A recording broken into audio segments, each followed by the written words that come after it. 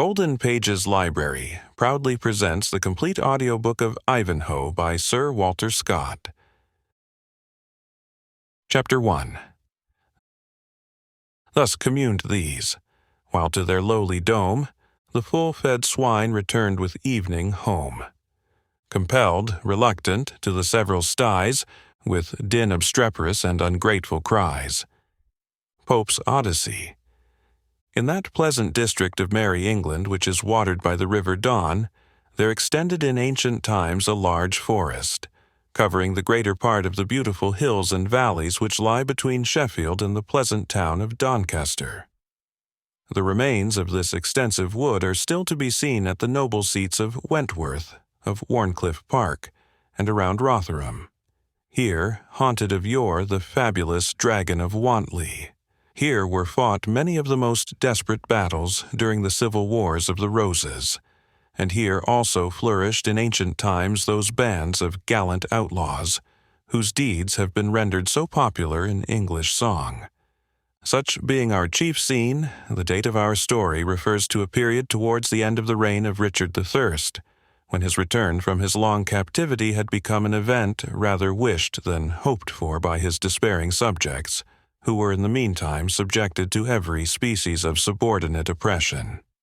The nobles, whose power had become exorbitant during the reign of Stephen, and whom the prudence of Henry II had scarce reduced to some degree of subjection to the crown, had now resumed their ancient license in its utmost extent, despising the feeble interference of the English Council of State, fortifying their castles, increasing the number of their dependents, reducing all around them to a state of vassalage, and striving by every means in their power to place themselves each at the head of such forces as might enable him to make a figure in the national convulsions which appeared to be impending.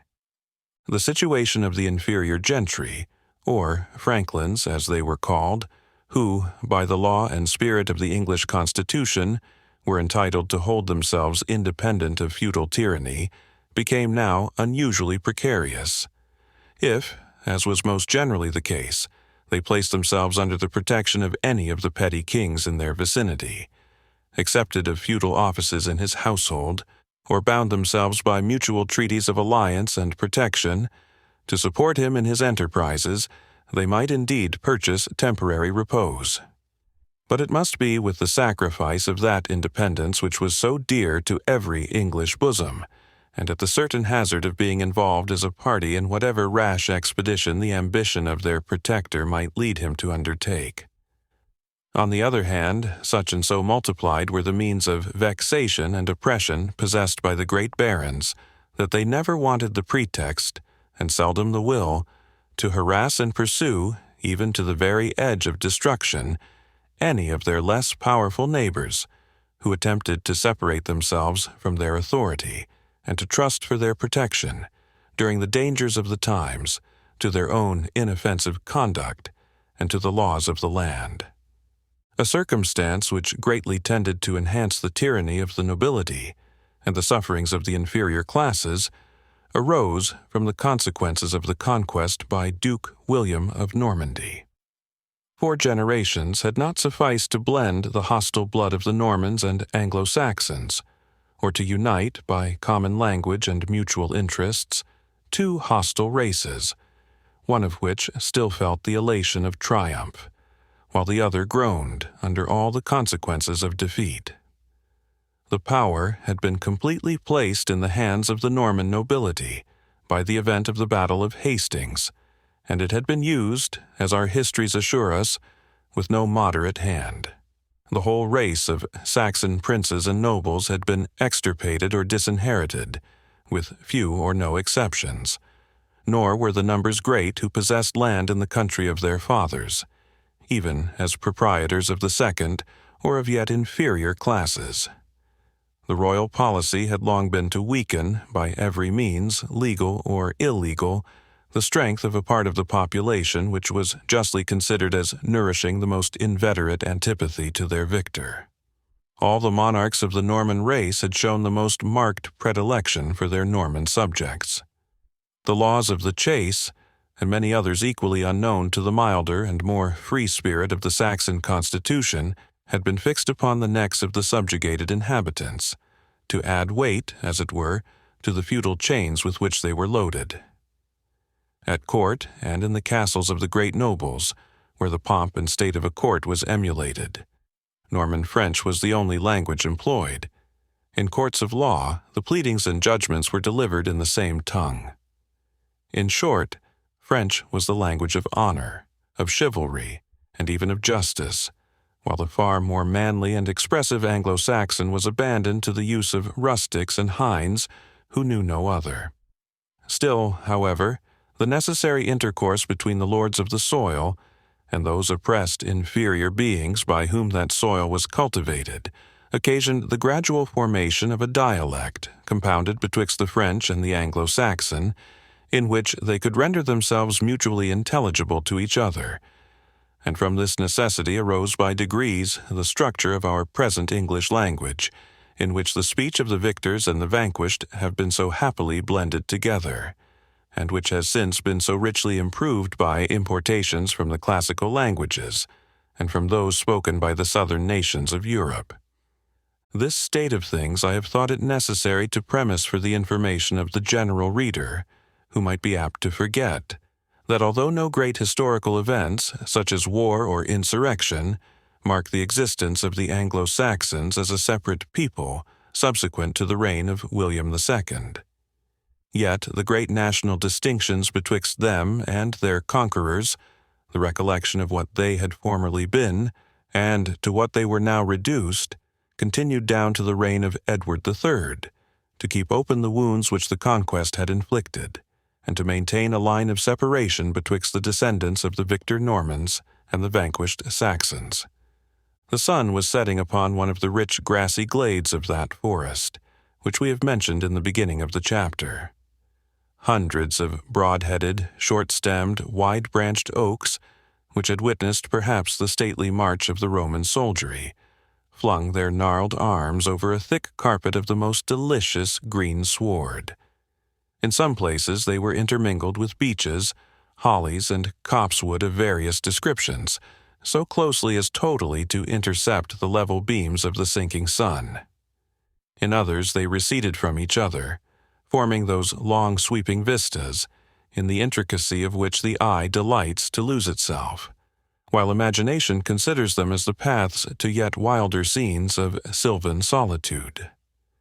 Here the red rays of the sun shot a broken and discolored light that partially hung upon the shattered boughs and mossy trunks of the trees, and there they illuminated in brilliant patches the portions of turf to which they made their way.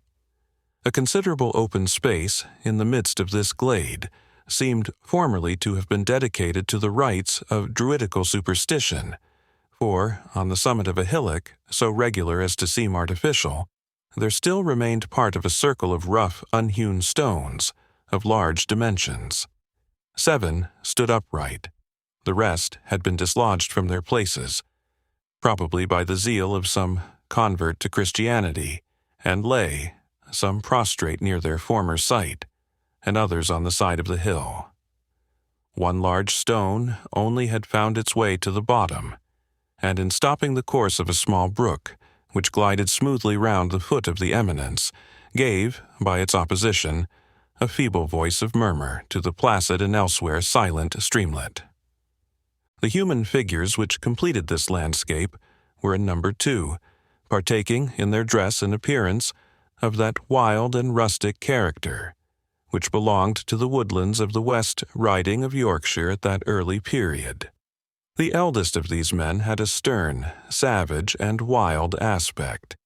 His garment was of the simplest form imaginable, being a close jacket with sleeves composed of the tanned skin of some animal, on which the hair had been originally left, but which had been worn off in so many places that it would have been difficult to distinguish from the patches that remained to what creature the fur had belonged.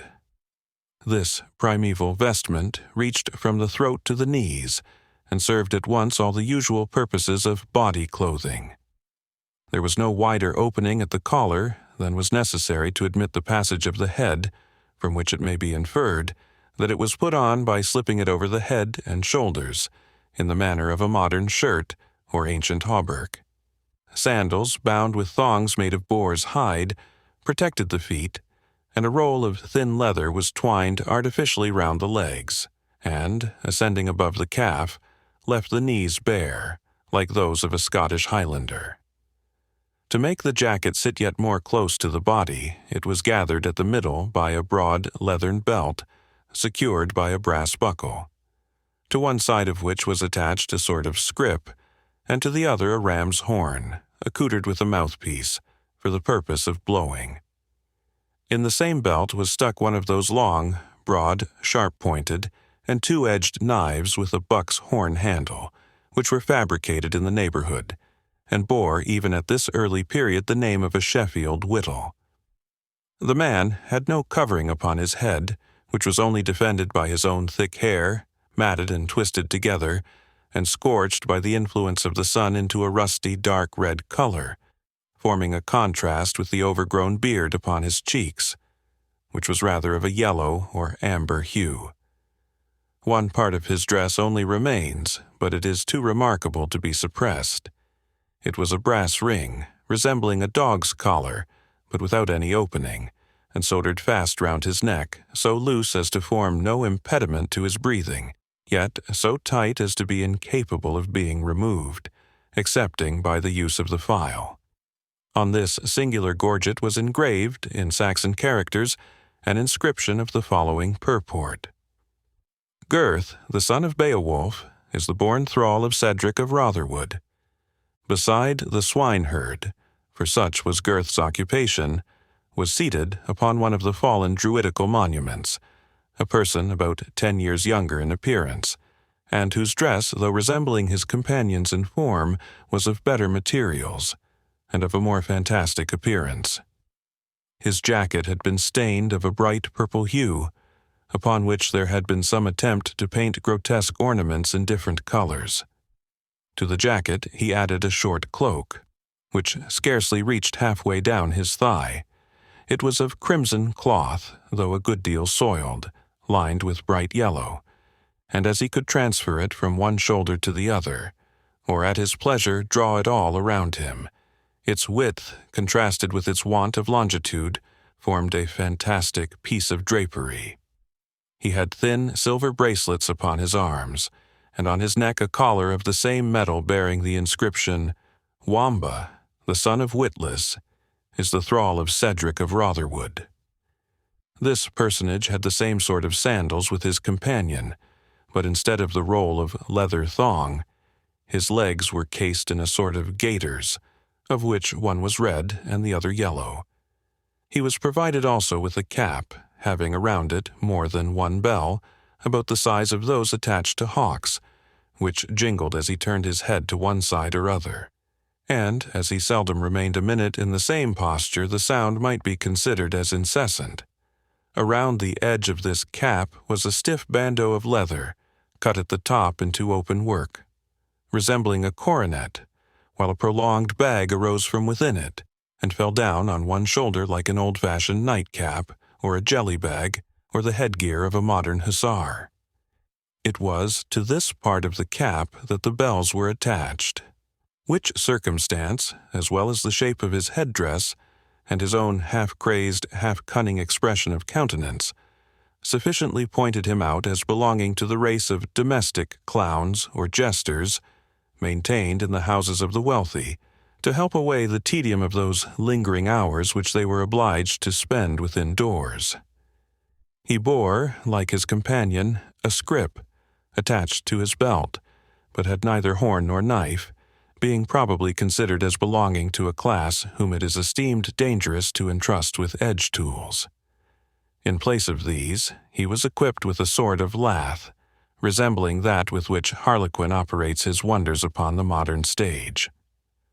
The outward appearance of these two men formed scarce a stronger contrast than their look and demeanor.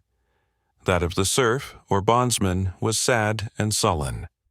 His aspect was bent on the ground with an appearance of deep dejection, which might be almost construed into apathy, had not the fire which occasionally sparkled in his red eye manifested that there slumbered, under the appearance of sullen despondency, a sense of oppression, and a disposition to resistance.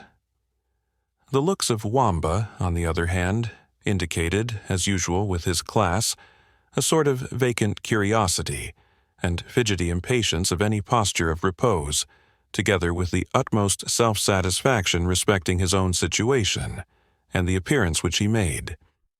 The dialogue which they maintained between them was carried on in Anglo-Saxon, which, as we said before, was universally spoken by the inferior classes, excepting the Norman soldiers, and the immediate personal dependents of the great feudal nobles. But to give their conversation in the original would convey but little information to the modern reader, for whose benefit we beg to offer the following translation. "The curse of St. Withold upon these infernal porkers," said the swineherd, after blowing his horn obstreperously, to collect together the scattered herd of swine, which, answering his call with notes equally melodious, made, however, no haste to remove themselves from the luxurious banquet of beech mast and acorns on which they had fattened, or to forsake the marshy banks of the rivulet, where several of them, half plunged in mud, lay stretched at their ease, altogether regardless of the voice of their keeper. "The curse of St. Withold upon them and upon me," said Gurth. "If the two-legged wolf snap not up some of them ere nightfall, I am no true man. Here, Fangs, Fangs!" he ejaculated at the top of his voice to a ragged, wolfish-looking dog, a sort of lurcher, half-mastiff, half-greyhound, which ran limping about as if with the purpose of seconding his master in collecting the refractory grunters, but which in fact, from misapprehension of the swineherd's signals, ignorance of his own duty, or malice prepense, only drove them hither and thither, and increased the evil which he seemed to design to remedy. "A devil draw the teeth of him," said Gurth, "and the mother of mischief confound the ranger of the forest, that cuts the foreclaws off our dogs and makes them unfit for their trade. Wamba, up and help me, and thou be'st a man. Take a turn round the back of the hill to gain the wind on them, and when thou's got the weather gauge, thou mayst drive them before thee as gently as so many innocent lambs." "Truly," said Wamba, without stirring from the spot, "I have consulted my legs upon this matter, and they are altogether of opinion that to carry my gay garments through these sloths would be an act of unfriendship to my sovereign person and royal wardrobe. Wherefore, Gurth, I advise thee to call off Fangs, and leave the herd to their destiny, which, whether they meet with bands of traveling soldiers, or of outlaws, or of wandering pilgrims, can be little else than to be converted into Normans before morning, to thy no small ease and comfort." "The swine turned Normans to my comfort," quoth Gurth. "Expound that to me, Wamba, for my brain is too dull, and my mind too vexed to read riddles." "Why, how call you those grunting brutes running about on their 4 legs?" demanded Wamba. "Swine, fool, swine," said the herd. "Every fool knows that." "And swine is good Saxon," said the jester. "But how call you the sow when she is flayed and drawn and quartered and hung up by the heels like a traitor?" "Pork," answered the swineherd. "I am very glad every fool knows that too," said Wamba. "And pork, I think, is good Norman French, and so when the brute lives and is in the charge of a Saxon slave, she goes by her Saxon name, but becomes a Norman, and is called Pork when she is carried to the castle hall to feast among the nobles. What dost thou think of this, friend Gurth, ha?" "It is but too true doctrine, friend Wamba, however it got into thy fool's pate." "Nay, I can tell you more," said Wamba in the same tone. "There is old Alderman Ox continues to hold his Saxon epithet, while he is under the charge of serfs and bondsmen such as thou, but becomes Beef, a fiery French gallant, when he arrives before the worshipful jaws that are destined to consume him. Mynheer Koff, too, becomes Monsieur de Vaux in the like manner. He is Saxon when he requires tendance, and takes a Norman name when he becomes matter of enjoyment. By St. Dunstan, answered Gurth, thou speakest but sad truths. Little is left to us but the air we breathe, and that appears to have been reserved with much hesitation, solely for the purpose of enabling us to endure the tasks they lay upon our shoulders. The finest and the fattest is for their board. The loveliest is for their couch. The best and bravest supply their foreign masters with soldiers, and whiten distant lands with their bones, leaving few here who have either will or the power to protect the unfortunate Saxon. God's blessing on our master Cedric. He hath done the work of a man in standing in the gap. But Reginald Front de Bœuf is coming down to this country in person, and we shall soon see how little Cedric's trouble will avail him. Here, here, he exclaimed again, raising his voice. So ho, well done, Fangs. Thou hast them all before thee now, and bringst them on bravely, lad. Gurth, said the jester, I know thou thinkest me a fool, or thou wouldst not be so rash in putting thy head into my mouth. One word to Reginald Front de Bœuf, or Philip de Malvoisin, that thou hast spoken treason against the Norman, and thou art but a castaway swineherd. Thou wouldst waver on one of these trees as a terror to all evil speakers against dignities. Dog, thou wouldst not betray me, said Gurth, after having led me on to speak so much at disadvantage? Betray thee, answered the jester. No, that were the trick of a wise man. A fool cannot half so well help himself. But soft, whom have we here?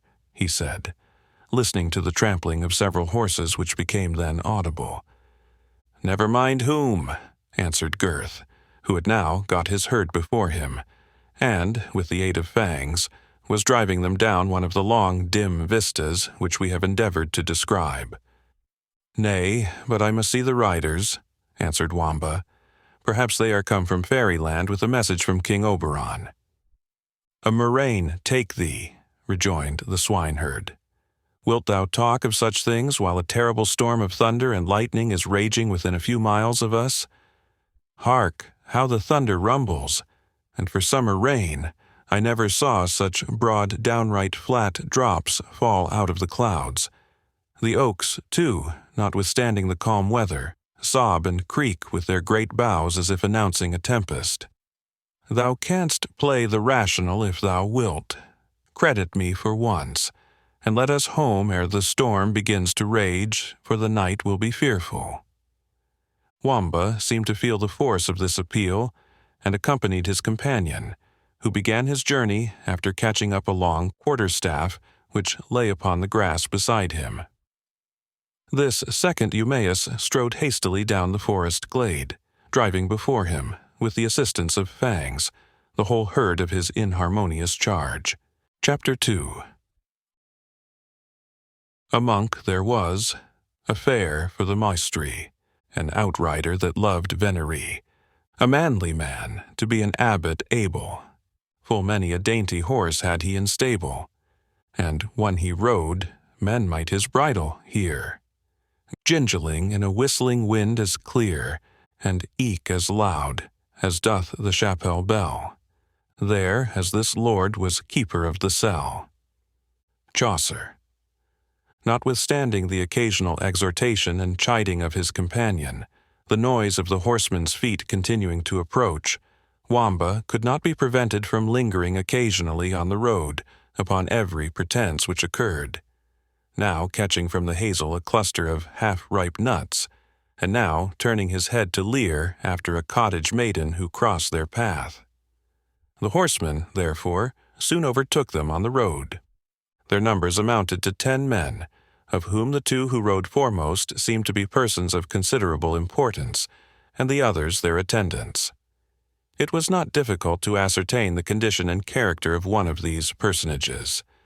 He was obviously an ecclesiastic of high rank. His dress was that of a Cistercian monk, but composed of materials much finer than those which the rule of that order admitted. His mantle and hood were of the best Flanders cloth, and fell in ample and not ungraceful folds around a handsome, though somewhat corpulent person. His countenance bore as little the marks of self-denial, as his habit indicated contempt of worldly splendor. His features might have been called good had there not lurked under the penthouse of his eye that sly Epicurean twinkle which indicates the cautious voluptuary. In other respects, his profession and situation had taught him a ready command over his countenance, which he could contract at pleasure into solemnity, although its natural expression was that of good-humored social indulgence. In defiance of conventual rules and the edicts of popes and councils, the sleeves of this dignitary were lined and turned up with rich furs, his mantle secured at the throat with a golden clasp, and the whole dress proper to his order as much refined upon and ornamented as that of a Quaker beauty of the present day, who, while she retains the garb and costume of her sect, continues to give to its simplicity, by the choice of materials and the mode of disposing them, a certain air of coquettish attraction, savoring but too much of the vanities of the world. This worthy churchman rode upon a well-fed ambling mule, whose furniture was highly decorated, and whose bridle, according to the fashion of the day, was ornamented with silver bells. In his seat he had nothing of the awkwardness of the convent, but displayed the easy and habitual grace of a well-trained horseman. Indeed, it seemed that so humble a conveyance as a mule, in however good case, and however well broken to a pleasant and accommodating amble, was only used by the gallant monk for traveling on the road. A lay brother, one of those who followed in the train, had, for his use on other occasions, one of the most handsome Spanish jennets ever bred at Andalusia, which merchants used at that time to import, with great trouble and risk, for the use of persons of wealth and distinction. The saddle and housings of this superb palfrey were covered by a long foot-cloth which reached nearly to the ground, and on which were richly embroidered mitres, crosses, and other ecclesiastical emblems. Another lay brother led a sumpter mule, loaded probably with his superior's baggage, and two monks of his own order, of inferior station, rode together in the rear, laughing and conversing with each other, without taking much notice of the other members of the cavalcade. The companion of the church dignitary was a man past 40, thin, strong, tall, and muscular, an athletic figure, which long fatigue and constant exercise seemed to have left none of the softer part of the human form, having reduced the whole to brawn, bones, and sinews, which had sustained 1,000 toils, and were ready to dare 1,000 more. His head was covered with a scarlet cap, faced with fur, of that kind which the French call mortier, from its resemblance to the shape of an inverted mortar. His countenance was therefore fully displayed, and its expression was calculated to impress a degree of awe, if not of fear, upon strangers. High features, naturally strong and powerfully expressive, had been burnt almost into negro blackness by constant exposure to the tropical sun, and might, in their ordinary state, be said to slumber after the storm of passion had passed away. But the projection of the veins of the forehead, the readiness with which the upper lip and its thick black mustaches quivered upon the slightest emotion, plainly intimated that the tempest might be again and easily awakened. His keen, piercing dark eyes told in every glance a history of difficulties subdued and dangers dared, and seemed to challenge opposition to his wishes, for the pleasure of sweeping it from his road by a determined exertion of courage and of will. A deep scar on his brow gave additional sternness to his countenance and a sinister expression to one of his eyes, which had been slightly injured on the same occasion, and of which the vision, though perfect, was in a slight and partial degree distorted. The upper dress of this personage resembled that of his companion in shape, being a long monastic mantle, but the color, being scarlet, showed that he did not belong to any of the 4 regular orders of monks. On the right shoulder of the mantle there was cut, in white cloth, a cross of a peculiar form. This upper robe concealed what at first view seemed rather inconsistent with its form, a shirt, namely, of linked mail, with sleeves and gloves of the same, curiously plaited and interwoven, as flexible to the body as those which are now wrought in the stocking loom, out of less obdurate materials. The forepart of his thighs, where the folds of his mantle permitted them to be seen, were also covered with linked mail.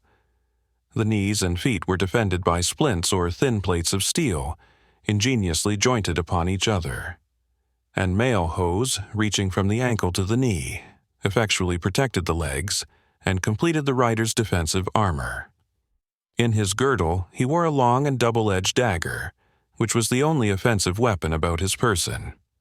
He rode, not a mule, like his companion, but a strong hackney for the road, to save his gallant war-horse, which a squire led behind, fully accoutred for battle, with a chamfron or plaited headpiece upon his head, having a short spike projecting from the front.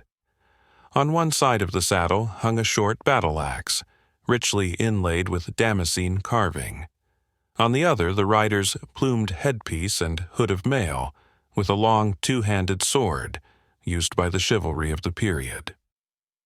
A second squire held aloft his master's lance, from the extremity of which fluttered a small banderole, or streamer, bearing a cross of the same form with that embroidered upon his cloak. He also carried his small triangular shield, broad enough at the top to protect the breast, and from thence diminishing to a point. It was covered with a scarlet cloth, which prevented the device from being seen.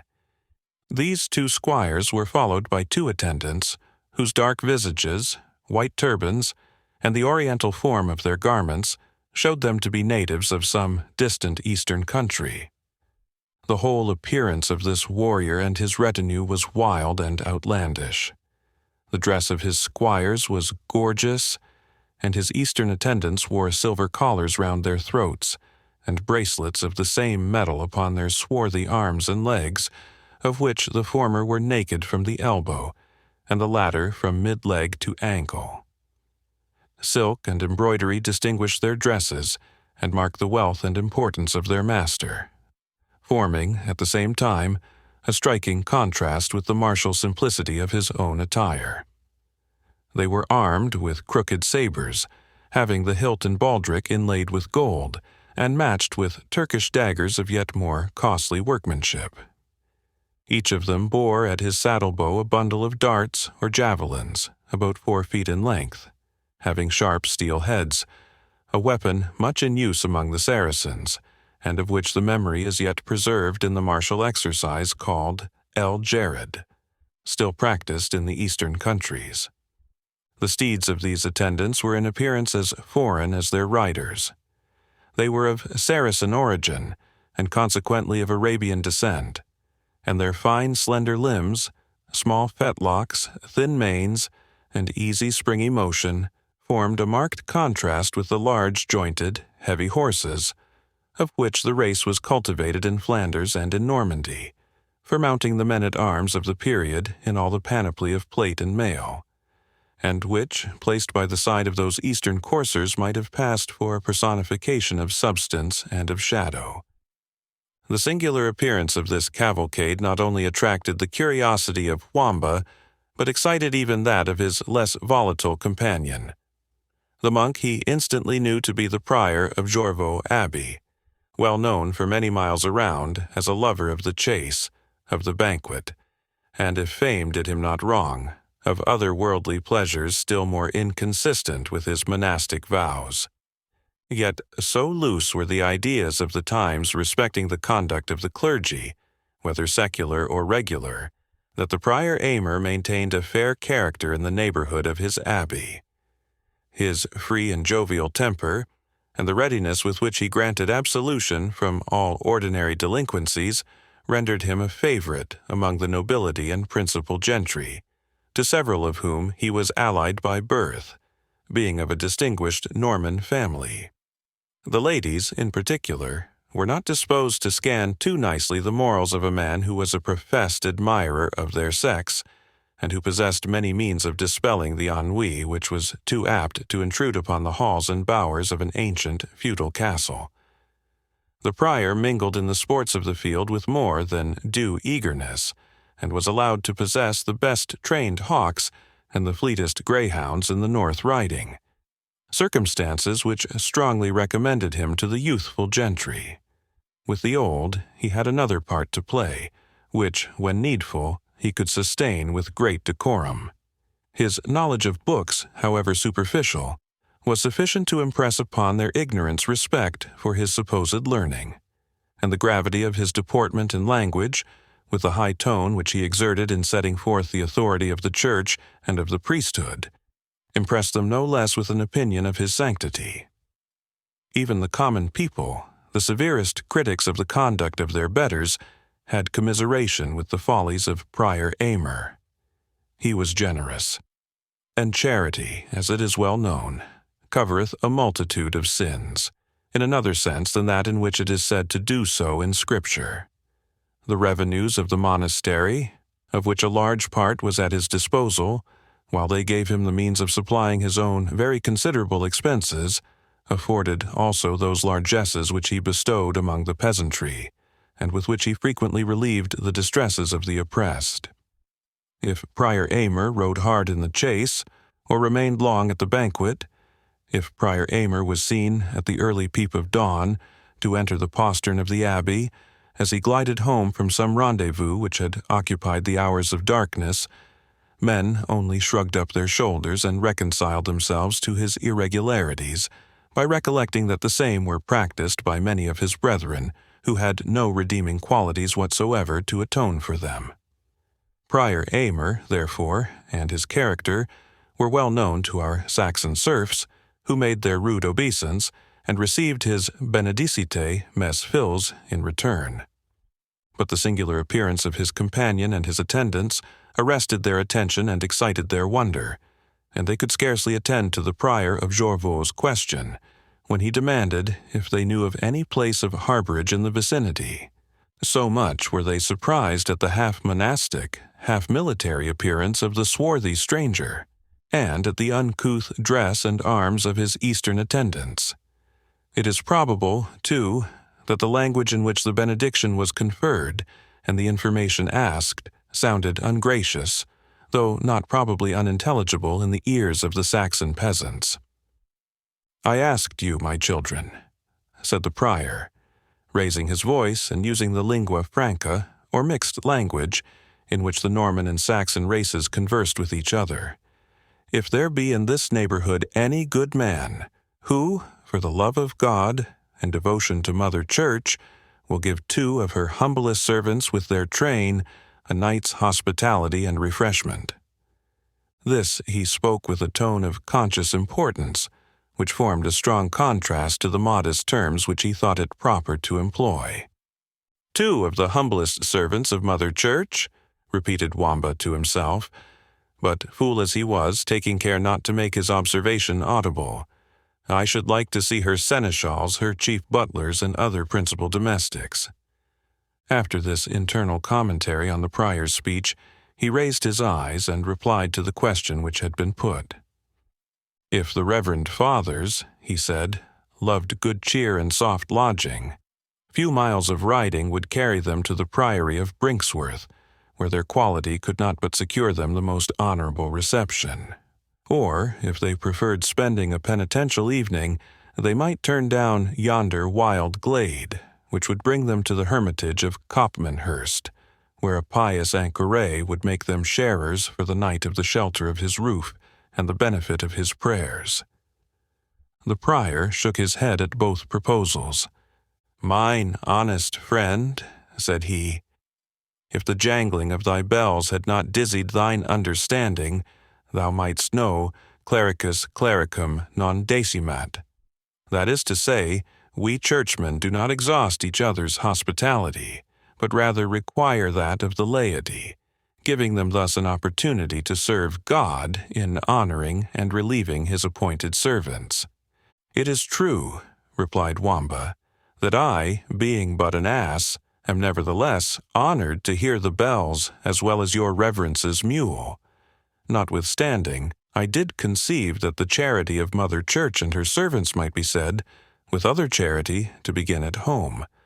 A truce to thine insolence, fellow, said the armed rider, breaking in on his prattle with a high and stern voice, and tell us, if thou canst, the road to— how called you your franklin, Prior Aymer? Cedric, answered the prior, Cedric the Saxon. Tell me, good fellow, are we near his dwelling, and can you show us the road? The road will be uneasy to find, answered Gurth, who broke silence for the first time, and the family of Cedric retire early to rest. Tush, tell not me, fellow, said the military rider. 'Tis easy for them to arise and supply the wants of travelers such as we are, who will not stoop to beg the hospitality which we have a right to command. I know not, said Gurth sullenly, if I should show the way to my master's house, to those who demand as a right the shelter which most are fain to ask as a favor. Do you dispute with me, slave, said the soldier, and setting spurs to his horse, he caused him make a demi-volte across the path, raising at the same time the riding-rod which he held in his hand, with the purpose of chastising what he considered as the insolence of the peasant. Gurth darted at him a savage and revengeful scowl, and with a fierce yet hesitating motion laid his hand on the haft of his knife. But the interference of Prior Aymer, who pushed his mule betwixt his companion and the swineherd, prevented the meditated violence. Nay, by St. Mary, Brother Brian, you must not think you are now in Palestine, predominating over heathen Turks and infidel Saracens. We islanders love not blows, save those of Holy Church, who chasteneth whom she loveth. Tell me, good fellow, said he to Wamba, and seconded his speech by a small piece of silver coin, the way to Cedric the Saxons. You cannot be ignorant of it, and it is your duty to direct the wanderer even when his character is less sanctified than ours. In truth, venerable father, answered the jester, the Saracen head of your right reverend companion has frightened out of mine the way home. I am not sure I shall get there tonight myself. Tush, said the abbot, thou canst tell us if thou wilt. This reverend brother has been all his life engaged in fighting among the Saracens for the recovery of the Holy Sepulchre. He is of the order of Knights Templars, whom you may have heard of. He is half a monk, half a soldier. If he is but half a monk, said the jester, he should not be wholly unreasonable with those whom he meets upon the road, even if they should be in no hurry to answer questions that no way concern them. I forgive thy wit, replied the abbot, on condition thou wilt show me the way to Cedric's mansion. Well, then, answered Wamba, your reverences must hold on this path till you come to a sunken cross, of which scarce a cubit's length remains above ground. Then take the path to the left, for there are 4 which meet at Sunken Cross, and I trust your reverences will obtain shelter before the storm comes on. The abbot thanked his sage adviser, and the cavalcade, setting spurs to their horses, rode on as men do who wish to reach their inn before the bursting of a night storm. As their horses' hoofs died away, Gurth said to his companion, If they follow thy wise direction, the reverend fathers will hardly reach Rotherwood this night. No, said the jester, grinning, but they may reach Sheffield if they have good luck, and that is as fit a place for them. I am not so bad a woodsman as to show the dog where the deer lies. If I have no mind, he should chase him. Thou art right, said Gurth. It were ill that Aymer saw the Lady Rowena, and it were worse, it may be, for Cedric to quarrel, as is most likely he would with this military monk. But, like good servants, let us hear and see, and say nothing.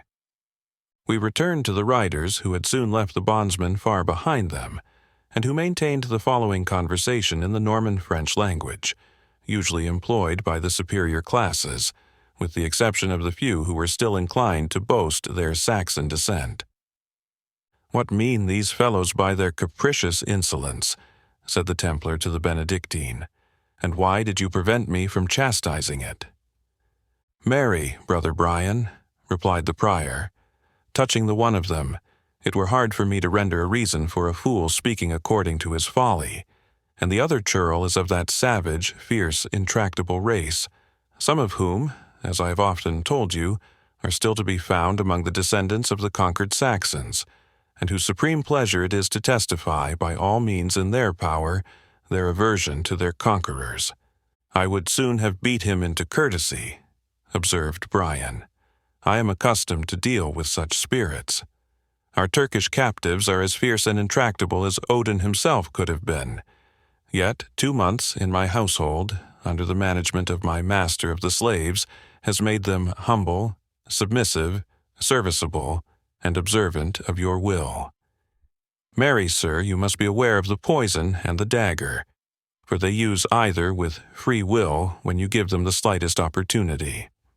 "Aye, but," answered Prior Aymer, "every land has its own manners and fashions, and besides that, beating this fellow could procure us no information. Respecting the road to Cedric's house, it would have been sure to have established a quarrel betwixt you and him, had we found our way thither. Remember what I told you. This wealthy franklin is proud, fierce, jealous, and irritable, a withstander of the nobility, and even of his neighbors, Reginald Front de Bœuf and Philip Malvoisin, who are no babies to strive with. He stands up sternly for the privileges of his race, and is so proud of his uninterrupted descent from Hereward, a renowned champion of the Heptarchy, that he is universally called Cedric the Saxon, and makes a boast of his belonging to a people from whom many others endeavor to hide their descent, lest they should encounter a share of the vae victis, or severities imposed upon the vanquished." "Prior Aymer," said the Templar, "you are a man of gallantry, learned in the study of beauty, and as expert as a troubadour in all matters concerning the arets of love. But I shall expect much beauty in this celebrated Rowena to counterbalance the self-denial and forbearance which I must exert, if I am to court the favor of such a seditious churl as you have described her father Cedric." "Cedric is not her father," replied the prior, "and is but of remote relation. She is descended from higher blood than even he pretends to, and is but distantly connected with him by birth. Her guardian, however, he is, self-constituted as I believe, but his ward is as dear to him as if she were his own child. Of her beauty you shall soon be judge, and if the purity of her complexion, and the majestic yet soft expression of a mild blue eye, do not chase from your memory the black-tressed girls of Palestine, or the houris of old Mohun's paradise, I am an infidel, and no true son of the Church." "Should your boasted beauty," said the Templar, "be weighed in the balance and found wanting, you know our wager." "My gold collar," answered the prior, "against 10 butts of Chian wine. They are mine as securely as if they were already in the convent vaults, under the key of old Dennis the cellarer. And I am myself to be judge," said the Templar, "and am only to be convicted on my own admission, that I have seen no maiden so beautiful since Pentecost was a 12-month. Ran it not so? Prior, your collar is in danger. I will wear it over my gorget in the lists of Ashby de la Zouche." "Win it fairly," said the prior, "and wear it as ye will. I will trust your giving true response on your word as a knight and as a churchman. Yet, brother, take my advice, and file your tongue to a little more courtesy than your habits of predominating over infidel captives and Eastern bondsmen have accustomed you. Cedric the Saxon, if offended, and he is no way slack in taking offense, is a man who, without respect to your knighthood, my high office, or the sanctity of either, would clear his house of us, and send us to lodge with the larks, though the hour were midnight. And be careful how you look on Rowena, whom he cherishes with the most jealous care. An he take the least alarm in that quarter, we are but lost men." It is said he banished his only son from his family for lifting his eyes in the way of affection towards this beauty, who may be worshipped, it seems, at a distance, but is not to be approached with other thoughts than such as we bring to the shrine of the Blessed Virgin." "Well, you have said enough," answered the Templar. "I will for a night put on the needful restraint, and deport me as meekly as a maiden. But as for the fear of his expelling us by violence, myself and squires, with Hamet and Abdallah, will warrant you against that disgrace. Doubt not that we shall be strong enough to make good our quarters." "We must not let it come so far," answered the prior. "But here is the clown's sunken cross, and the night is so dark that we can hardly see which of the roads we are to follow. He bid us turn, I think, to the left." "To the right," said Brian, "to the best of my remembrance." "To the left, certainly, the left. I remember his pointing with his wooden sword." "Aye, but he held his sword in his left hand, and so pointed across his body with it," said the Templar. Each maintained his opinion with sufficient obstinacy, as is usual in all such cases. The attendants were appealed to, but they had not been near enough to hear Wamba's directions. At length, Brian remarked what had at first escaped him in the twilight. "Here is someone either asleep or lying dead at the foot of this cross. Hugo, stir him with the butt end of thy lance." This was no sooner done than the figure arose, exclaiming in good French, "Whosoever thou art, it is discourteous in you to disturb my thoughts." "We did but wish to ask you," said the prior, "the road to Rotherwood, the abode of Cedric the Saxon." "I myself am bound thither," replied the stranger, "and if I had a horse, I would be your guide, for the way is somewhat intricate, though perfectly well known to me." "Thou shalt have both thanks and reward, my friend," said the prior, "if thou wilt bring us to Cedric's in safety." And he caused one of his attendants to mount his own led horse, and give that upon which he had hitherto ridden to the stranger, who was to serve for a guide. Their conductor pursued an opposite road from that which Wamba had recommended, for the purpose of misleading them. The path soon led deeper into the woodland, and crossed more than one brook, the approach to which was rendered perilous by the marshes through which it flowed. But the stranger seemed to know, as if by instinct, the soundest ground and the safest points of passage, and by dint of caution and attention brought the party safely into a wilder avenue than any they had yet seen, and, pointing to a large, low, irregular building at the upper extremity, he said to the prior, "Yonder is Rotherwood, the dwelling of Cedric the Saxon." This was a joyful intimation to Aymer, whose nerves were none of the strongest, and who had suffered such agitation and alarm in the course of passing through the dangerous bogs that he had not yet had the curiosity to ask his guide a single question. Finding himself now at his ease and near shelter, his curiosity began to awake, and he demanded of the guide who and what he was. "A palmer, just returned from the Holy Land," was the answer. "You had better have tarried there to fight for the recovery of the Holy Sepulchre," said the Templar. "True, Reverend Sir Knight," answered the palmer, to whom the appearance of the Templar seemed perfectly familiar. "But when those who are under oath to recover the Holy City are found traveling at such a distance from the scene of their duties, can you wonder that a peaceful peasant like me should decline the task which they have abandoned?" The Templar would have made an angry reply, but was interrupted by the prior, who again expressed his astonishment that their guide, after such long absence, should be so perfectly acquainted with the passes of the forest. "I was born a native of these parts," answered their guide, and as he made the reply, they stood before the mansion of Cedric.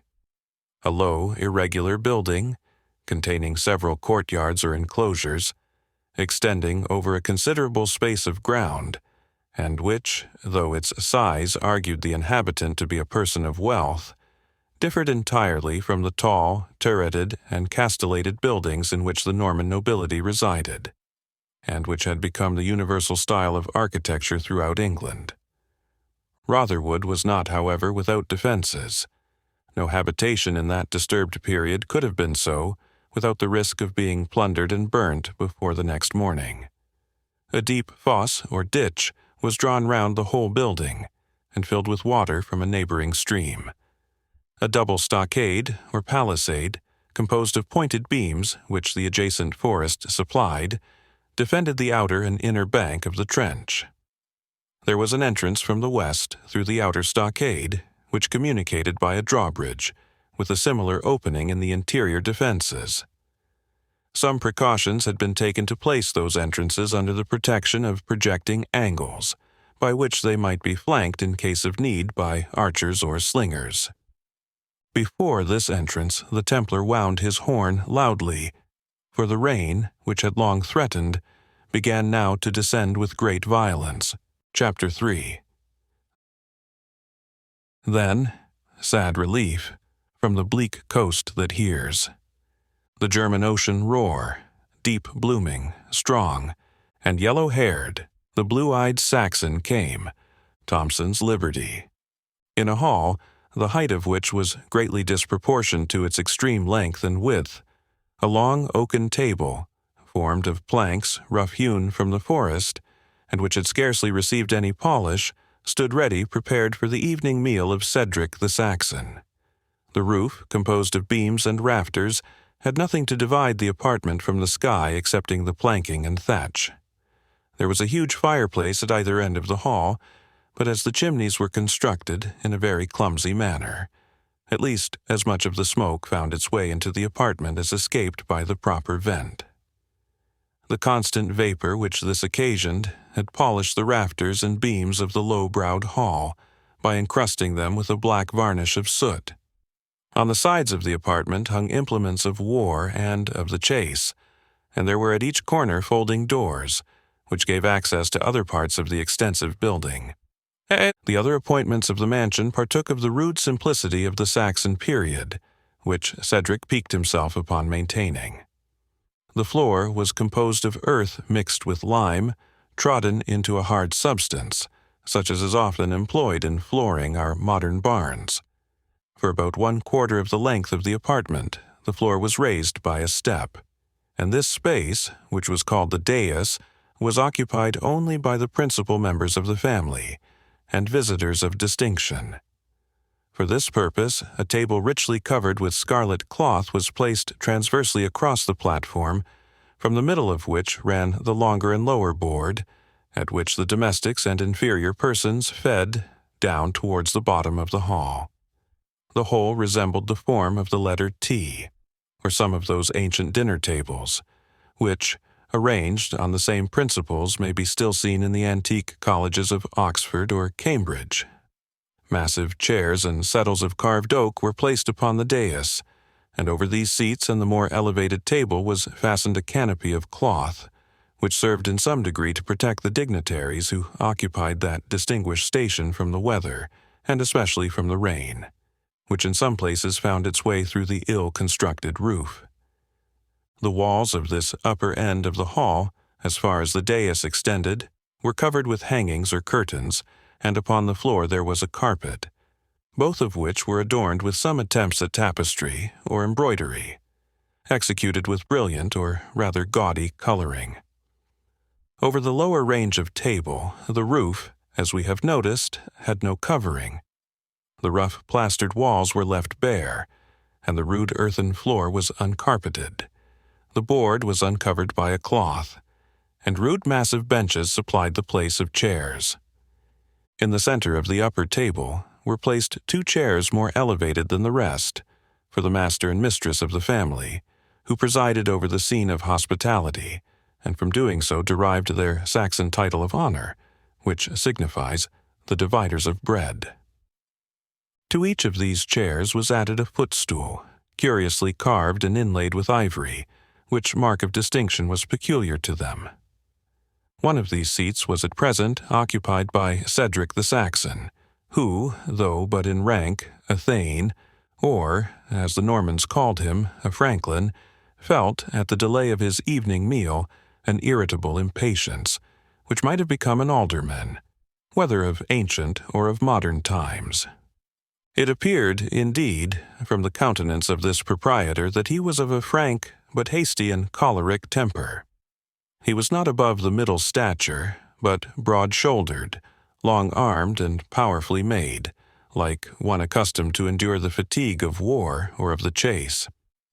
His face was broad, with large blue eyes, open and frank features, fine teeth, and a well-formed head, altogether expressive of that sort of good humor which often lodges with a sudden and hasty temper. Pride and jealousy there was in his eye, for his life had been spent in asserting rights which were constantly liable to invasion, and the prompt, fiery, and resolute disposition of the man had been kept constantly upon the alert by the circumstances of his situation. His long yellow hair was equally divided on the top of his head and upon his brow, and combed down on each side to the length of his shoulders. It had but little tendency to gray, although Cedric was approaching to his 60th year. His dress was a tunic of forest green, furred at the throat and cuffs with what was called miniver, a kind of fur inferior in quality to ermine, and formed, it is believed, of the skin of the gray squirrel. This doublet hung unbuttoned over a close dress of scarlet, which sat tight to his body. He had breeches of the same, but they did not reach below the lower part of the thigh, leaving the knee exposed. His feet had sandals of the same fashion with the peasants', but of finer materials, and secured in the front with golden clasps. He had bracelets of gold upon his arms, and a broad collar of the same precious metal around his neck. About his waist he wore a richly studded belt, in which was stuck a short, straight two-edged sword with a sharp point, so disposed as to hang almost perpendicularly by his side. Behind his seat was hung a scarlet cloth cloak lined with fur, and a cap of the same materials richly embroidered, which completed the dress of the opulent landholder when he chose to go forth. A short boar spear, with a broad and bright steel head, also reclined against the back of his chair, which served him, when he walked abroad, for the purposes of a staff or of a weapon, as chance might require. Several domestics, whose dress held various proportions betwixt the richness of their masters and the coarse and simple attire of Gurth the swineherd, watched the looks and waited the commands of the Saxon dignitary. 2 or 3 servants of a superior order stood behind their master upon the dais. The rest occupied the lower part of the hall. Other attendants there were of a different description. 2 or 3 large and shaggy greyhounds, such as were then employed in hunting the stag and wolf. As many slow hounds of a large bony breed, with thick necks, large heads, and long ears. And 1 or 2 of the smaller dogs, now called terriers, which waited with impatience the arrival of the supper. But, with the sagacious knowledge of physiognomy peculiar to their race, forbore to intrude upon the moody silence of their master. Apprehensive probably of a small white truncheon which lay by Cedric's trencher, for the purpose of repelling the advances of his 4-legged dependents. One grisly old wolf-dog alone, with the liberty of an indulged favorite, had planted himself close by the chair of state, and occasionally ventured to solicit notice by putting his large hairy head upon his master's knee, or pushing his nose into his hand. Even he was repelled by the stern command, "Down, Balder, down! I am not in the humor for foolery." In fact, Cedric, as we have observed, was in no very placid state of mind. The Lady Rowena, who had been absent to attend an evening mass at a distant church, had but just returned, and was changing her garments, which had been wetted by the storm. There were as yet no tidings of Gurth and his charge, which should long since have been driven home from the forest, and such was the insecurity of the period, as to render it probable that the delay might be explained by some depreciation of the outlaws with whom the adjacent forest abounded, or by the violence of some neighboring baron, whose consciousness of strength made him equally negligent of the laws of property. The matter was of consequence, for great part of the domestic wealth of the Saxon proprietors consisted in numerous herds of swine, especially in forest land, where those animals easily found their food. Besides these subjects of anxiety, the Saxon thane was impatient for the presence of his favorite clown Wamba, whose jests, such as they were, served for a sort of seasoning to his evening meal, and to the deep draughts of ale and wine with which he was in the habit of accompanying it. Add to all this, Cedric had fasted since noon, and his usual supper hour was long past, a cause of irritation common to country squires, both in ancient and modern times. His displeasure was expressed in broken sentences, partly muttered to himself, partly addressed to the domestics who stood around, and particularly to his cupbearer, who offered him from time to time, as a sedative, a silver goblet filled with wine. "Why tarries the Lady Rowena?" "She is but changing her headgear," replied a female attendant, with as much confidence as the favorite lady's maid usually answers the master of a modern family. "You would not wish her to sit down to the banquet in her hood and kirtle? And no lady within the shire can be quicker in arraying herself than my mistress." This undeniable argument produced a sort of acquiescent umph on the part of the Saxon, with the addition, "I wish her devotion may choose fair weather for the next visit to St. John's Kirk. But what, in the name of 10 devils," continued he, turning to the cupbearer, and raising his voice as if happy to have found a channel into which he might divert his indignation without fear or control. "What, in the name of 10 devils, keeps Gurth so long afield? I suppose we shall have an evil account of the herd. He was wont to be a faithful and cautious drudge, and I had destined him for something better. Perchance I might even have made him one of my warders." Oswald, the cupbearer, modestly suggested that it was scarce an hour since the tolling of the curfew, an ill-chosen apology, since it turned upon a topic so harsh to Saxon ears. "The foul fiend!" exclaimed Cedric. "Take the curfew bell, and the tyrannical bastard by whom it was devised, and the heartless slave who names it with a Saxon tongue to a Saxon ear. The curfew," he added, pausing. "Aye, the curfew, which compels true men to extinguish their lights, that thieves and robbers may work their deeds in darkness. Aye, the curfew. Reginald Front de Bœuf and Philip de Malvoisin know the use of the curfew as well as William the Bastard himself, or ere a Norman adventurer that fought at Hastings. I shall hear, I guess, that my property has been swept off to save from starving the hungry banditti, whom they cannot support but by theft and robbery. My faithful slave is murdered, and my goods are taken for a prey, and Wamba, where is Wamba? Said not someone he had gone forth with Gurth?" Oswald replied in the affirmative. "Aye, why this is better and better. He is carried off, too, the Saxon fool, to serve the Norman lord. Fools are we all indeed that serve them, and fitter subjects for their scorn and laughter than if we were born with but half our wits. But I will be avenged," he added, starting from his chair in impatience at the supposed injury, and catching hold of his boar-spear. "I will go with my complaint to the great council. I have friends, I have followers. Man to man will I appeal the Norman to the lists. Let him come in his plate and his mail, and all that can render cowardice bold. I have sent such a javelin as this through a stronger fence than 3 of their war shields.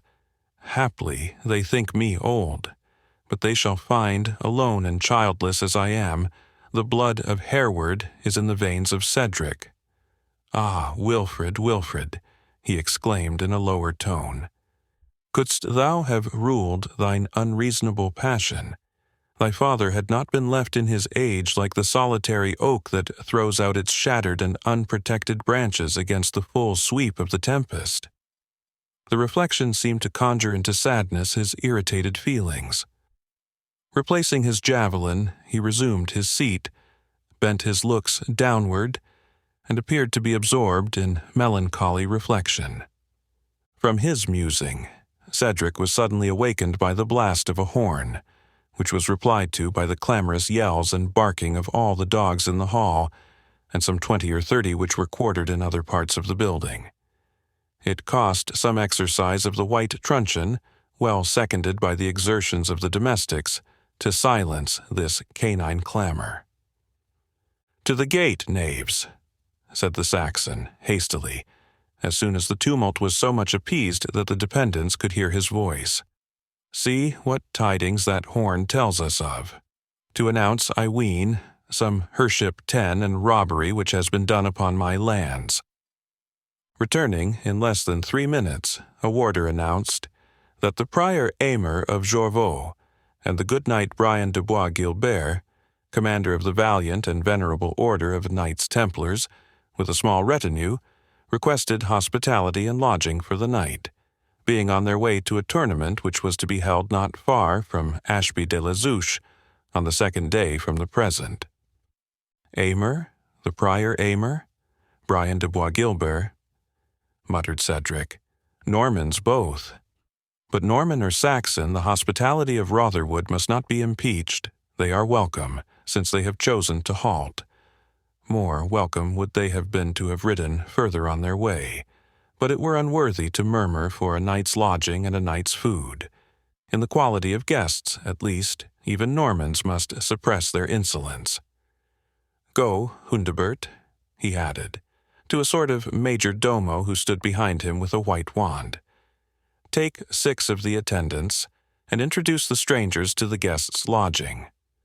Look after their horses and mules, and see their train lack nothing. Let them have change of vestments if they require it, and fire and water to wash, and wine and ale, and bid the cooks add what they hastily can to our evening meal, and let it be put on the board when those strangers are ready to share it. Say to them, Hundebert, that Cedric would himself bid them welcome, but he is under a vow never to step more than 3 steps from the dais of his own hall to meet any who shares not the blood of Saxon royalty. Begone, see them carefully tended. Let them not say in their pride, the Saxon churl has shown at once his poverty and his avarice." The major domo departed with several attendants to execute his master's commands. "The prior Aymer," repeated Cedric, looking to Oswald, "the brother, if I mistake not, of Giles de Malverer, now Lord of Middleham?" Oswald made a respectful sign of assent. His brother sits in the seat and usurps the patrimony of a better race, the race of Ulfgar of Middleham. But what Norman lord doth not the same? This prior is, they say, a free and jovial priest, who loves the wine-cup and the bugle-horn better than bell and book.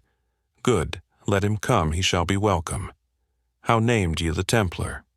Brian de Bois Guilbert. Bois Guilbert, said Cedric, still in the musing, half-arguing tone, which the habit of living among dependents had accustomed him to employ, and which resembled a man who talks to himself rather than to those around him. Bois Guilbert? That name has been spread wide both for good and evil.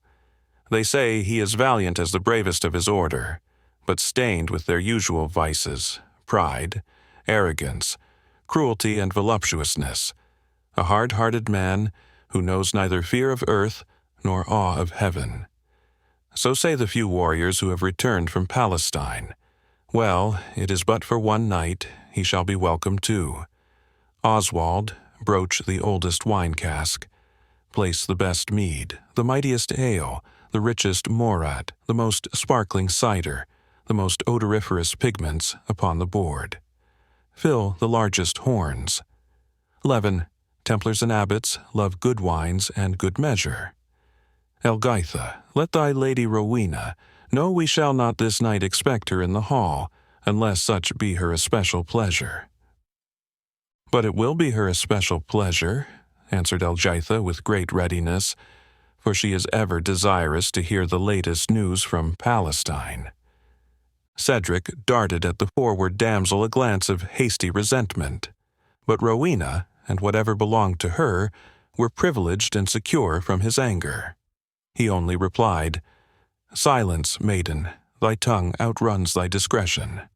Say my message to thy mistress, and let her do her pleasure. Here, at least, the descendant of Alfred still reigns a princess." Elgitha left the apartment. "Palestine," repeated the Saxon. "Palestine. How many ears are turned to the tales which dissolute crusaders or hypocritical pilgrims bring from that fatal land? I too might ask, I too might inquire, I too might listen with a beating heart to fables which the wily strollers devise to cheat us into hospitality. But no, the son who has disobeyed me is no longer mine, nor will I concern myself more for his fate than for that of the most worthless among the millions that ever shaped the cross on their shoulder, rushed into excess and blood-guiltiness, and called it an accomplishment of the will of God." He knit his brows and fixed his eyes for an instant on the ground. As he raised them, the folding doors at the bottom of the hall were cast wide, and, preceded by the major domo with his wand, and 4 domestics bearing blazing torches, the guests of the evening entered the apartment. Chapter 4.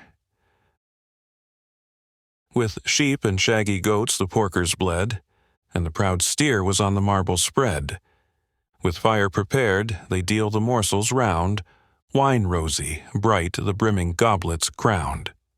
Disposed apart, Ulysses shares the treat. A trivet table and ignobler seat the prince assigns. Odyssey, Book 3.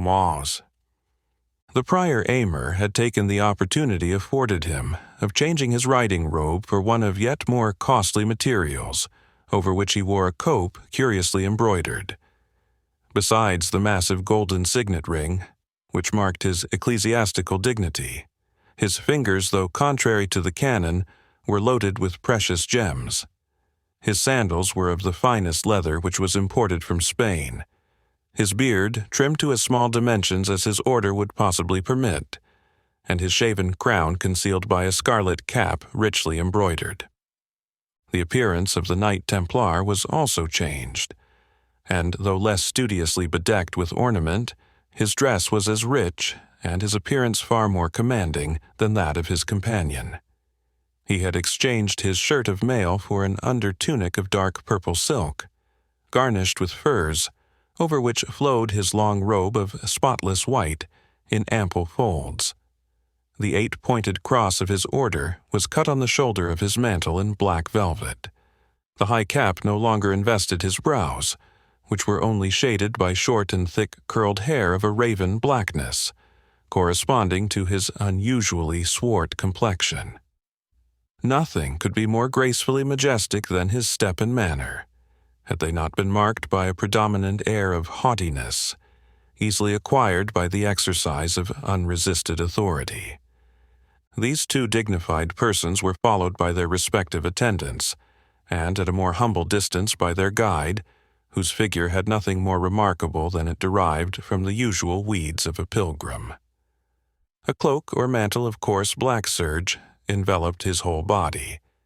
It was in shape something like the cloak of a modern hussar, having similar flaps for covering the arms, and was called a sclavane, or sclavonian. Coarse sandals bound with thongs on his bare feet, a broad and shadowy hat with cockleshells stitched on its brim, and a long staff shod with iron, to the upper end of which was attached a branch of palm, completed the palmer's attire.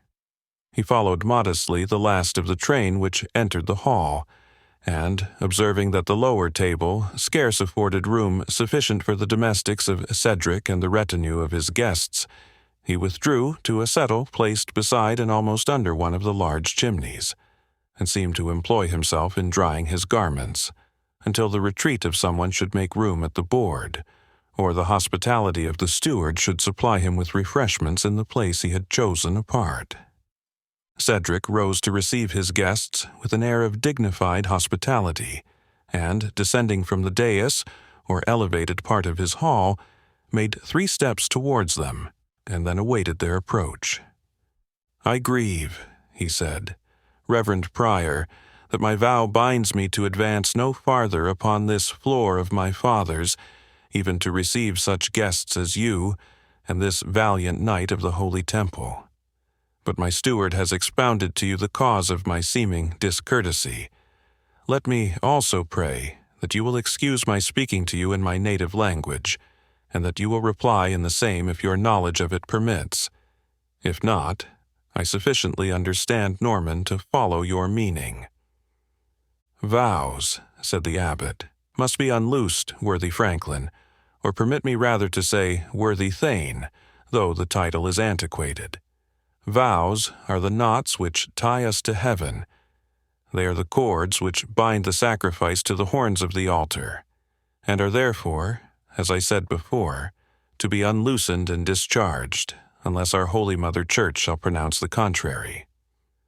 And respecting language, I willingly hold communication in that, spoken by my respected grandmother Hilda of Middleham, who died in odor of sanctity, little short, if we may presume to say so, of her glorious namesake, the blessed Saint Hilda of Whitby, God be gracious to her soul." When the prior had ceased what he meant as a conciliatory harangue, his companion said briefly and emphatically, "I speak ever French, the language of King Richard and his nobles. But I understand English sufficiently to communicate with the natives of the country." Cedric darted at the speaker one of those hasty and impatient glances, which comparisons between the two rival nations seldom failed to call forth. But, recollecting the duties of hospitality, he suppressed further show of resentment, and, motioning with his hand, caused his guests to assume 2 seats a little lower than his own, but placed close beside him, and gave a signal that the evening meal should be placed upon the board. While the attendants hastened to obey Cedric's commands, his eye distinguished Gurth the swineherd, who, with his companion Wamba, had just entered the hall. "Send these loitering knaves up hither," said the Saxon impatiently. "And when the culprits came before the dais, how comes it, villains, that you have loitered abroad so late as this? Hast thou brought home thy charge, Sirrah Gurth, or hast thou left them to robbers and marauders?" "The herd is safe, so please ye," said Gurth. "But it does not please me, thou knave," said Cedric, "that I should be made to suppose otherwise for 2 hours, and sit here devising vengeance against my neighbors for wrongs they have not done me. I tell thee, shackles and the prison house shall punish the next offense of this kind." Gurth, knowing his master's irritable temper, attempted no exculpation, but the jester, who could presume upon Cedric's tolerance by virtue of his privileges as a fool, replied for them both. "In troth, Uncle Cedric, you are neither wise nor reasonable tonight." "How, sir?" said his master.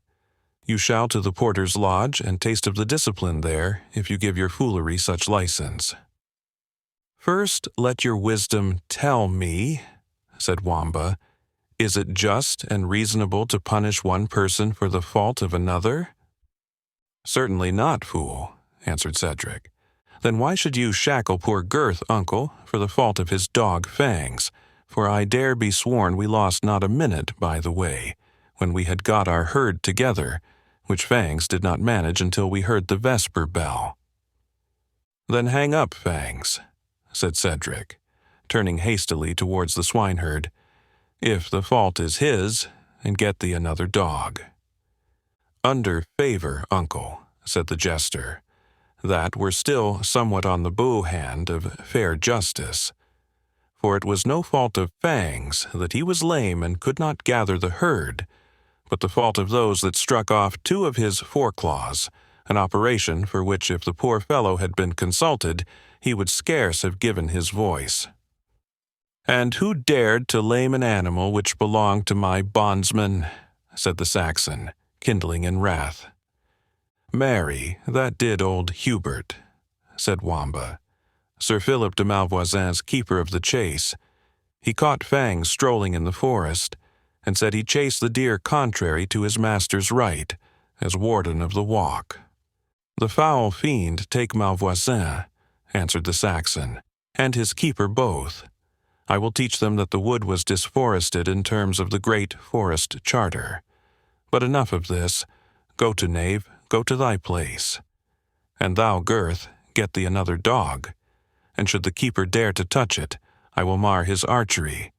The curse of a coward on my head, if I strike not off the forefinger of his right hand. He shall draw bowstring no more. I crave your pardon, my worthy guests. I am beset here with neighbors that match your infidel Sir Knight in Holy Land. But your homely fare is before you. Feed, and let welcome make amends for hard fare. The feast, however, which was spread upon the board, needed no apologies from the lord of the mansion. Swine's flesh, dressed in several modes, appeared on the lower part of the board, as also that of fowls, deer, goats, and hares, and various kinds of fish, together with huge loaves and cakes of bread, and sundry confections made of fruits and honey. The smaller sorts of wildfowl, of which there was abundance, were not served up in platters but brought in upon small wooden spits or broaches, and offered by the pages and domestics who bore them to each guest in succession, who cut from them such a portion as he pleased. Beside each person of rank was placed a goblet of silver. The lower board was accommodated with large drinking horns. When the repast was about to commence, the major domo, or steward, suddenly raising his wand, said aloud, "Forbear! Place for the Lady Rowena." A side door at the upper end of the hall now opened behind the banquet table, and Rowena, followed by 4 female attendants, entered the apartment. Cedric, though surprised, and perhaps not altogether agreeably so, at his ward appearing in public on this occasion, hastened to meet her, and to conduct her, with respectful ceremony, to the elevated seat at his own right hand, appropriated to the lady of the mansion. All stood up to receive her, and, replying to their courtesy by a mute gesture of salutation, she moved gracefully forward to assume her place at the board. Ere she had time to do so, the Templar whispered to the prior, "I shall wear no collar of gold of yours at the tournament. The Chian wine is your own." "Said I not so?" answered the prior. "But check your raptures, the franklin observes you." Unheeding this remonstrance, and accustomed only to act upon the immediate impulse of his own wishes, Brian de Bois Guilbert kept his eyes riveted on the Saxon beauty, more striking perhaps to his imagination, because differing widely from those of the Eastern sultanas. Formed in the best proportions of her sex, Rowena was tall in stature, yet not so much so as to attract observation on account of superior height. Her complexion was exquisitely fair, but the noble cast of her head and features prevented the insipidity which sometimes attaches to fair beauties. Her clear blue eye, which sat enshrined beneath a graceful eyebrow of brown sufficiently marked to give expression to the forehead, seemed capable to kindle as well as melt, to command as well as to beseech. If mildness were the more natural expression of such a combination of features, it was plain that in the present instance the exercise of habitual superiority and the reception of general homage had given to the Saxon lady a loftier character, which mingled with and qualified that bestowed by nature. Her profuse hair, of a color betwixt brown and flaxen, was arranged in a fanciful and graceful manner in numerous ringlets, to form which art had probably aided nature. These locks were braided with gems, and, being worn at full length, intimated the noble birth and freeborn condition of the maiden. A golden chain, to which was attached a small reliquary of the same metal, hung round her neck. She wore bracelets on her arms, which were bare. Her dress was an undergown and kirtle of pale sea-green silk, over which hung a long loose robe, which reached to the ground, having very wide sleeves, which came down, however, very little below the elbow. This robe was crimson, and manufactured out of the very finest wool.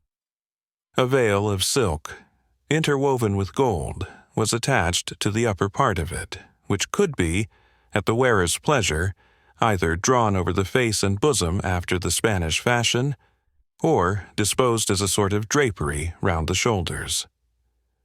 When Rowena perceived the Knight Templar's eyes bent on her with an ardor that compared with the dark caverns under which they moved, gave them the effect of lighted charcoal. She drew with dignity the veil around her face, as an intimation that the determined freedom of his glance was disagreeable. Cedric saw the motion and its cause. "Sir Templar," said he, "the cheeks of our Saxon maidens have seen too little of the sun to enable them to bear the fixed glance of a crusader." "If I have offended," replied Sir Brian, "I crave your pardon. That is, I crave the Lady Rowena's pardon, for my humility will carry me no lower."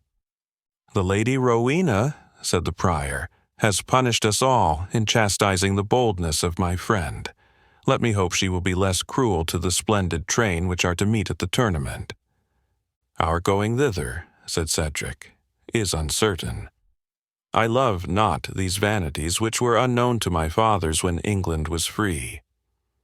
"Let us hope, nevertheless," said the prior. "Our company may determine you to travel thitherward. When the roads are so unsafe, the escort of Sir Brian de Bois Guilbert is not to be despised." "Sir Prior," answered the Saxon, "wheresoever I have traveled in this land, I have hitherto found myself, with the assistance of my good sword and faithful followers, in no respect needful of other aid.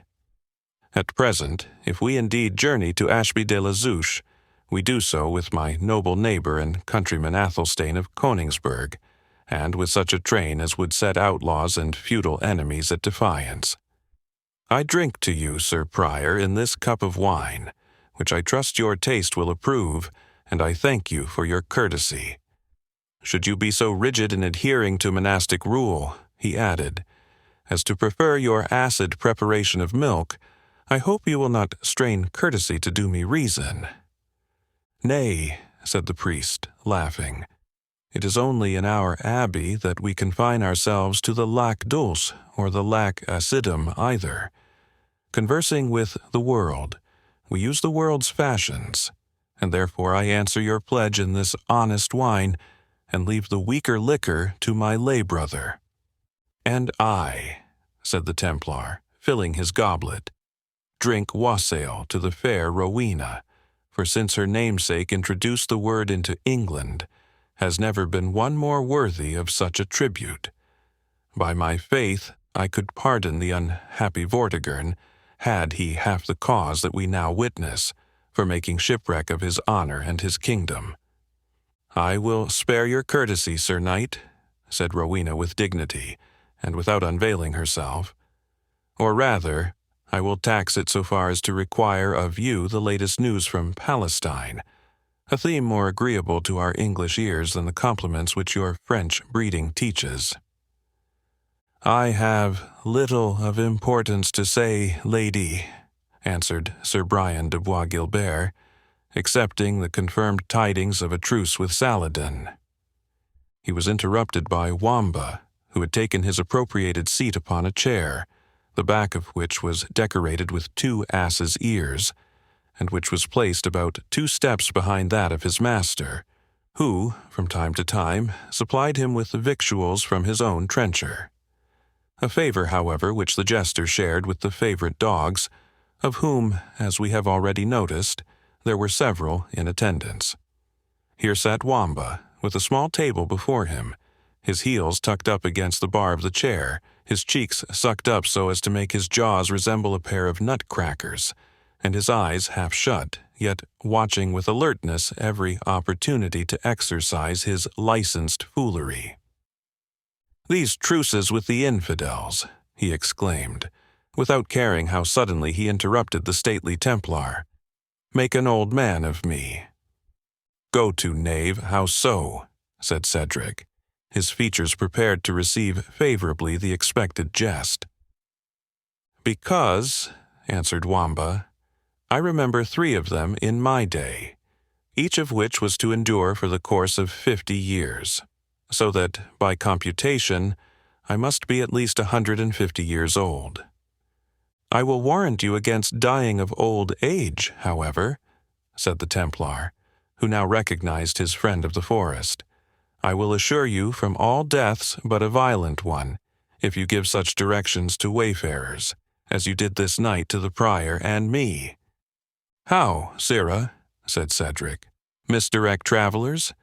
We must have you whipped. You are at least as much rogue as fool." "I pray thee, uncle," answered the jester, "let my folly, for once, protect my roguery. I did but make a mistake between my right hand and my left, and he might have pardoned a greater, who took a fool for his counselor and guide." Conversation was here interrupted by the entrance of the porter's page, who announced that there was a stranger at the gate, imploring admittance and hospitality.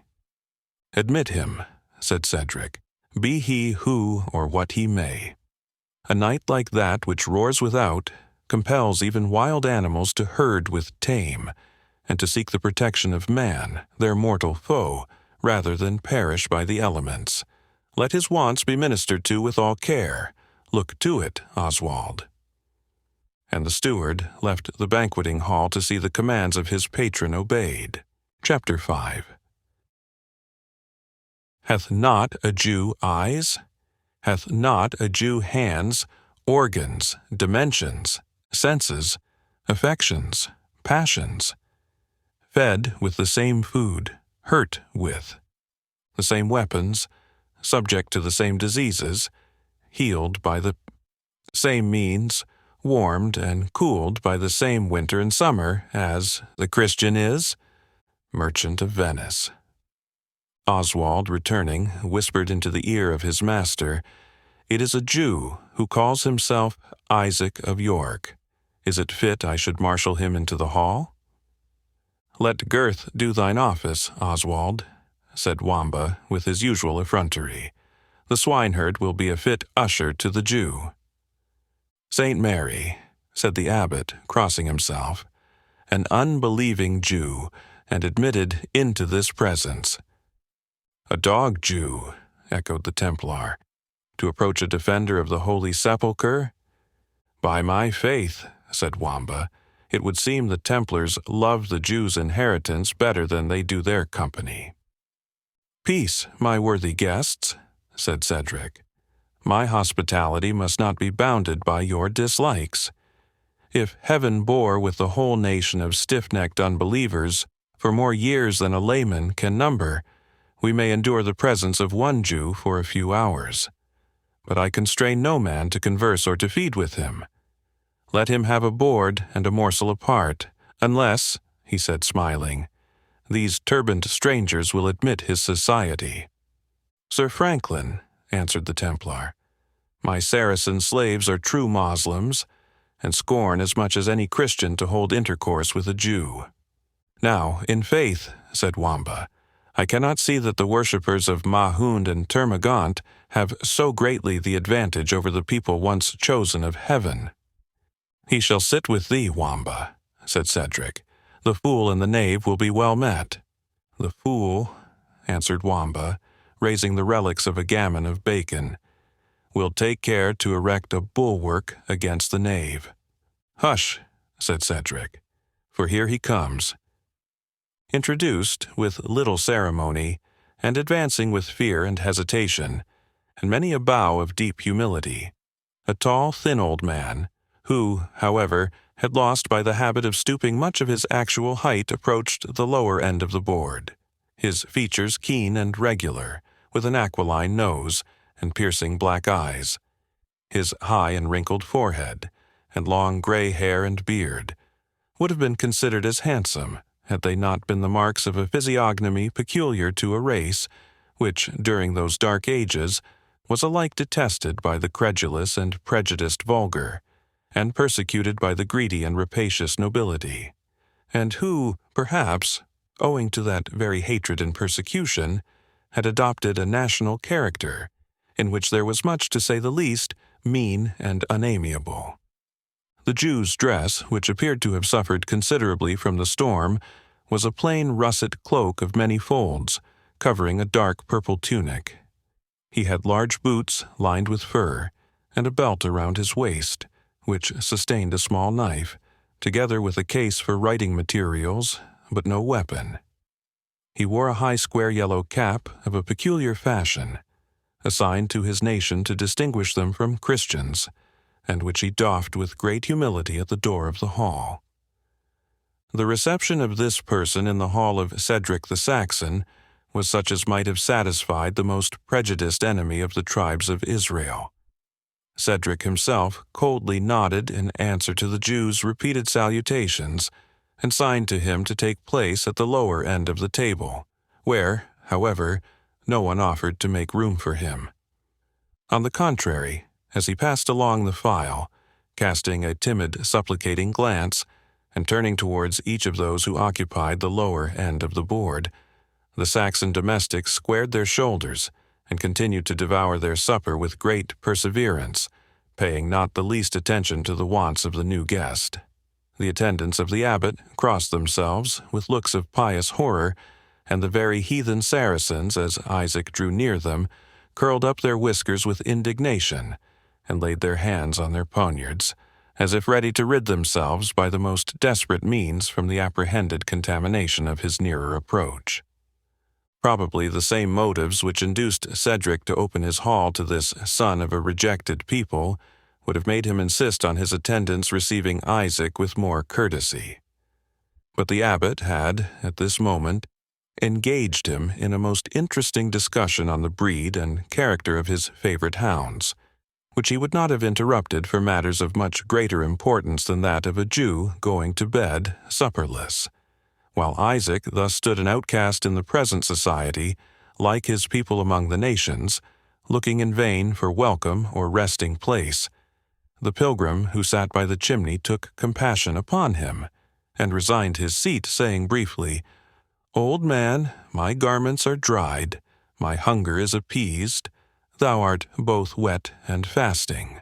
So saying, he gathered together and brought to a flame the decaying brands which lay scattered on the ample hearth, took from the larger board a mess of pottage and seethed kid, placed it upon the small table at which he had himself supped, and, without waiting the Jew's thanks, went to the other side of the hall, whether from unwillingness to hold more close communication with the object of his benevolence, or from a wish to draw near to the upper end of the table, seemed uncertain. Had there been painters in those days capable to execute such a subject, the Jew, as he bent his withered form and expanded his chilled and trembling hands over the fire, would have formed no bad emblematical personification of the winter season. Having dispelled the cold, he turned eagerly to the smoking mess which was placed before him, and ate with a haste and an apparent relish that seemed to betoken long abstinence from food. Meanwhile, the abbot and Cedric continued their discourse upon hunting. The Lady Rowena seemed engaged in conversation with one of her attendant females, and the haughty Templar, whose eye wandered from the Jew to the Saxon beauty, revolved in his mind thoughts which appeared deeply to interest him. "I marvel, worthy Cedric," said the abbot as their discourse proceeded, "that, great as your predilection is for your own manly language, you do not receive the Norman French into your favor, so far at least as the mystery of woodcraft and hunting is concerned. Surely no tongue is so rich in the various phrases which the field sports demand, or furnishes means to the experienced woodman so well to express his jovial art." "Good Father Aymer," said the Saxon, "be it known to you, I care not for those oversea refinements, without which I can well enough take my pleasure in the woods. I can wind my horn, though I call not the blast either a resheet or a morte. I can cheer my dogs on the prey, and I can flay and quarter the animal when it is brought down, without using the newfangled jargon of curie, arbor, nombles, and all the babble of the fabulous Sir Tristram." "The French," said the Templar, raising his voice with the presumptuous and authoritative tone which he used upon all occasions, "is not only the natural language of the chase, but that of love and of war, in which ladies should be won and enemies defied." "Pledge me in a cup of wine, Sir Templar," said Cedric, "and fill another to the abbot, while I look back some 30 years to tell you another tale." As Cedric the Saxon then was, His plain English tale needed no garnish from French troubadours when it was told in the ear of beauty, and the field of Northallerton, upon the day of the Holy Standard, could tell whether the Saxon war cry was not heard as far within the ranks of the Scottish host as the cri de guerre of the boldest Norman baron. To the memory of the brave who fought there. Pledge me, my guests. He drank deep and went on with increasing warmth. Aye, that was a day of cleaving of shields, when 100 banners were bent forwards over the heads of the valiant, and blood flowed round like water, and death was held better than flight. A Saxon bard had called it a feast of the swords, a gathering of the eagles to the prey, the clashing of bills upon shield and helmet, the shouting of battle more joyful than the clamor of a bridle. But our bards are no more, he said. Our deeds are lost in those of another race. Our language, our very name, is hastening to decay, and none mourns for it save one solitary old man. Cupbearer. Knave, fill the goblets. To the strong in arms, Sir Templar, be their race or language what it will, who now bear them best in Palestine among the champions of the cross. It becomes not one wearing this badge to answer, said Sir Brian de Bois-Guilbert. Yet to whom, besides the sworn champions of the Holy Sepulchre, can the palm be assigned among the champions of the cross? To the Knights Hospitallers, said the abbot. I have a brother of their order. I impeach not their fame, said the Templar. Nevertheless, I think, friend Cedric, said Wamba, interfering, that had Richard of the Lion's Heart been wise enough to have taken a fool's advice, he might have stayed at home with his merry Englishmen, and left the recovery of Jerusalem to those same knights who had most to do with the loss of it. Were there, then, none in the English army, said the Lady Rowena, whose names are worthy to be mentioned with the Knights of the Temple, and of St. John? Forgive me, lady, replied de Bois-Guilbert. The English monarch did, indeed, bring to Palestine a host of gallant warriors, second only to those whose breasts have been the unceasing bulwark of that blessed land. Second to none, said the pilgrim, who had stood near enough to hear, and had listened to this conversation with marked impatience. All turned toward the spot from whence this unexpected asseveration was heard. I say, repeated the pilgrim in a firm and strong voice, that the English chivalry were second to none who ever drew sword in defense of the Holy Land. I say besides, for I saw it, that King Richard himself and 5 of his knights held a tournament after the taking of St. John de Acre as challengers against all comers. I say that, on that day, each knight ran 3 courses and cast to the ground 3 antagonists. I add that 7 of these assailants were knights of the Temple, and Sir Brian de Bois-Guilbert well knows the truth of what I tell you. It is impossible for language to describe the bitter scowl of rage which rendered yet darker the swarthy countenance of the Templar. In the extremity of his resentment and confusion, his quivering fingers griped towards the handle of his sword, and perhaps only withdrew, from the consciousness that no act of violence could be safely executed in that place and presence.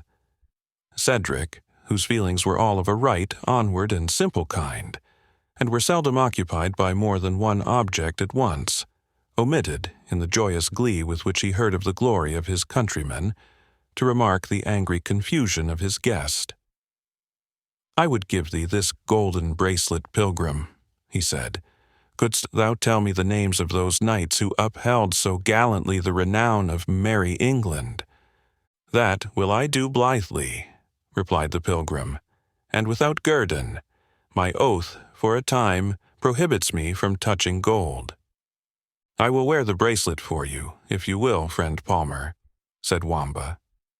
The first in honor as in arms, in renown as in place, said the pilgrim, was the brave Richard, King of England. I forgive him, said Cedric. I forgive him his descent from the tyrant Duke William. The Earl of Leicester was the second, continued the pilgrim. Sir Thomas Malton of Gilsland was the third. "Of Saxon descent, he at least," said Cedric with exultation. "Sir Fulk Doyley the Fourth," proceeded the pilgrim. "Saxon also, at least by the mother's side," continued Cedric, who listened with the utmost eagerness, and forgot, in part at least, his hatred to the Normans, in the common triumph of the King of England and his islanders. "And who was the fifth?" he demanded. "The fifth was Sir Edwin Turneham." "Genuine Saxon, by the soul of Hengist," shouted Cedric. "And the sixth?" he continued with eagerness. "How name you the sixth?"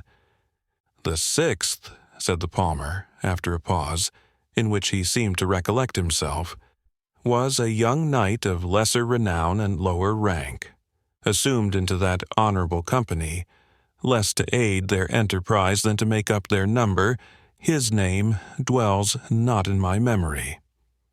"Sir Palmer," said Sir Brian de Bois Guilbert scornfully, "this assumed forgetfulness, after so much has been remembered, comes too late to serve your purpose. I will myself tell the name of the knight before whose lance fortune and my horse's fault occasioned my falling. It was the Knight of Ivanhoe, nor was there one of the six that, for his years, had more renown in arms. Yet this will I say, and loudly, that were he in England, and durst repeat, in this week's tournament, the challenge of St. John de Acre, I, mounted and armed as I now am, would give him every advantage of weapons, and abide the result." "Your challenge would soon be answered," replied the palmer, "were your antagonist near you. As the matter is, disturb not the peaceful hall with vaunts of the issue of the conflict, which you well know cannot take place. If Ivanhoe ever returns from Palestine, I will be his surety that he meets you." "A goodly security," said the Knight Templar. "And what do you proffer as a pledge?" "This reliquary," said the palmer, taking a small ivory box from his bosom and crossing himself, "containing a portion of the true cross brought from the monastery of Mount Carmel." The prior of Jorvaulx crossed himself and repeated a Pater Noster, in which all devoutly joined, excepting the Jew, the Mohammedans, and the Templar. The latter of whom, without veiling his bonnet, or testifying any reverence for the alleged sanctity of the relic, took from his neck a gold chain, which he flung on the board, saying, "Let Prior Aymer hold my pledge and that of this nameless vagrant, in token that when the Knight of Ivanhoe comes within the 4 seas of Britain, he underlies the challenge of Brian de Bois Guilbert, which, if he answer not, I will proclaim him as a coward on the walls of every temple court in Europe." "It will not need," said the Lady Rowena, breaking silence. "My voice shall be heard, if no other in this hall is raised in behalf of the absent Ivanhoe. I affirm he will meet fairly every honorable challenge. Could my weak warrant add security to the inestimable pledge of this holy pilgrim, I would pledge name and fame that Ivanhoe gives this proud knight the meeting he desires." A crowd of conflicting emotions seemed to have occupied Cedric, and kept him silent during this discussion. Gratified pride, resentment, embarrassment, chased each other over his broad and open brow, like the shadow of clouds drifting over a harvest field, while his attendants, on whom the name of the sixth knight seemed to produce an effect almost electrical, hung in suspense upon their master's looks. But when Rowena spoke, the sound of her voice seemed to startle him from his silence. "Lady," said Cedric, "this beseems not. Were further pledge necessary, I myself, offended, and justly offended, as I am, would yet gage my honor for the honor of Ivanhoe. But the wager of battle is complete, even according to the fantastic fashions of Norman chivalry. Is it not, Father Aymer?" "It is," replied the prior, "and the blessed relic and rich chain will I bestow safely in the treasury of our convent until the decision of this warlike challenge." Having thus spoken, he crossed himself again and again, and after many genuflections and muttered prayers, He delivered the reliquary to Brother Ambrose, his attendant monk, while he himself swept up with less ceremony, but perhaps with no less internal satisfaction, the golden chain, and bestowed it in a pouch lined with perfumed leather, which opened under his arm. "And now, Sir Cedric," he said, "my ears are chiming vespers with the strength of your good wine. Permit us another pledge to the welfare of the Lady Rowena, and indulge us with liberty to pass to our repose." "By the rood of Bromholm," said the Saxon, "you do but small credit to your fame, Sir Prior.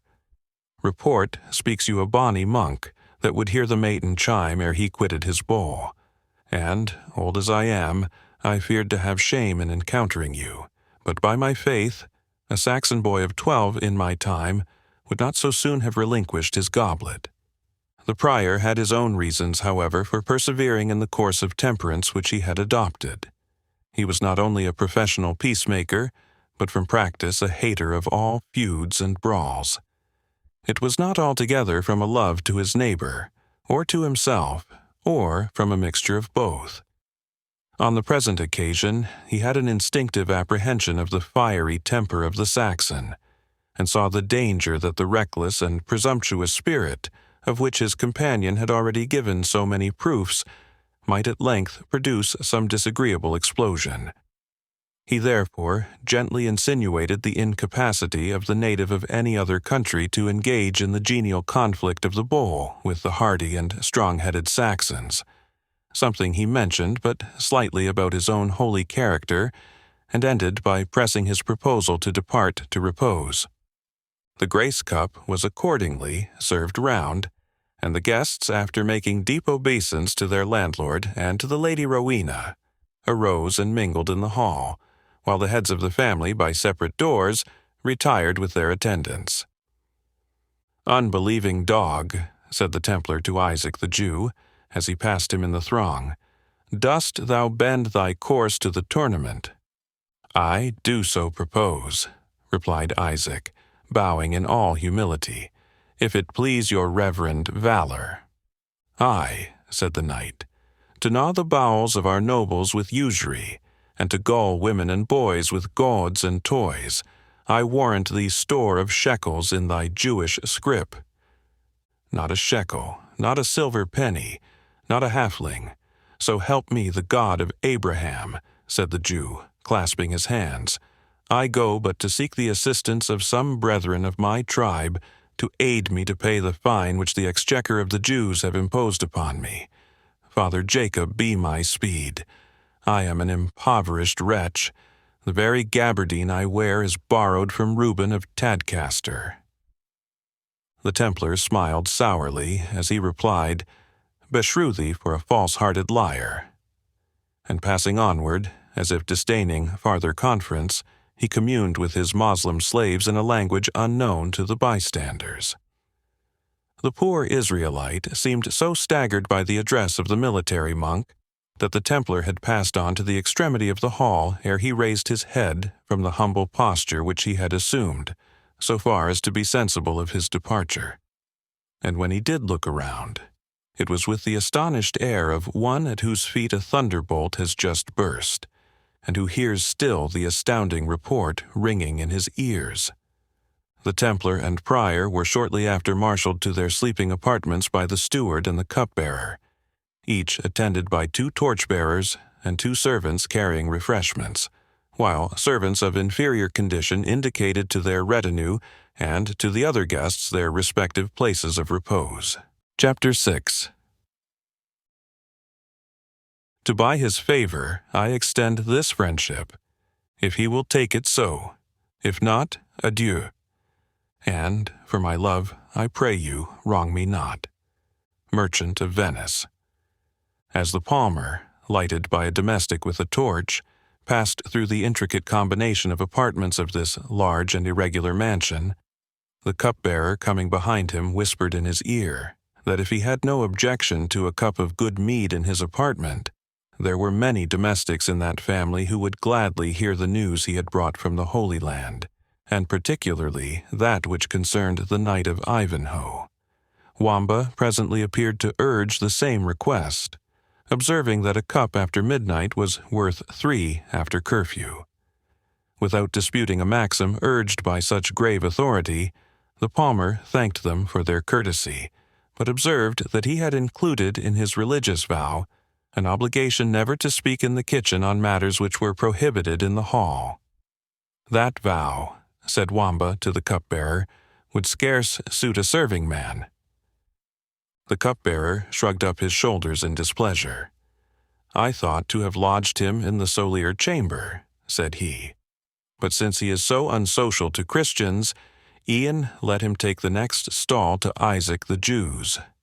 Anwold, said he to the torchbearer, carry the pilgrim to the southern cell. I give you good night, he added. Sir Palmer, with small thanks for short courtesy. Good night and Our Lady's benison, said the palmer with composure, and his guide moved forward. In a small antechamber, into which several doors opened, and which was lighted by a small iron lamp, they met a second interruption from the waiting-maid of Rowena, who, saying in a tone of authority that her mistress desired to speak with the palmer, took the torch from the hand of Anwold, and, bidding him await her return, made a sign to the palmer to follow. Apparently, he did not think it proper to decline this invitation as he had done the former, for, though his gesture indicated some surprise at the summons, he obeyed it without answer or remonstrance. A short passage, and an ascent of 7 steps, each of which was composed of a solid beam of oak, led him to the apartment of the Lady Rowena, the rude magnificence of which corresponded to the respect which was paid to her by the lord of the mansion. The walls were covered with embroidered hangings, on which different colored silks, interwoven with gold and silver threads, had been employed with all the art of which the age was capable, to represent the sports of hunting and hawking. The bed was adorned with the same rich tapestry, and surrounded with curtains dyed with purple. The seats had also their stained coverings, and one, which was higher than the rest, was accommodated with a footstool of ivory, curiously carved. No fewer than 4 silver candelabras, holding great waxen torches, served to illuminate this apartment. Yet, let not modern beauty envy the magnificence of a Saxon princess. The walls of the apartment were so ill-finished and so full of crevices that the rich hangings shook in the night blast, and, in despite of a sort of screen intended to protect them from the wind, the flame of the torches streamed sideways into the air, like the unfurled pennon of a chieftain. Magnificence there was, with some rude attempt at taste, but of comfort there was little, and being unknown, it was unmissed. The Lady Rowena, with 3 of her attendants standing at her back, and arranging her hair ere she lay down to rest, was seated in the sort of throne already mentioned, and looked as if born to exact general homage. The pilgrim acknowledged her claim to it by a low genuflection. "Rise, Palmer," said she graciously. "The defender of the absent has a right to favorable reception from all who value truth and honor manhood." She then said to her train, "Retire, excepting only Elgitha. I would speak with this holy pilgrim." The maidens, without leaving the apartment, retired to its further extremity, and sat down on a small bench against the wall, where they remained mute as statues, though at such a distance that their whispers could not have interrupted the conversation of their mistress. "Pilgrim," said the lady, after a moment's pause, during which she seemed uncertain how to address him. "You this night mentioned a name. I mean," she said, with a degree of effort, "the name of Ivanhoe in the halls where by nature and kindred it should have sounded most acceptably. And yet, such is the perverse course of fate, that of many whose hearts must have throbbed at the sound, I only dare ask you where and in what condition you left him of whom you spoke. We heard that, having remained in Palestine, on account of his impaired health, after the departure of the English army, he had experienced the persecution of the French faction, to whom the Templars are known to be attached." "I know little of the Knight of Ivanhoe," answered the palmer, with a troubled voice. "I would I knew him better, since you, lady, are interested in his fate. He hath, I believe, surmounted the persecution of his enemies in Palestine, and is on the eve of returning to England, where you, lady, must know better than I what is his chance of happiness." The Lady Rowena sighed deeply, and asked more particularly when the Knight of Ivanhoe might be expected in his native country, and whether he would not be exposed to great dangers by the road. On the first point, the palmer professed ignorance. On the second, he said that the voyage might be safely made by the way of Venice and Genoa, and from thence through France to England. Ivanhoe, he said, was so well acquainted with the language and manners of the French that there was no fear of his incurring any hazard during that part of his travels. "Would to God," said the Lady Rowena, "he were here safely arrived, and able to bear arms in the approaching tourney, in which the chivalry of this land are expected to display their address and valor. Should Athelstane of Königsberg obtain the prize, Ivanhoe is like to hear evil tidings when he reaches England. How looked he, stranger, when you last saw him? Had disease laid her hand heavy upon his strength and comeliness?" "He was darker," said the palmer, "and thinner than when he came from Cyprus in the train of Coeur de Lion, and care seemed to sit heavy on his brow. But I approached not his presence because he is unknown to me." "He will," said the lady, "I fear, find little in his native land to clear those clouds from his countenance. Thanks, good pilgrim, for your information concerning the companion of my childhood. Maidens," she said, "draw near. Offer the sleeping cup to this holy man, whom I will no longer detain from repose." One of the maidens presented a silver cup containing a rich mixture of wine and spice, which Rowena barely put to her lips. It was then offered to the palmer, who, after a low obeisance, tasted a few drops. "Accept this alms, friend," continued the lady, offering a piece of gold, "in acknowledgment of thy painful travail, and of the shrines thou hast visited." The palmer received the boon with another low reverence, and followed Edwina out of the apartment. In the ante-room he found his attendant Anwold, who, taking the torch from the hand of the waiting-maid, conducted him with more haste than ceremony to an exterior and ignoble part of the building, where a number of small apartments, or rather cells, served for sleeping places to the lower order of domestics and to strangers of mean degree. "In which of these sleeps the Jew?" said the pilgrim. "The unbelieving dog," answered Anwold, "kennels in the cell next your holiness. St. Dunstan, how it must be scraped and cleansed ere it be again fit for a Christian." "And where sleeps Gurth the swineherd?" said the stranger. "Gurth," replied the bondsman, "sleeps in the cell on your right, as the Jew on that to your left. You serve to keep the child of circumcision separate from the abomination of his tribe. You might have occupied a more honorable place had you accepted of Oswald's invitation." "It is as well as it is," said the palmer. "The company, even of a Jew, can hardly spread contamination through an oaken partition." So saying, he entered the cabin allotted to him, and taking the torch from the domestic's hand, thanked him, and wished him good night. Having shut the door of his cell, he placed the torch in a candlestick made of wood, and looked around his sleeping apartment, the furniture of which was of the most simple kind. It consisted of a rude wooden stool, and still ruder hutch or bed frame, stuffed with clean straw, and accommodated with 2 or 3 sheepskins by way of bedclothes. The palmer, having extinguished his torch, threw himself, without taking off any part of his clothes, on this rude couch, and slept, or at least retained his recumbent posture, till the earliest sunbeams found their way through the little grated window, which served at once to admit both air and light to his uncomfortable cell.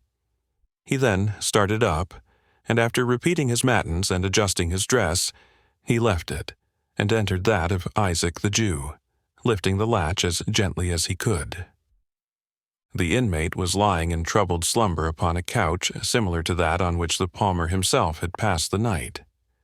Such parts of his dress as the Jew had laid aside on the preceding evening were disposed carefully around his person, as if to prevent the hazard of their being carried off during his slumbers. There was a trouble on his brow, amounting almost to agony. His hands and arms moved convulsively, as if struggling with the nightmare, and besides several ejaculations in Hebrew, the following were distinctly heard in the Norman English, or mixed language of the country. "For the sake of the God of Abraham, spare an unhappy old man. I am poor, I am penniless. Should your irons wrench my limbs asunder, I could not gratify you." The palmer awaited not the end of the Jew's vision, but stirred him with his pilgrim's staff. The touch probably associated, as is usual, with some of the apprehensions excited by his dream, for the old man started up, his gray hair standing almost erect upon his head, and huddling some part of his garments about him, while he held the detached pieces with the tenacious grasp of a falcon.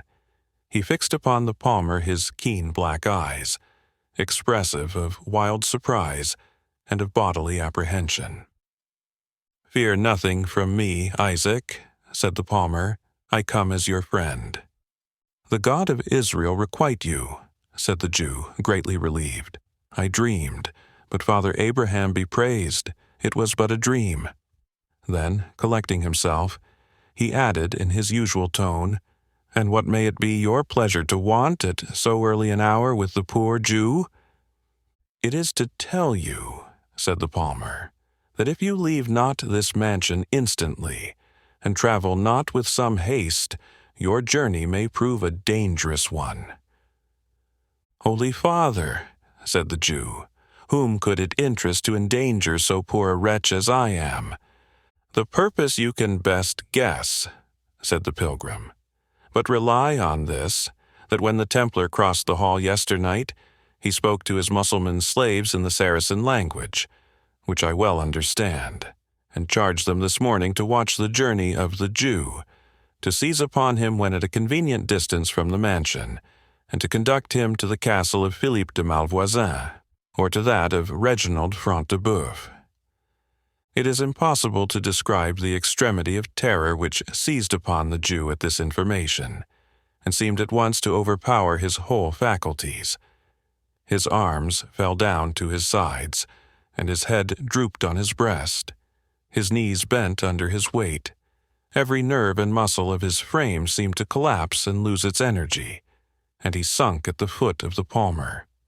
Not in the fashion of one who intentionally stoops, kneels, or prostrates himself to excite compassion, but like a man borne down on all sides by the pressure of some invisible force, which crushes him to the earth without the power of resistance.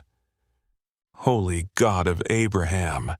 was his first exclamation, folding and elevating his wrinkled hands, but without raising his gray head from the pavement. "O holy Moses! O blessed Aaron! The dream is not dreamed for naught, and the vision cometh not in vain. I feel their irons already tear my sinews.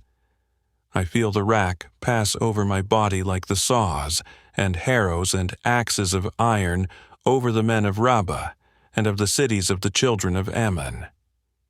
"Stand up, Isaac, and hearken to me," said the palmer, who viewed the extremity of his distress with a compassion in which contempt was largely mingled. "You have cause for your terror, considering how your brethren have been used, in order to extort from them their hoards, both by princes and nobles. But stand up, I say, and I will point out to you the means of escape. Leave this mansion instantly, while its inmates sleep sound after the last night's revel.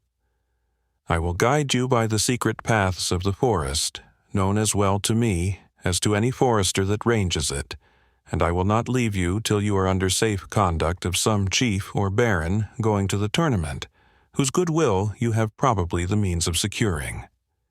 As the ears of Isaac received the hopes of escape which this speech intimated, he began gradually, and inch by inch, as it were, to raise himself up from the ground, until he fairly rested upon his knees, throwing back his long gray hair and beard, and fixing his keen black eyes upon the palmer's face, with a look expressive at once of hope and fear, not unmingled with suspicion. But when he heard the concluding part of the sentence, his original terror appeared to revive in full force, and he dropped once more on his face, exclaiming, "I possess the means of securing goodwill. Alas, there is but one road to the favor of a Christian, and how can the poor Jew find it, whom extortions have already reduced to the misery of Lazarus?" Then, as if suspicion had overpowered his other feelings, he suddenly exclaimed, "For the love of God, young man, betray me not. For the sake of the great Father who made us all, Jew as well as Gentile, Israelite and Ishmaelite, do me no treason. I have not means to secure the goodwill of a Christian beggar, were he rating it at a single penny." As he spoke these last words, he raised himself, and grasped the palmer's mantle with a look of the most earnest entreaty. The pilgrim extricated himself, as if there were contamination in the touch. "Wert thou loaded with all the wealth of thy tribe," he said, "what interest have I to injure thee? In this dress I am vowed to poverty, nor do I change it for aught save a horse and a coat of mail. Yet think not that I care for thy company, or propose myself advantage by it. Remain here if thou wilt. Cedric the Saxon may protect thee." "Alas," said the Jew, "he will not let me travel in his train. Saxon or Norman will be equally ashamed of the poor Israelite, and to travel by myself through the domains of Philippe de Malvoisin and Reginald Front de Boeuf. Good youth, I will go with you. Let us haste. Let us gird up our loins. Let us flee. Here is thy staff. Why wilt thou tarry?" "I tarry not," said the pilgrim, giving way to the urgency of his companion. "But I must secure the means of leaving this place. Follow me." He led the way to the adjoining cell, which, as the reader is apprised, was occupied by Gurth the swineherd. "Arise, Gurth," said the pilgrim. "Arise quickly. Undo the postern gate and let out the Jew and me." Gurth, whose occupation, though now held so mean, gave him as much consequence in Saxon England as that of Eumaeus in Ithaca, was offended at the familiar and commanding tone assumed by the palmer. "The Jew leaving Rotherwood," said he, raising himself on his elbow, and looking superciliously at him without quitting his pallet. "And traveling in company with the palmer to boot. I should as soon have dreamt," said Wamba, who entered the apartment at the instant, "of his stealing away with a gammon of bacon." "Nevertheless," said Gurth, again laying down his head on the wooden log which served him for a pillow, "both Jew and Gentile must be content to abide the opening of the great gate.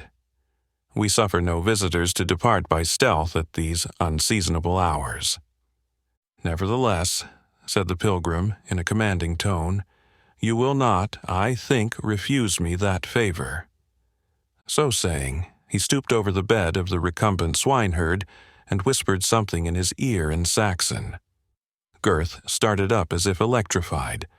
The pilgrim, raising his finger in an attitude as if to express caution, added, "Gurth, beware. Thou art wont to be prudent. I say, undo the postern. Thou shalt know more anon." With hasty alacrity, Gurth obeyed him, while Wamba and the Jew followed, both wondering at the sudden change in the swineherd's demeanor. My mule," said the Jew, as soon as they stood without the postern. "Fetch him his mule," said the pilgrim. "And hearest thou, let me have another, that I may bear him company till he is beyond these parts. I will return it safely to some of Cedric's train at Ashby, and do thou—" he whispered the rest in Gurth's ear. "Willingly, most willingly shall it be done," said Gurth, and instantly departed to execute the commission. "I wish I knew," said Wamba, when his comrade's back was turned, "what you palmers learn in the Holy Land." "To say our orisons, fool," answered the pilgrim, "to repent our sins, and to mortify ourselves with fastings, vigils, and long prayers." "Something more potent than that," answered the jester, "for when would repentance or prayer make Gurth do a courtesy, or fasting or vigil persuade him to lend you a mule? I trow you might as well have told his favorite black boar of thy vigils and penance, and wouldst have gotten as civil an answer." "Go to," said the pilgrim, "thou art but a Saxon fool." "Thou sayest well," said the jester. "Had I been born a Norman, as I think thou art, I would have had luck on my side, and been next door to a wise man." At this moment, Gurth appeared on the opposite side of the moat with the mules. The travelers crossed the ditch upon a drawbridge of only 2 planks breadth, the narrowness of which was matched with the straightness of the postern, and with a little wicket in the exterior palisade, which gave access to the forest. No sooner had they reached the mules than the Jew, with hasty and trembling hands, secured behind the saddle a small bag of blue buckram, which he took from under his cloak, containing, as he muttered, a change of raiment, only a change of raiment. Then, getting upon the animal with more alacrity and haste than could have been anticipated from his years, he lost no time in so disposing of the skirts of his gabardine as to conceal completely from observation the burden which he had thus deposited en croupe. The pilgrim mounted with more deliberation, reaching, as he departed, his hand to Gurth, who kissed it with the utmost possible veneration. The swineherd stood gazing after the travelers until they were lost under the boughs of the forest path, when he was disturbed from his reverie by the voice of Wamba. "Knowest thou," said the jester, "my good friend Gurth, that thou art strangely courteous and most unwontedly pious on this summer morning? I would I were a black prior or a barefoot palmer, to avail myself of thy unwonted zeal and courtesy. Cert, I would make more out of it than a kiss of the hand." "Thou art no fool thus far, Wamba," answered Gurth, "though thou arguest from appearances, and the wisest of us can do no more. But it is time to look after my charge." So saying, he turned back to the mansion, attended by the jester. Meanwhile, the travelers continued to press on their journey with a dispatch which argued the extremity of the Jew's fears, since persons at his age are seldom fond of rapid motion. The palmer, to whom every path and outlet in the wood appeared to be familiar, led the way through the most devious paths, and more than once excited anew the suspicion of the Israelite, that he intended to betray him into some ambuscade of his enemies. His doubts might have been indeed pardoned, for, except perhaps the flying fish, there was no race existing on the earth, in the air or the waters, who were the object of such an unintermitting, general, and relentless persecution as the Jews of this period. Upon the slightest and most unreasonable pretenses, as well as upon accusations the most absurd and groundless, their persons and property were exposed to every turn of popular fury. For Norman, Saxon, Dane, and Briton, however adverse these races were to each other, contended which should look with greatest detestation upon a people, whom it was accounted a point of religion to hate, to revile, to despise, to plunder, and to persecute. The kings of the Norman race, and the independent nobles, who followed their example in all acts of tyranny, maintained against this devoted people a persecution of a more regular, calculated, and self-interested kind. It is a well-known story of King John that he confined a wealthy Jew in one of the royal castles, and daily caused one of his teeth to be torn out, until, when the jaw of the unhappy Israelite was half disfurnished, he consented to pay a large sum, which it was the tyrant's object to extort from him. The little ready money which was in the country was chiefly in possession of this persecuted people, and the nobility hesitated not to follow the example of their sovereign in wringing it from them by every species of oppression and even personal torture. Yet the passive courage inspired by the love of gain induced the Jews to dare the various evils to which they were subjected, in consideration of the immense profits which they were enabled to realize in a country naturally so wealthy as England. In spite of every kind of discouragement, and even of the special court of taxations already mentioned, called the Jews' Exchequer, erected for the very purpose of despoiling and distressing them, the Jews increased, multiplied, and accumulated huge sums, which they transferred from one hand to another by means of bills of exchange, an invention for which commerce is said to be indebted to them, and which enabled them to transfer their wealth from land to land, that when threatened with oppression in one country, their treasure might be secured in another. The obstinacy and avarice of the Jews being thus in a measure placed in opposition to the fanaticism that tyranny of those under whom they lived seemed to increase in proportion to the persecution with which they were visited, and the immense wealth they usually acquired in commerce, while it frequently placed them in danger, was at other times used to extend their influence, and to secure to them a certain degree of protection. On these terms they lived, and their character, influenced accordingly, was watchful, suspicious, and timid, yet obstinate, uncomplying and skillful in evading the dangers to which they were exposed. When the travelers had pushed on at a rapid rate through many devious paths, the palmer at length broke silence. "That large decayed oak," he said, "marks the boundaries over which Front de Bœuf claims authority. We are long since far from those of Malvoisin. There is now no fear of pursuit." "May the wheels of their chariots be taken off," said the Jew, "like those of the host of Pharaoh, that they may drive heavily. But leave me not, good pilgrim. Think but of that fierce and savage Templar with his Saracen slaves. They will regard neither territory, nor manor, nor lordship." "Our road," said the palmer, "should here separate, for it beseems not men of my character and thine to travel together longer than needs must be.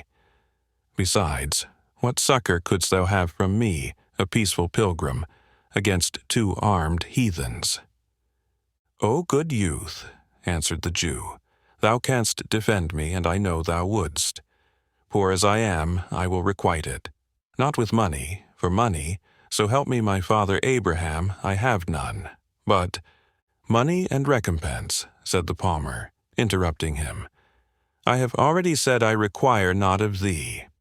Guide thee I can, and it may be, even in some sort defend thee, since to protect a Jew against a Saracen can scarce be accounted unworthy of a Christian. Therefore, Jew, I will see thee safe under some fitting escort. We are now not far from the town of Sheffield, where thou mayest easily find many of thy tribe with whom to take refuge." "The blessing of Jacob be upon thee, good youth," said the Jew. "In Sheffield I can harbor with my kinsman Zareth, and find some means of traveling forth with safety." "Be it so," said the palmer. "At Sheffield then we part, and half an hour's riding will bring us in sight of that town." The half hour was spent in perfect silence on both parts, the pilgrim perhaps disdaining to address the Jew, except in case of absolute necessity, and the Jew not presuming to force a conversation with a person whose journey to the Holy Sepulchre gave a sort of sanctity to his character. They paused on the top of a gently rising bank, and the pilgrim, pointing to the town of Sheffield, which lay beneath them, repeated the words, "Here, then, we part." "Not till you have had the poor Jew's thanks," said Isaac, "for I presume not to ask you to go with me to my kinsman Zareth's, who might aid me with some means of repaying your good offices." "I have already said," answered the pilgrim, "that I desire no recompense. If among the huge list of thy debtors thou wilt, for my sake, spare the gyves and the dungeon to some unhappy Christian who stands in thy danger, I shall hold this morning's service to thee well bestowed." "Stay, stay," said the Jew, laying hold of his garment. "Something would I do more than this, something for thyself. God knows the Jew is poor. Yes, Isaac is the beggar of his tribe. But forgive me, should I guess what thou most lackest at this moment. If thou wert to guess truly, said the palmer, it is what thou canst not supply, wert thou as wealthy as thou sayest thou art poor. As I say, echoed the Jew, oh, believe it, I say but the truth. I am a plundered, indebted, distressed man. Hard hands have wrung from me my goods, my money, my ships, and all that I possessed. Yet I can tell thee what thou lackest, and it may be supply it too. Thy wish even now is for a horse and armor. The palmer started and turned suddenly towards the Jew. What fiend prompted that guess? Said he hastily.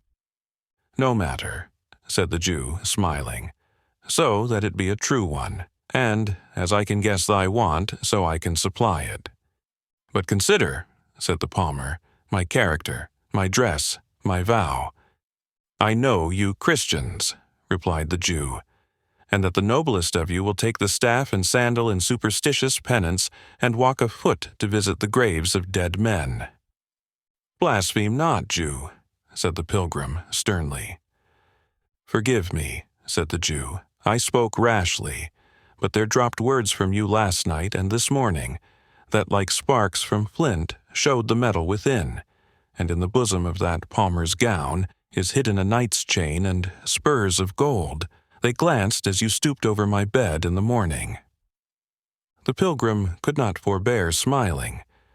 Were thy garments searched by as curious an eye, Isaac? Said he. What discoveries might not be made?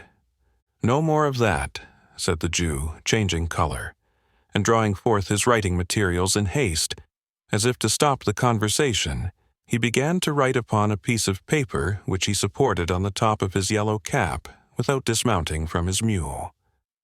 When he had finished, he delivered the scroll, which was in the Hebrew character, to the pilgrim, saying, In the town of Leicester, all men know the rich Jew, Kirjath-Jairam of Lombardy. Give him this scroll. He hath on sale 6 Milan harnesses. The worst would suit a crowned head. 10 goodly steeds, the worst might mount a king, were he to do battle for his throne. Of these he will give thee thy choice with everything else that can furnish thee forth for the tournament. When it is over, thou wilt return them safely, unless thou shouldst have wherewith to pay their value to the owner. But Isaac, said the pilgrim, smiling, dost thou know that in these sports the arms and steed of the knight who is unhorsed are forfeit to his victor? Now I may be unfortunate, and so lose what I cannot replace or repay.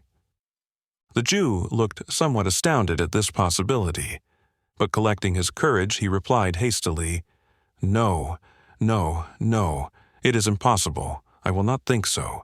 The blessing of our Father will be upon thee. Thy lance will be powerful as the rod of Moses. So saying, he was turning his mule's head away when the palmer, in his turn, took hold of his gaberdine. Nay, but Isaac, thou knowest not all the risk.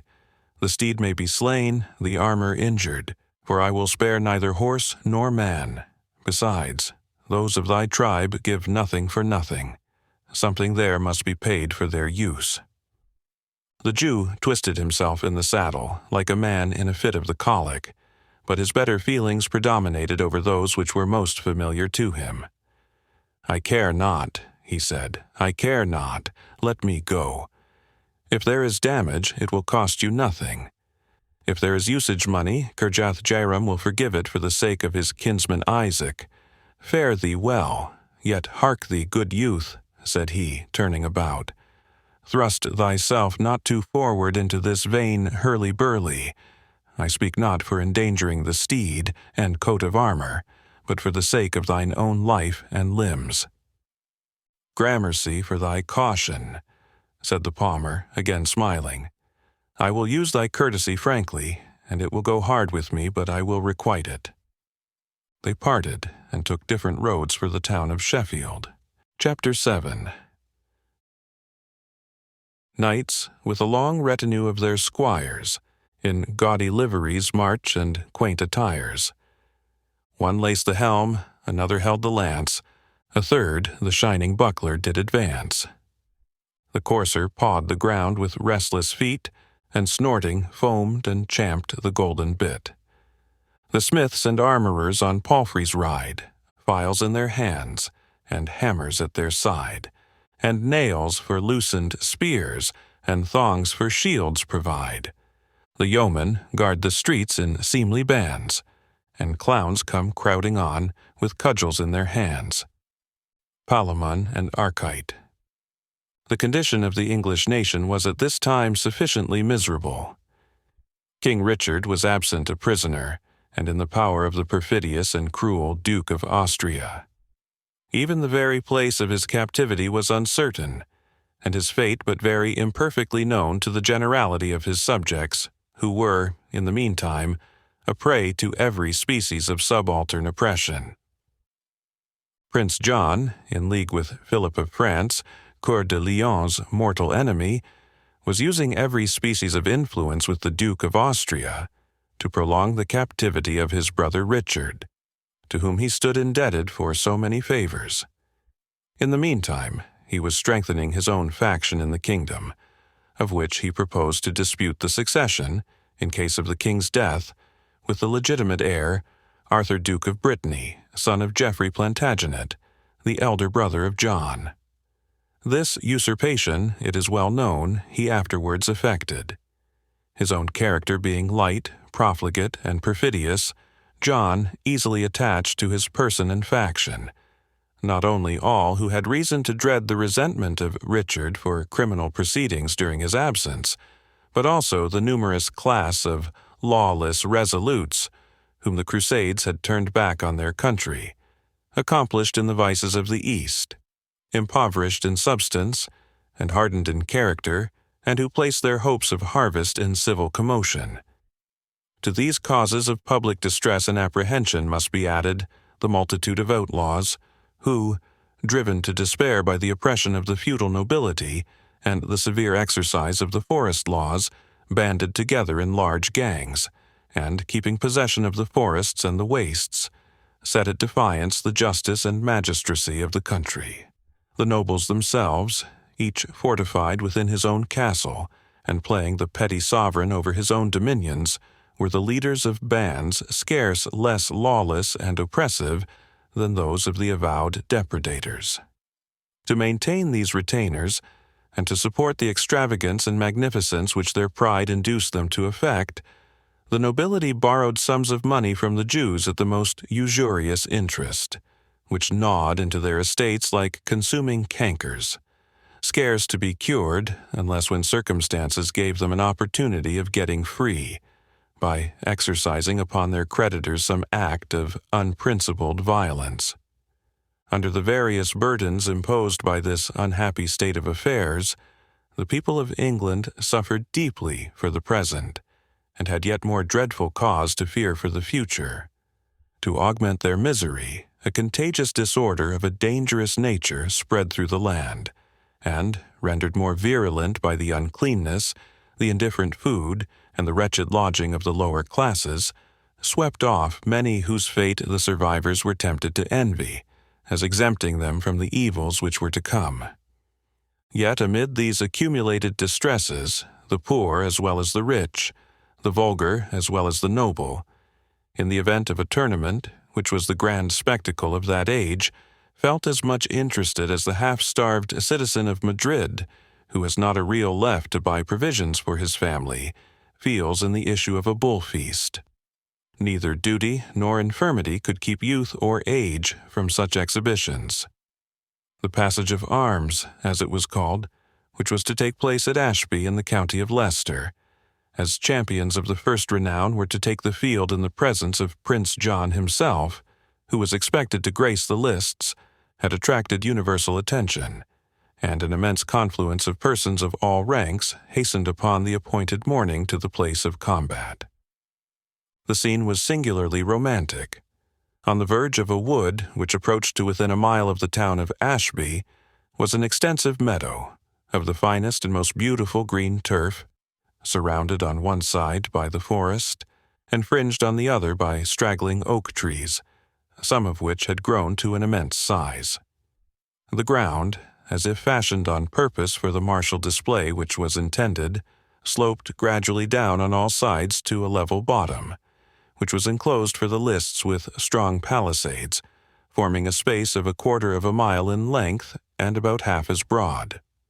The form of the enclosure was an oblong square, save that the corners were considerably rounded off in order to afford more convenience for the spectators.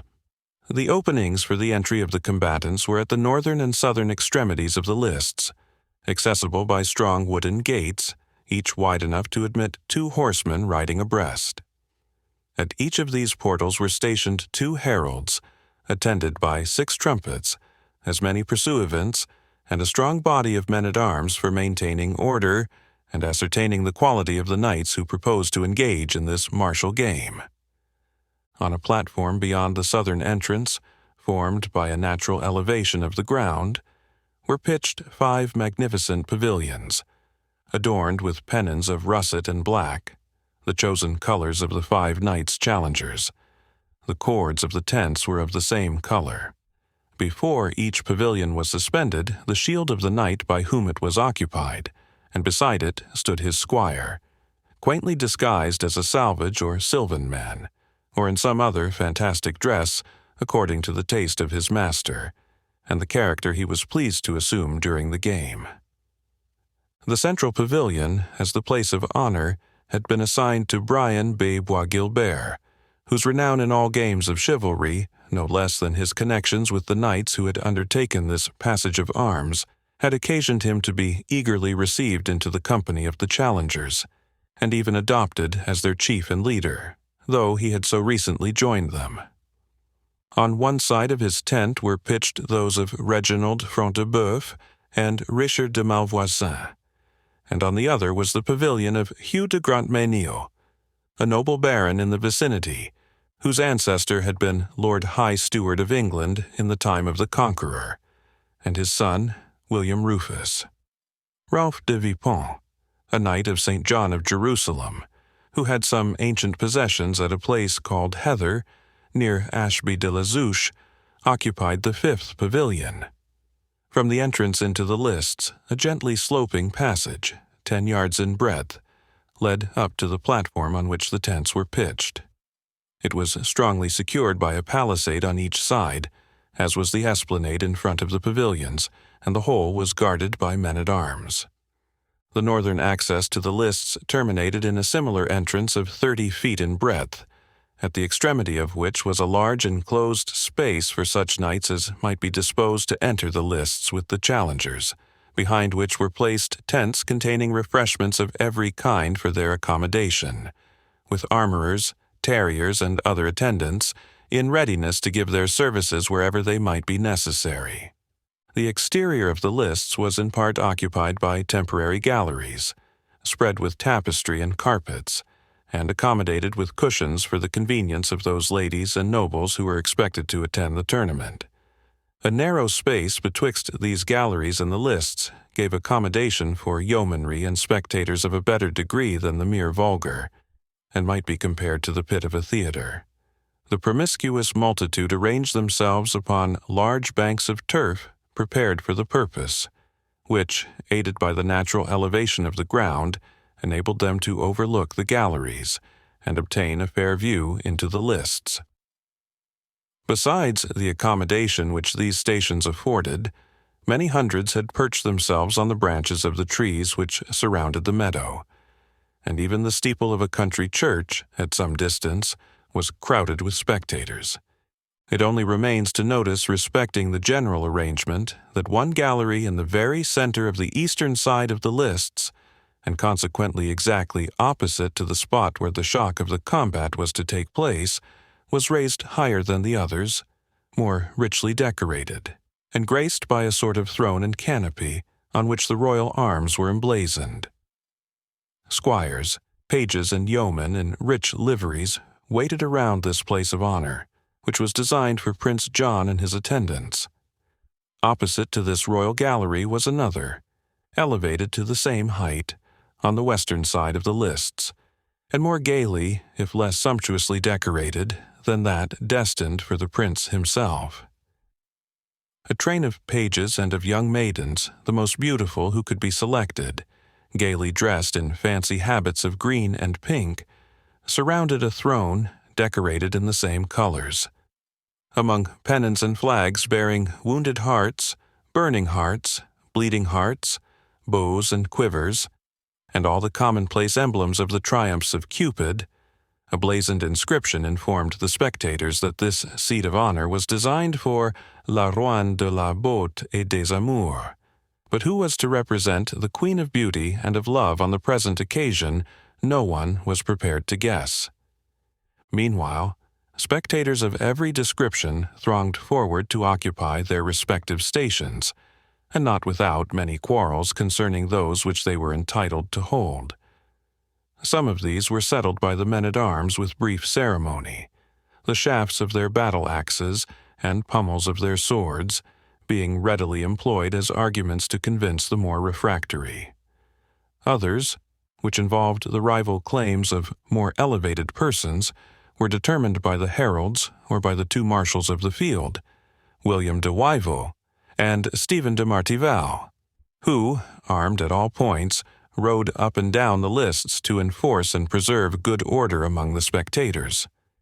Gradually, the galleries became filled with knights and nobles, in their robes of peace, whose long and rich-tinted mantles were contrasted with the gayer and more splendid habits of the ladies, who, in a greater proportion than even the men themselves, thronged to witness a sport, which one would have thought too bloody and dangerous to afford their sex much pleasure. The lower and interior space was soon filled by substantial yeomen and burghers, and such of the lesser gentry as, from modesty, poverty, or dubious title, durst not assume any higher place. It was of course amongst these that the most frequent disputes for precedence occurred. "Dog of an unbeliever," said an old man, whose threadbare tunic bore witness to his poverty, as his sword and dagger and golden chain intimated his pretensions to rank. "Whelp of a she-wolf, darest thou press upon a Christian and a Norman gentleman of the blood of Montdidier?" This rough expostulation was addressed to no other than our acquaintance Isaac, who, richly and even magnificently dressed in a gabardine ornamented with lace and lined with fur, was endeavoring to make place in the foremost row beneath the gallery for his daughter, the beautiful Rebecca, who had joined him at Ashby, and who was now hanging on her father's arm, not a little terrified by the popular displeasure which seemed generally excited by her parents' presumption. But Isaac, though we have seen him sufficiently timid on other occasions, knew well that at present he had nothing to fear. It was not in places of general resort, or where their equals were assembled, that any avaricious or malevolent noble durst offer him injury. At such meetings the Jews were under the protection of the general law, and if that proved a weak assurance, it usually happened that there were among the persons assembled some barons, who, for their own interested motives, were ready to act as their protectors. On the present occasion, Isaac felt more than usually confident, being aware that Prince John was even then in the very act of negotiating a large loan from the Jews of York, to be secured upon certain jewels and lands. Isaac's own share in this transaction was considerable, and he well knew that the prince's eager desire to bring it to a conclusion would ensure him his protection in the dilemma in which he stood. Emboldened by these considerations, the Jew pursued his point, and jostled the Norman Christian without respect either to his descent, quality, or religion. The complaints of the old man, however, excited the indignation of the bystanders. One of these, a stout, well-set yeoman, arrayed in Lincoln green, having 12 arrows stuck in his belt, with a baldric and badge of silver, and a bow of 6 feet length in his hand, turned short round, and while his countenance, which his constant exposure to weather had rendered brown as a hazelnut, grew darker with anger, He advised the Jew to remember that all the wealth he had acquired by sucking the blood of his miserable victims had but swelled him like a bloated spider, which might be overlooked while he kept in a corner, but would be crushed if it ventured into the light. This intimation, delivered in Norman English with a firm voice and a stern aspect, made the Jew shrink back, and he would have probably withdrawn himself altogether from a vicinity so dangerous, had not the attention of everyone been called to the sudden entrance of Prince John, who at that moment entered the lists, attended by a numerous and gay train, consisting partly of laymen, partly of churchmen, as light in their dress and as gay in their demeanor as their companions. Among the latter was the prior of Jorvaulx, in the most gallant trim which a dignitary of the church could venture to exhibit. Fur and gold were not spared in his garments, and the points of his boots, out-Heroding the preposterous fashion of the time, turned up so very far as to be attached, not to his knees merely, but to his very girdle, and effectually prevented him from putting his foot into the stirrup. This, however, was a slight inconvenience to the gallant abbot, who, perhaps even rejoicing in the opportunity to display his accomplished horsemanship before so many spectators, especially of the fair sex, dispensed with the use of these supports to a timid rider. The rest of Prince John's retinue consisted of the favorite leaders of his mercenary troops, some marauding barons and profligate attendants upon the court, with several Knights Templars and Knights of St. John. It may be here remarked that the knights of these two orders were accounted hostile to King Richard, having adopted the side of Philip of France in the long train of disputes which took place in Palestine betwixt that monarch and the lion-hearted King of England. It was the well-known consequence of this discord that Richard's repeated victories had been rendered fruitless, his romantic attempts to besiege Jerusalem disappointed, and the fruit of all the glory which he had acquired had dwindled into an uncertain truce with the Sultan Saladin. With the same policy which had dictated the conduct of their brethren in the Holy Land, the Templars and Hospitallers in England and Normandy attached themselves to the faction of Prince John, having little reason to desire the return of Richard to England, or the succession of Arthur, his legitimate heir. For the opposite reason, Prince John hated and contemned the few Saxon families of consequence which subsisted in England, and omitted no opportunity of mortifying and affronting them, being conscious that his person and pretensions were disliked by them, as well as by the greater part of the English commons, who feared farther innovation upon their rights and liberties, from a sovereign of John's licentious and tyrannical disposition. Attended by this gallant equipage, himself well mounted, and splendidly dressed in crimson and in gold, bearing upon his hand a falcon, and having his head covered by a rich fur bonnet, adorned with a circle of precious stones, from which his long curled hair escaped and overspread his shoulders, Prince John, upon a grey and high-mettled palfrey, caracoled within the lists at the head of his jovial party, laughing loud with his train, and eyeing with all the boldness of royal criticism the beauties who adorned the lofty galleries. Those who remarked in the physiognomy of the prince a dissolute audacity, mingled with extreme haughtiness and indifference to the feelings of others, could not yet deny to his countenance that sort of comeliness which belongs to an open set of features, well formed by nature, modeled by art to the usual rules of courtesy, yet so far frank and honest that they seemed as if they disclaimed to conceal the natural workings of the soul. Such an expression is often mistaken for manly frankness, when in truth it arises from the reckless indifference of a libertine disposition, conscious of superiority of birth, of wealth, or of some other adventitious advantage, totally unconnected with personal merit.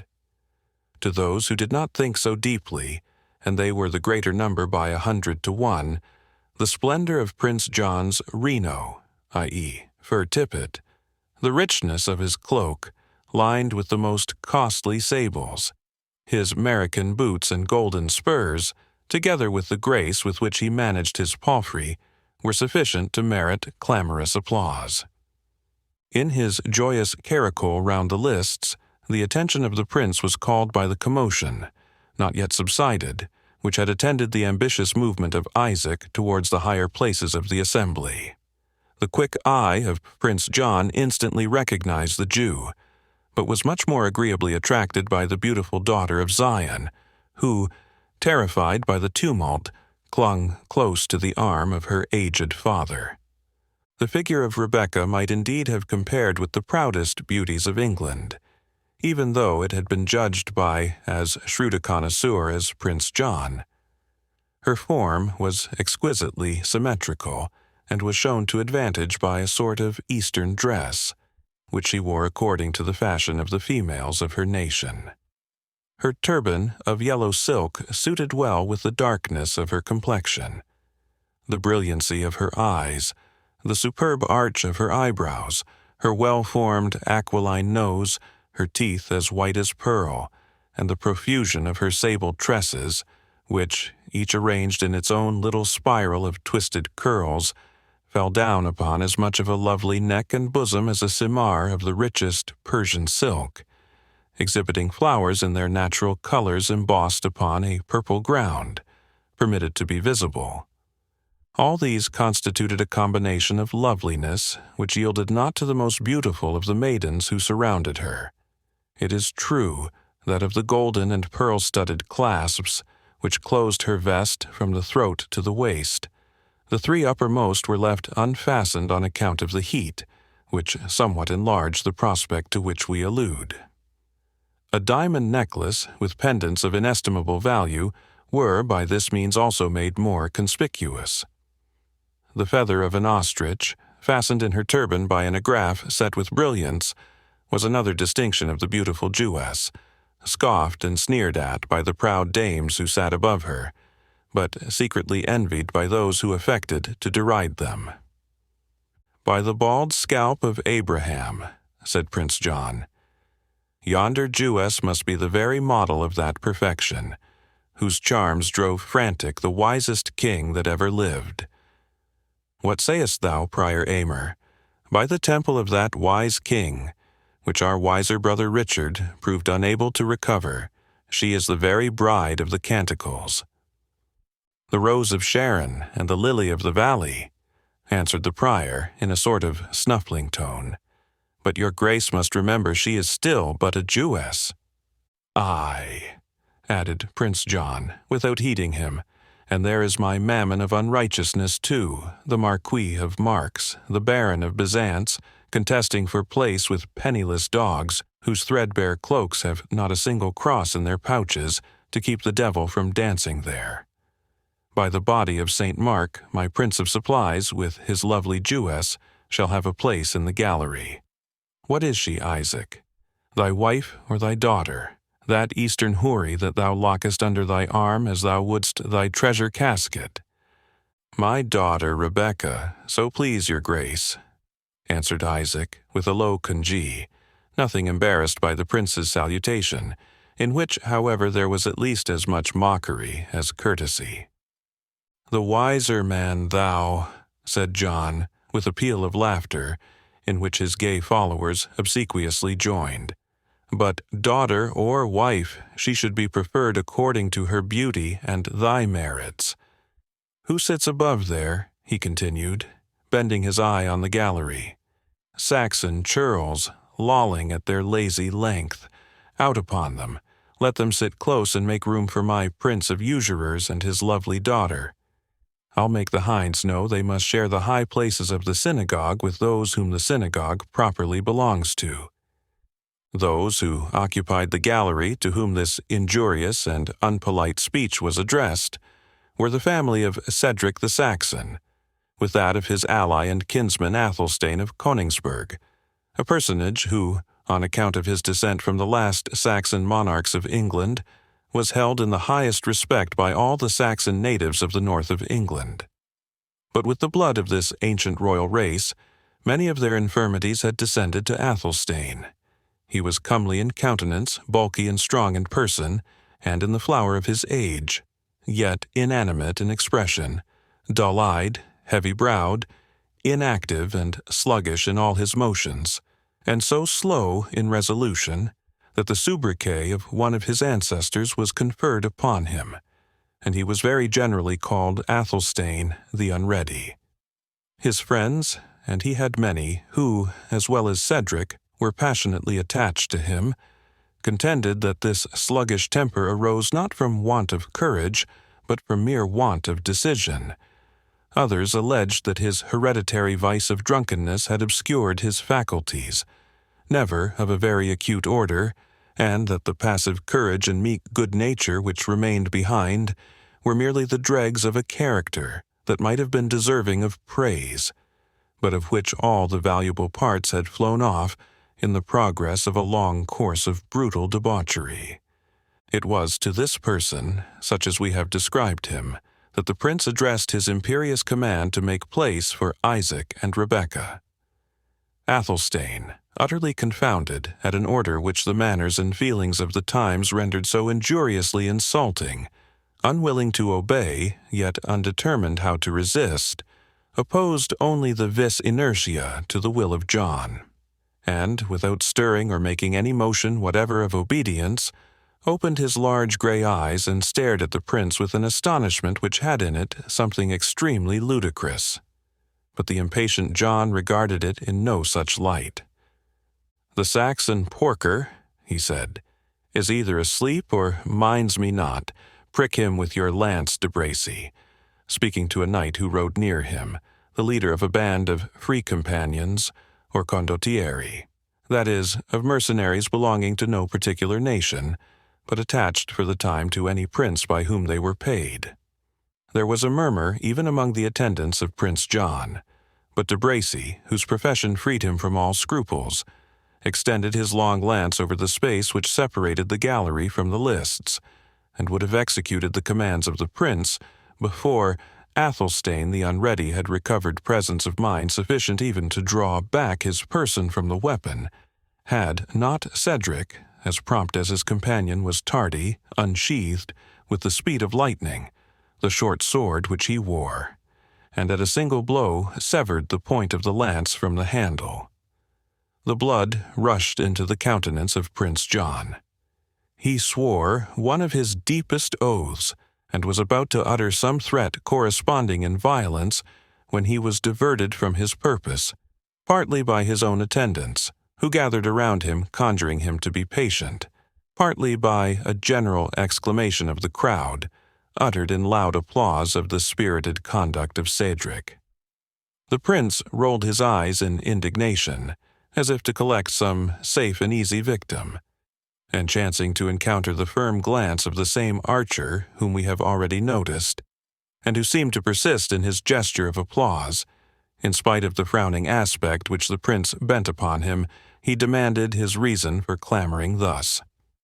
"I always add my hullo," said the yeoman, "when I see a good shot or a gallant blow." "Say'st thou?" answered the prince. "Then thou canst hit the white thyself, I'll warrant." "A woodsman's mark, and at woodsman's distance I can hit," answered the yeoman. "And what Tyrrel's mark, at 100 yards?" said a voice from behind, but by whom uttered could not be discerned. This allusion to the fate of William Rufus, his relative, at once incensed and alarmed Prince John. He satisfied himself, however, with commanding the men-at-arms who surrounded the lists to keep an eye on the braggart, pointing to the yeoman. "By St. Grizzle," he added, "we will try his own skill, who is so ready to give his voice to the feats of others." "I shall not fly the trial," said the yeoman, with the composure which marked his whole deportment. "Meanwhile, stand up, ye Saxon churls," said the fiery prince, "for by the light of heaven, since I have said it, the Jew shall have his seat amongst ye." "By no means, an it please your grace. It is not fit for such as we to sit with the rulers of the land," said the Jew, whose ambition for precedence, though it had led him to dispute place with the extenuated and impoverished descendant of the line of Montdidier, by no means stimulated him to an intrusion upon the privileges of the wealthy Saxons. "Up, infidel dog, when I command you," said Prince John, "or I will have thy swarthy hide stripped off and tanned for horse furniture." Thus urged, the Jew began to ascend the steep and narrow steps which led up to the gallery. "Let me see," said the prince, "who dare stop him?" fixing his eye on Cedric, whose attitude intimated his intention to hurl the Jew down headlong. The catastrophe was prevented by the clown Wamba, who, springing betwixt his master and Isaac, and exclaiming, in answer to the prince's defiance, "Marry, that will I," opposed to the beard of the Jew a shield of brawn, which he plucked from beneath his cloak, and with which doubtless he had furnished himself, lest the tournament should have proved longer than his appetite could endure abstinence. Finding the abomination of his tribe opposed to his very nose, while the jester, at the same time, flourished his wooden sword above his head, the Jew recoiled, missed his footing, and rolled down the steps, an excellent jest to the spectators, who set up a loud laughter, in which Prince John and his attendants heartily joined. "Deal me the prize, cousin prince," said Wamba. "I have vanquished my foe in fair fight with sword and shield," he added, brandishing the brawn in one hand and the wooden sword in the other. "Who, and what art thou, noble champion?" said Prince John, still laughing. "A fool by right of descent," answered the jester. "I am Wamba, the son of Witless, who was the son of Weatherbrain, who was the son of an alderman." "Make room for the Jew in front of the lower ring," said Prince John, not unwilling perhaps to seize an apology to desist from his original purpose. To place the vanquished beside the victor were false heraldry. "Knave upon fool were worse," answered the jester, "and Jew upon bacon worst of all." "Gramercy, good fellow," cried Prince John. "Thou pleasest me. Here's Isaac, lend me a handful of byzants." As the Jew, stunned by the request, afraid to refuse, and unwilling to comply, fumbled in the furred bag which hung by his girdle, and was perhaps endeavoring to ascertain how few coins might pass for a handful, the prince stooped from his jennet, and settled Isaac's doubts by snatching the pouch itself from his side, and flinging to Wamba a couple of the gold pieces which it contained, he pursued his career round the lists, leaving the Jew to the derision of those around him, and himself receiving as much applause from the spectators as if he had done some honest and honorable action. Chapter 8. At this, the challenger with fierce defy. His trumpet sounds. The challenged makes reply. With clangor rings the field, resounds the vaulted sky. Their visors closed, their lances in the rest, or at the helmet pointed or the crest.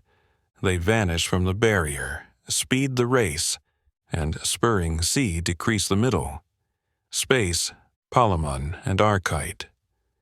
In the midst of Prince John's cavalcade, he suddenly stopped, and appealing to the prior of Jorvaulx, declared the principal business of the day had been forgotten. "By my halidom," said he, "we have forgotten, Sir Prior, to name the fair sovereign of love and of beauty, by whose white hand the palm is to be distributed. For my part, I am liberal in my ideas, and I care not if I give my vote for the black-eyed Rebecca." "Holy Virgin," answered the prior, turning up his eyes in horror, "a Jewess. We should deserve to be stoned out of the lists, and I am not yet old enough to be a martyr.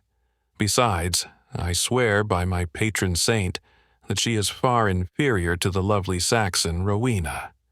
"Saxon or Jew," answered the prince. "Saxon or Jew, dog or hog, what matters it? I say, name Rebecca, were it only to mortify the Saxon churls."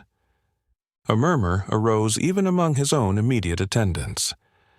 "This passes a jest, my lord," said de Bracy. "No knight here will lay lance in rest if such an insult is attempted." "It is the mere wantonness of insult," said one of the oldest and most important of Prince John's followers, Waldemar Fitzurse. and, if your grace attempt it, cannot but prove ruinous to your projects. I entertained you, sir, said John, reining up his palfrey haughtily, for my follower, but not for my counselor. Those who follow your grace in the paths which you tread, said Waldemar, but speaking in a low voice, acquire the right of counselors, for your interest and safety are not more deeply gauged than their own. From the tone in which this was spoken, John saw the necessity of acquiescence. I did but jest, he said, and you turn upon me like so many adders.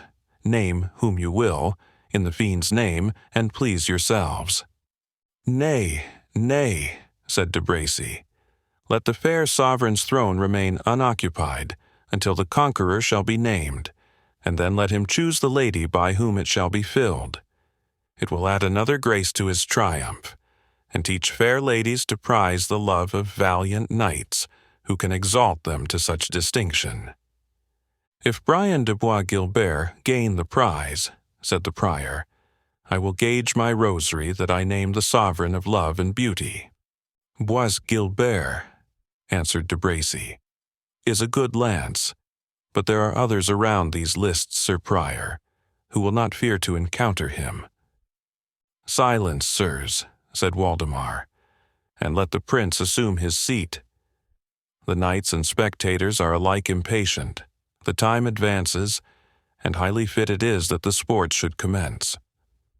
Prince John, though not yet a monarch, had in Waldemar Fitzurse all the inconveniences of a favorite minister, who, in serving his sovereign, must always do so in his own way.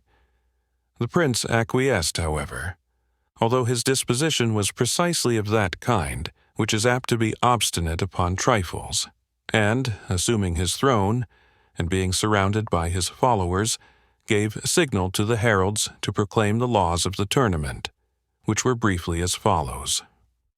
First, the 5 challengers were to undertake all comers. Secondly, any knight proposing to combat might, if he pleased, select a special antagonist from among the challengers by touching his shield. If he did so with the reverse of his lance, the trial of skill was made with what were called the arms of courtesy, that is, with lances at whose extremity a piece of round, flat board was fixed, so that no danger was encountered, save from the shock of the horses and riders.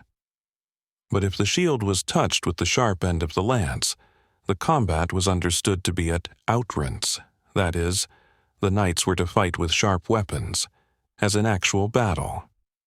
Thirdly, when the knights present had accomplished their view, by each of them breaking 5 lances, the prince was to declare the victor in the first day's tourney, who should receive as prize a war-horse of exquisite beauty and matchless strength. And in addition to this reward of valor, it was now declared he should have the peculiar honor of naming the Queen of Love and Beauty, by whom the prize should be given on the ensuing day.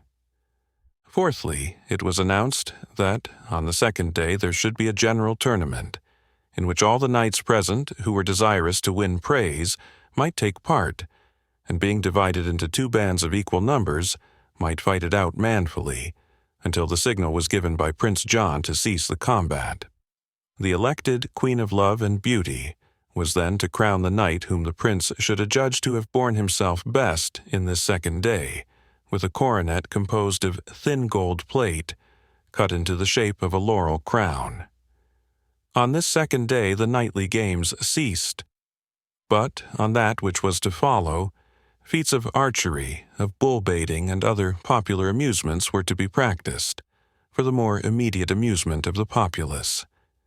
In this manner did Prince John endeavor to lay the foundation of a popularity, which he was perpetually throwing down by some inconsiderate act of wanton aggression upon the feelings and prejudices of the people.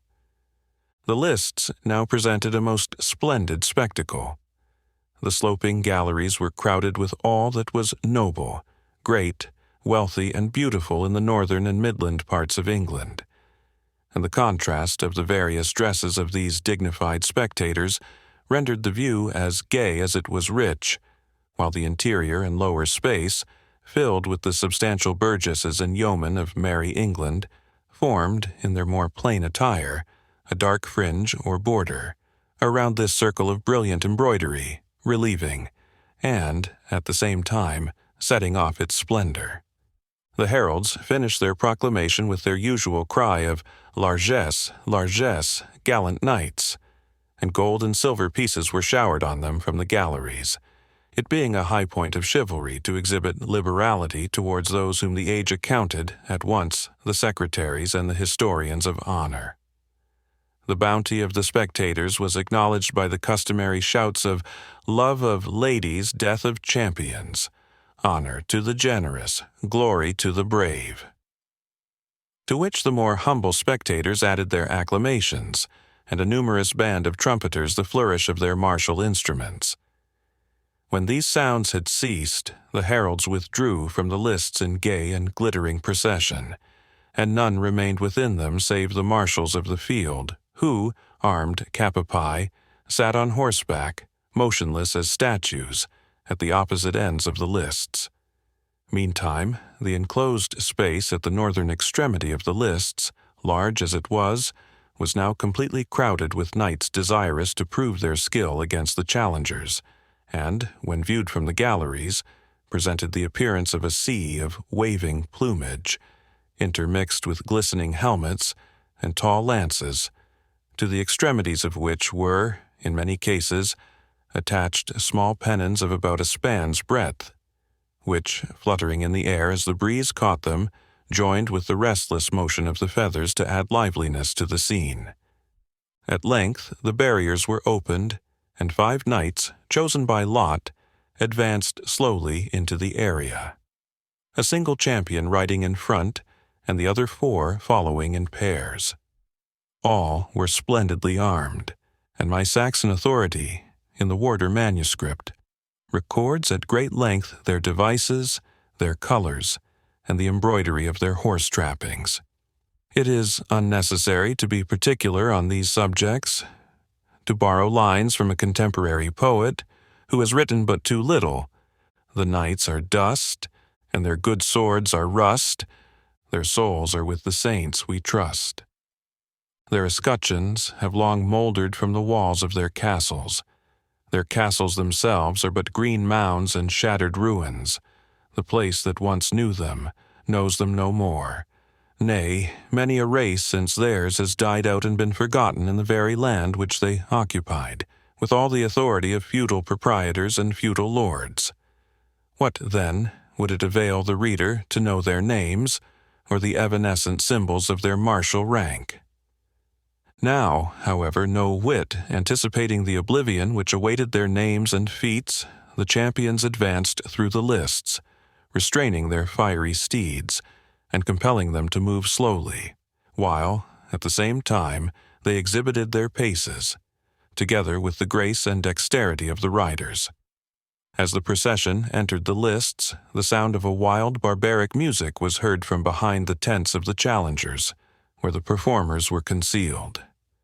It was of Eastern origin, having been brought from the Holy Land, and the mixture of the cymbals and bells seemed to bid welcome at once, and defiance to the knights as they advanced. With the eyes of an immense concourse of spectators fixed upon them, the 5 knights advanced up the platform upon which the tents of the challengers stood, and there, separating themselves, each touched slightly, and with the reverse of his lance, the shield of the antagonist to whom he wished to oppose himself. The lower orders of spectators in general, nay, many of the higher class, and it is even said several of the ladies were rather disappointed at the champions choosing the arms of courtesy, for the same sort of persons who, in the present day, applaud most highly the deepest tragedies, were then interested in a tournament exactly in proportion to the danger incurred by the champions engaged. Having intimated their more pacific purpose, the champions retreated to the extremity of the lists, where they remained drawn up in a line, while the challengers, sallying each from his pavilion, mounted their horses, and, headed by Brian de Bois Guilbert, descended from the platform, and opposed themselves individually to the knights who had touched their respective shields. At the flourish of clarions and trumpets, they started out against each other at full gallop, and such was the superior dexterity or good fortune of the challengers that those opposed to Bois Guilbert, Malvoisin, and Front de Bœuf rolled on the ground. The antagonist of Grantmesnil, instead of bearing his lance-point fair against the crest or the shield of his enemy, swerved so much from the direct line as to break the weapon athwart the person of his opponent, a circumstance which was accounted more disgraceful than that of being actually unhorsed, because the latter might happen from accident, whereas the former evinced awkwardness and want of management of the weapon and of the horse. The fifth knight alone maintained the honor of his party, and parted fairly with the Knight of St. John, both splintering their lances without advantage on either side. The shouts of the multitude, together with the acclamations of the heralds and the clangor of the trumpets, announced the triumph of the victors and the defeat of the vanquished. The former retreated to their pavilions, and the latter, gathering themselves up as they could, withdrew from the lists in disgrace and dejection, to agree with their victors concerning the redemption of their arms and their horses, which, according to the laws of the tournament, they had forfeited.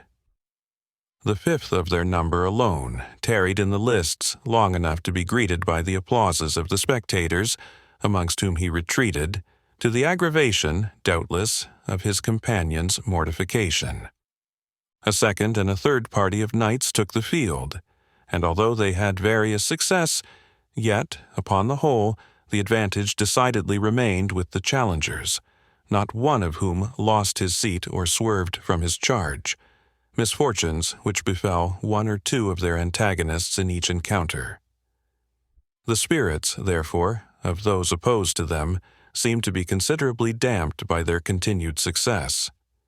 3 knights only appeared on the fourth entry, who, avoiding the shields of Bois Guilbert and Front de Bœuf, contented themselves with touching those of the 3 other knights, who had not altogether manifested the same strength and dexterity. This politic selection did not alter the fortune of the field. The challengers were still successful. One of their antagonists was overthrown, and both the others failed in the attaint, that is, in striking the helmet and shield of their antagonist firmly and strongly, with the lance held in a direct line, so that the weapon might break unless the champion was overthrown. After this fourth encounter there was a considerable pause, nor did it appear that anyone was very desirous of renewing the contest. The spectators murmured among themselves, for, among the challengers, Malvoisin and Front de Bœuf were unpopular from their characters, and the others, except Grantmesnil, were disliked as strangers and foreigners. But none shared the general feeling of dissatisfaction so keenly as Cedric the Saxon, who saw, in each advantage gained by the Norman challengers, a repeated triumph over the honor of England. His own education had taught him no skill in the games of chivalry, although, with the arms of his Saxon ancestors, he had manifested himself, on many occasions, a brave and determined soldier. He looked anxiously to Athelstane, who had learned the accomplishments of the age, as if desiring that he should make some personal effort to recover the victory which was passing into the hands of the Templar and his associates. But, though both stout of heart and strong of person, Athelstane had a disposition too inert and unambitious to make the exertions which Cedric seemed to expect from him. "The day is against England, my lord," said Cedric in a marked tone. "Are you not tempted to take the lance?" "I shall tilt tomorrow," answered Athelstane, "in the melee. It is not worth while for me to arm myself today." 2 things displeased Cedric in this speech. It contained the Norman word melee, to express the general conflict, and it evinced some indifference to the honor of the country, but it was spoken by Athelstane, whom he held in such profound respect that he would not trust himself to canvass his motives or his foibles. Moreover, he had no time to make any remark, for Wamba thrust in his word, observing, "It was better, though scarce easier, to be the best man among 100 than the best man of 2. Athelstane took the observation as a serious compliment, but Cedric, who better understood the jester's meaning, darted at him a severe and menacing look. And lucky it was for Wamba, perhaps, that the time and place prevented his receiving, notwithstanding his place and service, more sensible marks of his master's resentment. The pause in the tournament was still uninterrupted, excepting by the voices of the heralds exclaiming, "Love of ladies, splintering of lances, stand forth, gallant knights, fair eyes look upon your deeds." The music, also of the challengers, breathed from time to time wild bursts expressive of triumph or defiance, while the clowns grudged a holiday which seemed to pass away in inactivity, and old knights and nobles lamented in whispers the decay of martial spirit, spoke of the triumphs of their younger days, but agreed that the land did not now supply dames of such transcendent beauty as had animated the jousts of former times. Prince John began to talk to his attendants about making ready the banquet, and the necessity of adjudging the prize to Brian de Bois Guilbert, who had, with a single spear, overthrown 2 knights and foiled a 3rd. At length, as the Saracenic music of the challengers concluded one of those long and high flourishes with which they had broken the silence of the lists, it was answered by a solitary trumpet, which breathed a note of defiance from the northern extremity. All eyes were turned to see the new champion which these sounds announced, and no sooner were the barriers opened than he paced into the lists. As far as could be judged of a man sheathed in armor, the new adventurer did not greatly exceed the middle size, and seemed to be rather slender than strongly made. His suit of armor was formed of steel, richly inlaid with gold, and the device on his shield was a young oak tree, pulled up by the roots, with the Spanish word desdichado, signifying disinherited. He was mounted on a gallant black horse, and as he passed through the lists, he gracefully saluted the prince and the ladies by lowering his lance. The dexterity with which he managed his steed, and something of youthful grace which he displayed in his manner, won him the favor of the multitude, which some of the lower classes expressed by calling out, "Touch Ralph de Vipon's shield. Touch the Hospitaler's shield. He has the least sure seat. He is your cheapest bargain." The champion, moving onward amid these well-meant hints, ascended the platform by the sloping alley which led to it from the lists, and, to the astonishment of all present, riding straight up to the central pavilion, struck with the sharp end of his spear the shield of Brian de Bois Guilbert until it rung again. All stood astonished at his presumption, but none more than the redoubted knight whom he had thus defied to mortal combat, and who, little expecting so rude a challenge, was standing carelessly at the door of the pavilion. "Have you confessed yourself, brother?" said the Templar, "and have you heard Mass this morning, that you peril your life so frankly?" "I am fitter to meet death than thou art," answered the disinherited knight, for by this name the stranger had recorded himself in the books of the tourney. "Then take your place in the lists," said Bois Guilbert, "and look your last upon the sun, for this night thou shalt sleep in paradise." "Gramercy for thy courtesy," replied the disinherited knight, "and to requite it, I advise thee to take a fresh horse and a new lance, for by my honor you will need both." Having expressed himself thus confidently, he reined his horse backward down the slope which he had ascended, and compelled him in the same manner to move backward through the lists till he reached the northern extremity, where he remained stationary, in expectation of his antagonist. This feat of horsemanship again attracted the applause of the multitude. However incensed at his adversary for the precautions which he recommended, Brian de Bois Guilbert did not neglect his advice, for his honor was too nearly concerned to permit his neglecting any means which might ensure victory over his presumptuous opponent. He changed his horse for a proved and fresh one of great strength and spirit. He chose a new and a tough spear, lest the wood of the former might have been strained in the previous encounters he had sustained. Lastly, he laid aside his shield, which had received some little damage, and received another from his squires.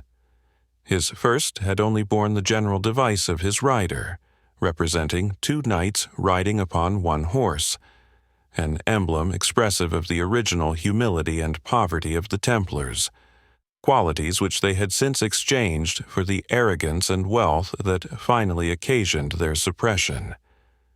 Bois Guilbert's new shield bore a raven in full flight, holding in its claws a skull, and bearing the motto, Guerre le Corbeau. When the 2 champions stood opposed to each other at the 2 extremities of the lists, the public expectation was strained to the highest pitch. Few augured the possibility that the encounter could terminate well for the disinherited knight, yet his courage and gallantry secured the general good wishes of the spectators. The trumpets had no sooner given the signal than the champions vanished from their posts with the speed of lightning, and closed in the center of the lists with the shock of a thunderbolt. The lances burst into shivers up to the very grasp, and it seemed at the moment that both knights had fallen, for the shock had made each horse recoil backwards upon its haunches.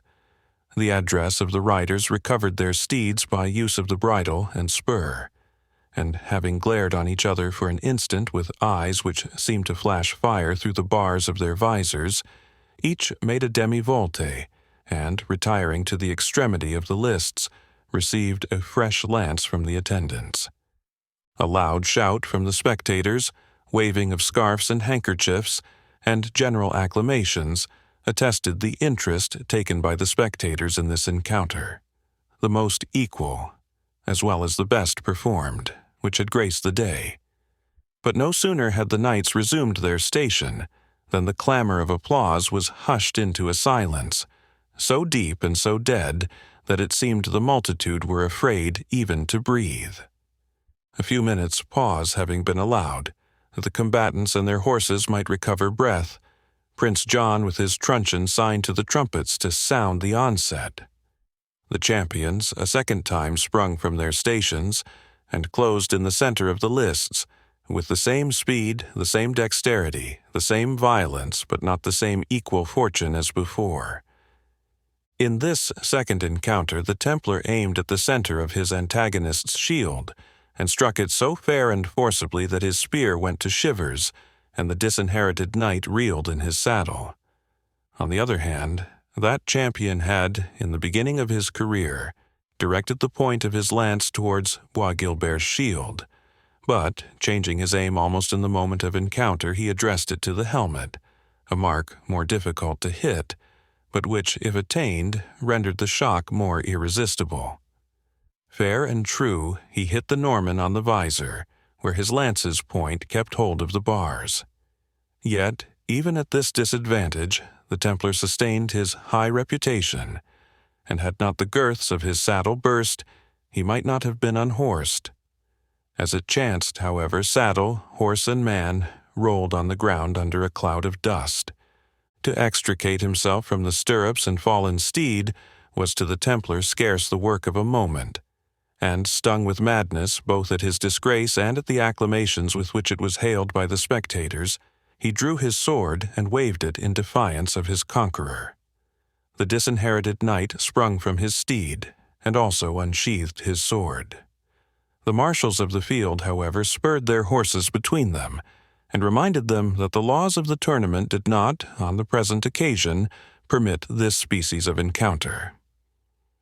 "We shall meet again, I trust," said the Templar, casting a resentful glance at his antagonist, "and where there are none to separate us." "If we do not," said the disinherited knight, "the fault shall not be mine.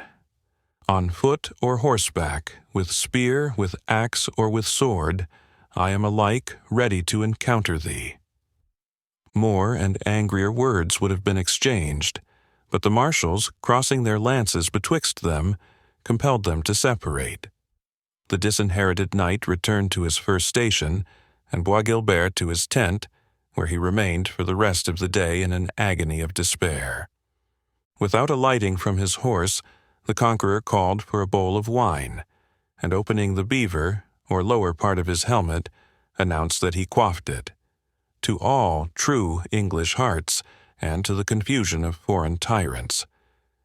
He then commanded his trumpet to sound a defiance to the challengers, and desired a herald to announce to them that he should make no election, but was willing to encounter them in the order in which they pleased to advance against him. The gigantic Front de Bœuf, armed in sable armor, was the first who took the field. He bore on a white shield a black bull's head, half defaced by the numerous encounters which he had undergone, and bearing the arrogant motto, Cave Adsum. Over this champion, the Disinherited Knight obtained a slight but decisive advantage. Both knights broke their lances fairly, but Front de Bœuf, who lost a stirrup in the encounter, was adjudged to have the disadvantage. In the stranger's third encounter with Sir Philip Malvoisin, he was equally successful, striking that baron so forcibly on the casque that the laces of the helmet broke, and Malvoisin, only saved from falling by being unhelmeted, was declared vanquished like his companions. In his fourth combat with de Grantmesnil, the Disinherited Knight showed as much courtesy as he had hitherto evinced courage and dexterity. De Grantmesnil's horse, which was young and violent, reared and plunged in the course of the career, so as to disturb the rider's aim, and the stranger, declining to take the advantage which this accident afforded him, raised his lance, and passing his antagonist without touching him, wheeled his horse and rode back again to his own end of the lists, offering his antagonist, by a herald, the chance of a second encounter. This de Grantmesnil declined, avowing himself vanquished as much by the courtesy as by the address of his opponent. Ralph de Vipon summed up the list of the stranger's triumphs, being hurled to the ground with such force that the blood gushed from his nose and his mouth, and he was borne senseless from the lists. The acclamations of thousands applauded the unanimous award of the prince and marshals, announcing that day's honors to the Disinherited Knight. Chapter 9. In the midst was seen a lady of a more majestic mien, by stature and by beauty marked their sovereign queen. And as in beauty she surpassed the choir, so nobler than the rest was her attire. A crown of ruddy gold enclosed her brow, plain without pomp, and rich without a show. A branch of Agnus Castus in her hand, she bore aloft her symbol of command. The flower and the leaf, William de Wyville and Stephen de Martival, the marshals of the field, were the first to offer their congratulations to the victor, praying him, at the same time, to suffer his helmet to be unlaced, or at least that he would raise his visor ere they conducted him to receive the prize of the day's tourney from the hands of Prince John. The Disinherited Knight, with all knightly courtesy, declined their request, alleging that he could not at this time suffer his face to be seen, for reasons which he had assigned to the heralds when he entered the lists. The marshals were perfectly satisfied by this reply, for amidst the frequent and capricious vows by which knights were accustomed to bind themselves in the days of chivalry, there were none more common than those by which they engaged to remain incognito for a certain space, or until some particular adventure was achieved. The marshals, therefore, pressed no farther into the mystery of the Disinherited Knight, but, announcing to Prince John the Conqueror's desire to remain unknown, they requested permission to bring him before his grace, in order that he might receive the reward of his valor. John's curiosity was excited by the mystery observed by the stranger, and, being already displeased with the issue of the tournament, in which the challengers whom he favored had been successively defeated by one knight, he answered haughtily to the marshals, "By the light of Our Lady's brow, this same knight hath been disinherited as well of his courtesy as of his lands, since he desires to appear before us without uncovering his face. Wot ye, my lords," he said, turning round to his train, "who this gallant can be that bears himself thus proudly?" "I cannot guess," answered de Bracy, "nor did I think there had been within the 4 seas that girth Britain a champion that could bear down these 5 knights in one day's jousting." By my faith, I shall never forget the force with which he shocked de Vipon. The poor Hospitaller was hurled from his saddle like a stone from a sling. Boast not of that, said a knight of St. John, who was present. Your temple champion had no better luck. I saw your brave lance, Bois Guilbert, roll thrice over, grasping his hands full of sand at every turn. De Bracy, being attached to the Templars, would have replied, but was prevented by Prince John. Silence, sirs, he said. What unprofitable debate have we here? The victor, said de Wyville, still waits the pleasure of your highness.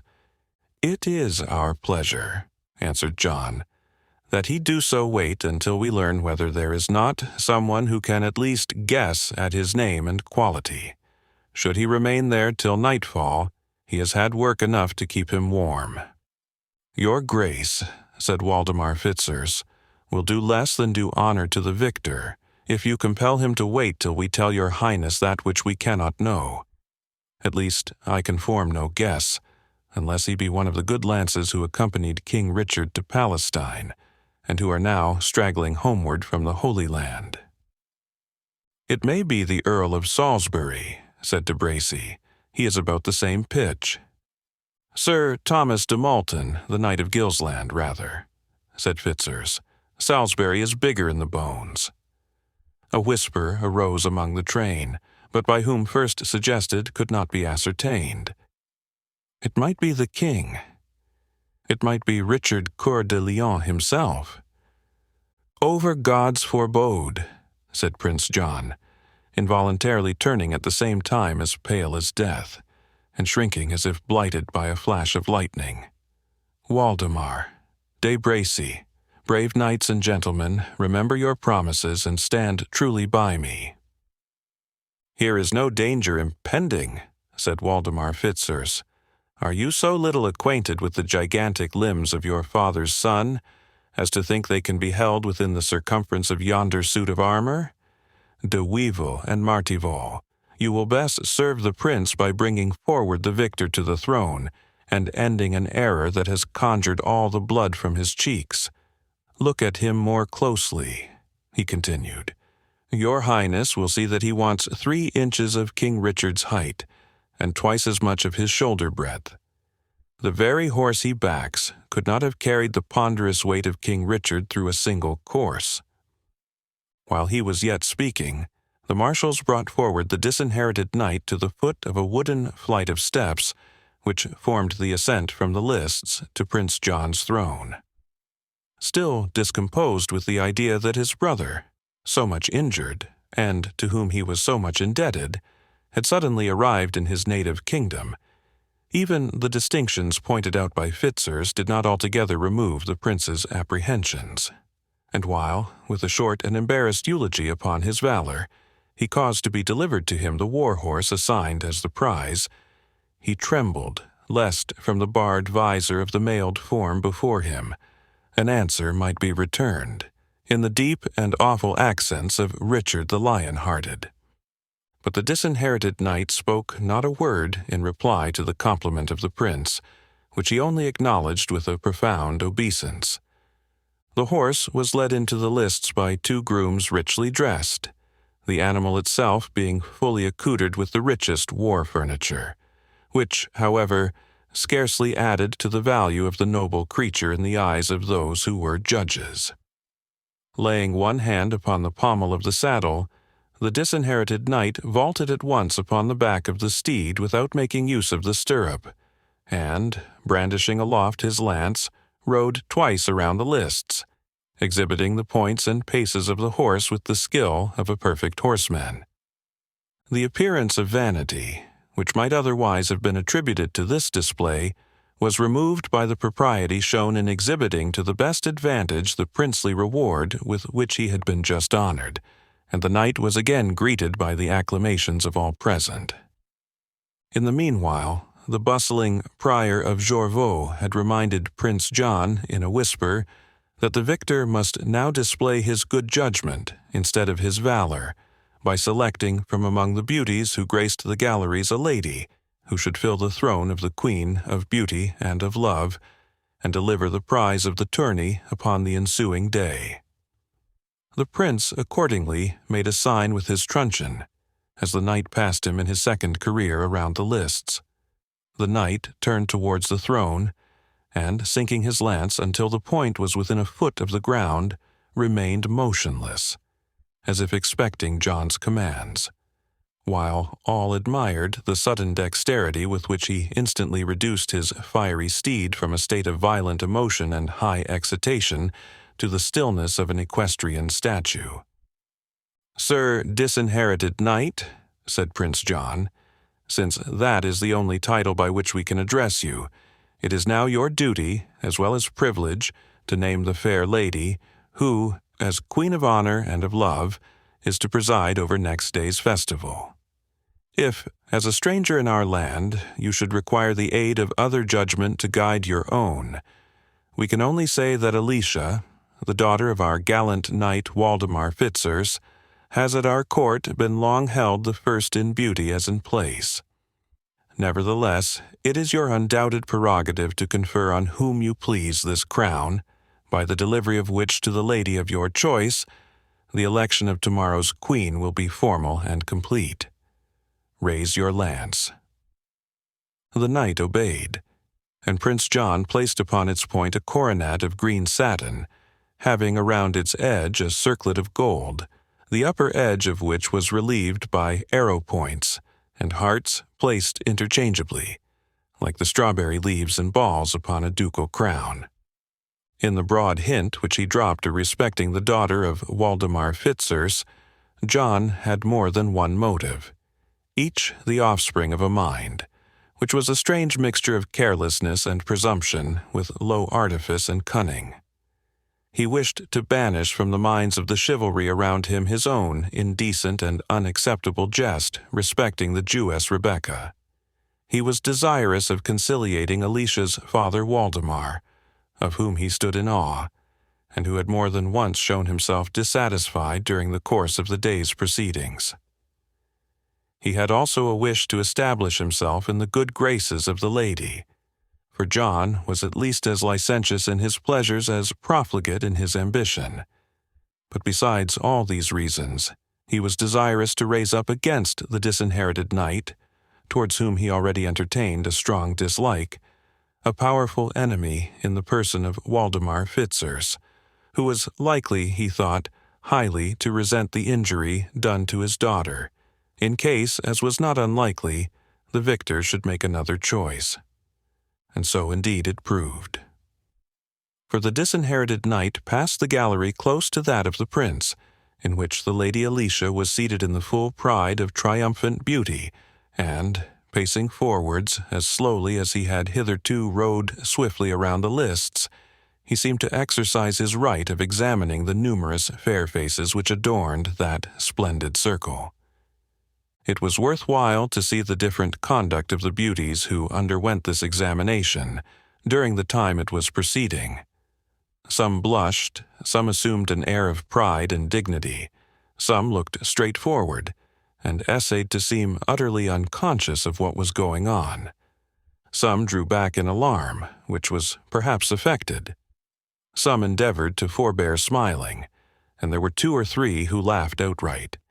There were also some who dropped their veils over their charms, but, as the Wardour manuscript says these were fair ones of 10 years' standing, it may be supposed that, having had their full share of such vanities, they were willing to withdraw their claim, in order to give a fair chance to the rising beauties of the age.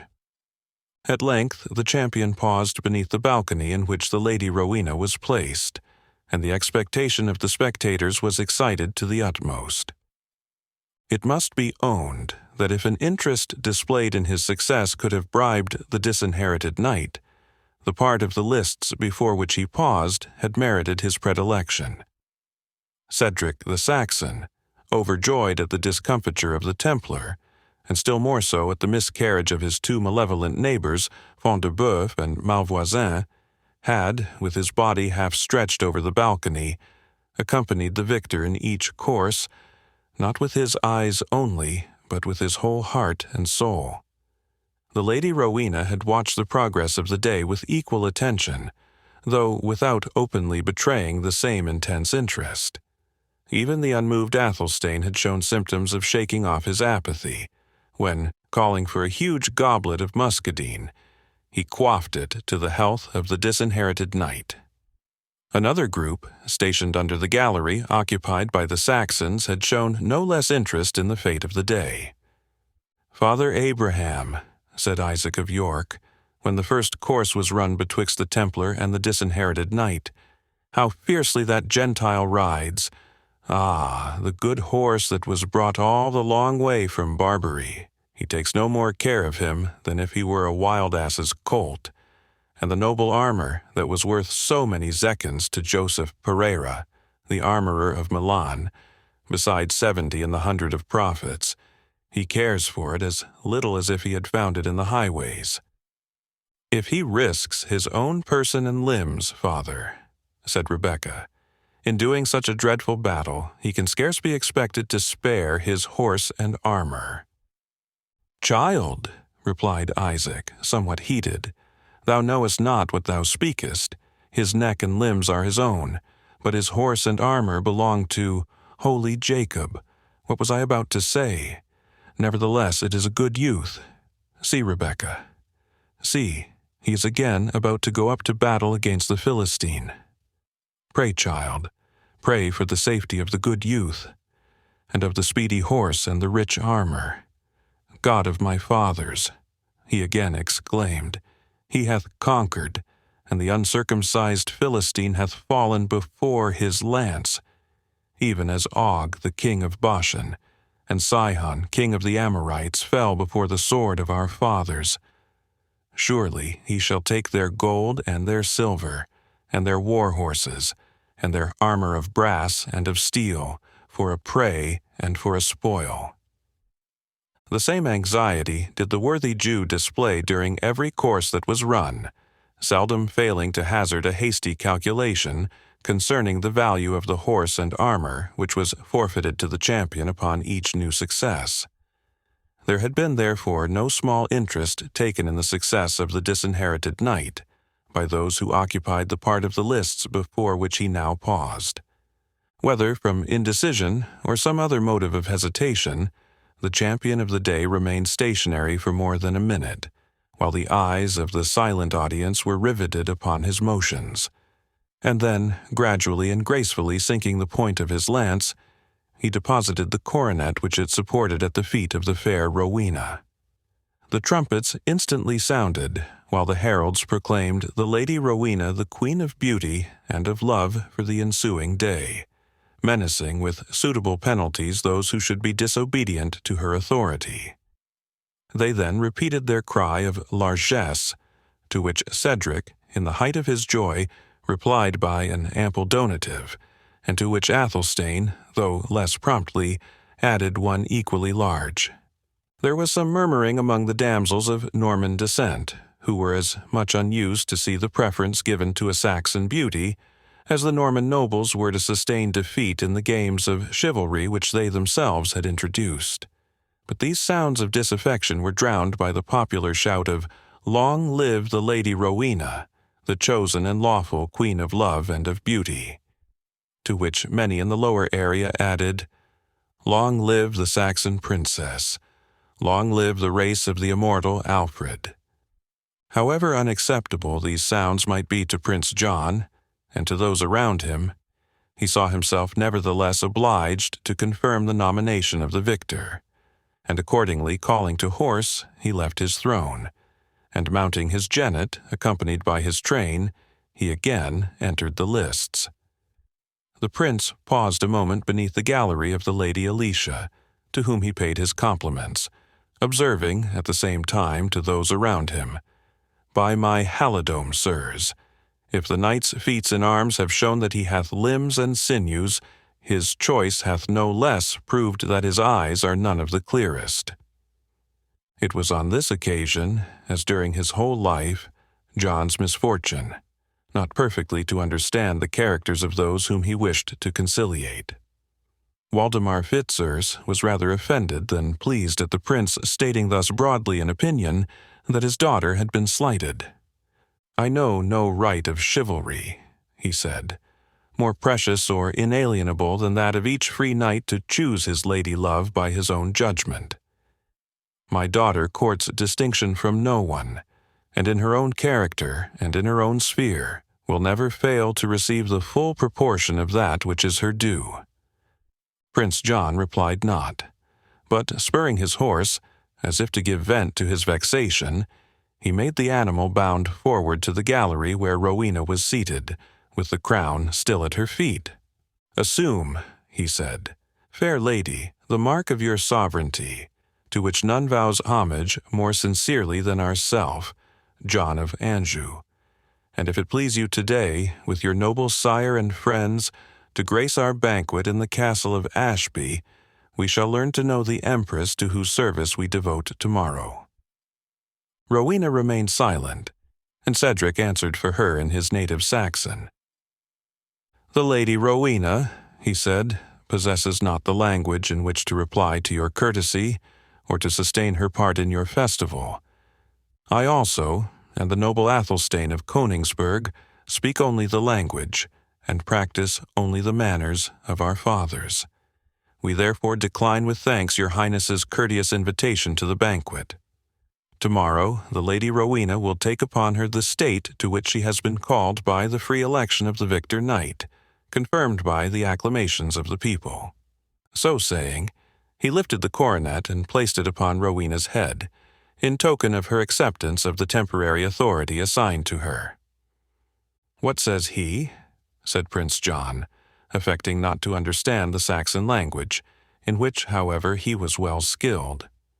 The purport of Cedric's speech was repeated to him in French. "It is well," he said. "Tomorrow we will ourselves conduct this mute sovereign to her seat of dignity. You, at least, Sir Knight," he added, turning to the victor who had remained near the gallery, "will this day share our banquet?" The knight, speaking for the first time, in a low and hurried voice, excused himself by pleading fatigue and the necessity of preparing for tomorrow's encounter. "It is well," said Prince John haughtily. "Although unused to such refusals, we will endeavor to digest our banquet as we may, though ungraced by the most successful in arms, and his elected Queen of Beauty."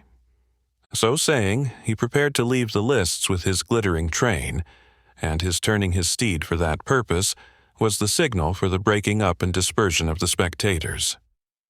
Yet, with the vindictive memory proper to offended pride, especially when combined with conscious want of desert, John had hardly proceeded 3 paces, ere again, turning around, he fixed an eye of stern resentment upon the yeoman who had displeased him in the early part of the day, and issued his commands to the men-at-arms who stood near, "On your life, suffer not that fellow to escape."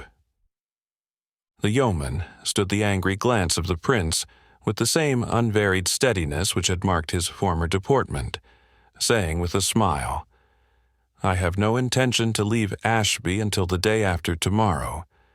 I must see how Staffordshire and Leicestershire can draw their bows. The forests of Needwood and Charnwood must rear good archers." "Aye," said Prince John to his attendants, but not in direct reply.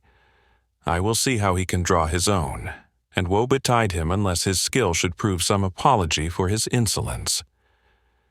"It is full time," said de Bracy, "that the outrecudence of these peasants should be restrained by some striking example." Waldemar Fitzurse, who probably thought his patron was not taking the readiest road to popularity, shrugged up his shoulders and was silent. Prince John resumed his retreat from the lists, and the dispersion of the multitude became general. In various routes according to the different quarters from which they came, and in groups of various numbers, the spectators were seen retiring over the plain. By far the most numerous part streamed towards the town of Ashby, where many of the distinguished persons were lodged in the castle, and where others found accommodation in the town itself. Among these were most of the knights who had already appeared in the tournament, or who proposed to fight there the ensuing day, and who, as they rode slowly along, talking over the events of the day, were greeted with loud shouts by the populace. The same acclamations were bestowed upon Prince John, although he was indebted for them rather to the splendor of his appearance and train than to the popularity of his character. A more sincere and more general, as well as a better merited acclamation, attended the victor of the day, until, anxious to withdraw himself from popular notice, he accepted the accommodation of one of those pavilions pitched at the extremities of the lists, the use of which was courteously tendered him by the marshals of the field. On his retiring to his tent, many who had lingered in the lists to look upon and form conjectures concerning him also dispersed. The signs and sounds of a tumultuous concourse of men lately crowded together in one place, and agitated by the same passing events, were now exchanged for the distant hum of voices of different groups retreating in all directions, and these speedily died away in silence. No other sounds were heard save the voices of the menials who stripped the galleries of their cushions and tapestry, in order to put them in safety for the night, and wrangled among themselves for the half-used bottles of wine and relics of the refreshment which had been served round to the spectators.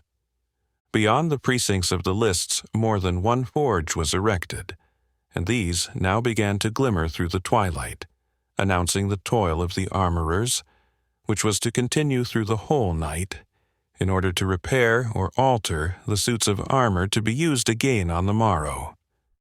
A strong guard of men-at-arms, renewed at intervals, from 2 hours to 2 hours, surrounded the lists, and kept watch during the night. Chapter 10. Thus, like the sad presaging raven that tolls, the sick man's passport in her hollow beak, and in the shadow of the silent night, doth shake contagion from her sable wings. Vexed and tormented, runs poor Barabbas with fatal curses towards these Christians. Jew of Malta. The disinherited knight had no sooner reached his pavilion than squires and pages in abundance tendered their services to disarm him, to bring fresh attire, and to offer him the refreshment of the bath. Their zeal on this occasion was perhaps sharpened by curiosity, since everyone desired to know who the knight was that had gained so many laurels, yet had refused, even at the command of Prince John, to lift his visor or to name his name. But their officious inquisitiveness was not gratified. The disinherited knight refused all other assistance save that of his own squire, or rather yeoman, a clownish-looking man, who, wrapped in a cloak of dark-colored felt, and having his head and face half buried in a Norman bonnet made of black fur, seemed to affect the incognito as much as his master. All others being excluded from the tent, this attendant relieved his master from the more burdensome parts of his armor, and placed food and wine before him, which the exertions of the day rendered very acceptable. The knight had scarcely finished a hasty meal, ere his menial announced to him that 5 men, each leading a barbed steed, desired to speak with him. The disinherited knight had exchanged his armor for the long robe usually worn by those of his condition, which, being furnished with a hood, concealed the features when such was the pleasure of the wearer, almost as completely as the visor of the helmet itself. But the twilight, which was now fast darkening, would of itself have rendered a disguise unnecessary, unless to persons to whom the face of an individual chanced to be particularly well known. The disinherited knight, therefore, stepped boldly forth to the front of his tent, and found in attendance the squires of the challengers, whom he easily knew by their russet and black dresses, each of whom led his master's charger, loaded with the armor in which he had that day fought. According to the laws of chivalry, said the foremost of these men, I, Baldwin de Oily, squire to the redoubted knight Brian de Bois Guilbert, make offer to you, styling yourself, for the present, the disinherited knight, of the horse and armor used by the said Brian de Bois Guilbert in this day's passage of arms, leaving it with your nobleness to retain or to ransom the same, according to your pleasure. For such is the law of arms. The other squires repeated nearly the same formula, and then stood to await the decision of the disinherited knight. "To you 4, sirs," replied the knight, addressing those who had last spoken, "and to your honorable and valiant masters, I have one common reply. Commend me to the noble knights, your masters, and say, I should do ill to deprive them of steeds and arms which can never be used by braver cavaliers. I could here end my message to these gallant knights, but being, as I term myself, in truth and earnest the disinherited, I must be thus far bound to your masters, that they will, of their courtesy, be pleased to ransom their steeds and armor, since that which I wear I can hardly term mine own." "We stand commissioned, each of us," answered the squire of Reginald Front de Bœuf, "to offer 100 zecchins in ransom of these horses and suits of armor." "It is sufficient," said the disinherited knight. "Half the sum my present necessities compel me to accept. Of the remaining half, distribute 1 moiety among yourselves, sir squires, and divide the other half betwixt the heralds and the pursuivants, and minstrels, and attendants." The squires, with cap in hand, and low reverences, expressed their deep sense of a courtesy and generosity not often practiced, at least upon a scale so extensive. The disinherited knight then addressed his discourse to Baldwin, the squire of Brian de Bois Guilbert. "From your master," said he, "I will accept neither arms nor ransom. Say to him in my name, that our strife is not ended. No, not till we have fought as well with swords as with lances, as well on foot as on horseback. To this mortal quarrel he has himself defied me, and I shall not forget the challenge. Meantime, let him be assured that I hold him not as one of his companions, with whom I can with pleasure exchange courtesies, but rather as one with whom I stand upon terms of mortal defiance." "My master," answered Baldwin, "knows how to requite scorn with scorn, and blows with blows, as well as courtesy with courtesy. Since you disdain to accept from him any share of the ransom at which you have rated the arms of the other knights, I must leave his armor and his horse here, being well assured that he will never deign to mount the one, nor wear the other." "You have spoken well, good squire," said the disinherited knight, "well and boldly, as it beseemeth him to speak who answers for an absent master. Leave not, however, the horse and armor here. Restore them to thy master, or, if he scorns to accept them, retain them, good friend, for thine own use. So far as they are mine, I bestow them upon you freely." Baldwin made a deep obeisance and retired with his companions, and the disinherited knight entered the pavilion. "Thus far, Gurth," said he, addressing his attendant, "the reputation of English chivalry hath not suffered in my hands." "And I," said Gurth, "for a Saxon swineherd, have not ill-played the personage of a Norman squire-at-arms." "Yea, but," answered the disinherited knight, "thou hast ever kept me in anxiety, lest thy clownish bearing should discover thee." "Tush," said Gurth, "I fear discovery from none, saving my playfellow Wamba the jester, of whom I could never discover whether he were most knave or fool. Yet I could scarce choose but laugh when my old master passed so near to me, dreaming all the while that Gurth was keeping his porkers many a mile off, in the thickets and swamps of Rotherwood. If I am discovered—" "Enough," said the disinherited knight, "thou knowest my promise." "Nay, for that matter," said Gurth, "I will never fail my friend for fear of my skin-cutting. I have a tough hide that will bear knife or scourge as well as any boar's hide in my herd. Trust me, I will requite the risk you run for my love, Gurth," said the knight.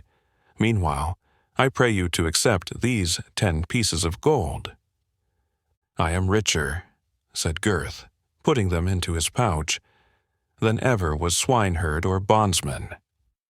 "Take this bag of gold to Ashby," continued his master, "and find out Isaac the Jew of York, and let him pay himself for the horse and arms with which his credit supplied me." "Nay, by St. Dunstan," replied Gurth, "that I will not do." "How, knave?" replied his master. "Wilt thou not obey my commands?" "So, they be honest, reasonable, and Christian commands," replied Gurth, "but this is none of these. To suffer the Jew to pay himself would be dishonest, for it would be cheating my master, and unreasonable, for it were the part of a fool, and unchristian, since it would be plundering a believer to enrich an infidel. See him contented, however, thou stubborn varlet," said the disinherited knight. "I will do so," said Gurth, taking the bag under his cloak and leaving the apartment. "And it will go hard," he muttered, "but I content him with one half of his own asking." So saying, he departed, and left the disinherited knight to his own perplexed ruminations, which, upon more accounts than it is now possible to communicate to the reader, were of a nature peculiarly agitating and painful. We must now change the scene to the village of Ashby, or rather to a country house in its vicinity belonging to a wealthy Israelite, with whom Isaac, his daughter, and retinue had taken up their quarters. The Jews, it is well known, being as liberal in exercising the duties of hospitality and charity among their own people, as they were alleged to be reluctant and churlish in extending them to those whom they termed Gentiles, and whose treatment of them certainly merited little hospitality at their hand. In an apartment, small indeed, but richly furnished with decorations of an oriental taste, Rebecca was seated on a heap of embroidered cushions, which, piled along a low platform that surrounded the chamber, served, like the estrada of the Spaniards, instead of chairs and stools.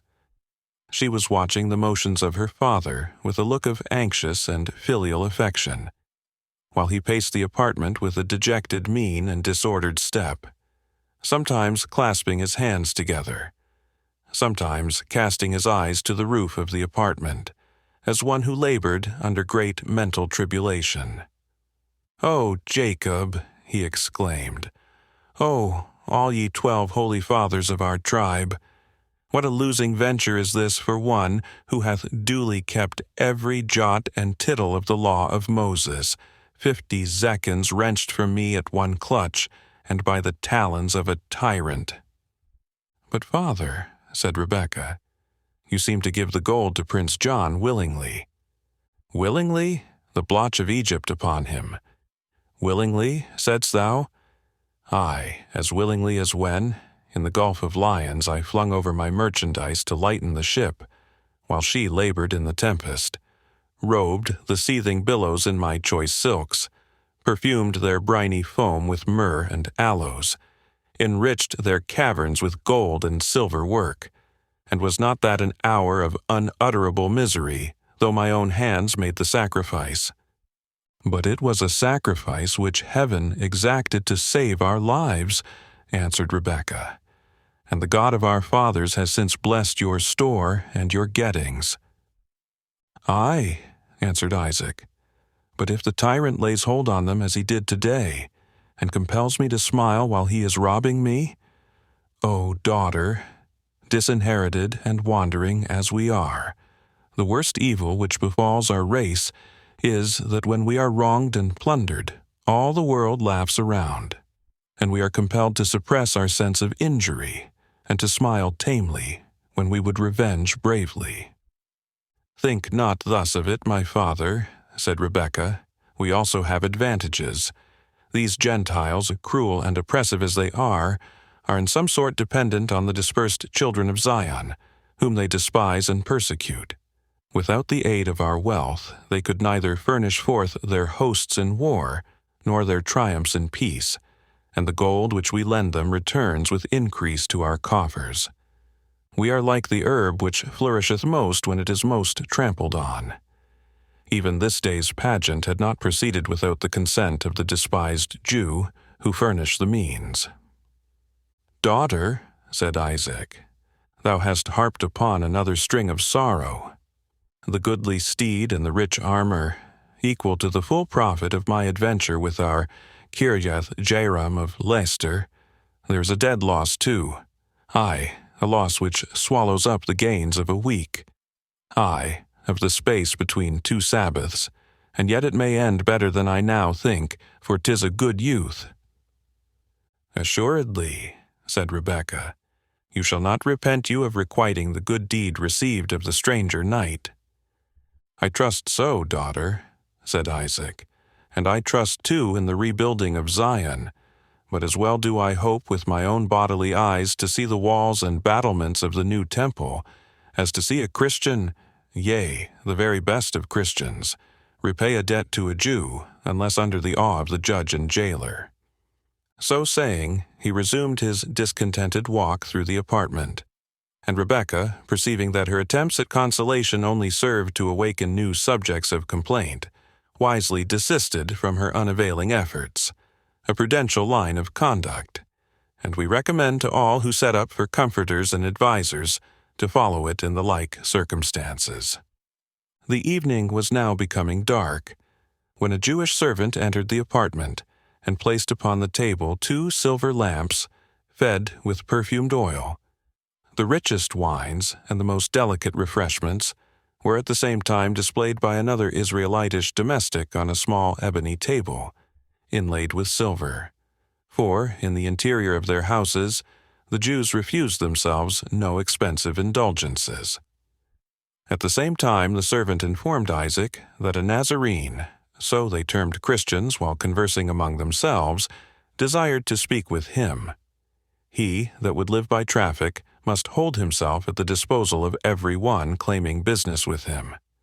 Isaac at once replaced on the table the untasted glass of Greek wine which he had just raised to his lips, and saying hastily to his daughter, "Rebekah, veil thyself," commanded the stranger to be admitted. Just as Rebekah had dropped over her fine features a screen of silver gauze which reached to her feet, the door opened, and Gurth entered, wrapped in the ample folds of his Norman mantle. His appearance was rather suspicious than prepossessing, especially as, instead of doffing his bonnet, he pulled it still deeper over his rugged brow. "Art thou Isaac the Jew of York?" said Gurth in Saxon. "I am," replied Isaac in the same language, for his traffic had rendered every tongue spoken in Britain familiar to him. "And who art thou?" "That is not to the purpose," answered Gurth. "As much as my name is to thee," replied Isaac, "for without knowing thine, how can I hold intercourse with thee?" "Easily," answered Gurth. "I, being to pay money, must know that I deliver it to the right person. Thou, who art to receive it, will not, I think, care very greatly by whose hands it is delivered." "Oh," said the Jew, "you are come to pay moneys. Holy Father Abraham, that altereth our relation to each other. And from whom dost thou bring it?" "From the disinherited knight," said Gurth, "victor in this day's tournament. It is the price of the armor supplied to him by Kirjath-Jairam of Leicester, on thy recommendation. The steed is restored to thy stable. I desire to know the amount of the sum which I am to pay for the armor." "I said he was a good youth," exclaimed Isaac with joyful exultation. "A cup of wine will do thee no harm," he added, filling and handing to the swineherd a richer draught than Gurth had ever before tasted. "And how much money," continued Isaac, "hast thou brought with thee?" "Holy Virgin," said Gurth, setting down the cup, "what nectar these unbelieving dogs drink, while true Christians are fain to quaff ale as muddy and thick as the draught we give to hogs. What money have I brought with me?" continued the Saxon, when he had finished this uncivil ejaculation. "Even but a small sum, something in hand the whilst. What, Isaac? Thou must bear a conscience, though it be a Jewish one." "Nay, but," said Isaac, "thy master has won goodly steeds and rich armors with the strength of his lance, and of his right hand. But 'tis a good youth, the Jew will take these in present payment and render him back the surplus." "My master has disposed of them already," said Gurth. "Ah, that was wrong," said the Jew. "That was the part of a fool. No Christians here could buy so many horses and armor. No Jew except myself would give him half the values. But thou hast 100 zecchins with thee in that bag," said Isaac, prying under Gurth's cloak. "It is a heavy one." "I have heads for crossbow bolts in it," said Gurth readily. "Well then," said Isaac, panting and hesitating between habitual love of gain and a newborn desire to be liberal in the present instance, "if I should say that I would take 80 zecchins for the good steed and the rich armor, which leaves me not a guilder's profit, have you money to pay me?" "Barely," said Gurth, though the sum demanded was more reasonable than he expected, "and it will leave my master nigh penniless. Nevertheless, if such be your least offer, I must be content."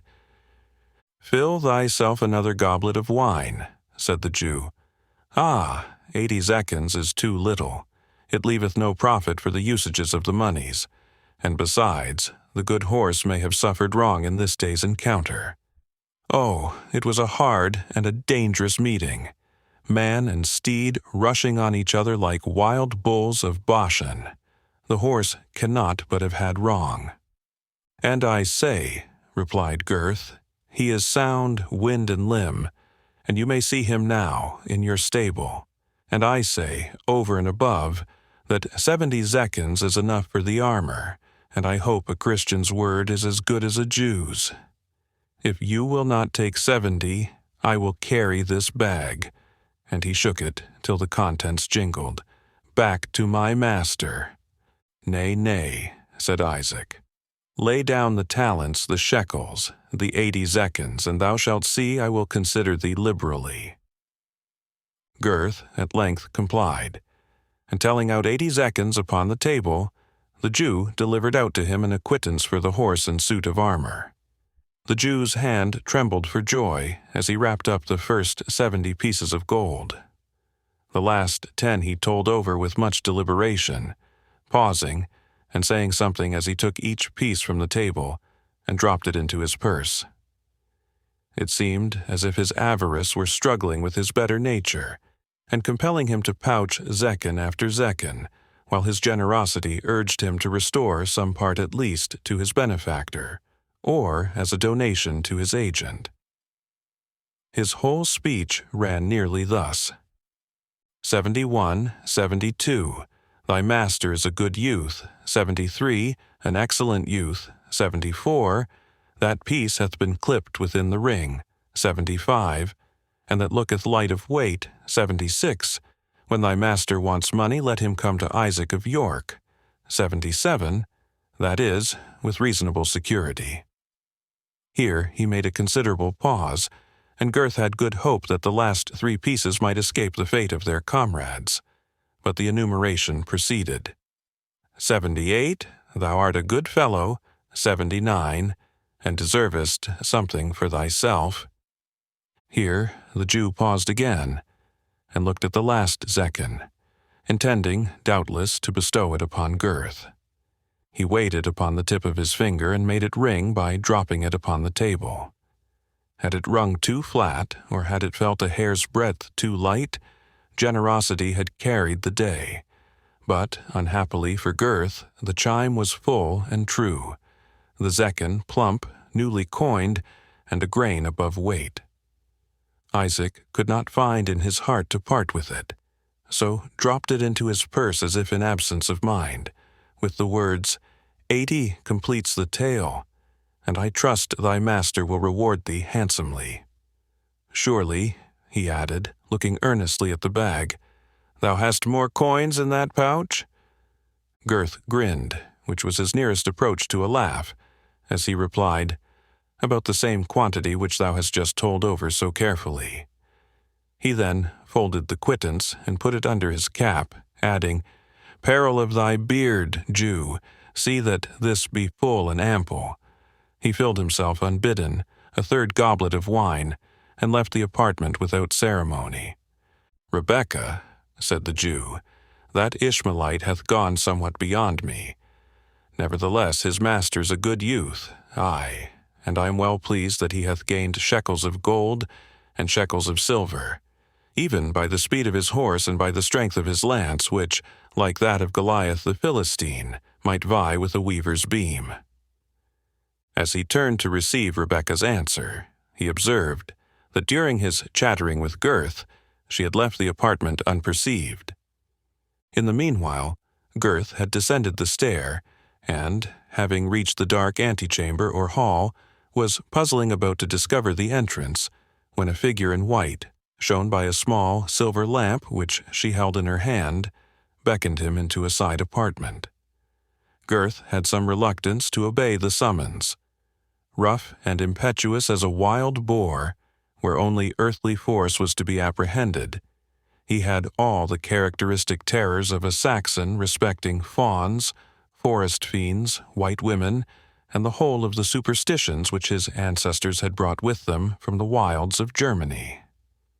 He remembered, moreover, that he was in the house of a Jew, a people who, besides the other unamiable qualities which popular report ascribed to them, were supposed to be profound necromancers and Kabbalists. Nevertheless, after a moment's pause, he obeyed the beckoning summons of the apparition, and followed her into the apartment which she indicated, where he found to his joyful surprise that his fair guide was the beautiful Jewess whom he had seen at the tournament, and a short time in her father's apartment. She asked him the particulars of his transaction with Isaac, which he detailed accurately. "My father did but jest with thee, good fellow," said Rebekah. "He owes thy master deeper kindness than these arms and steed could pay, were their value tenfold. What sum didst thou pay my father even now?" 80 zecchins, said Gurth, surprised at the question. "In this purse," said Rebekah, "thou wilt find 100. Restore to thy master that which is his due, and enrich thyself with the remainder. Haste, begone, stay not to render thanks, and beware how you pass through this crowded town, where thou mayest easily lose both thy burden and thy life. Reuben," she added, clapping her hands together, "light forth this stranger, and fail not to draw lock and bar behind him." Reuben, a dark-browed and black-bearded Israelite, obeyed her summons with a torch in his hand, undid the outward door of the house, and conducting Gurth across a paved court, led him out through a wicket in the entrance gate, which he closed behind him with such bolts and chains as would well have become that of a prison. "By St. Dunstan," said Gurth, as he stumbled up the dark avenue, "this is no Jewess, but an angel from heaven.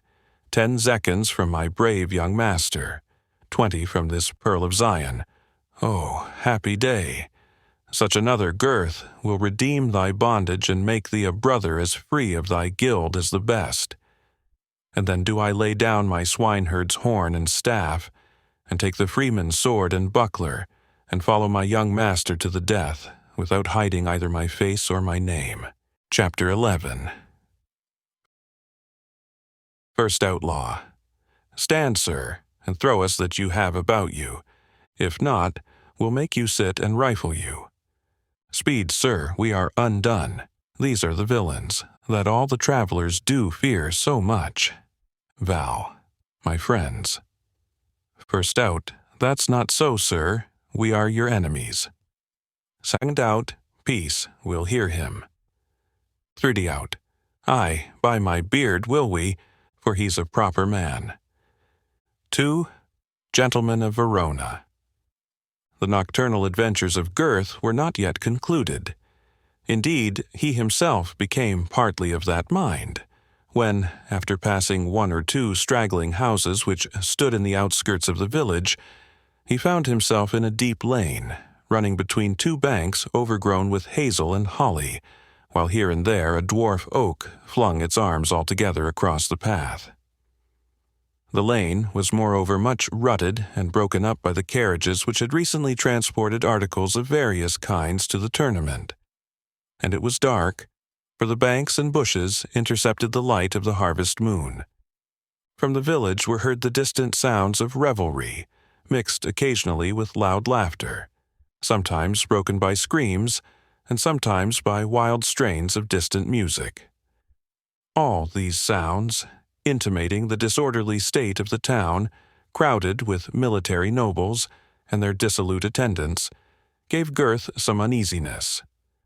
The Jewess was right, he said to himself. By heaven and St. Dunstan, I were safe at my journey's end with all this treasure. Here are such numbers, I will not say of errant thieves, but of errant knights and errant squires, errant monks and errant minstrels, errant jugglers and errant jesters, that a man with a single merk would be in danger, much more a poor swineherd with a whole bag full of zecchins. Would I were out of the shade of these infernal bushes, that I might at least see any of St. Nicholas's clerks before they spring on my shoulders. Gurth accordingly hastened his pace, in order to gain the open common to which the lane led, but was not so fortunate as to accomplish his object. Just as he had attained the upper end of the lane, where the underwood was thickest, 4 men sprung upon him, even as his fears anticipated, 2 from each side of the road, and seized him so fast that resistance, if at first practicable, would have been now too late. "Surrender your charge," said one of them. "We are the deliverers of the Commonwealth, who ease every man of his burden." "You should not ease me of mine so lightly," muttered Gurth, whose surly honesty could not be tamed even by the pressure of immediate violence. "Had I it but in my power to give 3 strokes in its defense." "We shall see that presently," said the robber, and speaking to his companions, he added, "Bring along the knave. I see he would have his head broken, as well as his purse cut, and so be let blood in 2 veins at once." Gurth was hurried along agreeably to this mandate, and having been dragged somewhat roughly over the bank, on the left-hand side of the lane, found himself in a straggling thicket, which lay betwixt it and the open common. He was compelled to follow his rough conductors into the very depth of this cover, where they stopped unexpectedly in an irregular open space, free in a great measure from trees, and on which, therefore, the beams of the moon fell without much interruption from boughs and leaves. Here his captors were joined by 2 other persons, apparently belonging to the gang. They had short swords by their sides and quarterstaves in their hands, and Gurth could now observe that all 6 wore visors, which rendered their occupation a matter of no question, even had their former proceedings left it in doubt. "What money hast thou, churl?" said one of the thieves. 30 zecchins of my own property," answered Gurth doggedly. A forfeit," shouted the robbers. "A Saxon hath 30 zecchins and returns sober from a village, an undeniable and unredeemable forfeit of all he hath about him." "I hoarded it to purchase my freedom," said Gurth. "Thou art an ass," replied one of the thieves. 3 quarts of double ale had rendered thee as free as thy master, aye, and freer too, if he be a Saxon like thyself." "A sad truth," replied Gurth. "But if these same 30 zecchins will buy my freedom from you, unloose my hands, and I will pay them to you." "Hold," said one who seemed to exercise some authority over the others. "This bag, which thou bearest, as I can feel through thy cloak, contains more coin than thou hast told us of." "It is the good knight my master's," answered Gurth, "of which, assuredly, I would not have spoken a word, had you been satisfied with working your will upon mine own property." "Thou art an honest fellow," replied the robber, "I warrant thee, and we worship not St. Nicholas so devoutly, but what thy 30 zecchins may yet escape, if thou deal uprightly with us. Meantime, render up thy trust for a time." So saying, he took from Gurth's breast the large leathern pouch, in which the purse given him by Rebecca was enclosed, as well as the rest of the zecchins, and then continued his interrogation. "Who is thy master?" "The disinherited knight," said Gurth. "Whose good lance?" replied the robber. "Won the prize in today's tourney. What is his name and lineage?" "It is his pleasure," answered Gurth, "that they be concealed, and from me, assuredly, you will learn naught of them. What is thine own name and lineage?" "To tell that," said Gurth, "might reveal my master's." "Thou art a saucy groom," said the robber, "but of that anon. How comes thy master by this gold? Is it of his inheritance, or by what means hath it accrued to him?" "By his good lance," answered Gurth. "These bags contain the ransom of 4 good horses and 4 good suits of armor." "How much is there?" demanded the robber. 200 zecchins." "Only 200 zecchins," said the bandit. "Your master hath dealt liberally by the vanquished, and put them to a cheap ransom. Name those who paid the gold." Gurth did so. "The armor and horse of the Templar Brian de Bois Guilbert, at what ransom were they held? Thou seest thou canst not deceive me." "My master," replied Gurth, "will take naught from the Templar save his life's blood. They are on terms of mortal defiance, and cannot hold courteous intercourse together." "Indeed," repeated the robber, and paused after he had said the word. "And what wert thou now doing at Ashby with such a charge in thy custody?" "I went thither to render to Isaac the Jew of York," replied Gurth, "the price of a suit of armor with which he fitted my master for this tournament." "And how much didst thou pay to Isaac?" "Methinks, to judge by weight, there is still 200 zecchins in this pouch."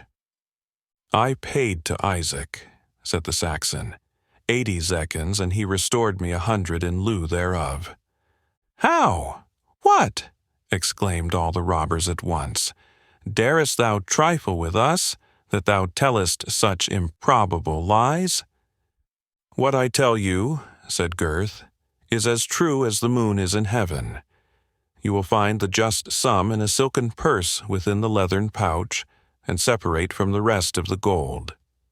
"Bethink thee, man," said the captain. "Thou speakest of a Jew, of an Israelite, as unapt to restore gold as the dry sand of his deserts to return the cup of water which the pilgrim spills upon them."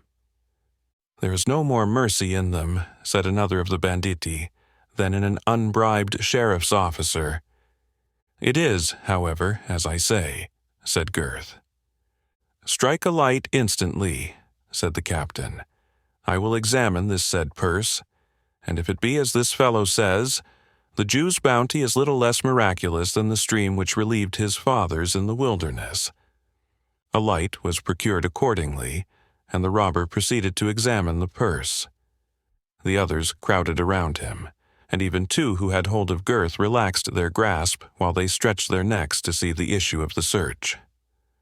Availing himself of their negligence, by a sudden exertion of strength and activity, Gurth shook himself free of their hold, and might have escaped, could he have resolved to leave his master's property behind him. But such was no part of his intention. He wrenched a quarter-staff from one of the fellows, struck down the captain, who was altogether unaware of his purpose, and had well-nigh repossessed himself of the pouch and treasure. The thieves, however, were too nimble for him, and again secured both the bag and the trusty Gurth. "Knave," said the captain, getting up, "thou hast broken my head, and with other men of our sort thou wouldst fare the worse for thy insolence. But thou shalt know thy fate instantly. First, let us speak of thy master. The knight's matters must go before the squire's, according to the due order of chivalry. Stand thou fast in the meantime. If thou stir again, thou shalt have that will make thee quiet for thy life. Comrades," he then said, addressing his gang, "this purse is embroidered with Hebrew characters, and I well believe the yeoman's tale is true. The errant knight, his master, must needs pass us toll-free. He is too like ourselves for us to make booty of him, since dogs should not worry dogs where wolves and foxes are to be found in abundance." "Like us?" answered one of the gang. "I should like to hear how that is made good." "Why, thou fool," answered the captain, "is he not poor and disinherited as we are? Doth he not win his substance at the sword's point as we do? Hath he not beaten Front-de-Bœuf and Malvoisin, even as we would beat them if we could? Is he not the enemy to life and death of Brian de Bois-Guilbert, whom we have so much reason to fear? And were all this otherwise, wouldst thou have us show a worse conscience than an unbeliever, a Hebrew Jew?" "Nay, that were a shame," muttered the other fellow. "And yet, when I served in the band of stout old Gandalin, we had no such scruples of conscience. And this insolent peasant, he too, I warrant me, is to be dismissed scatheless."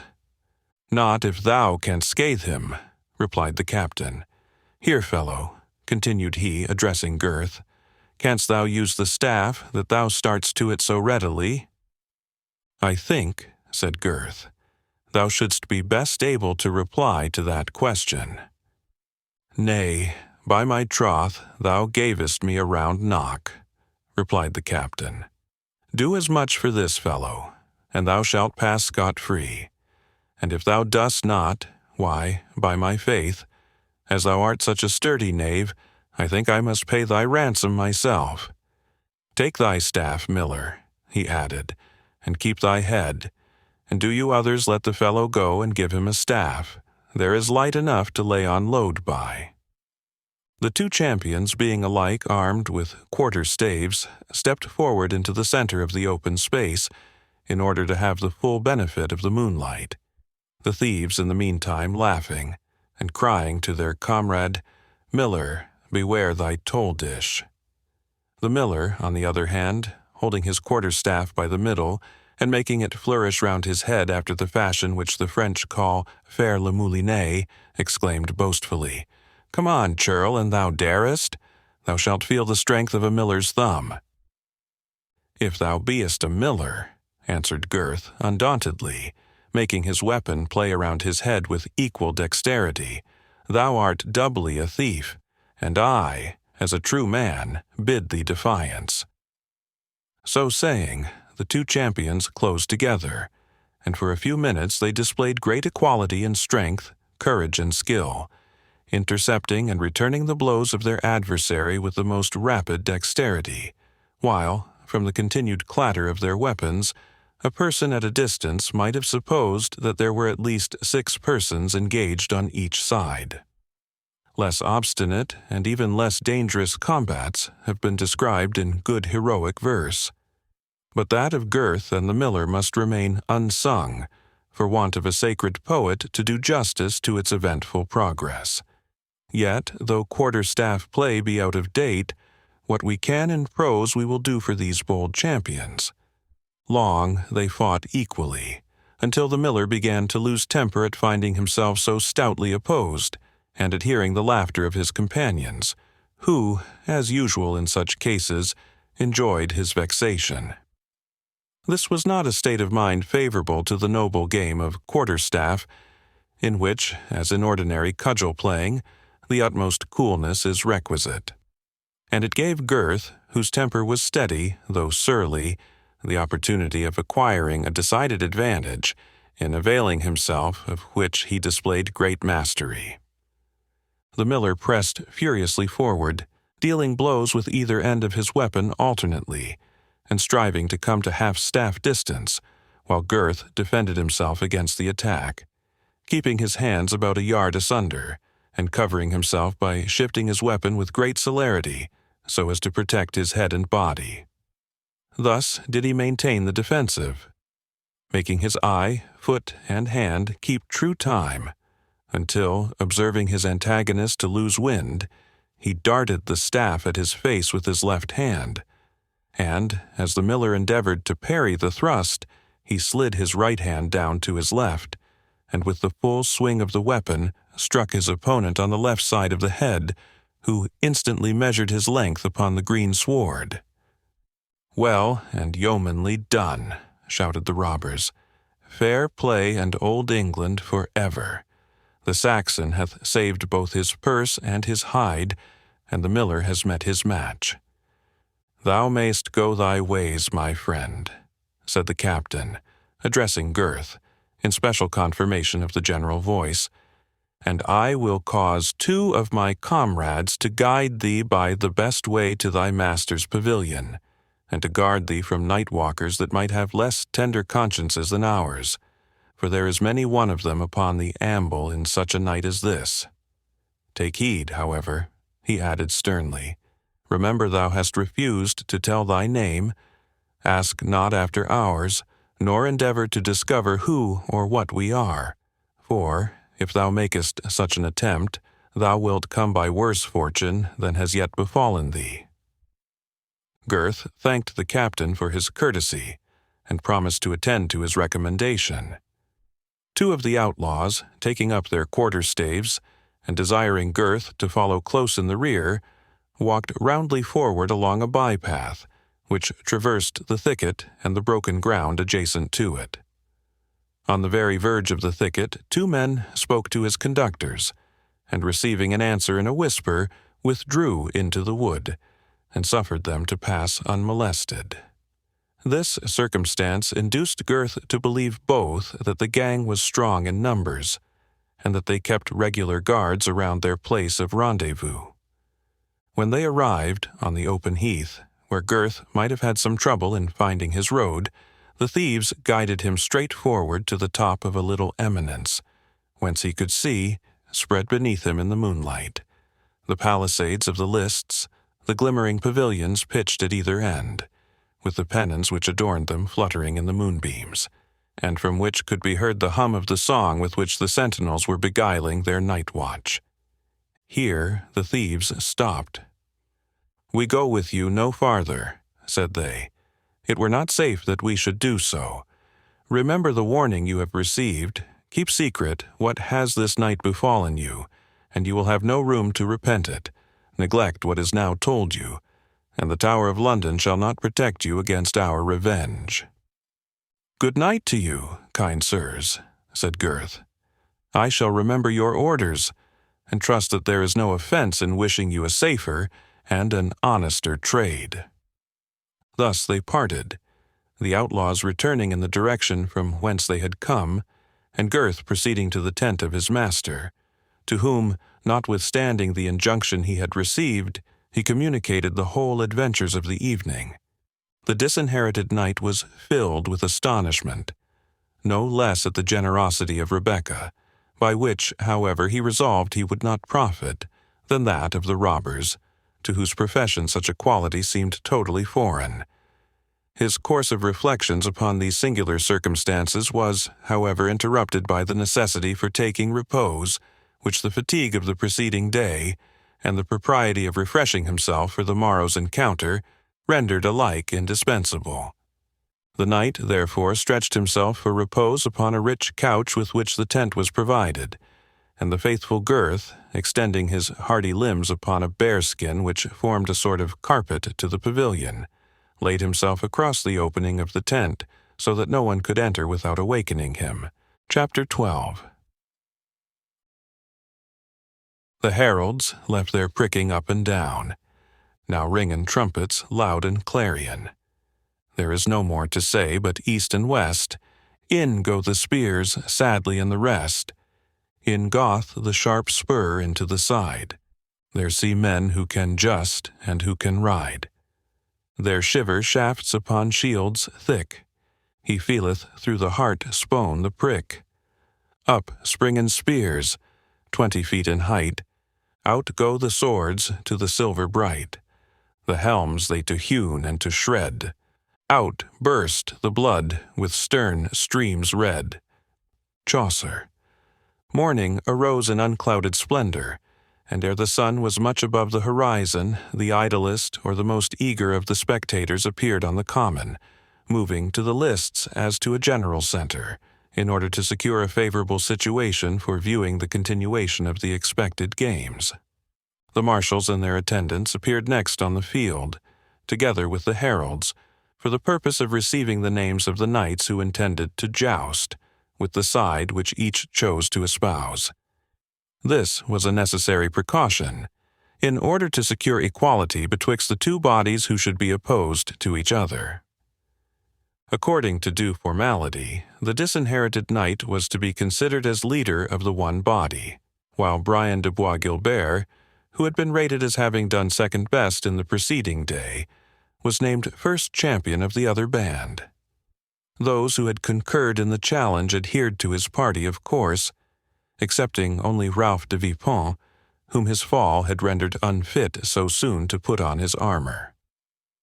There was no want of distinguished and noble candidates to fill up the ranks on either side.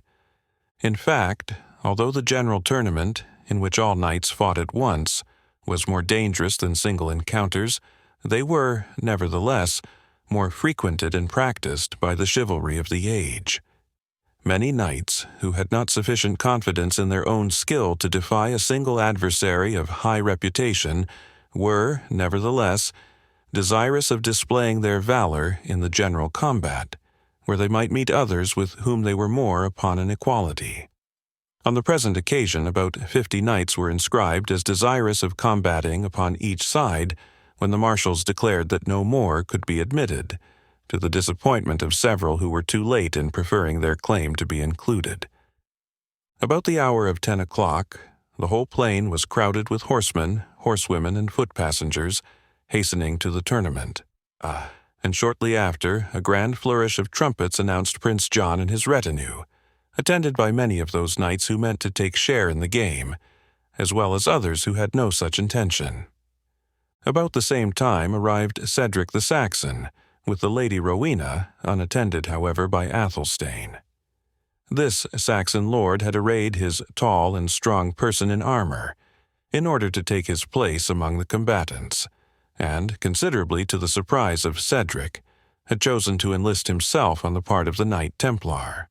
The Saxon, indeed, had remonstrated strongly with his friend upon the injudicious choice he had made of his party, but he had only received that sort of answer usually given by those who are more obstinate in following their own course than strong in justifying it.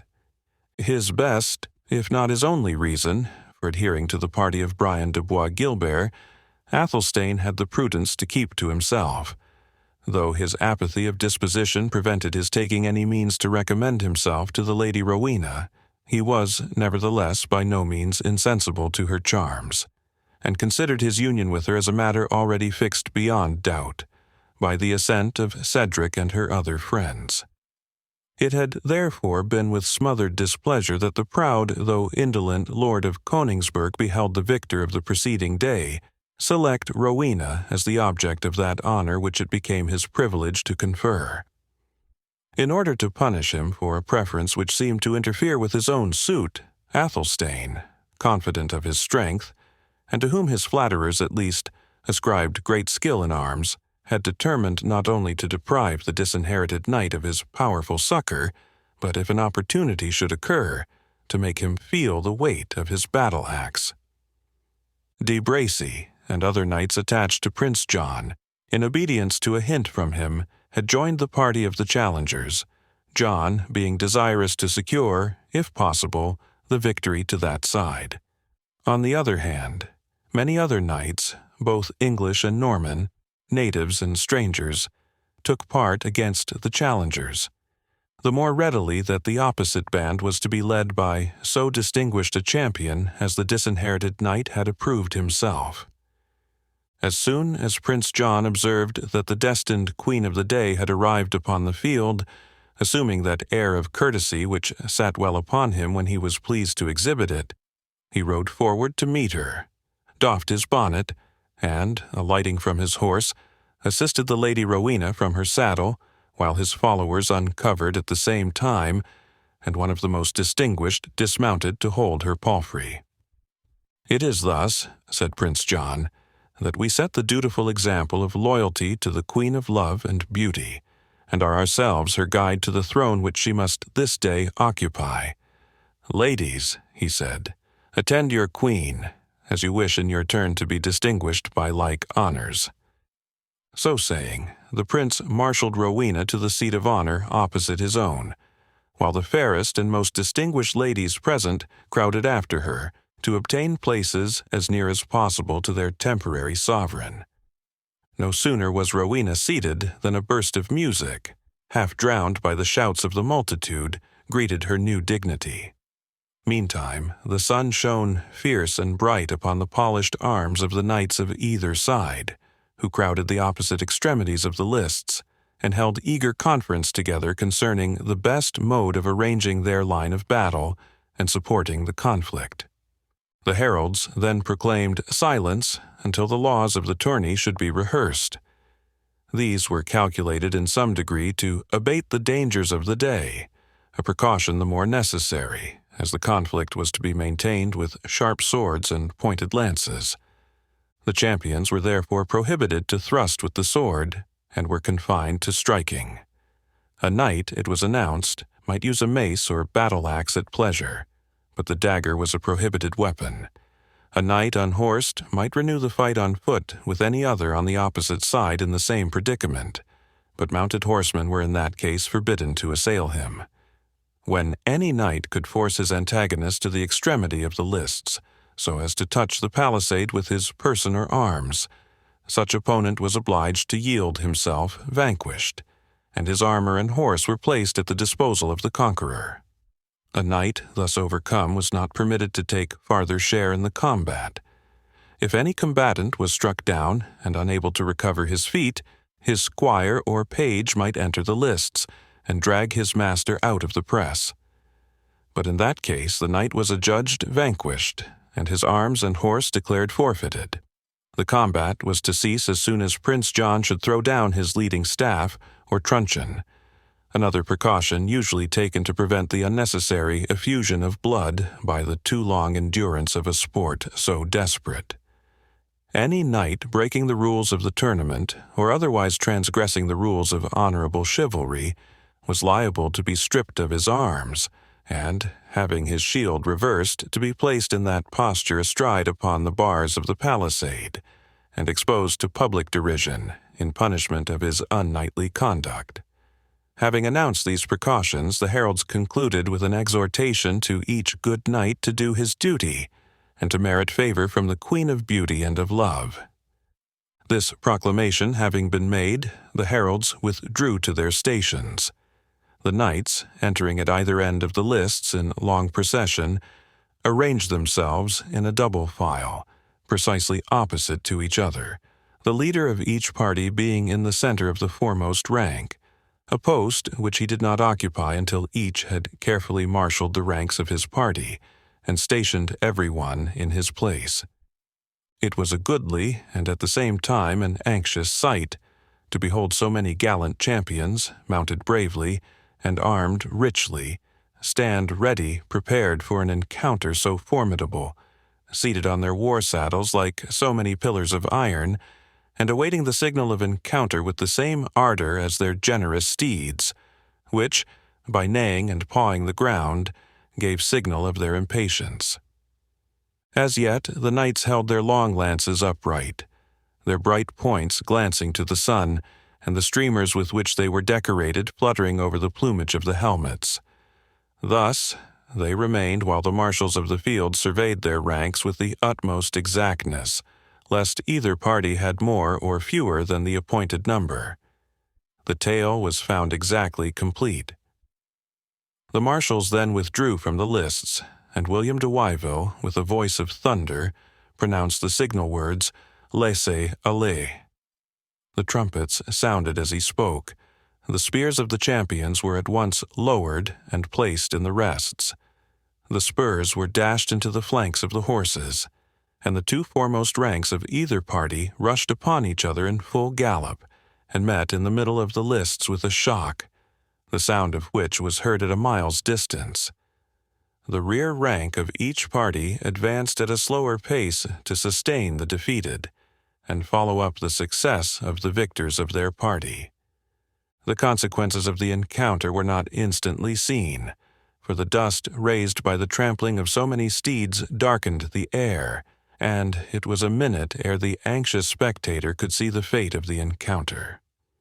When the fight became visible, half the knights on each side were dismounted, some by the dexterity of their adversary's lance, some by the superior weight and strength of opponents, which had borne down both horse and man, Some lay stretched on earth as if never more to rise. Some had already gained their feet, and were closing hand to hand with those of their antagonists who were in the same predicament, and several on both sides who had received wounds by which they were disabled were stopping their blood by their scarfs and endeavoring to extricate themselves from the tumult. The mounted knights, whose lances had been almost all broken by the fury of the encounter, were now closely engaged with their swords, shouting their war cries and exchanging buffets, as if honor and life depended on the issue of the combat. The tumult was presently increased by the advance of the second rank on either side, which, acting as a reserve, now rushed on to aid their companions. The followers of Brian de Bois Guilbert shouted, "Ha! Beauchamp! Beauchamp!" "For the temple! For the temple!" The opposite party shouted in answer, "Desdichado! Desdichado!" which watchword they took from the motto upon their leader's shield. The champions thus encountering each other with the utmost fury, and with alternate success, the tide of battle seemed to flow now toward the southern, now toward the northern extremity of the lists, as the one or the other party prevailed. Meantime, the clang of the blows, and the shouts of the combatants, mixed fearfully with the sound of the trumpets, and drowned the groans of those who fell, and lay rolling defenseless beneath the feet of the horses. The splendid armor of the combatants was now defaced with dust and blood, and gave way at every stroke of the sword and battle-axe. The gay plumage, shorn from the crests, drifted upon the breeze like snowflakes. All that was beautiful and graceful in the martial array had disappeared, and what was now visible was only calculated to awake terror or compassion. Yet such is the force of habit, that not only the vulgar spectators who are naturally attracted by sights of horror, but even the ladies of distinction who crowded the galleries, saw the conflict with a thrilling interest, certainly, but without a wish to withdraw their eyes from a sight so terrible. Here and there, indeed, a fair cheek might turn pale, or a faint scream might be heard, as a lover, a brother, or a husband was struck from his horse. But, in general, the ladies around encouraged the combatants, not only by clapping their hands and waving their veils and kerchiefs, but even by exclaiming, "Brave lance! Good sword!" when any successful thrust or blow took place under their observation. Such being the interest taken by the fair sex in this bloody game, that of the men is the more easily understood. It showed itself in loud acclamations upon every change of fortune, while all eyes were so riveted on the lists that the spectators seemed as if they themselves had dealt and received the blows which were there so freely bestowed. And between every pause was heard the voice of the heralds, exclaiming, "Fight on, brave knights! Man dies, but glory lives. Fight on! Death is better than defeat. Fight on, brave knights, for bright eyes behold your deeds." Amid the varied fortunes of the combat, the eyes of all endeavored to discover the leaders of each band, who, mingling in the thick of the fight, encouraged their companions both by voice and example. Both displayed great feats of gallantry, nor did either Bois Guilbert or the disinherited knight find in the ranks opposed to them a champion who could be termed their unquestioned match. They repeatedly endeavored to single out each other, spurred by mutual animosity, and aware that the fall of either leader might be considered as decisive of victory. Such, however, was the crowd and confusion, that during the earlier part of the conflict their efforts to meet were unavailing, and they were repeatedly separated by the eagerness of their followers, each of whom was anxious to win honor by measuring his strength against the leader of the opposite party. But when the field became thin by the numbers on either side who had yielded themselves vanquished, had been compelled to the extremity of the lists, or been otherwise rendered incapable of continuing the strife, the Templar and the disinherited knight at length encountered hand to hand, with all the fury that mortal animosity, joined to rivalry of honor, could inspire. Such was the address of each in parrying and striking, that the spectators broke forth into a unanimous and involuntary shout, expressive of their delight and admiration. But at this moment the party of the Disinherited Knight had the worst, the gigantic arm of Front de Bœuf on the one flank, and the ponderous strength of Athelstane on the other, bearing down and dispersing those immediately exposed to them. Finding themselves freed from their immediate antagonists, it seems to have occurred to both these knights at the same instant that they would render the most decisive advantage to their party by aiding the Templar in his contest with his rival.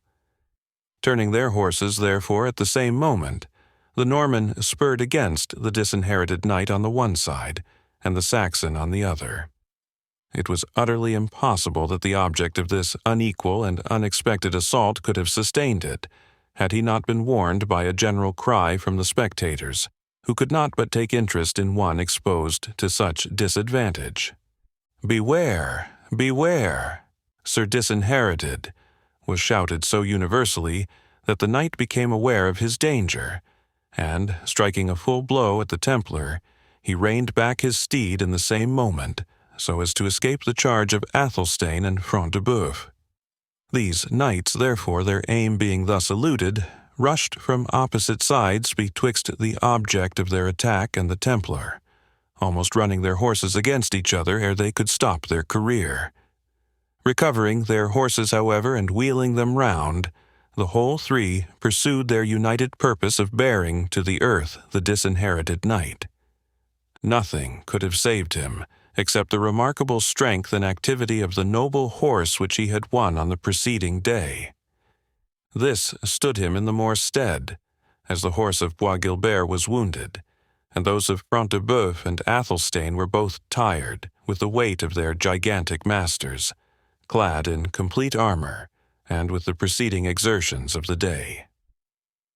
The masterly horsemanship of the Disinherited Knight, and the activity of the noble animal which he mounted, enabled him for a few minutes to keep at sword's point his three antagonists, turning and wheeling with the agility of a hawk upon the wing, keeping his enemies as far separate as he could, and rushing, now against the one, now against the other, dealing sweeping blows with his sword, without waiting to receive those which were aimed at him in return.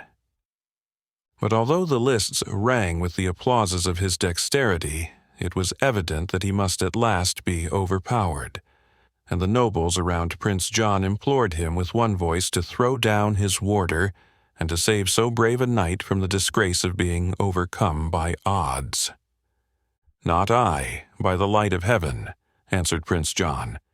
"This same Springald, who conceals his name and despises our proffered hospitality, hath already gained one prize, and may now afford to let others have their turn." As he spoke thus, an unexpected incident changed the fortune of the day. There was among the ranks of the Disinherited Knight a champion in black armor, mounted on a black horse, large of size, tall, and to all appearance powerful and strong, like the rider by whom he was mounted. This knight, who bore on his shield no device of any kind, had hitherto evinced very little interest in the event of the fight, beating off with seeming ease those combatants who attacked him, but neither pursuing his advantages nor himself assailing anyone. In short, he had hitherto acted the part rather of a spectator than of a party in the tournament, a circumstance which procured him among the spectators the name of Le Noir Fainéant, or the Black Sluggard. At once this knight seemed to throw aside his apathy when he discovered the leader of his party so hard bestead, for, setting spurs to his horse, which was quite fresh, he came to his assistance like a thunderbolt, exclaiming, in a voice like a trumpet call, "Desdichado, to the rescue!" It was high time, for, while the Disinherited Knight was pressing upon the Templar, Front de Bœuf had got nigh to him with his uplifted sword. But ere the blow could descend, the Sable Knight dealt a stroke on his head, which, glancing from the polished helmet, lighted with violence scarcely abated on the chanfrein of the steed, and Front de Bœuf rolled on the ground, both horse and man equally stunned by the fury of the blow.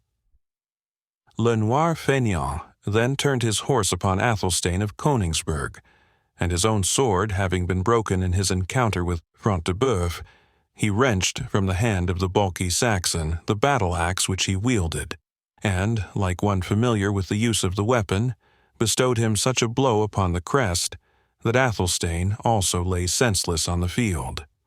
Having achieved this double feat, for which he was the more highly applauded that it was totally unexpected from him, the knight seemed to resume the sluggishness of his character, returning calmly to the northern extremity of the lists, leaving his leader to cope as he best could with Brian de Bois Guilbert. This was no longer matter of so much difficulty as formerly. The Templar's horse had bled much, and gave way under the shock of the disinherited knight's charge. Brian de Bois Guilbert rolled on the field, encumbered with the stirrup, from which he was unable to draw his foot. His antagonist sprung from horseback, waved his fatal sword over the head of his adversary, and commanded him to yield himself. When Prince John, more moved by the Templar's dangerous situation than he had been by that of his rival, saved him the mortification of confessing himself vanquished by casting down his warder and putting an end to the conflict. It was indeed only the relics and embers of the fight which continued to burn, for of the few knights who still continued in the lists, the greater part had, by tacit consent, forborne the conflict for some time, leaving it to be determined by the strife of the leaders. The squires, who had found it a matter of danger and difficulty to attend their masters during the engagement, now thronged into the lists to pay their dutiful attendance to the wounded, who were removed with the utmost care and attention to the neighboring pavilions, or to the quarters prepared for them in the adjoining village. Thus ended the memorable field of Ashby de la Zouche, one of the most gallantly contested tournaments of that age, for although only 4 knights, including one who was smothered by the heat of his armor, had died upon the field, yet upwards of 30 were desperately wounded, 4 or 5 of whom never recovered.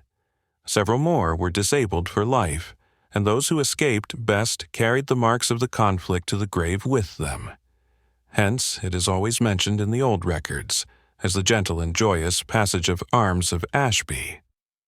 It being now the duty of Prince John to name the knight who had done best, he determined that the honor of the day remained with the knight whom the popular voice had termed Le Noir Fainéant. It was pointed out to the prince, in impeachment of this decree, that the victory had been in fact won by the disinherited knight, who, in the course of the day, had overcome 6 champions with his own hand, and who had finally unhorsed and struck down the leader of the opposite party. But Prince John adhered to his own opinion, on the ground that the disinherited knight and his party had lost the day, but for the powerful assistance of the knight of the black armor, to whom, therefore, he persisted in awarding the prize. To the surprise of all present, however, the knight thus preferred was nowhere to be found. He had left the lists immediately when the conflict ceased, and had been observed by some spectators to move down one of the forest glades with the same slow pace and listless and indifferent manner which had procured him the epithet of the Black Sluggard. After he had been summoned twice by sound of trumpet and proclamation of the heralds, it became necessary to name another to receive the honors which had been assigned to him. Prince John had now no further excuse for resisting the claim of the disinherited knight, whom, therefore, he named the champion of the day. Through a field slippery with blood and encumbered with broken armor and the bodies of slain and wounded horses, the marshals of the lists again conducted the victor to the foot of Prince John's throne. "Disinherited knight," said Prince John, "since by that title only you will consent to be known to us, we a second time award to you the honors of this tournament, and announce to you your right to claim and receive from the hands of the Queen of Love and Beauty the chaplet of honor which your valor has justly deserved." The knight bowed low and gracefully, but returned no answer, while the trumpet sounded, while the heralds strained their voices in proclaiming honor to the brave and glory to the victor, while ladies waved their silken kerchiefs and embroidered veils, and while all ranks joined in a clamorous shout of exultation, the marshals conducted the disinherited knight across the lists to the foot of that throne of honor, which was occupied by the Lady Rowena. On the lower step of this throne the champion was made to kneel down. Indeed, his whole action since the fight had ended seemed rather to have been upon the impulse of those around him than from his own free will, and it was observed that he tottered as they guided him the second time across the lists. Rowena, descending from her station with a graceful and dignified step, was about to place the chaplet which she held in her hand upon the helmet of the champion, when the marshals exclaimed with one voice, "It must not be thus, his head must be bare." The knight muttered faintly a few words, which were lost in the hollow of his helmet, but their purport seemed to be a desire that his casque might not be removed. Whether from love of form or from curiosity, the marshals paid no attention to his expressions of reluctance, but unhelmed him by cutting the laces of his casque and undoing the fastening of his gorget. When the helmet was removed, the well-formed yet sunburnt features of a young man of 25 were seen, amidst a profusion of short, fair hair. His countenance was as pale as death, and marked in one or two places with streaks of blood. Rowena had no sooner beheld him than she uttered a faint shriek, but at once summoning up the energy of her disposition, and compelling herself as it were to proceed, while her frame yet trembled with the violence of sudden emotion, she placed upon the drooping head of the victor the splendid chaplet which was the destined reward of the day, and pronounced, in a clear and distinct tone, these words, "I bestow on thee this chaplet, Sir Knight, as the meed of valor assigned to this day's victor." Here she paused a moment, and then firmly added, "And upon brows more worthy could a wreath of chivalry never be placed." The knight stooped his head and kissed the hand of the lovely sovereign by whom his valor had been rewarded, and then, sinking yet farther forward, lay prostrate at her feet. There was a general consternation.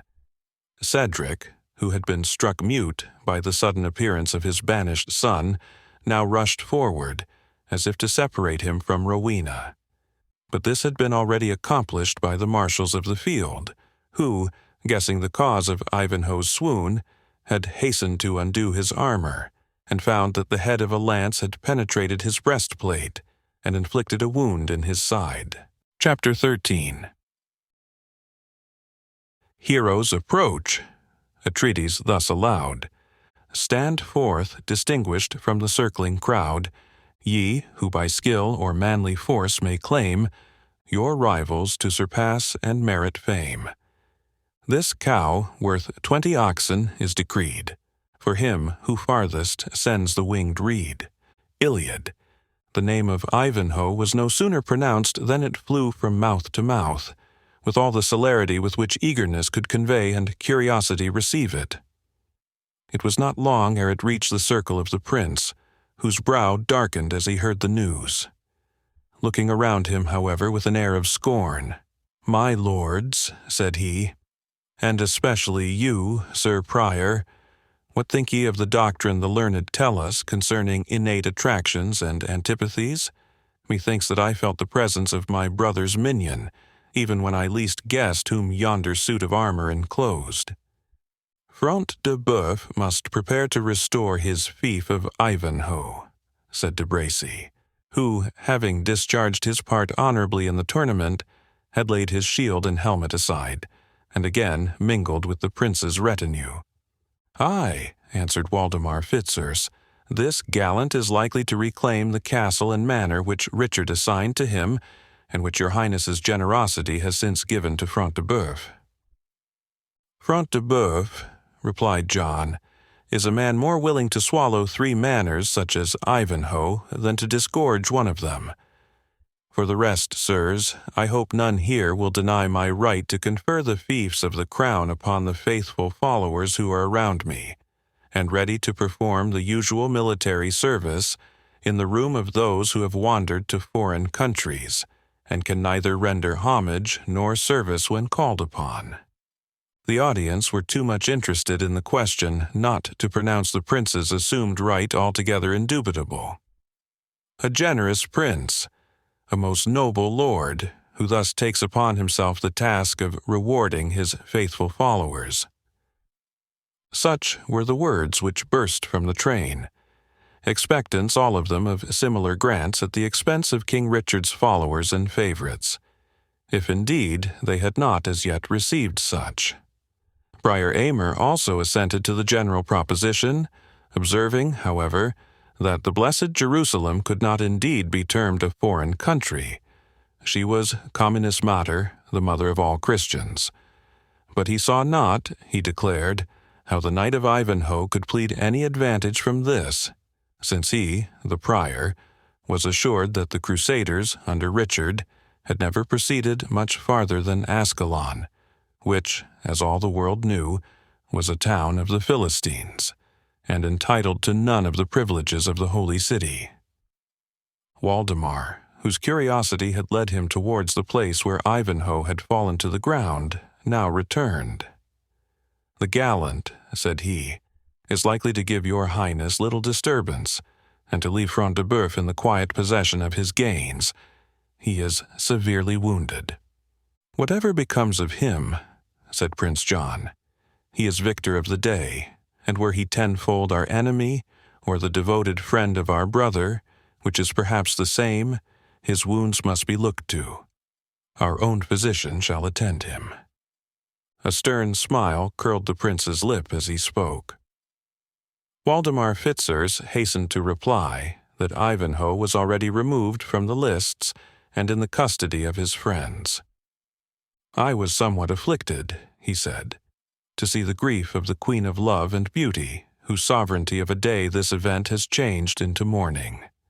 I am not a man to be moved by a woman's lament for her lover, but the same Lady Rowena suppressed her sorrow with such dignity of manner that it could only be discovered by her folded hands and her tearless eye, which trembled as it remained fixed on the lifeless form before her."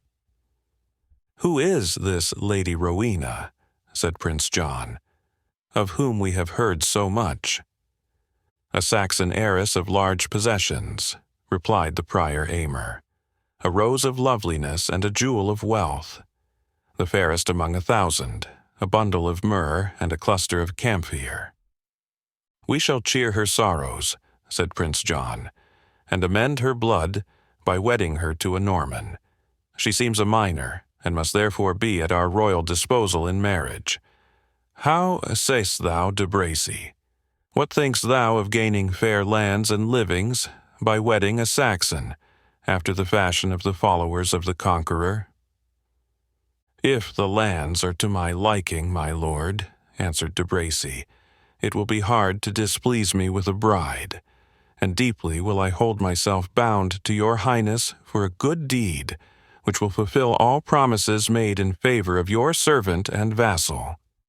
"We will not forget it," said Prince John, "and that we may instantly go to work, command our seneschal presently to order the attendance of the Lady Rowena and her company, that is, the rude churl her guardian, and the Saxon ox whom the Black Knight struck down in the tournament, upon this evening's banquet.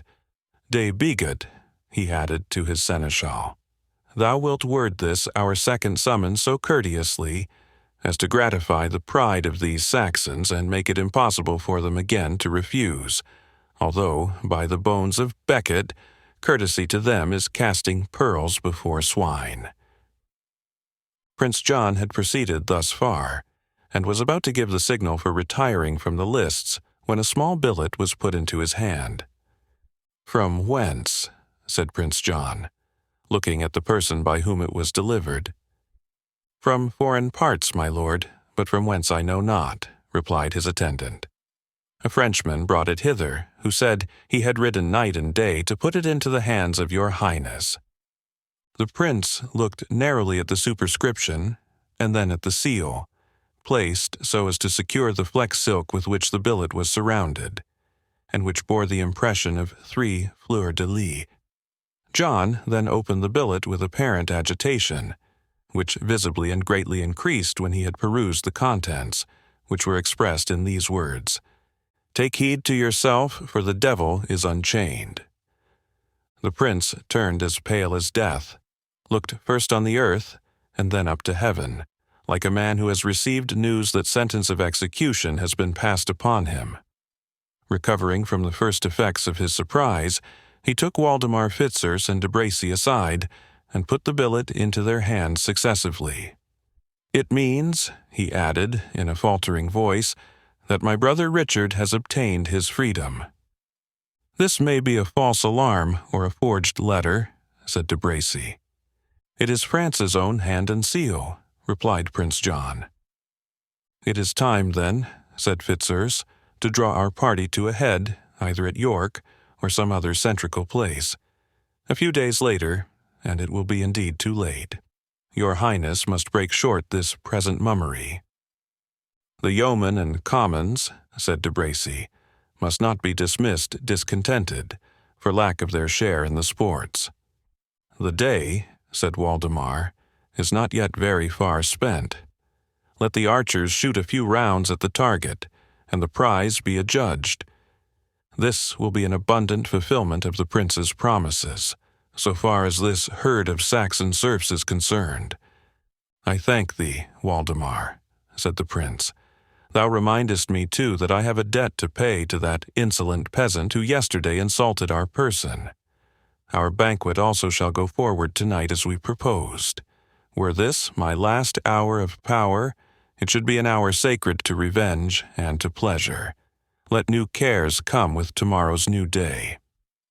The sound of the trumpets soon recalled those spectators who had already begun to leave the field, and proclamation was made that Prince John, suddenly called by high and peremptory public duties, held himself obliged to discontinue the entertainments of tomorrow's festival. Nevertheless, that, unwilling so many good yeomen should depart without a trial of skill, he was pleased to appoint them, before leaving the ground, presently to execute the competition of archery intended for the morrow. To the best archer a prize was to be awarded, being a bugle horn, mounted with silver, and a silken baldric richly ornamented with a medallion of St. Hubert, the patron of sylvan sport.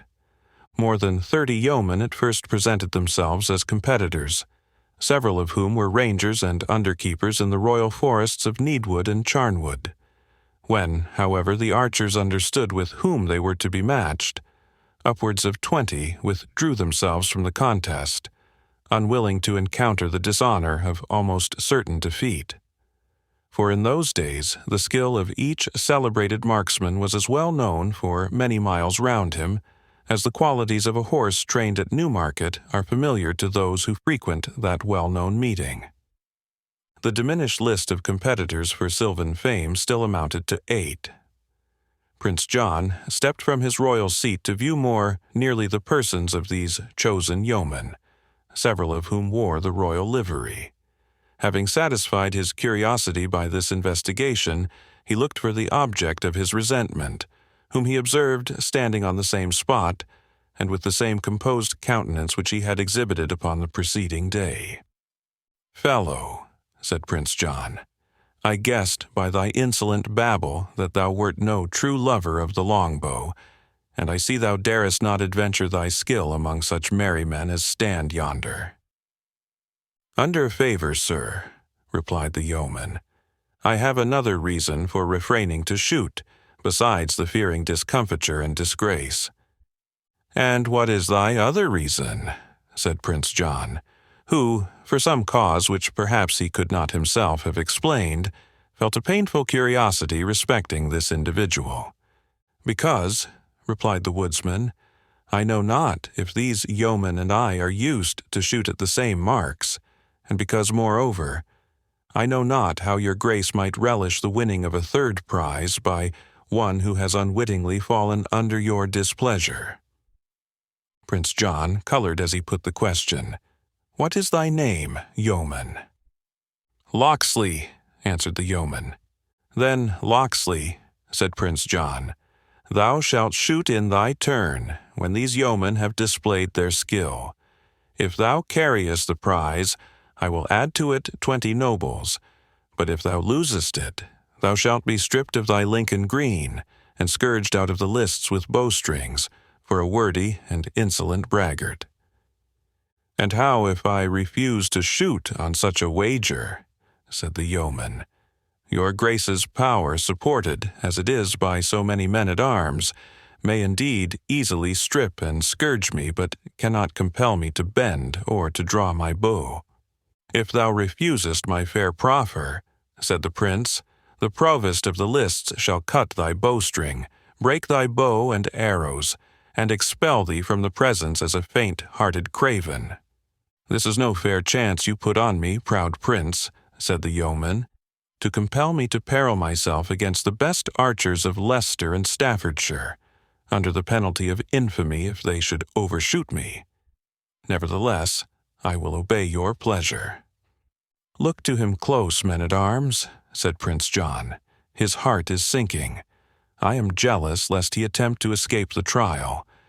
And do you, good fellows, shoot boldly round. A buck and a butt of wine are ready for your refreshment in yonder tent when the prize is won. A target was placed at the upper end of the southern avenue which led to the lists. The contending archers took their station in turn, at the bottom of the southern access, the distance between that station and the mark allowing full distance for what was called a shot at rovers. The archers, having previously determined by lot their order of precedence, were to shoot each 3 shafts in succession. The sports were regulated by an officer of inferior rank, termed the provost of the games, for the high rank of the marshals of the lists would have been held degraded had they condescended to superintend the sports of the yeomanry. One by one, the archers, stepping forward, delivered their shafts yeoman-like and bravely. Of 24 arrows, shot in succession, 10 were fixed in the target, and the others ranged so near it that, considering the distance of the mark, it was accounted good archery. Of the 10 shafts which hit the target, 2 within the inner ring were shot by Hubert, a forester in the service of Malvoisin, who was accordingly pronounced victorious. Now, Locksley, said Prince John to the bold yeoman, with a bitter smile, wilt thou try conclusions with Hubert, or wilt thou yield up bow, baldric, and quiver to the provost of the sports? Sith it be no better, said Locksley, I am content to try my fortune, on condition that when I have shot 2 shafts at yonder mark of Hubert's, he shall be bound to shoot one at that which I shall propose. That is but fair, answered Prince John, and it shall not be refused thee. If thou dost beat this braggart Hubert, I will fill the bugle with silver pennies for thee. A man can do but his best, answered Hubert, but my grandsire drew a good long bow at Hastings, and I trust not to dishonor his memory. The former target was now removed, and a fresh one of the same size placed in its room. Hubert, who, as victor in the first trial of skill, had the right to shoot first, took his aim with great deliberation, long measuring the distance with his eye, while he held in his hand his bended bow, with the arrow placed on the string. At length he made a step forward, and raising the bow at the full stretch of his left arm, till the center or grasping place was nigh level with his face, he drew his bowstring to his ear. The arrow whistled through the air, and lighted within the inner ring of the target, but not exactly in the center. You have not allowed for the wind, Hubert, said his antagonist, bending his bow, or that had been a better shot. So saying, and without showing the least anxiety to pause upon his aim, Locksley stepped to the appointed station and shot his arrow as carelessly in appearance as if he had not even looked at the mark. He was speaking almost at the instant that the shaft left the bowstring. Yet it alighted in the target 2 inches nearer to the white spot which marked the center than that of Hubert. By the light of heaven, said Prince John to Hubert, and thou suffer that runagate knave to overcome thee, thou art worthy of the gallows. Hubert had but one set speech for all occasions. An your highness were to hang me, he said, "a man can but do his best." Nevertheless, my grandsire drew a good bow. "The foul fiend on thy grandsire and all his generation," interrupted John. "Shoot, knave, and shoot thy best, or it shall be the worse for thee." Thus exhorted, Hubert resumed his place, and not neglecting the caution which he had received from his adversary, he made the necessary allowance for a very light air of wind which had just arisen, and shot so successfully that his arrow alighted in the very center of the target. "A Hubert! A Hubert!" shouted the populace, more interested in a known person than in a stranger. "In the clout! In the clout! A Hubert forever!" "Thou canst not mend that shot, Locksley," said the prince with an insulting smile. "I will notch his shaft for him, however," replied Locksley. And letting fly his arrow with a little more precaution than before, it lighted right upon that of his competitor, which it split to shivers. The people who stood around were so astonished at his wonderful dexterity that they could not even give vent to their surprise in their usual clamor. "This must be the devil, and no man of flesh and blood," whispered the yeomen to each other. "Such archery was never seen since a bow was first bent in Britain." "And now," said Locksley, "I will crave your grace's permission to plant such a mark as is used in the north country, and welcome every brave yeoman who shall try a shot at it to win a smile from the bonny lass he loves best." He then turned to leave the lists. "Let your guards attend me," he said. "If you please, I go but to cut a rod from the next willow bush." Prince John made a signal that some attendants should follow him in case of his escape, but the cry of "Shame! Shame!" which burst from the multitude induced him to alter his ungenerous purpose. Locksley returned almost instantly with a willow wand about 6 feet in length, perfectly straight and rather thicker than a man's thumb. He began to peel this with great composure, observing at the same time that to ask a good woodsman to shoot at a target so broad as had hitherto been used was to put shame upon his skill. For his own part, he said, and in the land where he was bred, men would as soon take for their mark King Arthur's Round Table, which held 60 knights around it. A child of 7 years old, he said, might hit yonder target with a headless shaft, but, added he, walking deliberately to the other end of the lists and sticking the willow wand upright in the ground, he that hits that rod at 50 yards, I call him an archer fit to bear both bow and quiver before a king, and it were the stout King Richard himself. "My grandsire," said Hubert, "drew a good bow at the Battle of Hastings, and never shot at such a mark in his life, and neither will I. If this yeoman can cleave that rod, I give him the bucklers, or rather, I yield to the devil that is in his jerkin, and not to any human skill. A man can but do his best, and I will not shoot where I am sure to miss. I might as well shoot at the edge of our parson's whittle, or at a wheat straw, or at a sunbeam, as at a twinkling white streak which I can hardly see." "Cowardly dog," said Prince John. "Sarah Locksley, do thou shoot, but if thou hittest such a mark, I will say thou art the first man ever did so. However it be, thou shalt not crow over us with a mere show of superior skill." "I will do my best, as Hubert says," answered Locksley. "No man can do more." So saying, he again bent his bow, but on the present occasion looked with attention to his weapon, and changed the string, which he thought was no longer truly round, having been a little frayed by the 2 former shots. He then took his aim with some deliberation, and the multitude awaited the event in breathless silence. The archer vindicated their opinion of his skill. His arrow split the willow rod against which it was aimed. A jubilee of acclamations followed, and even Prince John, in admiration of Locksley's skill, lost for an instant his dislike to his person. "These 20 nobles," he said, "which, with the bugle, thou hast fairly won, are thine own. We will make them 50, if thou wilt take livery and service with us as a yeoman of our bodyguard, and be near to our person. For never did so strong a hand bend a bow, or so true an eye direct a shaft." "Pardon me, noble prince," said Locksley, "but I have vowed that if ever I take service it should be with your royal brother, King Richard. These 20 nobles I leave to Hubert, who has this day drawn as brave a bow as his grandsire did at Hastings.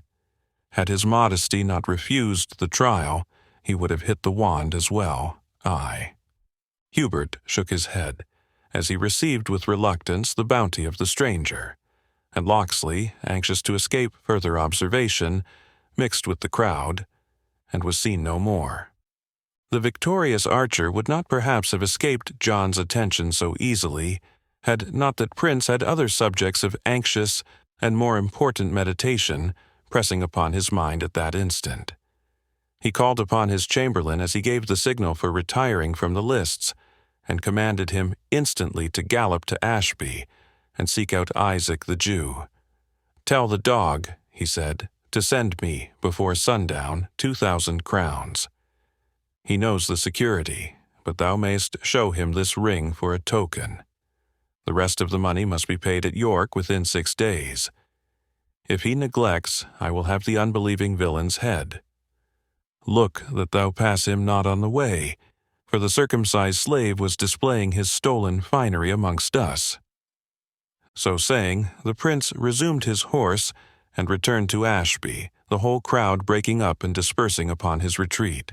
Chapter 14. In rough magnificence arrayed, when ancient chivalry displayed the pomp of her heroic games, and crested chiefs and tissued dames, assembled at the clarion's call in some proud castle's high-arched hall. Wharton. Prince John held his high festival in the castle of Ashby. This was not the same building of which the stately ruins still interest the traveller, and which was erected at a later period by the Lord Hastings, High Chamberlain of England, one of the first victims of the tyranny of Richard III, and yet better known as one of Shakespeare's characters than by his historical fame. The castle and town of Ashby at this time belonged to Roger de Quincey, Earl of Winchester, who, during the period of our history, was absent in the Holy Land. Prince John, in the meanwhile, occupied his castle and disposed of his domains without scruple, and seeking at present to dazzle men's eyes by his hospitality and magnificence, had given orders for great preparations in order to render the banquet as splendid as possible.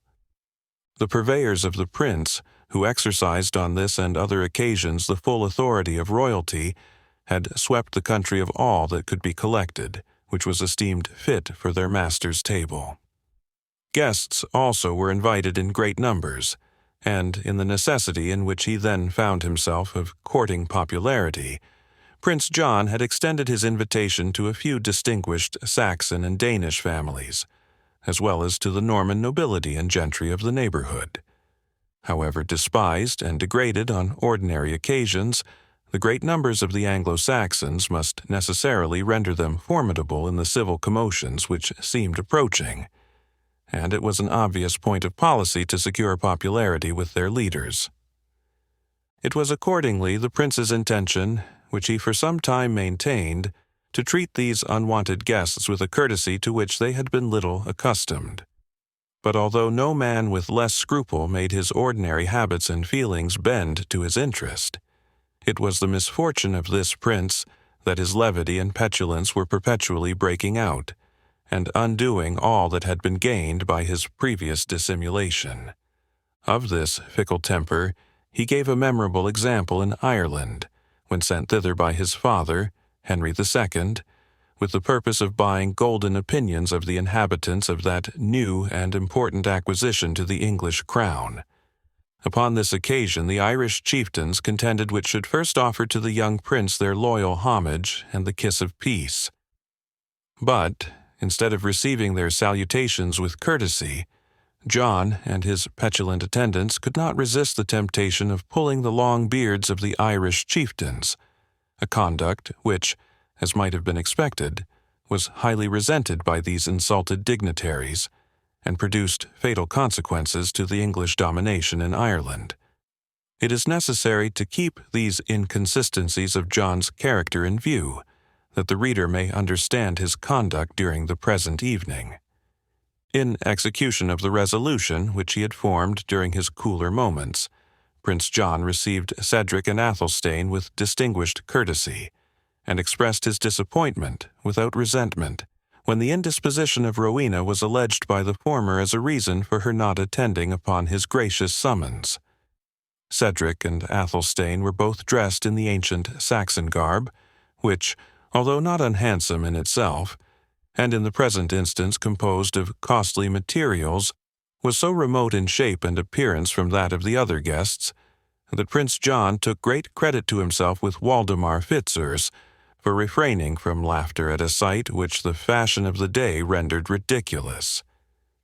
Yet, in the eye of sober judgment, the short, close tunic and long mantle of the Saxons was a more graceful, as well as a more convenient dress, than the garb of the Normans, whose undergarment was a long doublet, so loose as to resemble a shirt or wagoner's frock, covered by a cloak of scanty dimensions, neither fit to defend the wearer from cold or from rain, and the only purpose of which appeared to be to display as much fur, embroidery, and jewelry work as the ingenuity of the tailor could contrive to lay upon it.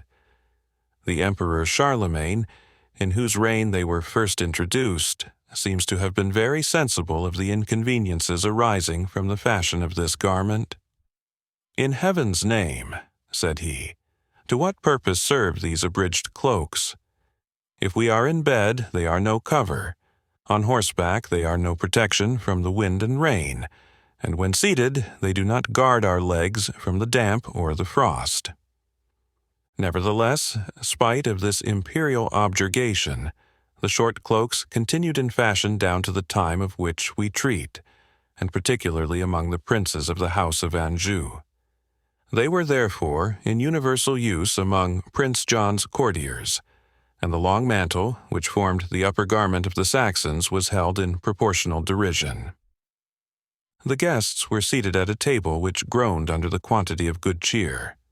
The numerous cooks who attended on the prince's progress, having exerted all their art in varying the forms in which the ordinary provisions were served up, had succeeded almost as well as the modern professors of the culinary art in rendering them perfectly unlike their natural appearance.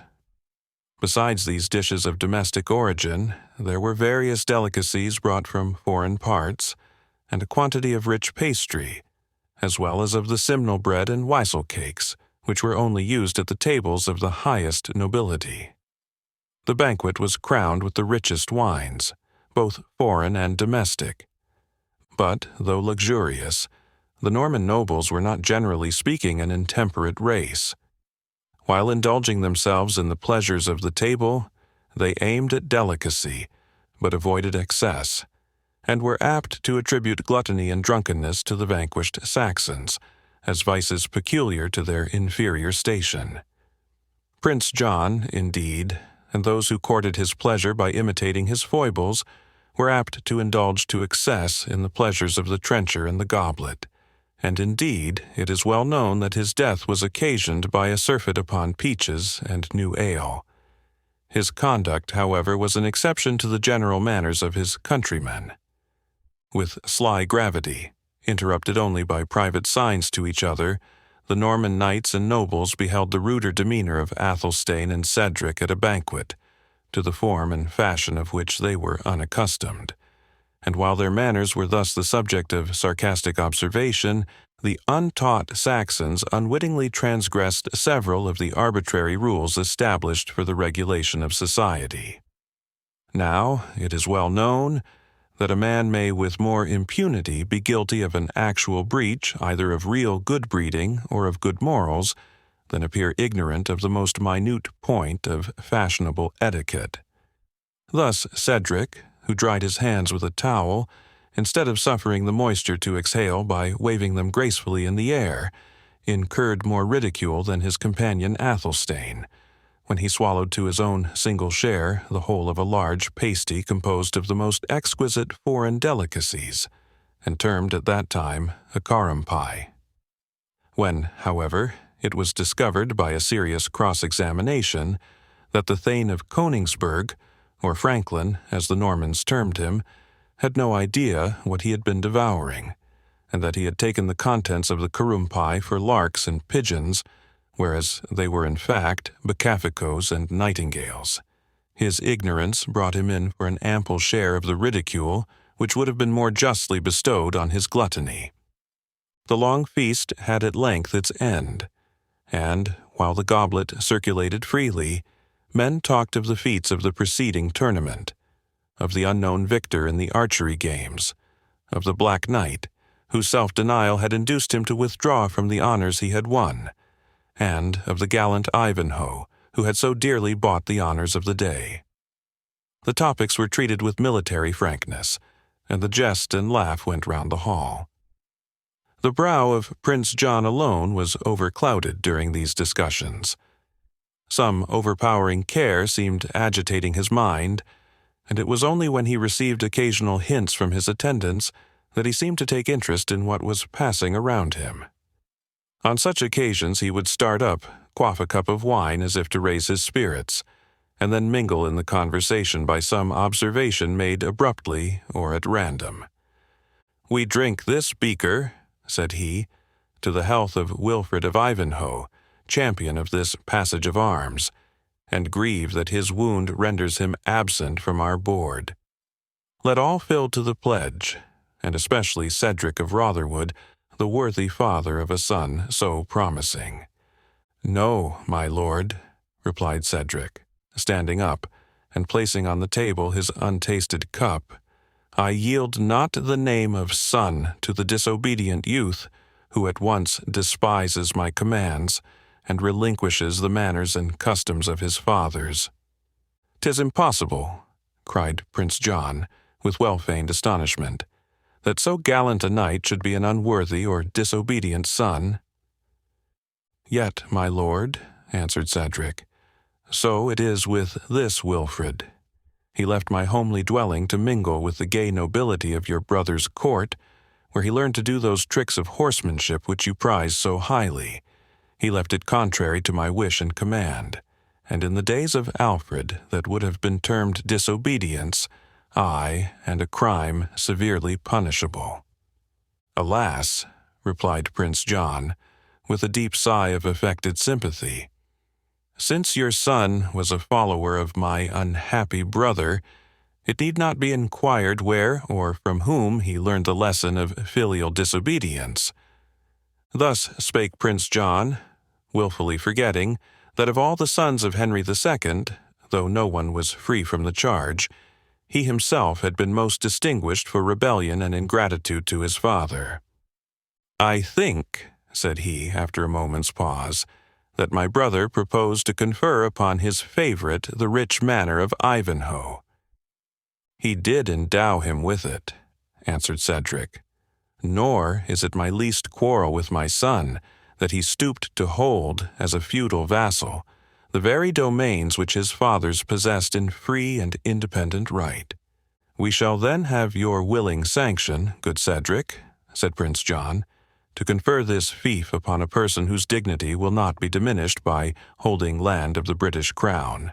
Sir Reginald Front de Bœuf," he said, turning towards that baron, "I trust you will so keep the goodly barony of Ivanhoe that Sir Wilfred shall not incur his father's farther displeasure by again entering upon that fief."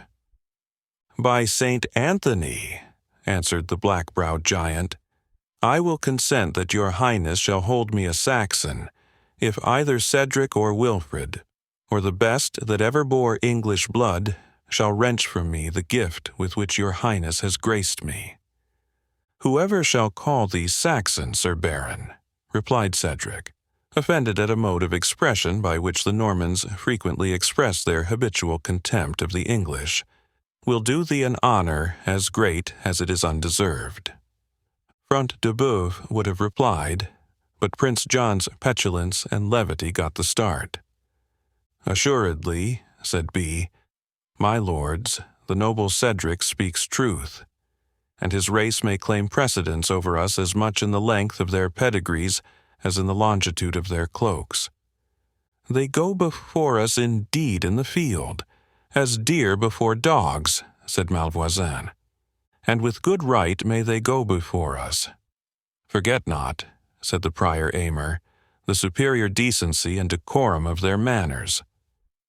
"Their singular abstemiousness and temperance," said de Bracy, forgetting the plan which promised him a Saxon bride. "Together with the courage and conduct," said Brian de Bois Guilbert, "by which they distinguished themselves at Hastings and elsewhere." While, with smooth and smiling cheek, the courtiers, each in turn, followed their prince's example, and aimed a shaft of ridicule at Cedric, the face of the Saxon became inflamed with passion, and he glanced his eyes fiercely from one to another, as if the quick succession of so many injuries had prevented his replying to them in turn, or like a baited bull, who, surrounded by his tormentors, is at a loss to choose from among them the immediate object of his revenge. At length he spoke in a voice half choked with passion, and, addressing himself to Prince John as the head and front of the offense which he had received, "Whatever," he said, "have been the follies and vices of our race, a Saxon would have been held nidering," the most emphatic term for abject worthlessness, who should in his own hall, and while his own wine-cup passed, have treated, or suffered to be treated, an unoffending guest as your highness has this day beheld me used, and whatever was the misfortune of our fathers on the field of Hastings, those may at least be silent. Here he looked at Front de Bœuf and the Templar, who have, within these few hours, once and again, lost saddle and stirrup before the lance of a Saxon. "By my faith, a biting jest," said Prince John. "How like you it, sirs? Our Saxon subjects rise in spirit and courage, become shrewd in wit, and bold in bearing in these unsettled times. What say ye, my lords? By this good light, I hold it best to take our galleys, and return to Normandy in time." "For fear of the Saxons," said de Bracy, laughing, "we should need no weapon but our hunting spears to bring these boars to bay." "A truce with your raillery, sir knights," said Fitzurse. "And it were well," he added, addressing the prince, "that your highness should assure the worthy Cedric there is no insult intended him by jests, which must sound but harshly in the ear of a stranger." "Insult," answered Prince John, resuming his courtesy of demeanor. "I trust it will not be thought that I could mean or permit any to be offered in my presence. Here, I fill my cup to Cedric himself, since he refuses to pledge his son's health." The cup went round amid the well-dissembled applause of the courtiers, which, however, failed to make the impression on the mind of the Saxon that had been designed. He was not naturally acute of perception, but those too much undervalued his understanding who deemed that this flattering compliment would obliterate the sense of the prior insult. He was silent, however, when the royal pledge again passed round to Sir Athelstane of Coningsburgh. The knight made his obeisance, and showed his sense of the honor by draining a huge goblet in answer to it. "And now, sirs," said Prince John, who began to be warmed with the wine which he had drank, "having done justice to our Saxon guests, we will pray of them some requital to our courtesy. Worthy Thane," he continued, addressing Cedric, "may we pray you to name to us some Norman whose mention may least sully your mouth, and to wash down with a goblet of wine all bitterness which the sound may leave behind it." Fitzurse arose while Prince John spoke, and gliding behind the seat of the Saxon, whispered to him not to omit the opportunity of putting an end to unkindness betwixt the two races, by naming Prince John. The Saxon replied not to this politic insinuation, but, rising up and filling his cup to the brim, he addressed Prince John in these words: "Your Highness has required that I should name a Norman deserving to be remembered at our banquet. This, perchance, is a hard task, since it calls on the slave to sing the praises of the master, upon the vanquished, while pressed by all the evils of conquest, to sing the praises of the conqueror. Yet I will name a Norman, the first in arms and in place, the best and the noblest of his race. And the lips that shall refuse to pledge me to his well-earned fame, I term false and dishonored, and will so maintain them with my life. I quaff this goblet to the health of Richard the Lionhearted. Prince John, who had expected that his own name would have closed the Saxon speech, started when that of his injured brother was so unexpectedly introduced. He raised mechanically the wine cup to his lips, then instantly set it down, to view the demeanor of the company at this unexpected proposal, which many of them felt it as unsafe to oppose as to comply with. Some of them, ancient and experienced courtiers, closely imitated the example of the prince himself, raising the goblet to their lips and again replacing it before them. There were many who, with a more generous feeling, exclaimed, "Long live King Richard, and may he be speedily restored to us." And some few, among whom were Front de Bœuf and the Templar, in sullen disdain suffered their goblets to stand untasted before them.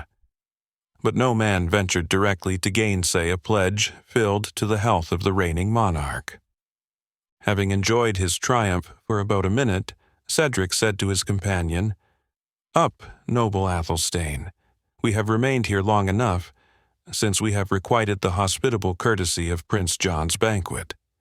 Those who wish to know further of our rude Saxon manners must henceforth seek us in the homes of our fathers, since we have seen enough of royal banquets, and enough of Norman courtesy."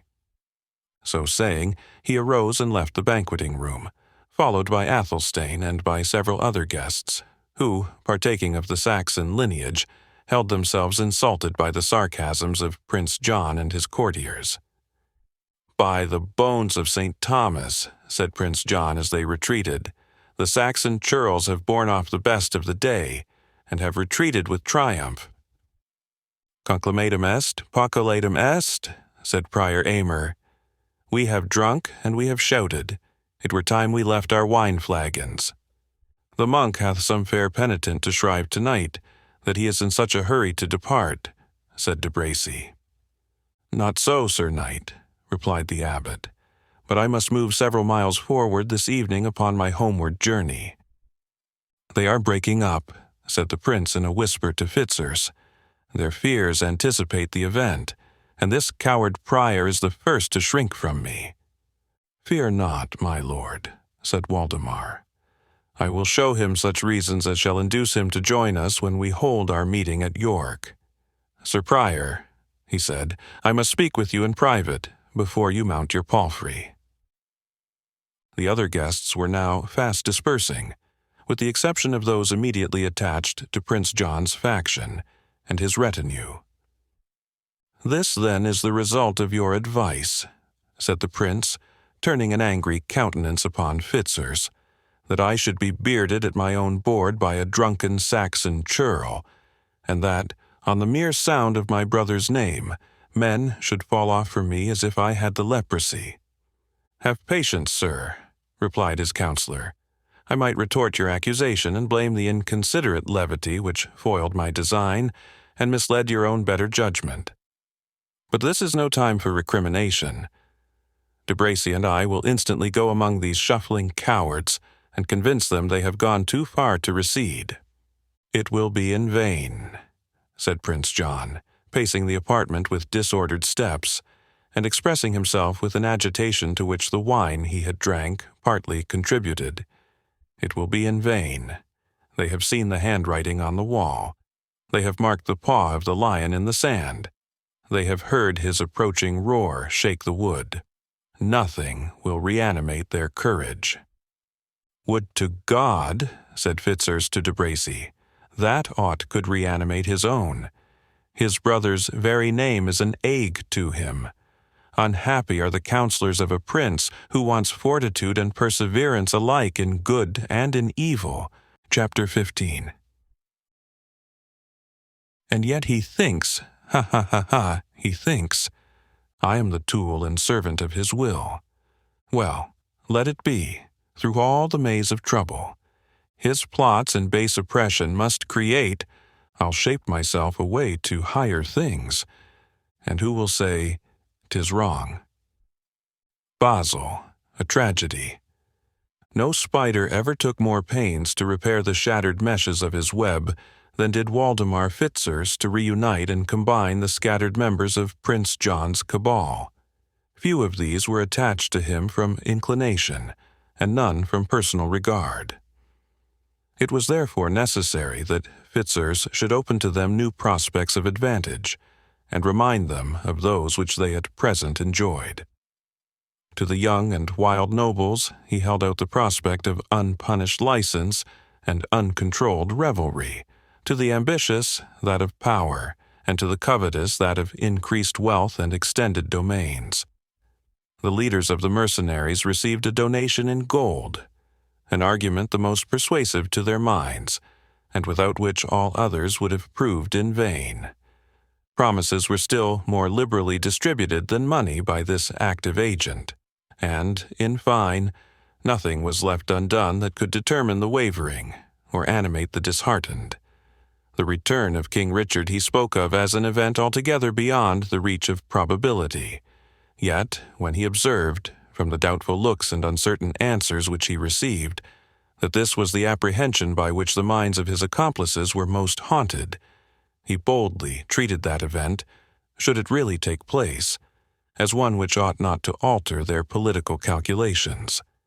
If Richard returns, said Fitzurse, he returns to enrich his needy and impoverished crusaders at the expense of those who did not follow him to the Holy Land. He returns to call to a fearful reckoning those who, during his absence, have done aught that can be construed offense or encroachment upon either the laws of the land or the privileges of the crown. He returns to avenge upon the orders of the temple and the hospital the preference which they showed to Philip of France during the wars in the Holy Land. He returns, in fine, to punish as a rebel every adherent of his brother Prince John. Are ye afraid of his power? Continued the artful confidant of that prince. We acknowledge him a strong and valiant knight, but these are not the days of King Arthur, when a champion could encounter an army. If Richard indeed comes back, it must be alone, unfollowed, unfriended. The bones of his gallant army have whitened the sands of Palestine. The few of his followers who have returned have straggled hither like this Wilfred of Ivanhoe, beggared and broken men. And what talk ye of Richard's right of birth? He proceeded, in answer to those who objected scruples on that head. Is Richard's title of primogeniture more decidedly certain than that of Duke Robert of Normandy, the Conqueror's eldest son? And yet William the Red and Henry, his second and third brothers, were successively preferred to him by the voice of the nation. Robert had every merit which can be pleaded for Richard. He was a bold knight, a good leader, generous to his friends and to the church, and, to crown the whole, a crusader and a conqueror of the Holy Sepulchre.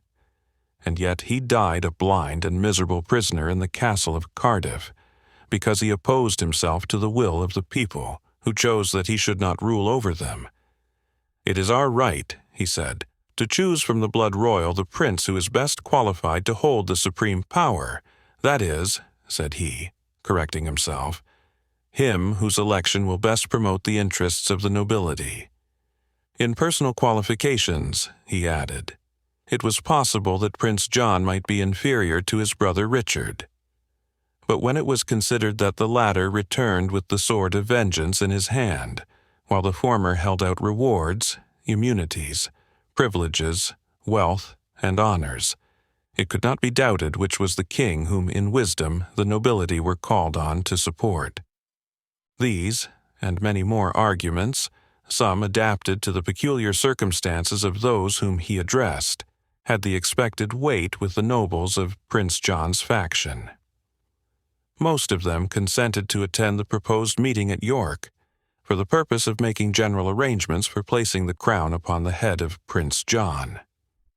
It was late at night, when, worn out and exhausted with his various exertions, however gratified with the result, Fitzurse, returning to the castle of Ashby, met with De Bracy, who had exchanged his banqueting garments for a short green kirtle with hose of the same cloth and color, a leathern cap or headpiece, a short sword, a horn slung over his shoulder, a long bow in his hand, and a bundle of arrows stuck in his belt. Had Fitzurse met this figure in an outer apartment, he would have passed him without notice, as one of the yeomen of the guard. But finding him in the inner hall, he looked at him with more attention, and recognized the Norman knight in the dress of an English yeoman. "What mummery is this, De Bracy?" said Fitzurse, somewhat angrily. "Is this a time for Christmas gambols and quaint maskings when the fate of our master, Prince John, is on the very verge of decision? Why hast thou not been, like me, among these heartless cravens, whom the very name of King Richard terrifies, as it is said to do the children of the Saracens?" "I have been attending to mine own business," answered De Bracy calmly, "as you, Fitzurse, have been minding yours." "I minding mine own business," echoed Waldemar. "I have been engaged in that of Prince John, our joint patron." "As if thou hadst any other reason for that, Waldemar," said De Bracy, "than the promotion of thine own individual interest. Come, Fitzurse, we know each other. Ambition is thy pursuit, pleasure is mine, and they become our different ages. Prince John, thou thinkest as I do, that he is too weak to be a determined monarch, too tyrannical to be an easy monarch, too insolent and presumptuous to be a popular monarch, and too fickle and timid to be long a monarch of any kind. But he is a monarch by whom Fitzurse and De Bracy hope to rise and thrive, and therefore you aid him with your policy, and I with the lances of my free companions. A hopeful auxiliary," said Fitzurse impatiently, "playing the fool in the very moment of utter necessity. What on earth dost thou purpose by this absurd disguise at a moment so urgent?" "To get me a wife," answered De Bracy coolly, "after the manner of the tribe of Benjamin." "The tribe of Benjamin?" said Fitzurse. "I comprehend thee not." "Wert thou not in presence yester-even," said De Bracy, "when we heard the Prior Aymer tell us a tale in reply to the romance which was sung by the minstrel? He told how, long since in Palestine, a deadly feud arose between the tribe of Benjamin and the rest of the Israelitish nation, and how they cut to pieces well nigh all the chivalry of that tribe, and how they swore by our Blessed Lady that they would not permit those who remained to marry in their lineage, and how they became grieved for their vow, and sent to consult His Holiness the Pope how they might be absolved from it, and how, by the advice of the Holy Father, the youth of the tribe of Benjamin carried off from a superb tournament all the ladies who were there present, and thus won them wives without the consent either of their brides or their brides' families." "I have heard the story," said Fitzurse, "though either the prior or thou hast made some singular alterations in date and circumstances." "I tell thee," said De Bracy, "that I mean to purvey me a wife after the fashion of the tribe of Benjamin, which is as much as to say that in this same equipment I will fall upon that herd of Saxon bullocks who have this night left the castle, and carry off from them the lovely Rowena." "Art thou mad, De Bracy?" said Fitzurse. "Bethink thee that, though the men be Saxons, they are rich and powerful, and regarded with the more respect by their countrymen, that wealth and honor are but the lot of few of Saxon descent, and should belong to none," said De Bracy. "The work of the conquest should be completed." "This is no time for it, at least," said Fitzurse. "The approaching crisis renders the favor of the multitude indispensable, and Prince John cannot refuse justice to anyone who injures their favorites." "Let him grant it, if he dare," said De Bracy. He will soon see the difference betwixt the support of such a lusty lot of spears as mine, and that of a heartless mob of Saxon churls. Yet I mean no immediate discovery of myself. Seem I not in this garb as bold a forester as ever blew horn? The blame of the violence shall rest with the outlaws of the Yorkshire forests. I have sure spies on the Saxons' motions. Tonight they sleep in the convent of St. Whittle, or Withold, or whatever they call that churl of a Saxon saint at Burton-on-Trent. Next day's march brings them within our reach, and, falcon-ways, we swoop on them at once. Presently after, I will appear in mine own shape, play the courteous knight, rescue the unfortunate and afflicted fair one from the hands of the rude ravishers, conduct her to Front de Boeuf's castle, or to Normandy, if it should be necessary, and produce her not again to her kindred until she be the bride and dame of Maurice de Bracy. A marvellously sage plan, said Fitzurse, and, as I think, not entirely of thine own device. Come, be frank, de Bracy, who aided thee in the invention, and who is to assist in the execution? For, as I think, thine own band lies as far off as York. Marry, if thou must needs know, said de Bracy, it was the Templar Brian de Bois Guilbert that shaped out the enterprise, which the adventure of the men of Benjamin suggested to me. He is to aid me in the onslaught, and he and his followers will personate the outlaws, from whom my valorous arm is, after changing my garb, to rescue the lady. By my halidome, said Fitzurse, the plan was worthy of your united wisdom, and thy prudence, de Bracy, is most especially manifested in the project of leaving the lady in the hands of thy worthy confederate. Thou mayest, I think, succeed in taking her from her Saxon friends, but how thou wilt rescue her afterwards from the clutches of Bois Guilbert seems considerably more doubtful. He is a falcon, well accustomed to pounce on a partridge, and to hold his prey fast. He is a Templar, said de Bracy, and cannot therefore rival me in my plan of wedding this heiress, and to attempt aught dishonorable against the intended bride of de Bracy. By heaven! Were he a whole chapter of his order in his single person, he dared not do me such an injury. Then since naught that I can say, said Fitzurse, will put this folly from thy imagination, for well I know the obstinacy of thy disposition, at least waste as little time as possible. Let not thy folly be lasting as well as untimely.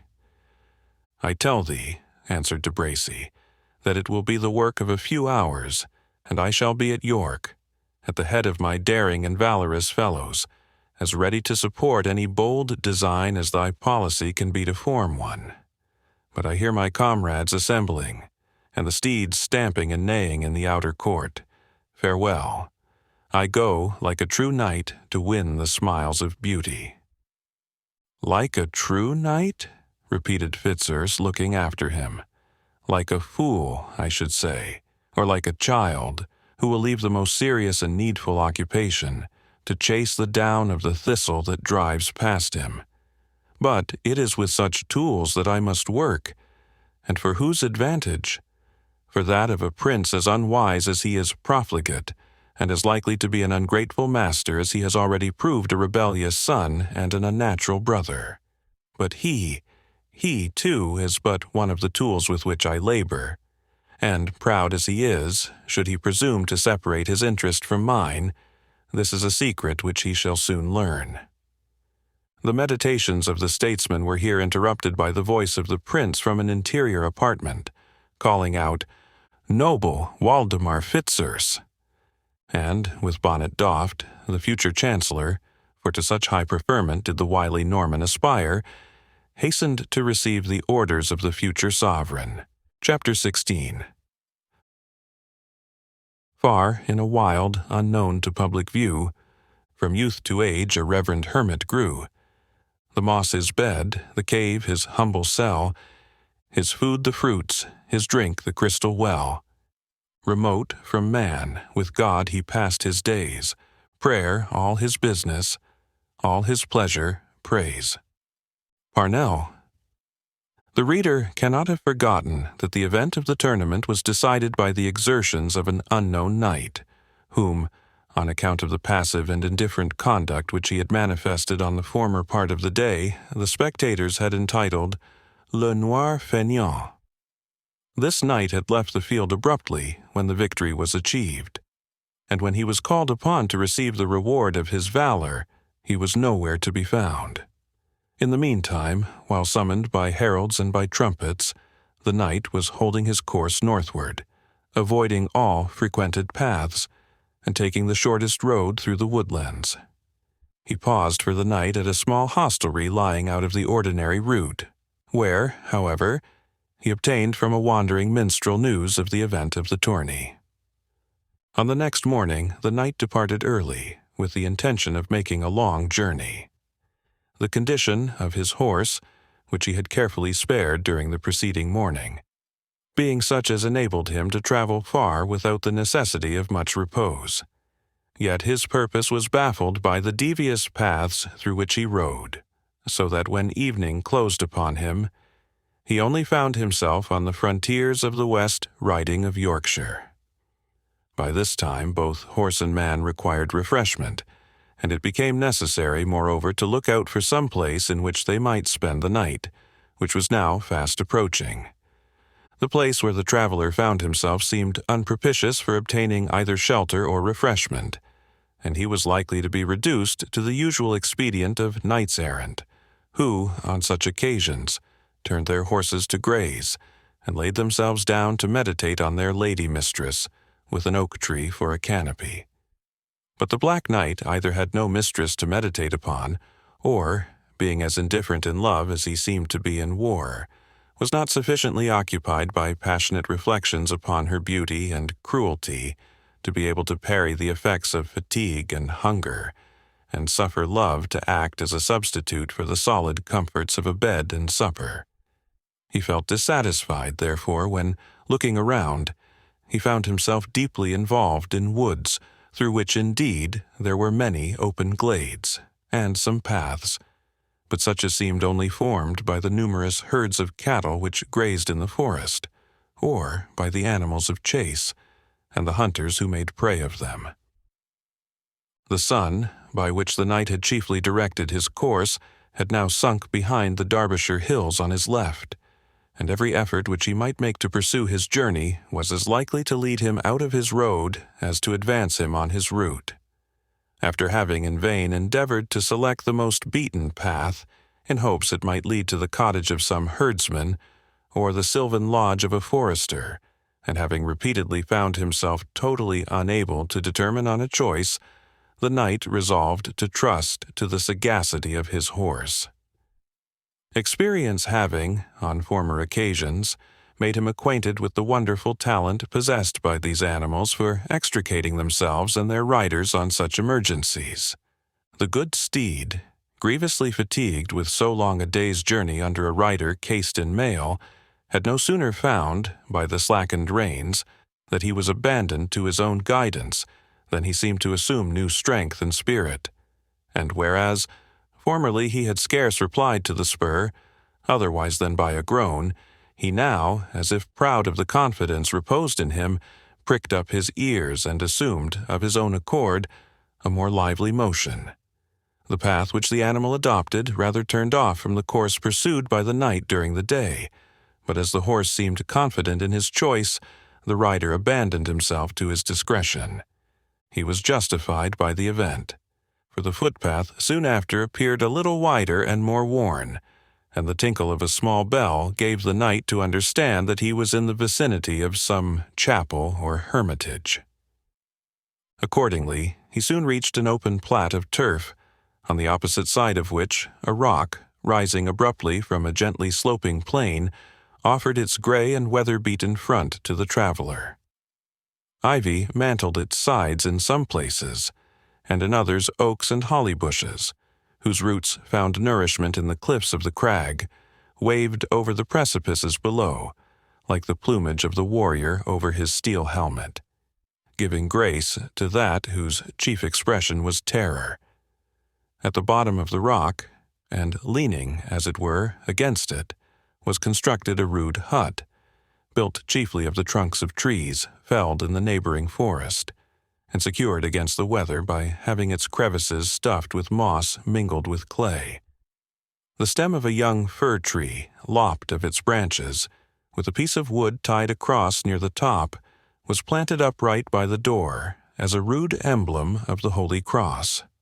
At a little distance on the right hand, a fountain of the purest water trickled out of the rock, and was received in a hollow stone, which labor had formed into a rustic basin.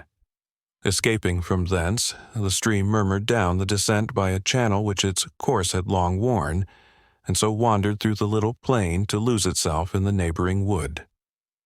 Beside this fountain were the ruins of a very small chapel, of which the roof had partly fallen in. The building, when entire, had never been above 16 feet long by 12 feet in breadth, and the roof, low in proportion, rested upon 4 concentric arches which sprung from the 4 corners of the building, each supported upon a short and heavy pillar. The ribs of 2 of these arches remained, though the roof had fallen down betwixt them. Over the others it remained entire. The entrance to this ancient place of devotion was under a very low round arch, ornamented by several courses of that zigzag molding, resembling sharks' teeth, which appear so often in the more ancient Saxon architecture. A belfry rose above the porch on 4 small pillars, within which hung the green and weather-beaten bell, the feeble sounds of which had been some time before heard by the Black Knight. The whole peaceful and quiet scene lay glimmering in twilight before the eyes of the traveler, giving him good assurance of lodging for the night, since it was a special duty of those hermits who dwelt in the woods to exercise hospitality towards benighted or bewildered passengers. Accordingly, the knight took no time to consider minutely the particulars which we have detailed, but thanking St. Julian, the patron of travelers, who had sent him good harborage, he leaped from his horse and assailed the door of the hermitage with the butt of his lance, in order to arouse attention and gain admittance. It was some time before he obtained any answer, and the reply, when made, was unpropitious. "Pass on, whosoever thou art," was the answer given by a deep, hoarse voice from within the hut, "and disturb not the servant of God and St. Dunstan in his evening devotions." "Worthy father," answered the knight, "here is a poor wanderer bewildered in these woods, who gives thee the opportunity of exercising thy charity and hospitality." "Good brother," replied the inhabitant of the hermitage, "it has pleased Our Lady and St. Dunstan to destine me for the object of those virtues, instead of the exercise thereof. I have no provisions here which even a dog would share with me, and a horse of any tenderness of nurture would despise my couch. Pass therefore on thy way, and God speed thee." "But how," replied the knight, "is it possible for me to find my way through such a wood as this, when darkness is coming on? I pray you, Reverend Father, as you are a Christian, to undo your door, and at least point out to me my road." "And I pray you, good Christian brother," replied the anchorite, "to disturb me no more. You have already interrupted 1 pater, 2 aves, and a credo, which I, miserable sinner that I am, should, according to my vow, have said before moonrise." "The road, the road," vociferated the knight. "Give me directions for the road, if I am to expect no more from thee." "The road," replied the hermit, "is easy to hit. The path from the wood leads to a morass, and from thence to a ford, which, as the rains have abated, may now be passable. When thou hast crossed the ford, thou wilt take care of thy footing up the left bank, as it is somewhat precipitous, and the path, which hangs over the river, has lately, as I learn, for I seldom leave the duties of my chapel, given way in sundry places. Thou wilt then keep straight forward. A broken path, a precipice, a ford, and a morass," said the knight, interrupting him, Sir Hermit, if you were the holiest that ever wore beard or told bead, you shall scarce prevail on me to hold this road tonight. I tell thee that thou, who livest by the charity of the country, ill-deserved, as I doubt it is, hast no right to refuse shelter to the wayfarer when in distress. Either open the door quickly, or, by the rood, I will beat it down and make entry for myself." "Friend wayfarer," replied the hermit, "be not importunate. If thou puttest me to use the carnal weapon in mine own defense, it will be e'en the worse for you." At this moment, a distant noise of barking and growling, which the traveler had for some time heard, became extremely loud and furious, and made the knight suppose that the hermit, alarmed by his threat of making forcible entry, had called the dogs who made this clamor to aid him in his defense, out of some inner recess in which they had been kennelled. Incensed at this preparation on the hermit's part for making good his inhospitable purpose, the knight struck the door so furiously with his foot that posts as well as staples shook with violence. The anchorite, not caring again to expose his door to a similar shock, now called out aloud, "Patience, patience, spare thy strength, good traveler, and I will presently undo the door, though, it may be, my doing so will be little to thy pleasure." The door accordingly was opened, and the hermit, a large, strong-built man, in his sackcloth gown and hood, girt with a rope of rushes, stood before the knight. He had in one hand a lighted torch or link, and in the other a baton of crabtree, so thick and heavy that it might well be termed a club. Two large shaggy dogs, half greyhound, half mastiff, stood ready to rush upon the traveler as soon as the door should be opened. But when the torch glanced upon the lofty crest and golden spurs of the knight, who stood without, the hermit, altering probably his original intentions, repressed the rage of his auxiliaries, and, changing his tone to a sort of churlish courtesy, invited the knight to enter his hut, making excuse for his unwillingness to open his lodge after sunset, by alleging the multitude of robbers and outlaws who were abroad, and who gave no honor to Our Lady or St. Dunstan, nor to those holy men who spent life in their service. "The poverty of your cell, good father," said the knight, looking around him, and seeing nothing but a bed of leaves, a crucifix rudely carved in oak, a missal with a rough-hewn table and 2 stools, and 1 or 2 clumsy articles of furniture. "The poverty of your cell should seem a sufficient defense against any risk of thieves, not to mention the aid of 2 trusty dogs, large and strong enough, I think, to pull down a stag, and of course to match with most men. The good keeper of the forest," said the hermit, "hath allowed me the use of these animals to protect my solitude until the times shall mend." Having said this, he fixed his torch in a twisted branch of iron which served for a candlestick, and, placing the oaken trivet before the embers of the fire, which he refreshed with some dry wood, he placed a stool upon one side of the table, and beckoned to the knight to do the same upon the other. They sat down, and gazed with great gravity at each other, each thinking in his heart that he had seldom seen a stronger or more athletic figure than was placed opposite to him. "Reverend hermit," said the knight, after looking long and fixedly at his host, "were it not to interrupt your devout meditations, I would pray to know 3 things of your holiness. First, where I am to put my horse. Secondly, what I can have for supper. Thirdly, where I am to take up my couch for the night." "I will reply to you," said the hermit, "with my finger, it being against my rule to speak by words where signs can answer the purpose." So saying, he pointed successively to 2 corners of the hut. "Your stable," said he, "is there, your bed there, and," reaching down a platter with 2 handfuls of parched peas upon it from the neighboring shelf, and placing it upon the table, he added, "Your supper is here." The knight shrugged his shoulders, and leaving the hut, brought in his horse, which in the interim he had fastened to a tree, unsaddled him with much attention, and spread upon the steed's weary back his own mantle. The hermit was apparently somewhat moved to compassion by the anxiety as well as address which the stranger displayed in tending his horse. For, muttering something about provender left for the keeper's palfrey, he dragged out of a recess a bundle of forage, which he spread before the knight's charger, and immediately afterwards shook down a quantity of dried fern in the corner which he had assigned for the rider's couch.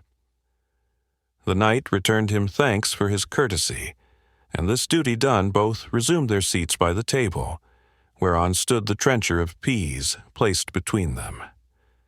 The hermit, after a long grace, which had once been Latin, but of which original language few traces remained, excepting here and there the long rolling termination of some word or phrase, set example to his guest by modestly putting into a very large mouth, furnished with teeth which might have ranked with those of a boar both in sharpness and whiteness, some 3 or 4 dried peas, a miserable grist as it seemed for so large and able a mill.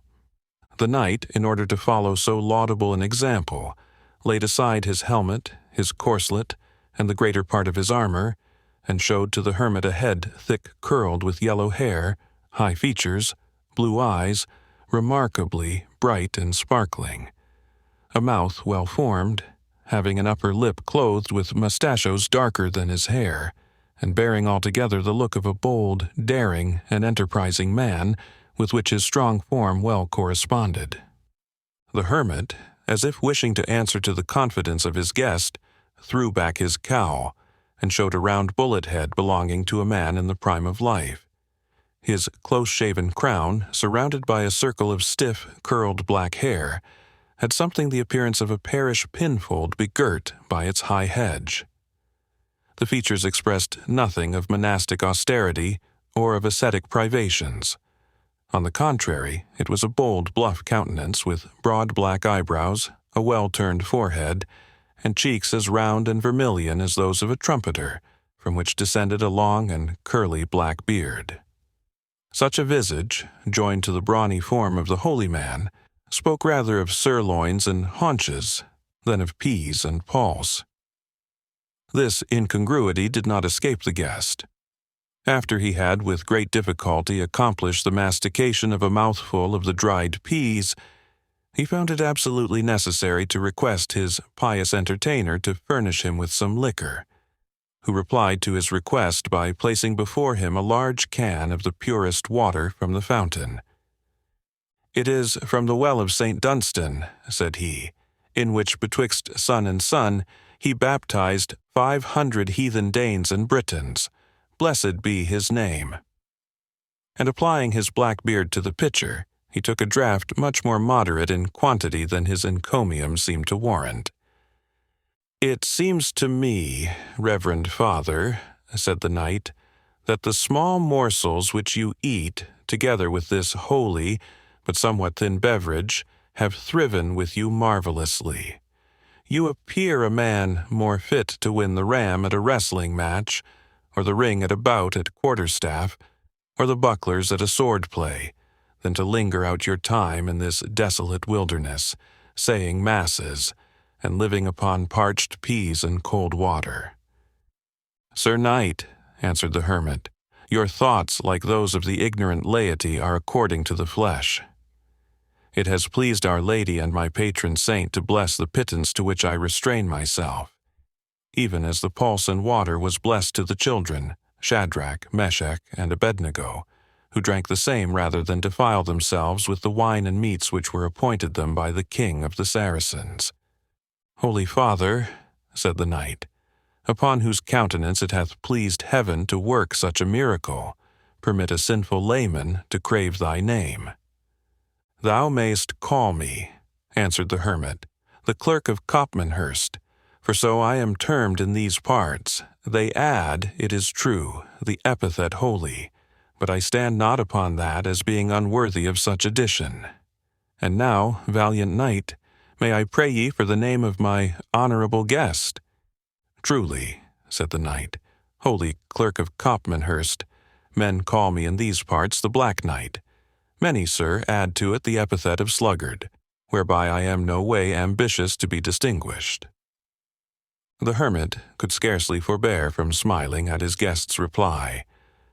"I see," said he, "Sir Sluggish Knight, that thou art a man of prudence and of counsel, and moreover, I see that my poor monastic fare likes thee not, accustomed, perhaps, as thou hast been, to the license of courts and of camps, and the luxuries of cities. And now I bethink me, Sir Sluggard, that when the charitable keeper of this forest walk left those dogs for my protection, and also those bundles of forage, he left me also some food, which, being unfit for my use, the very recollection of it had escaped me amid my more weighty meditations." "I dare be sworn he did so," said the knight. "I was convinced that there was better food in the cell, holy clerk, since you first doffed your cowl. Your keeper is ever a jovial fellow, and none who beheld thy grinders contending with these peas, and thy throat flooded with this ungenial element, could see thee doomed to such horse provender and horse beverage," pointing to the provisions upon the table, "and refrain from mending thy cheer. Let us see the keeper's bounty, therefore, without delay." The hermit cast a wistful look upon the knight, in which there was a sort of comic expression of hesitation, as if uncertain how far he should act prudently in trusting his guest. There was, however, as much of bold frankness in the knight's countenance as was possible to be expressed by features. His smile, too, had something in it irresistibly comic, and gave an assurance of faith and loyalty, with which his host could not refrain from sympathizing. After exchanging a mute glance or two, the hermit went to the further side of the hut, and opened a hutch which was concealed with great care and some ingenuity. Out of the recesses of a dark closet, into which this aperture gave admittance, he brought a large pasty, baked in a pewter platter of unusual dimensions. This mighty dish he placed before his guest, who, using his poniard to cut it open, lost no time in making himself acquainted with its contents. "How long is it since the good keeper has been here?" said the knight to his host, after having swallowed several hasty morsels of this reinforcement to the hermit's good cheer. "About 2 months," answered the father hastily. "By the true Lord," answered the knight, "everything in your hermitage is miraculous, holy clerk, for I would have been sworn that the fat buck which furnished this venison had been running on foot within the week." The hermit was somewhat discountenanced by this observation, and moreover, he made but a poor figure while gazing on the diminution of the pasty, on which his guest was making desperate inroads, a warfare in which his previous profession of abstinence left him no pretext for joining. "I have been in Palestine, Sir Clerk," said the knight, stopping short of a sudden, "and I bethink me it is a custom there that every host who entertains a guest shall assure him of the wholesomeness of his food by partaking of it along with him. Far be it from me to suspect so holy a man of aught inhospitable. Nevertheless, I will be highly bound to you, would you comply with this Eastern custom. To ease your unnecessary scruples, Sir Knight, I will for once depart from my rule," replied the hermit. And as there were no forks in those days, his clutches were instantly in the bowels of the pasty. The ice of ceremony being once broken, it seemed matter of rivalry between the guest and the entertainer, which should display the best appetite. And although the former had probably fasted longest, yet the hermit fairly surpassed him. "Holy clerk," said the knight, when his hunger was appeased, "I would gauge my good horse yonder against a zecchin, that same honest keeper to whom we are obliged for the venison has left thee a stoup of wine, or a run-late of canary, or some such trifle, by way of ally to this noble pasty. This would be a circumstance doubtless totally unworthy to dwell in the memory of so rigid an anchorite. Yet, I think, were you to search yonder crypt once more, you would find that I am right in my conjecture." The hermit only replied by a grin, and returning to the hutch, he produced a leathern bottle, which might contain about 4 quarts. He also brought forth 2 large drinking cups, made out of the horn of the urus, and hooped with silver. Having made this goodly provision for washing down the supper, he seemed to think no farther ceremonious scruple necessary on his part. But filling both cups, and saying, in the Saxon fashion, "Ways hail, Sir Sluggish Knight," he emptied his own at a draught. "Drink hail, holy clerk of Copmanhurst," answered the warrior, and did his host reason in a similar brimmer. "Holy clerk," said the stranger, after the first cup was thus swallowed, "I cannot but marvel that a man possessed of such thews and sinews as thine, and who therewithal shows the talent of so goodly a trencher man, should think of abiding by himself in this wilderness. In my judgment, you are fitter to keep a castle or a fort, eating of the fat and drinking of the strong, than to live here upon pulse and water, or even upon the charity of the keeper. At least, were I as thou, I should find myself both disport and plenty out of the king's deer. There is many a goodly herd in these forests, and a buck will never be missed that goes to the use of St. Dunstan's chaplain." "Sir Sluggish Knight," replied the clerk, "these are dangerous words, and I pray you to forbear them. I am true hermit to the king and law, and were I to spoil my liege's game, I should be sure of the prison, and my gown, saved me not, were in some peril of hanging. Nevertheless, were I as thou," said the knight, "I would take my walk by moonlight, when foresters and keepers were warm in bed, and ever and anon, as I pattered my prayers, I would let fly a shaft among the herds of dun deer that feed in the glades. Resolve me, holy clerk, hast thou never practised such a pastime?"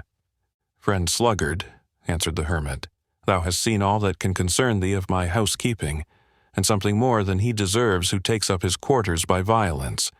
Credit me, it is better to enjoy the good which God sends thee than to be impertinently curious how it comes. Fill thy cup, and welcome, and do not, I pray thee, by further impertinent inquiries, put me to show that thou couldst hardly have made good thy lodging had I been earnest to oppose thee." "By my faith," said the knight, "thou makest me more curious than ever. Thou art the most mysterious hermit I ever met, and I will know more of thee ere we part. As for thy threats, no, holy man, thou speakest to one whose trade it is to find out danger wherever it is to be met with." "Sir Sluggish Knight, I drink to thee," said the hermit, "respecting thy valor much, but deeming wondrous slightly of thy discretion. If thou wilt take equal arms with me, I will give thee, in all friendship and brotherly love, such sufficing penance and complete absolution, that thou shalt not for the next 12 months sin the sin of excess of curiosity." The knight pledged him, and desired him to name his weapons. "There is none," replied the hermit, "from the scissors of Delilah, and the 10-penny nail of Jael, to the scimitar of Goliath, at which I am not a match for thee. But if I am to make the election, what sayest thou, good friend, to these trinkets?" Thus speaking, he opened another hutch, and took out from it a couple of broadswords and bucklers, such as were used by the yeomanry of the period. The knight, who watched his motions, observed that this second place of concealment was furnished with 2 or 3 good longbows, a crossbow, a bundle of bolts for the latter, and half a dozen sheaves of arrows for the former. A harp, and other matters of a very uncanonical appearance, were also visible when this dark recess was opened. "I promise thee, brother clerk," said he, "I will ask thee no more offensive questions. The contents of that cupboard are an answer to all my enquiries, and I see a weapon there," here he stooped and took out the harp, "on which I would more gladly prove my skill with thee than at the sword and buckler." "I hope, Sir Knight," said the hermit, "thou hast given no good reason for thy surname of the sluggard. I do promise thee I suspect thee grievously. Nevertheless, thou art my guest, and I will not put thy manhood to the proof without thine own free will. Sit thee down, then, and fill thy cup. Let us drink, sing, and be merry.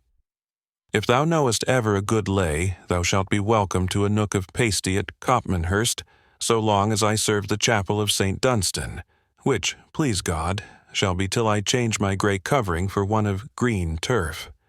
But come, fill a flagon, for it will crave some time to tune the harp, and naught pitches the voice and sharpens the ear like a cup of wine. For my part, I love to feel the grape at my very finger ends before they make the harp strings tinkle. Beneath, Chapter 17.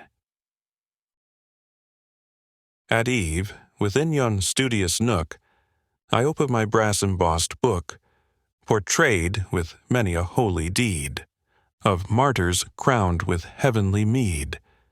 Then, as my taper waxes dim, chant ere I sleep my measured hymn.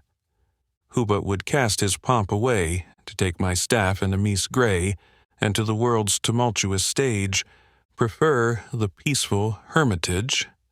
Wharton, notwithstanding the prescription of the genial hermit, with which his guest willingly complied, he found it no easy matter to bring the harp to harmony. "Methinks, holy father," said he, "the instrument wants one string, and the rest have been somewhat misused." "Aye, mark'st thou that?" replied the hermit. "That shows thee a master of the craft. Wine and wassail," he added, gravely casting up his eyes. "All the fault of wine and wassail. I told Allan a Dale, the northern minstrel, that he would damage the harp if he touched it after the 7th cup, but he would not be controlled. Friend, I drink to thy successful performance." So saying, he took off his cup with much gravity, at the same time shaking his head at the intemperance of the Scottish harper. The knight, in the meantime, had brought the strings into some order, and after a short prelude asked his host whether he would choose a servente in the language of oak, or a lie in the language of we, or a virelai, or a ballad in the vulgar English. "A ballad, said the hermit, "against all the auks and we of France. Downright English am I, Sir Knight, and downright English was my patron St. Dunstan, and scorned auk and we, as he would have scorned the parings of the devil's hoof. Downright English alone shall be sung in this cell." "I will essay, then," said the knight, "a ballad composed by a Saxon glee-man, whom I knew in Holy Land."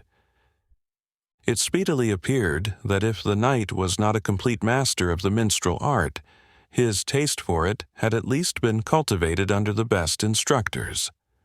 Art had taught him to soften the faults of a voice which had little compass, and was naturally rough rather than mellow, and, in short, had done all that culture can do in supplying natural deficiencies.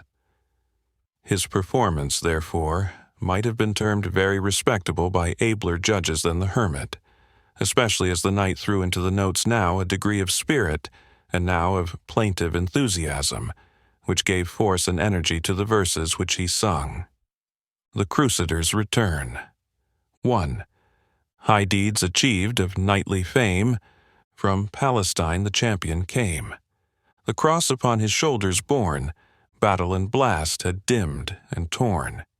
Each dint upon his battered shield was token of a foughten field, and thus, beneath his lady's bower, he sung as fell the twilight hour. 2. Joy to the fair! Thy knight behold, returned from yonder land of gold.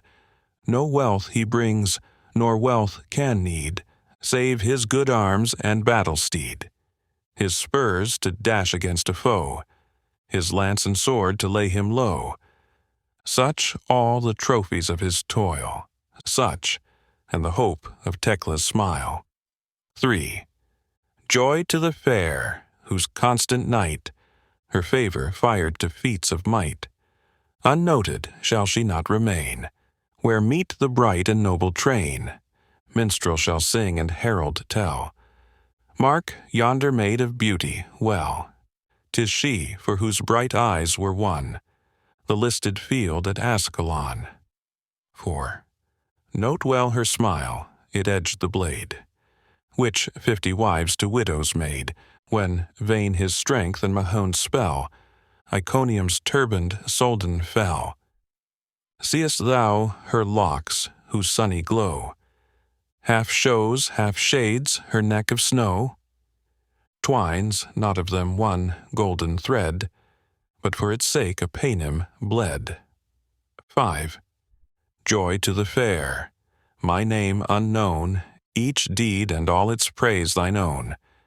Then, oh, unbar this churlish gate, the night dew falls, the hour is late. Inured to Syria's glowing breath, I feel the north breeze chill as death. Let grateful love quell maiden shame, and grant him bliss who brings thee fame. During this performance, the hermit demeaned himself much like a first-rate critic of the present day at a new opera. He reclined back upon his seat with his eyes half shut.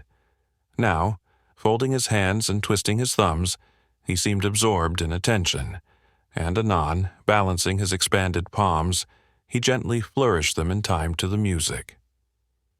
At one or two favorite cadences he threw in a little assistance of his own, where the knight's voice seemed unable to carry the air so high as his worshipful taste approved.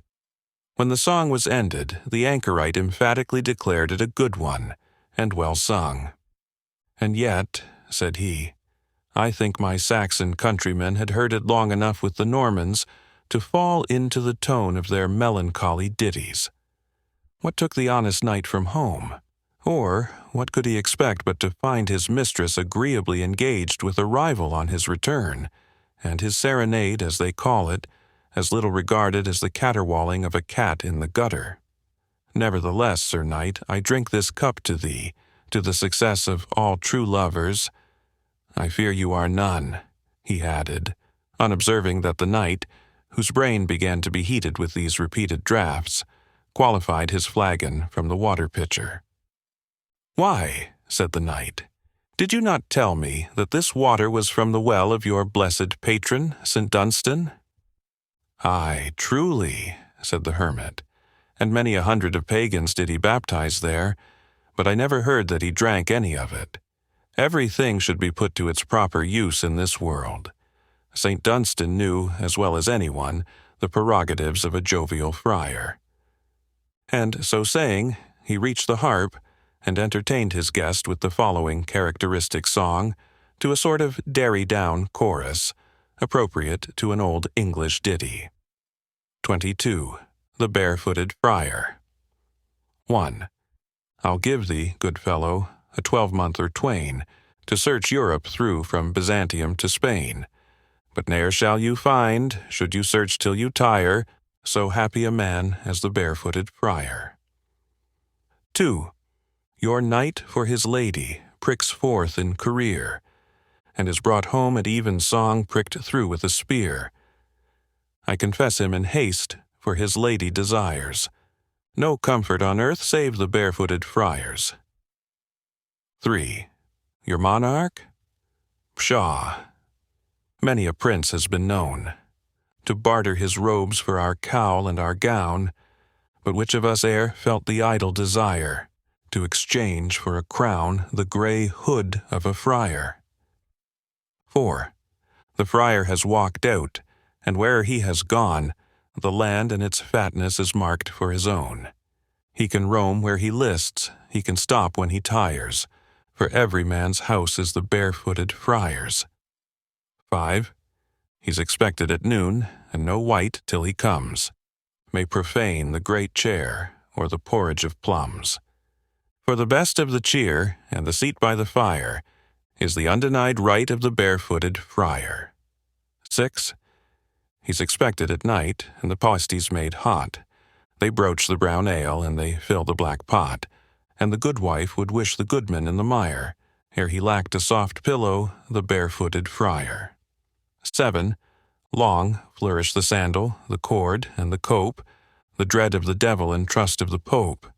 For to gather life's roses, unscathed by the briar, is granted alone to the barefooted friar. By my troth, said the knight, thou hast sung well and lustily, and in high praise of thine order. And, talking of the devil, holy clerk, Are you not afraid that he may pay you a visit during some of your uncanonical pastimes?" "Aye, uncanonical," answered the hermit. "I scorn the charge, I scorn it with my heels. I serve the duty of my chapel duly and truly. 2 masses daily, morning and evening, primes, noons, and vespers, aves, credos, paters. "Excepting moonlight nights when the venison is in season," said his guest.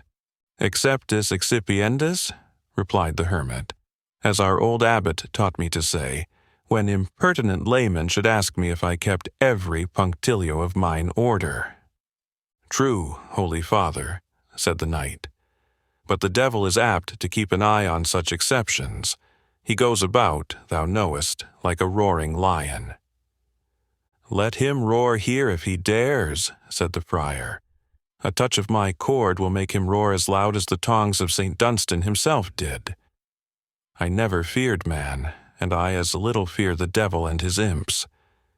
St. Dunstan, St. Dubrique, St. Winibald, St. Winifred, St. Swibert, St. Willick, not forgetting St. Thomas a Kent, and my own poor merits to speed, I defy every devil of them, come cut and long tail. But to let you into a secret, I never speak upon such subjects, my friend, until after morning vespers." He changed the conversation. Fast and furious grew the mirth of the parties, and many a song was exchanged betwixt them, when their revels were interrupted by a loud knocking at the door of the hermitage. The occasion of this interruption we can only explain by resuming the adventures of another set of our characters. For, like old Ariosto, we do not pique ourselves upon continuing uniformly to keep company with any one personage of our drama. Chapter 18. Away. Our journey lies through dell and dingle, where the blithe fawn trips by its timid mother, where the broad oak with intercepting boughs checkers the sunbeam in the greensward alley. Up and away, for lovely paths are these, to tread when the glad sun is on his throne, less pleasant and less safe when Cynthia's lamp, with doubtful glimmer lights the dreary forest. Ettrick Forest. When Cedric the Saxon saw his son drop down senseless in the lists at Ashby, his first impulse was to order him into the custody and care of his own attendants, but the words choked in his throat. He could not bring himself to acknowledge in presence of such an assembly the son whom he had renounced and disinherited.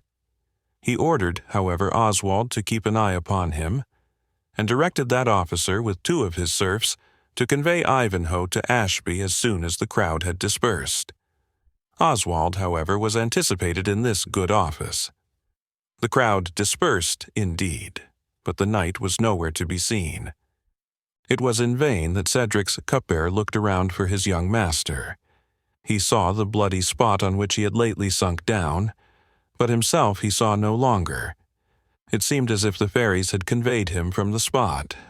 Perhaps Oswald, for the Saxons were very superstitious, might have adopted some such hypothesis, to account for Ivanhoe's disappearance, had he not suddenly cast his eye upon a person attired like a squire, in whom he recognized the features of his fellow-servant Gurth. Anxious concerning his master's fate, and in despair at his sudden disappearance, the translated swineherd was searching for him everywhere, and had neglected, in doing so, the concealment on which his own safety depended. Oswald deemed it his duty to secure Gurth, as a fugitive of whose fate his master was to judge. Renewing his inquiries concerning the fate of Ivanhoe, the only information which the cupbearer could collect from the bystanders was that the knight had been raised with care by certain well-attired grooms, and placed in a litter belonging to a lady among the spectators, which had immediately transported him out of the press. Oswald, on receiving this intelligence, resolved to return to his master for farther instructions, carrying along with him Gurth, whom he considered in some sort as a deserter from the service of Cedric. The Saxon had been under very intense and agonizing apprehensions concerning his son, for nature had asserted her rights, in spite of the patriotic stoicism which labored to disown her. But no sooner was he informed that Ivanhoe was in careful, and probably in friendly hands, than the paternal anxiety which had been excited by the dubiety of his fate gave way anew to the feeling of injured pride and resentment at what he termed Wilfred's filial disobedience. "Let him wander his way," said he. "Let those leech his wounds, for whose sake he encountered them. He is fitter to do the juggling tricks of the Norman chivalry than to maintain the fame and honor of his English ancestry with the glaive and brown bill, the good old weapons of his country." "If to maintain the honor of ancestry," said Rowena, who was present, "it is sufficient to be wise in counsel and brave in execution, to be boldest among the bold, and gentlest among the gentle, I know no voice, save his father's. Be silent, Lady Rowena. On this subject only I hear you not. Prepare yourself for the prince's festival. We have been summoned thither with unwonted circumstance of honor and of courtesy, such as the haughty Normans have rarely used to our race since the fatal day of Hastings. Thither will I go, were it only to show these proud Normans how little the fate of a son, who could defeat their bravest, can affect a Saxon." "Thither," said Rowena, "do I not go, and I pray you to beware, lest what you mean for courage and constancy shall be accounted hardness of heart." "Remain at home, then, ungrateful lady," answered Cedric. "Thine is the hard heart, which can sacrifice the weal of an oppressed people to an idle and unauthorized attachment. I seek the noble Athelstane, and with him attend the banquet of John of Anjou." He went accordingly to the banquet, of which we have already mentioned the principal events. Immediately upon retiring from the castle, the Saxon thanes with their attendants took horse, and it was during the bustle which attended their doing so that Cedric, for the first time, cast his eyes upon the deserter Gurth. The noble Saxon had returned from the banquet, as we have seen, in no very placid humor, and wanted but a pretext for wreaking his anger upon someone. "The gyves," he said, "the gyves, Oswald, Hundebert, dogs and villains, why leave ye the knave unfettered?"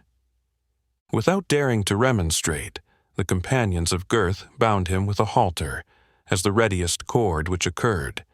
He submitted to the operation without remonstrance, except that, darting a reproachful look at his master, he said, "This comes of loving your flesh and blood better than mine own." "To horse and forward," said Cedric. "It is indeed full time," said the noble Athelstane, "for, if we ride not the faster, the worthy Abbot Walthuf's preparations for a rare supper three will be altogether spoiled." The travelers, however, used such speed as to reach the convent of St. Withold's before the apprehended evil took place. The abbot, himself of ancient Saxon descent, received the noble Saxons with the profuse and exuberant hospitality of their nation, wherein they indulged to a late, or rather an early hour. Nor did they take leave of their reverend host the next morning, until they had shared with him a sumptuous refection. As the cavalcade left the court of the monastery, an incident happened somewhat alarming to the Saxons, who, of all people of Europe, were most addicted to a superstitious observance of omens, and to whose opinions can be traced most of those notions upon such subjects, still to be found among our popular antiquities. For the Normans, being a mixed race, and better informed according to the information of the times, had lost most of the superstitious prejudices which their ancestors had brought from Scandinavia, and piqued themselves upon thinking freely on such topics. In the present instance, the apprehension of impending evil was inspired by no less respectable a prophet than a large, lean, black dog, which, sitting upright, howled most piteously as the foremost riders left the gate, and presently afterwards, barking wildly and jumping to and fro, seemed bent upon attaching itself to the party. "I like not that music, Father Cedric," said Athelstane, for by this title of respect he was accustomed to address him. "Nor I either, uncle," said Wamba. "I greatly fear we shall have to pay the piper." "In my mind," said Athelstane, upon whose memory the abbot's good ale, for Burton was already famous for that genial liquor, had made a favorable impression, "in my mind we had better turn back, and abide with the abbot until the afternoon. It is unlucky to travel where your path is crossed by a monk, a hare, or a howling dog, until you have eaten your next meal." "Away," said Cedric impatiently.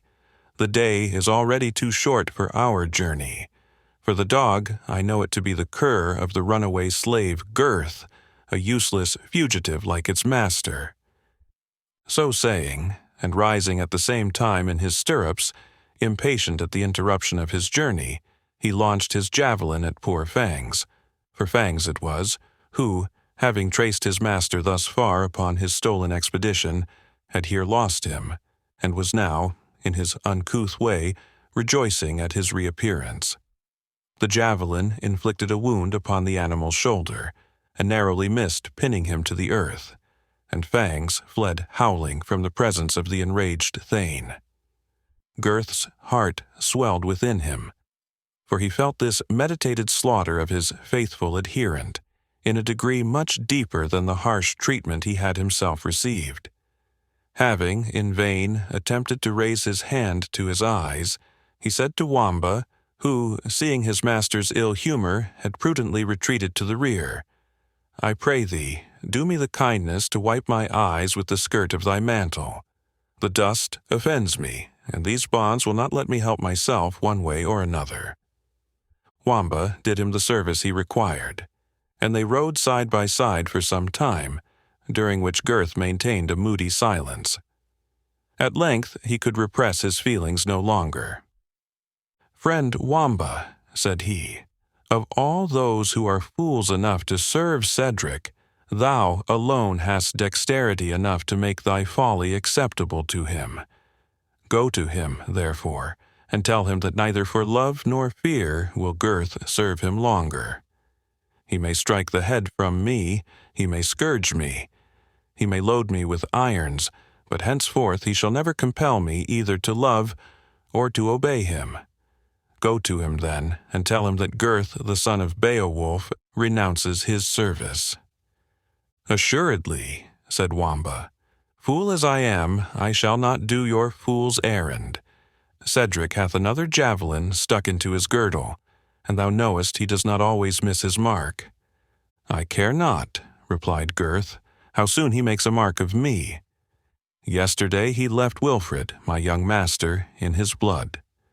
Today he has striven to kill before my face the only other living creature that ever showed me kindness. By St. Edmund, St. Dunstan, St. Withold, St. Edward the Confessor, and every other Saxon saint in the calendar, for Cedric never swore by any that was not of Saxon lineage, and all his household had the same limited devotion, I will never forgive him. To my thinking now," said the jester, who was frequently wont to act as peacemaker in the family, "our master did not propose to hurt Fangs, but only to affright him. For, if you observed, he rose in his stirrups, as thereby meaning to overcast the mark. And so he would have done, but Fangs happening to bound up at the very moment, received a scratch, which I will be bound to heal with a penny's breadth of tar." "If I thought so," said Gurth. "If I could but think so. But no, I saw the javelin was well aimed. I heard it whiz through the air with all the wrathful malevolence of him who cast it, and it quivered after it had pitched in the ground, as if with regret for having missed its mark. By the hog dear to St. Anthony, I renounce him." And the indignant swineherd resumed his sullen silence, which no efforts of the jester could again induce him to break. Meanwhile, Cedric and Athelstane, the leaders of the troop, conversed together on the state of the land, on the dissensions of the royal family, on the feuds and quarrels among the Norman nobles, and on the chance which there was that the oppressed Saxons might be able to free themselves from the yoke of the Normans, or at least to elevate themselves into national consequence and independence during the civil convulsions which were likely to ensue. On this subject, Cedric was all animation.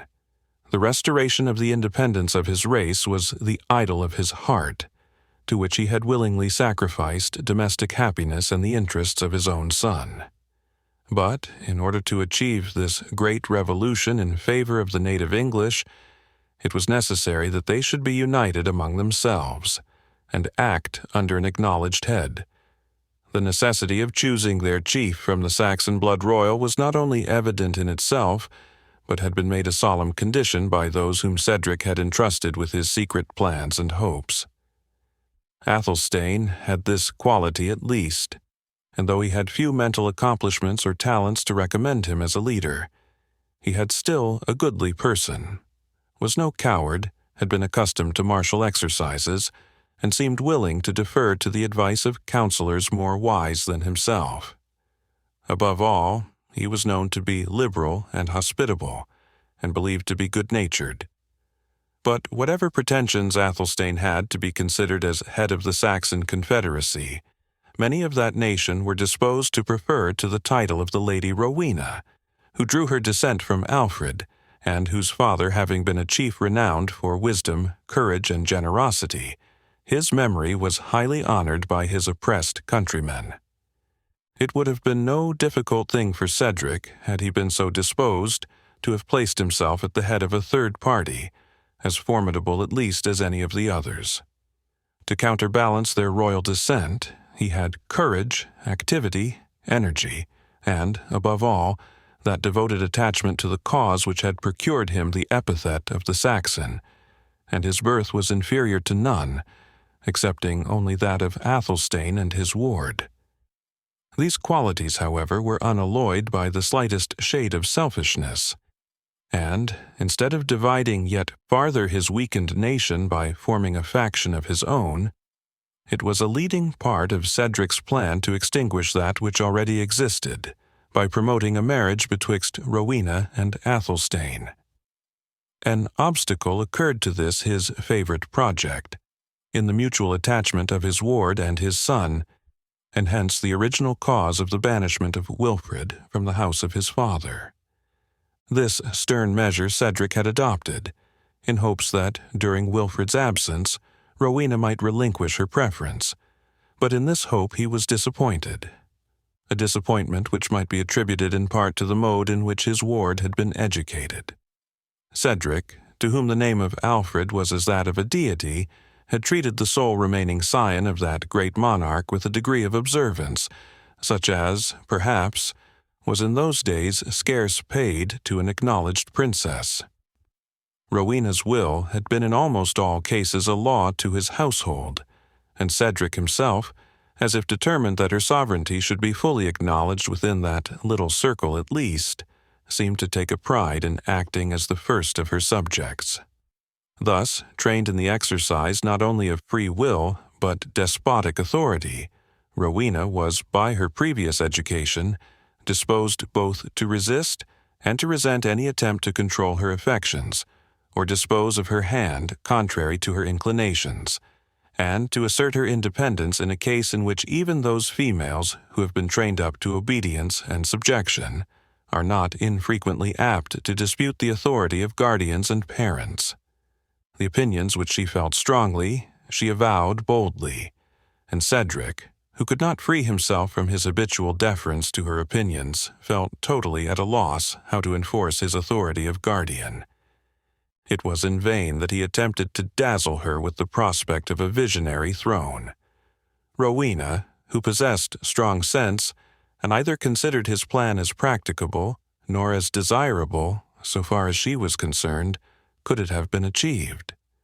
Without attempting to conceal her avowed preference of Wilfred of Ivanhoe, she declared that, were that favored knight out of question, she would rather take refuge in a convent than share a throne with Athelstane, whom, having always despised, she now began, on account of the trouble she received on his account, thoroughly to detest.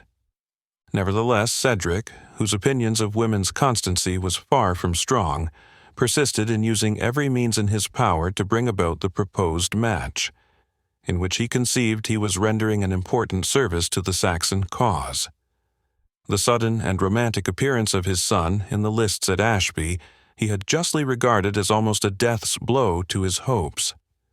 His paternal affection, it is true, had for an instant gained the victory over pride and patriotism, but both had returned in full force, and under their joint operation he was now bent upon making a determined effort for the union of Athelstane and Rowena, together with expediting those other measures which seemed necessary to forward the restoration of Saxon independence. On this last subject he was now laboring with Athelstane, not without having reason every now and then to lament, like Hotspur, that he should have moved such a dish of skimmed milk to so honorable an action. Athelstane, it is true, was vain enough, and loved to have his ears tickled with tales of his high descent, and of his right by inheritance to homage and sovereignty. But his petty vanity was sufficiently gratified by receiving this homage at the hands of his immediate attendants, and of the Saxons who approached him. If he had the courage to encounter danger, he at least hated the trouble of going to seek it. And while he agreed in the general principles laid down by Cedric concerning the claim of the Saxons to independence, and was still more easily convinced of his own title to reign over them when that independence should be attained, yet, when the means of asserting these rights came to be discussed, he was still Athelstane the unready, slow, irresolute, procrastinating, and unenterprising. The warm and impassioned exhortations of Cedric had as little effect upon his impassive temper as red-hot balls alighting in the water, which produce a little sound and smoke, and are instantly extinguished. If, leaving this task, which might be compared to spurring a tired jade, or to hammering upon cold iron, Cedric fell back to his ward, Rowena, he received little more satisfaction from conferring with her. For, as his presence interrupted the discourse between the lady and her favorite attendant upon the gallantry and fate of Wilfred, Elgitha failed not to revenge both her mistress and herself by recurring to the overthrow of Athelstane in the lists, the most disagreeable subject which could greet the ears of Cedric. To this sturdy Saxon, therefore, the day's journey was fraught with all manner of displeasure and discomfort, so that he more than once internally cursed the tournament, and him who had proclaimed it, together with his own folly in ever thinking of going thither. At noon, upon the motion of Athelstane, the travelers paused in a woodland shade by a fountain, to repose their horses and partake of some provisions, with which the hospitable abbot had loaded a sumpter mule. Their repast was a pretty long one, and these several interruptions rendered it impossible for them to hope to reach Rotherwood without traveling all night, a conviction which induced them to proceed on their way at a more hasty pace than they had hitherto used. Chapter 19. A train of armed men, some noble dame, escorting, so their scattered words discovered, as unperceived I hung upon their rear, are close at hand and mean to pass the night, within the castle. Aura, a tragedy. The travelers had now reached the verge of the wooded country, and were about to plunge into its recesses, held dangerous at that time from the number of outlaws whom oppression and poverty had driven to despair, and who occupied the forests in such large bands as could easily bid defiance to the feeble police of the period. From these rovers, however, notwithstanding the lateness of the hour, Cedric and Athelstane accounted themselves secure, as they had in attendance 10 servants, besides Wamba and Gurth, whose aid could not be counted upon, the one being a jester and the other a captive. It may be added that in traveling thus late through the forest, Cedric and Athelstane relied on their descent and character, as well as their courage. The outlaws whom the severity of the forest laws had reduced to this roving and desperate mode of life were chiefly peasants and yeomen of Saxon descent, and were generally supposed to respect the persons and property of their countrymen. As the travelers journeyed on their way, they were alarmed by repeated cries for assistance, and when they rode up to the place from whence they came, they were surprised to find a horse litter placed upon the ground, beside which sat a young woman, richly dressed in the Jewish fashion, while an old man, whose yellow cap proclaimed him to belong to the same nation, walked up and down with gestures expressive of the deepest despair, and wrung his hands, as if affected by some strange disaster.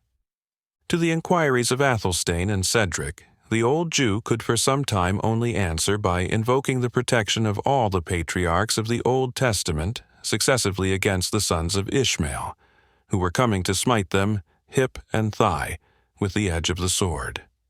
When he began to come to himself out of this agony of terror, Isaac of York, for it was our old friend, was at length able to explain that he had hired a bodyguard of 6 men at Ashby, together with mules for carrying the litter of a sick friend. This party had undertaken to escort him as far as Doncaster. They had come thus far in safety, but having received information from a woodcutter that there was a strong band of outlaws lying in wait in the woods before them, Isaac's mercenaries had not only taken flight, but had carried off with them the horses which bore the litter, and left the Jew and his daughter without the means either of defense or of retreat, to be plundered and probably murdered by the banditti, who they expected every moment would bring down upon them. "Would it but please your valors," added Isaac in a tone of deep humiliation, "to permit the poor Jews to travel under your safeguard, I swear by the tables of our law that never has favor been conferred upon a child of Israel since the days of our captivity, which shall be more gratefully acknowledged." "Dog of a Jew," said Athelstane, whose memory was of that petty kind which stores up trifles of all kinds, but particularly trifling offenses. "Dost not remember how thou didst beard us in the gallery at the tilt-yard? Fight or flee, or compound with the outlaws as thou dost list, ask neither aid nor company from us, and if they rob only such as thee, who rob all the world, I, for mine own share, shall hold them right honest folk." Cedric did not assent to the severe proposal of his companion. "We shall do better," said he, "to leave them 2 of our attendants and 2 horses to convey them back to the next village. It will diminish our strength but little, and with your good sword, noble Athelstane, and the aid of those who remain, it will be light work for us to face 20 of those renegades." Rowena, somewhat alarmed by the mention of outlaws in force, and so near them, strongly seconded the proposal of her guardian. But Rebecca, suddenly quitting her dejected posture, and making her way through the attendants to the palfrey of the Saxon lady, knelt down, and, after the oriental fashion in addressing superiors, kissed the hem of Rowena's garment. Then, rising and throwing back her veil, she implored her in the great name of the God whom they both worshipped, and by that revelation of the law upon Mount Sinai, in which they both believed, that she would have compassion upon them, and suffer them to go forward under their safeguard. "It is not for myself that I pray this favor," said Rebecca, "nor is it even for that poor old man. I know that to wrong and to spoil our nation is a light fault, if not a merit, with the Christians. And what is it to us whether it be done in the city, in the desert, or in the field? But it is in the name of one dear to many, and dear even to you, that I beseech you to let this sick person be transported with care and tenderness under your protection. For, if evil chance him, the last moment of your life would be embittered with regret for denying that which I ask of you." The noble and solemn air with which Rebecca made this appeal gave it double weight with the fair Saxon. "The man is old and feeble," she said to her guardian, "the maiden young and beautiful, their friend sick and in peril of his life. Jews though they be, we cannot as Christians leave them in this extremity. Let them unload 2 of the sumpter mules, and put the baggage behind 2 of the serfs. The mules may transport the litter, and we have led horses for the old man and his daughter." Cedric readily assented to what she proposed, and Athelstane only added the condition that they should travel in the rear of the whole party, where Wamba, he said, might attend them with his shield of boar's brawn. "I have left my shield in the tilt-yard," answered the jester, "as has been the fate of many a better knight than myself." Athelstane colored deeply, for such had been his own fate on the last day of the tournament, while Rowena, who was pleased in the same proportion, as if to make amends for the brutal jest of her unfeeling suitor, requested Rebecca to ride by her side. "It were not fit I should do so," answered Rebecca, with proud humility, "where my society might be held a disgrace to my protectress." By this time the change of baggage was hastily achieved, for the single word "outlaws" rendered everyone sufficiently alert, and the approach of twilight made the sound yet more impressive. Amid the bustle, Gurth was taken from horseback, in the course of which removal he prevailed upon the jester to slack the cord with which his arms were bound. It was so negligently refastened, perhaps intentionally, on the part of Wamba, that Gurth found no difficulty in freeing his arms altogether from bondage, and then, gliding into the thicket, he made his escape from the party. The bustle had been considerable, and it was some time before Gurth was missed, for, as he was to be placed for the rest of the journey behind a servant, everyone supposed that some other of his companions had him under his custody, and when it began to be whispered among them that Gurth had actually disappeared, they were under such immediate expectation of an attack from the outlaws that it was not held convenient to pay much attention to the circumstance. The path upon which the party traveled was now so narrow as not to admit, with any sort of convenience, above 2 riders abreast, and began to descend into a dingle, traversed by a brook whose banks were broken, swampy, and overgrown with dwarf willows. Cedric and Athelstane, who were at the head of their retinue, saw the risk of being attacked at this pass, but neither of them having had much practice in war, no better mode of preventing the danger occurred to them than that they should hasten through the defile as fast as possible.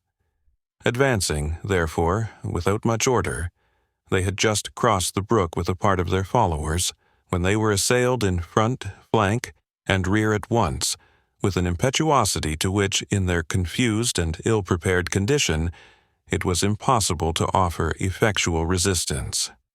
The shout of "A white dragon! A white dragon! St. George for Merry England!" war cries adopted by the assailants, as belonging to their assumed character of Saxon outlaws, was heard on every side, and on every side enemies appeared with a rapidity of advance and attack which seemed to multiply their numbers. Both the Saxon chiefs were made prisoners at the same moment, and each under circumstances expressive of his character. Cedric, the instant that an enemy appeared, launched at him his remaining javelin, which, taking better effect than that which he had hurled at Fangs, nailed the man against an oak tree that happened to be close behind him. Thus far successful, Cedric spurred his horse against a second, drawing his sword at the same time, and striking with such inconsiderate fury that his weapon encountered a thick branch which hung over him, and he was disarmed by the violence of his own blow. He was instantly made prisoner, and pulled from his horse by 2 or 3 of the banditti who crowded around him. Athelstane shared his captivity, his bridle having been seized, and he himself forcibly dismounted, long before he could draw his weapon, or assume any posture of effectual defense. The attendants, embarrassed with baggage, surprised and terrified at the fate of their masters, fell an easy prey to the assailants, while the Lady Rowena, in the center of the cavalcade, and the Jew and his daughter in the rear, experienced the same misfortune. Of all the train, none escaped except Wamba, who showed upon the occasion much more courage than those who pretended to greater sense. He possessed himself of a sword belonging to one of the domestics, who was just drawing it with a tardy and irresolute hand, laid it about him like a lion, drove back several who approached him, and made a brave though ineffectual attempt to succor his master. Finding himself overpowered, the jester at length threw himself from his horse, plunged into the thicket, and, favored by the general confusion, escaped from the scene of action. Yet the valiant jester, as soon as he found himself safe, hesitated more than once whether he should not turn back and share the captivity of a master to whom he was sincerely attached. "I have heard men talk of the blessings of freedom," he said to himself, "but I wish any wise man would teach me what use to make of it now that I have it." As he pronounced these words aloud, a voice very near him called out in a low and cautious tone, "Wamba!" And, at the same time, a dog, which he recognized to be Fangs, jumped up and fawned upon him.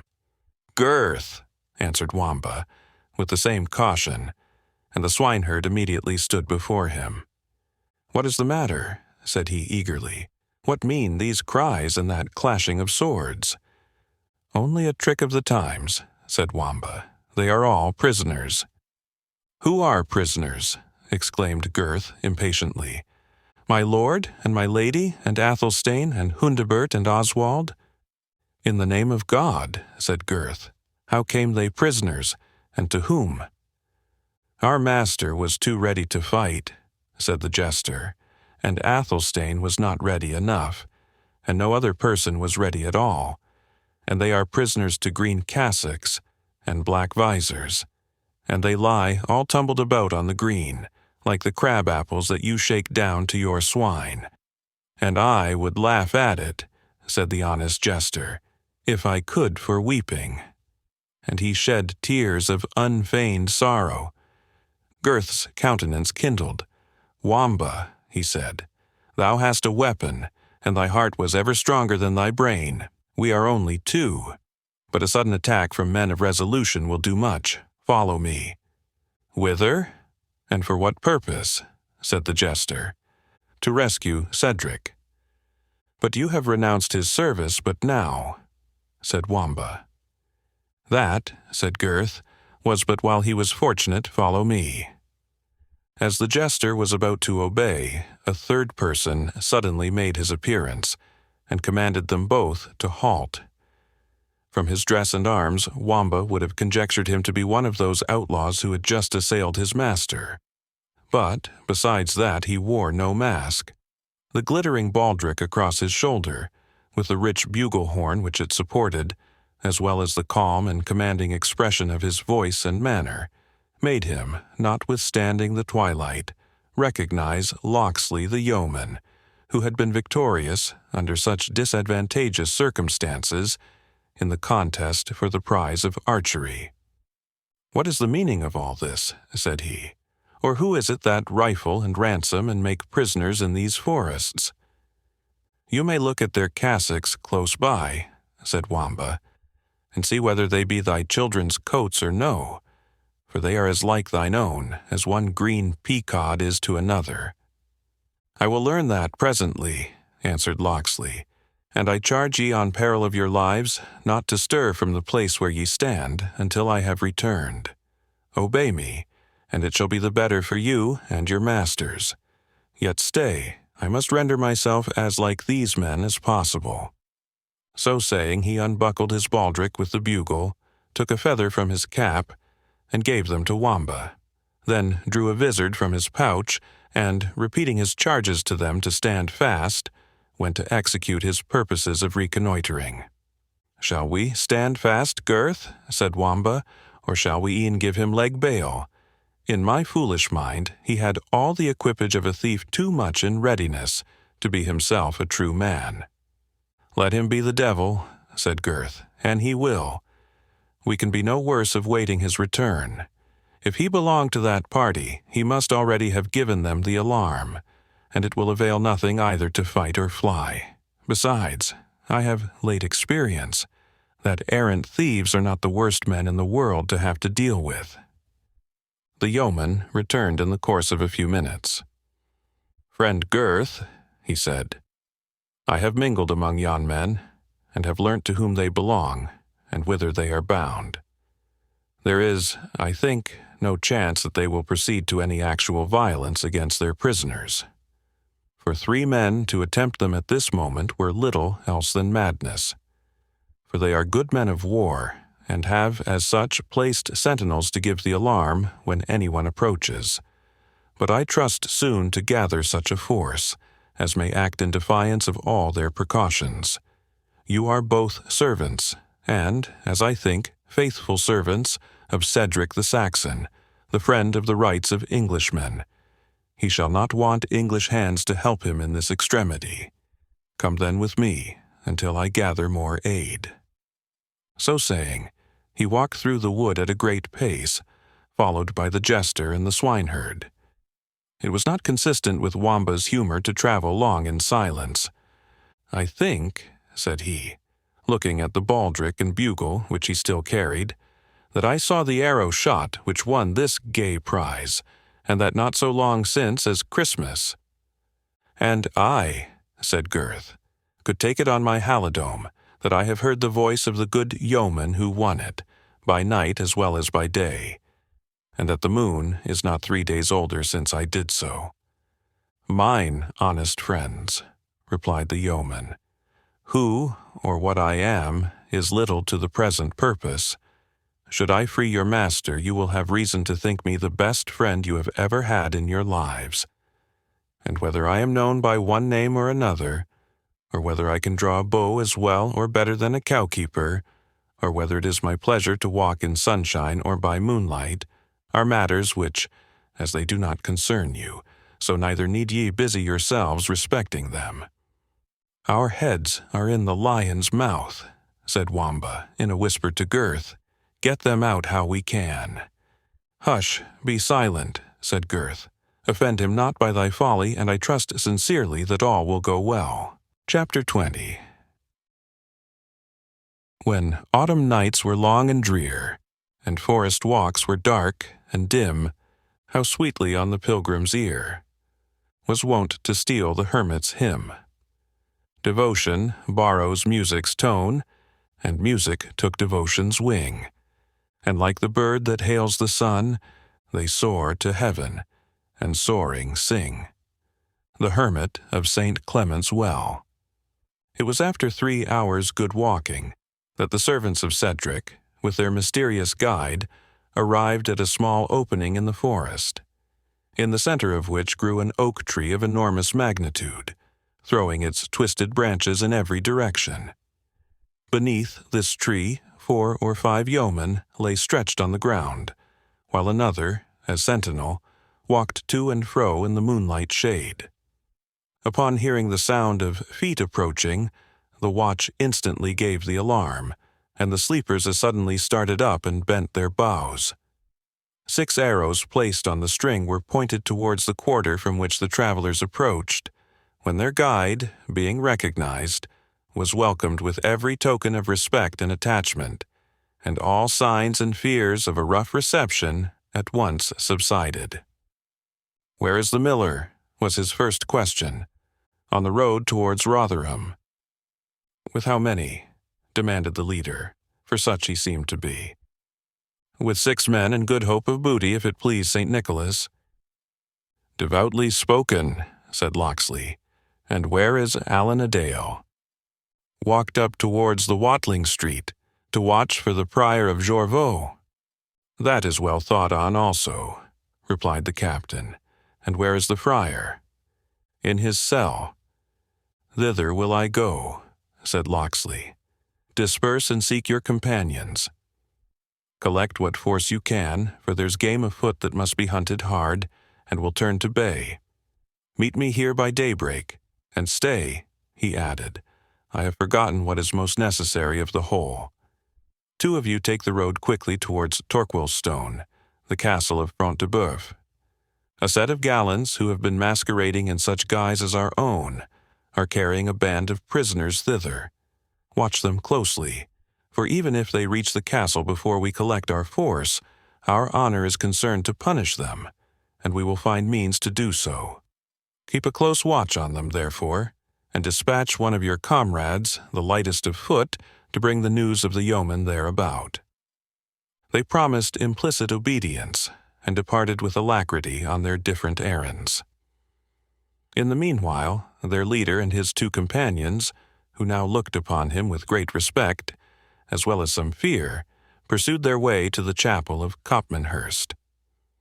When they had reached the little moonlight glade, having in front the reverend though ruinous chapel, and the rude hermitage so well suited to ascetic devotion, Wamba whispered to Gurth, "If this be the habitation of a thief, it makes good the old proverb, the nearer the church, the farther from God. And by my coxcomb," he added, "I think it be even so. Hearken but to the black sanctus which they are singing in the hermitage."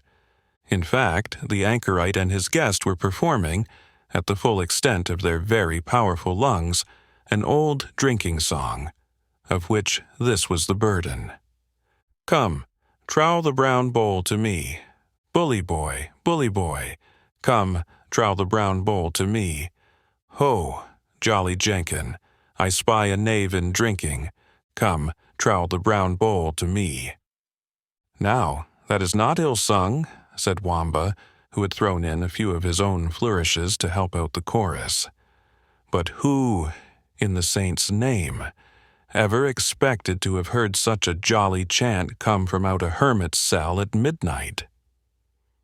"Marry, that should I," said Gurth, "for the jolly clerk of Copmanhurst is a known man, and kills half the deer that are stolen in this walk. Men say that the keeper has complained to his official, and that he will be stripped of his cale and cope altogether if he keeps not better order." While they were thus speaking, Locksley's loud and repeated knocks had at length disturbed the anchorite and his guest. "By my beads," said the hermit, stopping short in a grand flourish, "here come more benighted guests. I would not for my cowl that they found us in this goodly exercise. All men have their enemies, good Sir Sluggard, and there be those malignant enough to construe the hospitable refreshment which I have been offering to you, a weary traveller, for the matter of 3 short hours, into sheer drunkenness and debauchery, vices alike alien to my profession and my disposition." "Base calumniators," replied the knight, "I would I had the chastising of them. Nevertheless, holy clerk, it is true that all have their enemies, and there be those in this very land whom I would rather speak to through the bars of my helmet than barefaced."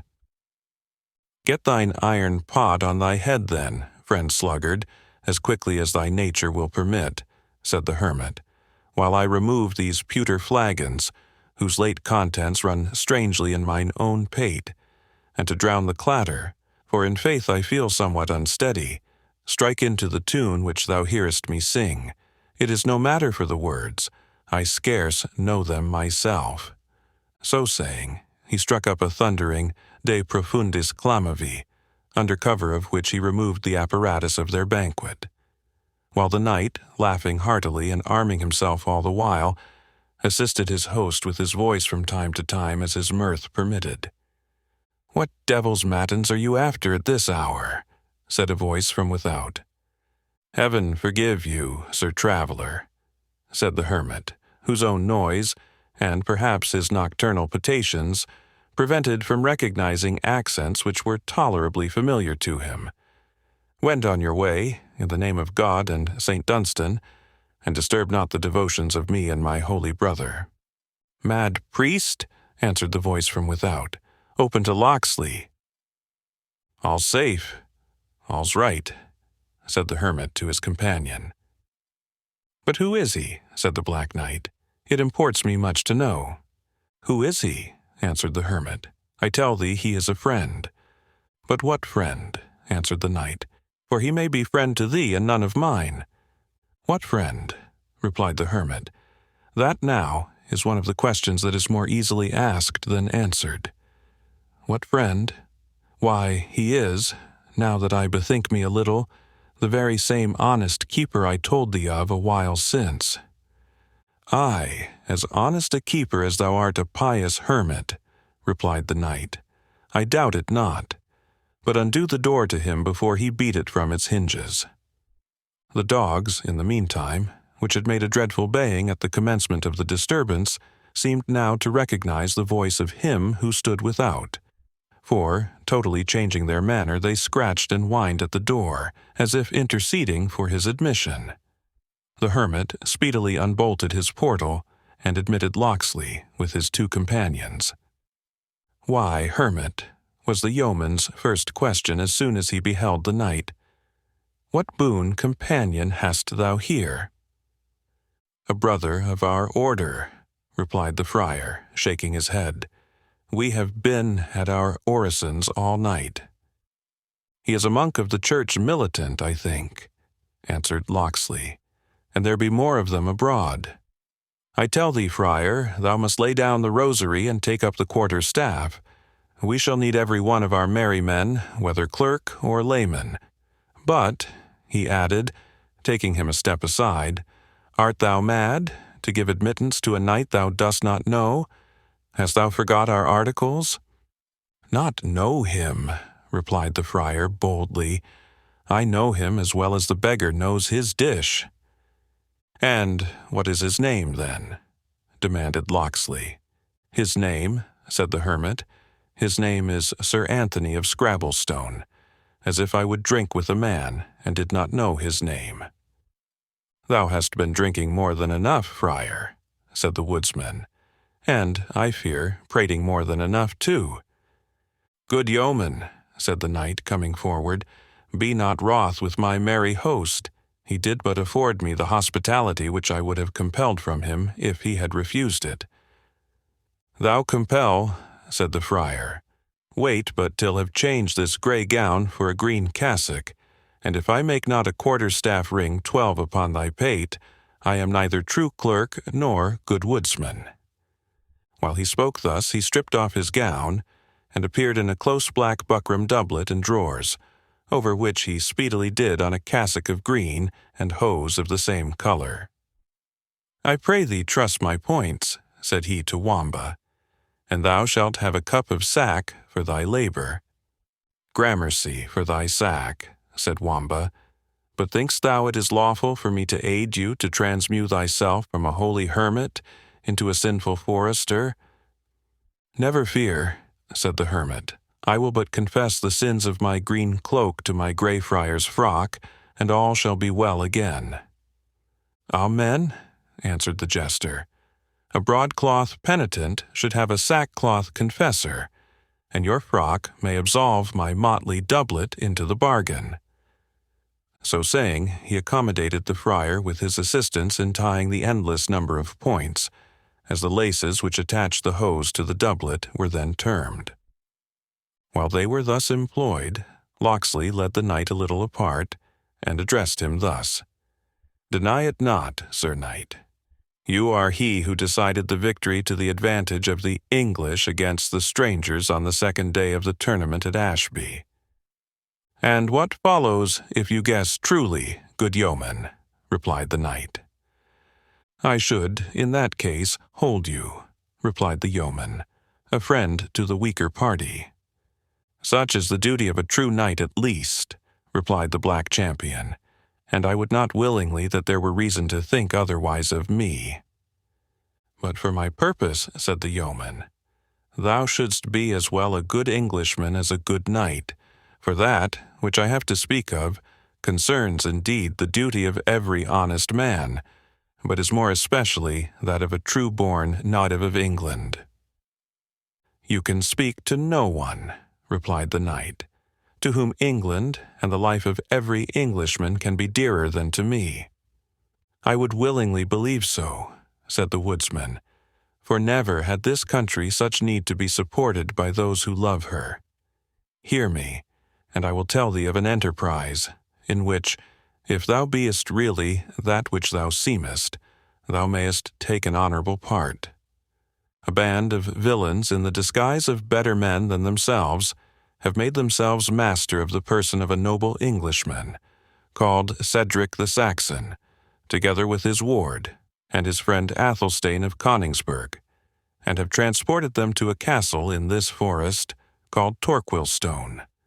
I ask of thee, as a good knight and a good Englishman, wilt thou aid in their rescue?" "I am bound by my vow to do so," replied the knight. "But I would willingly know who you are, who request my assistance in their behalf." "I am," said the forester, "a nameless man, but I am the friend of my country and of my country's friends. With this account of me you must for the present remain satisfied, the more especially since you yourself desire to continue unknown. Believe, however, that my word, when pledged, is as inviolate as if I wore golden spurs." "I willingly believe it," said the knight. "I have been accustomed to study men's countenances, and I can read in thine honesty and resolution. I will, therefore, ask thee no further questions, but aid thee in setting at freedom these oppressed captives.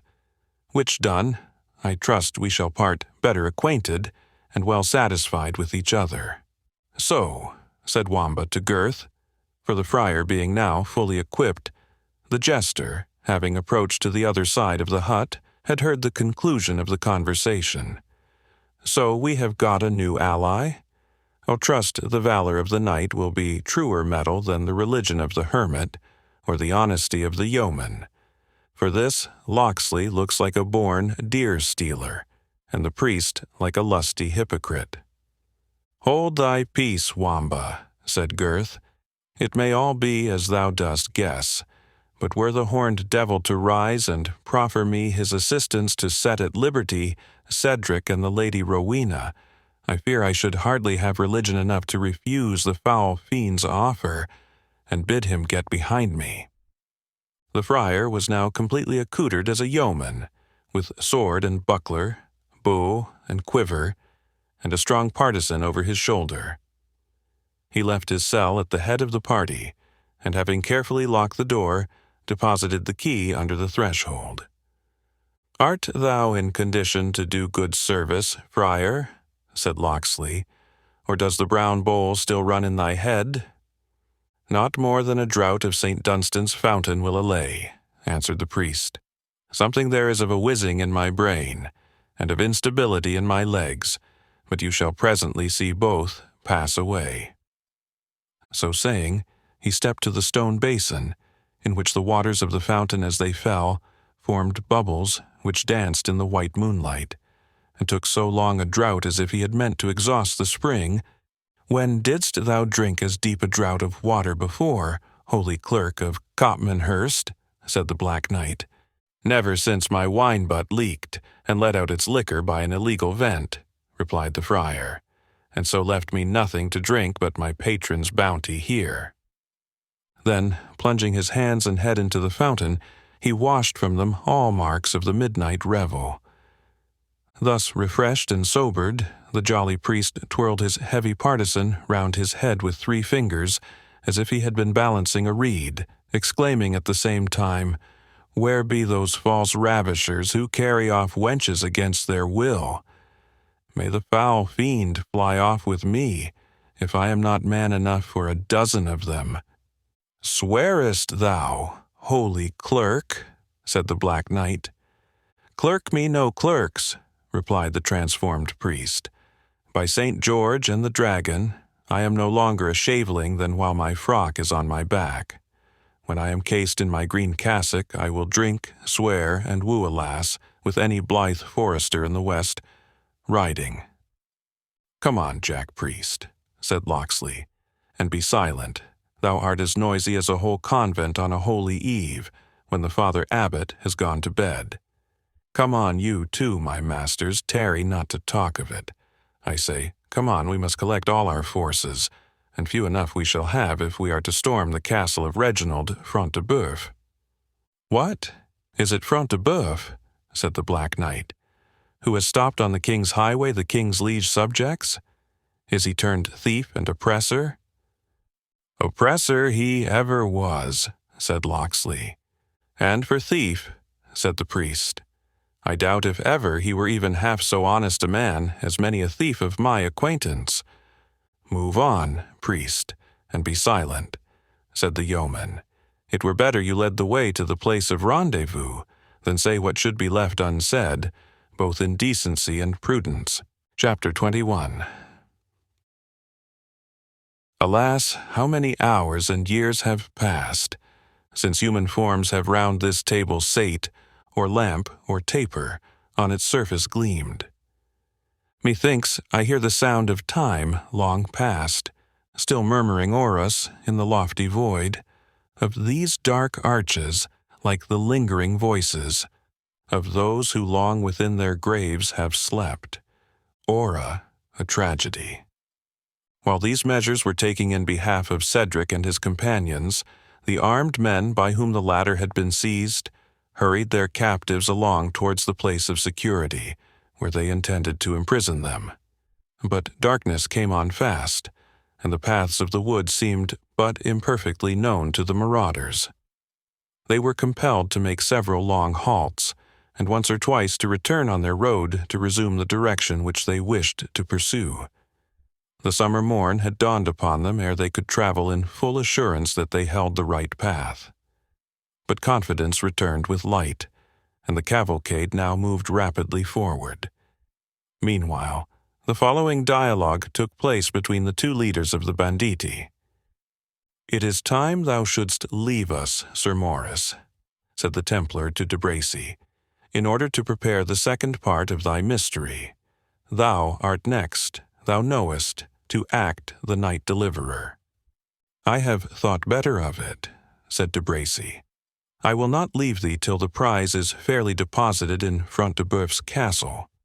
There will I appear before the Lady Rowena in mine own shape, and trust that she will set down to the vehemence of my passion the violence of which I have been guilty."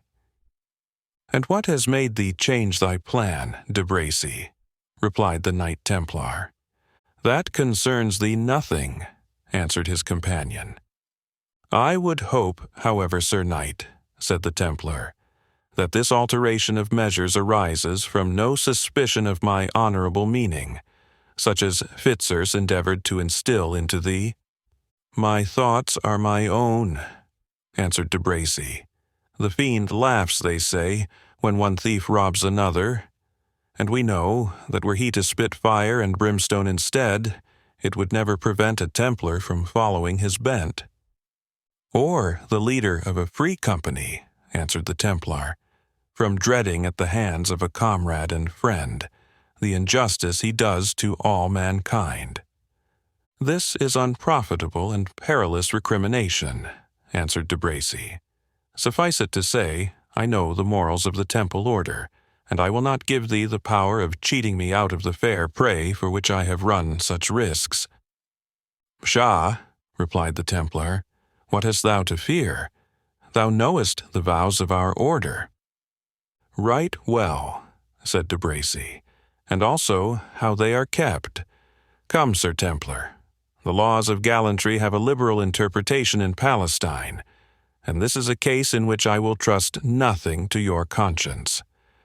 "Hear the truth, then," said the Templar. "I care not for your blue-eyed beauty. There is in that train one who will make me a better mate." "What, wouldst thou stoop to the waiting damsel?" said de Bracy. "No, Sir Knight," said the Templar haughtily.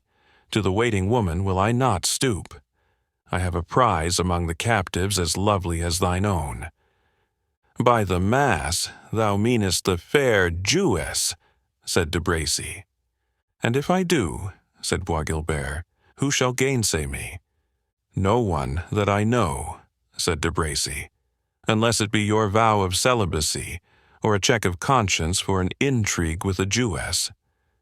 "For my vow," said the Templar, "our Grand Master hath granted me a dispensation. And for my conscience, a man that has slain 300 Saracens need not reckon up every little failing, like a village girl at her first confession upon Good Friday Eve." "Thou knowest best thine own privileges," said de Bracy. "Yet I would have sworn thy thought had been more on the old usurer's money-bags than on the black eyes of the daughter." "I can admire both," answered the Templar. "Besides, the old Jew is but half prize. I must share his spoils with Front de Bœuf, who will not lend us the use of his castle for nothing. I must have something that I can term exclusively my own by this foray of ours, and I have fixed on the lovely Jewess as my peculiar prize. But now thou knowest my drift, thou wilt resume thine own original plan. Wilt thou not? Thou hast nothing, thou seest, to fear from my interference." "No," replied de Bracy, "I will remain beside my prize. What thou sayest is passing true, but I like not the privileges acquired by the dispensation of the Grand Master, and the merit acquired by the slaughter of 300 Saracens. You have too good a right to a free pardon, to render you very scrupulous about peccadilloes." While this dialogue was proceeding, Cedric was endeavoring to wring out of those who guarded him an avowal of their character and purpose. "You should be Englishmen," said he, "and yet, sacred heaven, you prey upon your countrymen as if you were very Normans. You should be my neighbors, and if so, my friends, for which of my English neighbors have reason to be otherwise? I tell ye, yeomen, that even those among ye who have been branded with outlawry have had from me protection, for I have pitied their miseries, and cursed the oppression of their tyrannic nobles. What then would you have of me, or in what can this violence serve ye? Ye are worse than brute beasts in your actions, and will you imitate them in their very dumbness?" It was in vain that Cedric expostulated with his guards, who had too many good reasons for their silence to be induced to break it either by his wrath or his expostulations. They continued to hurry him along, traveling at a very rapid rate, until, at the end of an avenue of huge trees, arose Torquilstone, now the hoary and ancient castle of Reginald Front de Bœuf. It was a fortress of no great size, consisting of a donjon, or large and high square tower, surrounded by buildings of inferior height, which were encircled by an inner courtyard. Around the exterior wall was a deep moat, supplied with water from a neighboring rivulet. Front de Bœuf, whose character placed him often at feud with his enemies, had made considerable additions to the strength of his castle, by building towers upon the outward wall, so as to flank it at every angle. The access, as usual in castles of the period, lay through an arched barbican, or outwork, which was terminated and defended by a small turret at each corner. Cedric no sooner saw the turrets of Front de Bœuf's castle raise their grey and moss-grown battlements, glimmering in the morning sun above the wood by which they were surrounded, than he instantly augured more truly concerning the cause of his misfortune. "I did injustice," he said, "to the thieves and outlaws of these woods, when I supposed such banditti to belong to their bands. I might as justly have confounded the foxes of these brakes with the ravening wolves of France. Tell me, dogs, is it my life or my wealth that your master aims at? Is it too much that 2 Saxons, myself and the noble Athelstane, should hold land in the country which was once the patrimony of our race? Put us then to death, and complete your tyranny by taking our lives as you began with our liberties. If the Saxon Cedric cannot rescue England, he is willing to die for her. Tell your tyrannical master. I do only beseech him to dismiss the Lady Rowena in honor and safety. She is a woman, and he need not dread her, and with us will die all who dare fight in her cause." The attendants remained as mute to this address as to the former, and they now stood before the gate of the castle. De Bracy winded his horn 3 times, and the archers and crossbow men who had manned the wall upon seeing their approach hastened to lower the drawbridge and admit them. The prisoners were compelled by their guards to alight, and were conducted to an apartment where a hasty repast was offered them, of which none but Athelstane felt any inclination to partake. Neither had the descendant of the confessor much time to do justice to the good cheer placed before them, for their guards gave him and Cedric to understand that they were to be imprisoned in a chamber apart from Rowena. Resistance was vain, and they were compelled to follow to a large room, which, rising on clumsy Saxon pillars, resembled those refectories and chapter houses which may be still seen in the most ancient parts of our most ancient monasteries. The Lady Rowena was next separated from her train, and conducted, with courtesy, indeed, but still without consulting her inclination, to a distant apartment. The same alarming distinction was conferred on Rebecca, in spite of her father's entreaties, who offered even money in this extremity of distress, that she might be permitted to abide with him.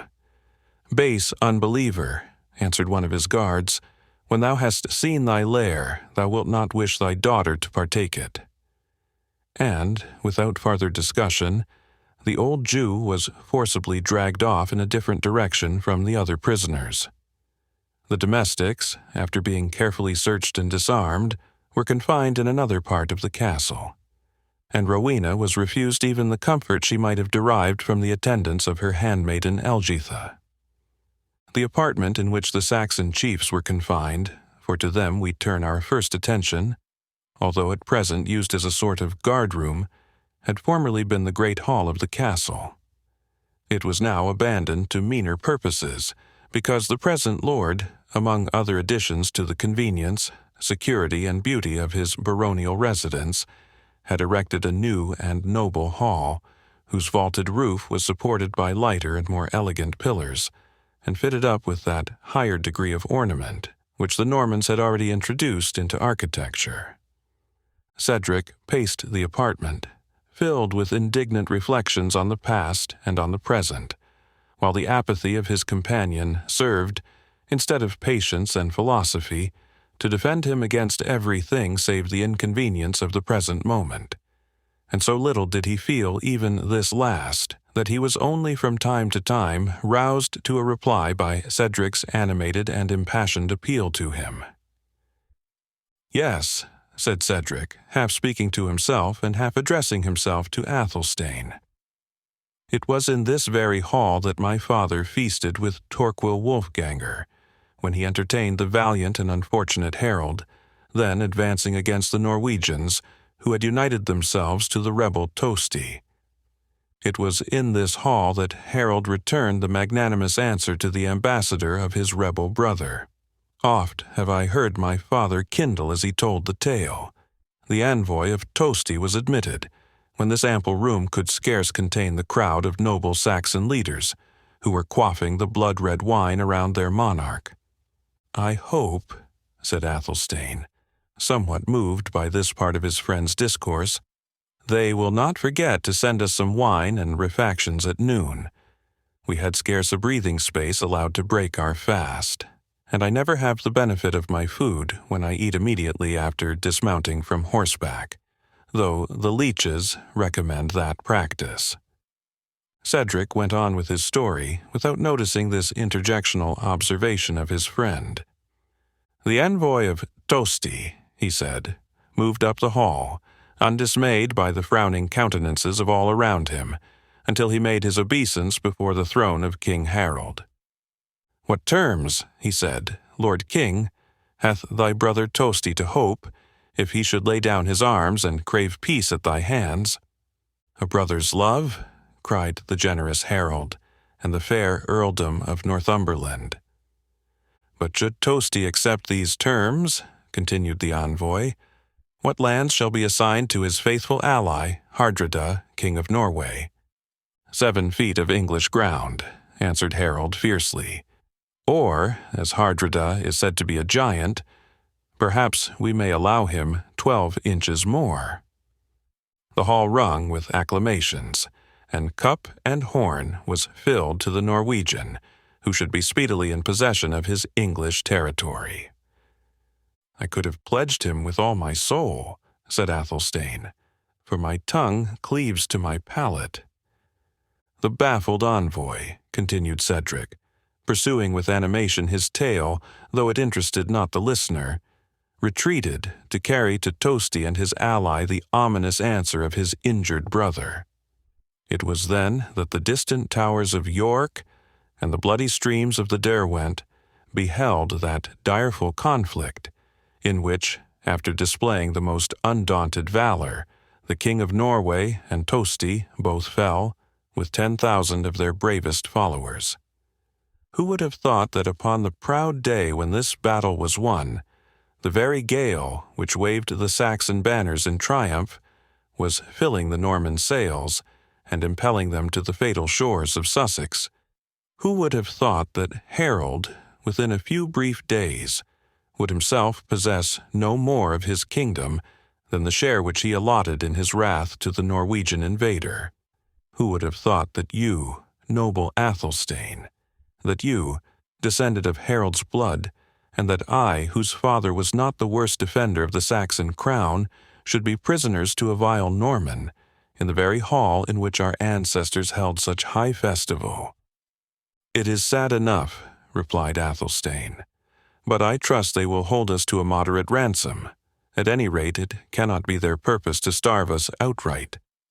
And yet, although it is high noon, I see no preparations for serving dinner. Look up at the window, noble Cedric, and judge by the sunbeams if it is not on the verge of noon." "It may be so," answered Cedric, "but I cannot look on that stained lattice without its awakening other reflections than those which concern the passing moment, or its privations. When that window was wrought, my noble friend, our hardy fathers, knew not the art of making glass, or of staining it. The pride of Wolfganger's father brought an artist from Normandy to adorn his hall with this new species of emblazonment, that breaks the golden light of God's blessed day into so many fantastic hues. The foreigner came here poor, beggarly, cringing and subservient, ready to doff his cap to the meanest native of the household. He returned pampered and proud, to tell his rapacious countrymen of the wealth and the simplicity of the Saxon nobles. A folly, O Athelstane, foreboded of old, as well as foreseen, by those descendants of Hengist and his hardy tribes, who retained the simplicity of their manners. We made these strangers our bosom friends, our confidential servants. We borrowed their artists and their arts, and despised the honest simplicity and hardihood with which our brave ancestors supported themselves, and we became enervated by Norman arts long ere we fell under Norman arms. Far better was our homely diet, eaten in peace and liberty, than the luxurious dainties, the love of which hath delivered us as bondsmen to the foreign conqueror." "I should," replied Athelstane, "hold very humble diet a luxury at present, and it astonishes me, noble Cedric, that you can bear so truly in mind the memory of past deeds, when it appeareth you forget the very hour of dinner." "It is time lost," muttered Cedric apart and impatiently, "to speak to him of aught else but that which concerns his appetite. The soul of Hardicanute hath taken possession of him, and he hath no pleasure save to fill, to swill, and to call for more. Alas," said he, looking at Athelstane with compassion, "that so dull a spirit should be lodged in so goodly a form. Alas, that such an enterprise as the regeneration of England should turn on a hinge so imperfect. Wedded to Rowena, indeed, her nobler and more generous soul may yet awake the better nature, which is torpid within him. Yet how should this be, while Rowena, Athelstane, and I myself remain the prisoners of this brutal marauder, and have been made so perhaps from a sense of the dangers which our liberty might bring to the usurped power of his nation?" While the Saxon was plunged in these painful reflections, the door of their prison opened and gave entrance to a sewer, holding his white rod of office. This important person advanced into the chamber with a grave pace, followed by 4 attendants bearing in a table covered with dishes, the sight and smell of which seemed to be an instant compensation to Athelstane for all the inconvenience he had undergone. The persons who attended on the feast were masked and cloaked. "What mummery is this?" said Cedric. "Think you that we are ignorant whose prisoners we are when we are in the castle of your master? Tell him," he continued, willing to use this opportunity to open a negotiation for his freedom. "Tell your master, Reginald Front de Bœuf, that we know no reason he can have for withholding our liberty, excepting his unlawful desire to enrich himself at our expense. Tell him that we yield to his rapacity, as in similar circumstances we should do to that of a literal robber. let him name the ransom at which he rates our liberty, and it shall be paid, providing the exaction is suited to our means." The sewer made no answer, but bowed his head. "And tell Sir Reginald Front de Bœuf," said Athelstane, "that I send him my mortal defiance, and challenge him to combat with me on foot or horseback, at any secure place, within 8 days after our liberation, which, if he be a true knight, he will not, under these circumstances, venture to refuse or to delay." "I shall deliver to the knight your defiance," answered the sewer. "Meanwhile, I leave you to your food." The challenge of Athelstane was delivered with no good grace, for a large mouthful, which required the exercise of both jaws at once, added to a natural hesitation, considerably damped the effect of the bold defiance it contained.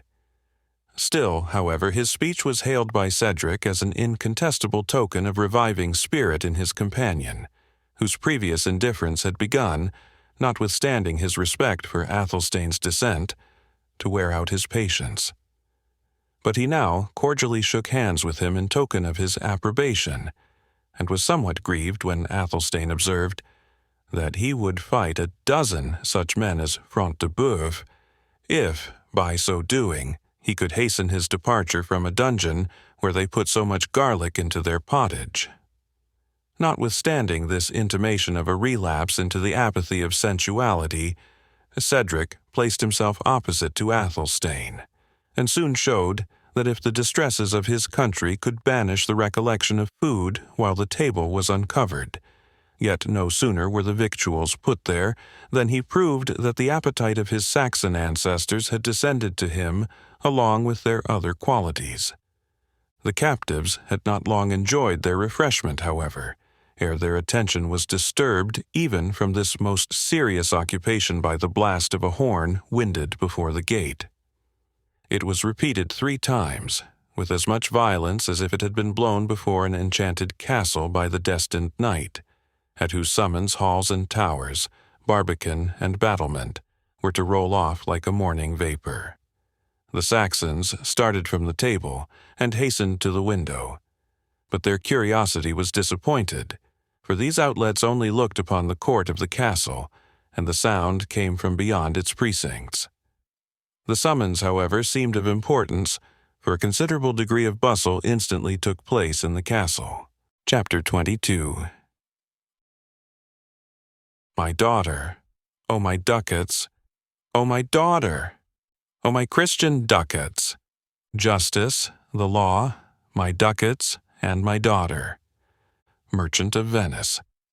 Leaving the Saxon chiefs to return to their banquet as soon as their ungratified curiosity should permit them to attend to the calls of their half-satiated appetite, we have to look in upon the yet more severe imprisonment of Isaac of York.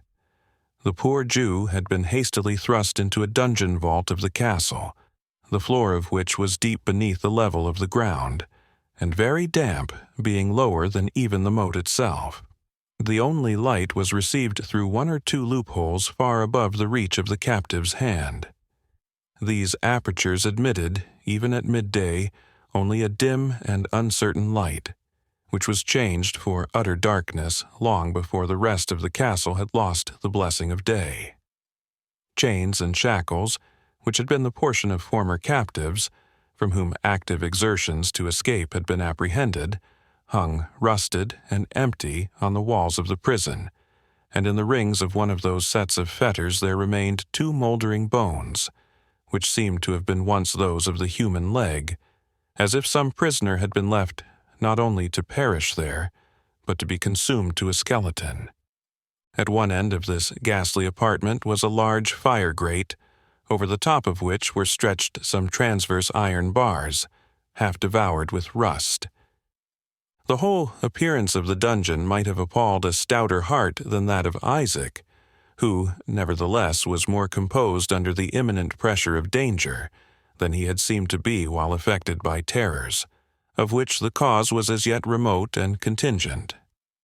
The lovers of the chase say that the hare feels more agony during the pursuit of the greyhounds than when she is struggling in their fangs.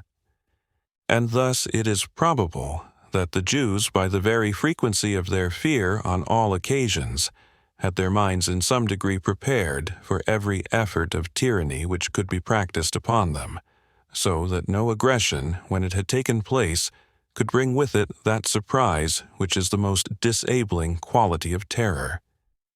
Neither was it the first time that Isaac had been placed in circumstances so dangerous. He had therefore experience to guide him, as well as hope, that he might again, as formerly, be delivered as a prey from the fowler. Above all, he had upon his side the unyielding obstinacy of his nation, and that unbending resolution with which Israelites have been frequently known to submit to the uttermost evils which power and violence can inflict upon them, rather than gratify their oppressors by granting their demands. In this humor of passive resistance, and with his garment collected beneath him to keep his limbs from the wet pavement, Isaac sat in a corner of his dungeon, where his folded hands, his disheveled hair and beard, his furred cloak and high cap, seen by the wiry and broken light, would have afforded a study for Rembrandt, had that celebrated painter existed at the period. The Jew remained, without altering his position, for nearly 3 hours, at the expiry of which steps were heard on the dungeon stair. The bolts screamed as they were withdrawn, the hinges creaked as the wicket opened, and Reginald Front de Bœuf, followed by the 2 Saracen slaves of the Templar, entered the prison. Front de Bœuf, a tall and strong man, whose life had been spent in public war or in private feuds and broils, and who had hesitated at no means of extending his feudal power, had features corresponding to his character, and which strongly expressed the fiercer and more malignant passions of the mind. The scars with which his visage was seamed would, on features of a different cast, have excited the sympathy and veneration due to the marks of honorable valor, but, in the peculiar case of Front de Bœuf, they only added to the ferocity of his countenance, and to the dread which his presence inspired. This formidable baron was clad in a leathern doublet, fitted close to his body, which was frayed and soiled with the stains of his armor. He had no weapon, excepting a poniard at his belt, which served to counterbalance the weight of the bunch of rusty keys that hung at his right side. The black slaves who attended Front de Bœuf were stripped of their gorgeous apparel, and attired in jerkins and trousers of coarse linen, their sleeves being tucked up above the elbow, like those of butchers when about to exercise their function in the slaughterhouse. Each had in his hand a small pannier, and, when they entered the dungeon, they stopped at the door until Front de Bœuf himself carefully locked and double-locked it. Having taken this precaution, he advanced slowly up the apartment towards the Jew, upon whom he kept his eye fixed, as if he wished to paralyze him with his glance, as some animals are said to fascinate their prey. It seemed, indeed, as if the sullen and malignant eye of Front de Bœuf possessed some portion of that supposed power over his unfortunate prisoner. The Jew sat with his mouth agape, and his eyes fixed on the savage baron with such earnestness of terror that his frame seemed literally to shrink together, and to diminish in size while encountering the fierce Norman's fixed and baleful gaze. The unhappy Isaac was deprived not only of the power of rising to make the obeisance which his terror dictated, but he could not even doff his cap or utter any word of supplication. So strongly was he agitated by the conviction that tortures and death were impending over him. On the other hand, the stately form of the Norman appeared to dilate in magnitude, like that of the eagle, which ruffles up its plumage when about to pounce on its defenseless prey. He paused within 3 steps of the corner in which the unfortunate Jew had now, as it were, coiled himself up into the smallest possible space, and made a sign for one of the slaves to approach. The black satellite came forward accordingly, and, producing from his basket a large pair of scales and several weights, he laid them at the feet of Front de Bœuf, and again retired to the respectful distance at which his companion had already taken his station. The motions of these men were slow and solemn, as if there impended over their souls some preconception of horror and of cruelty. Front de Bœuf himself opened the scene by thus addressing his ill-fated captive. "Most accursed dog of an accursed race," he said, awaking with his deep and sullen voice the sullen echoes of his dungeon vault. "Seest thou these scales?" The unhappy Jew returned a feeble affirmative. "In these very scales shalt thou weigh me out," said the relentless baron, 1,000 silver pounds, after the just measure and weight of the Tower of London.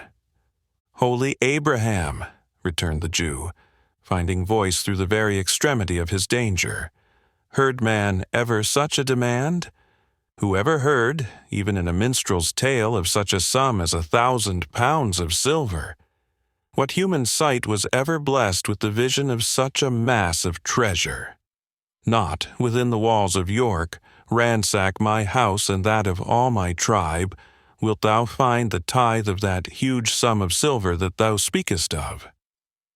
"I am reasonable," answered Front de Bœuf, "and if silver be scant, I refuse not gold. At the rate of a mark of gold for each 6 pounds of silver, thou shalt free thy unbelieving carcass from such punishment as thy heart has never even conceived." "Have mercy on me, noble knight," exclaimed Isaac. "I am old and poor and helpless. It were unworthy to triumph over me. It is a poor deed to crush a worm." "Old thou mayest be," replied the knight, "more shame to their folly who have suffered thee to grow grey in usury and knavery. Feeble thou mayest be, for when had a Jew either heart or hand? But rich it is well known thou art." "I swear to you, noble knight," said the Jew, "by all which I believe, and by all which we believe in common." "Perjure not thyself," said the Norman, interrupting him, "and let not thine obstinacy seal thy doom, until thou hast seen and well considered the fate that awaits thee. Think not, I speak to thee only to excite thy terror, and practice on the base cowardice thou hast derived from thy tribe. I swear to thee by that which thou dost not believe, by the gospel which our church teaches, and by the keys which are given her to bind and to loose, that my purpose is deep and peremptory. This dungeon is no place for trifling. Prisoners 10,000 times more distinguished than thou have died within these walls, and their fate hath never been known. But for thee is reserved a long and lingering death, to which theirs were luxury." He again made a signal for the slaves to approach, and spoke to them apart, in their own language, for he also had been in Palestine, where perhaps he had learnt his lesson of cruelty. The Saracens produced from their baskets a quantity of charcoal, a pair of bellows, and a flask of oil. While the one struck a light with a flint and steel, the other disposed the charcoal in the large rusty grate which we have already mentioned, and exercised the bellows until the fuel came to a red glow. "Seest thou, Isaac," said Front de Bœuf, "the range of iron bars above the glowing charcoal? 26 on that warm couch thou shalt lie, stripped of thy clothes as if thou wert to rest on a bed of down. One of these slaves shall maintain the fire beneath thee, while the other shall anoint thy wretched limbs with oil, lest the roast should burn. Now, choose betwixt such a scorching bed and the payment of 1,000 pounds of silver, for, by the head of my father, thou hast no other option." "It is impossible," exclaimed the miserable Jew. "It is impossible that your purpose can be real. The good God of nature never made a heart capable of exercising such cruelty." "Trust not to that, Isaac," said Front de Bœuf. "It were a fatal error.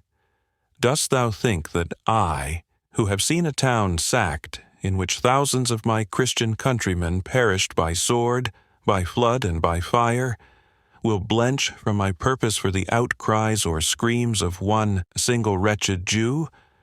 Or thinkest thou that these swarthy slaves, who have neither law, country, nor conscience, but their master's will, who use the poison, or the stake, or the poniard or the cord at his slightest wink, thinkest thou that they will have mercy, who do not even understand the language in which it is asked?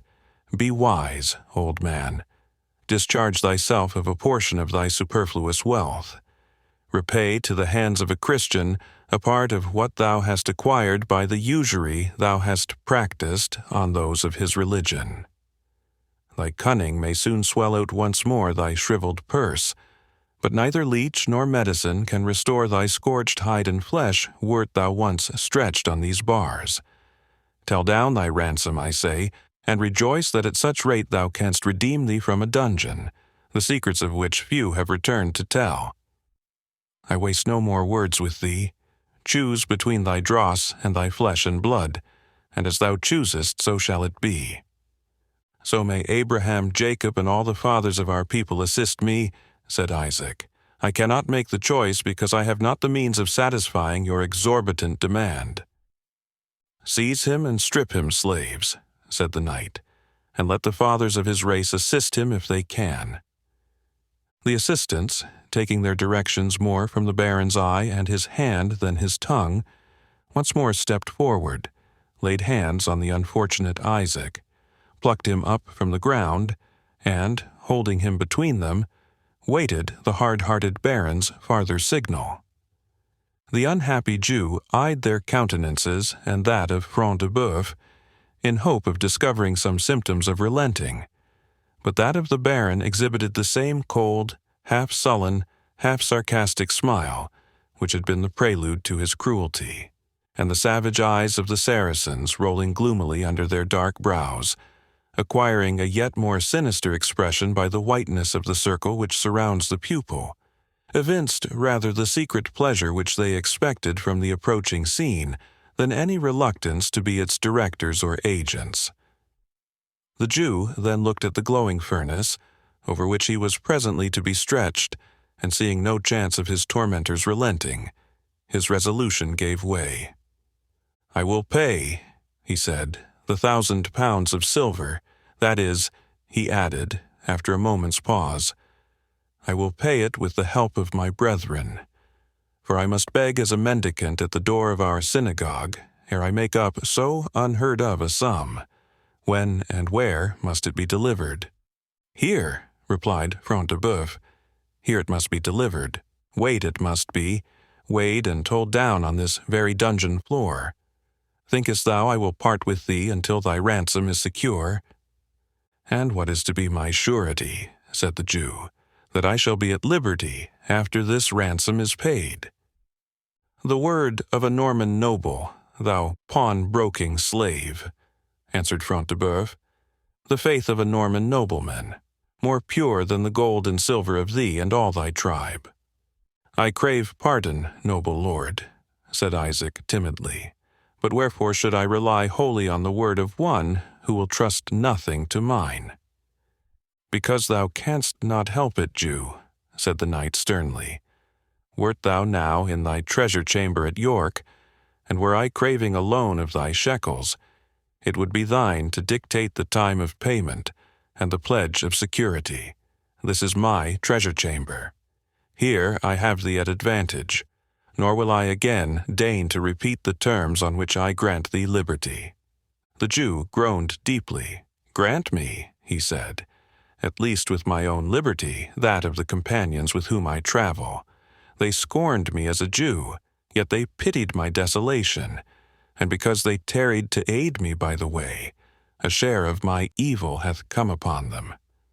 Moreover, they may contribute in some sort to my ransom." "If thou meanest yonder Saxon churls," said Front de Bœuf, "their ransom will depend upon other terms than thine. Mind thine own concerns, Jew, I warn thee, and meddle not with those of others." "I am, then," said Isaac, "only to be set at liberty, together with mine wounded friend." "Shall I twice recommend it," said Front de Bœuf, "to a son of Israel to meddle with his own concerns, and leave those of others alone? Since thou hast made thy choice, it remains but that thou payest down thy ransom, and that at a short day. Yet hear me," said the Jew, for the sake of that very wealth which thou wouldst obtain at the expense of thy—" Here he stopped short, afraid of irritating the savage Norman, but Front de Bœuf only laughed, and himself filled up the blank at which the Jew had hesitated.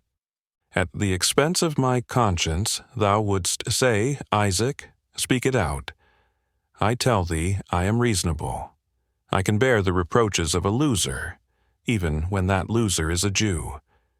Thou wert not so patient, Isaac, when thou didst invoke justice against Jacques Fitz-Dauterel, for calling thee a usurious bloodsucker, when thy exactions had devoured his patrimony. I swear by the Talmud, said the Jew, that your valor has been misled in that matter. Fitz-Dauterel drew his poniard upon me in mine own chamber, because I craved him for mine own silver. The term of payment was due at the Passover. I care not what he did, said Front de Bœuf. The question is, when shall I have mine own? When shall I have the shekels, Isaac? Let my daughter Rebekah go forth to York, answered Isaac, with your safe conduct, noble knight, and so soon as man and horse can return, the treasure— Here he groaned deeply, but added, after the pause of a few seconds, the treasure shall be told down on this very floor. Thy daughter, said Front de Bœuf, as if surprised. By heavens, Isaac, I would I had known of this. I deemed that yonder black-browed girl had been thy concubine, and I gave her to be a handmaiden to Sir Brian de Bois Guilbert, after the fashion of patriarchs and heroes of the days of old, who set us in these matters a wholesome example. The yell which Isaac raised at this unfeeling communication made the very vault to ring, and astounded the two Saracens so much that they let go their hold of the Jew. He availed himself of his enlargement to throw himself on the pavement and clasp the knees of Front de Bœuf. Take all that you have asked, said he. Sir Knight, take 10 times more. Reduce me to ruin and to beggary, if thou wilt. Nay, pierce me with thy poniard, broil me on that furnace, but spare my daughter, deliver her in safety and honor. As thou art born of woman, spare the honor of a helpless maiden. She is the image of my deceased Rachel. She is the last of 6 pledges of her love. Will you deprive a widowed husband of his sole remaining comfort? Will you reduce a father to wish that his only living child were laid beside her dead mother in the tomb of our fathers? I would, said the Norman, somewhat relenting, that I had known of this before. I thought your race had loved nothing save their money-bags. Think not so vilely of us, Jews though we be, said Isaac, eager to improve the moment of apparent sympathy. The hunted fox, the tortured wildcat loves its young. The despised and persecuted race of Abraham love their children. Be it so, said Front de Bœuf. I will believe it in future, Isaac, for thy very sake. But it aids us not now. I cannot help what has happened or what is to follow. My word is passed to my comrade in arms, nor would I break it for 10 Jews and Jewesses to boot. Besides, why shouldst thou think evil is to come to the girl, even if she became Bois Guilbert's booty? There must, exclaimed Isaac, wringing his hands in agony. When did Templars breathe aught but cruelty to men and dishonor to women? Dog of an infidel, said Front de Bœuf with sparkling eyes, and not sorry, perhaps, to seize a pretext for working himself into a passion. Blaspheme not the holy order of the Temple of Zion, but take thought instead to pay me the ransom thou hast promised, or woe betide thy Jewish throat. Robber and villain, said the Jew, retorting the insults of his oppressor with passion, which, however impotent, he now found it impossible to bridle. I will pay thee nothing. Not 1 silver penny will I pay thee, unless my daughter is delivered to me in safety and honor. Art thou in thy senses, Israelite? Said the Norman sternly. Has thy flesh and blood a charm against heated iron and scalding oil? I care not, said the Jew. rendered desperate by paternal affection. Do thy worst, my daughter is my flesh and blood, dearer to me 1,000 times than those limbs which thy cruelty threatens. No silver will I give thee, unless I were to pour it molten down thy avaricious throat. No, not a silver penny will I give thee, Nazarene, were it to save thee from the deep damnation thy whole life has merited. Take my life if thou wilt, and say the Jew, amidst his tortures, knew how to disappoint the Christian. We shall see that, said Front de Bœuf, for by the blessed rood, which is the abomination of thy accursed tribe, thou shalt feel the extremities of fire and steel. Strip him, slaves, and chain him down upon the bars. In spite of the feeble struggles of the old man, the Saracens had already torn from him his upper garment, and were proceeding totally to disrobe him, when the sound of a bugle, twice winded without the castle, penetrated even to the recesses of the dungeon, and immediately after loud voices were heard calling for Sir Reginald Front de Bœuf. Unwilling to be found engaged in his hellish occupation, the savage baron gave the slaves a signal to restore Isaac's garment, and, quitting the dungeon with his attendants, he left the Jew to thank God for his own deliverance, or to lament over his daughter's captivity and probable fate, as his personal or parental feelings might prove strongest. Chapter 23. Nay, if the gentle spirit of moving words can no way change you to a milder form, I'll woo you like a soldier at arm's end, and love you gainst the nature of love. Force you. Two gentlemen of Verona. The apartment to which the Lady Rowena had been introduced was fitted up with some rude attempts at ornament and magnificence, and her being placed there might be considered as a peculiar mark of respect not offered to the other prisoners. But the wife of Front de Bœuf, for whom it had been originally furnished, was long dead, and decay and neglect had impaired the few ornaments with which her taste had adorned it. The tapestry hung down from the walls in many places, and in others was tarnished and faded under the effects of the sun, or tattered and decayed by age. Desolate, however, as it was, this was the apartment of the castle which had been judged most fitting for the accommodation of the Saxon heiress, and here she was left to meditate upon her fate, until the actors in this nefarious drama had arranged the several parts which each of them was to perform.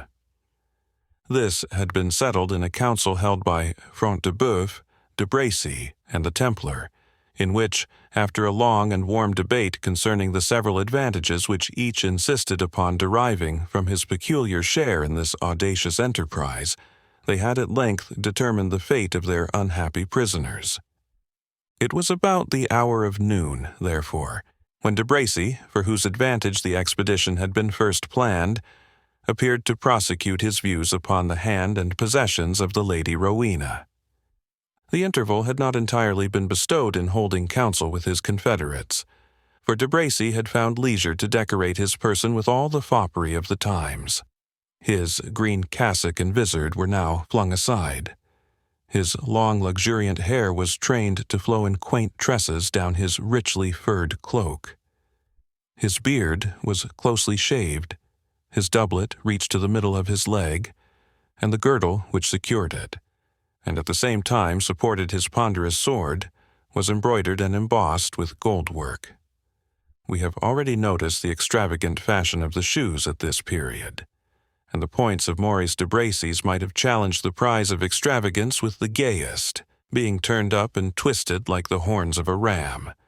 Such was the dress of a gallant of the period, and, in the present instance, that effect was aided by the handsome person and good demeanor of the wearer, whose manners partook alike of the grace of a courtier and the frankness of a soldier. He saluted Rowena by doffing his velvet bonnet, garnished with a golden brooch, representing St. Michael trampling down the Prince of Evil.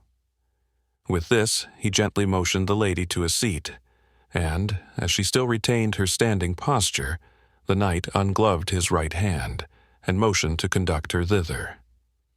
But Rowena declined, by her gesture, the proffered compliment, and replied, "If I be in the presence of my jailer, Sir Knight, nor will circumstances allow me to think otherwise, it best becomes his prisoner to remain standing till she learns her doom."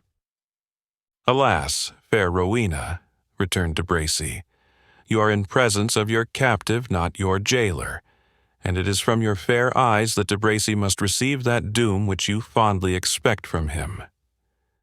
"I know you not, sir," said the lady, drawing herself up with all the pride of offended rank and beauty. "I know you not, and the insolent familiarity with which you apply to me the jargon of a troubadour forms no apology for the violence of a robber." "To thyself, fair maid," answered de Bracy in his former tone. "To thine own charms be ascribed whate'er I have done which pass the respect due to her, whom I have chosen queen of my heart and lodestar of my eyes. I repeat to you, Sir Knight, that I know you not, and that no man wearing chain and spurs ought thus to intrude himself upon the presence of an unprotected lady. That I am unknown to you," said de Bracy, "is indeed my misfortune. Yet let me hope that de Bracy's name has not been always unspoken, when minstrels or heralds have praised deeds of chivalry, whether in the lists or in the battlefield." "To heralds and to minstrels, then, leave thy praise, Sir Knight," replied Rowena, "more suiting for their mouths than for thine own. And tell me which of them shall record in song or in book of tourney the memorable conquest of this night, a conquest obtained over an old man, followed by a few timid hinds, and its booty, an unfortunate maiden, transported against her will to the castle of a robber." "You are unjust, Lady Rowena," said the knight, biting his lips in some confusion, and speaking in a tone more natural to him than that of affected gallantry, which he had at first adopted. "Yourself, free from passion, you can allow no excuse for the frenzy of another, although caused by your own beauty." "I pray you, Sir Knight," said Rowena, "to cease a language so commonly used by strolling minstrels, that it becomes not the mouth of knights or nobles. Certes, you constrain me to sit down, since you enter upon such commonplace terms, of which each vile crowder hath a stock that might last from hence to Christmas." "Proud damsel," said de Bracy, incensed at finding his gallant style procured him nothing but contempt. "Proud damsel, thou shalt be as proudly encountered. Know, then, that I have supported my pretensions to your hand in the way that best suited thy character. It is meeter for thy humor to be wooed with bow and bill than in set terms and in courtly language." "Courtesy of tongue," said Rowena, "when it is used to veil churlishness of deed, is but a knight's girdle around the breast of a base clown. I wonder not that the restraint appears to gall you. More, it were for your honor to have retained the dress and language of an outlaw than to veil the deeds of one under an affectation of gentle language and demeanor." "You counsel well, lady," said the Norman, "and in the bold language which best justifies bold action I tell thee, thou shalt never leave this castle, or thou shalt leave it as Maurice de Bracy's wife. I am not wont to be baffled in my enterprises, nor needs a Norman noble scrupulously to vindicate his conduct to the Saxon maiden whom he distinguishes by the offer of his hand. Thou art proud, Rowena, and thou art the fitter to be my wife. By what other means couldst thou be raised to high honor and to princely place, saving by my alliance? How else wouldst thou escape from the mean precincts of a country grange, where Saxons herd with the swine which form their wealth, to take thy seat, honored as thou shouldst be, and shalt be amid all in England that is distinguished by beauty or dignified by power?" "Sir Knight," replied Rowena, "the grange which you contemn hath been my shelter from infancy, and trust me, when I leave it, should that day ever arrive, it shall be with one who has not learnt to despise the dwelling and manners in which I have been brought up." "I guess your meaning, lady," said de Bracy, though you may think it lies too obscure for my apprehension. But dream not that Richard Coeur de Lion will ever resume his throne, far less that Wilfred of Ivanhoe, his minion, will ever lead thee to his footstool, to be there welcomed as the bride of a favorite. Another suitor might feel jealousy while he touched this string. But my firm purpose cannot be changed by a passion so childish and so hopeless. Know, lady, that this rival is in my power, and that it rests but with me to betray the secret of his being within the castle to Front de Bœuf, whose jealousy will be more fatal than mine." "Wilfred here?" said Rowena in disdain. "That is as true as that Front de Bœuf is his rival." De Bracy looked at her steadily for an instant. "Wert thou really ignorant of this?" said he. "Didst thou not know that Wilfred of Ivanhoe travelled in the litter of the Jew? A meet conveyance for the Crusader, whose doughty arm was to reconquer the Holy Sepulchre." And he laughed scornfully. "And if he is here," said Rowena, compelling herself to a tone of indifference, though trembling with an agony of apprehension which she could not suppress, "in what is he the rival of Front de Bœuf?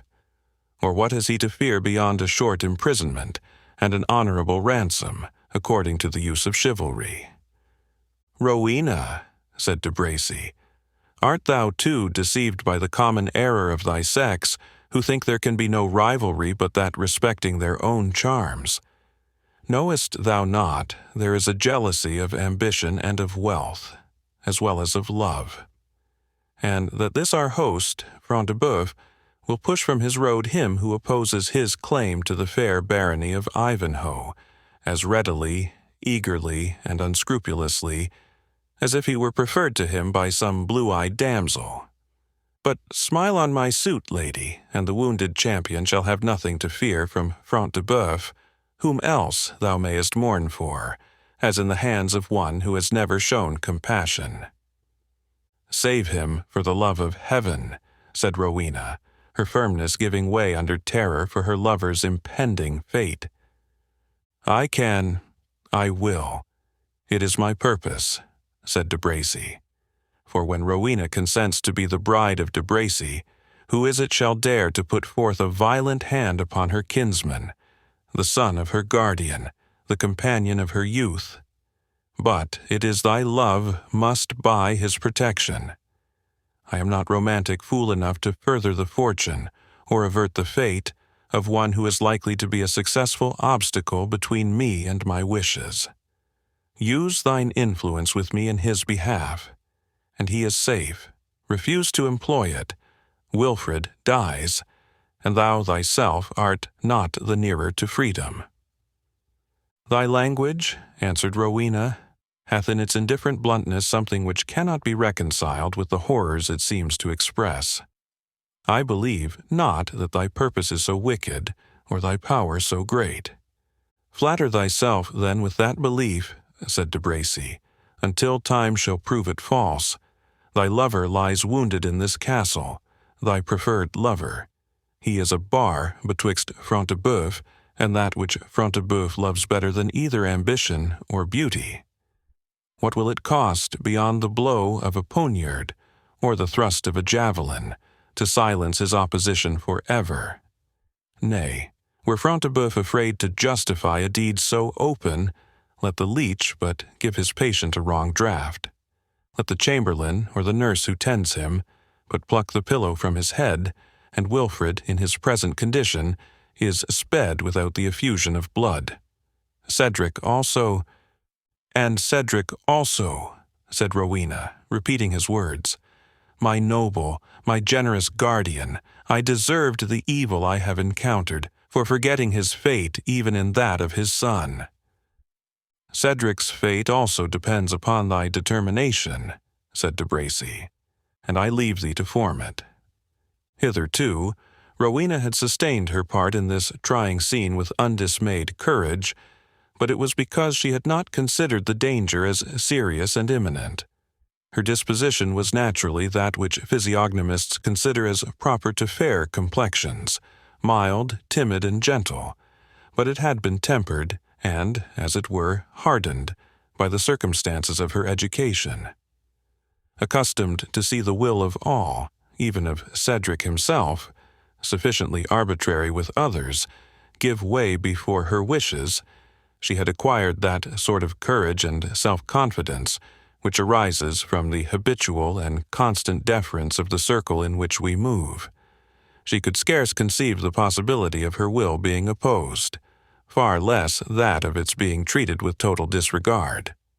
Her haughtiness and habit of domination was, therefore, a fictitious character, induced over that which was natural to her, and it deserted her when her eyes were open to the extent of her own danger, as well as that of her lover and her guardian.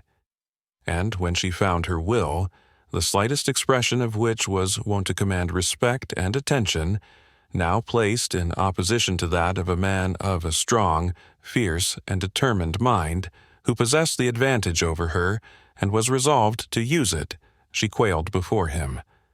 After casting her eyes around, as if to look for the aid which was nowhere to be found, and after a few broken interjections, she raised her hands to heaven and burst into a passion of uncontrolled vexation and sorrow.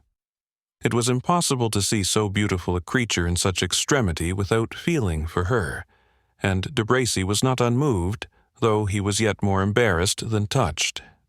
He had, in truth, gone too far to recede, and yet, in Rowena's present condition, she could not be acted on either by argument or threats. He paced the apartment to and fro, now vainly exhorting the terrified maiden to compose herself, now hesitating concerning his own line of conduct. If, thought he, I should be moved by the tears and sorrow of this disconsolate damsel, what should I reap but the loss of these fair hopes for which I have encountered so much risk, and the ridicule of Prince John and his jovial comrades? And yet, he said to himself, I feel myself ill-framed for the part which I am playing. I cannot look on so fair a face while it is disturbed with agony, or on those eyes when they are drowned in tears. I would she had retained her original haughtiness of disposition, or that I had a larger share of Front de Boeuf's thrice-tempered hardness of heart. Agitated by these thoughts, he could only bid the unfortunate Rowena be comforted, and assure her that as yet she had no reason for the excess of despair to which she was now giving way.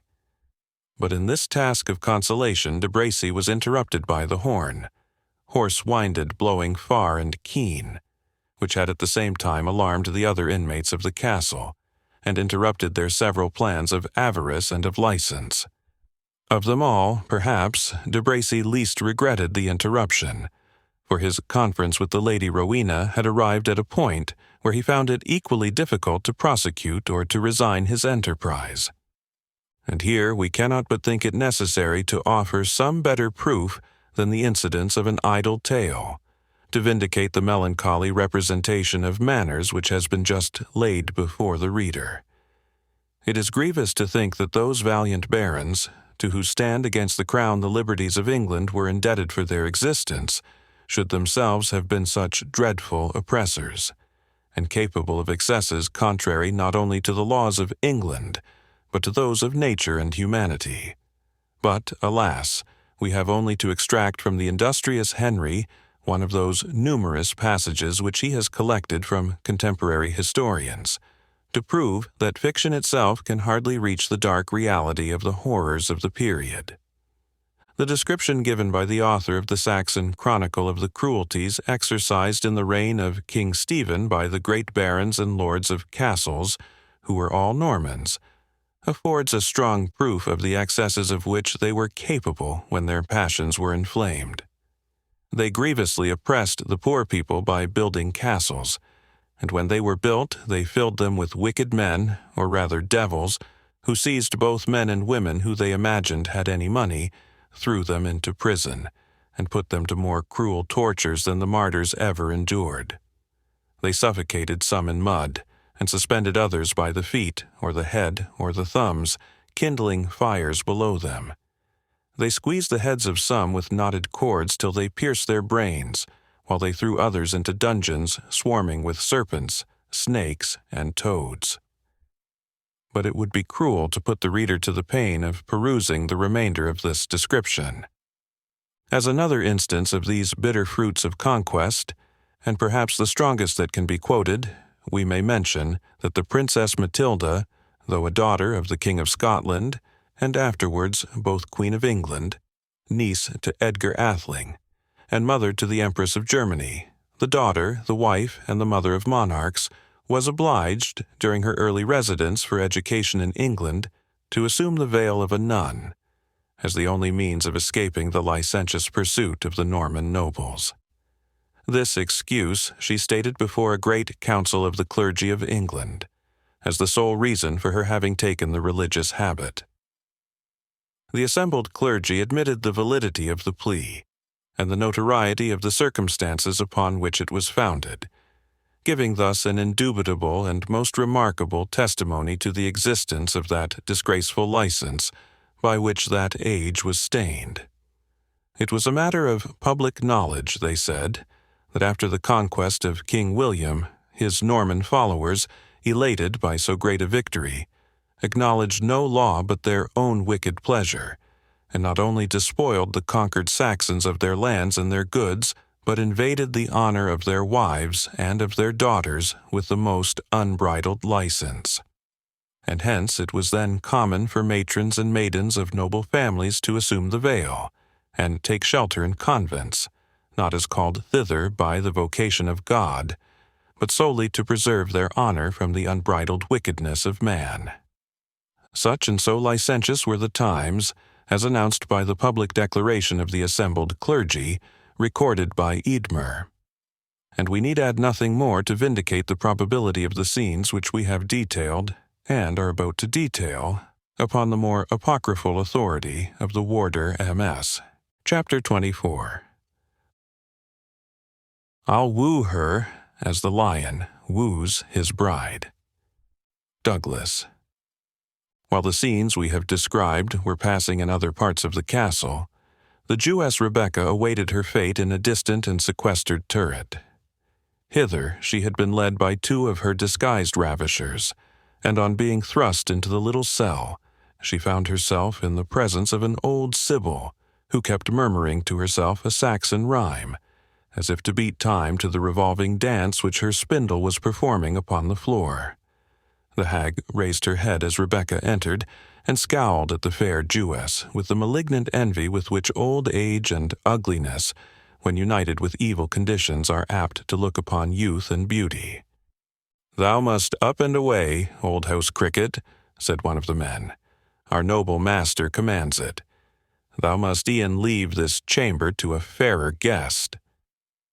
"Aye," grumbled the hag, "even thus is service requited. I have known when my bare word would have cast the best man-at-arms among ye out of saddle and out of service, and now must I up and away at the command of every groom such as thou. Good Dame Urfrid," said the other man, "stand not to reason on it, but up and away. Lord's hests must be listened to with a quick ear. Thou hast had thy day, old dame, but thy sun has long been set. Thou art now the very emblem of an old war-horse turned out on the barren heath. Thou hast had thy paces in thy time, but now a broken amble is the best of them. Come, amble off with thee." "Ill omens dog ye both," said the old woman, "and a kennel be your burying place. May the evil demon Zernebok tear me limb from limb, if I leave my own cell ere I have spun out the hemp on my distaff." "Answer it to our Lord, then, old house-fiend," said the man, and retired, leaving Rebecca in company with the old woman, upon whose presence she had been thus unwillingly forced.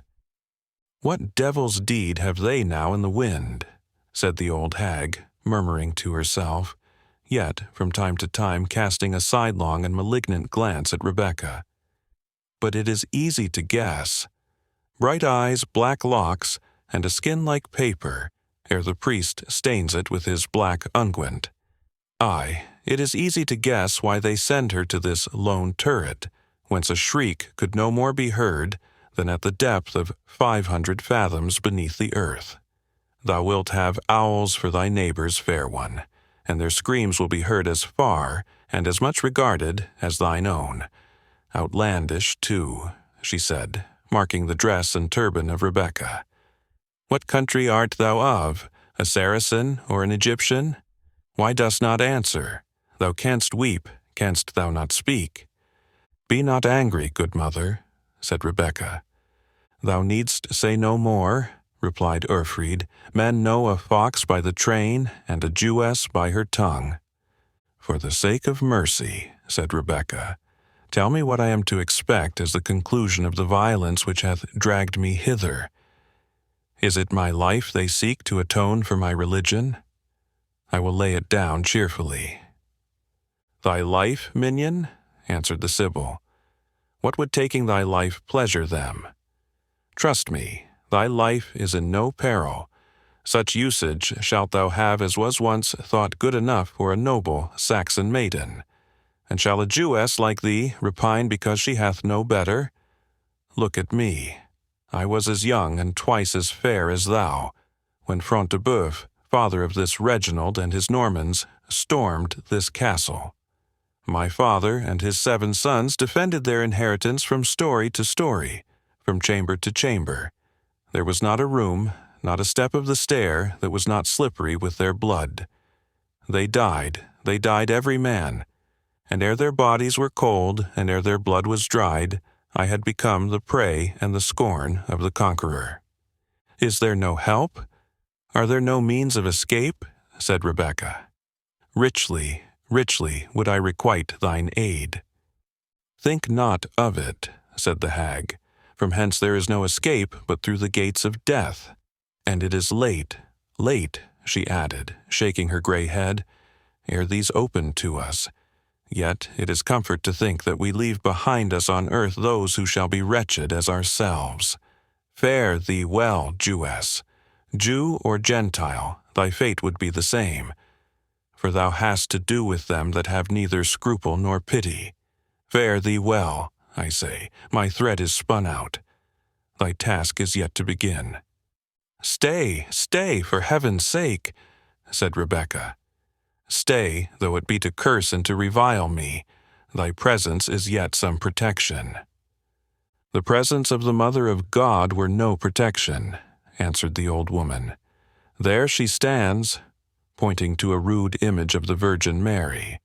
See if she can avert the fate that awaits thee.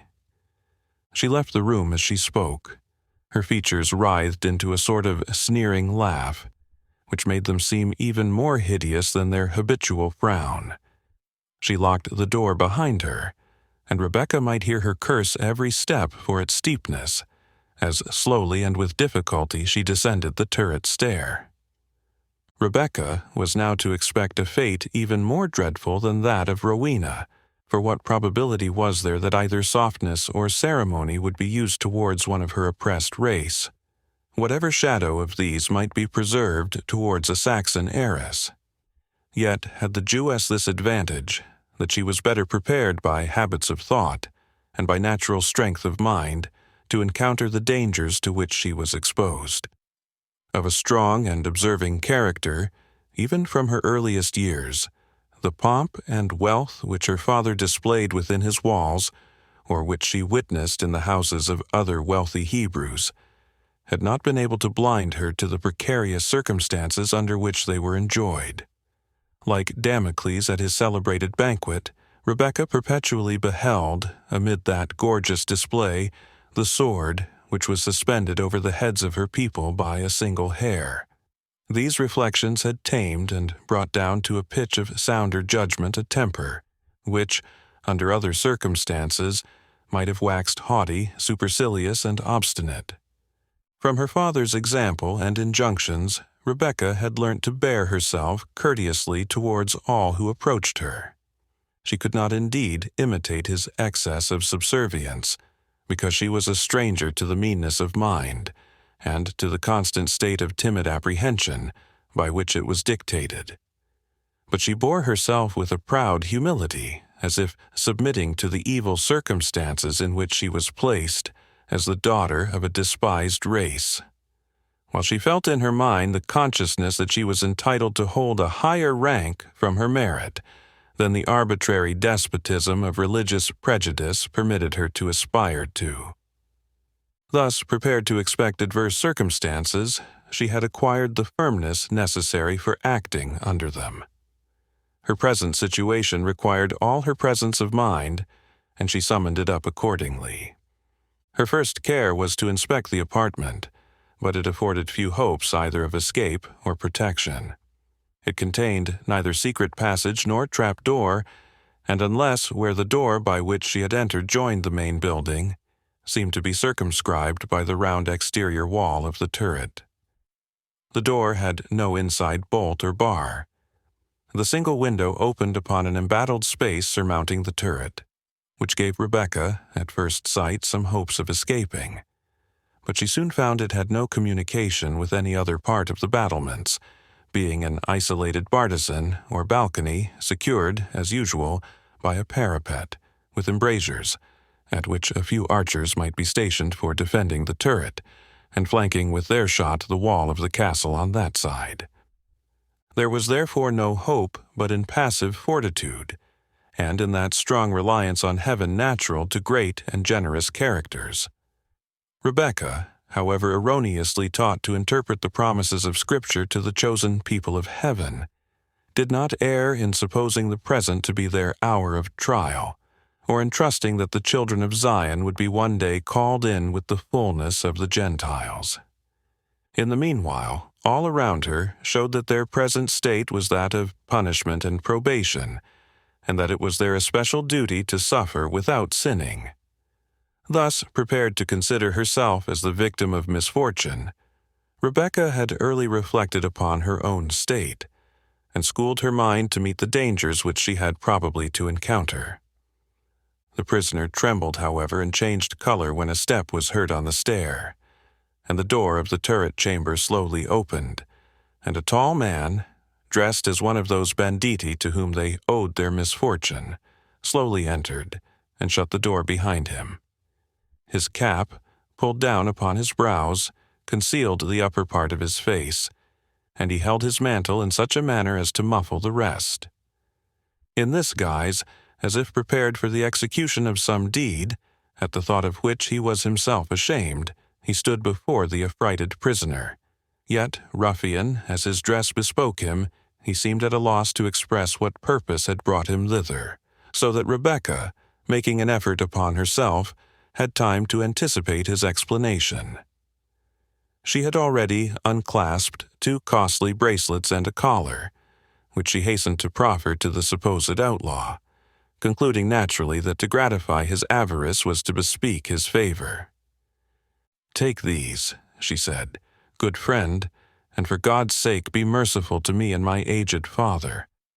These ornaments are of value, yet are they trifling to what he would bestow to obtain our dismissal from this castle, free and uninjured." "Fair flower of Palestine," replied the outlaw, "these pearls are orient, but they yield in whiteness to your teeth.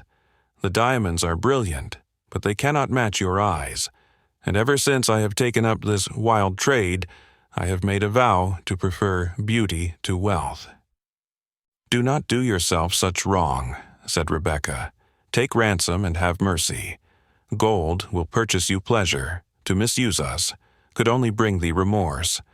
My father will willingly satiate thy utmost wishes, and if thou wilt act wisely, thou mayest purchase with our spoils thy restoration to civil society, mayst obtain pardon for past errors, and be placed beyond the necessity of committing more." "It is well spoken," replied the outlaw in French, finding it difficult probably to sustain, in Saxon, a conversation which Rebecca had opened in that language.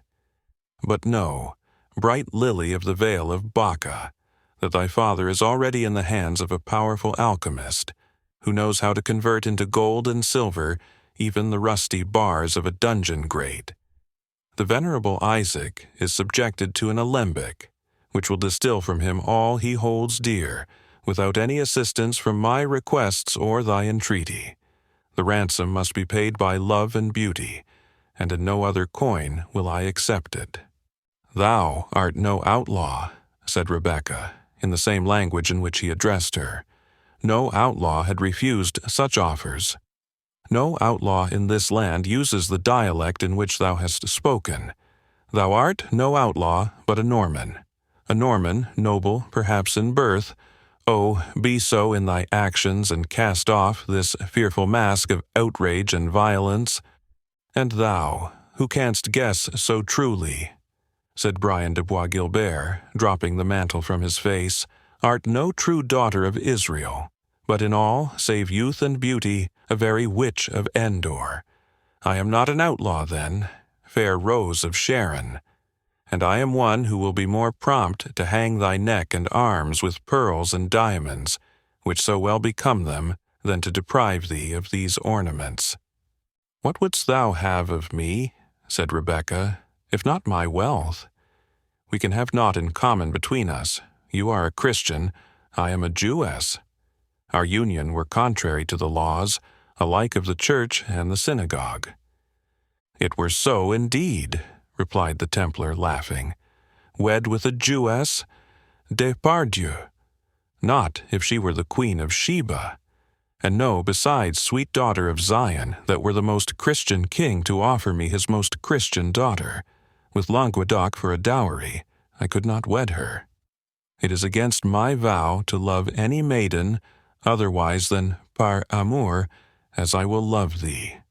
I am a Templar. Behold the cross of my holy order." "Darest thou appeal to it," said Rebecca, "on an occasion like the present?" "And if I do so," said the Templar, "it concerns not thee, who art no believer in the blessed sign of our salvation." "I believe as my fathers taught," said Rebecca, "and may God forgive my belief if erroneous. But you, Sir Knight, what is yours, when you appeal without scruple to that which you deem most holy, even while you are about to transgress the most solemn of your vows as a knight and as a man of religion?" "It is gravely and well preached, O daughter of Sirach," answered the Templar. "But, gentle ecclesiastics, thy narrow Jewish prejudices make thee blind to our high privilege. Marriage were an enduring crime on the part of a Templar, but what lesser folly I may practice, I shall speedily be absolved from at the next preceptory of our order. Not the wisest of monarchs, not his father, whose examples you must needs allow are weighty, claimed wider privileges than we, poor soldiers of the Temple of Zion, have won by our zeal in its defense. The protectors of Solomon's temple may claim license by the example of Solomon." "If thou readest the Scripture," said the Jewess, "and the lives of the saints only to justify thine own license and profligacy, thy crime is like that of him who extracts poison from the most healthful and necessary herbs." The eyes of the Templar flashed fire at this reproof. "Hearken," he said. "Rebecca, I have hitherto spoken mildly to thee, but now my language shall be that of a conqueror. Thou art the captive of my bow and spear, subject to my will by the laws of all nations. Nor will I abate an inch of my right, or abstain from taking by violence what thou refusest to entreaty or necessity." "Stand back," said Rebecca. "Stand back, and hear me ere thou offerest to commit a sin so deadly. My strength thou mayest indeed overpower, for God made women weak, and trusted their defense to man's generosity. But I will proclaim thy villainy, Templar, from one end of Europe to the other. I will owe to the superstition of thy brethren what their compassion might refuse me. Each preceptory, each chapter of thy order, shall learn that, like a heretic, thou hast sinned with a Jewess. Those who tremble not at thy crime will hold thee accursed for having so far dishonored the cross thou wearest, as to follow a daughter of my people." "Thou art keen-witted, Jewess," replied the Templar, well aware of the truth of what she spoke, and that the rules of his order condemned in the most positive manner, and under high penalties, such intrigues as he now prosecuted, and that in some instances even degradation had followed upon it. "Thou art sharp-witted," he said, "but loud must be thy voice of complaint, if it is heard beyond the iron walls of this castle. Within these, murmurs, laments, appeals to justice, and screams for help die alike silent away. One thing only can save thee, Rebecca. Submit to thy fate. Embrace our religion, and thou shalt go forth in such state that many a Norman lady shall yield as well in pomp as in beauty to the favorite of the best lance among the defenders of the temple." "Submit to my fate," said Rebecca. "And sacred heaven, to what fate? Embrace thy religion. And what religion can it be that harbors such a villain? Thou the best lance of the Templars, craven knight, forsworn priest, I spit at thee, and I defy thee.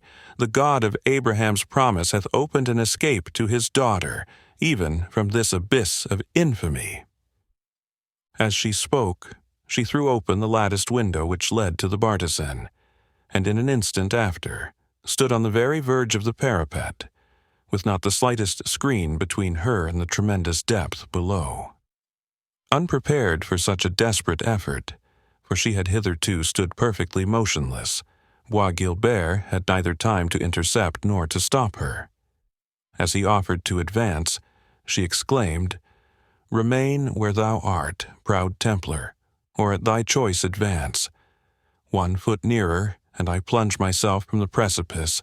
My body shall be crushed out of the very form of humanity upon the stones of that courtyard, ere it become the victim of thy brutality." As she spoke this, she clasped her hands and extended them towards heaven, as if imploring mercy on her soul before she made the final plunge. The Templar hesitated, and a resolution which had never yielded to pity or distress gave way to his admiration of her fortitude. "Come down," he said, "rash girl. I swear by earth and sea and sky I will offer thee no offense." "I will not trust thee, Templar," said Rebecca. "Thou hast taught me better how to estimate the virtues of thine order." The next preceptory would grant thee absolution for an oath, the keeping of which concerned naught but the honor or the dishonor of a miserable Jewish maiden. "You do me injustice," exclaimed the Templar fervently. "I swear to you by the name which I bear, by the cross on my bosom, by the sword on my side, by the ancient crest of my fathers do I swear, I will do thee no injury whatsoever.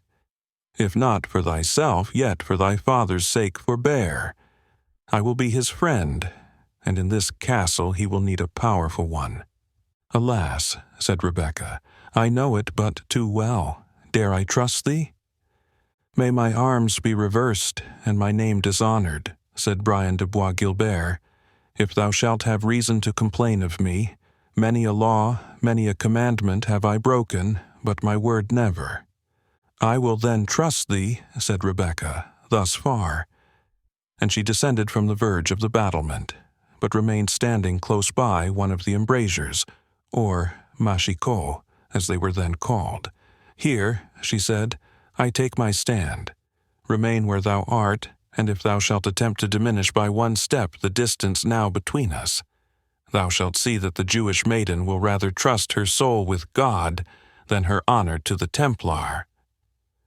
While Rebecca spoke thus, her high and firm resolve, which corresponded so well with the expressive beauty of her countenance, gave to her looks, air, and manner a dignity that seemed more than mortal. Her glance quailed not, her cheek blanched not, for the fear of a fate so instant and so horrible. On the contrary, the thought that she had her fate at her command, and could escape at will from infamy to death, gave a yet deeper color of carnation to her complexion, and a yet more brilliant fire to her eye. Bois Guilbert, proud himself and high-spirited, thought he had never beheld beauty so animated and so commanding. "Let there be peace between us, Rebecca," he said. "Peace, if thou wilt," answered Rebecca. "Peace, but with this space between." "Thou needst no longer fear me," said Bois Guilbert. "I fear thee not," replied she. Thanks to him that reared this dizzy tower so high that naught could fall from it and live. Thanks to him and to the God of Israel, I fear thee not. Thou dost me injustice, said the Templar. By earth, sea, and sky thou dost me injustice. I am not naturally that which you have seen me, hard, selfish, and relentless. It was woman that taught me cruelty, and on woman therefore I have exercised it, but not upon such as thou. Hear me, Rebecca. Never did knight take lance in his hand, with a heart more devoted to the lady of his love than Brian de Bois Guilbert. She, the daughter of a petty baron, who boasted for all his domains but a ruinous tower and an unproductive vineyard, and some few leagues of the barren lands of Bordeaux, her name was known wherever deeds of arms were done, known wider than that of many a lady's that had a county for a dowry. Yes, he continued, pacing up and down the little platform, with an animation in which he seemed to lose all consciousness of Rebecca's presence. Yes, my deeds, my danger, my blood, made the name of Adelaide de Montemar known from the court of Castile to that of Byzantium. And how was I requited? When I returned with my dear-bought honors, purchased by toil and blood, I found her wedded to a Gascon squire, whose name was never heard beyond the limits of his own paltry domain. Truly did I love her, and bitterly did I revenge me of her broken faith. But my vengeance has recoiled on myself. Since that day I have separated myself from life and its ties. My manhood must know no domestic home, must be soothed by no affectionate wife. My age must know no kindly hearth. My grave must be solitary, and no offspring must outlive me, to bear the ancient name of Bois Guilbert. At the feet of my superior I have laid down the right of self-action, the privilege of independence. The Templar, a serf in all but the name, can possess neither lands nor goods, and lives, moves, and breathes, but at the will and pleasure of another. Alas, said Rebecca, what advantages could compensate for such an absolute sacrifice? The power of vengeance, Rebecca, replied the Templar, and the prospects of ambition. An evil recompense, said Rebecca, for the surrender of the rights which are dearest to humanity. Say not so, maiden, answered the Templar. Revenge is a feast for the gods, and if they have reserved it, as priests tell us to themselves, it is because they hold it an enjoyment too precious for the possession of mere mortals. And ambition? It is a temptation which could disturb even the bliss of heaven itself. He paused a moment and then added, Rebecca, she who could prefer death to dishonor must have a proud and a powerful soul. Mine thou must be. Nay, start not, he added. It must be with thine own consent and on thine own terms. Thou must consent to share with me hopes more extended than can be viewed from the throne of a monarch. Hear me ere you answer, and judge ere you refuse. The Templar loses, as thou hast said, his social rights, his power of free agency, but he becomes a member and a limb of a mighty body, before which thrones already tremble. Even as the single drop of rain which mixes with the sea becomes an individual part of that resistless ocean, which undermines rocks and engulfs royal armadas. Such a swelling flood is that powerful league. Of this mighty order I am no mean member, but already one of the chief commanders, and may well aspire one day to hold the batoon of Grand Master. The poor soldiers of the temple will not alone place their foot upon the necks of kings. A hemp-sandaled monk can do that. Our mailed step shall ascend their throne. Our gauntlet shall wrench the scepter from their gripe. Not the reign of your vainly expected Messiah offers such power to your dispersed tribes as my ambition may aim at. I have sought but a kindred spirit to share it, and I have found such in thee. Sayest thou this to one of my people? Answered Rebecca. Bethink thee. Answer me not, said the Templar, by urging the difference of our creeds. Within our secret conclaves we hold these nursery tales in derision. Think, Not we long remained blind to the idiotical folly of our founders, who forswore every delight of life for the pleasure of dying martyrs by hunger, by thirst, and by pestilence, and by the swords of savages, while they vainly strove to defend a barren desert, valuable only in the eyes of superstition. Our order soon adopted bolder and wider views, and found out a better indemnification for our sacrifices. Our immense possessions in every kingdom of Europe, our high military fame, which brings within our circle the flower of chivalry from every Christian clime, these are dedicated to ends of which our pious founders little dreamed, and which are equally concealed from such weak spirits as embrace our order on the ancient principles, and whose superstition makes them our passive tools. But I will not further withdraw the veil of our mysteries. That bugle sound announces something which may require my presence. Think on what I have said. Farewell. I do not say forgive me the violence I have threatened, for it was necessary to the display of thy character. Gold can be only known by the application of the touchstone. I will soon return, and hold further conference with thee." He re-entered the turret chamber, and descended the stair, leaving Rebecca scarcely more terrified at the prospect of the death to which she had been so lately exposed, than at the furious ambition of the bold bad man in whose power she found herself so unhappily placed. When she entered the turret chamber, her first duty was to return thanks to the God of Jacob for the protection which he had afforded her, and to implore its continuance for her and for her father. Another name glided into her petition. It was that of the wounded Christian, whom fate had placed in the hands of bloodthirsty men, his avowed enemies. Her heart indeed checked her, as if, even in communing with the deity in prayer, she mingled in her devotions the recollection of one with whose fate hers could have no alliance, a Nazarene and an enemy to her faith. But the petition was already breathed, nor could all the narrow prejudices of her sect induce Rebecca to wish it recalled. Chapter 25. A damned cramp piece of penmanship as ever I saw in my life. She stoops to conquer. When the Templar reached the hall of the castle, he found De Bracy already there. "Your love suit," said De Bracy, "hath, I suppose, been disturbed like mine by this obstreperous summons.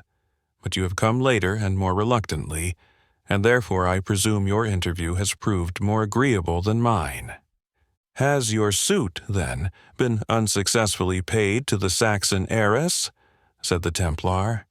"By the bones of Thomas a Becket," answered De Bracy, "the Lady Rowena must have heard that I cannot endure the sight of women's tears." "Away," said the Templar, "thou a leader of a free company, and regard a woman's tears. A few drops sprinkled on the torch of love make the flame blaze the brighter." "Gramercy for the few drops of thy sprinkling," replied De Bracy, "but this damsel hath wept enough to extinguish a beacon light. Never was such wringing of hands and such overflowing of eyes since the days of Saint Niobe, of whom Prior Aymer told us. A water fiend hath possessed the fair Saxon." "A legion of fiends have occupied the bosom of the Jewess," replied the Templar, "for I think no single one, not even Apollyon himself, could have inspired such indomitable pride and resolution. But where is Front de Bœuf? That horn is sounded more and more clamorously." "He is negotiating with the Jew, I suppose," replied De Bracy coolly. "Probably the howls of Isaac have drowned the blast of the bugle.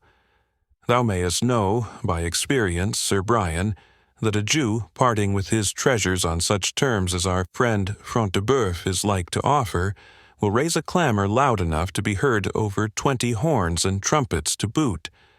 But we will make the vassals call him." They were soon after joined by Front de Bœuf, who had been disturbed in his tyrannic cruelty, in the manner with which the reader is acquainted, and had only tarried to give some necessary directions. "Let us see the cause of this cursed clamor," said Front de Bœuf. "Here is a letter, and, if I mistake not, It is in Saxon." He looked at it, turning it round and round, as if he had had really some hopes of coming at the meaning by inverting the position of the paper, and then handed it to de Bracy. "It may be magic spells for aught I know," said de Bracy, who possessed his full proportion of the ignorance which characterized the chivalry of the period. "Our chaplain attempted to teach me to write," he said, "but all my letters were formed like spearheads and sword blades, and so the old shaveling gave up the task." "Give it me," said the Templar. "We have that of the priestly character, that we have some knowledge to enlighten our valor." "Let us profit by your most reverend knowledge, then," said de Bracy. "What says the scroll?" "It is a formal letter of defiance," answered the Templar. "But, by Our Lady of Bethlehem, if it be not a foolish jest, it is the most extraordinary cartel that ever was sent across the drawbridge of a baronial castle." "Jest," said Front de Bœuf. "I would gladly know who dares jest with me in such a matter. Read it, Sir Brian." The Templar accordingly read it as follows: "I, Wamba, the son of Witless, jester to a noble and freeborn man, Cedric of Rotherwood, called the Saxon, and I, Gurth, the son of Beowulf, the swineherd." "Thou art mad," said Front de Bœuf, interrupting the reader. "By St. Luke, it is so set down," answered the Templar. Then, resuming his task, he went on, "I, Gurth, the son of Beowulf, swineherd unto the said Cedric, with the assistance of our allies and confederates, who make common cause with us in this our feud, namely, the good knight, called for the present Le Noir Faineant, and the stout yeoman, Robert Locksley, called Cleave the Wand, do you, Reginald Front de Bœuf, and your allies and accomplices whomsoever, to wit, that whereas you have, without cause given or feud declared, wrongfully and by mastery seized upon the person of our lord and master the said Cedric, also upon the person of a noble and freeborn damsel, the Lady Rowena of Hargot-Stanstead, also upon the person of a noble and freeborn man, Athelstane of Koningsberg, also upon the persons of certain freeborn men, their snichts, also upon certain serfs, their born bondsmen, also upon a certain Jew, named Isaac of York, together with his daughter a Jewess, and certain horses and mules, which noble persons with their knechts and slaves, and also with the horses and mules, Jew and Jewess before said, were all in peace with his majesty, and travelling as liege subjects upon the king's highway. Therefore, we require and demand that the said noble persons, namely Cedric of Rotherwood, Rowena of Hargot-Stanstead, Athelstane of Koningsberg, with their servants, knights, and followers, also the horses and mules, Jew and Jewess aforesaid, together with all goods and chattels to them pertaining, be, within an hour after the delivery hereof, delivered to us, or to those whom we shall appoint to receive the same, and that untouched and unharmed in body and goods. Failing of which, we do pronounce to you, that we hold ye as robbers and traitors, and will wager our bodies against ye in battle, siege, or otherwise, and do our utmost to your annoyance and destruction. Wherefore, may God have you in his keeping, signed by us upon the eve of St. Withold's Day, under the great trysting oak in the Hart Hill Walk, the above being written by a holy man, clerk to God, Our Lady, and St. Dunstan, in the chapel of Copmanhurst. At the bottom of this document was scrawled in the first place a rude sketch of a cock's head and comb, with a legend expressing this hieroglyphic to be the sign manual of Wamba, son of Witless. Under this respectable emblem stood a cross, stated to be the mark of Gurth, the son of Beowulf.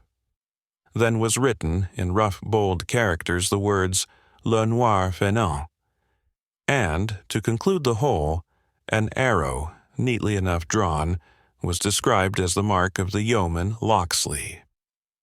The knights heard this uncommon document read from end to end, and then gazed upon each other in silent amazement, as being utterly at a loss to know what it could portend. De Bracy was the first to break silence by an uncontrollable fit of laughter, wherein he was joined, though with more moderation, by the Templar. Front de Bœuf, on the contrary, seemed impatient of their ill-timed jocularity. "I give you plain warning," he said, "fair sirs, that you had better consult how to bear yourselves under these circumstances than give way to such misplaced merriment. Front de Bœuf has not recovered his temper since his late overthrow," said De Bracy to the Templar. "He is cowed at the very idea of a cartel, though it come but from a fool and a swineherd." "By St. Michael," answered Front de Bœuf, "I would thou couldst stand the whole brunt of this adventure thyself, De Bracy. These fellows dared not have acted with such inconceivable impudence had they not been supported by some strong bands. There are enough of outlaws in this forest to resent my protecting the deer. I did but tie one fellow, who was taken red-handed and in the fact, to the horns of a wild stag, which gored him to death in 5 minutes, and I had as many arrows shot at me as there were launched against yonder target at Ashby. Here, fellow," he added, to one of his attendants, "hast thou sent out to see by what force this precious challenge is to be supported?" "There are at least 200 men assembled in the woods," answered a squire who was in attendance. "Here is a proper matter," said Front de Bœuf.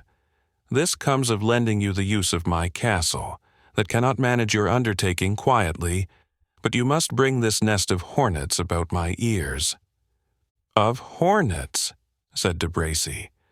"Of stingless drones, rather, a band of lazy knaves who take to the wood and destroy the venison rather than labor for their maintenance." "Stingless," replied Front de Bœuf. "Fork-headed shafts of a cloth-yard in length, and these shot within the breadth of a French crown, are sting enough." "For shame, Sir Knight," said the Templar. "Let us summon our people and sally forth upon them. One knight, aye, 1 man-at-arms, were enough for 20 such peasants." "Enough and too much," said De Bracy. "I should only be ashamed to couch lance against them." "True," answered Front de Bœuf. "Were they Black Turks or Moors, Sir Templar, or the craven peasants of France, most valiant De Bracy? But these are English yeomen, over whom we shall have no advantage, save what we may derive from our arms and horses, which will avail us little in the glades of the forest. Sally, saidst thou? We have scarce men enough to defend the castle. The best of mine are at York. So is all your band, De Bracy, and we have scarcely 20 besides the handful that were engaged in this mad business." "Thou dost not fear," said the Templar, "that they can assemble in force sufficient to attempt the castle?" "Not so, Sir Brian," answered Front de Bœuf. "These outlaws have indeed a daring captain, but without machines, scaling ladders, and experienced leaders, my castle may defy them." "Send to thy neighbors," said the Templar. "Let them assemble their people and come to the rescue of 3 knights, besieged by a jester and a swineherd in the baronial castle of Reginald Front de Bœuf." "You jest, Sir Knight," answered the Baron. "But to whom should I send? Malvoisin is by this time at York with his retainers, and so are my other allies, and so should I have been but for this infernal enterprise." "Then send to York, and recall our people," said De Bracy. "If they abide the shaking of my standard, or the sight of my free companions, I will give them credit for the boldest outlaws ever bent bow in green wood." "And who shall bear such a message?" said Front de Bœuf. "They will beset every path, and rip the errand out of his bosom.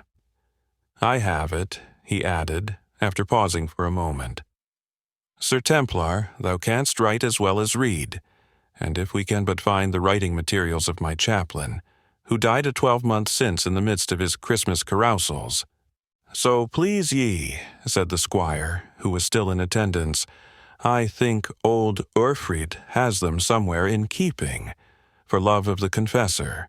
He was the last man, I have heard her tell, who ever said aught to her, which man ought in courtesy to address to maid or matron. Go, search them out, Engelred, said Front de Bœuf, and then, Sir Templar, thou shalt return an answer to this bold challenge. I would rather do it at the sword's point than at that of the pen, said Bois Guilbert, but be it as you will. He sat down accordingly, and indited, in the French language, an epistle of the following tenor. Sir Reginald Front de Bœuf, with his noble and knightly allies and confederates, received no defiances at the hands of slaves, bondsmen, or fugitives. If the person calling himself the Black Knight have indeed a claim to the honors of chivalry, he ought to know that he stands degraded by his present association, and has no right to ask reckoning at the hands of good men of noble blood.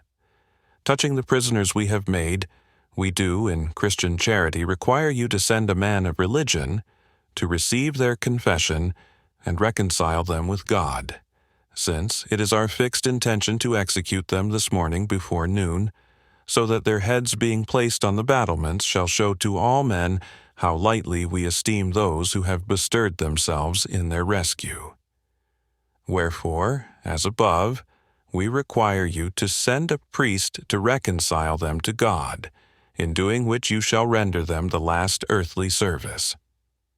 This letter being folded, was delivered to the squire, and by him to the messenger who waited without, as the answer to that which he had brought.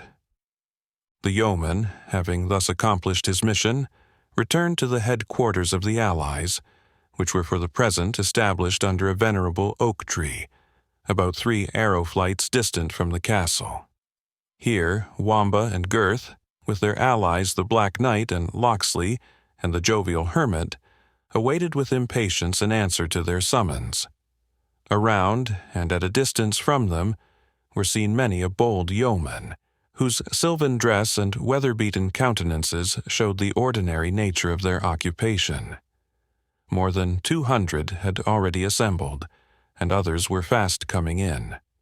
Those whom they obeyed as leaders were only distinguished from the others by a feather in the cap, their dress, arms, and equipments being in all other respects the same. Besides these bands, a less orderly and a worse armed force, consisting of the Saxon inhabitants of the neighboring township, as well as many bondsmen and servants from Cedric's extensive estate, had already arrived for the purpose of assisting in his rescue. Few of these were armed otherwise than with such rustic weapons as necessity sometimes converts to military purposes. Boar spears, scythes, flails, and the like were their chief arms, for the Normans, with the usual policy of conquerors, were jealous of permitting to the vanquished Saxons the possession or the use of swords and spears. These circumstances rendered the assistance of the Saxons far from being so formidable to the besieged, as the strength of the men themselves, their superior numbers, and the animation inspired by a just cause might otherwise well have made them. It was to the leaders of this motley army that the letter of the Templar was now delivered. Reference was at first made to the chaplain for an exposition of its contents. "By the crook of St. Dunstan," said that worthy ecclesiastic, "which hath brought more sheep within the sheepfold than the crook of Ayr another saint in paradise, I swear that I cannot expound unto you this jargon, which, whether it be French or Arabic, is beyond my guess." He then gave the letter to Gurth, who shook his head gruffly, and passed it to Wamba. The jester looked at each of the 4 corners of the paper with such a grin of affected intelligence as a monkey is apt to assume upon similar occasions, then cut a caper, and gave the letter to Locksley. "If the long letters were bows, and the short letters broad arrows, I might know something of the matter," said the brave yeoman. "But as the matter stands, the meaning is as safe, for me, as the stag that's at 12 miles distance." "I must be clerk, then," said the Black Knight, and taking the letter from Locksley, he first read it over to himself, and then explained the meaning in Saxon to his confederates. "Execute the noble Cedric," exclaimed Wamba. "By the rood, thou must be mistaken, Sir Knight." "Not I, my worthy friend," replied the knight. "I have explained the words as they are here set down." "Then, by St. Thomas of Canterbury," replied Gurth, "we will have the castle, should we tear it down with our hands." "We have nothing else to tear it with," replied Wamba, "but mine are scarce fit to make mammocks of freestone and mortar." "'Tis but a contrivance to gain time," said Locksley. "They dare not do a deed for which I could exact a fearful penalty." "I would," said the Black Knight, "there were someone among us who could obtain admission into the castle, and discover how the case stands with the besieged. Methinks, as they require a confessor to be sent, this holy hermit might at once exercise his pious vocation and procure us the information we desire." "A plague on thee and thy advice," said the pious hermit. "I tell thee, Sir Slothful Knight, that when I doff my friar's frock, my priesthood, my sanctity, my very Latin, are put off along with it. And when in my green jerkin, I can better kill 20 deer than confess one Christian." "I fear," said the Black Knight, "I fear greatly, there is no one here that is qualified to take upon him, for the nonce, this same character of Father Confessor." All looked on each other and were silent. "I see," said Wamba, after a short pause, "that the fool must be still the fool, and put his neck in the venture which wise men shrink from. You must know, my dear cousins and countrymen, that I wore russet before I wore motley, and was bred to be a friar, until a brain fever came upon me and left me just wit enough to be a fool. I trust, with the assistance of the good hermit's frock, together with the priesthood, sanctity, and learning which are stitched into the cowl of it, I shall be found qualified to administer both worldly and ghostly comfort to our worthy master Cedric, and his companions in adversity. Hath he sense enough, thinkst thou?" said the Black Knight, addressing Gurth. "I know not," said Gurth. "But if he hath not, it will be the first time he hath wanted wit to turn his folly to account." "On with the frock, then, good fellow," quoth the knight, "and let thy master send us an account of their situation within the castle. Their numbers must be few, and it is 5 to 1 they may be accessible by a sudden and bold attack. Time wears. Away with thee." "And, in the meantime," said Locksley, "we will beset the place so closely that not so much as a fly shall carry news from thence. So that, my good friend," he continued, addressing Wamba, "thou mayest assure these tyrants that whatever violence they exercise on the persons of their prisoners shall be most severely repaid upon their own." "Pax vobiscum," said Wamba, who was now muffled in his religious disguise, and so saying he imitated the solemn and stately deportment of a friar, and departed to execute his mission. Chapter 26. The hottest horse will oft be cool. The dullest will show fire. The friar will often play the fool. The fool will play the friar. Old song. When the jester, arrayed in the caul and frock of the hermit, and having his knotted cord twisted round his middle, stood before the portal of the castle of Front de Bœuf, the warder demanded of him his name and errand. "Pax vobiscum," answered the jester. "I am a poor brother of the Order of St. Francis, who come hither to do my office to certain unhappy prisoners now secured within this castle." "Thou art a bold friar," said the warder, "to come hither, where, saving our own drunken confessor, a cock of thy feather hath not crowed these 20 years. Yet I pray thee, do mine errand to the lord of the castle," answered the pretended friar. "Trust me, it will find good acceptance with him, and the cock shall crow, that the whole castle shall hear him." "Gramercy," said the warder. "But if I come to shame for leaving my post upon thine errand, I will try whether a friar's grey gown be proof against a grey goose shaft."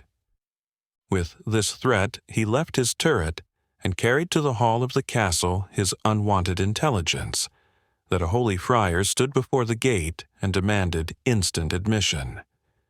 With no small wonder he received his master's commands to admit the holy man immediately, and having previously manned the entrance to guard against surprise, he obeyed, without further scruple, the commands which he had received. The harebrained self-conceit which had emboldened Wamba to undertake this dangerous office was scarce sufficient to support him when he found himself in the presence of a man so dreadful and so much dreaded as Reginald Front de Bœuf, and he brought out his pax vobiscum, to which he, in a good measure, trusted for supporting his character, with more anxiety and hesitation than had hitherto accompanied it. But Front de Bœuf was accustomed to see men of all ranks tremble in his presence, so that the timidity of the supposed father did not give him any cause of suspicion. "Who and whence art thou, priest?" said he. "Pax vobiscum," reiterated the jester. "I am a poor servant of St. Francis, who, travelling through this wilderness, have fallen among thieves, as Scripture hath it. Quidam viator incidit in latrons, which thieves have sent me unto this castle in order to do my ghostly office on 2 persons condemned by your honorable justice." "Aye, right," answered Front de Bœuf. "And canst thou tell me, holy father, the number of those banditti?" "Gallant sir," answered the jester, "nomen illis legio, their name is Legion.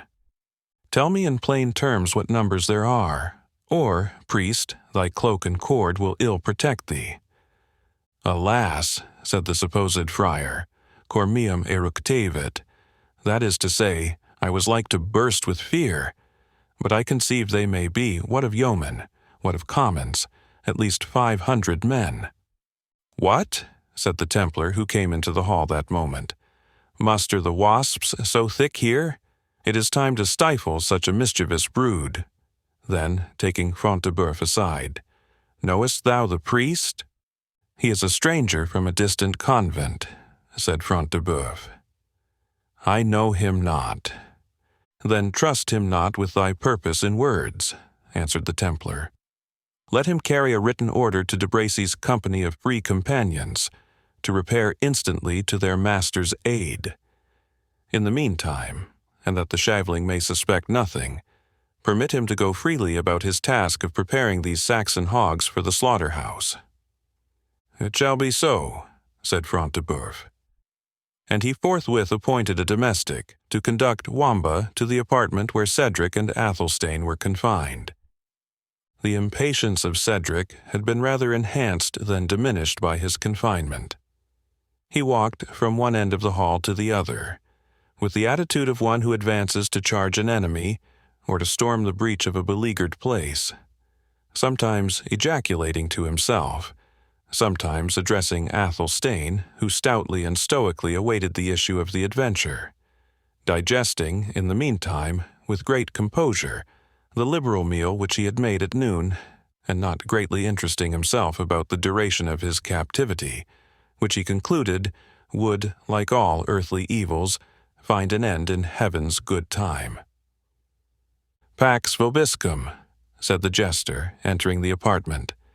"The blessing of St. Dunstan, St. Dennis, St. Duthoc, and all other saints whatsoever be upon ye and about ye." "Enter freely," answered Cedric to the supposed friar. "With what intent art thou come hither?" "To bid you prepare yourselves for death," answered the jester. "It is impossible," replied Cedric, starting. "Fearless and wicked as they are, they dare not attempt such open and gratuitous cruelty." "Alas," said the jester, "to restrain them by their sense of humanity is the same as to stop a runaway horse with a bridle of silk thread. Bethink thee, therefore, noble Cedric, and you also, gallant Athelstane, what crimes you have committed in the flesh, for this very day will ye be called to answer at a higher tribunal." "Hearest thou this, Athelstane?" said Cedric. "We must rouse up our hearts to this last action, since better it is we should die like men than live like slaves."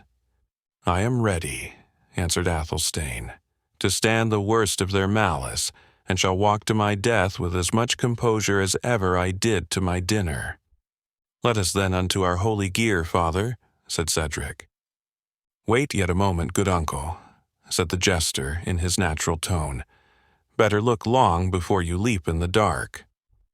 "By my faith," said Cedric, "I should know that voice." "It is that of your trusty slave and jester," answered Wamba, throwing back his cowl. "Had you taken a fool's advice formerly, you would not have been here at all. Take a fool's advice now, and you will not be here long." "How meanest thou, knave?" answered the Saxon. "Even thus," replied Wamba. "Take thou this frock and cord, which are all the orders I ever had, and march quietly out of the castle, leaving me your cloak and girdle to take the long leap in thy stead." "Leave thee in my stead," said Cedric, astonished at the proposal. "Why, they would hang thee, my poor knave."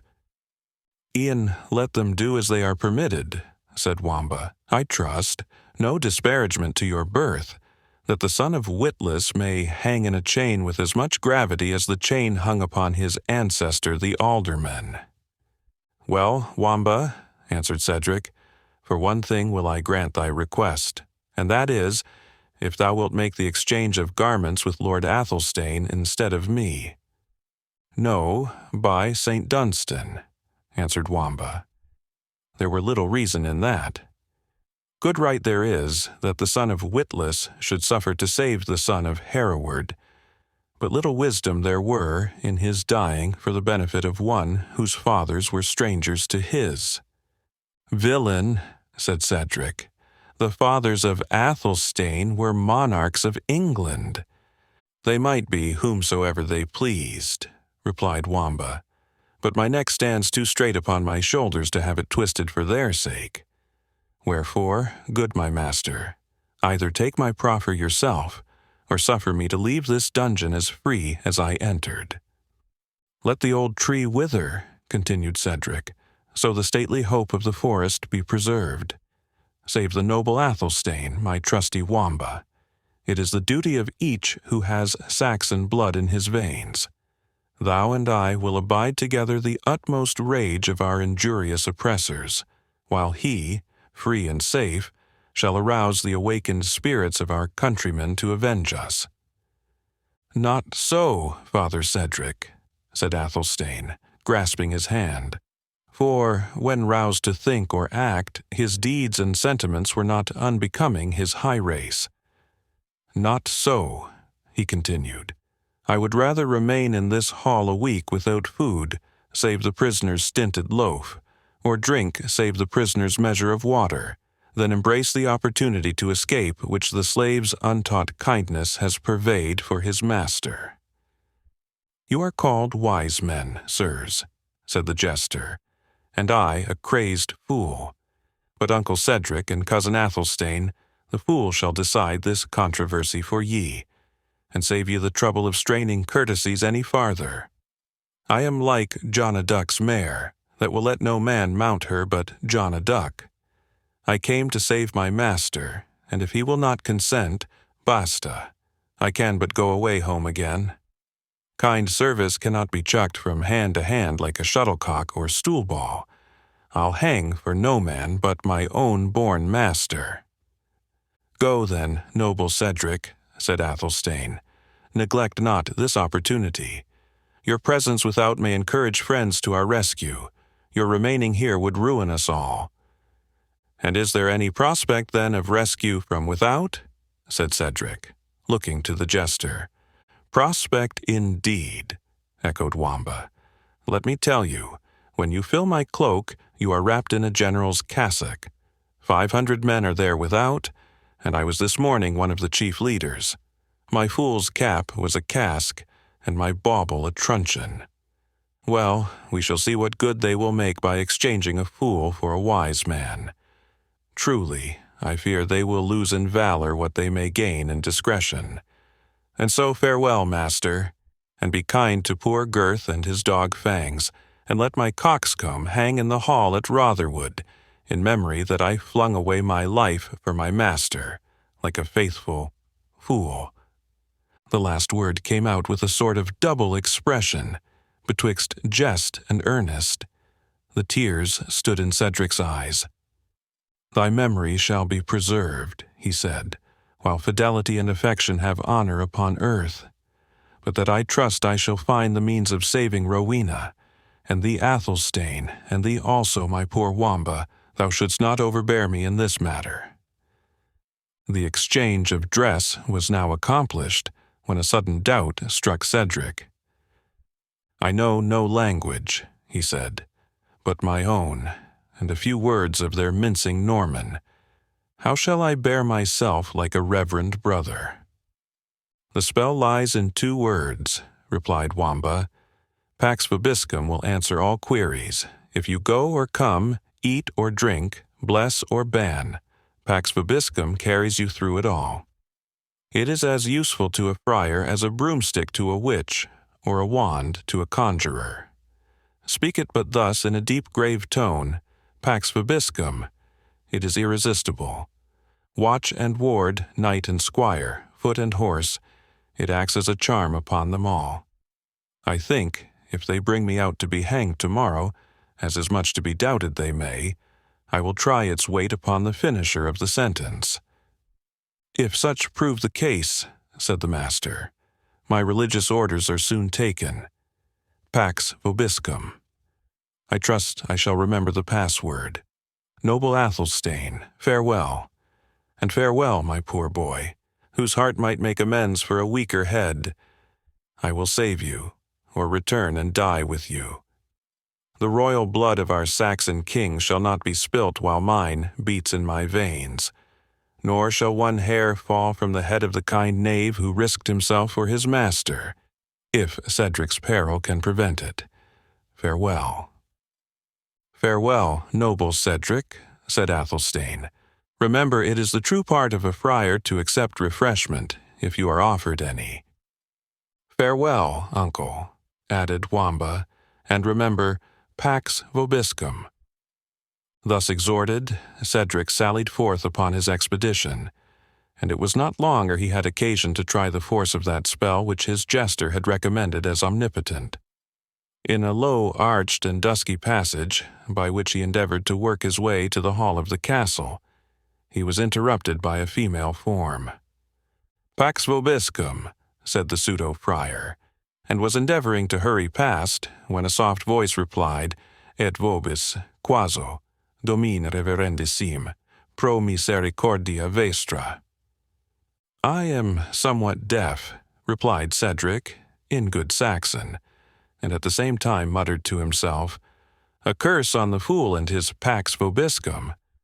I have lost my javelin at the first cast." It was, however, no unusual thing for a priest of those days to be deaf of his Latin ear, and this the person who now addressed Cedric knew full well.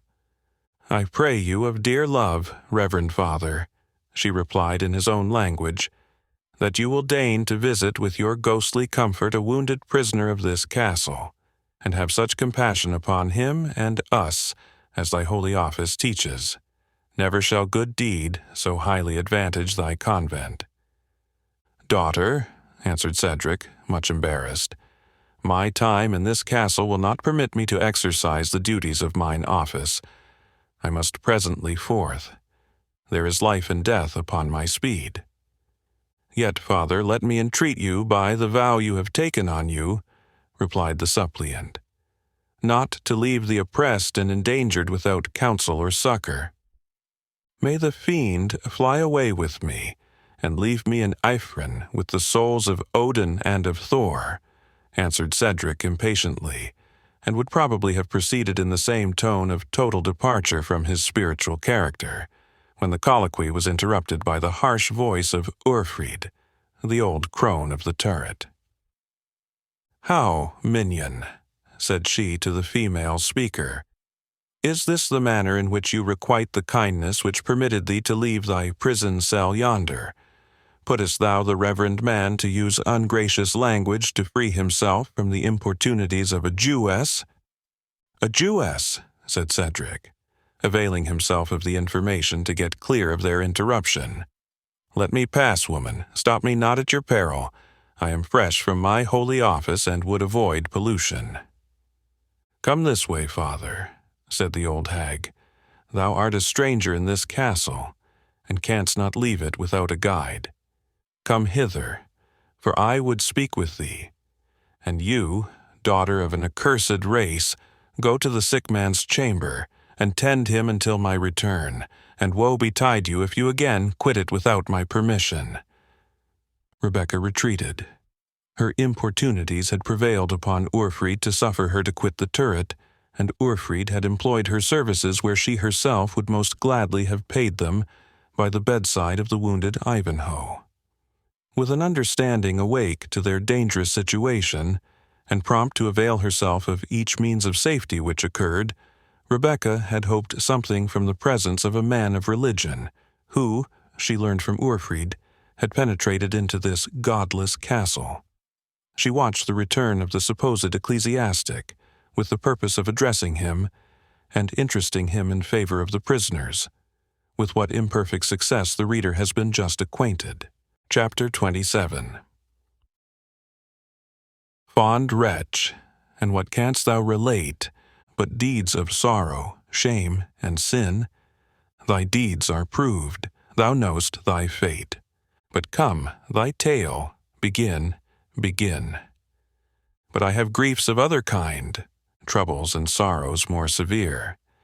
Give me to ease my tortured mind, lend to my woes a patient ear, and let me, if I may not find a friend to help, find one to hear.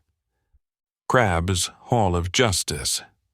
When Urfried had with clamours and menaces driven Rebecca back to the apartment from which she had sallied, she proceeded to conduct the unwilling Cedric into a small apartment, the door of which she heedfully secured.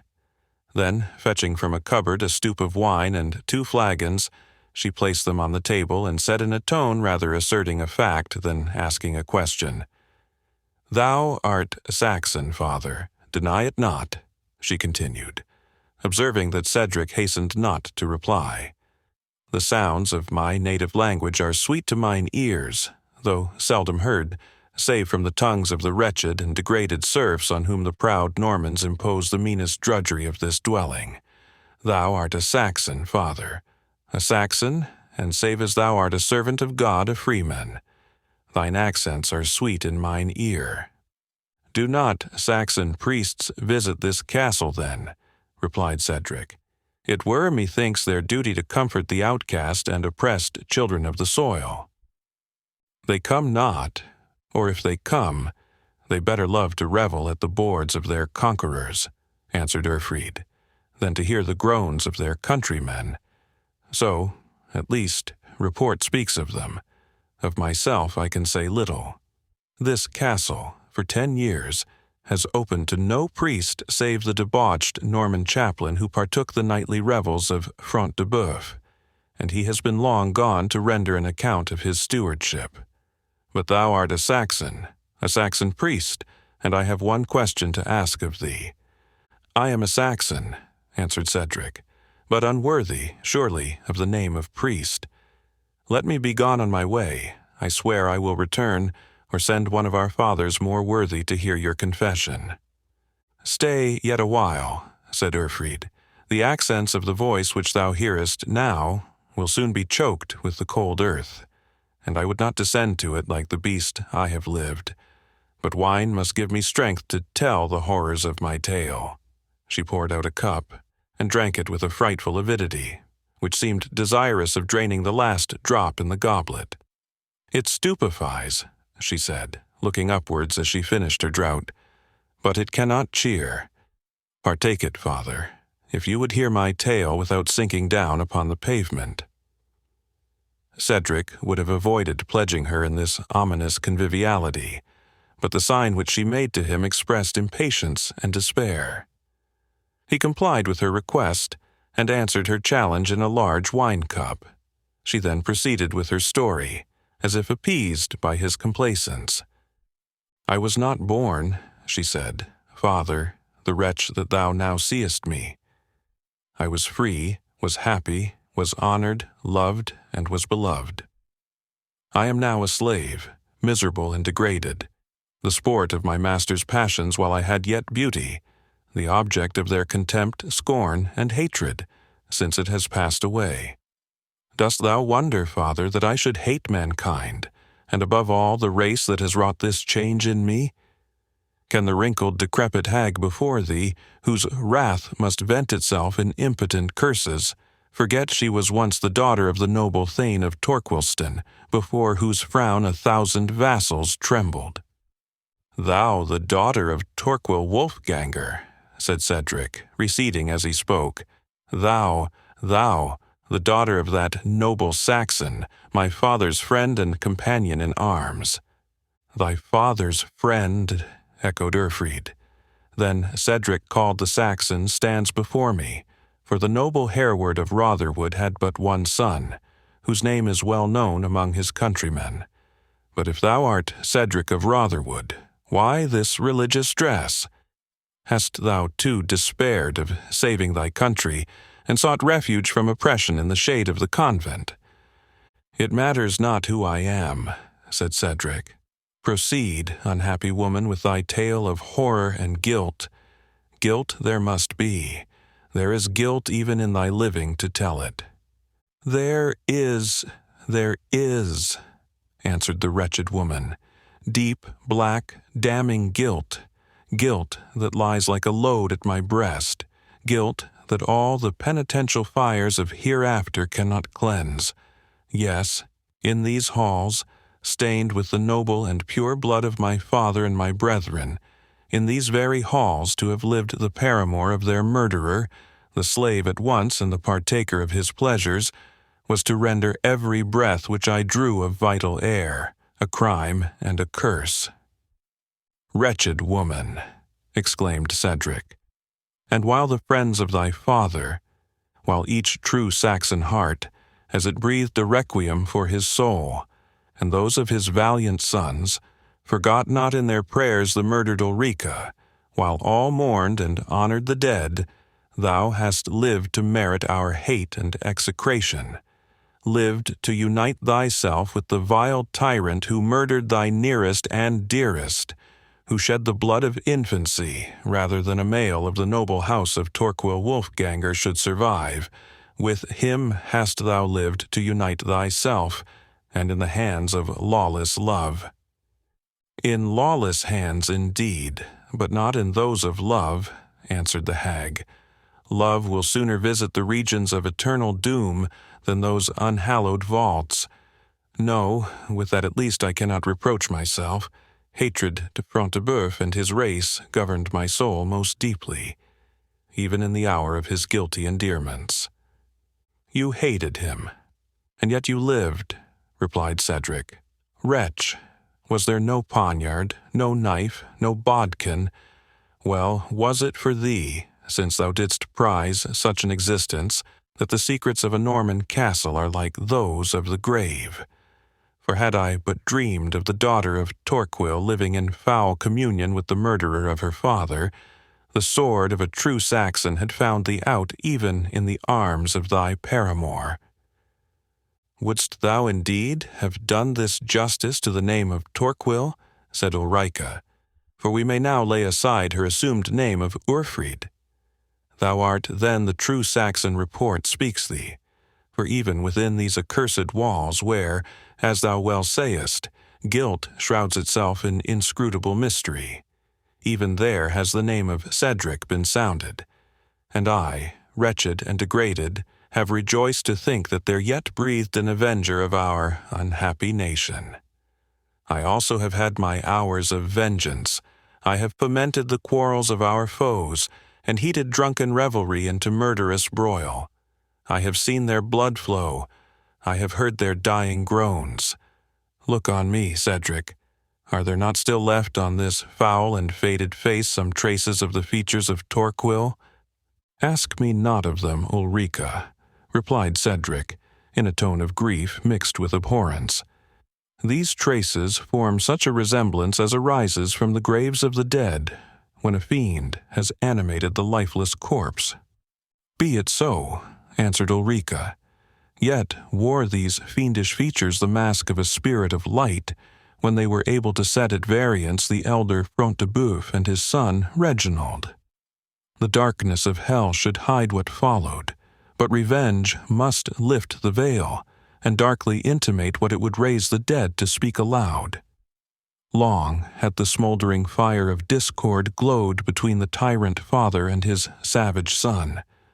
Long had I nursed, in secret, the unnatural hatred. It blazed forth in an hour of drunken wassail, and at his own board fell my oppressor by the hand of his own son. Such are the secrets these vaults conceal. Rend asunder, ye accursed arches, she added, looking up towards the roof, and bury in your fall all who are conscious of the hideous mystery. And thou, creature of guilt and misery, said Cedric, what became thy lot on the death of thy ravisher? Guess it, but ask it not. Here I dwelt till age, premature age, has stamped its ghastly features on my countenance, scorned and insulted where I was once obeyed, and compelled to bound the revenge which had once such ample scope to the efforts of petty malice of a discontented menial, or the vain or unheeded curses of an impotent hag, condemned to hear from my lonely turret the sounds of revelry in which I once partook, or the shrieks and groans of new victims of oppression.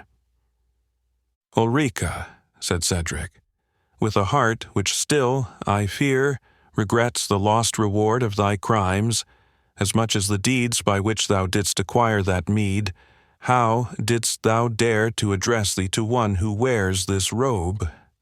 Consider, unhappy woman, what could the sainted Edward himself do for thee, were he here in bodily presence?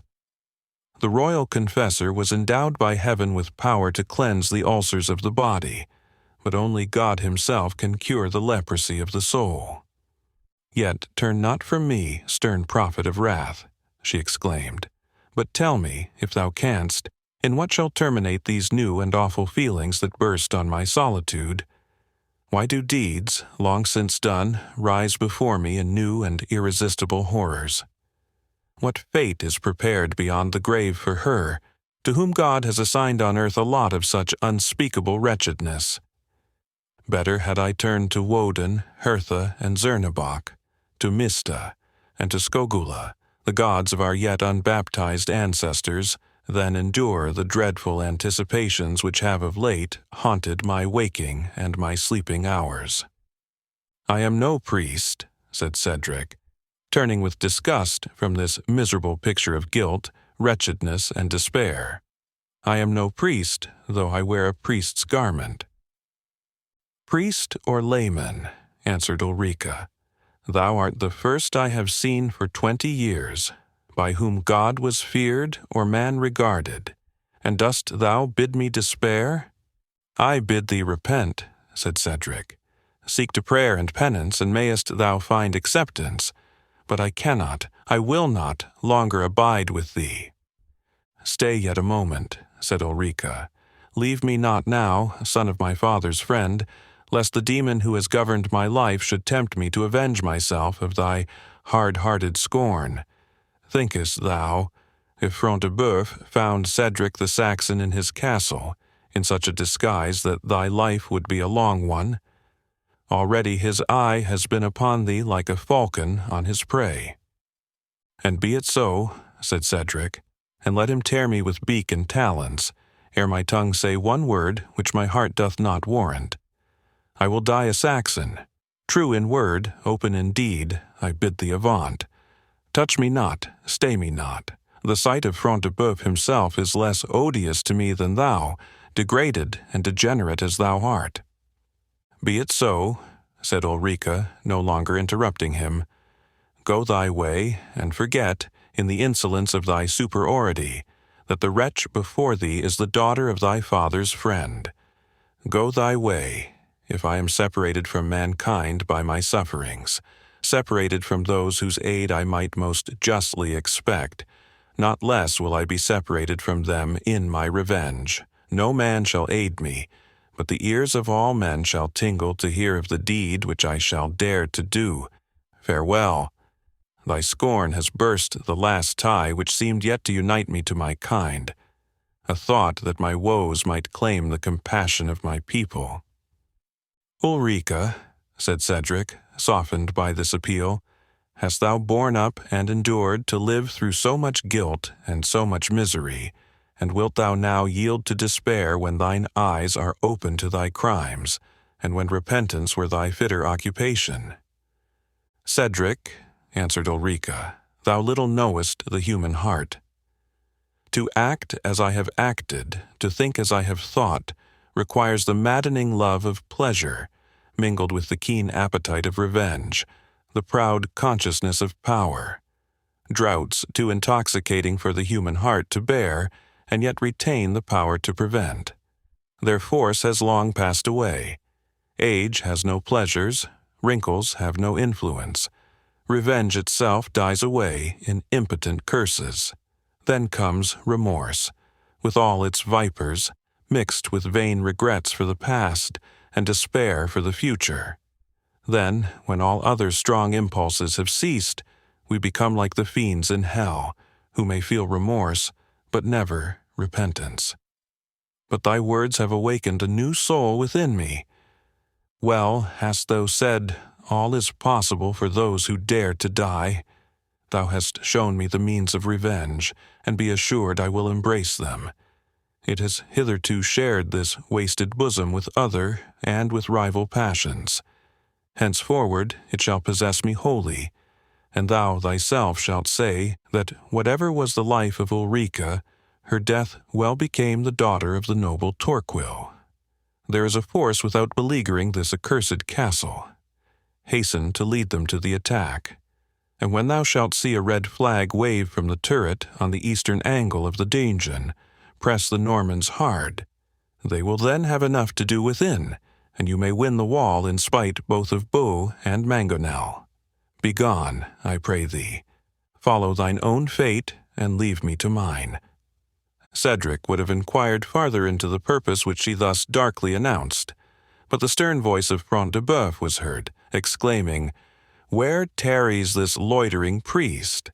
By the scallop shell of Compostella, I will make a martyr of him, if he loiters here to hatch treason among my domestics." "What a true prophet," said Ulrica, "is an evil conscience, but heed him not. Out unto thy people, cry your Saxon onslaught, and let them sing their war song of Rollo if they will. Vengeance shall bear a burden to it." As she thus spoke, she vanished through a private door, and Reginald Front de Bœuf entered the apartment. Cedric, with some difficulty, compelled himself to make obeisance to the haughty baron, who returned his courtesy with a slight inclination of the head. "Thy penitents, father, have made a long shrift. It is the better for them, since it is the last they shall ever make. Hast thou prepared them for death?" "I found them," said Cedric, in such French as he could command, expecting the worst, from the moment they knew into whose power they had fallen. "How now, Sir Friar?" replied Front de Bœuf. "Thy speech, methinks, smacks of a Saxon tongue." "I was bred in the convent of St. Withold of Burton," answered Cedric. "I?" said the baron. "It had been better for thee to have been a Norman, and better for my purpose too, but need has no choice of messengers. That St. Withold's of Burton is an owlet's nest worth the harrying. The day will soon come that the frock shall protect the Saxon as little as the mail coat." "God's will be done," said Cedric, in a voice tremulous with passion, which Front de Bœuf imputed to fear. "I see," said he. "Thou dreamest already that our men-at-arms are in thy refectory and thy ale-vaults. But do me one cast of thy holy office, and, come what list of others, thou shalt sleep as safe in thy cell as a snail within his shell of proof." "Speak your commands," said Cedric, with suppressed emotion. "Follow me through this passage, then, that I may dismiss thee by the postern." And as he strode on his way before the supposed friar, Front de Bœuf thus schooled him in the part which he desired he should act. "Thou seest, Sir Friar, yon herd of Saxon swine, who have dared to environ this castle of Torquilstone. Tell them whatever thou hast a mind of the weakness of this fortalice, or aught else that can detain them before it for 24 hours. Meantime, bear thou this scroll, but soft, canst read, Sir Priest?" "Not a jot I," answered Cedric, "save on my breviary, and then I know the characters because I have the holy service by heart, praised be Our Lady and Saint Withold. The fitter messenger for my purpose. Carry thou this scroll to the castle of Philippe de Malvoisin. Say it cometh from me, and is written by the Templar Brian de Bois Guilbert, and that I pray him to send it to York with all the speed man and horse can make. Meanwhile, tell him to doubt nothing. He shall find us whole and sound behind our battlement. Shame on it, that we should be compelled to hide thus by a pack of runagates, who are wont to fly even at the flash of our pennons and the tramp of our horses. I say to thee, priest, contrive some cast of thine art to keep the knaves where they are, until our friends bring up their lances. My vengeance is awake, and she is a falcon that slumbers not till she has been gorged." "By my patron saint," said Cedric, with deeper energy than became his character, "and by every saint who has lived and died in England, your commands shall be obeyed. Not a Saxon shall stir from before these walls, if I have art and influence to detain them there."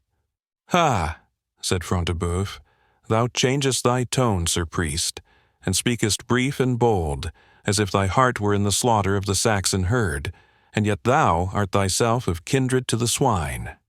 Cedric was no ready practicer of the art of dissimulation, and would at this moment have been much the better of a hint from Wamba's more fertile brain.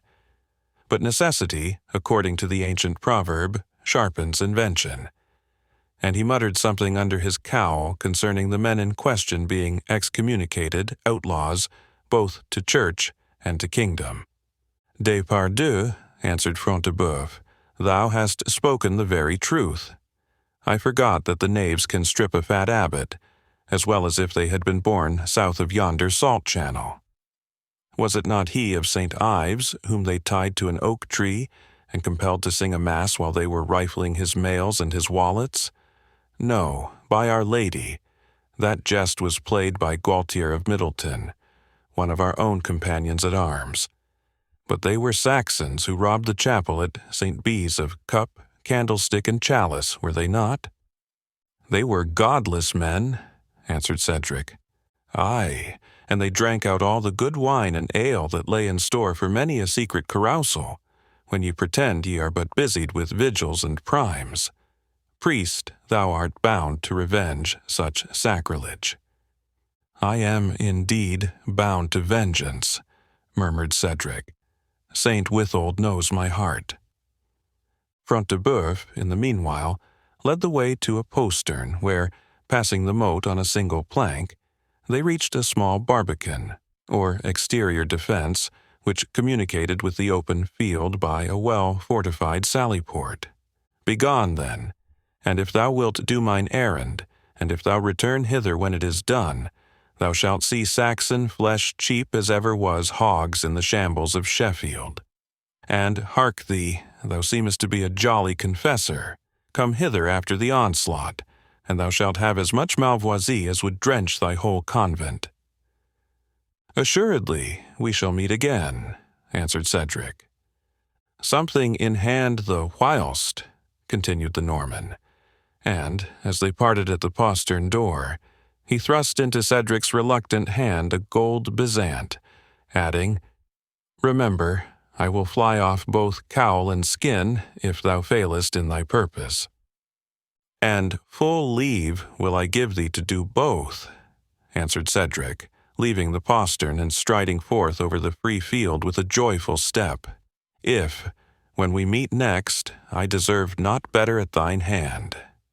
Turning then back towards the castle, he threw the piece of gold towards the donor, exclaiming at the same time, "False Norman, thy money perish with thee. Front de Bœuf heard the words imperfectly, but the action was suspicious.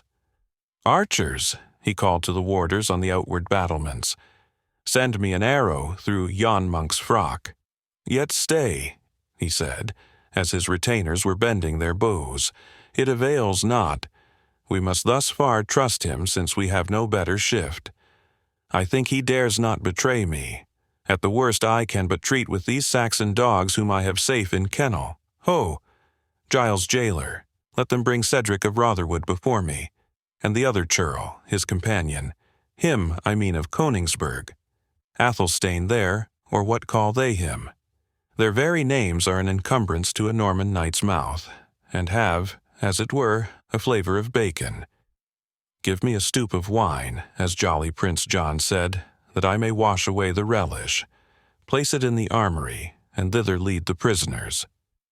His commands were obeyed, and, upon entering that Gothic apartment, hung with many spoils won by his own valour and that of his father, he found a flagon of wine on the massive oaken table, and the 2 Saxon captives under the guard of 4 of his dependents. Front de Bœuf took a long draught of wine, and then addressed his prisoners, for the manner in which Wamba drew the cap over his face, the change of dress, the gloomy and broken light, and the Baron's imperfect acquaintance with the features of Cedric, who avoided his Norman neighbours and seldom stirred beyond his own domains, prevented him from discovering that the most important of his captives had made his escape. "Gallants of England," said Front de Bœuf, "how relish ye your entertainment at Torquilstone? Are ye yet aware what your circuity and outrequidance merit for scoffing at the entertainment of a prince of the house of Anjou? Have ye forgotten how ye requited the unmerited hospitality of the royal John? By God and St. Denis, and ye pay not the richer ransom, I will hang ye up by the feet from the iron bars of these windows, till the kites and hooded crows have made skeletons of you. Speak out, ye Saxon dogs, what bid ye for your worthless lives? How say you, you of Rotherwood?" "Not a do-it I," answered poor Wamba, "and for hanging up by the feet, my brain has been topsy-turvy, they say, ever since the biggin was bound first round my head, so turning me upside down may peradventure restore it again." "Saint Genevieve," said Front de Bœuf, "what have we got here?" And with the back of his hand, he struck Cedric's cap from the head of the jester, and throwing open his collar, discovered the fatal badge of servitude, the silver collar round his neck. "Giles, Clement, dogs and varlets," exclaimed the furious Norman, "what have you brought me here?" "I think I can tell you," said de Bracy, who just entered the apartment. "This is Cedric's clown, who fought so manful a skirmish with Isaac of York about a question of precedence." "I shall settle it for them both," replied Front de Bœuf. "They shall hang on the same gallows, unless his master and this boar of Königsberg will pay well for their lives. Their wealth is the least they can surrender. They must also carry off with them the swarms that are besetting the castle, subscribe a surrender of their pretended immunities, and live under us as serfs and vassals. Too happy if, in the new world that is about to begin, we leave them the breath of their nostrils. Go," said he to 2 of his attendants, "fetch me the right Cedric hither, and I pardon your error for once, the rather that you but mistook a fool for a Saxon franklin." "Aye, but," said Wamba, "your chivalrous excellency will find there are more fools than franklins among us." "What means the knave?" said Front de Bœuf, looking towards his followers who, lingering and loath, faltered forth their belief, that if this were not Cedric who was there in presence, they knew not what was become of him. "Saints of heaven!" exclaimed de Bracy, "he must have escaped in the monk's garments." "Fiends of hell!" echoed Front de Bœuf. "It was then the boar of Rotherwood whom I ushered to the postern, and dismissed with my own hands. And thou," he said to Wamba, "whose folly could overreach the wisdom of idiots yet more gross than thyself, I will give thee holy orders. I will shave thy crown for thee.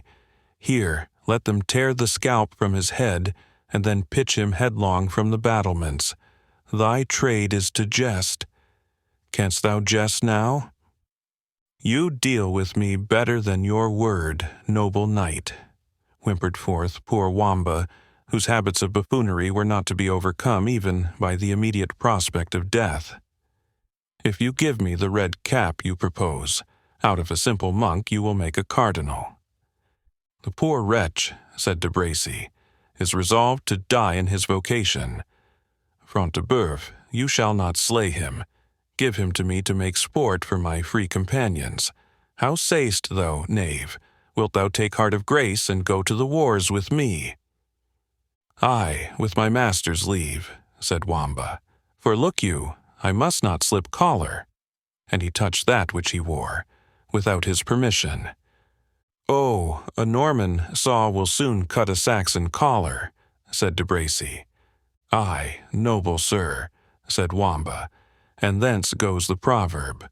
Norman saw on English oak, on English neck a Norman yoke, Norman spoon in English dish, and England ruled as Normans wish. Blithe world to England never will be more, till England's rid of all the four. Thou dost well, de Bracy, said Front de Bœuf, to stand there listening to a fool's jargon, when destruction is gaping for us. Seest thou not we are overreached, and that our proposed mode of communicating with our friends without has been disconcerted by this same motley gentleman thou art so fond to brother? What views have we to expect but instant storm? To the battlements, then, said de Bracy. When didst thou ever see me the graver for the thoughts of battle? Call the Templar yonder, and let him fight but half so well for his life as he has done for his order. Make thou to the walls thyself with thy huge body. Let me do my poor endeavor in my own way, and I tell thee the Saxon outlaws may as well attempt to scale the clouds as the castle of Torquilstone.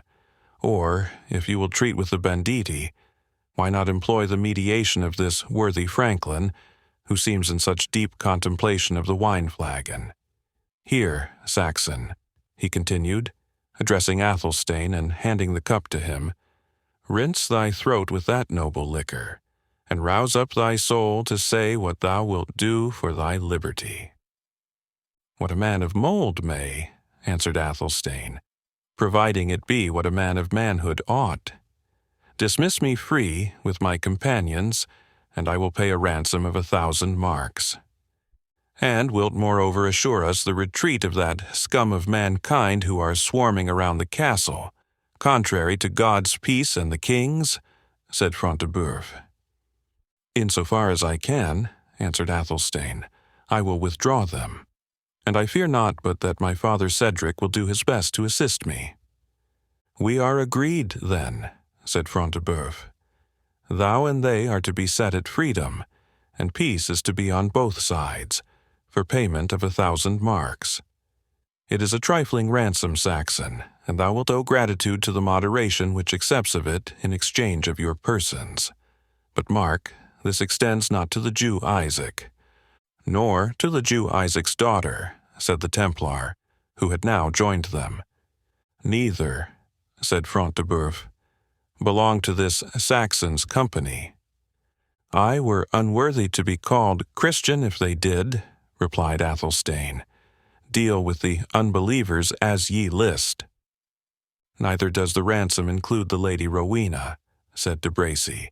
It shall never be said I was scared out of a fair prize without striking a blow for it.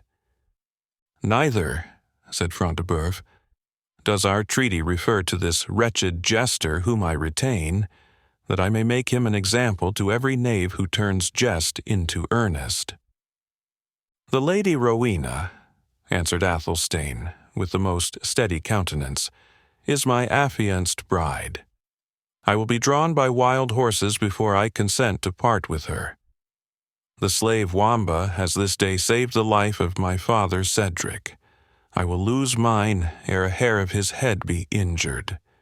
Thy affianced bride, the Lady Rowena, the affianced bride of a vassal like thee? Said De Bracy. Saxon, thou dreamest that the days of thy 7 kingdoms are returned again. I tell thee, the princes of the house of Anjou confer not their wards on men of such lineage as thine. My lineage, proud Norman, replied Athelstane, is drawn from a source more pure and ancient than that of a beggarly Frenchman, whose living is won by selling the blood of the thieves whom he assembles under his paltry standard. Kings were my ancestors, strong in war and wise in council, who every day feasted in their hall more hundreds than thou canst number individual followers, whose names have been sung by minstrels, and their laws recorded by wittenagmotes, whose bones were interred amid the prayers of saints, and over whose tombs minsters have been builded. Thou hast it, De Bracy, said Front de Bœuf, well pleased with the rebuff which his companion had received. The Saxon hath hit thee fairly. As fairly as a captive can strike, said De Bracy with apparent carelessness, for he whose hands are tied should have his tongue at freedom. But thy glibness of reply, comrade, rejoined he, speaking to Athelstane, will not win the freedom of the Lady Rowena. To this Athelstane, who had already made a longer speech than was his custom to do on any topic, however interesting, returned no answer. The conversation was interrupted by the arrival of a menial, who announced that a monk demanded admittance at the postern gate. In the name of Saint Bennet, the prince of these bull-beggars, said Front de Bœuf, have we a real monk this time, or another impostor? Search him, slaves, for an ye suffer a second impostor to be palmed upon you, I will have your eyes torn out, and hot coals put into the sockets. Let me endure the extremity of your anger, my lord, said Giles, if this be not a real shaveling. Your squire Jocelyn knows him well, and will vouch him to be Brother Ambrose, a monk in attendance upon the prior of Jorvaulx. Admit him, said Front de Bœuf.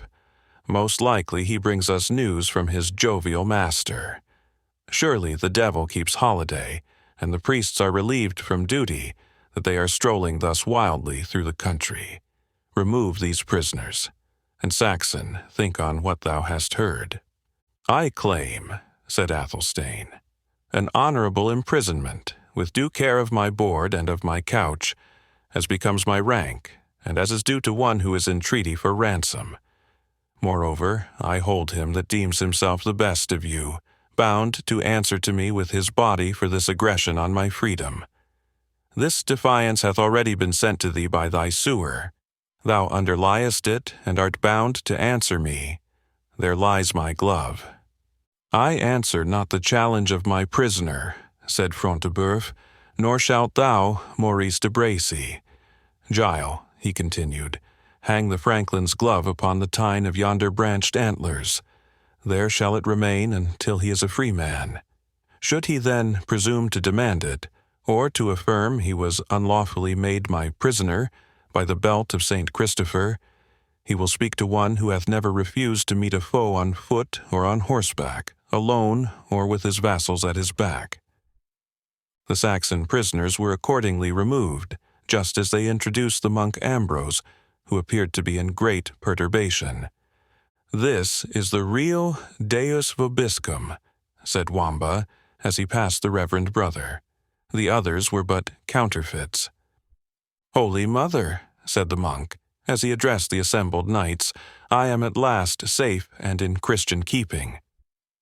Safe thou art, replied De Bracy, and for Christianity here is the stout Baron Reginald Front de Bœuf, whose utter abomination is a Jew, and the good Knight Templar, Brian de Bois Guilbert, whose trade is to slay Saracens. If these are not good marks of Christianity, I know no other which they bear about them. Ye are friends and allies of our reverend father in God, Aymer, prior of Jorvaulx, said the monk, without noticing the tone of De Bracy's reply. Ye owe him aid both by knightly faith and holy charity, for what saith the blessed Saint Augustine in his treatise De Civitate Dei? "What saith the devil?" interrupted Front de Bœuf. "Or rather, what dost thou say, Sir Priest? We have little time to hear texts from the Holy Fathers." "Sancta Maria!" ejaculated Father Ambrose. "How prompt to ire are these unhallowed laymen! But be it known to you, brave knights, that certain murderous caitiffs, casting behind them fear of God and reverence of his church, and not regarding the bull of the Holy See, si quis suadende diabolo." "Brother priest," said the Templar, "all this we know or guess at. Tell us plainly, is thy master, the prior, made prisoner, and to whom?" "Surely," said Ambrose, "he is in the hands of the men of Belial, infestors of these woods and contemners of the holy text. Touch not mine anointed, and do my prophets naught of evil." "Here is a new argument for our swords, sirs," said Front de Bœuf, turning to his companions. "And so, instead of reaching us any assistance, the prior of Jorvaulx requests aid at our hands? A man is well helped of these lazy churchmen when he hath most to do. But speak out, priest, and say at once, what doth thy master expect from us?" "So please you," said Ambrose, "violent hands having been imposed on my reverend superior, contrary to the holy ordinance which I did already quote, and the men of Belial having rifled his mails and budgets, and stripped him of 200 marks of pure refined gold, they do yet demand of him a large sum beside, ere they will suffer him to depart from their uncircumcised hands.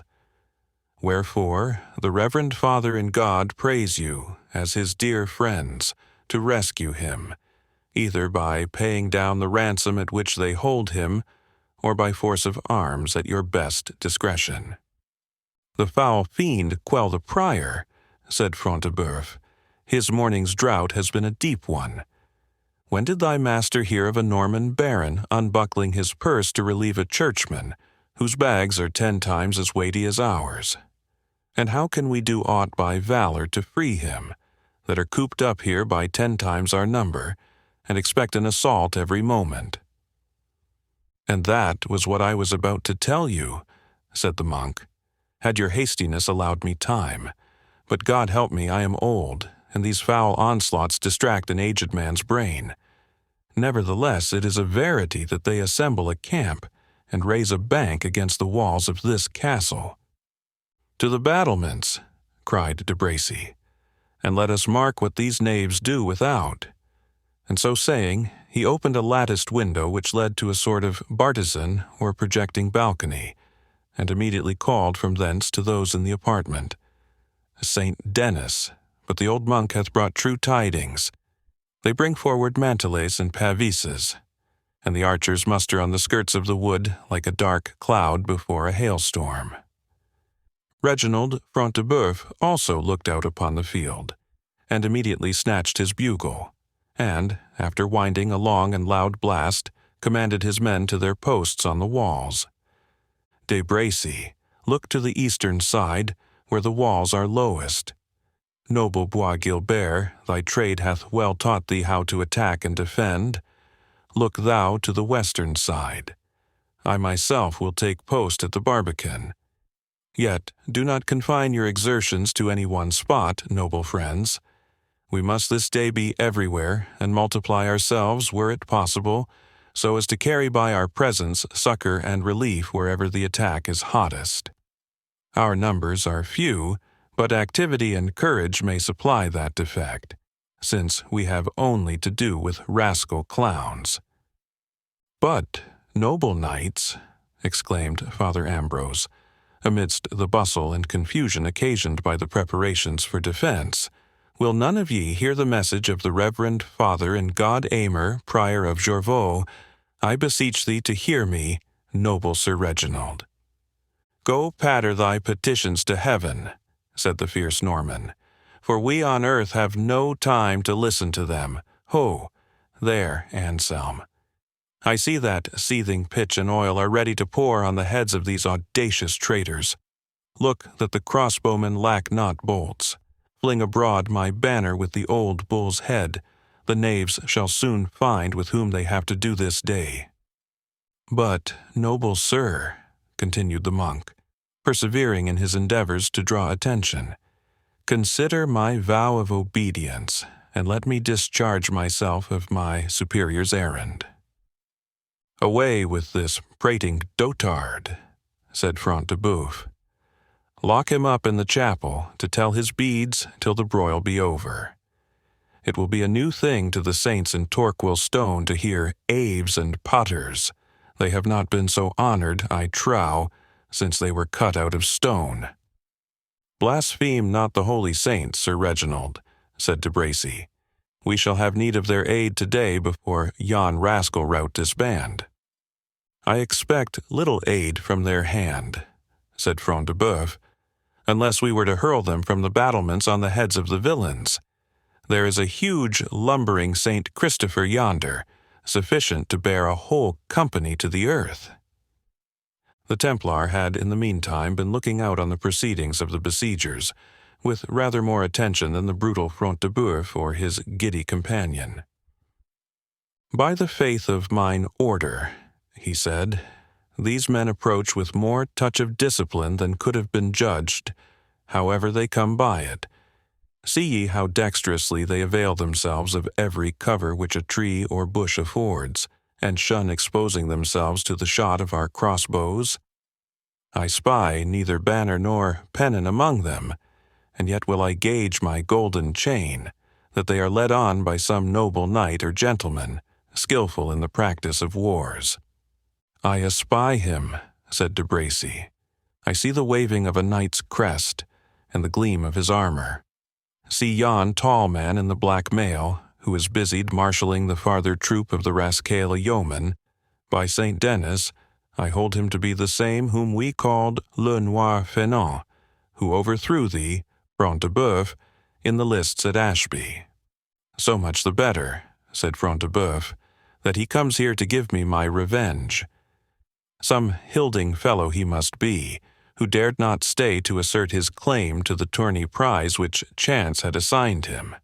I should in vain have sought for him where knights and nobles seek their foes, and right glad am I he hath here shown himself among yon villain yeomanry." The demonstrations of the enemy's immediate approach cut off all farther discourse. Each knight repaired to his post, and at the head of the few followers whom they were able to muster, and who were in numbers inadequate to defend the whole extent of the walls, they awaited with calm determination the threatened assault. Chapter 28. This wandering race, severed from other men, boast yet their intercourse with human arts. The seas, the woods, the deserts, which they haunt, find them acquainted with their secret treasures, and unregarded herbs and flowers and blossoms display undreamt of powers when gathered by them. The Jew. Our history must needs retrograde for the space of a few pages to inform the reader of certain passages material to his understanding the rest of this important narrative. His own intelligence may indeed have easily anticipated that, when Ivanhoe sunk down, and seemed abandoned by all the world, it was the importunity of Rebecca which prevailed on her father to have the gallant young warrior transported from the lists to the house which for the time the Jews inhabited in the suburbs of Ashby. It would not have been difficult to have persuaded Isaac to this step in any other circumstances, for his disposition was kind and grateful, but he had also the prejudices and scrupulous timidity of his persecuted people, and those were to be conquered. "Holy Abraham!" he exclaimed. "He is a good youth, and my heart bleeds to see the gore trickle down his rich embroidered hacketon and his corslet of goodly price, but to carry him to our house. Damsel, hast thou well considered? He is a Christian, and by our law we may not deal with the stranger and Gentile, save for the advantage of our commerce." "Speak not so, my dear father," replied Rebecca. "We may not indeed mix with them in banquet and in jollity, but in wounds and in misery the Gentile becometh the Jew's brother. I would I knew what the Rabbi Jacob ben Tudela would opine on it," replied Isaac. Nevertheless, the good youth must not bleed to death. Let Seth and Reuben bear him to Ashby." "Nay, let them place him in my litter," said Rebekah. "I will mount one of the palfreys." "That were to expose thee to the gaze of those dogs of Ishmael and of Edom," whispered Isaac, with a suspicious glance towards the crowd of knights and squires. But Rebekah was already busied in carrying her charitable purpose into effect, and listed not what he said, until Isaac, seizing the sleeve of her mantle, again exclaimed in a hurried voice, "Beard of Aaron, what if the youth perish? If he die in our custody, shall we not be held guilty of his blood, and be torn to pieces by the multitude?" "He will not die, my father," said Rebekah, gently extricating herself from the grasp of Isaac. "He will not die unless we abandon him, and if so, we are indeed answerable for his blood to God and to man."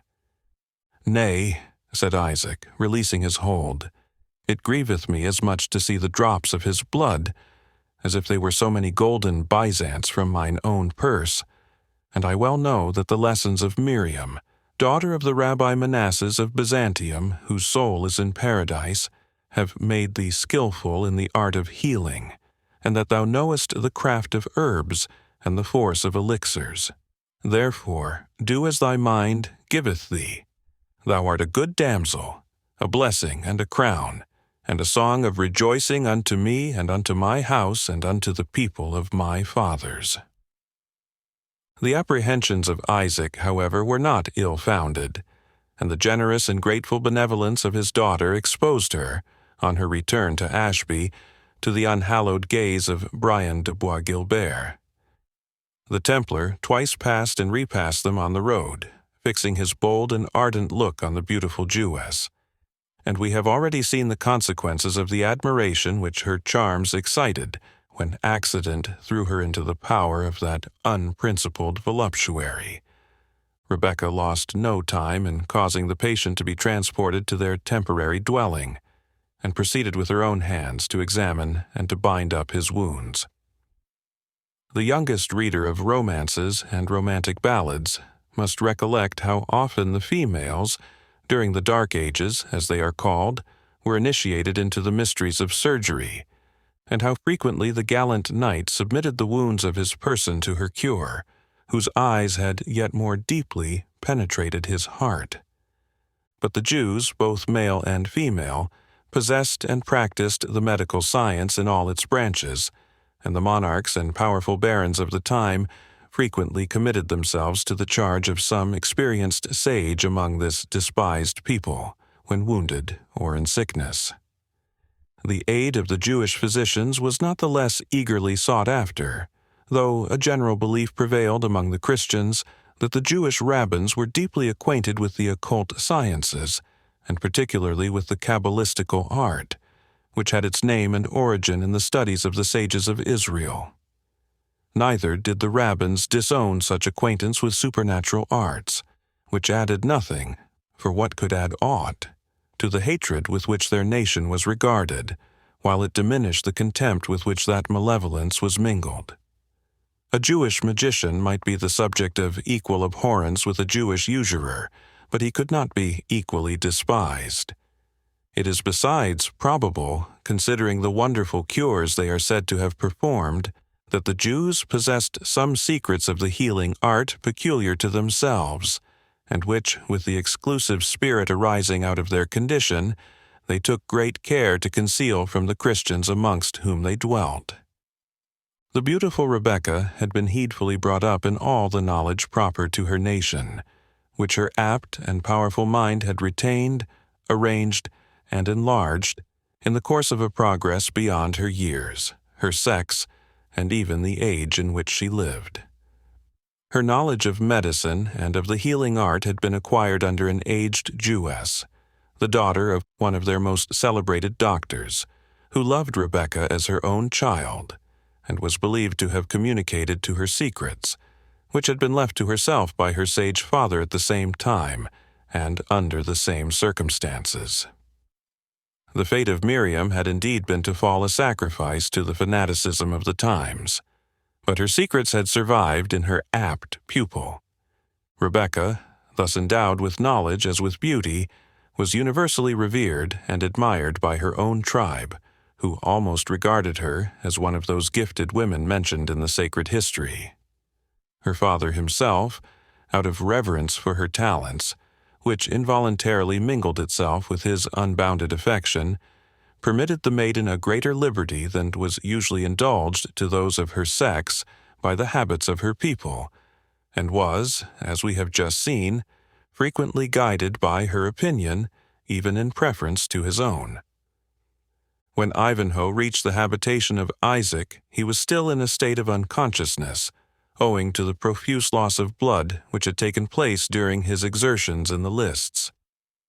Rebecca examined the wound, and having applied to it such vulnerary remedies as her art prescribed, informed her father that if fever could be averted, of which the great bleeding rendered her little apprehensive, and if the healing balsam of Miriam retained its virtue, there was nothing to fear for his guest's life, and that he might with safety travel to York with them on the ensuing day. Isaac looked a little blank at this annunciation. His charity would willingly have stopped short at Ashby, or at most would have left the wounded Christian to be tended in the house where he was residing at present, with an assurance to the Hebrew to whom it belonged, that all expenses should be duly discharged. To this, however, Rebecca opposed many reasons, of which we shall only mention two, that had peculiar weight with Isaac. The one was, that she would on no account put the phial of precious balsam into the hands of another physician, even of her own tribe, lest that valuable mystery should be discovered.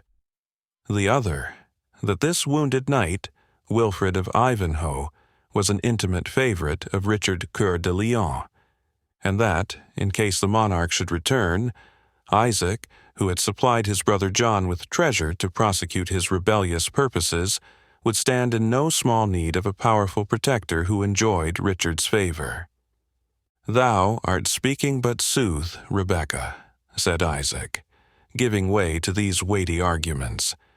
"It were an offending of heaven to betray the secrets of the blessed Miriam, for the good which heaven giveth is not rashly to be squandered upon others, whether it be talents of gold and shekels of silver, or whether it be the secret mysteries of a wise physician. Assuredly they should be preserved to those to whom Providence hath vouchsafed them. And him, whom the Nazarenes of England call the Lionheart, assuredly it were better for me to fall into the hands of a strong lion of Idumea than into his, if he shall have got assurance of my dealing with his brother. Wherefore I will lend ear to thy counsel, and this youth shall journey with us unto York, and our house shall be as a home to him until his wounds shall be healed. And if he of the Lionheart shall return to the land, as is now noised abroad, then shall this Wilfred of Ivanhoe be unto me as a wall of defense, when the king's displeasure shall burn high against thy father. And if he doth not return, this Wilfred may natheless repay us our charges when he shall gain treasure by the strength of his spear and of his sword, even as he did yesterday and this day also. For the youth is a good youth, and keepeth the day which he appointeth, and restoreth that which he borroweth, and succoureth the Israelite, even the child of my father's house, when he is encompassed by strong thieves and sons of Belial." It was not until evening was nearly closed that Ivanhoe was restored to consciousness of his situation. He awoke from a broken slumber, under the confused impressions which are naturally attendant on the recovery from a state of insensibility. He was unable for some time to recall exactly to memory the circumstances which had preceded his fall in the lists, or to make out any connected chain of the events in which he had been engaged upon the yesterday. A sense of wounds and injury, joined to great weakness and exhaustion, was mingled with the recollection of blows dealt and received, of steeds rushing upon each other, overthrowing and overthrown, of shouts and clashing of arms, and all the heady tumult of a confused fight. An effort to draw aside the curtain of his couch was in some degree successful, although rendered difficult by the pain of his wound. to his great surprise, he found himself in a room magnificently furnished, but having cushions instead of chairs to rest upon, and in other respects partaking so much of Oriental costume that he began to doubt whether he had not, during his sleep, been transported back again to the land of Palestine.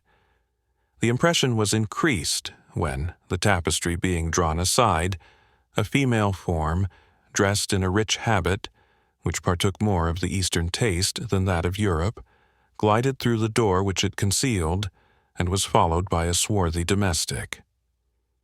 As the wounded knight was about to address this fair apparition, she imposed silence by placing her slender finger upon her ruby lips, while the attendant, approaching him, proceeded to uncover Ivanhoe's side, and the lovely Jewess satisfied herself that the bandage was in its place, and the wound doing well.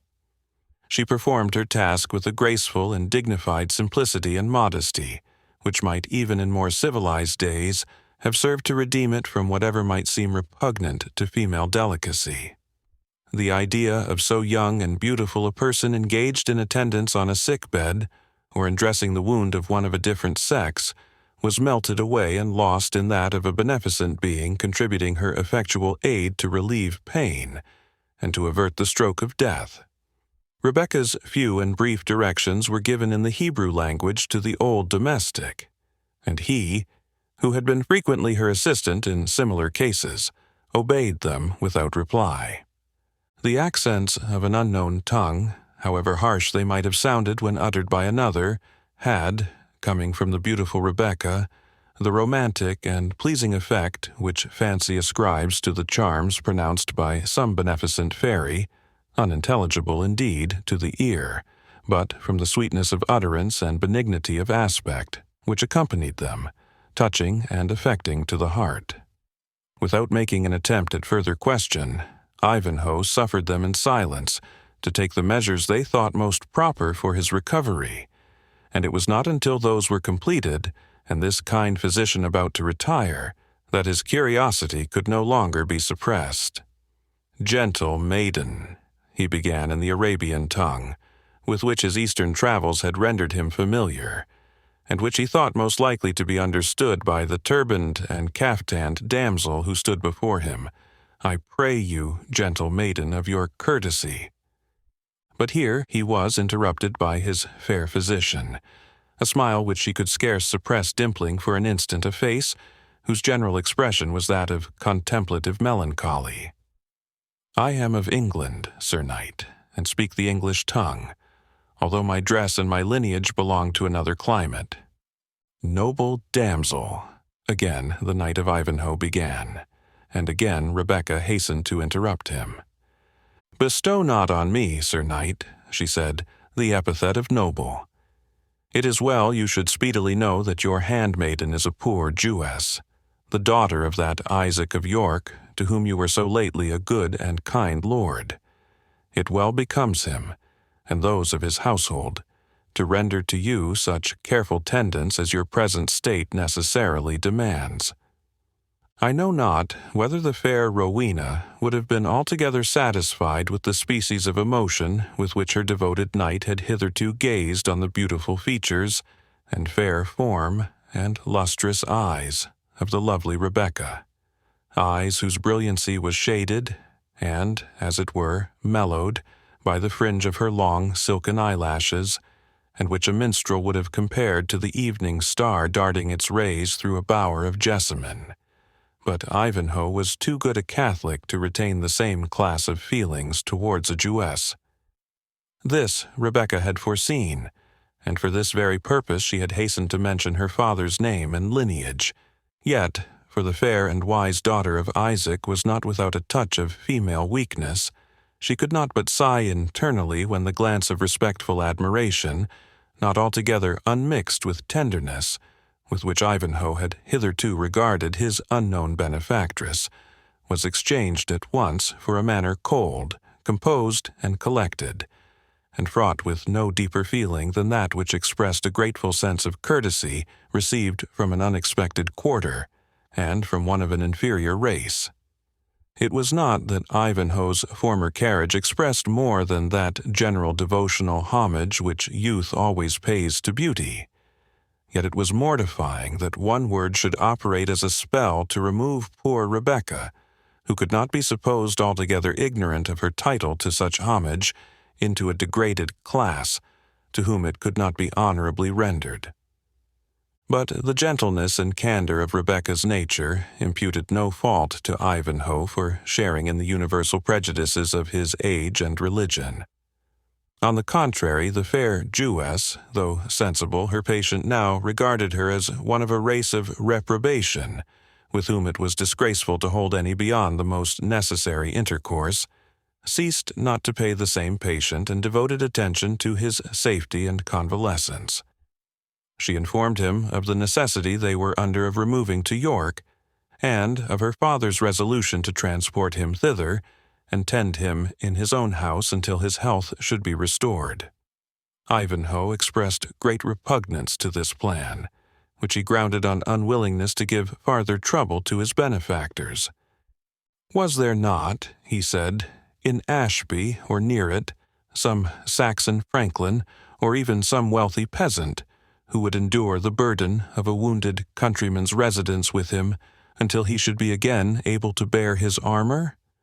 Was there no convent of Saxon endowment where he could be received? Or could he not be transported as far as Burton, where he was sure to find hospitality with Waltheof, the abbot of St. Withold's, to whom he was related?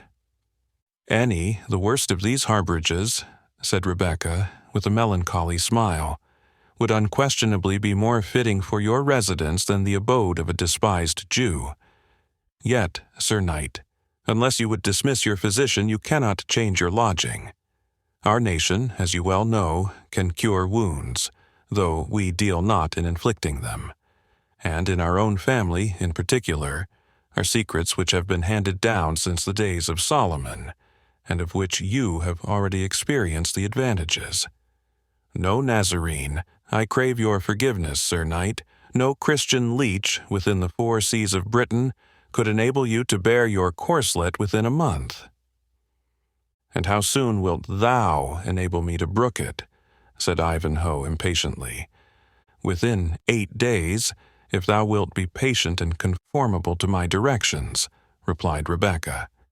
By our blessed Lady, said Wilfred, if it be not a sin to name her here, it is no time for me or any true knight to be bedridden, and if thou accomplish thy promise, maiden, I will pay thee with my casque full of crowns, come by them as I may. I will accomplish my promise, said Rebecca, and thou shalt bear thine armor on the 8th day from hence, if thou wilt grant me but one boon in the stead of the silver thou dost promise me.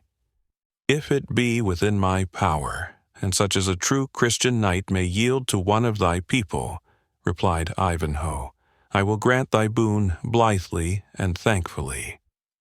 Nay, answered Rebecca, I will but pray of thee to believe henceforward that a Jew may do good service to a Christian, without desiring other guerdon than the blessing of the great Father, who made both Jew and Gentile. It were sin to doubt it, maiden, replied Ivanhoe, and I repose myself on thy skill without further scruple or question, well trusting you will enable me to bear my corslet on the 8th day. And now, my kind leech, let me inquire of the news abroad. What of the noble Saxon Cedric and his household? What of the lovely lady? He stopped, as if unwilling to speak Rowena's name in the house of a Jew.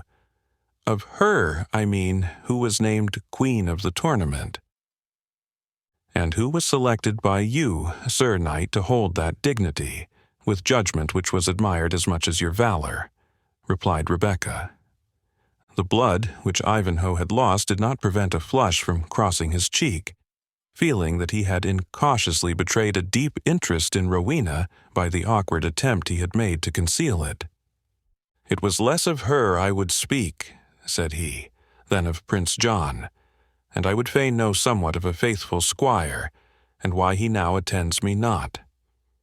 Let me use my authority as a leech, answered Rebecca, and enjoin you to keep silence, and avoid agitating reflections, whilst I apprise you of what you desire to know. Prince John hath broken off the tournament, and set forward in all haste towards York, with the nobles, knights, and churchmen of his party, after collecting such sums as they could wring, by fair means or foul, from those who are esteemed the wealthy of the land. It is said he designs to assume his brother's crown. Not without a blow struck in its defense, said Ivanhoe, raising himself upon the couch. If there were but one true subject in England, I will fight for Richard's title with the best of them, aye, one or two in his just quarrel. But that you may be able to do so, said Rebecca, touching his shoulder with her hand, you must now observe my directions and remain quiet. True, maiden, said Ivanhoe, as quiet as these disquieted times will permit, and of Cedric and his household. His steward came but brief while since, said the Jewess, panting with haste, to ask my father for certain moneys, the price of wool, the growth of Cedric's flocks. And from him I learned that Cedric and Athelstane of Königsberg had left Prince John's lodging in high displeasure, and were about to set forth on their return homeward. Went any lady with them to the banquet? Said Wilfred. The Lady Rowena, said Rebecca, answering the question with more precision than it had been asked. The Lady Rowena went not to the prince's feast, and, as the steward reported to us, she is now on her journey back to Rotherwood with her guardian Cedric, and touching your faithful squire Gurth. Ha! Exclaimed the knight, knowest thou his name? But thou dost, he immediately added, and well thou mayest, for it was from thy hand, and, as I am now convinced, from thine own generosity of spirit, that he received but yesterday 100 zecchins. Speak not of that, said Rebecca, blushing deeply. I see how easy it is for the tongue to betray what the heart would gladly conceal. But this sum of gold, said Ivanhoe gravely, my honor is concerned in repaying it to your father. Let it be as thou wilt, said Rebecca, when 8 days have passed away, but think not, and speak not now, of aught that may retard thy recovery. Be it so, kind maiden, said Ivanhoe. I were most ungrateful to dispute thy commands. But one word of the fate of poor Gurth, and I have done with questioning thee. I grieve to tell thee, Sir Knight, answered the Jewess, that he is in custody by the order of Cedric. And then, observing the distress which her communication gave to Wilfred, she instantly added, but the steward Oswald said that if nothing occurred to renew his master's displeasure against him, he was sure that Cedric would pardon Gurth, a faithful serf, and one who stood high in favor, and who had but committed this error out of the love which he bore to Cedric's son. And he said, moreover, that he and his comrades, and especially Wamba the jester, were resolved to warn Gurth to make his escape by the way, in case Cedric's ire against him could not be mitigated. Would to God they may keep their purpose, said Ivanhoe, but it seems as if I were destined to bring ruin on whomsoever hath shown kindness to me. My king, by whom I was honored and distinguished, thou seest that the brother most indebted to him is raising his arms to grasp his crown. My regard hath brought restraint and trouble on the fairest of her sex. And now my father in his mood may slay this poor bondsman but for his love and loyal service to me. Thou seest, maiden, what an ill-fated wretch thou dost labor to assist. Be wise, and let me go, ere the misfortunes which track my footsteps like slot-hounds shall involve thee also in their pursuit. Nay, said Rebecca, thy weakness and thy grief, Sir Knight, make thee miscalculate the purposes of heaven. Thou hast been restored to thy country when it most needed the assistance of a strong hand and a true heart, and thou hast humbled the pride of thine enemies and those of thy king, when their horn was most highly exalted, and for the evil which thou hast sustained, seest thou not that heaven has raised thee a helper and a physician, even among the most despised of the land? Therefore, be of good courage, and trust that thou art preserved for some marvel which thine arm shall work before this people. Adieu, and having taken the medicine which I shall send thee by the hand of Reuben, compose thyself again to rest, that thou mayest be the more able to endure the journey on the succeeding day." Ivanhoe was convinced by the reasoning, and obeyed the directions of Rebecca. The draught which Reuben administered was of a sedative and narcotic quality, and secured the patient sound and undisturbed slumbers. In the morning his kind physician found him entirely free from feverish symptoms, and fit to undergo the fatigue of a journey. He was deposited in the horse litter which had brought him from the lists, and every precaution taken for his traveling with ease. In one circumstance only even the entreaties of Rebecca were unable to secure sufficient attention to the accommodation of the wounded knight. Isaac, like the enriched traveler of Juvenal's 10th satire, had ever the fear of robbery before his eyes, conscious that he would be alike accounted fair game by the marauding Norman noble and by the Saxon outlaw. He therefore journeyed at a great rate, and made short halts and shorter repasts, so that he passed by Cedric and Athelstane, who had several hours the start of him, but who had been delayed by their protracted feasting at the convent of St. Withold's. Yet such was the virtue of Miriam's balsam, or such the strength of Ivanhoe's constitution, that he did not sustain from the hurried journey that inconvenience which his kind physician had apprehended. In another point of view, however, the Jew's haste proved somewhat more than good speed. The rapidity with which he insisted on traveling bred several disputes between him and the party whom he had hired to attend him as a guard. These men were Saxons, and not free by any means from the national love of ease and good living, which the Normans stigmatized as laziness and gluttony. Reversing Shylock's position, they had accepted the employment in hopes of feeding upon the wealthy Jew, and were very much displeased when they found themselves disappointed by the rapidity with which he insisted on their proceeding. They remonstrated also upon the risk of damage to their horses by these forced marches. Finally, there arose betwixt Isaac and his satellites a deadly feud concerning the quantity of wine and ale to be allowed for consumption at each meal. And thus it happened that when the alarm of danger approached, and that which Isaac feared was likely to come upon him, he was deserted by the discontented mercenaries on whose protection he had relied, without using the means necessary to secure their attachment. In this deplorable condition the Jew, with his daughter and her wounded patient, were found by Cedric, as has already been noticed, and soon afterwards fell into the power of De Bracy and his confederates. Little notice was at first taken of the horse litter, and it might have remained behind but for the curiosity of De Bracy, who looked into it under the impression that it might contain the object of his enterprise, for Rowena had not unveiled herself.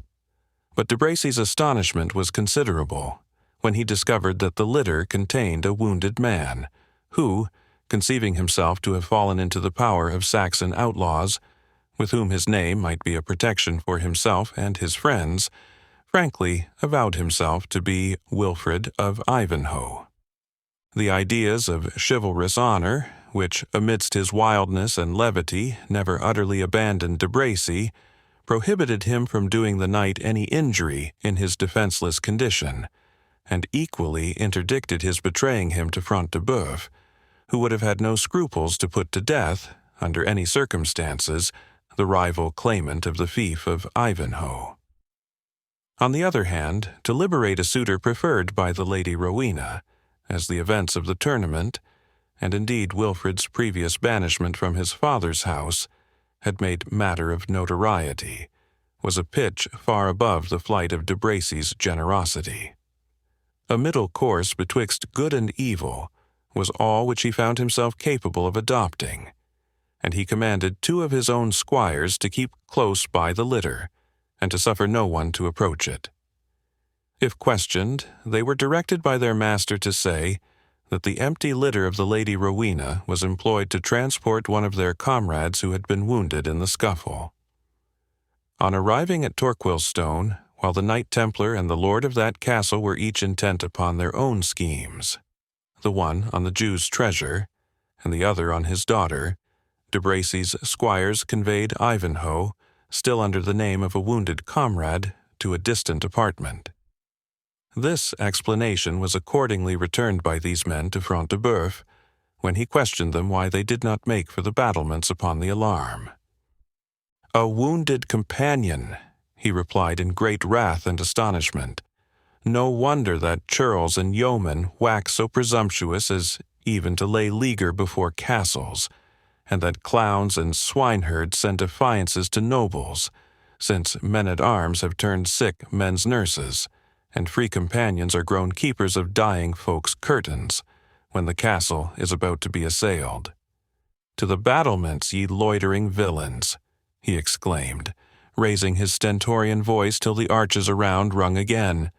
"To the battlements, or I will splinter your bones with this truncheon."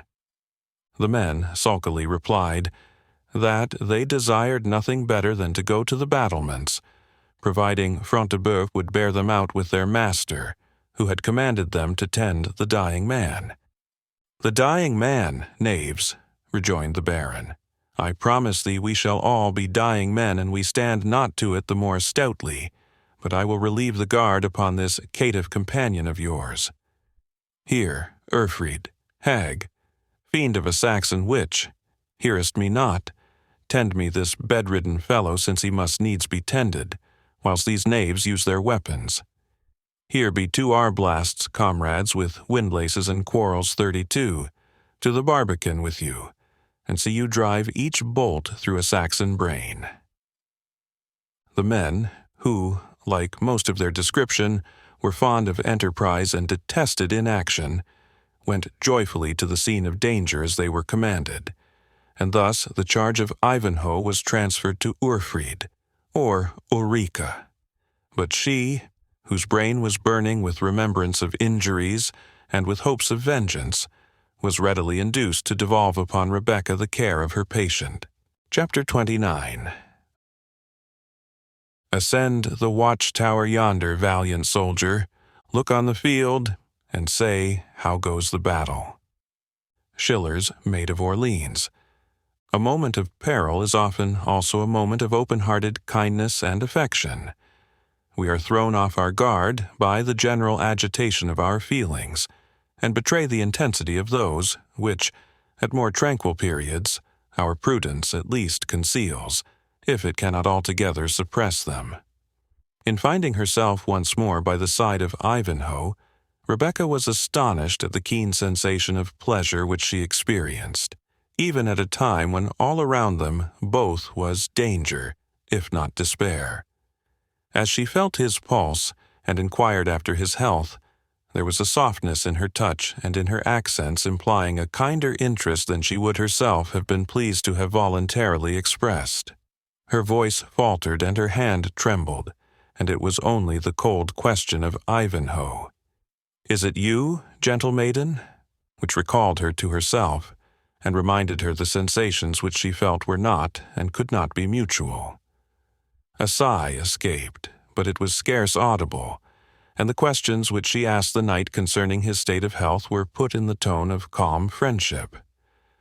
Ivanhoe answered her hastily that he was, in point of health as well, and better than he could have expected.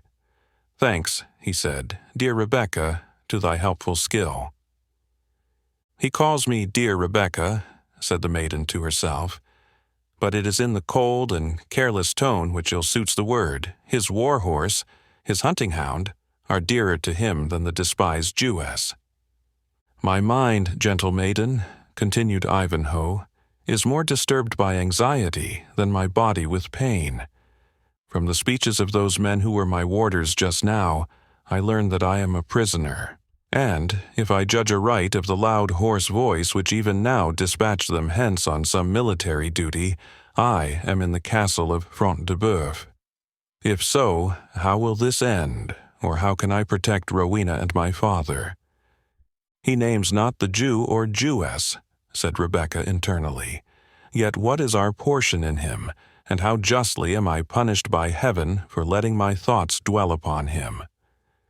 She hastened after this brief self-accusation to give Ivanhoe what information she could, but it amounted only to this, that the Templar Bois Guilbert and the Baron Front de Bœuf were commanders within the castle, that it was beleaguered from without, but by whom she knew not. She added that there was a Christian priest within the castle who might be possessed of more information. "A Christian priest!" said the knight joyfully. "Fetch him hither, Rebecca, if thou canst. Say a sick man desires his ghostly counsel. Say what thou wilt, but bring him. Something I must do or attempt. But how can I determine until I know how matters stand without?" Rebecca, in compliance with the wishes of Ivanhoe, made that attempt to bring Cedric into the wounded knight's chamber, which was defeated as we have already seen by the interference of Urfried, who had also been on the watch to intercept the supposed monk. Rebecca retired to communicate to Ivanhoe the result of her errand. They had not much leisure to regret the failure of this source of intelligence, or to contrive by what means it might be supplied. For the noise within the castle, occasioned by the defensive preparations which had been considerable for some time, now increased into tenfold bustle and clamor. The heavy yet hasty step of the men-at-arms traversed the battlements or resounded on the narrow and winding passages and stairs which led to the various partisans and points of defense. The voices of the knights were heard, animating their followers, or directing means of defense, while their commands were often drowned in the clashing of armor, or the clamorous shouts of those whom they addressed. Tremendous as these sounds were, and yet more terrible from the awful event which they presaged, there was a sublimity mixed with them, which Rebecca's high-toned mind could feel even in that moment of terror. Her eye kindled, although the blood fled from her cheeks, and there was a strong mixture of fear and of a thrilling sense of the sublime, as she repeated, half whispering to herself, half speaking to her companion, the sacred text, "The quiver rattleth, the glittering spear and the shield, the noise of the captains and the shouting." But Ivanhoe was like the war-horse of that sublime passage, glowing with impatience at his inactivity, and with his ardent desire to mingle in the affray of which these sounds were the introduction. "If I could but drag myself," he said, "to yonder window, that I might see how this brave game is like to go. If I had but bow to shoot a shaft, or battle-axe to strike, were it but a single blow for our deliverance. It is in vain, it is in vain. I am alike nerveless and weaponless."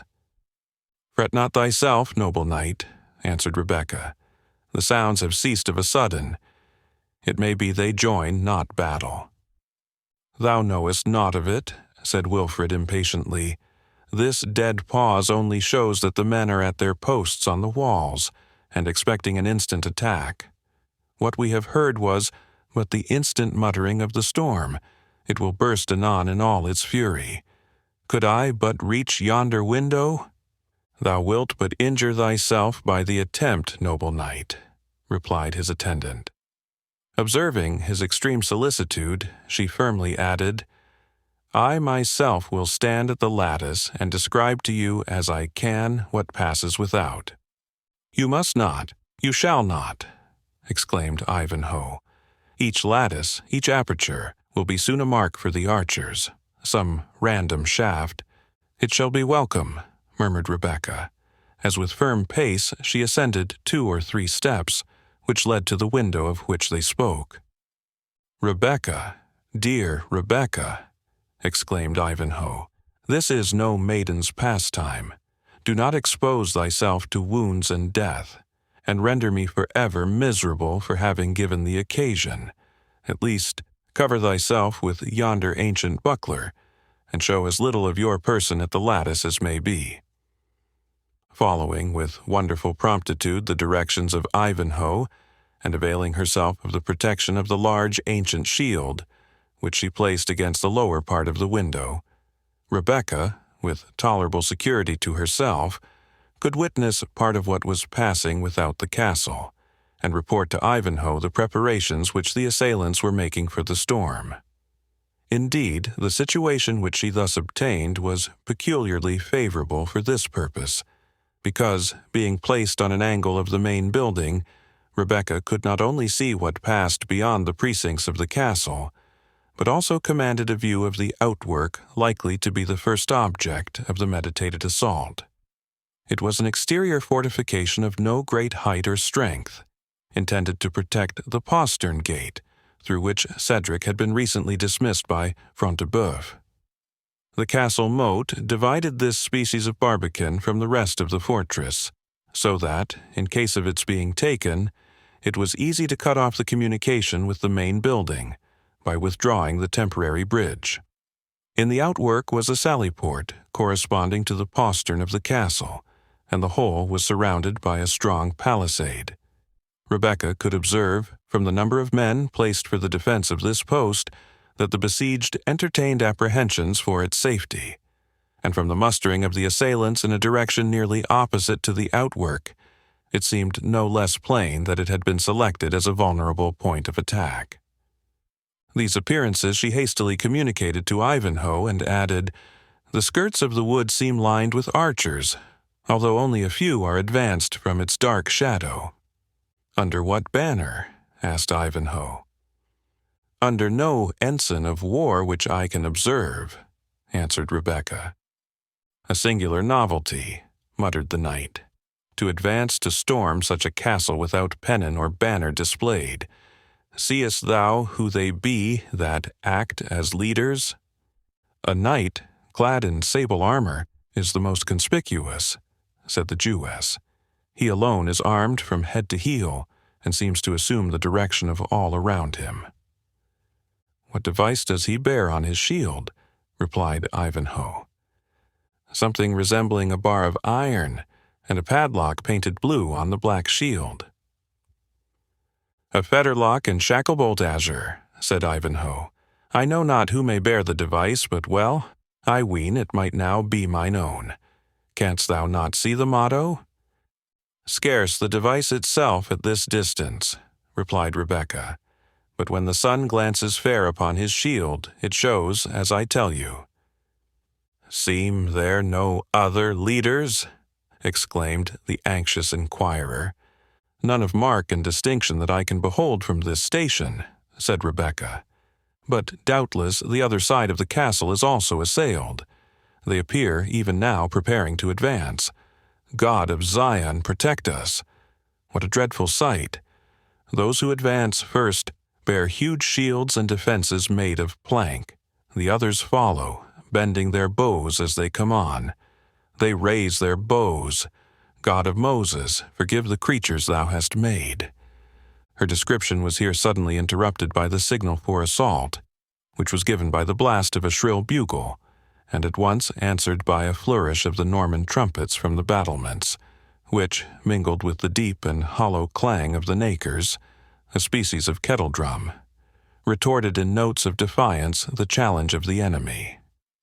The shouts of both parties augmented the fearful din, the assailants crying, "St. George for merry England," and the Normans answering them with loud cries of "En avant de Bracy, Beauchamp, Beauchamp, Front de Bœuf à la rescousse," according to the war cries of their different commanders. It was not, however, by clamor that the contest was to be decided, and the desperate efforts of the assailants were met by an equally vigorous defense on the part of the besieged. The archers, trained by their woodland pastimes to the most effective use of the longbow, shot, to use the appropriate phrase of the time, so wholly together, that no point at which a defender could show the least part of his person escaped their cloth-yard shafts. By this heavy discharge, which continued as thick and sharp as hail, while, notwithstanding, every arrow had its individual aim, and flew by scores together against each embrasure and opening in the parapets, as well as at every window where a defender either occasionally had post or might be suspected to be stationed. By this sustained discharge, 2 or 3 of the garrison were slain, and several others wounded. But, confident in their armor of proof, and in the cover which their situation afforded, the followers of Front de Bœuf and his allies showed an obstinacy in defense proportioned to the fury of the attack, and replied with the discharge of their large crossbows, as well as with their longbows, slings, and other missile weapons, to the close and continued shower of arrows. And, as the assailants were necessarily but indifferently protected, did considerably more damage than they received at their hand. The whizzing of shafts and of missiles on both sides was only interrupted by the shouts which arose when either side inflicted or sustained some notable loss. "And I must lie here like a bedridden monk," exclaimed Ivanhoe, "while the game that gives me freedom or death is played out by the hand of others. Look from the window once again, kind maiden, but beware that you are not marked by the archers beneath. Look out once more, and tell me if they yet advance to the storm." With patient courage, strengthened by the interval which she had employed in mental devotion, Rebecca again took post at the lattice, sheltering herself, however, so as not to be visible from beneath. "What dost thou see, Rebecca?" again demanded the wounded knight. "Nothing but the cloud of arrows flying so thick as to dazzle mine eyes, and to hide the bowmen who shoot them." "That cannot endure," said Ivanhoe. "If they press not right on to carry the castle by pure force of arms, the archery may avail but little against stone walls and bulwarks. Look for the knight of the fetterlock, fair Rebecca, and see how he bears himself, for as the leader is, so will his followers be." "I see him not," said Rebecca. "Foul craven," exclaimed Ivanhoe, "does he blench from the helm when the wind blows highest?" "He blenches not, said Rebecca. "I see him now. He leads a body of men close under the outer barrier of the barbican." 34. They pull down the piles and palisades. They hew down the barriers with axes. His high black plume floats abroad over the throng, like a raven over the field of the slain. They have made a breach in the barriers. They rush in. They are thrust back. Front de Bœuf heads the defenders. I see his gigantic form above the press. They throng again to the breach, and the pass is disputed hand to hand and man to man.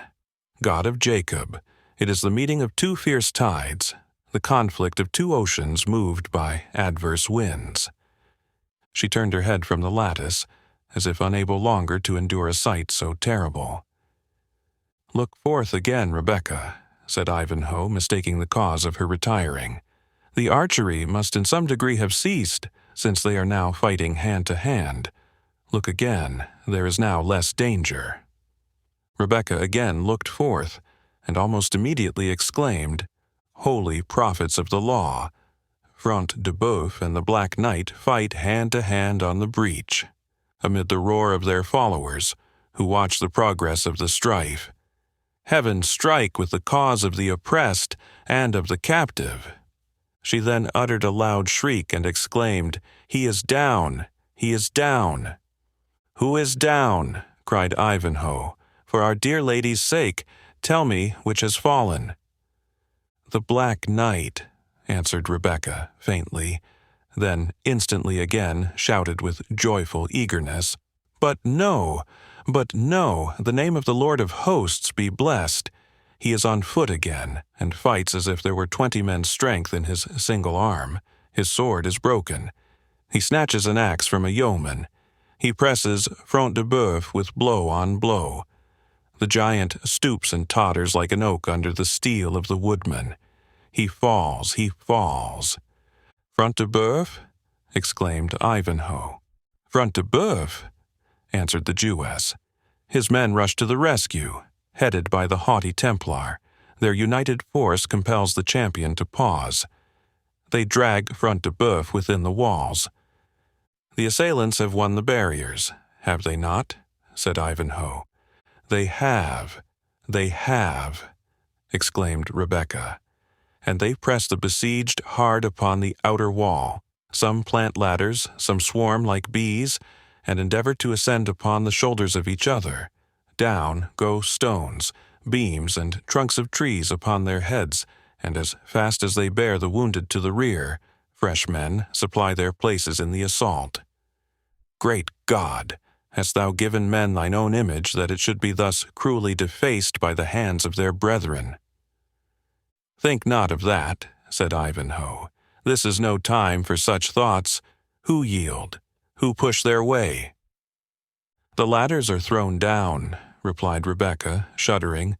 The soldiers lie groveling under them like crushed reptiles. The besieged have the better. Saint George, strike for us, exclaimed the knight. Do the false yeomen give way? No, exclaimed Rebecca. They bear themselves right, yeomanly. The Black Knight approaches the postern with his huge axe. The thundering blows which he deals, you may hear them above all the din and shouts of the battle. Stones and beams are hailed down on the bold champion. He regards them no more than if they were thistledown or feathers. By St. John of Acre, said Ivanhoe, raising himself joyfully on his couch, methought there was but one man in England that might do such a deed. The postern gate shakes, continued Rebecca. It crashes. It is splintered by his blows. They rush in. The outwork is won. O God! They hurl the defenders from the battlements. They throw them into the moat. O men, if ye be indeed men, spare them that can resist no longer.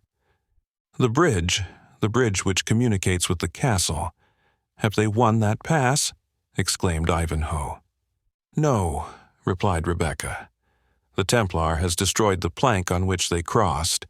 Few of the defenders escaped with him into the castle. The shrieks and cries which you hear tell the fate of the others. Alas! I see it is still more difficult to look upon victory than upon battle. What do they now, maiden? Said Ivanhoe. Look forth, yet again. This is no time to faint at bloodshed. It is over for the time, answered Rebecca. Our friends strengthen themselves within the outwork which they have mastered, and it affords them so good a shelter from the foeman's shot that the garrison only bestow a few bolts on it from interval to interval, as if rather to disquiet than effectually to injure them. Our friends, said Wilfred, will surely not abandon an enterprise so gloriously begun and so happily attained. Oh no, I will put my faith in the good knight whose axe hath rent heart of oak and bars of iron. Singular, he again muttered to himself. If there be two who can do a deed of such daring do, a fetterlock and a shacklebolt on a field sable, what may that mean? Seest thou naught else, Rebecca, by which the Black Knight may be distinguished? Nothing, said the Jewess. All about him is black as the wing of the night raven. Nothing can I spy that can mark him further. But having once seen him put forth his strength in battle, methinks I could know him again among 1,000 warriors. He rushes to the fray as if he were summoned to a banquet. There is more than mere strength. There seems as if the whole soul and spirit of the champion were given to every blow which he deals upon his enemies. God assoilize him of the sin of bloodshed. It is fearful, yet magnificent to behold how the arm and heart of one man can triumph over hundreds. Rebecca, said Ivanhoe, thou hast painted a hero. Surely they rest but to refresh their force, or to provide the means of crossing the moat. Under such a leader as thou hast spoken this night to be, there are no craven fears, no cold-blooded delays, no yielding up a gallant emprise, since the difficulties which render it arduous render it also glorious. I swear by the honor of my house, I vow by the name of my bright lady-love, I would endure 10 years' captivity to fight one day by that good knight's side in such a quarrel as this. Alas, said Rebecca, leaving her station at the window, and approaching the couch of the wounded knight. This impatient yearning after action, this struggling with and repining at your present weakness, will not fail to injure your returning health. how couldst thou hope to inflict wounds on others, ere that be healed which thou thyself hast received? Rebecca, he replied, thou knowest not how impossible it is for one trained to actions of chivalry to remain passive as a priest or a woman when they are acting deeds of honor around him. The love of battle is the food upon which we live. The dust of the mêlée is the breath of our nostrils. We live not, we wish not to live, longer than while we are victorious and renowned. Such, maiden, are the laws of chivalry to which we are sworn, and to which we offer all that we hold dear. Alas, said the fair Jewess, and what is it, valiant knight, save an offering of sacrifice to a demon of vain glory, and a passing through the fire to Moloch? What remains to you as the prize of all the blood you have spilled, of all the travail and pain you have endured, of all the tears which your deeds have caused, when death hath broken the strong man's spear, and overtaken the speed of his war-horse? What remains? Cried Ivanhoe. Glory, maiden, glory, which gilds our sepulchre and embalms our name. Glory? Continued Rebecca. Alas, is the rusted mail which hangs as a hatchment over the champion's dim and mouldering tomb. Is the defaced sculpture of the inscription which the ignorant monk can hardly read to the inquiring pilgrim. Are these sufficient rewards for the sacrifice of every kindly affection, for a life spent miserably that ye may make others miserable? Or is there such virtue in the rude rhymes of a wandering bard, that domestic love, kindly affection, peace and happiness are so wildly bartered to become the hero of those ballads which vagabond minstrels sing to drunken churls over their evening ale? By the soul of Hereward, replied the knight impatiently, thou speakest, maiden, of thou knowest not what. Thou wouldst quench the pure light of chivalry, which alone distinguishes the noble from the base, the gentle knight from the churl and the savage, which rates our life far, far beneath the pitch of our honor, raises us victorious over pain, toil, and suffering, and teaches us to fear no evil but disgrace. Thou art no Christian, Rebecca, and to thee are unknown those high feelings which swell the bosom of a noble maiden when her lover hath done some deed of emprise which sanctions his flame. Chivalry.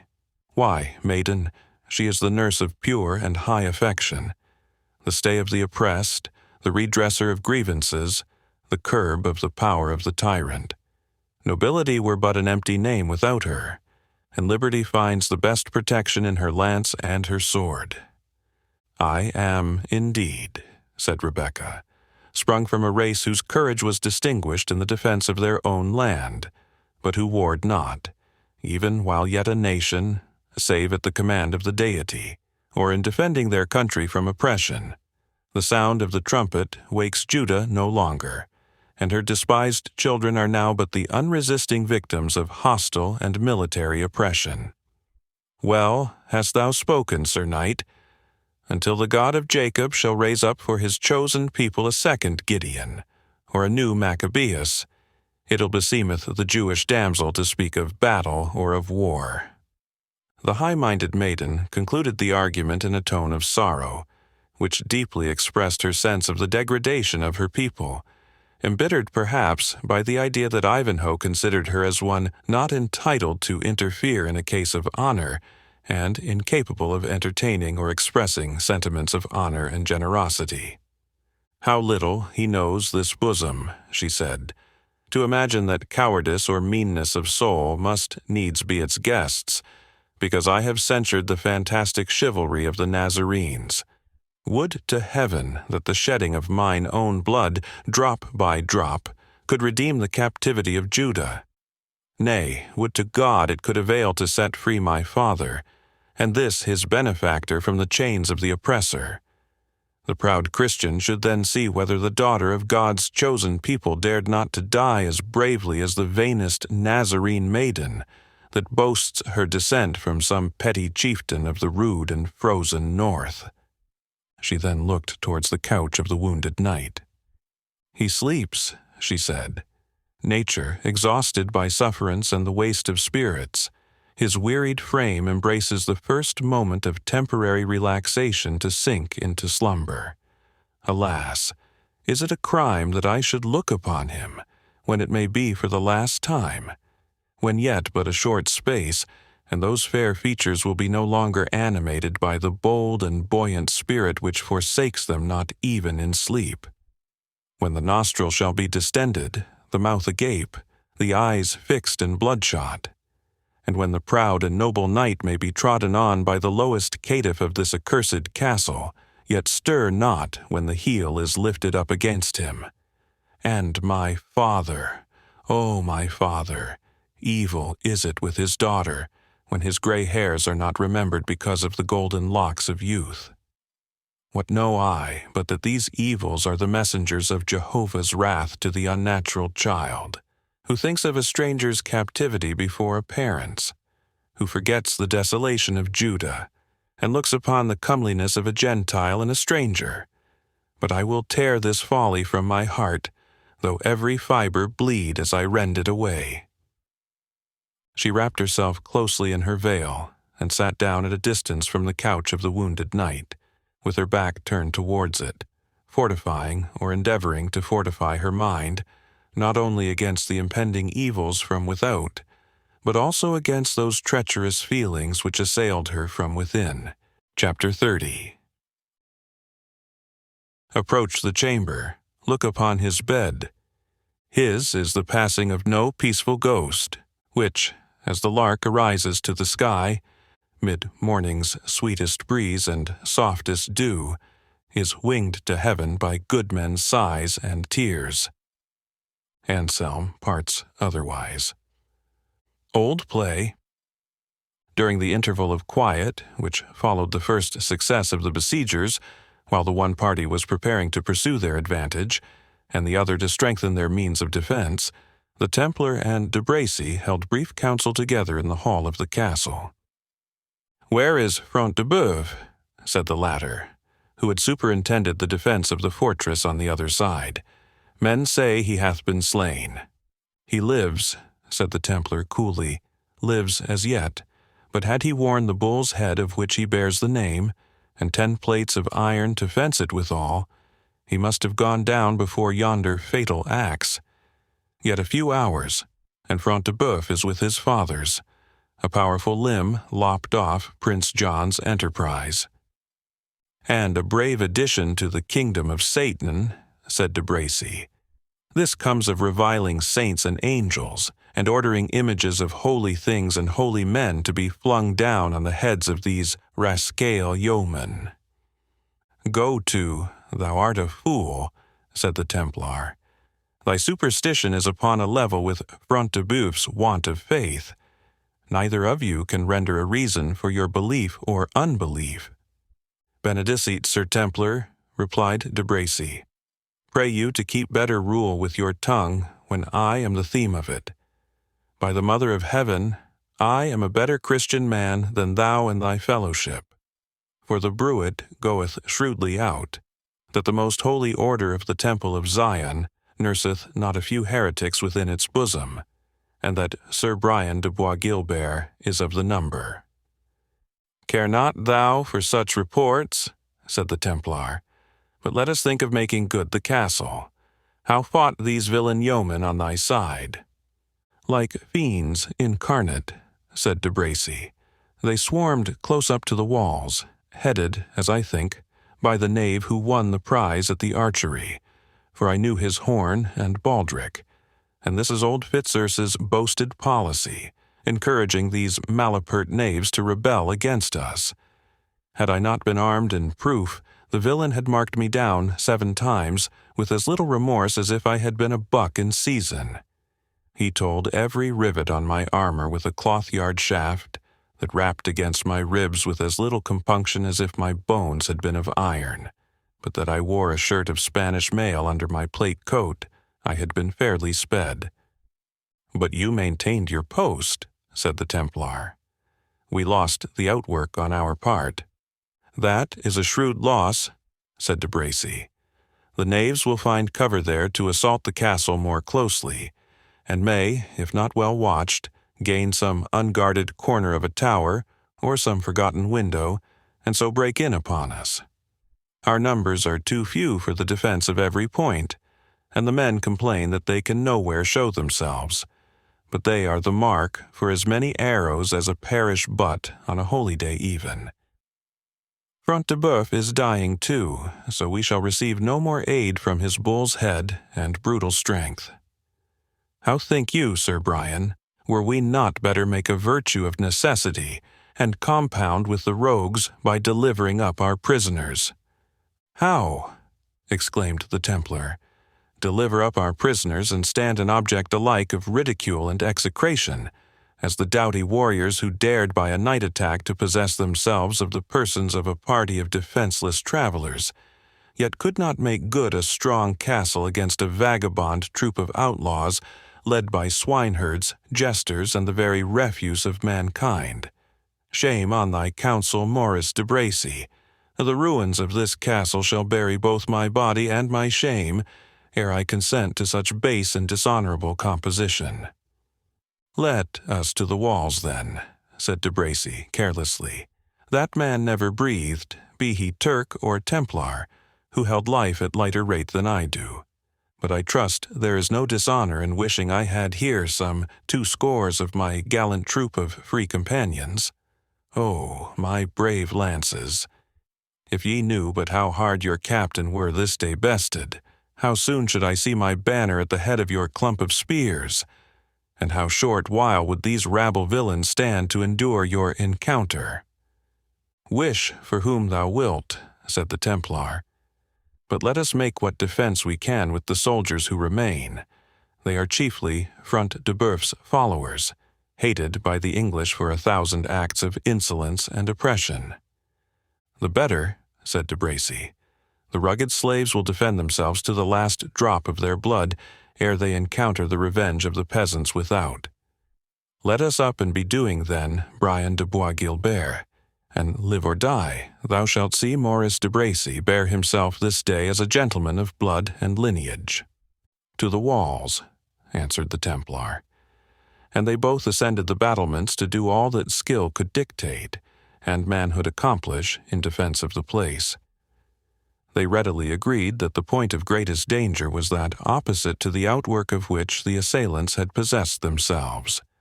The castle, indeed, was divided from that barbican by the moat, and it was impossible that the besiegers could assail the postern door, with which the outwork corresponded, without surmounting that obstacle.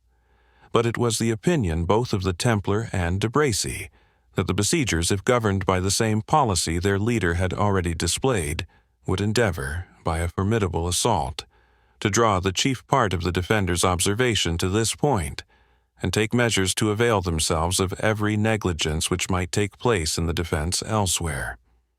To guard against such an evil, their numbers only permitted the knights to place sentinels from space to space along the walls in communication with each other, who might give the alarm whenever danger was threatened. Meanwhile, they agreed that de Bracy should command the defense at the postern, and the Templar should keep with him 100 of men or thereabouts as a body of reserve, ready to hasten to any other point which might be suddenly threatened. The loss of the barbican had also this unfortunate effect, that, notwithstanding the superior height of the castle walls, the besieged could not see from them, with the same precision as before, the operations of the enemy.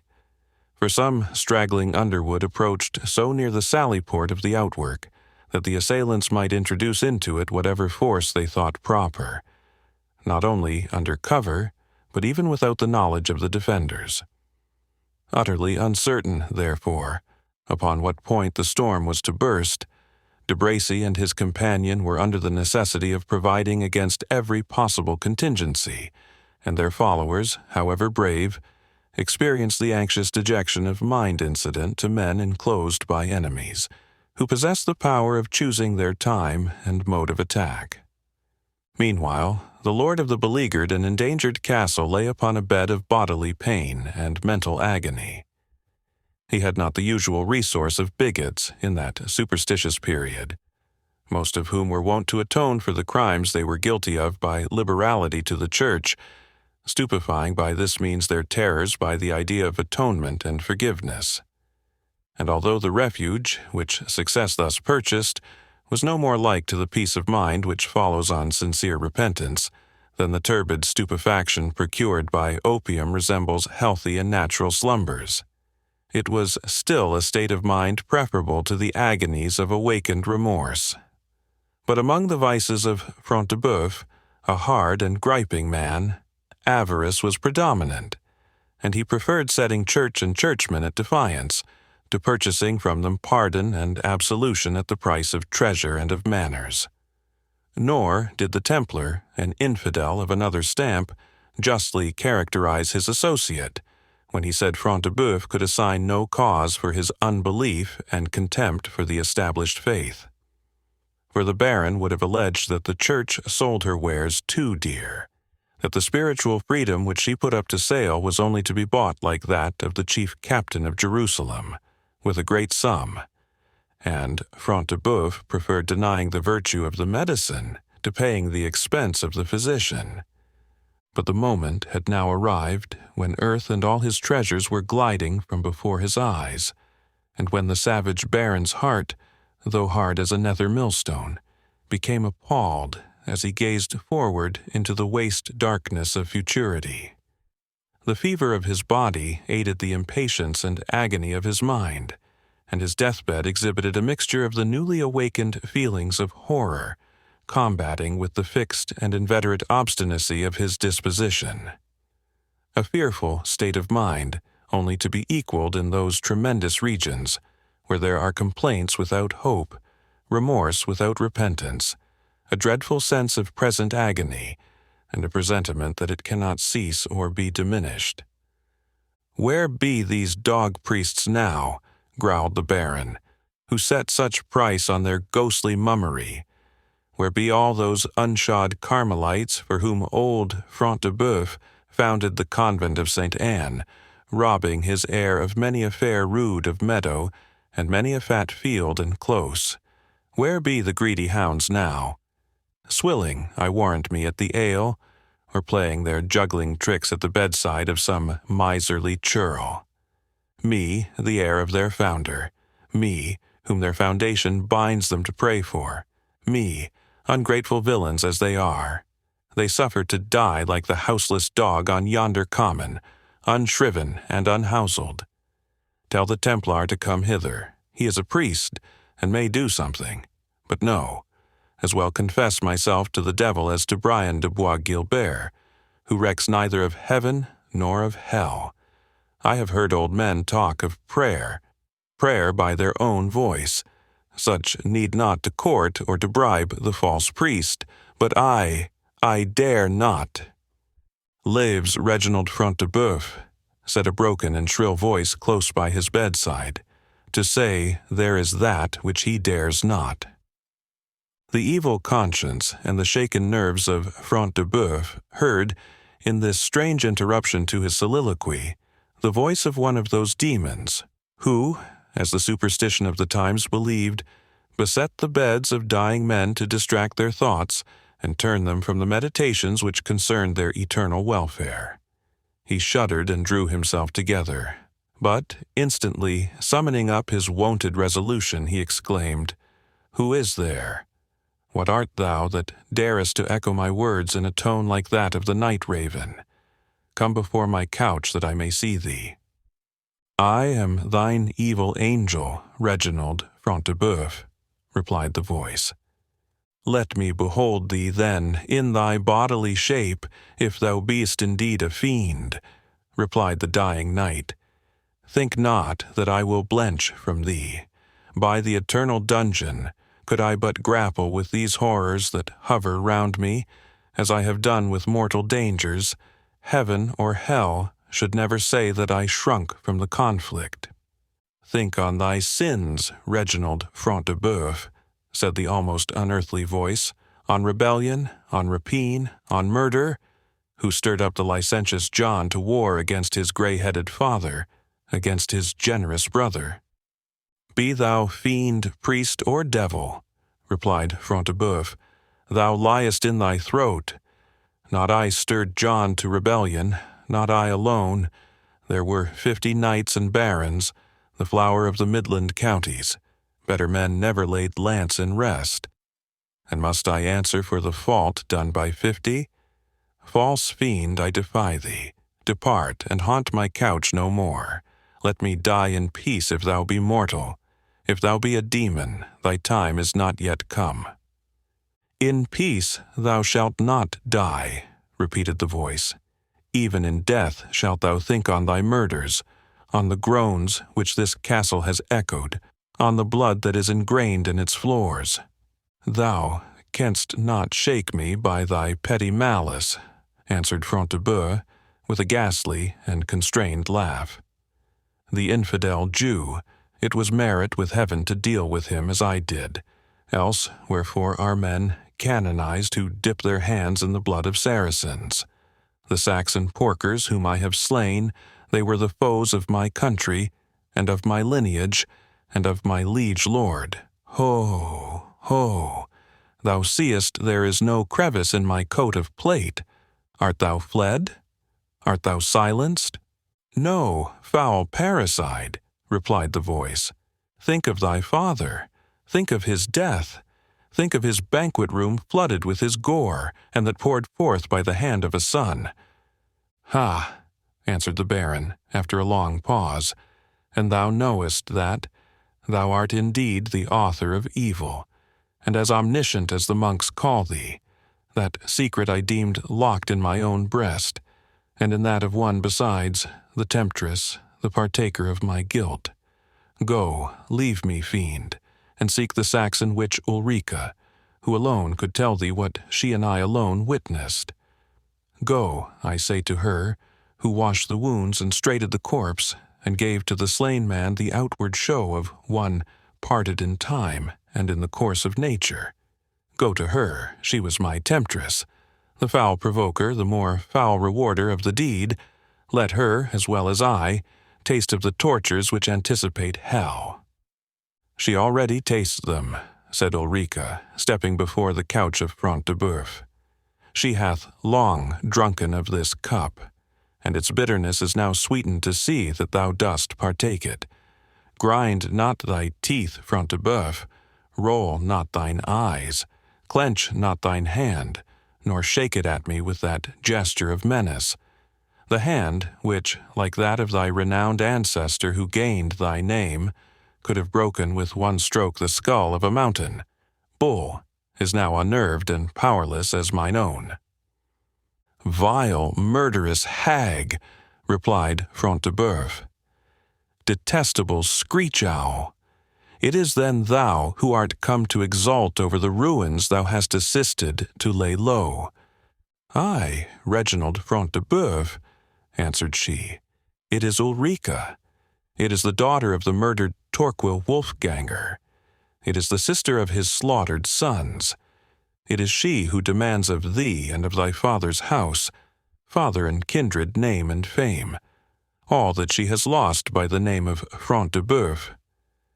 Think of my wrongs, Front de Bœuf, and answer me if I speak not truth. Thou hast been my evil angel, and I will be thine. I will dog thee till the very instant of dissolution." "Detestable fury!" exclaimed Front de Bœuf. "That moment shalt thou never witness. Ho, Giles, Clement, and Eustace, Saint Maur, and Stephen, seize this damned witch, and hurl her from the battlements headlong. She has betrayed us to the Saxon. Ho, Saint Maur, Clement, false-hearted knaves, where tarry ye?" "Call on them again, valiant Baron," said the hag, with a smile of grisly mockery. "Summon thy vassals around thee, doom them that loiter to the scourge and the dungeon. But know, mighty chief," she continued, suddenly changing her tone, "thou shalt have neither answer nor aid nor obedience at their hands. Listen to these horrid sounds, for the din of the recommenced assault and defense now rung fearfully loud from the battlements of the castle.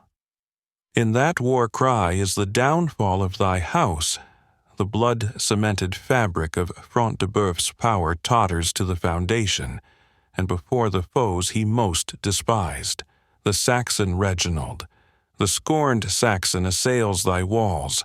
Why liest thou here like a worn-out hind, when the Saxon storms thy place of strength? Gods and fiends, exclaimed the wounded knight. Oh, for one moment's strength to drag myself to the melee and perish as becomes my name. Think not of it, valiant warrior, replied she. Thou shalt die no soldier's death, but perish like the fox in his den when the peasants have set fire to the cover around it. Hateful hag, thou liest, exclaimed Front de Boeuf. My followers bear them bravely. My walls are strong and high. My comrades in arms fear not a whole host of Saxons, were they headed by Hengist and Horsa. The war cry of the Templar and of the Free Companions rises high over the conflict. And by mine honor, when we kindle the blazing beacon, for joy of our defense, it shall consume thee, body and bones, and I shall live to hear thou art gone from earthly fires to those of that hell, which never sent forth an incarnate fiend more utterly diabolical. Hold thy belief, replied Ulrica, till the proof reach thee. But no, she said, interrupting herself, thou shalt know, even now, the doom which all thy power, strength, and courage is unable to avoid, though it is prepared for thee by this feeble band. Markest thou the smoldering and suffocating vapor which already eddies in sable folds through the chamber? Didst thou think it was but the darkening of thy bursting eyes, the difficulty of thy cumbered breathing? No. Front de Boeuf, there is another cause. Rememberest thou the magazine of fuel that is stored beneath these apartments? Woman, he exclaimed with fury, thou hast not set fire to it? By heaven, thou hast, and the castle is in flames. They are fast rising at least, said Ulrica with frightful composure, and a signal shall soon wave to warn the besiegers to press hard upon those who would extinguish them. Farewell, Front de Boeuf. May Mista, Skogula, and Zernebok, gods of the ancient Saxons, fiends, as the priests now call them, supply the place of comforters at your dying bed, which Ulrica now relinquishes. But know, if it will give thee comfort to know it, that Ulrica is bound to the same dark coast with thyself, the companion of thy punishment as the companion of thy guilt. And now, parricide, farewell forever. May each stone of this vaulted roof find a tongue to echo that title into thine ear. So saying, she left the apartment, and Front de Boeuf could hear the crash of the ponderous key as she locked and double-locked the door behind her, thus cutting off the most slender chance of escape. In the extremity of agony he shouted upon his servants and allies. Stephen and Saint Maur, Clement and Giles, I burn here unaided. To the rescue, brave Bois Guilbert, valiant de Bracy. It is Front de Boeuf who calls. It is your master, ye traitor squires, your ally, your brother in arms, ye perjured and faithless knights. All the curses due to traitors upon your recreant heads. Do you abandon me to perish thus miserably? They hear me not, they cannot hear me. My voice is lost in the din of battle. The smoke rolls thicker and thicker. The fire has caught upon the floor below. Oh, for one draught of the air of heaven, were it to be purchased by instant annihilation. And in the mad frenzy of despair, the wretch now shouted with the shouts of the fighters, now muttered curses on himself, on mankind, and on heaven itself. The red fire flashes through the thick smoke. He exclaimed, the demon marches against me under the banner of his own element. Foul spirit, avoid! I go not with thee without my comrades. All are thine, that garrison these walls. Thinkest thou Front de Boeuf will be singled out to go alone? No, the infidel Templar, the licentious de Bracy. Ulrica, the foul murdering strumpet, the men who aided my enterprises, the dog Saxons and accursed Jews who are my prisoners. All shall attend me. A goodly fellowship as ever took the downward road, ha, ha, ha!" And he laughed in his frenzy, till the vaulted roof rang again. "Who laughed there?" exclaimed Front de Bœuf, in altered mood, for the noise of the conflict did not prevent the echoes of his own mad laughter from returning upon his ear. "Who laughed there? Ulrica, was it thou? Speak which, and I forgive thee, for only thou or the fiend of hell himself could have laughed at such a moment. Avaunt, avaunt!" But it were impious to trace any farther the picture of the blasphemer and parricide's deathbed. Chapter 31. Once more unto the breach, dear friends. Once more, or close the wall up with our English dead. And you, good yeomen, whose limbs were made in England, show us here the mettle of your pasture. Let us swear that you are worth your breeding. King Henry V and Cedric, although not greatly confident in Ulrica's message, omitted not to communicate her promise to the Black Knight and Locksley. They were well pleased to find they had a friend within the place, who might, in the moment of need, be able to facilitate their entrance, and readily agreed with the Saxon that a storm, under whatever disadvantages, ought to be attempted, as the only means of liberating the prisoners now in the hands of the cruel Front de Bœuf. "The royal blood of Alfred is endangered," said Cedric. "The honor of a noble lady is in peril," said the Black Knight. "And by the Saint Christopher at my baldric," said the good yeoman, "were there no other cause than the safety of that poor faithful knave, Wamba, I would jeopard a joint ere a hair of his head were hurt."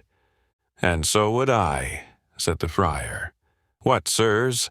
I trust well that a fool, d'ye see me, sirs, a fool that is free of his guild and master of his craft, and can give as much relish and flavor to a cup of wine as ever a flitch of bacon can. I say, brethren, such a fool shall never want a wise clerk to pray for or fight for him at a strait, while I can say a mass or flourish a partisan." And with that he made his heavy halberd to play around his head as a shepherd boy flourishes his light crook. "True, holy clerk," said the Black Knight, "true as if St. Dunstan himself had said it.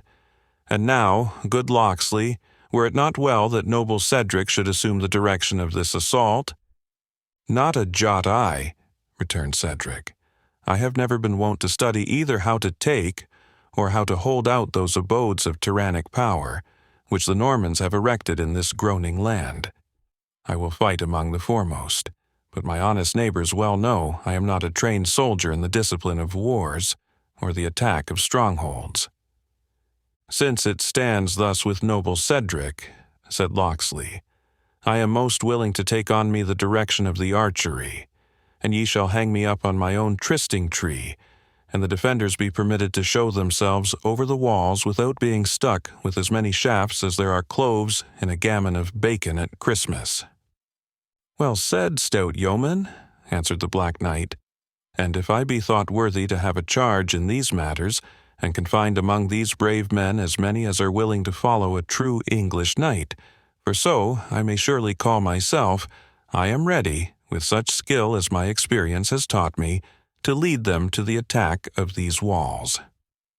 The parts being thus distributed to the leaders, they commenced the first assault, of which the reader has already heard the issue. When the barbican was carried, the Sable Knight sent notice of the happy event to Locksley, requesting him at the same time to keep such a strict observation on the castle as might prevent the defenders from combining their force for a sudden sally, and recovering the outwork which they had lost. This the knight was chiefly desirous of avoiding, conscious that the men whom he led, being hasty and untrained volunteers, imperfectly armed and unaccustomed to discipline, must, upon any sudden attack, fight at great disadvantage with the veteran soldiers of the Norman knights, who were well provided with arms both defensive and offensive, and who, to match the zeal and high spirit of the besiegers, had all the confidence which arises from perfect discipline and the habitual use of weapons. The knight employed the interval in causing to be constructed a sort of floating bridge, or long raft, by means of which he hoped to cross the moat in despite of the resistance of the enemy. This was a work of some time, which the leaders the less regretted, as it gave Ulrica leisure to execute her plan of diversion in their favor, whatever that might be. When the raft was completed, the Black Knight addressed the besiegers. "It avails not waiting here longer, my friends. The sun is descending to the west, and I have that upon my hands which will not permit me to tarry with you another day. Besides, it will be a marvel if the horsemen come not upon us from York, unless we speedily accomplish our purpose. Wherefore, one of ye go to Locksley, and bid him commence a discharge of arrows on the opposite side of the castle, and move forward as if about to assault it. And you, true English hearts, stand by me, and be ready to thrust the raft endlong over the moat whenever the postern on our side is thrown open.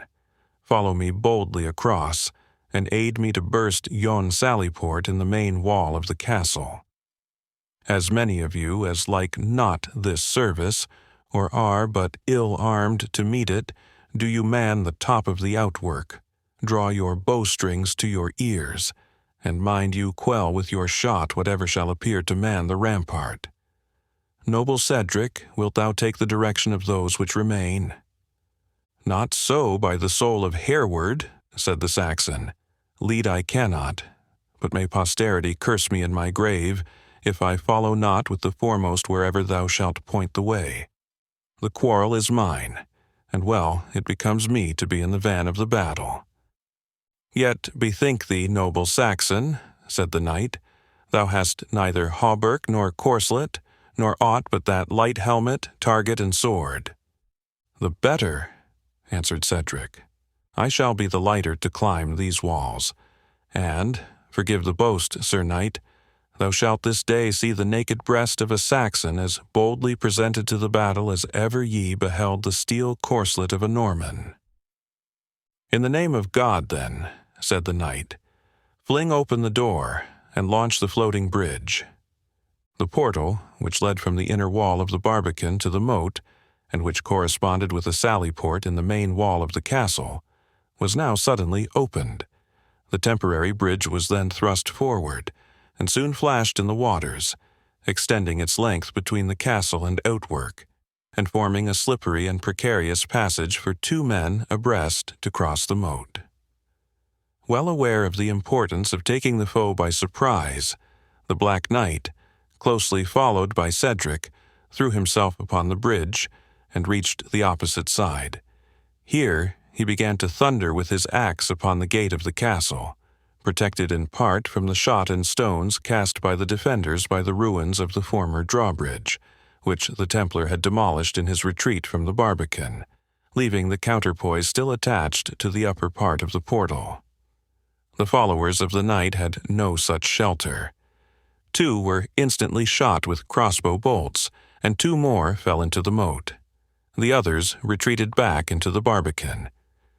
The situation of Cedric and of the Black Knight was now truly dangerous, and would have been still more so, but for the constancy of the archers in the barbican, who ceased not to shower their arrows upon the battlements, distracting the attention of those by whom they were manned, and thus affording a respite to their 2 chiefs from the storm of missiles which must otherwise have overwhelmed them.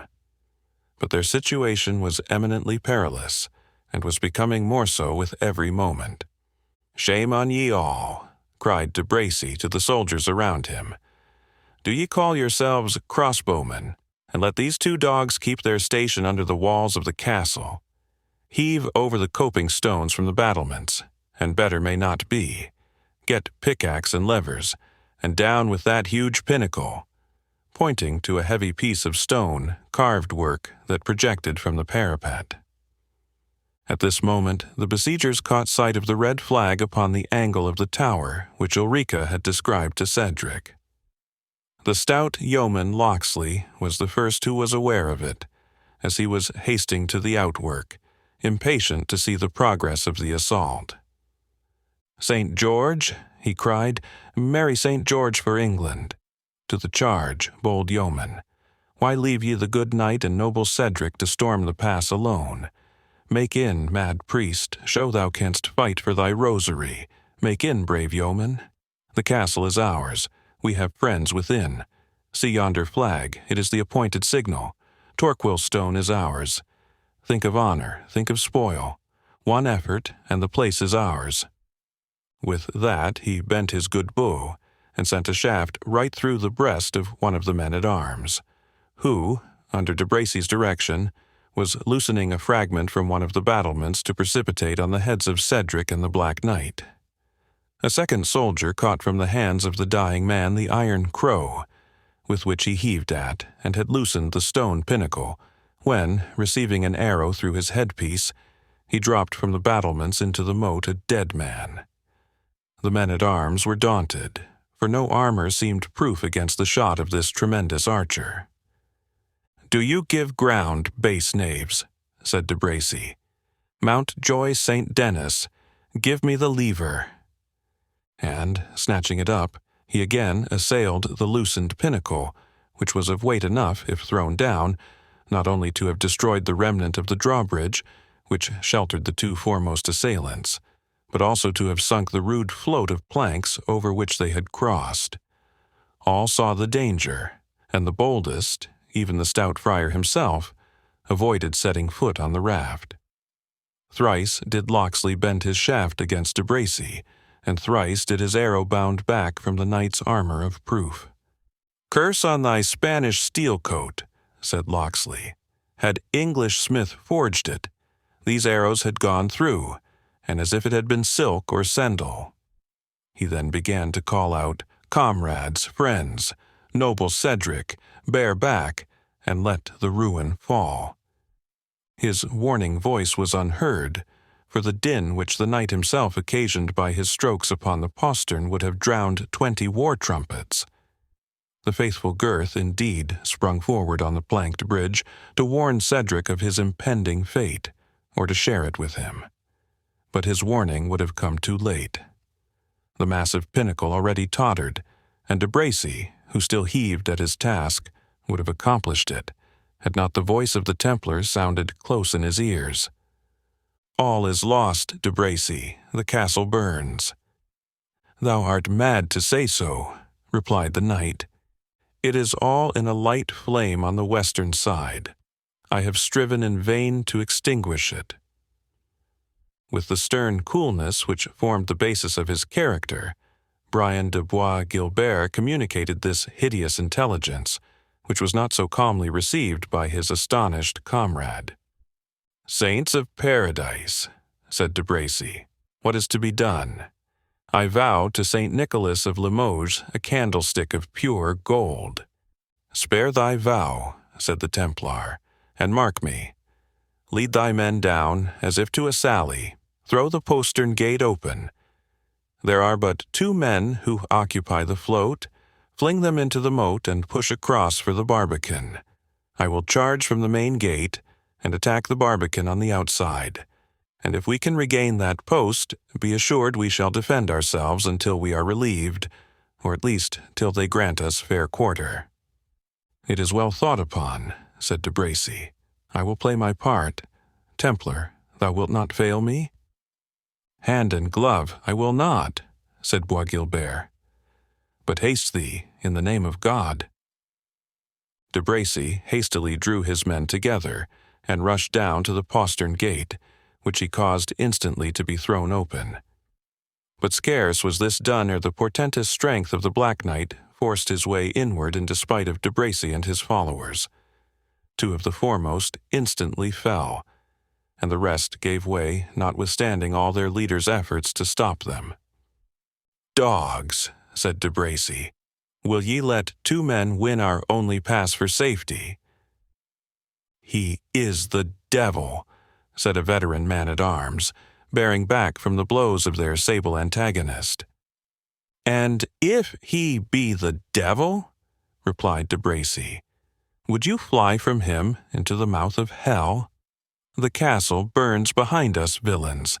Let despair give you courage, or let me forward. I will cope with this champion myself." And well and chivalrous did De Bracy that day maintain the fame he had acquired in the civil wars of that dreadful period. The vaulted passage to which the postern gave entrance, and in which these two redoubted champions were now fighting hand to hand, rung with the furious blows which they dealt each other.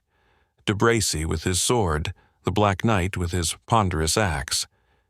At length the Norman received a blow, which, though its force was partly parried by his shield, for otherwise never more would De Bracy have again moved limb, descended yet with such violence on his crest that he measured his length on the paved floor. "Yield thee, De Bracy," said the black champion, stooping over him, and holding against the bars of his helmet the fatal poniard with which the knights dispatched their enemies, and which was called the dagger of mercy. "Yield thee, Maurice de Bracy, rescue or no rescue, or thou art but a dead man." "I will not yield," replied De Bracy faintly, "to an unknown conqueror. Tell me thy name, or work thy pleasure on me. It shall never be said that Maurice de Bracy was prisoner to a nameless churl." The Black Knight whispered something into the ear of the vanquished. "I yield me to be true prisoner, rescue or no rescue," answered the Norman, exchanging his tone of stern and determined obstinacy for one of deep though sullen submission. "Go to the barbican," said the victor in a tone of authority, "and there wait my further orders." "Yet, first, let me say," said De Bracy, "what it imports thee to know. Wilfred of Ivanhoe is wounded and a prisoner, and will perish in the burning castle without present help." "Wilfred of Ivanhoe," exclaimed the Black Knight, "prisoner and perish! The life of every man in the castle shall answer it if a hair of his head be singed. Show me his chamber." "Ascend yonder winding stair," said De Bracy. "It leads to his apartment. Wilt thou not accept my guidance?" he added in a submissive voice. "No, to the barbican, and there wait my orders. I trust thee not, De Bracy." During this combat and the brief conversation which ensued, Cedric, at the head of a body of men, among whom the friar was conspicuous, had pushed across the bridge as soon as they saw the postern open, and drove back the dispirited and despairing followers of De Bracy, of whom some asked quarter, some offered vain resistance, and the greater part fled towards the courtyard. De Bracy himself arose from the ground and cast a sorrowful glance after his conqueror. "He trusts me not," he repeated. "But have I deserved his trust?" He then lifted his sword from the floor, took off his helmet in token of submission, and, going to the barbican, gave up his sword to Locksley, whom he met by the way. As the fire augmented, symptoms of it became soon apparent in the chamber, where Ivanhoe was watched and tended by the Jewess Rebecca. He had been awakened from his brief slumber by the noise of the battle, and his attendant, who had, at his anxious desire, again placed herself at the window to watch and report to him the fate of the attack, was for some time prevented from observing either by the increase of the smoldering and stifling vapor. At length the volumes of smoke which rolled into the apartment, the cries for water, which were heard even above the din of the battle, made them sensible of the progress of this new danger. "The castle burns," said Rebecca. "It burns. What can we do to save ourselves?" "Fly, Rebecca, and save thine own life," said Ivanhoe, "for no human aid can avail me." "I will not fly," answered Rebecca.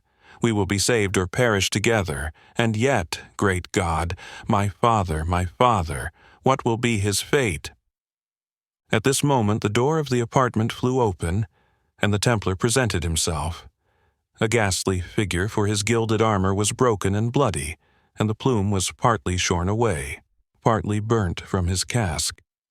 "I have found thee," said he to Rebecca. Thou shalt prove I will keep my word to share weal and woe with thee. There is but one path to safety. I have cut my way through 50 dangers to point it to thee. Up, and instantly follow me." "Alone," answered Rebekah, "I will not follow thee. If thou wert born of woman, if thou hast but a touch of human charity in thee, if thy heart be not hard as thy breastplate, save my aged father, save this wounded knight." "A knight," answered the Templar with his characteristic calmness. "A knight, Rebekah, must encounter his fate, whether it meet him in the shape of sword or flame. And who recks how or where a Jew meets with his? Savage warrior," said Rebekah, "rather will I perish in the flames than accept safety from thee." "Thou shalt not choose, Rebekah. Once didst thou foil me, but never mortal did so twice." So saying, he seized on the terrified maiden, who filled the air with her shrieks, and bore her out of the room in his arms in spite of her cries, and without regarding the menaces and defiance which Ivanhoe thundered against him. "Hound of the Temple, stain to thine order, set free the damsel.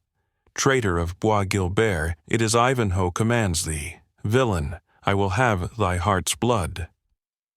"I had not found thee, Wilfred," said the Black Knight, who at that instant entered the apartment, "but for thy shouts." "If thou beest true knight," said Wilfred, "think not of me. Pursue yon ravisher, save the Lady Rowena, look to the noble Cedric." "In their turn," answered he of the fetterlock, "but thine is first." And seizing upon Ivanhoe, he bore him off with as much ease as the Templar had carried off Rebekah, rushed with him to the postern, and having there delivered his burden to the care of 2 yeomen, he again entered the castle to assist in the rescue of the other prisoners. One turret was now in bright flames, which flashed out furiously from window and shot-hole. But in other parts, the great thickness of the walls and the vaulted roofs of the apartments resisted the progress of the flames, and there the rage of man still triumphed, as the scarce more dreadful element held mastery elsewhere. For the besiegers pursued the defenders of the castle from chamber to chamber, and satiated in their blood the vengeance which had long animated them against the soldiers of the tyrant Front de Bœuf. Most of the garrison resisted to the uttermost. Few of them asked quarter, none received it. The air was filled with groans and clashing of arms. The floors were slippery with the blood of despairing and expiring wretches. Through this scene of confusion, Cedric rushed in quest of Rowena, while the faithful Gurth, following him closely through the mêlée, neglected his own safety, while he strove to avert the blows that were aimed at his master.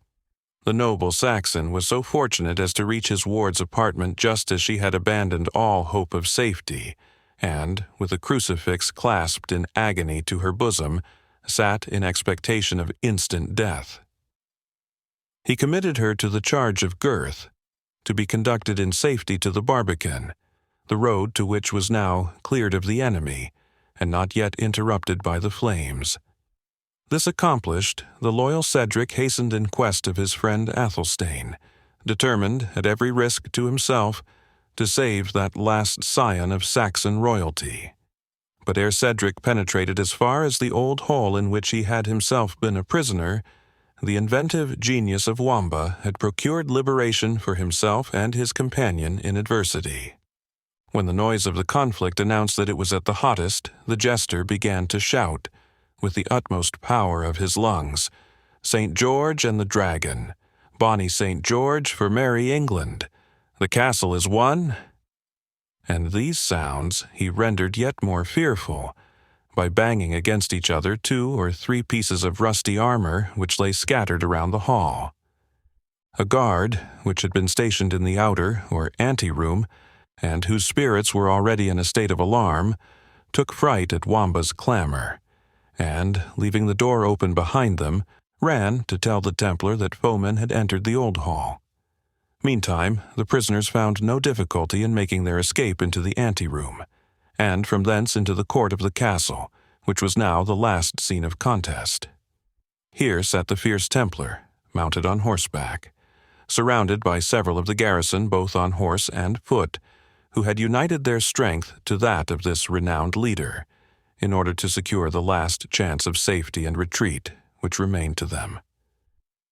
The drawbridge had been lowered by his orders, but the passage was beset, for the archers, who had hitherto only annoyed the castle on that side by their missiles, no sooner saw the flames breaking out and the bridge lowered than they thronged to the entrance, as well to prevent the escape of the garrison as to secure their own share of booty ere the castle should be burnt down.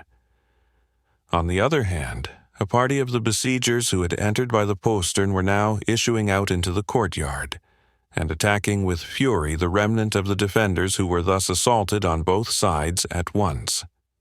Animated, however, by despair, and supported by the example of their indomitable leader, the remaining soldiers of the castle fought with the utmost valor, and, being well armed, succeeded more than once in driving back the assailants, though much inferior in numbers. Rebecca, placed on horseback before one of the Templars' Saracen slaves, was in the midst of the little party, and Bois Guilbert, notwithstanding the confusion of the bloody fray, showed every attention to her safety. Repeatedly he was by her side, and, neglecting his own defense, held before her the fence of his triangular steel-plated shield, and anon, starting from his position by her, he cried his war cry, dashed forward, struck to earth the most forward of the assailants, and was on the same instant once more at her bridle rein. Athelstane, who, as the reader knows, was slothful but not cowardly, beheld the female form whom the Templar protected thus sedulously, and doubted not that it was Rowena whom the knight was carrying off in despite of all resistance which could be offered. "By the soul of Saint Edward," he said, "I will rescue her from yonder overproud knight, and he shall die by my hand." "Think what you do," cried Wamba. "Hasty hand catches frog for fish. By my bauble, yonder is none of my Lady Rowena. See but her long dark locks. Nay, and ye will not know black from white. Ye may be leader, but I will be no follower. No bones of mine shall be broken unless I know for whom. And you without armor too. Bethink you, silk bonnet never kept out steel blade. Nay, then, if wilful will to water, wilful must drench. Deus vobiscum, most doughty Athelstane," he concluded, loosening the hold which he had hitherto kept upon the Saxon's tunic. To snatch a mace from the pavement, on which it lay beside one whose dying grasp had just relinquished it, to rush on the Templar's band, and to strike in quick succession to the right and left, leveling a warrior at each blow, was, for Athelstane's great strength, now animated with unusual fury, but the work of a single moment. He was soon within 2 yards of Bois Guilbert, whom he defied in his loudest tone. "Turn, false-hearted Templar. Let go her whom thou art unworthy to touch. Turn, limb of a hand of murdering and hypocritical robbers." "Dog," said the Templar, grinding his teeth, "I will teach thee to blaspheme the holy order of the Temple of Zion." And with these words, half-wheeling his steed, he made a demi-courbette towards the Saxon, and rising in the stirrups, so as to take full advantage of the descent of the horse, he discharged a fearful blow upon the head of Athelstane. "Well," said Wamba, "that silken bonnet keeps out no steel blade." So trenchant was the Templar's weapon, that it shore asunder, as it had been a willow twig, the tough and plaited handle of the mace, which the ill-fated Saxon reared to parry the blow, and, descending on his head, levelled him with the earth. "Ha! Beauchamp!" exclaimed Bois Guilbert. "Thus be it to the maligners of the Temple Knights." Taking advantage of the dismay which was spread by the fall of Athelstane, and calling aloud, "Those who would save themselves, follow me," he pushed across the drawbridge, dispersing the archers who would have intercepted them. He was followed by his Saracens and some 5 or 6 men-at-arms who had mounted their horses. The Templar's retreat was rendered perilous by the numbers of arrows shot off at him and his party, but this did not prevent him from galloping round to the barbican, of which, according to his previous plan, he supposed it possible de Bracy might have been in possession. "De Bracy! De Bracy!" he shouted.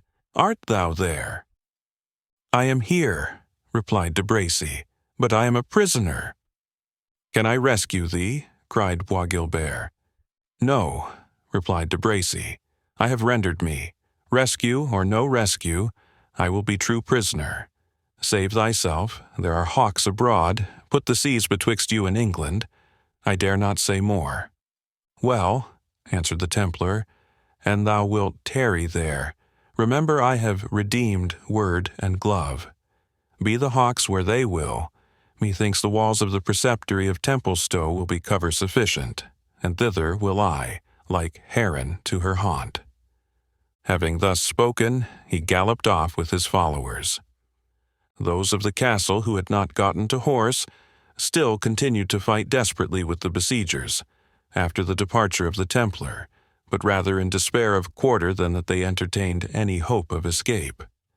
The fire was spreading rapidly through all parts of the castle, when Ulrica, who had first kindled it, appeared on a turret, in the guise of one of the ancient Furies, yelling forth a war-song, such as was of yore raised on the field of battle by the scalds of the yet heathen Saxons. Her long, dishevelled grey hair flew back from her uncovered head. The inebriating delight of gratified vengeance contended in her eyes with the fire of insanity, and she brandished the distaff which she held in her hand, as if she had been one of the fatal sisters who spin and abridge the thread of human life. Tradition has preserved some wild strophes of the barbarous hymn which she chanted wildly amid that scene of fire and of slaughter. 1. Whet the bright steel, sons of the white dragon. Kindle the torch, daughter of Hengist. The steel glimmers not for the carving of the banquet. It is hard, broad, and sharply pointed. The torch goeth not to the bridal chamber. It steams and glitters blue with sulphur. With the steel the raven croaks. Light the torch, Zernebok is yelling. Whet the steel, sons of the dragon. Kindle the torch, daughter of Hengist. 2. The black cloud is low over the Thane's castle. The eagle screams, he rides on its bosom. Scream not, grey rider of the sable cloud, thy banquet is prepared. The maidens of Valhalla look forth. The race of Hengist will send them guests. Shake your black tresses, maidens of Valhalla, and strike your loud timbrels for joy. Many a haughty step bends to your halls, many a helmed head. 3. Dark sits the evening upon the Thane's castle. The black clouds gather round.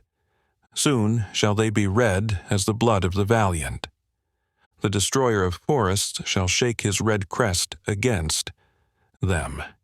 He, the bright consumer of palaces, broad waves he his blazing banner, red, wide and dusky, over the strife of the valiant. His joy is in the clashing swords and broken bucklers. He loves to lick the hissing blood as it bursts warm from the wound. 4. All must perish. The sword cleaveth the helmet. The strong armor is pierced by the lance. Fire devoureth the dwelling of princes. Engines break down the fences of the battle. All must perish. The race of Hengist is gone. The name of Horsa is no more. Shrink not then from your doom, sons of the sword. Let your blades drink blood like wine. Feast ye in the banquet of slaughter by the light of the blazing halls. Strong be your swords while your blood is warm, and spare neither for pity nor fear, for vengeance hath but an hour. Strong hate itself shall expire. I also must perish. 37. The towering flames had now surmounted every obstruction, and rose to the evening skies one huge and burning beacon, seen far and wide through the adjacent country. Tower after tower crashed down with blazing roof and rafter, and the combatants were driven from the courtyard. The vanquished, of whom very few remained, scattered and escaped into the neighboring wood. The victors, assembling in large bands, gazed with wonder, not unmixed with fear, upon the flames, in which their own ranks and arms glanced dusky red. The maniac figure of the Saxon Ulrica was for a long time visible on the lofty stand she had chosen, tossing her arms abroad with wild exultation, as if she reigned empress of the conflagration which she had raised. At length, with a terrific crash, the whole turret gave way, and she perished in the flames which had consumed her tyrant.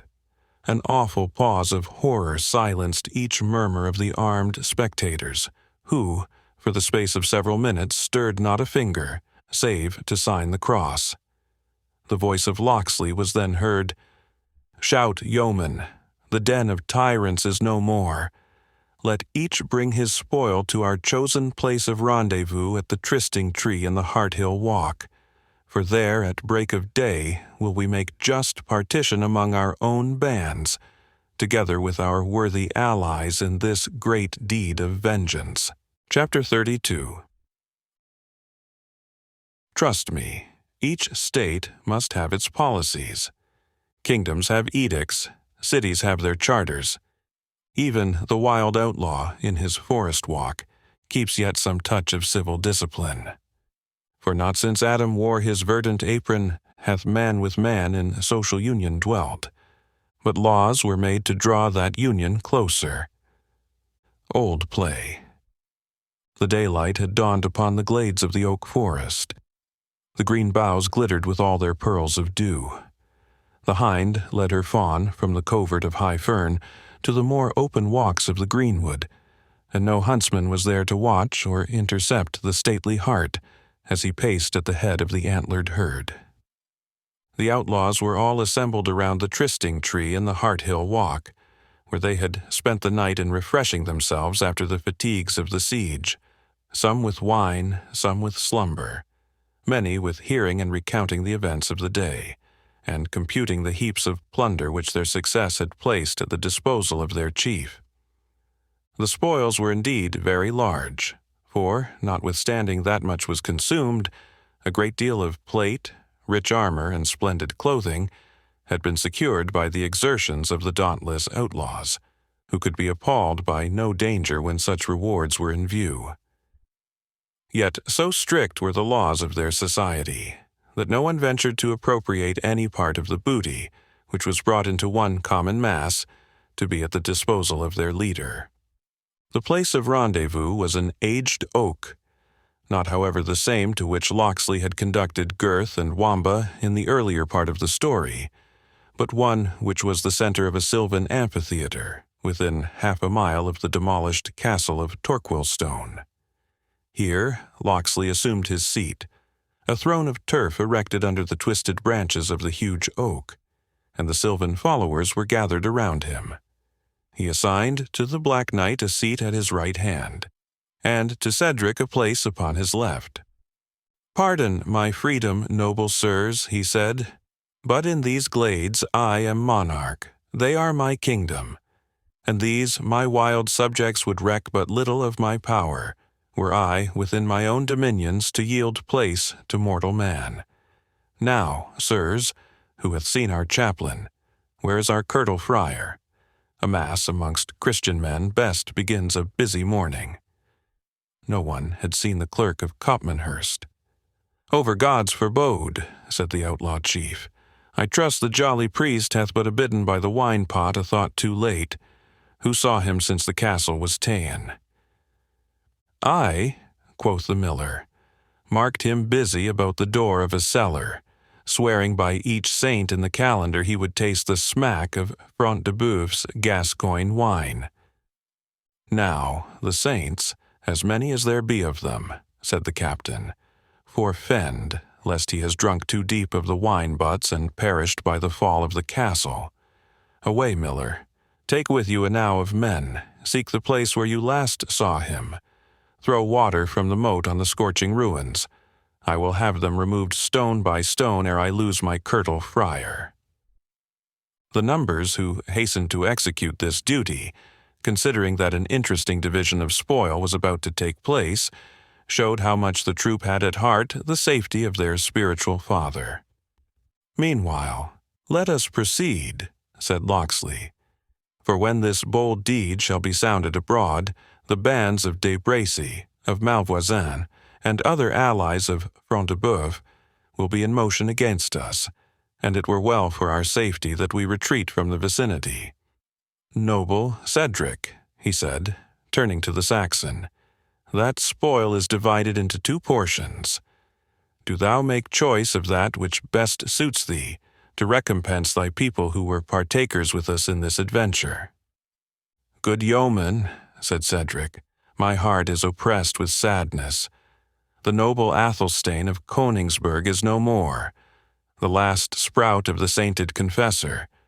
Hopes have perished with him which can never return. A sparkle hath been quenched by his blood, which no human breath can again rekindle.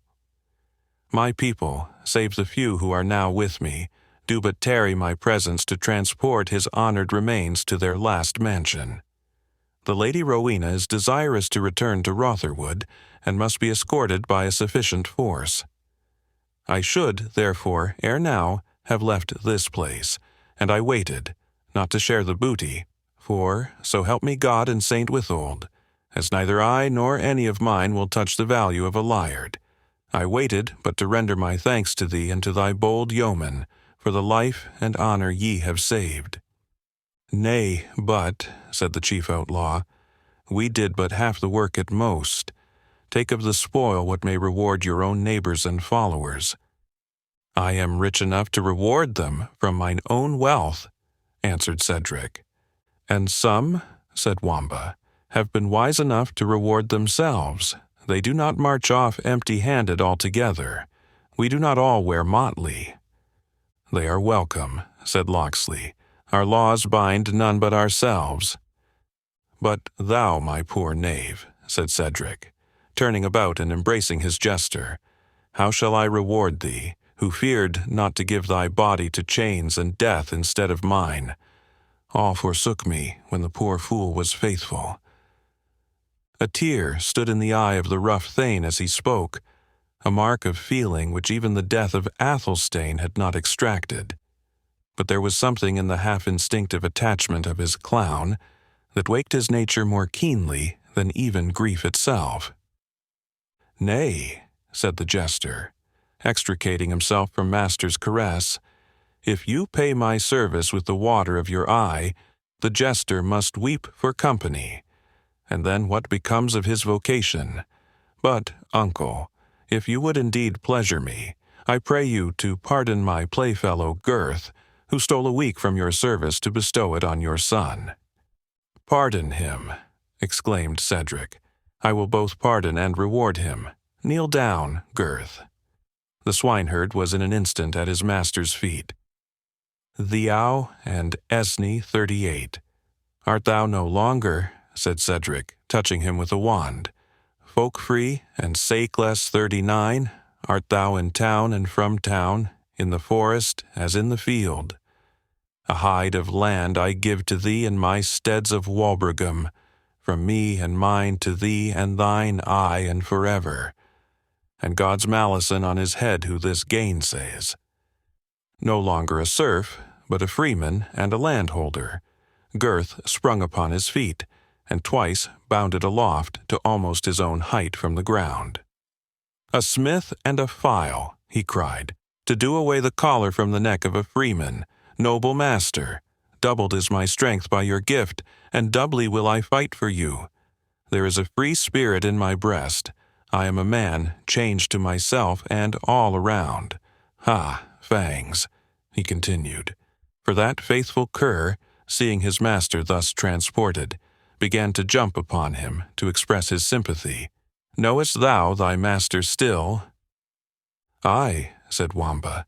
"Fangs and I still know thee, Gurth, though we must needs abide by the collar. It is only thou art likely to forget both us and thyself.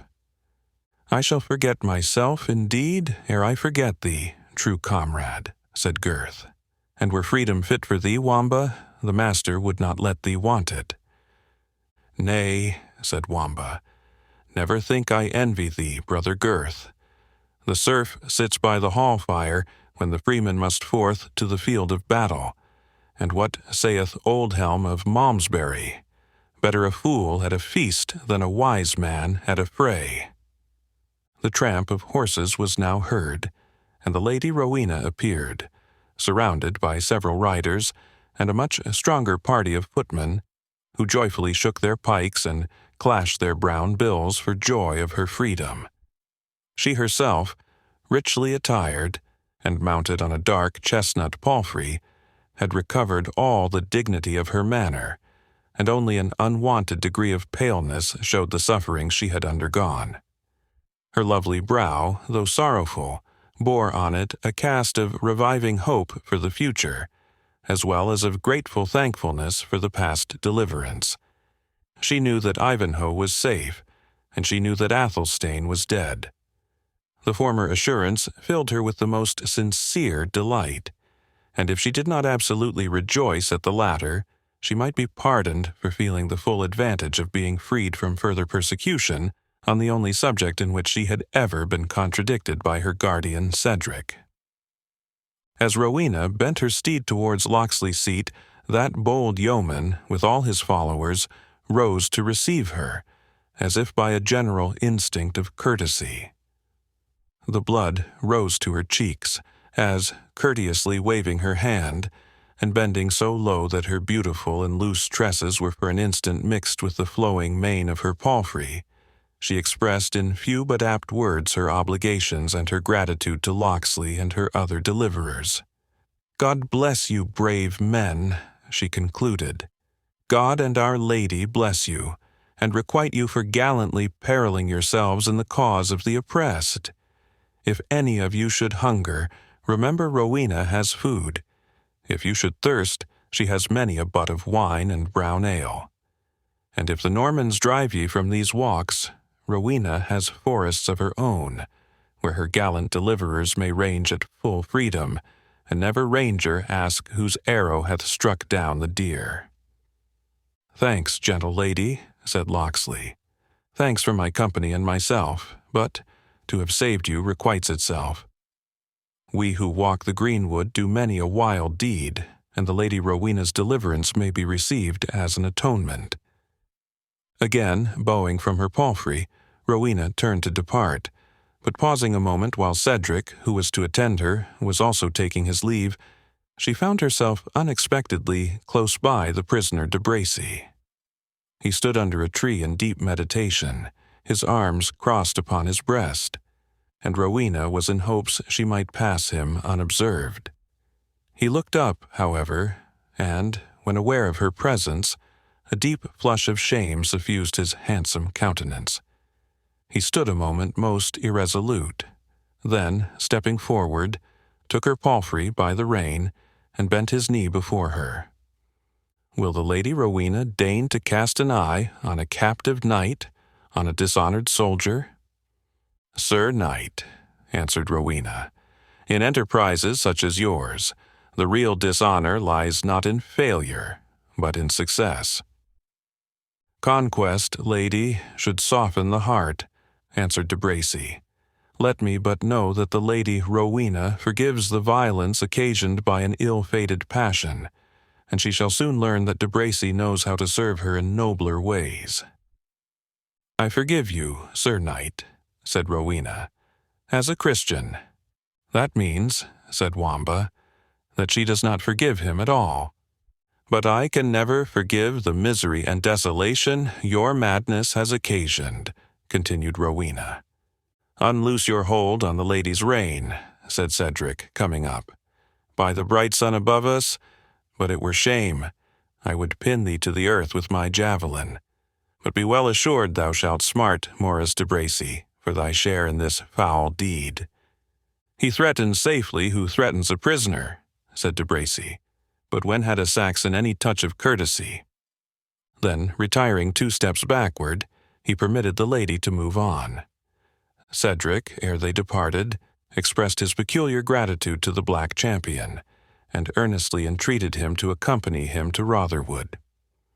"I know," he said, "that ye errant knights desire to carry your fortunes on the point of your lance, and reck not of land or goods. But war is a changeful mistress, and a home is sometimes desirable even to the champion whose trade is wandering.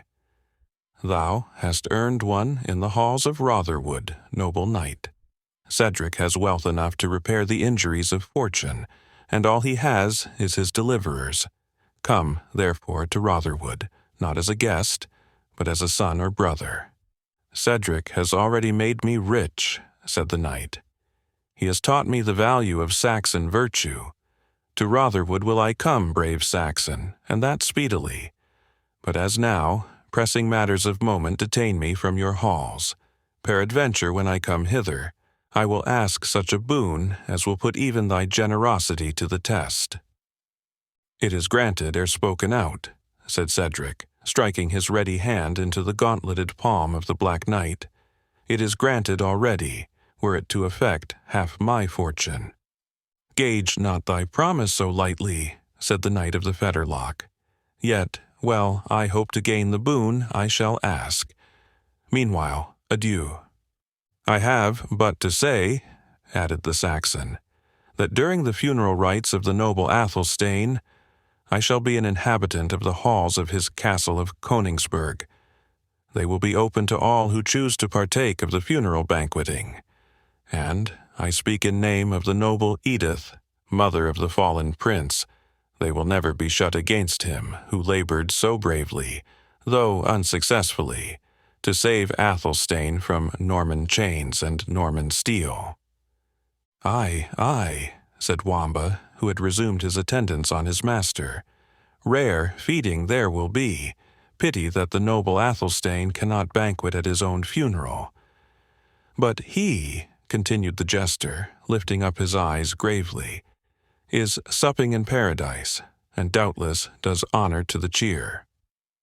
"Peace and move on," said Cedric, his anger at this untimely jest being checked by the recollection of Wamba's recent services. Rowena waved a graceful adieu to him of the Fetterlock. The Saxon bade God speed him, and on they moved through a wide glade of the forest. They had scarce departed, ere a sudden procession moved from under the greenwood branches, swept slowly round the sylvan amphitheatre, and took the same direction with Rowena and her followers. The priests of a neighboring convent, in expectation of the ample donation, or soul scat, which Cedric had propined, attended upon the car in which the body of Athelstane was laid, and sang hymns as it was sadly and slowly borne on the shoulders of his vassals to his castle of Königsberg, to be there deposited in the grave of Hengist, from whom the deceased derived his long descent. Many of his vassals had assembled at the news of his death, and followed the bier with all the external marks, at least, of dejection and sorrow. Again the outlaws arose, and paid the same rude and spontaneous homage to death, which they had so lately rendered to beauty.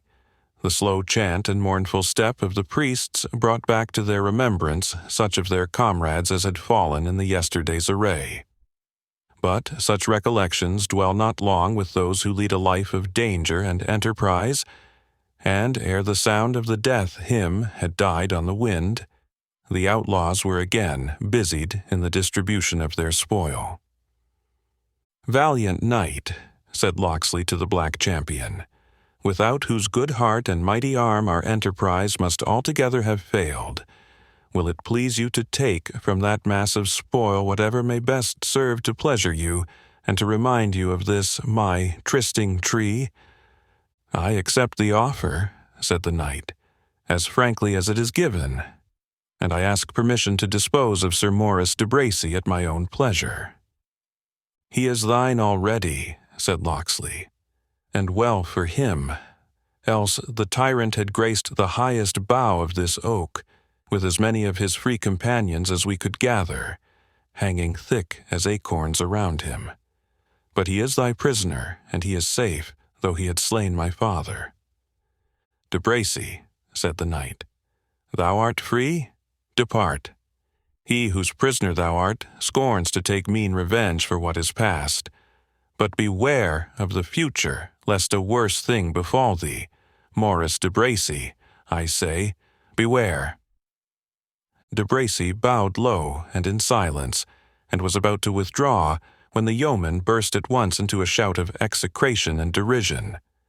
The proud knight instantly stopped, turned back, folded his arms, drew up his form to its full height, and exclaimed, "Peace, ye yelping curs, who open upon a cry which ye followed not when the stag was at bay. De Bracy scorns your censure as he would disdain your applause. To your brakes and caves, ye outlawed thieves, and be silent when aught knightly or noble is but spoken within a league of your fox-earths." This ill-timed defiance might have procured for De Bracy a volley of arrows, but for the hasty and imperative interference of the outlaw chief. Meanwhile, the knight caught a horse by the rein, for several which had been taken in the stables of Front-de-Bœuf stood accoutred around, and were a valuable part of the booty. He threw himself upon the saddle and galloped off through the wood. When the bustle occasioned by this incident was somewhat composed, the chief outlaw took from his neck the rich horn and baldric which he had recently gained at the strife of archery near Ashby. "Noble knight," he said to him of the fetterlock, "if you disdain not to grace by your acceptance a bugle which an English yeoman has once worn, this I will pray you to keep as a memorial of your gallant bearing. And if ye have aught to do, and, as happeneth oft to a gallant knight, ye chance to be hard-bested in any forest between Trent and Tees, wind 3 mots 40 upon the horn thus, wassa hoa, and it may well chance ye shall find helpers and rescue." He then gave breath to the bugle, and winded once and again the call which he described, until the knight had caught the notes. "Gramercy for the gift, bold yeoman," said the knight, "and better help than thine and thy rangers would I never seek, were it at my utmost need." And then in his turn he winded the call till all the greenwood rang. "Well blown and clearly," said the yeoman. "Beshrew me an thou knowest not as much of woodcraft as of war. Thou hast been a striker of deer in thy day, I warrant. Comrades, mark these 3 mots. It is the call of the knight of the fetterlock, and he who hears it and hastens not to serve him at his need, I will have him scourged out of our band with his own bowstring." "Long live our leader," shouted the yeoman, "and long live the Black Knight of the Fetterlock. May he soon use our service to prove how readily it will be paid." Locksley now proceeded to the distribution of the spoil, which he performed with the most laudable impartiality. 1/10 part of the whole was set apart for the church, and for pious uses. A portion was next allotted to a sort of public treasury. A part was assigned to the widows and children of those who had fallen, or to be expended in masses for the souls of such as had left no surviving family. The rest was divided amongst the outlaws according to their rank and merit, and the judgment of the chief, on all such doubtful questions as occurred, was delivered with great shrewdness, and received with absolute submission. The Black Knight was not a little surprised to find that men, in a state so lawless, were nevertheless among themselves so regularly and equitably governed, and all that he observed added to his opinion of the justice and judgment of their leader. When each had taken his own proportion of the booty, and while the treasurer, accompanied by 4 tall yeomen, was transporting that belonging to the state to some place of concealment or of security, the portion devoted to the church still remained unappropriated. "I would," said the leader, "we could hear tidings of our joyous chaplain. He was never wont to be absent when meat was to be blessed, or spoil to be parted. And it is his duty to take care of these, the tithes of our successful enterprise. It may be the office has helped to cover some of his canonical irregularities. Also, I have a holy brother of his a prisoner at no great distance, and I would fain have the friar to help me to deal with him in due sort. I greatly misdoubt the safety of the bluff priest." "I were right sorry for that," said the Knight of the Fetterlock, "for I stand indebted to him for the joyous hospitality of a merry night in his cell. Let us to the ruins of the castle. It may be we shall there learn some tidings of him." While they thus spoke, a loud shout among the yeomen announced the arrival of him for whom they feared, as they learned from the stentorian voice of the friar himself, long before they saw his burly person. "Make room, my merry men," he exclaimed. "Room for your godly father and his prisoner. Cry welcome once more. I come, noble leader, like an eagle with my prey in my clutch." And making his way through the ring, amidst the laughter of all around, he appeared in majestic triumph, his huge partisan in one hand, and in the other a halter, one end of which was fastened to the neck of the unfortunate Isaac of York, who, bent down by sorrow and terror, was dragged on by the victorious priest, who shouted aloud, "Where is Allan a Dale, to chronicle me in a ballad, or, if it were but a lay? By St. Hermangild, the jingling crowder is ever out of the way where there is an apt theme for exalting valor." "Curtal priest," said the captain, "thou hast been at a wet mass this morning, as early as it is. In the name of St. Nicholas, whom hast thou got here?" "A captive to my sword and to my lance, noble captain," replied the clerk of Copmanhurst. "To my bow and to my halberd, I should rather say. And yet I have redeemed him by my divinity from a worse captivity. Speak, Jew, have I not ransomed thee from Sathanas? Have I not taught thee thy credo, thy pater, and thine Ave Maria? Did I not spend the whole night in drinking to thee, and in expounding of mysteries?" "For the love of God," ejaculated the poor Jew, "will no one take me out of the keeping of this this holy man?" "How's this, Jew?" said the friar, with a menacing aspect. "Dost thou recant, Jew? Bethink thee if thou dost relapse into thine infidelity. Though thou art not so tender as a suckling pig, I would I had one to break my fast upon. Thou art not too tough to be roasted. Be conformable, Isaac, and repeat the words after me. Have Maria."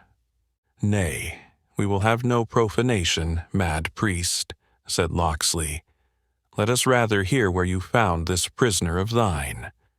"By St. Dunstan," said the friar, "I found him where I sought for better wear. I did step into the cellarage to see what might be rescued there. For though a cup of burnt wine, with spice, be an evening's draught for an emperor, it were waste, methought, to let so much good liquor be mauled at once. And I had caught up one runlet of sack, and was coming to call more aid among these lazy knaves, who are ever to seek when a good deed is to be done, when I was avised of a strong door. Aha, thought I, here's the choicest juice of all in this secret crypt, and the knave butler, being disturbed in his vocation, hath left the key in the door. In therefore I went, and found just naught besides a commodity of rusted chains, and this dog of a Jew, who presently rendered himself my prisoner, rescue or no rescue. I did but refresh myself after the fatigue of the action, with the unbeliever, with one humming cup of sack, and was proceeding to lead forth my captive when, crash after crash, as with wild thunder dint and levin fire, down toppled the masonry of an outer tower. Merry beshrew their hands that built it not the firmer, and blocked up the passage. The roar of one falling tower followed another. I gave up thought of life, and deeming it a dishonor to one of my profession to pass out of this world in company with a Jew, I heaved up my halberd to beat his brains out. But I took pity on his gray hairs, and judged it better to lay down the partisan and take up my spiritual weapon for his conversion. And truly, by the blessing of St. Dunstan, the seed has been sown in good soil.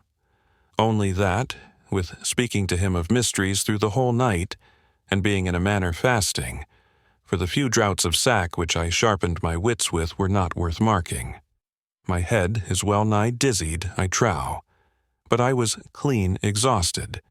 Gilbert and Wibbled know in what state they found me, quite and clean exhausted.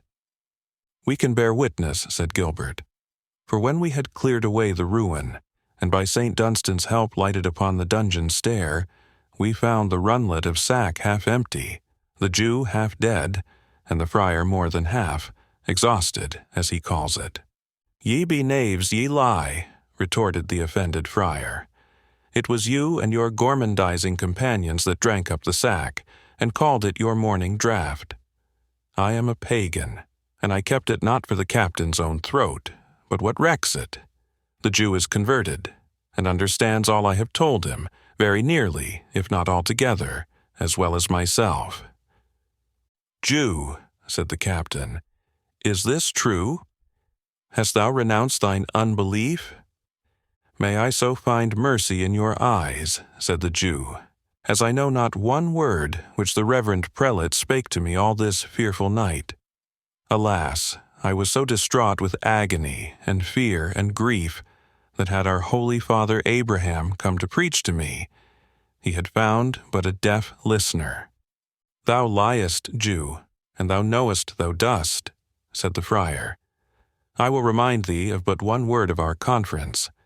Thou didst promise to give all thy substance to our holy order.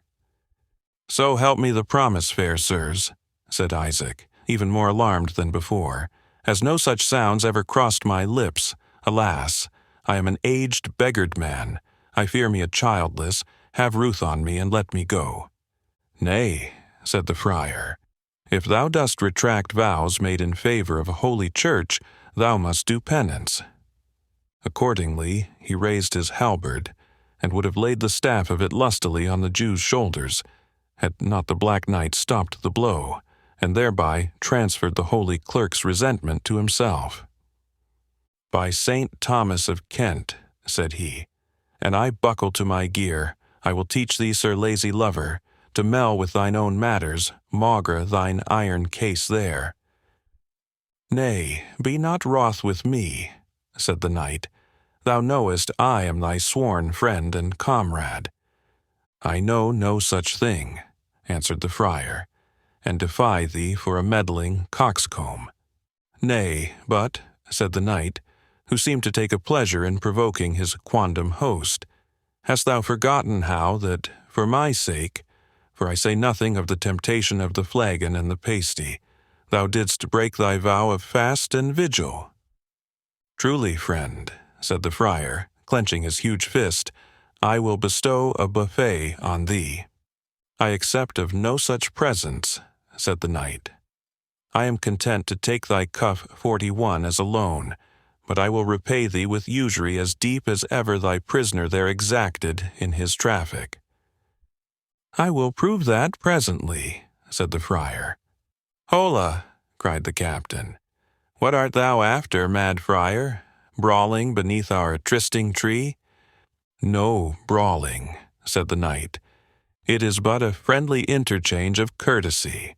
Friar, strike an thou darest. I will stand thy blow, if thou wilt stand mine.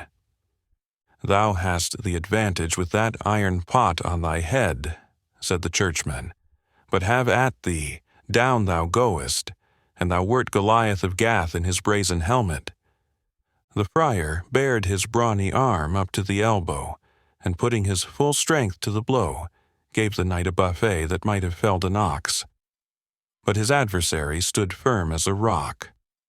A loud shout was uttered by all the yeomen around, for the clerk's cuff was proverbial amongst them, and there were few who, in jest or earnest, had not had the occasion to know its vigor.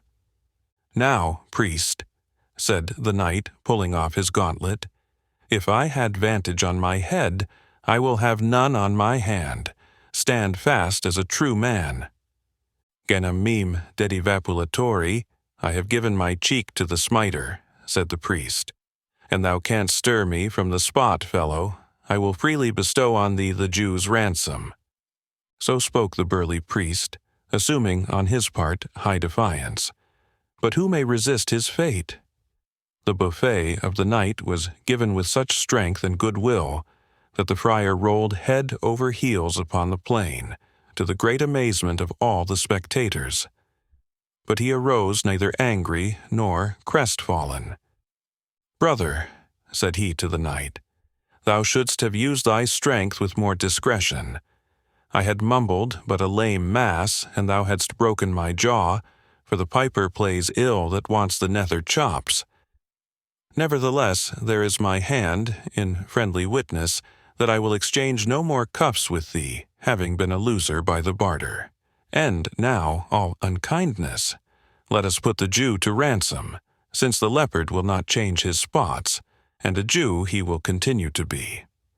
"The priest," said Clement, "is not half so confident of the Jew's conversion, since he received that buffet on the ear. Go to, knave, what pratest thou of conversions? What, is there no respect, all masters and no men? I tell thee, fellow, I was somewhat totty when I received the good knight's blow, or I had kept my ground under it. But an thou gibest more of it, thou shalt learn I can give as well as take." "Peace all," said the captain, "and thou, Jew, think of thy ransom. Thou needest not to be told that thy race are held to be accursed in all Christian communities, and trust me that we cannot endure thy presence among us. Think, therefore, of an offer, while I examine a prisoner of another caste." "Were many of Front de Boeuf's men taken?" demanded the Black Knight. "None of note enough to be put to ransom," answered the captain. "A set of hilding fellows there were, whom we dismissed to find them a new master. Enough had been done for revenge and profit. The bunch of them were not worth a quart d'écu. The prisoner I speak of is better booty, a jolly monk riding to visit his leman, and I may judge by his horse gear and wearing apparel. Here cometh the worthy prelate, as pert as a piet." And, between two yeomen, was brought before the sylvan throne of the outlawed chief, our old friend, Prior Aymer of Jorvaulx. Chapter 33. Flower of warriors, how is't with Titus Lardius? Marcius. As with a man busied about decrees, condemning some to death and some to exile, ransoming him or pitying, threatening the other. Coriolanus. The captive abbot's features and manners exhibited a whimsical mixture of offended pride and deranged foppery and bodily terror. "Why, how now, my masters?" said he, with a voice in which all three emotions were blended. "What order is this among ye? Be ye Turks or Christians, that handle a churchman? Know ye what it is? Manus imponere in servos Domini. Ye have plundered my mails, torn my cope of curious cut lace, which might have served a cardinal. Another in my place would have been at his excommunicabo vos. But I am placible, and if ye order forth my palfreys, release my brethren, and restore my mails, tell down with all speed 100 crowns to be expended in masses at the high altar of Jorvaulx Abbey, and make your vow to eat no venison until next Pentecost. It may be you shall hear little more of this mad frolic." "Holy Father," said the chief outlaw, "it grieves me to think that you have met with such usage from any of my followers as calls for your fatherly reprehension." "Usage," echoed the priest, encouraged by the mild tone of the sylvan leader. "It were usage fit for no hound of good race, much less for a Christian, far less for a priest, and least of all for the prior of the holy community of Jorvaulx. Here is a profane and drunken minstrel called Alan a Dale, nebulo quidam, who has menaced me with corporal punishment, nay, with death itself, and I pay not down 400 crowns of ransom, to the boot of all the treasure he hath already robbed me of, gold chains and gimmal rings to an unknown value, besides what is broken and spoiled among their rude hands, such as my pouncer box and silver crisping tongs." "It is impossible that Alan a Dale can have thus treated a man of your reverend bearing," replied the captain. "It is true as the gospel of St. Nicodemus," said the prior. "He swore with many a cruel north country oath that he would hang me up on the highest tree in the greenwood." "Did he so, in very deed? Nay then, reverend father, I think you had better comply with his demands, for Allan a Dale is the very man to abide by his word when he has so pledged it." "You do but jest with me," said the astounded prior with a forced laugh. "And I love a good jest with all my heart. But ha, ha, ha! When the mirth has lasted the livelong night, it is time to be grave in the morning." "And I am as grave as a father confessor," replied the outlaw. "You must pay a round ransom, Sir Prior, or your convent is likely to be called to a new election, for your place will know you no more." "Are ye Christians," said the prior, "and hold this language to a churchman?" "Christians, aye, merry are we, and have divinity among us to boot," answered the outlaw. "Let our buxom chaplain stand forth, and expound to this reverend father the texts which concern this matter." The friar, half drunk, half sober, had huddled a friar's frock over his green cassock, and now summoning together whatever scraps of learning he had acquired by rote in former days. "Holy Father," said he, "Deus faciat salvam benignitatem vestrum. You are welcome to the greenwood." "What profane mummery is this?" said the prior. "Friend, if thou beest indeed of the church, it were a better deed to show me how I may escape from these men's hands than to stand ducking and grinning here like a Morris dancer." "Truly, reverend father," said the friar, "I know but one mode in which thou mayest escape. This is St. Andrew's Day with us. We are taking our tithes." "But not of the church, then, I trust, my good brother," said the prior. "Of church and lay," said the friar, "and therefore, Sir Prior, facite vobis amicos de mammone iniquitatis. Make yourselves friends of the mammon of unrighteousness, for no other friendship is like to serve your turn." "I love a jolly woodsman at heart," said the prior, softening his tone. "Come, you must not deal too hard with me. I can well of woodcraft, and can wind a horn clear and lustily, and hollo till every oak rings again. Come, you must not deal too hard with me." "Give him a horn," said the outlaw. "We will prove the skill he boasts of." The prior Aymer winded a blast accordingly. The captain shook his head. "Sir Prior," he said, "thou blowest a merry note, but it may not ransom thee. We cannot afford, as the legend on a good knight's shield hath it, to set thee free for a blast. Moreover, I have found thee. Thou art one of those who, with new French graces and trolly-ras, disturb the ancient English bugle notes. Prior, that last flourish on the recheat hath added 50 crowns to thy ransom for corrupting the true old manly blasts of venerie." "Well, friend," said the abbot peevishly, "thou art ill to please with thy woodcraft. I pray thee be more conformable in this matter of my ransom. At a word, since I must needs, for once, hold a candle to the devil, what ransom am I to pay for walking on Watling Street without having 50 men at my back?" "Were it not well," said the lieutenant of the gang apart to the captain, "that the prior should name the Jew's ransom, and the Jew name the prior's?" "Thou art a mad knave," said the captain, "but thy plan transcends. Here, Jew, step forth. Look at that holy Father Aymer, prior of the rich abbey of Jorvaulx, and tell us at what ransom we should hold him. Thou knowest the income of his convent, I warrant thee." "Oh, assuredly," said Isaac. "I have trafficked with the good fathers, and bought wheat and barley, and fruits of the earth, and also much wool. Oh, it is a rich abbey steed, and they do live upon the fat, and drink the sweet wines upon the lees, these good fathers of Jorvaulx. Ah, if an outcast like me had such a home to go to, and such incomings by the year and by the month, I would pay much gold and silver to redeem my captivity." "Hound of a Jew!" exclaimed the prior. "No one knows better than thy own cursed self that our holy house of God is indebted for the finishing of our chancel, and for the storing of your cellars in the last season with the due allowance of Gascon wine," interrupted the Jew. "But that is small matters." "Hear the infidel dog," said the churchman. "He jangles as if our holy community did come under debts for the wines we have a license to drink.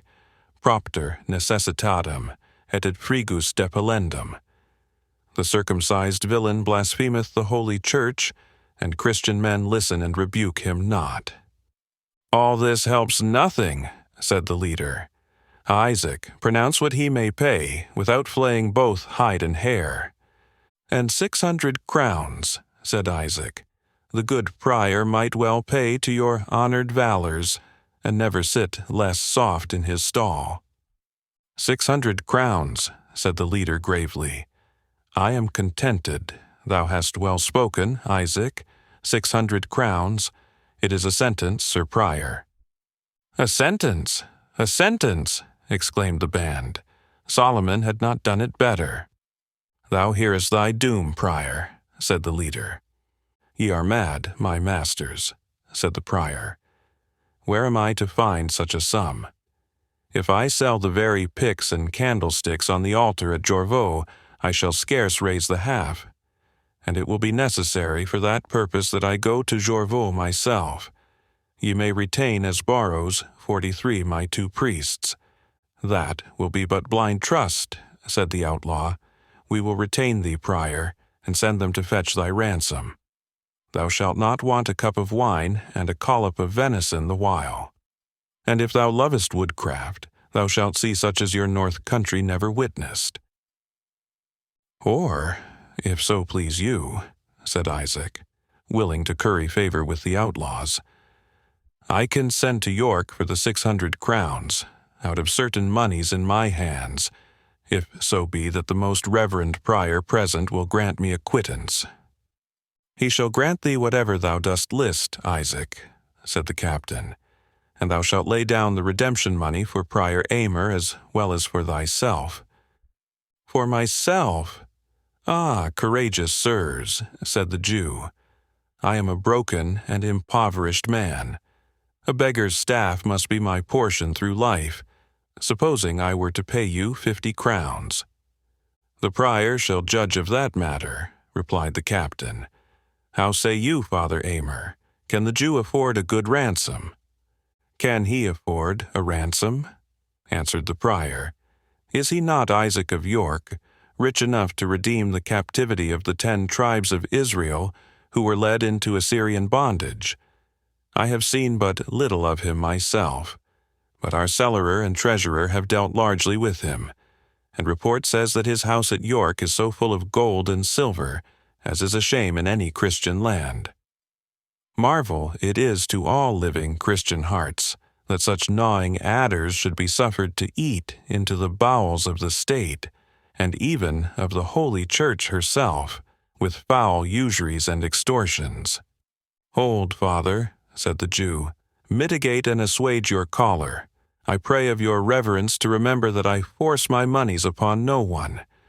But when churchman and layman, prince and prior, knight and priest, come knocking to Isaac's door, they borrow not his shekels with these uncivil terms. It is then, friend Isaac, will you pleasure us in this matter, and our day shall be truly kept, so God say me. And kind Isaac, if ever you served man, show yourself a friend in this need, and when the day comes and I ask my own, then what hear I but damned Jew, and the curse of Egypt on your tribe, and all that may stir up the rude and uncivil populace against poor strangers." "Prior," said the captain, "Jew though he be, he hath in this spoken well.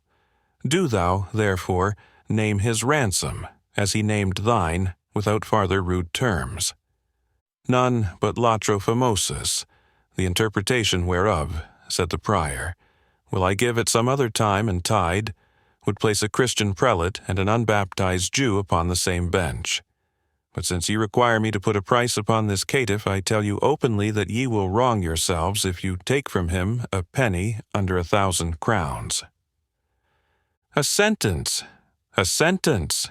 exclaimed the chief outlaw. "A sentence! A sentence!"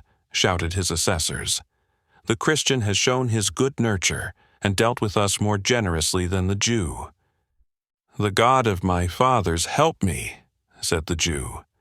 "Will ye bear to the ground an impoverished creature? I am this day childless, and will ye deprive me of the means of livelihood?" "Thou wilt have the less to provide for, Jew, if thou art childless," said Aymer. "Alas, my lord," said Isaac, "your law permits you not to know how the child of our bosom is entwined with the strings of our heart. O Rebekah, laughter of my beloved Rachel, were each leaf on that tree a zecchin, and each zecchin mine own, all that mass of wealth would I give to know whether thou art alive, and escaped the hands of the Nazarene." "Was not thy daughter dark-haired?" said one of the outlaws, "and wore she not a veil of twisted sendal, broidered with silver?" "She did! She did!" said the old man, trembling with eagerness, as formerly with fear. "The blessing of Jacob be upon thee. Canst thou tell me aught of her safety?" "It was she, then," said the yeoman, "who was carried off by the proud Templar, when he broke through our ranks on yester even.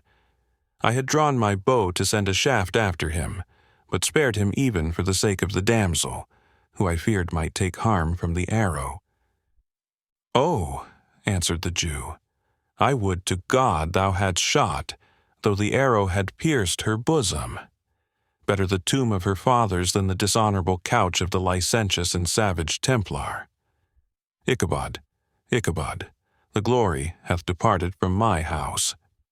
"Friends," said the chief, looking round, "the old man is but a Jew. Natheless his grief touches me. Deal uprightly with us, Isaac. Will paying this ransom of 1,000 crowns leave thee altogether penniless?" Isaac recalled to think of his worldly goods, the love of which, by dint of inveterate habit, contended even with his parental affection, grew pale, stammered, and could not deny there might be some small surplus. "Well, go to what though there be," said the outlaw. "We will not reckon with thee too closely. Without treasure, thou mayest as well hope to redeem thy child from the clutches of Sir Brian de Bois Guilbert as to shoot a stag royal with a headless shaft. We will take thee at the same ransom with Prior Aymer, or rather at 100 crowns lower, which 100 crowns shall be mine own peculiar loss, and not light upon this worshipful community. And so we shall avoid the heinous offense of rating a Jew merchant as high as a Christian prelate. And thou wilt have 600 crowns remaining to treat for thy daughter's ransom.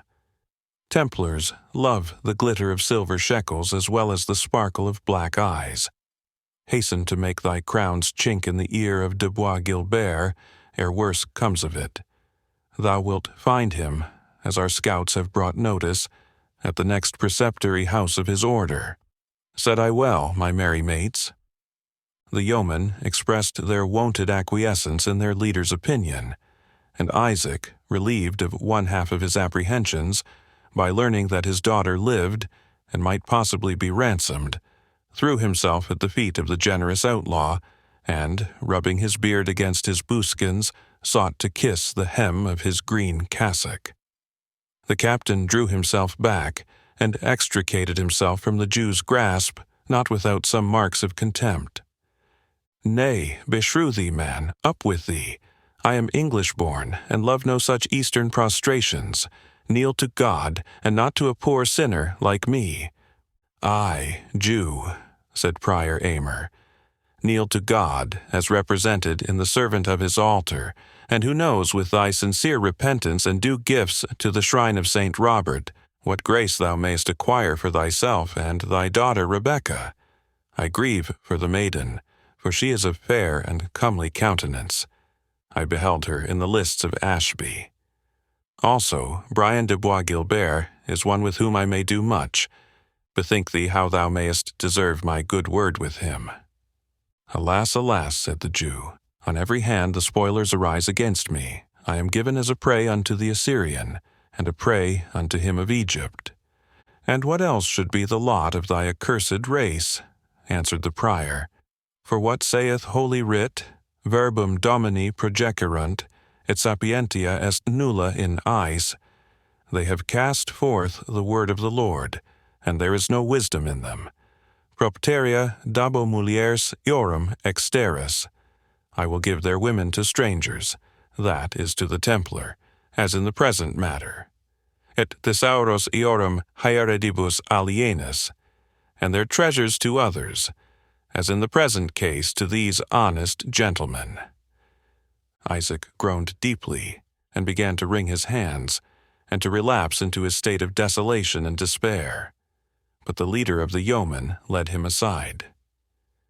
"Advise thee well, Isaac," said Locksley, "what thou wilt do in this matter. My counsel to thee is to make a friend of this churchman. He is vain, Isaac, and he is covetous. At least he needs money to supply his profusion. Thou canst easily gratify his greed, for think not that I am blinded by thy pretexts of poverty. I am intimately acquainted, Isaac, with the very iron chest in which thou dost keep thy money-bags. What? Know I not the great stone beneath the apple tree that leads into the vaulted chamber under thy garden at York?" The Jew grew as pale as death. "But fear nothing from me," continued the yeoman, "for we are of old acquainted. Dost thou not remember the sick yeoman whom thy fair daughter Rebecca redeemed from the gyves at York, and kept him in thy house till his health was restored, when thou didst dismiss him recovered, and with a piece of money? Usurer as thou art, thou didst never place coin at better interest than that poor silver mark, for it has this day saved thee 500 crowns. And thou art he whom we called Dickon Ben the Bow," said Isaac. "I thought ever I knew the accent of thy voice." "I am Bend the Bow," said the captain, "and Locksley, and have a good name besides all these. But thou art mistaken, good Ben the Bow, concerning that same vaulted apartment. So, help me heaven, as there is naught in it but some merchandises which I will gladly part with to you, 100 yards of Lincoln green to make doublets to thy men, and 100 staves of Spanish yew to make bows, and 100 silken bowstrings, tough, round, and sound. These will I send thee for thy good will, honest Dickon, and thou wilt keep silence about the vault, my good Dickon." "Silent as a dormouse," said the outlaw, "and never trust me, but I am grieved for thy daughter. But I may not help it, the Templars' lances are too strong for my archery in the open field. They would scatter us like dust. Had I but known it was Rebecca when she was borne off, something might have been done. But now thou must needs proceed by policy. Come, shall I treat for thee with the prior? In God's name, Dickon, and thou canst, aid me to recover the child of my bosom." "Do not thou interrupt me with thine ill-timed avarice," said the outlaw, "and I will deal with him in thy behalf." He then turned from the Jew, who followed him, however, as closely as his shadow. "Prior Aymer," said the captain, "come apart with me under this tree. Men say thou dost love wine, and a lady's smile, better than beseems thy order, Sir Priest. But with that I have naught to do. I have heard, too, thou dost love a brace of good dogs and a fleet horse, and it may well be that, loving things which are costly to come by, thou hatest not a purse of gold. But I have never heard that thou didst love oppression or cruelty. Now, here is Isaac willing to give thee the means of pleasure and pastime in a bag containing 100 marks of silver, if thy intercession with thine ally the Templar shall avail to procure the freedom of his daughter." "In safety and honor, as when taken from me," said the Jew. "Otherwise it is no bargain." "Peace, Isaac," said the outlaw, "or I give up thine interest. What say you to this my purpose, Prior Aymer?" The matter, quoth the prior, is of a mixed condition. For if I do a good deal on the one hand, yet on the other it goeth to the vantage of a Jew, and in so much is against my conscience. Yet if the Israelite will advantage the church by giving me somewhat over to the building of our dortour, I will take it on my conscience to aid him in the matter of his daughter. For a score of marks to the dortour, said the outlaw, be still, I say, Isaac, or for a brace of silver candlesticks to the altar, we will not stand with you. Nay, but good Dickon bend the bow, said Isaac, endeavoring to interpose. Good Jew, good beast, good earthworm, said the yeoman, losing patience, and thou dost go on to put thy filthy lucre in the balance with thy daughter's life and honor. By heaven, I will strip thee of every maravedi thou hast in the world before 3 days are out. Isaac shrunk together and was silent. And what pledge am I to have for all this? Said the prior. When Isaac returns successful through your mediation, said the outlaw, I swear by St. Hubert, I will see that he pays thee the money in good silver, or I will reckon with him for it in such sort, he had better have paid 20 such sums. Well then, Jew, said Aymer, since I must needs meddle in this matter, let me have the use of thy writing tablets, though, hold, rather than use thy pen, I would fast for 24 hours, and where shall I find one? If your holy scruples can dispense with using the Jew's tablets, for the pen I can find a remedy, said the yeoman, and, bending his bow, he aimed his shaft at a wild goose which was soaring over their heads, the advanced guard of a phalanx of his tribe, which were winging their way to the distant and solitary fens of Holderness. The bird came fluttering down, transfixed with the arrow. There, prior, said the captain, are quills enow to supply all the monks of Jorvaulx for the next 100 years, and they take not to writing chronicles. The prior sat down, and at great leisure indited an epistle to Brian de Bois Guilbert, and having carefully sealed up the tablets, delivered them to the Jew, saying, This will be thy safe conduct to the preceptory of Templestowe, and as I think is most likely to accomplish the delivery of thy daughter, if it be well backed with proffers of advantage and commodity at thine own hand. For, trust me well, the good knight Bois Guilbert is of their confraternity that do naught for naught.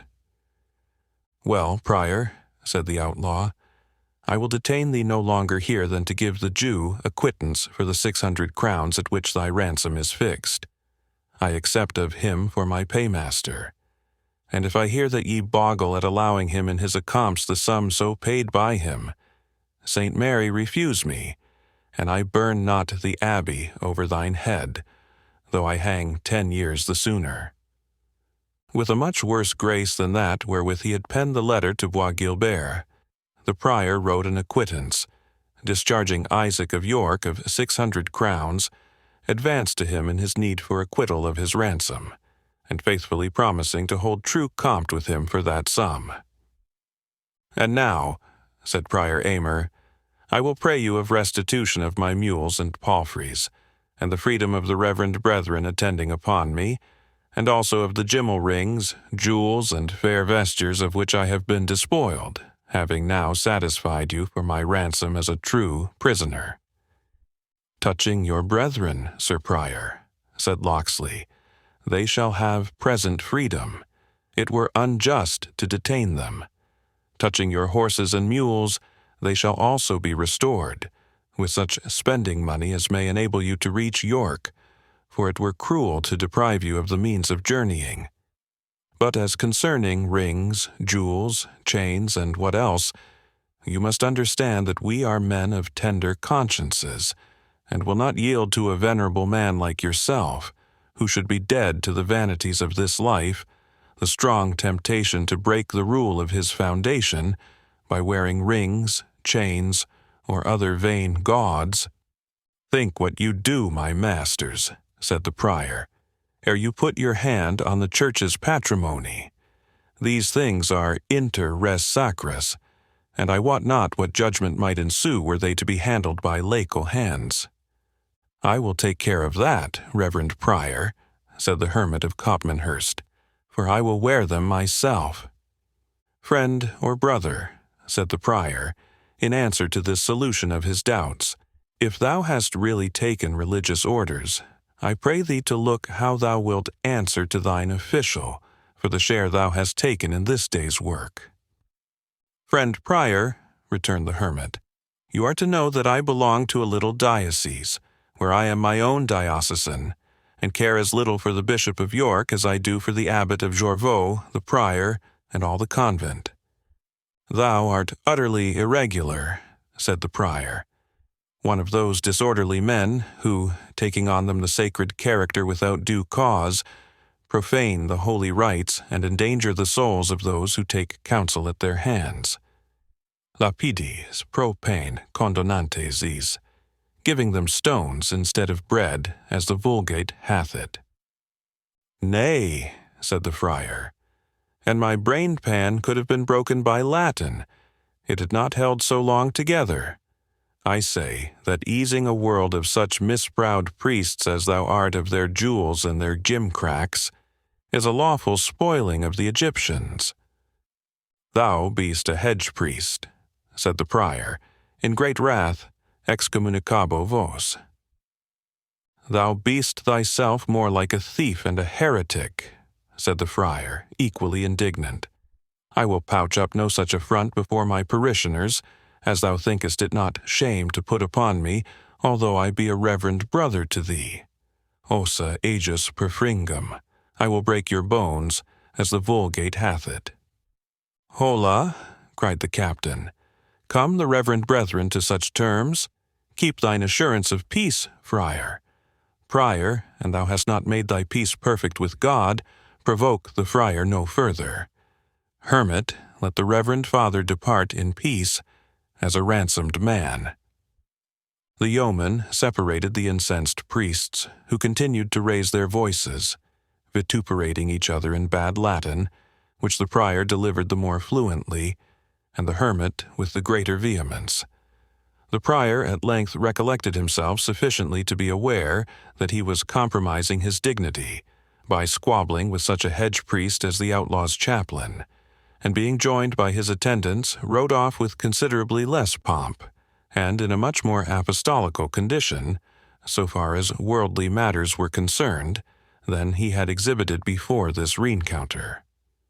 It remained that the Jew should produce some security for the ransom which he was to pay on the prior's account, as well as upon his own. He gave, accordingly, an order sealed with his signet, to a brother of his tribe at York, requiring him to pay to the bearer the sum of 1,000 crowns, and to deliver certain merchandises specified in the note.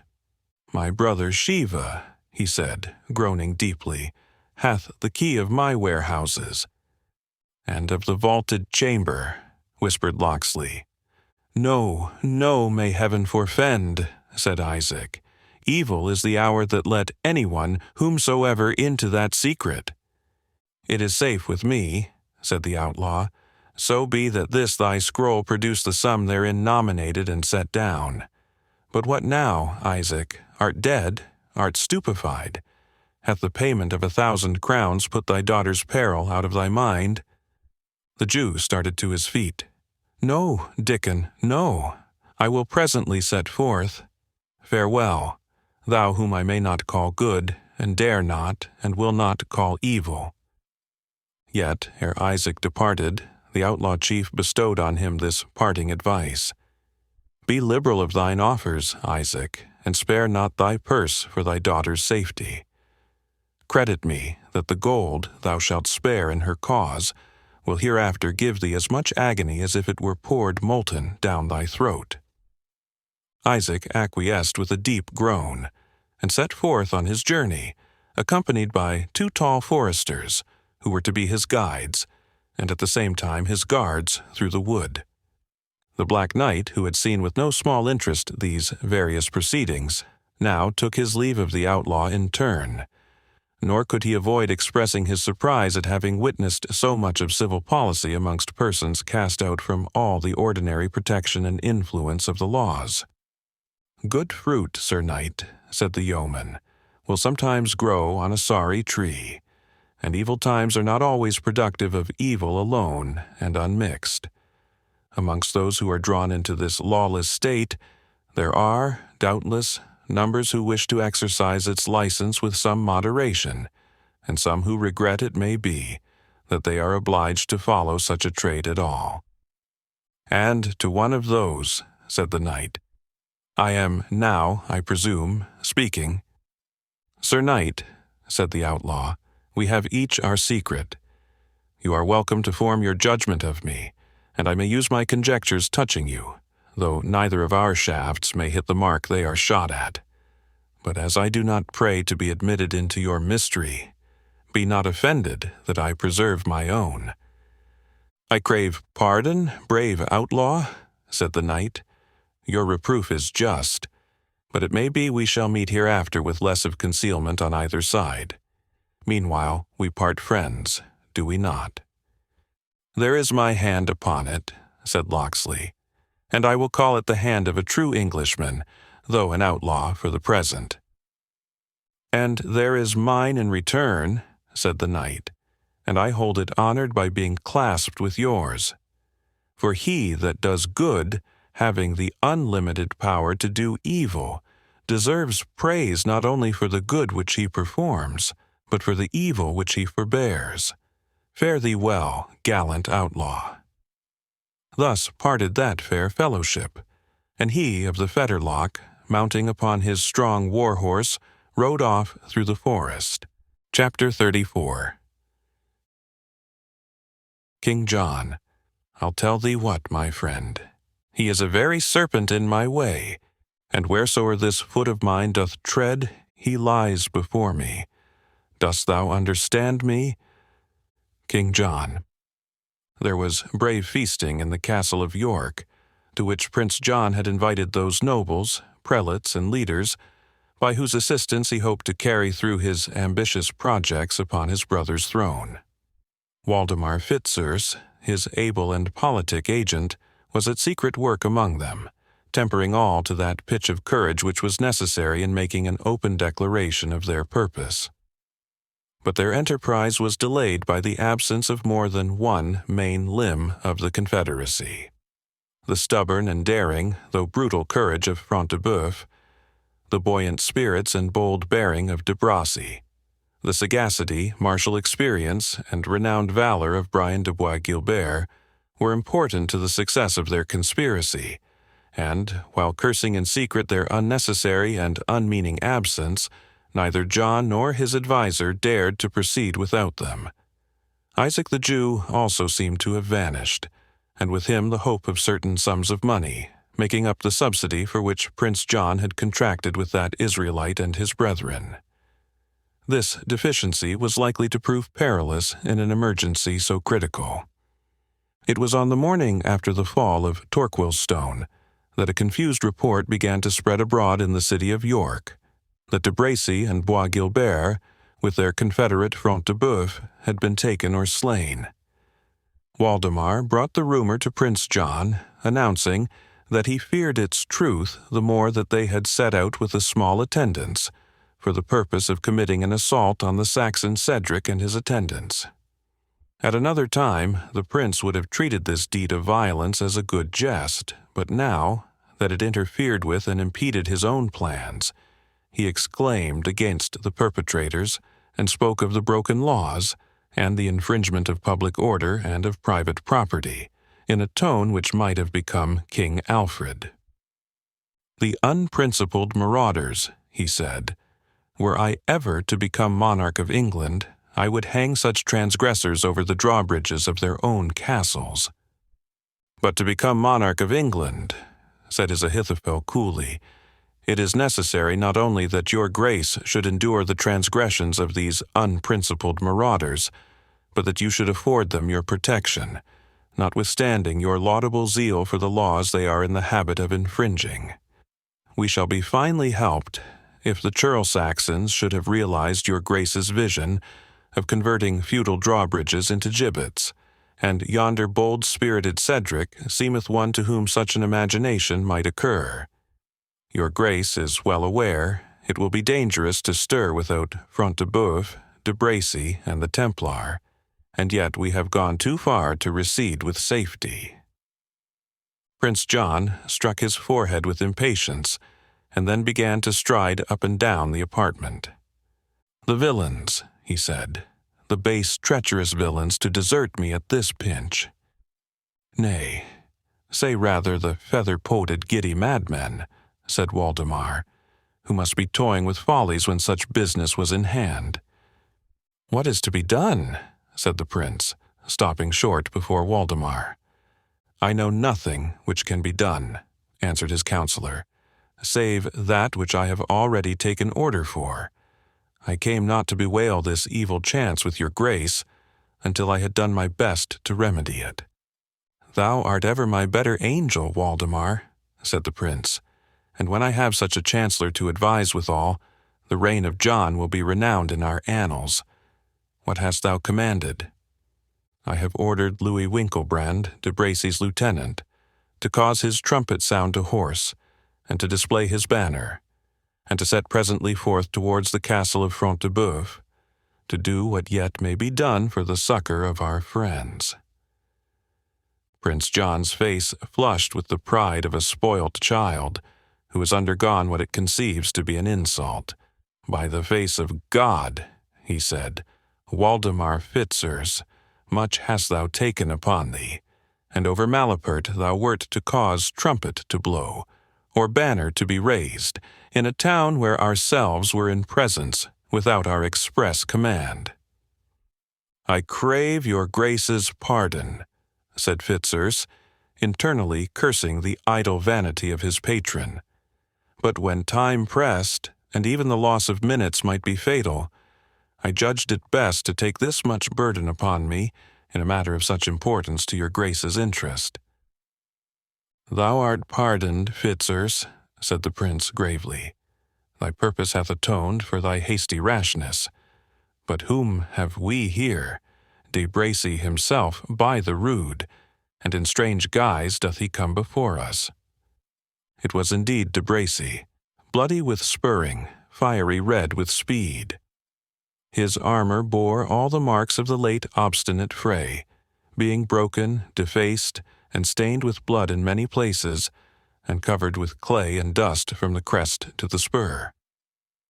Undoing his helmet, he placed it on the table, and stood a moment as if to collect himself before he told his news. "De Bracy," said Prince John, "what means this? Speak, I charge thee. Are the Saxons in rebellion?" "Speak, de Bracy," said Fitzurse, almost in the same moment with his master. "Thou wert wont to be a man. Where is the Templar? Where Front de Bœuf?" "The Templar is fled," said de Bracy. "Front de Bœuf you will never see more. He has found a red grave among the blazing rafters of his own castle, and I alone am escaped to tell you." "Cold news," said Waldemar. "To us, though you speak of fire and conflagration." "The worst news is not yet said," answered de Bracy. And coming up to Prince John, he uttered in a low and emphatic tone, "Richard is in England. I have seen and spoken with him." Prince John turned pale, tottered, and caught at the back of an oaken bench to support himself, much like to a man who receives an arrow in his bosom. "Thou ravest, de Bracy," said Fitzurse. "It cannot be." "It is as true as truth itself," said de Bracy. "I was his prisoner and spoke with him." "With Richard Plantagenet, sayest thou?" continued Fitzurse. "With Richard Plantagenet," replied de Bracy. "With Richard Coeur de Lion, with Richard of England." "And thou wert his prisoner?" said Waldemar. "He is then at the head of a power?" "No, only a few outlawed yeomen were around him, and to these his person is unknown. I heard him say he was about to depart from them. He joined them only to assist at the storming of Torquilstone." "Aye," said Fitzurse, "such is indeed the fashion of Richard. A true knight-errant he, and will wander in wild adventure, trusting the prowess of his single arm, like any Sir Guy or Sir Bevis, while the weighty affairs of his kingdom slumber, and his own safety is endangered. What dost thou propose to do, de Bracy?"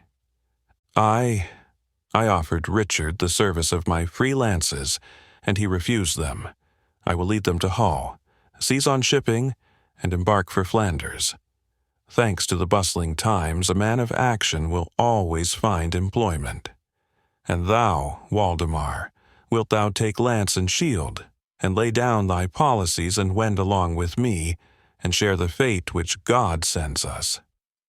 "I am too old, Maurice, and I have a daughter," answered Waldemar. "Give her to me, Fitzurse, and I will maintain her as fits her rank, with the help of lance and stirrup," said de Bracy. "Not so," answered Fitzurse. "I will take sanctuary in this church of St. Peter.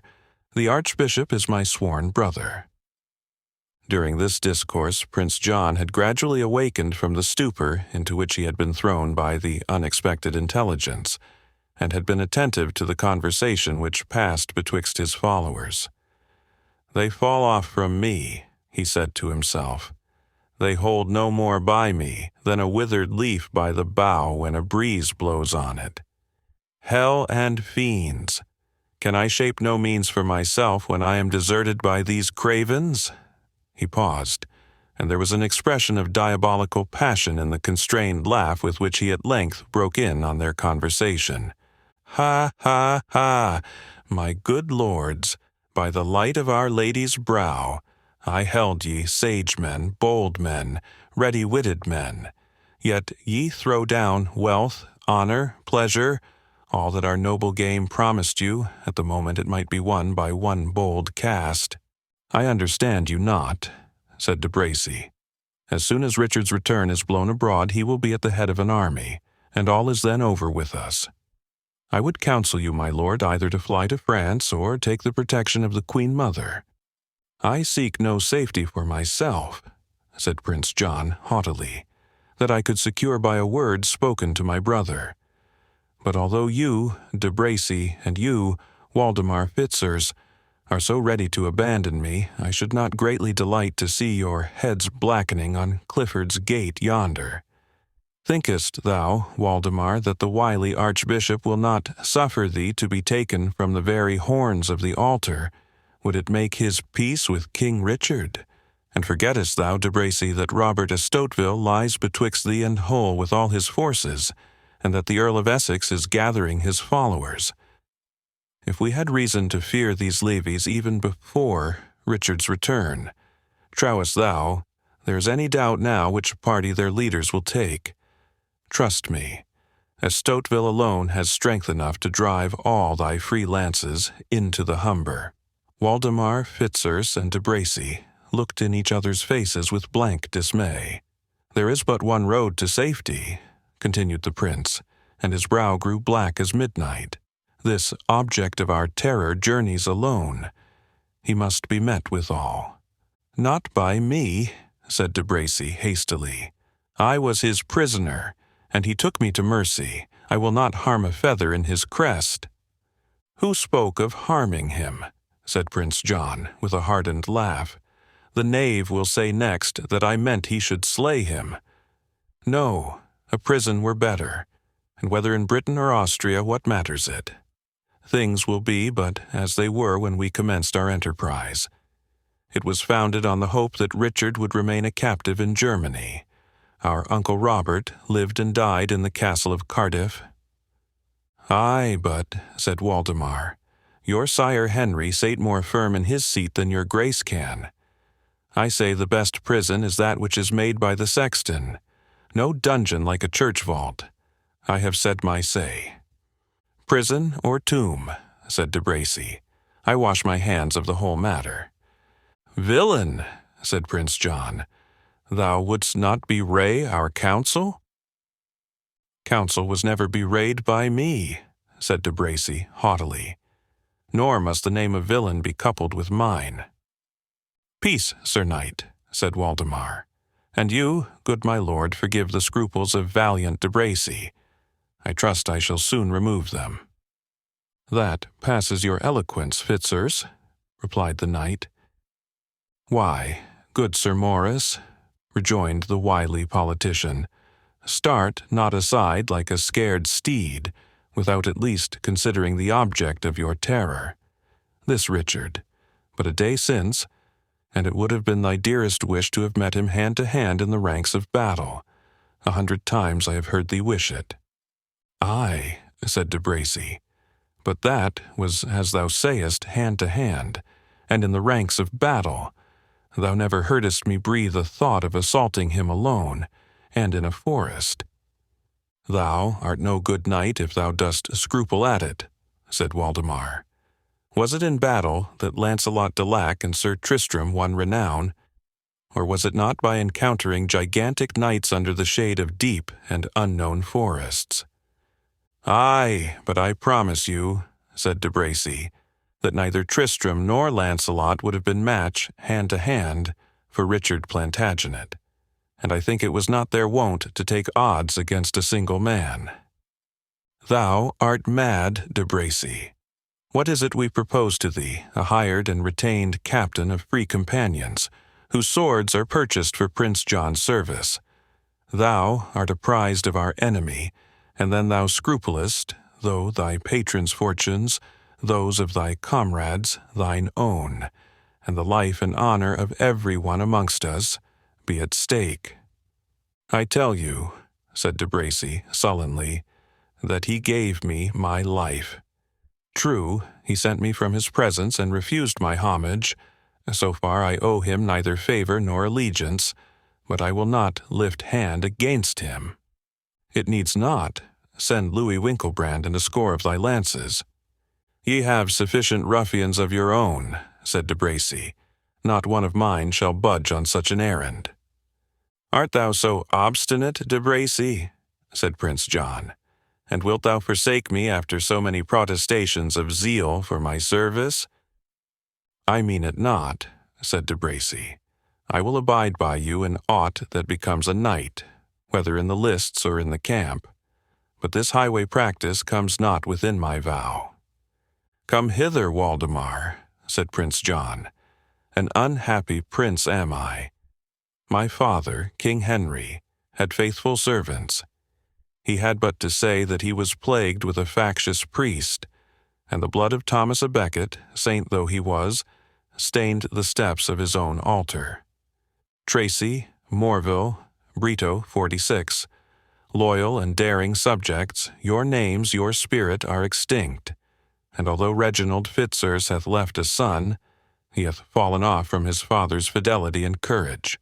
"He has fallen off from neither," said Waldemar Fitzers, "and since it may not better be, I will take on me the conduct of this perilous enterprise. Dearly, however, did my father purchase the praise of a zealous friend, and yet did his proof of loyalty to Henry fall far short of what I am about to afford, for rather would I assail a whole calendar of saints than put a spear in rest against Coeur de Lion. De Bracy, to thee I must trust to keep up the spirits of the doubtful, and to guard Prince John's person. If you receive such news as I trust to send you, our enterprise will no longer wear a doubtful aspect." "Page," he said, "hie to my lodgings and tell my armorer to be there in readiness, and bid Stephen Wetherell, Broad Thorsby, and the 3 spears of Spyinghow come to me instantly, and let the scoutmaster Hugh Barden attend me also. Adieu, my prince, till better times." Thus speaking, he left the apartment. "He goes to make my brother prisoner," said Prince John to de Bracy, with as little touch of compunction as if it but concerned the liberty of a Saxon franklin. "I trust he will observe our orders and use our dear Richard's person with all due respect." De Bracy only answered by a smile. "By the light of Our Lady's brow," said Prince John, "our orders to him were most precise, though it may be you heard them not, as we stood together in the oriel window. Most clear and positive was our charge that Richard's safety should be cared for, and woe to Waldemar's head if he transgress it. I had better pass to his lodgings, said de Bracy, and make him fully aware of your grace's pleasure, for, as it quite escaped my ear, it may not perchance have reached that of Waldemar. Nay, nay, said Prince John impatiently.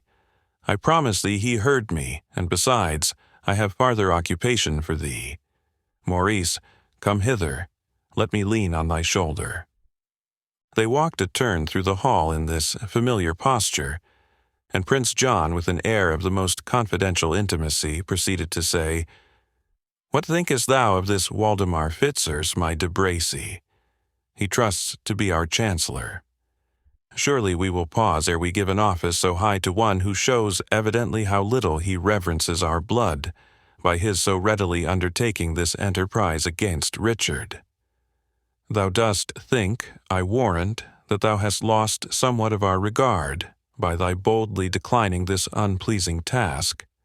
But no, Maurice, I rather honor thee for thy virtuous constancy.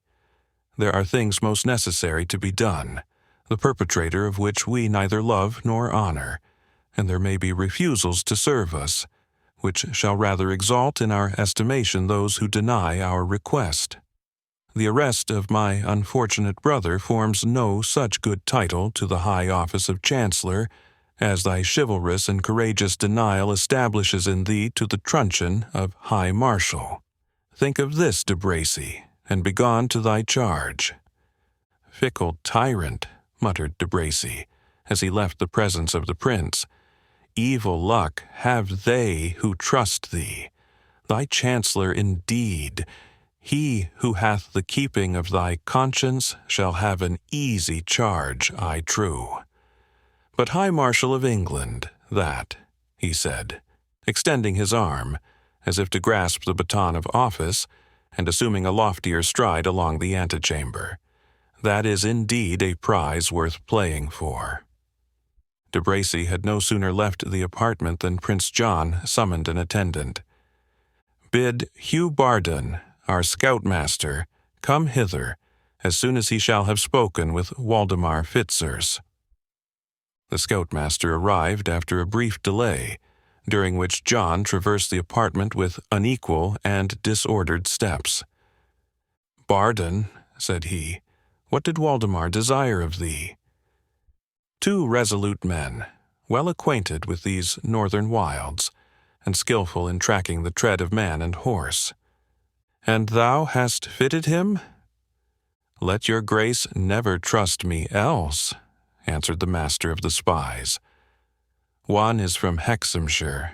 He is wont to trace the Tynedale and Teviotdale thieves, as a bloodhound follows the slot of a hurt deer. The other is Yorkshire bred, and has twanged his bowstring right oft in merry Sherwood.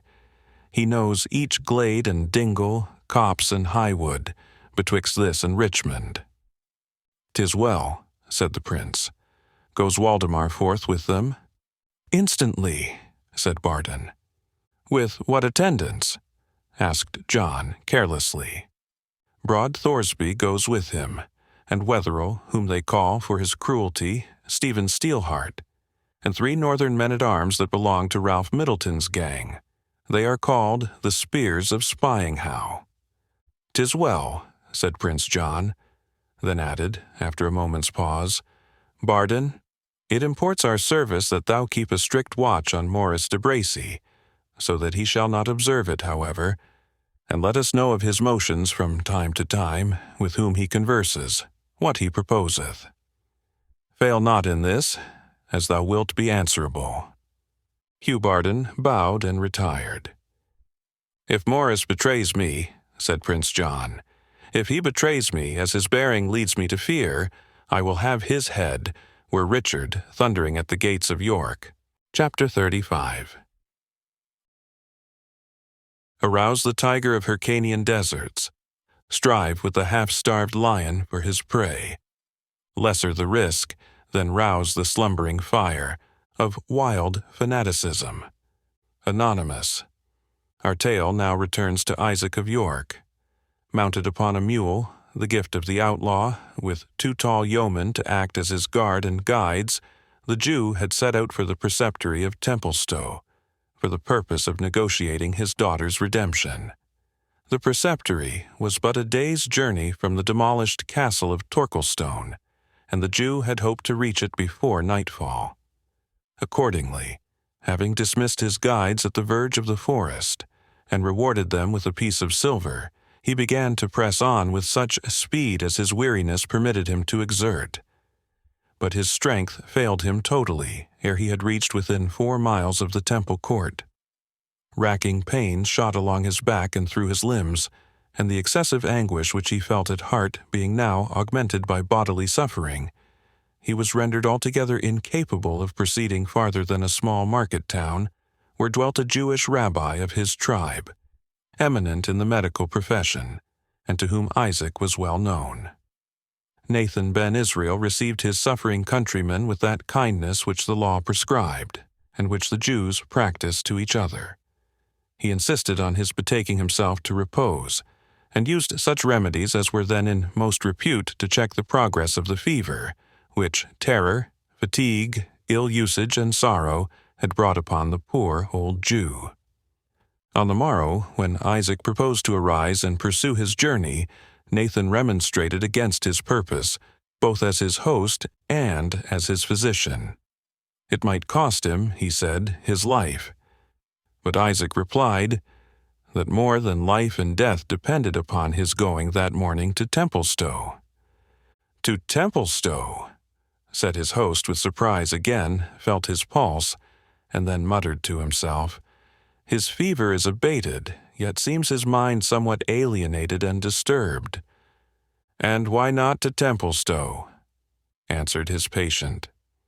"I grant thee, Nathan, that it is a dwelling of those to whom the despised children of the promise are a stumbling block and an abomination. Yet thou knowest that pressing affairs of traffic sometimes carry us among these bloodthirsty Nazarene soldiers, and that we visit the preceptories of the Templars, as well as the commanderies of the Knights Hospitallers, as they are called." "I know it well," said Nathan, "but wottest thou that Lucas de Beaumanoir, the chief of their order, and whom they term Grand Master, is now himself at Templestowe?" "I know it not," said Isaac. "Our last letters from our brethren at Paris advised us that he was at that city, beseeching Philip for aid against the Sultan Saladin.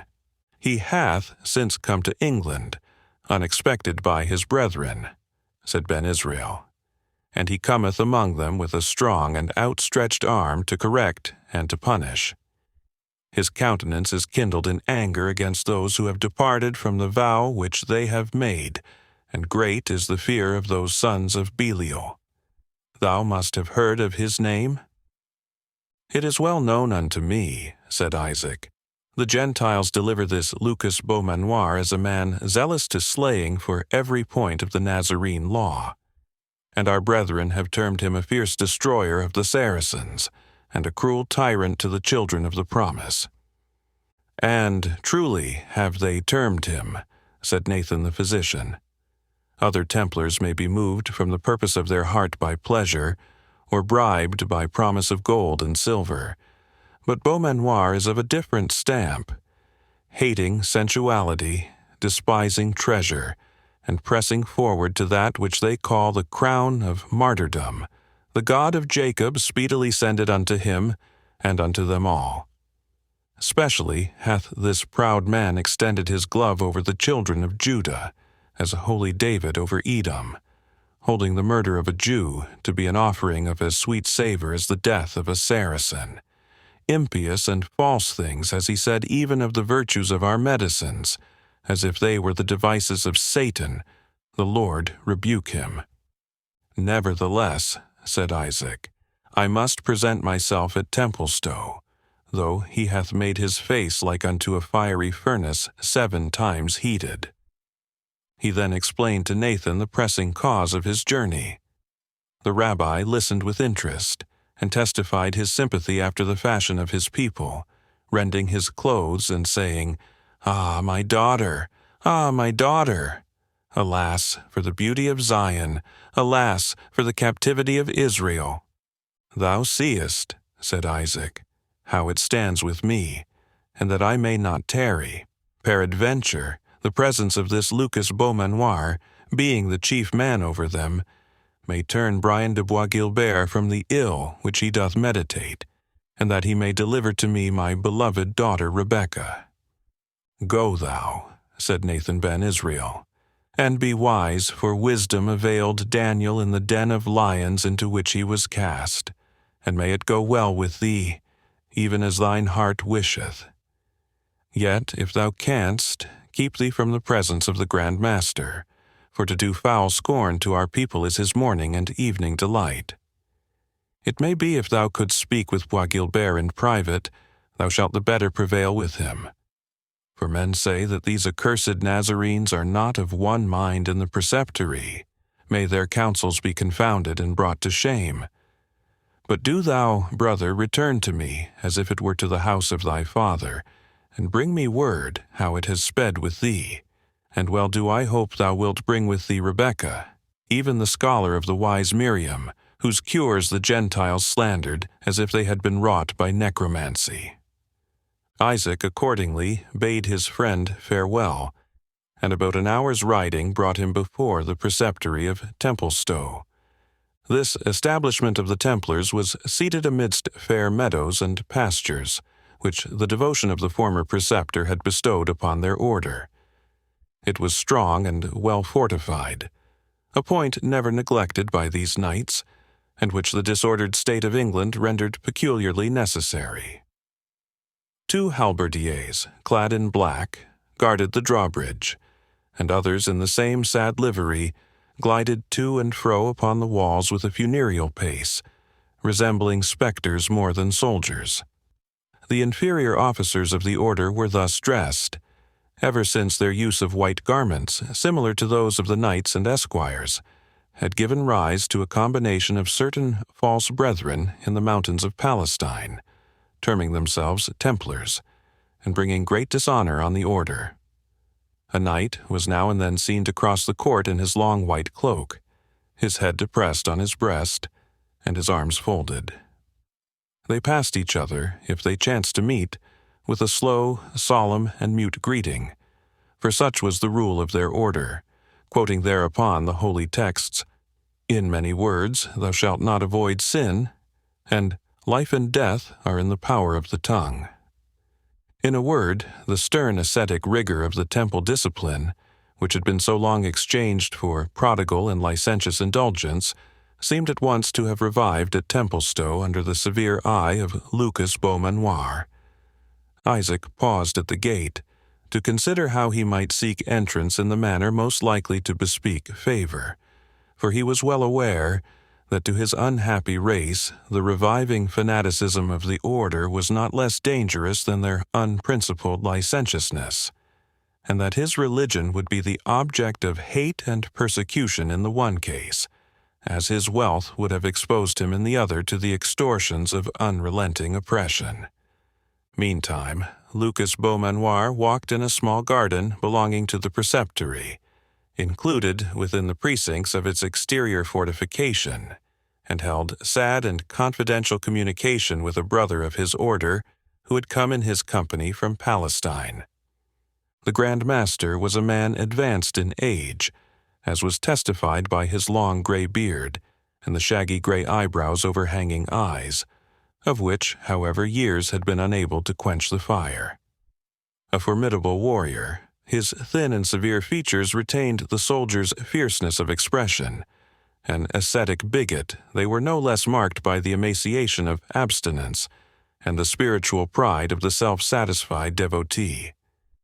Yet, with these severer traits of physiognomy, there was mixed somewhat striking and noble, arising, doubtless, from the great part which his high office called upon him to act among monarchs and princes, and from the habitual exercise of supreme authority over the valiant and high-born knights who were united by the rules of the order. His stature was tall, and his gait, undepressed by age and toil, was erect and stately. His white mantle was shaped with severe regularity, according to the rule of Saint Bernard himself, being composed of what was then called burl cloth, exactly fitted to the size of the wearer, and bearing on the left shoulder the octangular cross peculiar to the order, formed of red cloth. No vair or ermine decked this garment, but in respect of his age, the Grand Master, as permitted by the rules, wore his doublet lined and trimmed with the softest lambskin, dressed with the wool outwards, which was the nearest approach he could regularly make to the use of fur, then the greatest luxury of dress. In his hand he bore that singular abacus, or staff of office, with which Templars are usually represented, having at the upper end a round plate, on which was engraved the cross of the order, inscribed within a circle or orle, as heralds term it. His companion, who attended on this great personage, had nearly the same dress in all respects, but his extreme deference towards his superior showed that no other equality subsisted between them. The preceptor, for such he was in rank, walked not in a line with the Grand Master, but just so far behind that Beaumanoir could speak to him without turning round his head.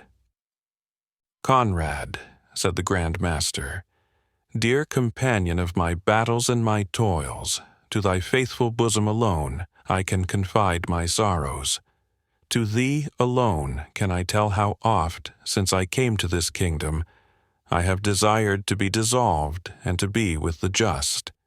Not one object in England hath met mine eye which it could rest upon with pleasure, save the tombs of our brethren, beneath the massive roof of our temple church in yonder proud capital. O valiant Robert de Ros, did I exclaim internally, as I gazed upon these good soldiers of the cross, where they lie sculptured on their sepulchres.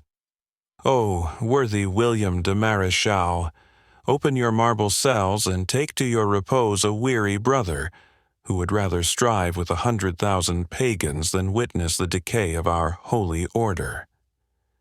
"It is but true," answered Conrad Montfichet. "It is but too true, and the irregularities of our brethren in England are even more gross than those in France." "Because they are more wealthy," answered the Grand Master. "Bear with me, brother, although I should something vaunt myself. Thou knowest the life I have led, keeping each point of my order, striving with devils embodied and disembodied, striking down the roaring lion, who goeth about seeking whom he may devour, like a good knight and devout priest, wheresoever I met with him, even as blessed Saint Bernard hath prescribed to us in the 45th capital of our rule, ut Leo semper feriatur. But by the holy temple, the zeal which hath devoured my substance and my life, yea, the very nerves and marrow of my bones, by that very holy temple I swear to thee that, save thyself and some few that still retain the ancient severity of our order, I look upon no brethren whom I can bring my soul to embrace under that holy name. What say our statutes, and how do our brethren observe them? They should wear no vain or worldly ornament, no crest upon their helmet, no gold upon stirrup or bridle bit. Yet who now go pranked out so proudly and so gaily as the poor soldiers of the temple? They are forbidden by our statutes to take one bird by means of another, to shoot beasts with bow or arblast, to halloo to a hunting horn, or to spur the horse after game. But now, at hunting and hawking, and each idle sport of wood and river, who so prompt as the Templars in all these fond vanities? They are forbidden to read, save what their superior permitted, or listen to what is read, save such holy things as may be recited aloud during the hours of refaction. But lo, their ears are at the command of idle minstrels, and their eyes study empty romance. They were commanded to extirpate magic and heresy. Lo, they are charged with studying the accursed cabalistical secrets of the Jews and the magic of the Paynim Saracens. Simpleness of diet was prescribed to them, roots, pottage, gruels, eating flesh but thrice a week, because the accustomed feeding on flesh is a dishonorable corruption of the body. And behold, their tables groan under delicate fare.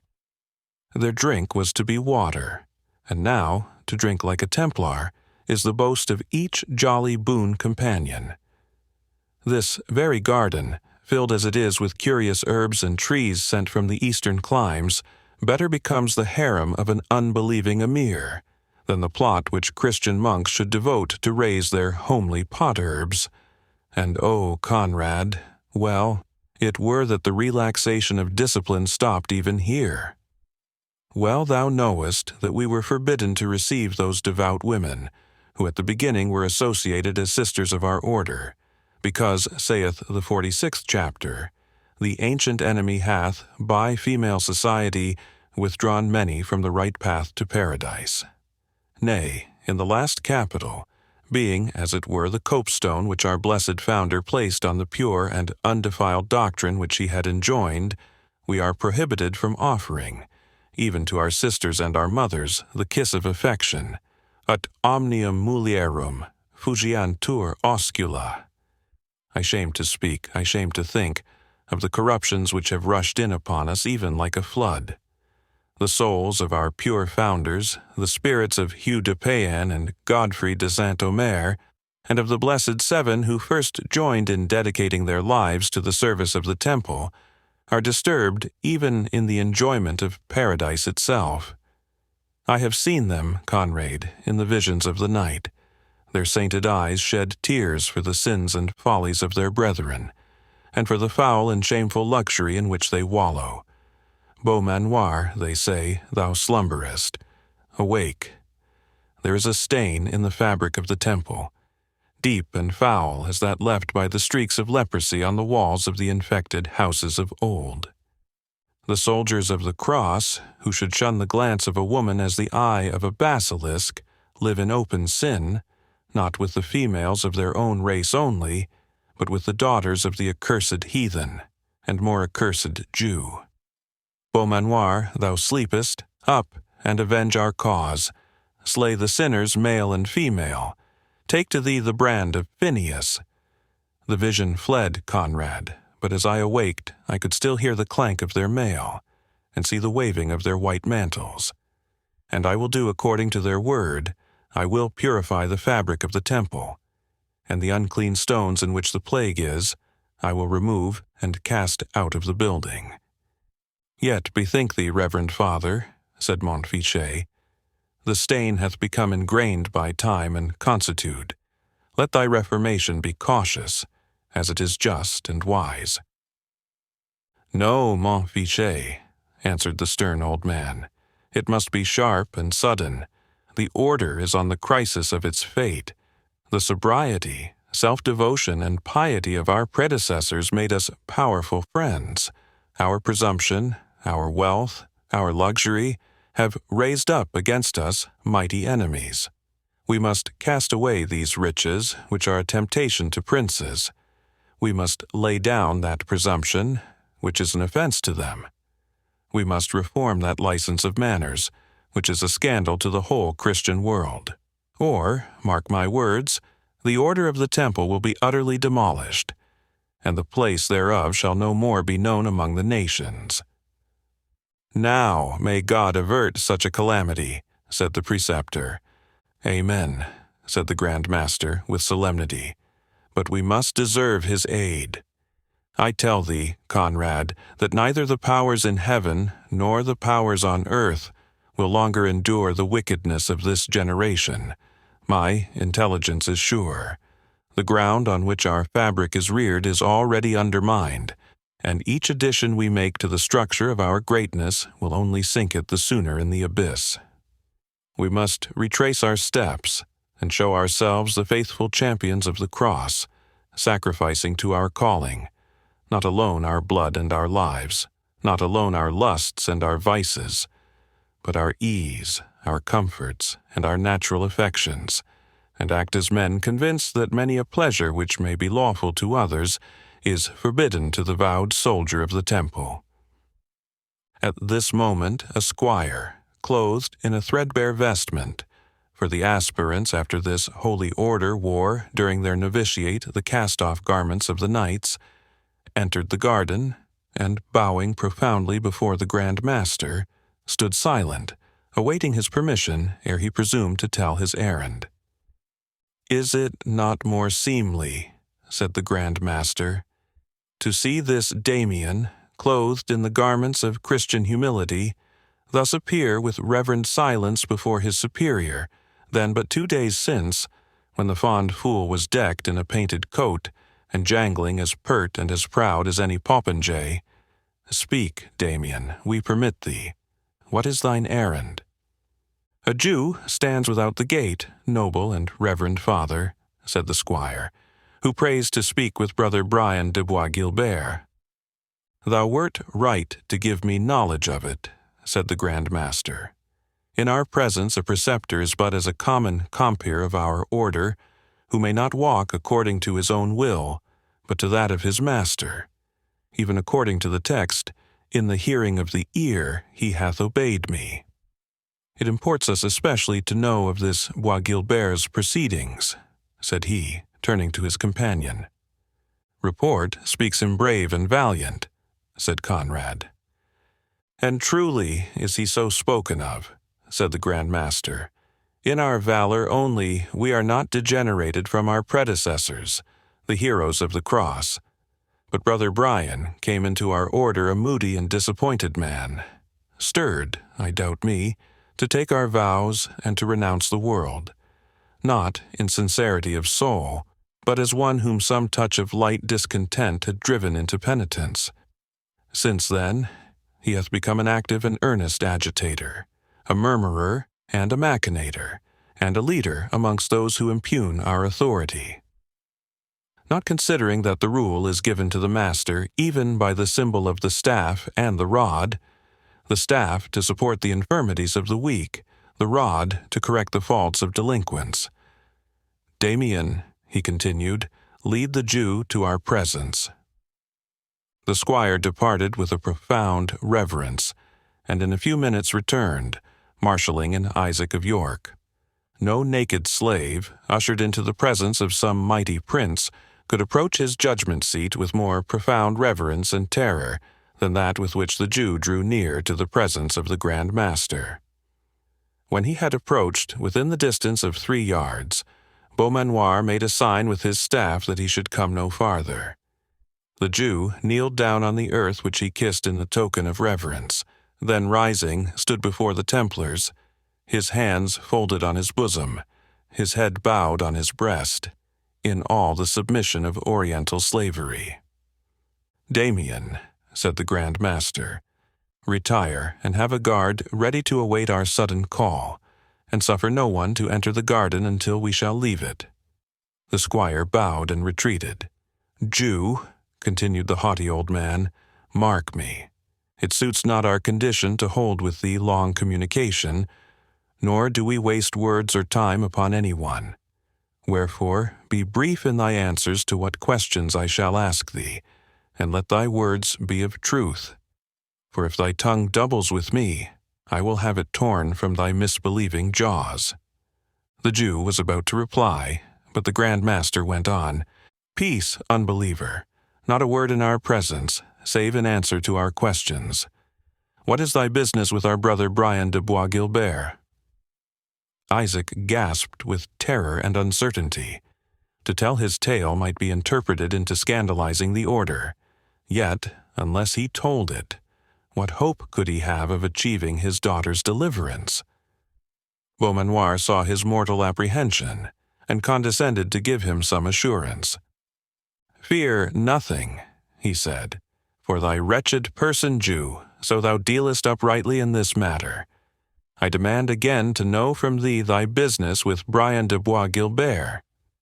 "I am bearer of a letter," stammered out the Jew, "so please your reverend valor to that good knight, from Prior Aymer of the Abbey of Jorvaux." "Said I not these were evil times, Conrad?" said the master. "A Cistercian prior sends a letter to a soldier of the temple, and can find no more fitting messenger than an unbelieving Jew. Give me the letter."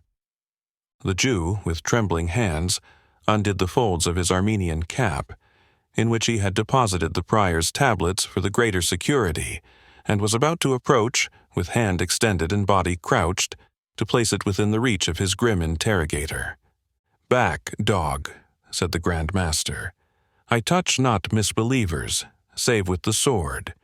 Conrad, take thou the letter from the Jew, and give it to me."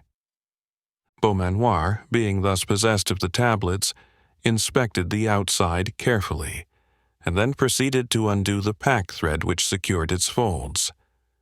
"Reverend Father," said Conrad, interposing, though with much deference, "wilt thou break the seal?" "And will I not?" said Beaumanoir with a frown. "Is it not written in the 42nd capital, De Lectione Literarum, that a Templar shall not receive a letter, no, not from his father, without communicating the same to the Grand Master, and reading it in his presence?" He then perused the letter in haste, with an expression of surprise and horror, read it over again more slowly, then, holding it out to Conrad with one hand, and slightly striking it with the other, exclaimed, "Here is goodly stuff for one Christian man to write to another, and both members, and no inconsiderable members of religious professions. When," said he solemnly, and looking upward, "wilt thou come with thy fanners to purge the thrashing floor?" Montfichet took the letter from his superior, and was about to peruse it. "Read it aloud, Conrad," said the Grand Master, "and do thou," to Isaac, "attend to the purport of it, for we will question thee concerning it."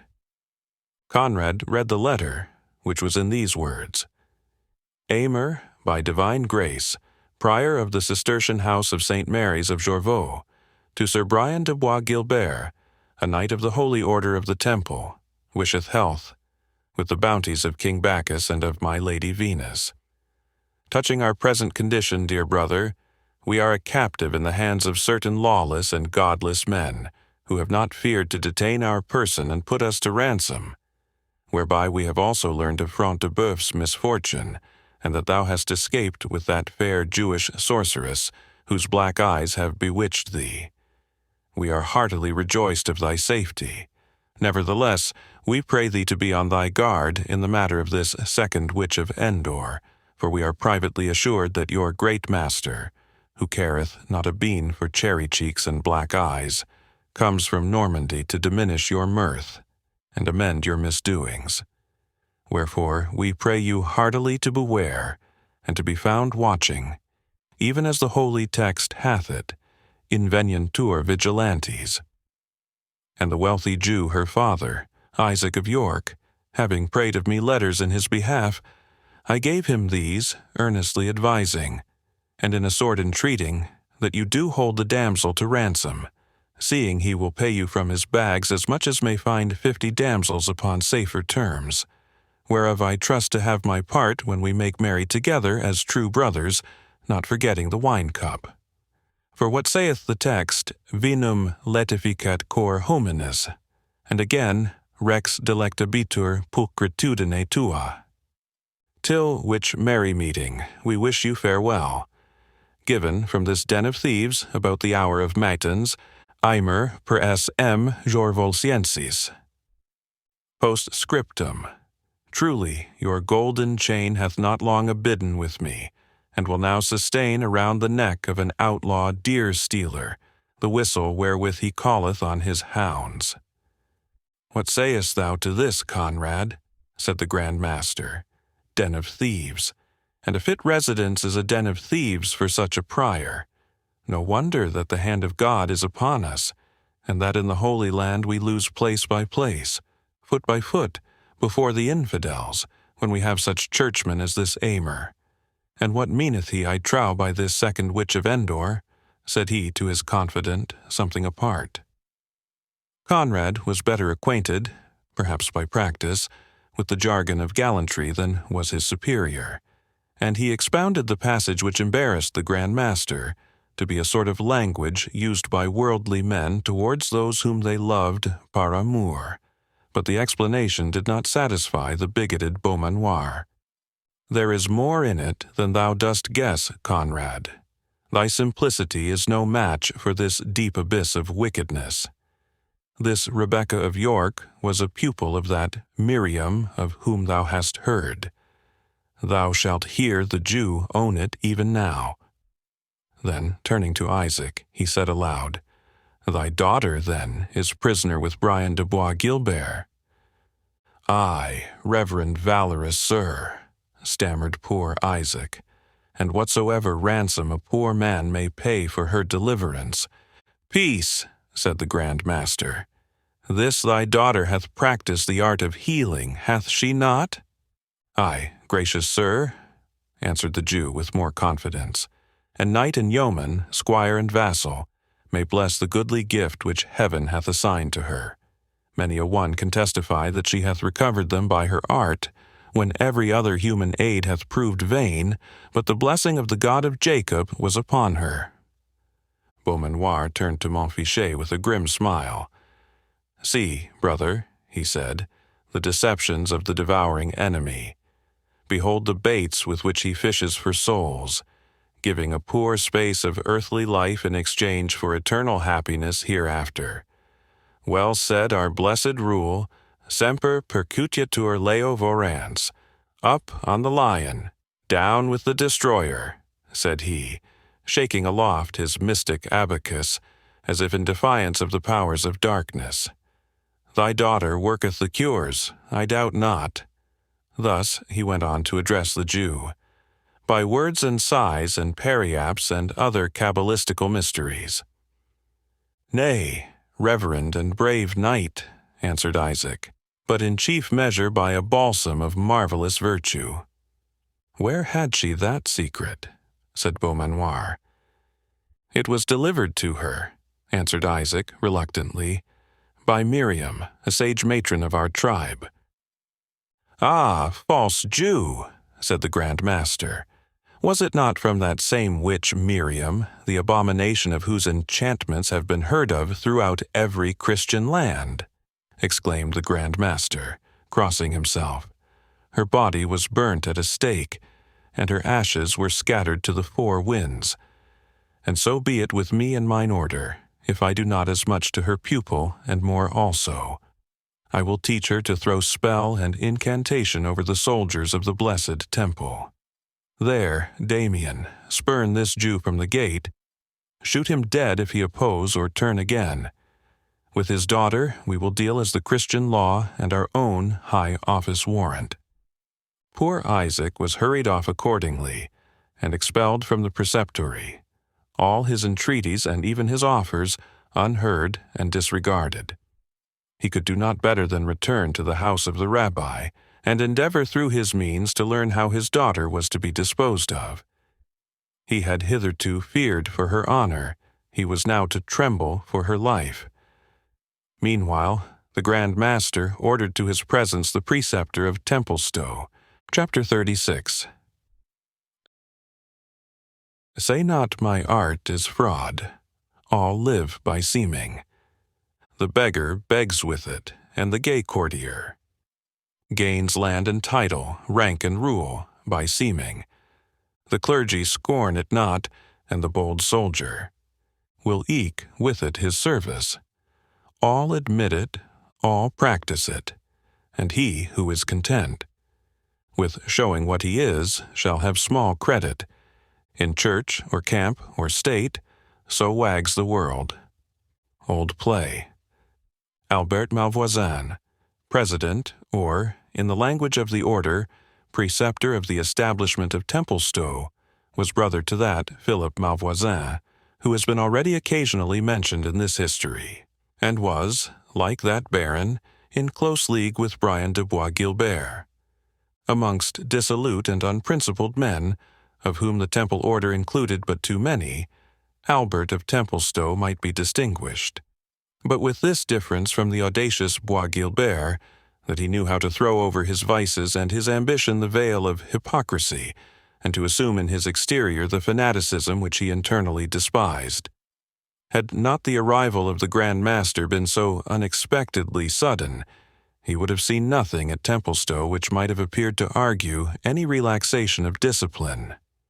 And, even although surprised, and to a certain extent detected, Albert Malvoisin listened with such respect and apparent contrition to the rebuke of his superior, and made such haste to reform the particulars he censured, succeeded, in fine, so well in giving an air of ascetic devotion to a family which had been lately devoted to license and pleasure, that Lucas Beaumanoir began to entertain a higher opinion of the preceptor's morals than the first appearance of the establishment had inclined him to adopt.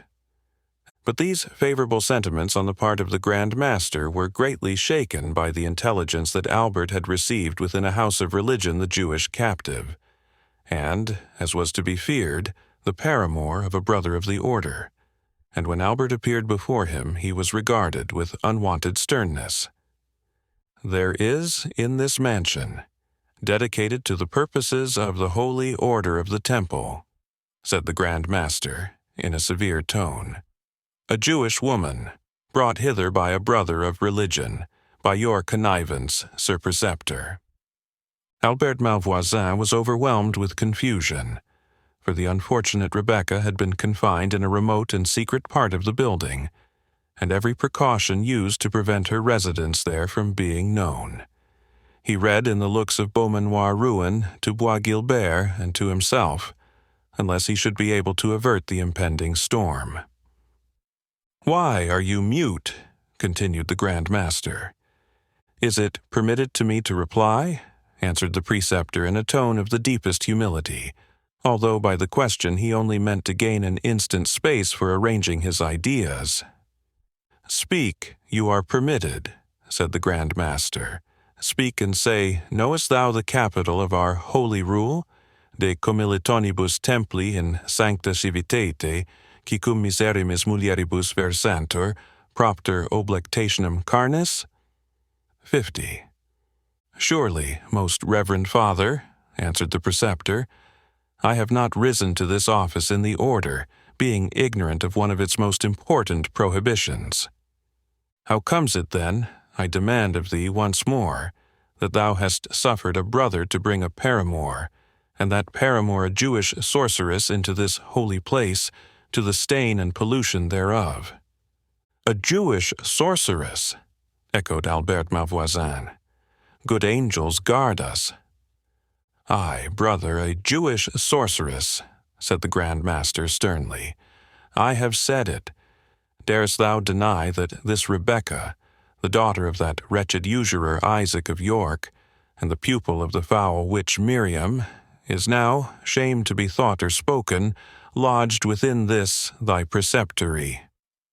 "Your wisdom, reverend Father," answered the preceptor, "hath rolled away the darkness from my understanding. Much did I wonder that so good a knight as Brian de Bois Guilbert seemed so fondly besotted on the charms of this female, whom I received into this house merely to place a bar betwixt their growing intimacy, which else might have been cemented at the expense of the fall of our valiant and religious brother."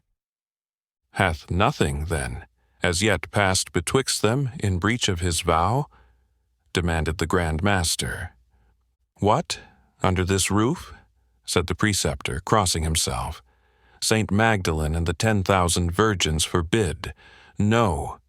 If I have sinned in receiving her here, it was in the erring thought that I might thus break off our brother's besotted devotion to this Jewess, which seemed to me so wild and unnatural, that I could not but ascribe it to some touch of insanity, more to be cured by pity than reproof.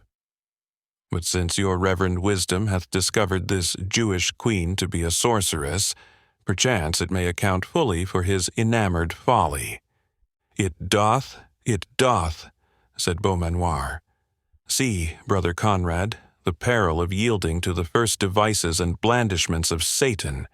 We look upon woman only to gratify the lust of the eye, and to take pleasure in what men call her beauty, and the ancient enemy, the devouring lion, obtains power over us to complete by talisman and spell a work which was begun by idleness and folly. It may be that our brother Bois Guilbert does in this matter deserve rather pity than severe chastisement, rather the support of the staff than the strokes of the rod, and that our admonitions and prayers may turn him from his folly and restore him to his brethren. It were deep pity, said Conrad Montfichet, to lose to the order one of its best lances, when the Holy Community most requires the aid of its sons. 300 Saracens hath this Brian de Bois Guilbert slain with his own hand. The blood of these accursed dogs, said the Grand Master, shall be a sweet and acceptable offering to the saints and angels whom they despise and blaspheme, and with their aid will we counteract the spells and charms with which our brother is entwined as in a net. He shall burst the bands of this Delilah, as Samson burst the 2 new cords with which the Philistines had bound him, and shall slaughter the infidels, even heaps upon heaps. But concerning this foul witch, who hath flung her enchantments over a brother of the holy temple, assuredly she shall die the death. But the laws of England, said the preceptor, who, though delighted that the Grand Master's resentment, thus fortunately averted from himself and Bois Guilbert, had taken another direction, began now to fear he was carrying it too far. The laws of England, interrupted Beaumanoir, permit and enjoin each judge to execute justice within his own jurisdiction. The most petty baron may arrest, try, and condemn a witch found within his own domain. And shall that power be denied to the Grand Master of the Temple within a preceptory of his order? No, we will judge and condemn. The witch shall be taken out of the land, and the wickedness thereof shall be forgiven. Prepare the castle hall for the trial of the sorceress. Albert Malvoisin bowed and retired, not to give directions for preparing the hall, but to seek out Brian de Bois Guilbert, and communicate to him how matters were likely to terminate. It was not long ere he found him, foaming with indignation at a repulse he had anew sustained from the fair Jewess. The unthinking, he said, the ungrateful, to scorn him who, amidst blood and flames, would have saved her life at the risk of his own. By heaven, Malvoisin, I abode until roof and rafters crackled and crashed around me. I was the butt of 100 arrows.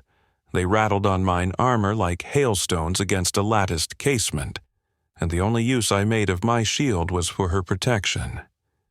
This did I endure for her, and now the self-willed girl upbraids me that I did not leave her to perish, and refuses me not only the slightest proof of gratitude, but even the most distant hope that ever she will be brought to grant any. The devil, that possessed her race with obstinacy, has concentrated its full force in her single person. The devil, said the preceptor, I think, possessed you both. How oft have I preached to you caution, if not continence? Did I not tell you that there were enough willing Christian damsels to be met with, who would think it sin to refuse so brave a knight le don d'amoureux merci, and you must needs anchor your affection on a willful, obstinate Jewess? By the Mass, I think old Lucas Beaumanoir guesses right, when he maintains she hath cast a spell over you. Lucas Beaumanoir, said Bois Guilbert reproachfully, are these your precautions, Malvoisin? Hast thou suffered the dotard to learn that Rebecca is in the preceptory? How could I help it? Said the preceptor. I neglected nothing that could keep secret your mystery. But it is betrayed, and whether by the devil or no, the devil only can tell. But I have turned the matter as I could. You are safe if you renounce Rebecca. You are pitied, the victim of magical delusion. She is a sorceress, and must suffer as such. She shall not, by heaven, said Bois Guilbert. By heaven she must and will, said Malvoisin. Neither you nor anyone else can save her. Lucas Beaumanoir hath settled that the death of a Jewess will be a sin offering sufficient to atone for all the amorous indulgences of the Knights Templars, and thou knowest he hath both the power and will to execute so reasonable and pious a purpose. Will future ages believe that such stupid bigotry ever existed? Said Bois Guilbert, striding up and down the apartment. What they may believe, I know not, said Malvoisin calmly, but I know well that in this our day clergy and laymen, take 99 to the 100, will cry Amen to the Grand Master's sentence. I have it, said Bois Guilbert. Albert, thou art my friend. Thou must connive at her escape, Malvoisin, and I will transport her to some place of greater security and secrecy. I cannot, if I would, replied the preceptor. The mansion is filled with the attendants of the Grand Master, and others who are devoted to him. And, to be frank with you, brother, I would not embark with you in this matter, even if I could hope to bring my bark to haven. I have risked enough already for your sake. I have no mind to encounter a sentence of degradation, or even to lose my preceptory for the sake of a painted piece of Jewish flesh and blood.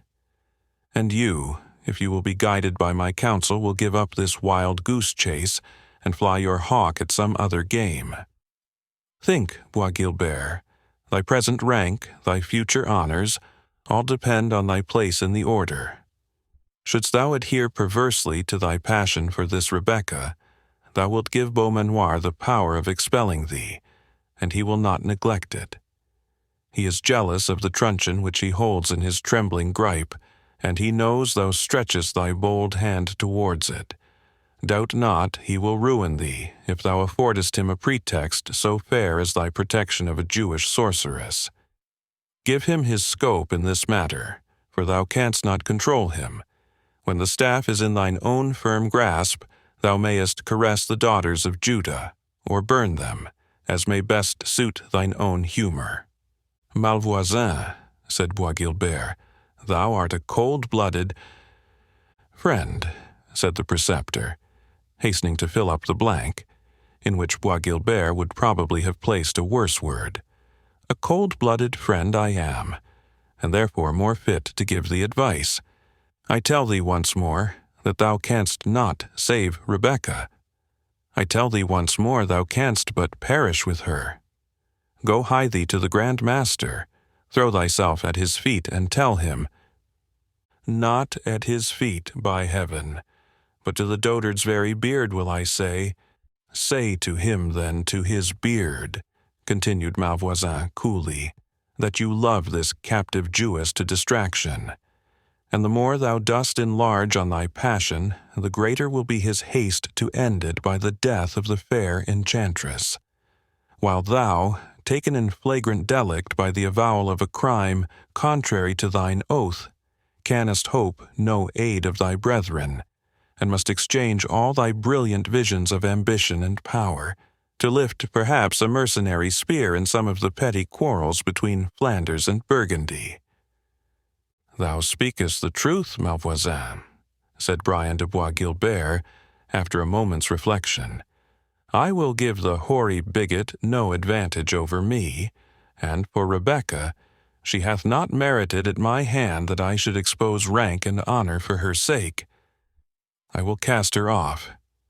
Yes, I will leave her to her fate unless— Qualify not thy wise and necessary resolution, said Malvoisin. Women are but the toys which amuse our lighter hours. Ambition is the serious business of life. Perish 1,000 such frail baubles as this Jewess. Before thy manly step pause in the brilliant career that lies stretched before thee. For the present we part, nor must we be seen to hold close conversation. I must order the hall for his judgment seat. What? Said Bois Guilbert. So soon? Aye, replied the preceptor. Trial moves rapidly on when the judge has determined the sentence beforehand. Rebecca, said Bois Guilbert when he was left alone, thou art like to cost me dear. Why cannot I abandon thee to thy fate, as this calm hypocrite recommends? One effort will I make to save thee, but beware of ingratitude. For if I am again repulsed, my vengeance shall equal my love. The life and honor of Bois Guilbert must not be hazarded, where contempt and reproaches are his only reward." The preceptor had hardly given the necessary orders, when he was joined by Conrad Montfichet, who acquainted him with the Grand Master's resolution to bring the Jewess to instant trial for sorcery. "It is surely a dream," said the preceptor. "We have many Jewish physicians, and we call them not wizards, though they work wonderful cures." "The Grand Master thinks otherwise," said Montfichet. "And, Albert, I will be upright with thee. Wizard or not, it were better that this miserable damsel die than that Brian de Bois Guilbert should be lost to the order, or the order divided by internal dissension. Thou knowest his high rank, his fame in arms.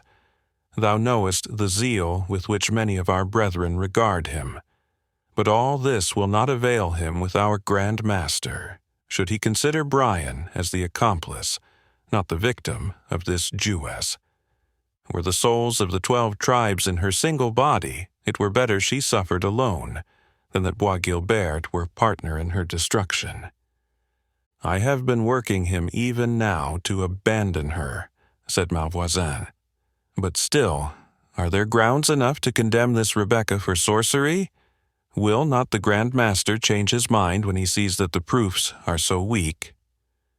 "They must be strengthened, Albert," replied Montfichet. "They must be strengthened.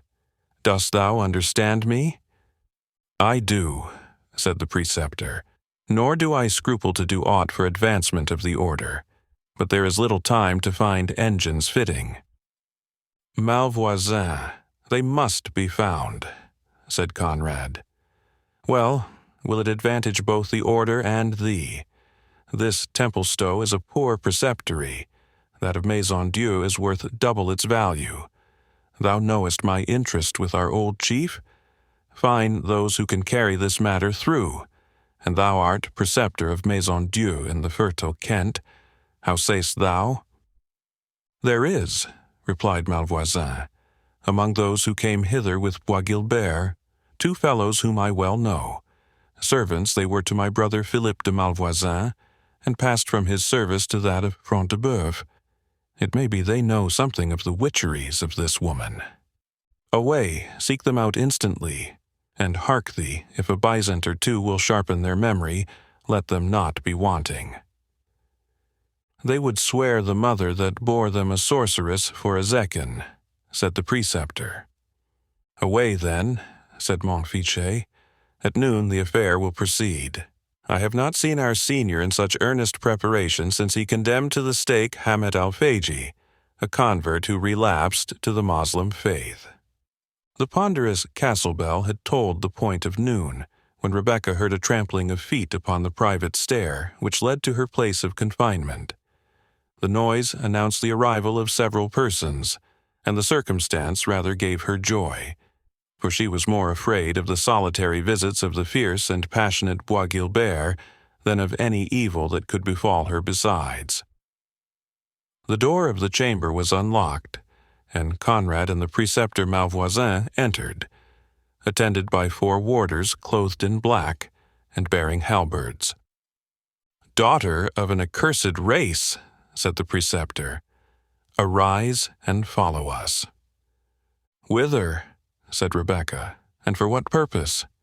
"Damsel," answered Conrad, "it is not for thee to question, but to obey. Nevertheless, be it known to thee that thou art to be brought before the tribunal of the Grand Master of our holy order, there to answer for thine offenses." "May the God of Abraham be praised," said Rebecca, folding her hands devoutly. "The name of a judge, though an enemy to my people, is to me as the name of a protector. Most willingly do I follow thee. Permit me only to wrap my veil around my head." They descended the stair with slow and solemn step, traversed a long gallery, and by a pair of folding doors, placed at the end, entered the great hall in which the Grand Master had for the time established his court of justice. The lower part of this ample apartment was filled with squires and yeomen, who made way not without some difficulty for Rebecca, attended by the preceptor and Montfichet, and followed by the guard of halberdier, to move forward to the seat appointed for her. As she passed through the crowd, her arms folded and her head depressed, a scrap of paper was thrust into her hand, which she received almost unconsciously, and continued to hold without examining its contents. The assurance that she possessed some friend in this awful assembly gave her courage to look around, and to mark into whose presence she had been conducted. She gazed, accordingly, upon the scene, which we shall endeavor to describe in the next chapter. Chapter 37. Stern was the law which bade its votaries leave, at human woes with human hearts to grieve. Stern was the law which at the winning while of frank and harmless mirth forbade to smile, but sterner still, when high the iron rod of tyrant power she shook, and called that power of God.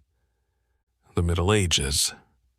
The tribunal, erected for the trial of the innocent and unhappy Rebecca, occupied the dais or elevated part of the upper end of the great hall, a platform which we have already described as the place of honor, destined to be occupied by the most distinguished inhabitants or guests of an ancient mansion. On an elevated seat directly before the accused sat the Grand Master of the Temple, in full and ample robes of flowing white, holding in his hand the mystic staff, which bore the symbol of the order. At his feet was placed a table, occupied by two scribes, chaplains of the order, whose duty it was to reduce to formal record the proceedings of the day. The black dresses, bare scalps, and demure looks of these churchmen formed a strong contrast to the warlike appearance of the knights who attended, either as residing in the preceptory, or as come thither to attend upon their Grand Master. The preceptors, of whom there were 4 present, occupied seats lower in height, and somewhat drawn back behind that of their superior, and the knights, who enjoyed no such rank in the order, were placed on benches still lower, and preserving the same distance from the preceptors as these from the Grand Master. Behind them, but still upon the dais or elevated portion of the hall, stood the esquires of the order, in white dresses of an inferior quality. The whole assembly wore an aspect of the most profound gravity, and in the faces of the knights might be perceived traces of military daring, united with the solemn carriage becoming men of a religious profession, and which, in the presence of their Grand Master, failed not to sit upon every brow.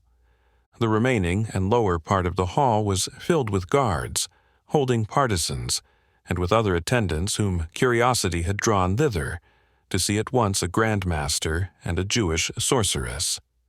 By far, the greater part of those inferior persons were, in one rank or other, connected with the order, and were accordingly distinguished by their black dresses. But peasants from the neighboring country were not refused admittance, for it was the pride of Beaumanoir to render the edifying spectacle of the justice which he administered as public as possible. His large blue eyes seemed to expand as he gazed around the assembly, and his countenance appeared elated by the conscious dignity and imaginary merit of the part which he was about to perform. A psalm, which he himself accompanied with a deep, mellow voice, which age had not deprived of its powers, commenced the proceedings of the day, and the solemn sounds, Venite exultemus Domino, so often sung by the Templars before engaging with earthly adversaries, was judged by Lucas most appropriate to introduce the approaching triumph, for such he deemed it, over the powers of darkness. The deep, prolonged notes raised by 100 masculine voices accustomed to combine in the choral chant arose to the vaulted roof of the hall, and rolled on amongst its arches with the pleasing yet solemn sound of the rushing of mighty waters. When the sound ceased, the Grand Master glanced his eye slowly around the circle, and observed that the seat of one of the preceptors was vacant. Brian de Bois Guilbert, by whom it had been occupied, had left his place, and was now standing near the extreme corner of one of the benches occupied by the knights companions of the temple, one hand extending his long mantle, so as in some degree to hide his face, while the other held his cross-handled sword, with the point of which, sheathed as it was, he was slowly drawing lines upon the oaken floor. "Unhappy man," said the Grand Master, after favoring him with a glance of compassion. "Thou seest, Conrad, how this holy work distresses him. To this can the light look of woman, aided by the prince of the powers of this world, bring a valiant and worthy knight. Seest thou he cannot look upon us, he cannot look upon her, and who knows by what impulse from his tormentor his hand forms these cabalistic lines upon the floor. It may be our life and safety are thus aimed at, but we spit at and defy the foul enemy. Semper leo percutiatur." This was communicated apart to his confidential follower, Conrad Montfichet. The Grand Master then raised his voice and addressed the assembly.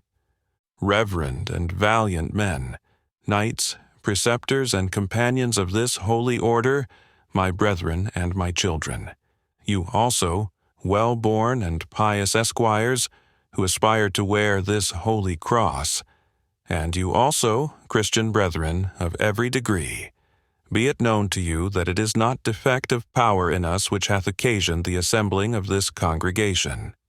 For, however unworthy in our person, yet to us is committed, with this batoon, full power to judge and to try all that regards the weal of this our holy order. Holy Saint Bernard, in the rule of our knightly and religious profession, hath said, in the 59th capital, that he would not that brethren be called together in council, save at the will and command of the Master, leaving it free to us, as to those more worthy fathers who have preceded us in this our office, to judge, as well of the occasion as of the time and place in which a chapter of the whole order, or of any part thereof, may be convoked. Also, in all such chapters it is our duty to hear the advice of our brethren, and to proceed according to our own pleasure. But when the raging wolf hath made an inroad upon the flock, and carried off one member thereof, it is the duty of the kind shepherd to call his comrades together, that with bows and slings they may quell the invader, according to our well-known rule, that the lion is ever to be beaten down. We have therefore summoned to our presence a Jewish woman, by name Rebecca, daughter of Isaac of York, a woman infamous for sortileges and for witcheries, whereby she hath maddened the blood and besotted the brain, not of a churl, but of a knight, not of a secular knight, but of one devoted to the service of the holy temple, not of a knight companion, but of a preceptor of our order, first in honor as in place. Our brother, Brian de Bois Guilbert, is well known to ourselves, and to all degrees who now hear me, as a true and zealous champion of the cross, by whose arm many deeds of valor have been wrought in the Holy Land, and the holy places purified from pollution by the blood of those infidels who defiled them. Neither have our brother's sagacity and prudence been less in repute among his brethren than his valor and discipline, insomuch that knights, both in eastern and western lands, have named de Bois Guilbert as one who may well be put in nomination as successor to this batoon, when it shall please heaven to release us from the toil of bearing it. If we were told that such a man, so honored and so honorable, suddenly casting away regard for his character, his vows, his brethren, and his prospects, had associated to himself a Jewish damsel, wandered in this lewd company through solitary places, defended her person in preference to his own, and finally was so utterly blinded and besotted by his folly as to bring her even to one of our own preceptories, what should we say but that the noble knight was possessed by some evil demon, or influenced by some wicked spell?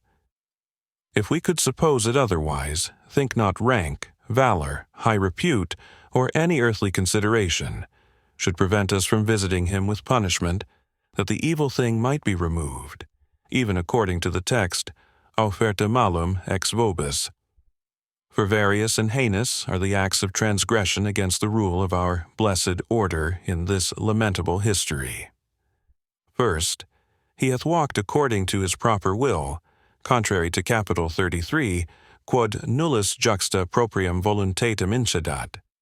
Sued, he hath held communication with an excommunicated person, Capital 57, ut fratres non participant cum excommunicatis, and therefore hath a portion in anathema maranatha. Third, he hath conversed with strange women, contrary to the Capital, ut fratres non conversantur cum extranes mulieribus. Fourth, he hath not avoided, nay, he hath, it is to be feared, solicited the kiss of woman. By which, saith the last rule of our renowned order, ut fugentur oscula, the soldiers of the cross are brought into a snare. For which heinous and multiplied guilt, Brian de Bois Gilbert should be cut off and cast out from our congregation, were he the right hand and right eye thereof. He paused. A low murmur went through the assembly. Some of the younger part, who had been inclined to smile at the statute de osculis fugiendis, became now grave enough, and anxiously waited what the Grand Master was next to propose. Such, he said, and so great should indeed be the punishment of a Knight Templar, who wilfully offended against the rules of his order in such weighty points.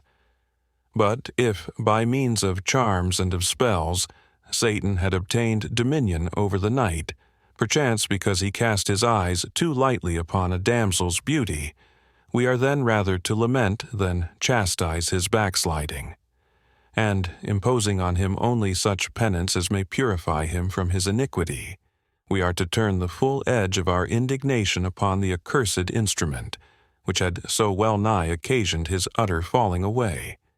Stand forth, therefore, and bear witness, ye who have witnessed these unhappy doings, that we may judge of the sum and bearing thereof, and judge whether our justice may be satisfied with the punishment of this infidel woman, or if we must go on, with a bleeding heart, to the further proceeding against our brother.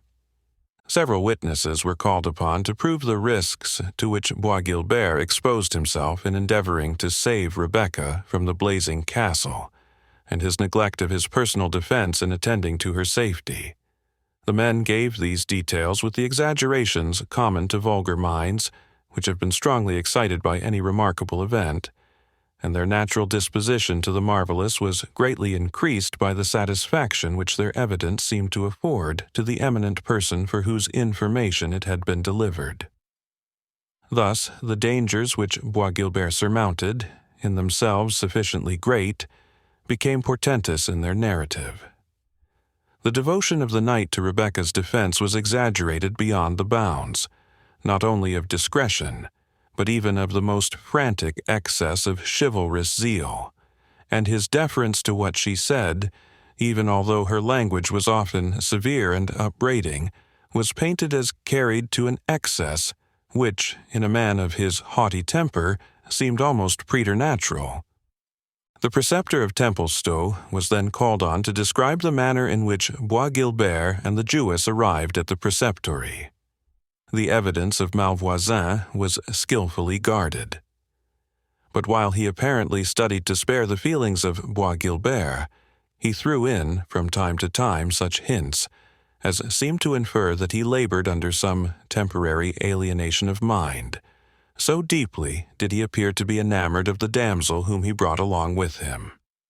With sighs of penitence, the preceptor avowed his own contrition for having admitted Rebecca and her lover within the walls of the preceptory. But my defense, he concluded, has been made in my confession to our most reverend father, the Grand Master. He knows my motives were not evil, though my conduct may have been irregular. Joyfully will I submit to any penance he shall assign me. Thou hast spoken well, Brother Albert, said Beaumanoir. Thy motives were good, since thou didst judge it right to arrest thine erring brother in his career of precipitate folly. But thy conduct was wrong. As he that would stop a runaway steed, and seizing by the stirrup instead of the bridle, receiveth injury himself, instead of accomplishing his purpose. 13 paternosters are assigned by our pious founder for matins, and 9 for vespers. Be those services doubled by thee. Thrice a week are Templars permitted the use of flesh, but do thou keep fast for all the 7 days. This do for 6 weeks to come, and thy penance is accomplished. With a hypocritical look of the deepest submission, the preceptor of Templestowe bowed to the ground before his superior, and resumed his seat. "Were it not well, brethren," said the Grand Master, "that we examine something into the former life and conversation of this woman, especially that we may discover whether she be one likely to use magical charms and spells, since the truths which we have heard may well incline us to suppose that in this unhappy course our erring brother has been acted upon by some infernal enticement and delusion." Herman of Godalrich was the 4th preceptor present. The other 3 were Conrad, Malvoisin, and Bois Guilbert himself. Herman was an ancient warrior, whose face was marked with scars inflicted by the saber of the Moslema, and had great rank and consideration among his brethren. He arose and bowed to the Grand Master, who instantly granted him license of speech. "I would crave to know, most reverend Father, of our valiant brother, Brian de Bois Guilbert, what he says to these wondrous accusations, and with what eye he himself now regards his unhappy intercourse with this Jewish maiden." "Brian de Bois Guilbert," said the Grand Master, "thou hearest the question which our brother of Godalrich desirous thou shouldst answer. I command thee to reply to him." Bois Guilbert turned his head towards the Grand Master when thus addressed, and remained silent. "He is possessed by a dumb devil," said the Grand Master. "Avoid thee, Sathanus. Speak, Brian de Bois Guilbert. I conjure thee, by this symbol of our holy order." Bois Guilbert made an effort to suppress his rising scorn and indignation, the expression of which, he was well aware, would have little availed him. "Brian de Bois Guilbert," he answered, "replies not, most reverend Father, to such wild and vague charges. If his honor be impeached, he will defend it with his body, and with that sword which has often fought for Christendom." "We forgive thee, brother Brian," said the Grand Master. "Though that thou hast boasted thy warlike achievements before us is a glorifying of thine own deeds, and cometh of the enemy, who tempteth us to exalt our own worship. But thou hast our pardon, judging thou speakest less of thine own suggestion than from the impulse of him whom by heaven's leave we will quell and drive forth from our assembly." A glance of disdain flashed from the dark, fierce eyes of Bois Guilbert, but he made no reply. "And now," pursued the Grand Master, "since our brother of Godalrich's question has been thus imperfectly answered, pursue we our quest, brethren, and with our patron's assistance we will search to the bottom this mystery of iniquity. Let those who have aught to witness of the life and conversation of this Jewish woman stand forth before us." There was a bustle in the lower part of the hall, and when the Grand Master inquired the reason, it was replied, there was in the crowd a bedridden man, whom the prisoner had restored to the perfect use of his limbs by a miraculous balsam. The poor peasant, a Saxon by birth, was dragged forward to the bar, terrified at the penal consequences which he might have incurred by the guilt of having been cured of the palsy by a Jewish damsel. Perfectly cured he certainly was not, for he supported himself forward on crutches to give evidence.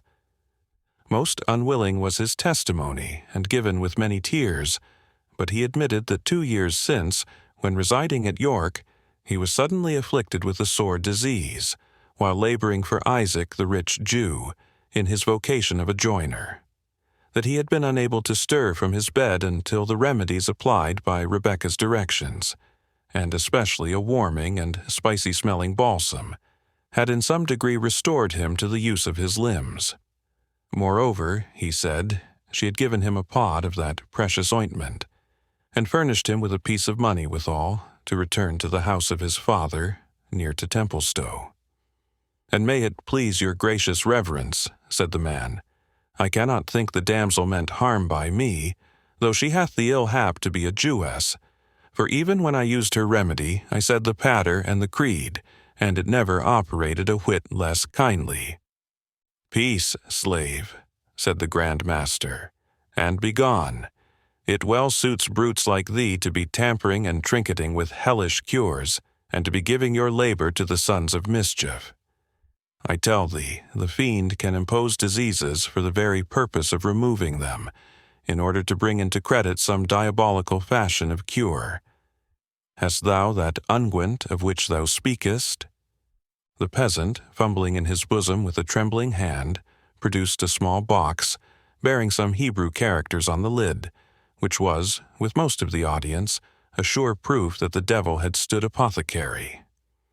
Beaumanoir, after crossing himself, took the box into his hand, and, learned in most of the Eastern tongues, read with ease the motto on the lid, "The Lion of the tribe of Judah hath conquered."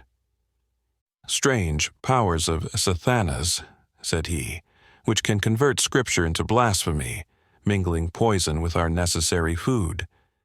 Is there no leech here who can tell us the ingredients of this mystic unguent?" Two mediciners, as they called themselves, the one a monk, the other a barber, appeared, and avouched they knew nothing of the materials, excepting that they savored of myrrh and camphor, which they took to be Oriental herbs. But with the true professional hatred to a successful practitioner of their art, they insinuated that, since the medicine was beyond their own knowledge, it must necessarily have been compounded from an unlawful and magical pharmacopoeia, since they themselves, though no conjurers, fully understood every branch of their art, so far as it might be exercised with the good faith of a Christian. When this medical research was ended, the Saxon peasant desired humbly to have back the medicine which he had found so salutary, but the Grand Master frowned severely at the request. "What is thy name, fellow?" said he to the cripple. "Hig, the son of Snell," answered the peasant. "Then Hig, son of Snell," said the Grand Master, "I tell thee, it is better to be bedridden than to accept the benefit of unbelievers' medicine that thou mayest arise and walk. Better to despoil infidels of their treasure by the strong hand than to accept of them benevolent gifts, or do them service for wages. Go thou, and do as I have said." "Alack," said the peasant, "and it shall not displease your reverence. The lesson comes too late for me, for I am but a maimed man, but I will tell my two brethren, who serve the rich Rabbi Nathan ben Samuel, that your mastership says it is more lawful to rob him than to render him faithful service." "Out with the prating villain," said Beaumanoir, who was not prepared to refute this practical application of his general maxim. Hig, the son of Snell, withdrew into the crowd, but, interested in the fate of his benefactress, lingered until he should learn her doom, even at the risk of again encountering the frown of that severe judge, the terror of which withered his very heart within him. At this period of the trial, the Grand Master commanded Rebecca to unveil herself. Opening her lips for the first time, she replied patiently, but with dignity, that it was not the wont of the daughters of her people to uncover their faces when alone in an assembly of strangers. The sweet tones of her voice and the softness of her reply impressed on the audience a sentiment of pity and sympathy. But Beaumanoir, in whose mind the suppression of each feeling of humanity which could interfere with his imagined duty was a virtue of itself, repeated his commands that his victim should be unveiled. The guards were about to remove her veil accordingly, when she stood up before the Grand Master and said, "Nay, but for the love of your own daughters, alas," she said, recollecting herself, "ye have no daughters. Yet for the remembrance of your mothers, for the love of your sisters, and of female decency, let me not be thus handled in your presence. It suits not a maiden to be disrobed by such rude grooms. I will obey you," she added, with an expression of patient sorrow in her voice which had almost melted the heart of Beaumanoir himself. "Ye are elders among your people, and at your command I will show the features of an ill-fated maiden." She withdrew her veil, and looked on them with a countenance in which bashfulness contended with dignity. Her exceeding beauty excited a murmur of surprise, and the younger knights told each other with their eyes, in silent correspondence, that Brian's best apology was in the power of her real charms, rather than of her imaginary witchcraft. But Higg, the son of Snell, felt most deeply the effect produced by the sight of the countenance of his benefactress.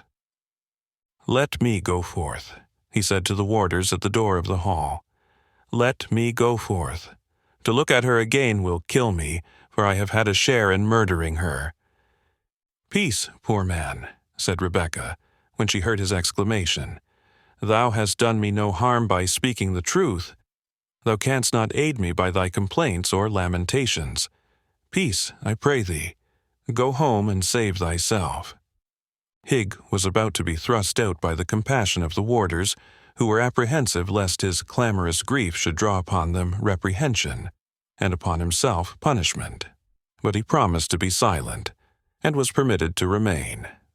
The 2 men-at-arms with whom Albert Malvoisin had not failed to communicate upon the import of their testimony were now called forward. Though both were hardened and inflexible villains, the sight of the captive maiden, as well as her excelling beauty, at first appeared to stagger them. But an expressive glance from the preceptor of Templestowe restored them to their dogged composure, and they delivered, with a precision which would have seemed suspicious to more impartial judges, circumstances either altogether fictitious or trivial and natural in themselves, but rendered pregnant with suspicion by the exaggerated manner in which they were told, and the sinister commentary which the witnesses added to the facts. The circumstances of their evidence would have been, in modern days, divided into 2 classes, those which were immaterial, and those which were actually and physically impossible. But both were, in those ignorant and superstitious times, easily credited as proofs of guilt.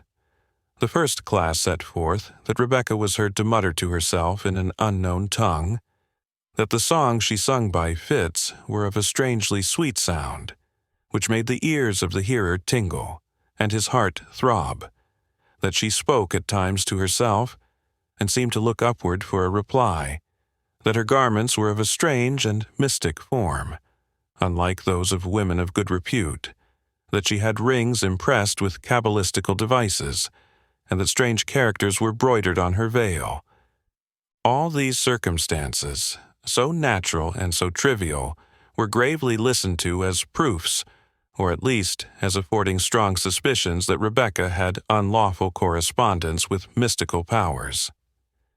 But there was less equivocal testimony, which the credulity of the assembly, or of the greater part, greedily swallowed, however incredible. One of the soldiers had seen her work a cure upon a wounded man, brought with them to the castle of Torquilstone. She did, he said, make certain signs upon the wound, and repeated certain mysterious words, which he blessed God he understood not, when the iron head of a square crossbow bolt disengaged itself from the wound. The bleeding was stanched, the wound was closed, and the dying man was, within a quarter of an hour, walking upon the ramparts, and assisting the witness in managing a mangonel, or machine for hurling stones. This legend was probably founded upon the fact that Rebecca had attended on the wounded Ivanhoe when in the castle of Torquilstone. But it was the more difficult to dispute the accuracy of the witness, as, in order to produce real evidence in support of his verbal testimony, he drew from his pouch the very bolt head, which, according to his story, had been miraculously extracted from the wound, and as the iron weighed a full ounce, it completely confirmed the tale, however marvelous. His comrade had been a witness from a neighboring battlement of the scene betwixt Rebecca and Bois Guilbert, when she was upon the point of precipitating herself from the top of the tower. Not to be behind his companion, this fellow stated that he had seen Rebecca perch herself upon the parapet of the turret, and there take the form of a milk-white swan, under which appearance she flitted 3 times round the castle of Torquilstone, then again settle on the turret, and once more assume the female form. Less than 1/2 of this weighty evidence would have been sufficient to convict any old woman poor and ugly, even though she had not been a Jewess. United with that fatal circumstance, the body of proof was too weighty for Rebecca's youth, though combined with the most exquisite beauty. The Grand Master had collected the suffrages, and now in a solemn tone demanded of Rebecca what she had to say against the sentence of condemnation, which he was about to pronounce. "To invoke your pity," said the lovely Jewess with a voice somewhat tremulous with emotion, "would, I am aware, be as useless as I should hold it mean. To state that to relieve the sick and wounded of another religion cannot be displeasing to the acknowledged founder of both our faiths were also unavailing. To plead that many things which these men, whom may heaven pardon, have spoken against me are impossible, would avail me but little, since you believe in their possibility. And still less would it advantage me to explain that the peculiarities of my dress, language, and manners are those of my people. I had well nigh said of my country, but alas, we have no country. Nor will I even vindicate myself at the expense of my oppressor, who stands there listening to the fictions and surmises which seem to convert the tyrant into the victim. God be judge between him and me. But rather would I submit to 10 such deaths as your pleasure may denounce against me, than listen to the suit which that man of Belial has urged upon me, friendless, defenseless, and his prisoner. But he is of your own faith, and his lightest affirmance would weigh down the most solemn protestations of the distressed Jewess. I will not therefore return to himself the charge brought against me, but to himself, yes, Brian de Bois Guilbert, to thyself I appeal, whether these accusations are not false, as monstrous and calumnious as they are deadly." There was a pause. All eyes turned to Brian de Bois Guilbert. He was silent. "Speak," she said. "If thou art a man, if thou art a Christian, speak. I conjure thee, by the habit which thou dost wear, by the name thou dost inherit, by the knighthood thou dost vaunt, by the honor of thy mother, by the tomb and the bones of thy father. I conjure thee to say, are these things true?" "Answer her, brother," said the Grand Master, "if the enemy with whom thou dost wrestle will give thee power." In fact, Bois Guilbert seemed agitated by contending passions, which almost convulsed his features, and it was with a constrained voice that at last he replied, looking to Rebecca, "The scroll, the scroll." "Aye," said Beaumanoir, "this is indeed testimony.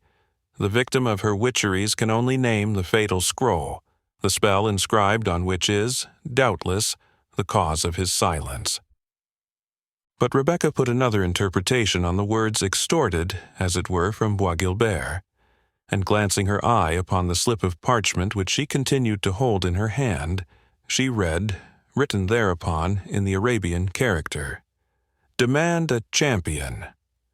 The murmuring commentary which ran through the assembly at the strange reply of Bois Guilbert gave Rebecca leisure to examine and instantly to destroy the scroll unobserved. When the whisper had ceased, the Grand Master spoke. "Rebecca, thou canst derive no benefit from the evidence of this unhappy knight, for whom, as we well perceive, the enemy is yet too powerful. Hast thou aught else to say?" "There is yet one chance of life left to me," said Rebecca. "Even by your own fierce laws. Life has been miserable, at least of late, but I will not cast away the gift of God, while he affords me the means of defending it. I deny this charge. I maintain my innocence, and I declare the falsehood of this accusation. I challenge the privilege of trial by combat, and will appear by my champion." "And who, Rebecca," replied the Grand Master, "will lay lance in rest for a sorceress? Who will be the champion of a Jewess?" "God will raise me up a champion," said Rebecca. "It cannot be that in merry England, the hospitable, the generous, the free, where so many are ready to peril their lives for honor, there will not be found one to fight for justice. But it is enough that I challenge the trial by combat. There lies my gage." She took her embroidered glove from her hand and flung it down before the Grand Master with an air of mingled simplicity and dignity, which excited universal surprise and admiration. Chapter 38. "There I throw my gage to prove it on thee to the extremest point of martial daring." Richard II. Even Lucas Beaumanoir himself was affected by the mien and appearance of Rebecca. He was not originally a cruel or even a severe man, but with passions by nature cold, and with a high though mistaken sense of duty, his heart had been gradually hardened by the ascetic life which he pursued, the supreme power which he enjoyed, and the supposed necessity of subduing infidelity and eradicating heresy, which he conceived peculiarly incumbent on him. His features relaxed in their usual severity as he gazed upon the beautiful creature before him, alone, unfriended, and defending herself with so much spirit and courage. He crossed himself twice, as doubting whence arose the unwonted softening of a heart, which on such occasions used to resemble in hardness the steel of his sword. At length he spoke. "Damsel," he said, "if the pity I feel for thee arise from any practice thine evil arts have made on me, great is thy guilt. But I rather judge it the kinder feelings of nature, which grieves that so goodly a form should be a vessel of perdition. Repent, my daughter, confess thy witchcrafts, turn thee from thine evil faith, embrace this holy emblem, and all shall yet be well with thee here and hereafter. In some sisterhood of the strictest order shalt thou have time for prayer and fitting penance, and that repentance not to be repented of. This do and live. What has the law of Moses done for thee that thou shouldest die for it?" "It was the law of my fathers," said Rebecca. "It was delivered in thunders and in storms upon the mountain of Sinai, in cloud and in fire. This, if ye are Christians, ye believe. It is, you say, recalled. But so my teachers have not taught me." "Let our chaplain," said Beaumanoir, "stand forth, and tell this obstinate infidel." "Forgive the interruption," said Rebecca, meekly. "I am a maiden, unskilled to dispute for my religion, but I can die for it, if it be God's will. Let me pray your answer to my demand of a champion." "Give me her glove," said Beaumanoir. "This is indeed," he continued, as he looked at the flimsy texture and slender fingers, "a slight and frail gage for a purpose so deadly. Seest thou, Rebecca, as this thin and light glove of thine is to one of our heavy steel gauntlets, so is thy cause to that of the temple, for it is our order which thou hast defied." "Cast my innocence into the scale," answered Rebecca, "and the glove of silk shall outweigh the glove of iron." "Then thou dost persist in thy refusal to confess thy guilt, and in that bold challenge which thou hast made?" "I do persist, noble sir," answered Rebecca. "So be it then, in the name of heaven," said the Grand Master, "and may God show the right." "Amen," replied the preceptors around him, and the word was deeply echoed by the whole assembly. "Brethren," said Beaumanoir, "you are aware that we might well have refused to this woman the benefit of the trial by combat. But though a Jewess and an unbeliever, she is also a stranger and defenseless, and God forbid that she should ask the benefit of our mild laws, and that it should be refused to her. Moreover, we are knights and soldiers as well as men of religion, and shame it were to us upon any pretense to refuse proffered combat. Thus, therefore, stands the case. Rebecca, the daughter of Isaac of York, is, by many frequent and suspicious circumstances, defamed of sorcery practiced on the person of a noble knight of our holy order, and hath challenged the combat in proof of her innocence. To whom, reverend brethren, is it your opinion that we should deliver the gage of battle, naming him at the same time to be our champion on the field? To Brian de Bois Guilbert, whom it chiefly concerns, said the preceptor of Goodalricke, and who, moreover, best knows how the truth stands in this matter. But if, said the Grand Master, our brother Brian be under the influence of a charm or a spell, we speak but for the sake of precaution, for to the arm of none of our holy order would we more willingly confide this or a more weighty cause. Reverend Father, answered the preceptor of Goodalricke, no spell can affect the champion who comes forward to fight for the judgment of God. Thou sayest right, brother, said the Grand Master. Albert Malvoisin, give this gage of battle to Brian de Bois Guilbert. It is our charge to thee, brother, he continued, addressing himself to Bois Guilbert, that thou do thy battle manfully, nothing doubting that the good cause shall triumph. And do thou, Rebecca, attend that we assign thee the 3rd day from the present to find a champion. That is but brief space, answered Rebecca, for a stranger, who is also of another faith, to find one who will do battle, wagering life and honor for her cause, against a knight who is called an approved soldier. We may not extend it, answered the Grand Master.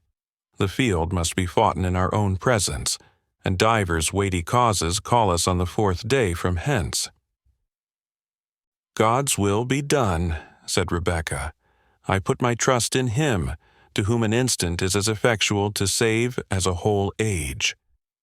Thou hast spoken well, damsel, said the Grand Master. But well know we who can array himself like an angel of light. It remains but to name a fitting place of combat, and if it so hap, also of execution. Where's the preceptor of this house? Albert Malvoisin, still holding Rebecca's glove in his hand, was speaking to Bois Guilbert very earnestly, but in a low voice. How? Said the Grand Master. Will he not receive the gage? He will. He doth, most reverend father, said Malvoisin, slipping the glove under his own mantle. And for the place of combat, I hold the fittest to be the lists of St. George belonging to this preceptory, and used by us for military exercise. It is well, said the Grand Master. Rebecca, in those lists shalt thou produce thy champion, and if thou failest to do so, or if thy champion shall be discomfited by the judgment of God, thou shalt then die the death of a sorceress, according to doom. Let this our judgment be recorded, and the record read aloud, that no one may pretend ignorance. One of the chaplains, who acted as clerks to the chapter, immediately engrossed the order in a huge volume, which contained the proceedings of the Templar Knights when solemnly assembled on such occasions, and when he had finished writing, the other read aloud the sentence of the Grand Master, which, when translated from the Norman French in which it was couched, was expressed as follows.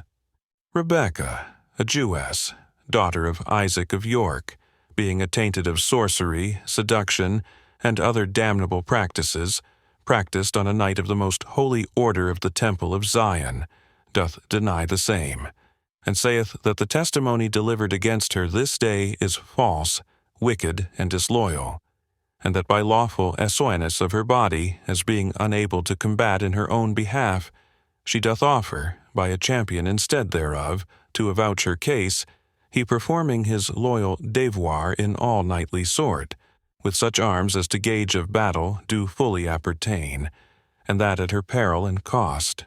And therewith she proffered her gage. And the gage having been delivered to the noble lord and knight, Brian de Bois Guilbert, of the Holy Order of the Temple of Zion, he was appointed to do this battle, in behalf of his order and himself, as injured and impaired by the practices of the appellant.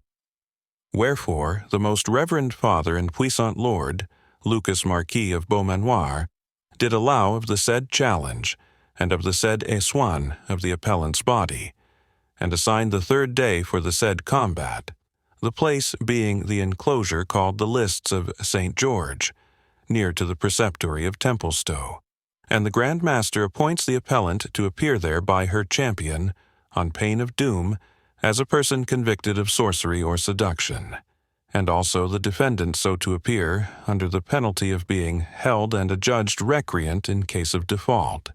And the noble lord and most reverend Father aforesaid appointed the battle to be done in his own presence, and according to all that is commendable and profitable in such a case.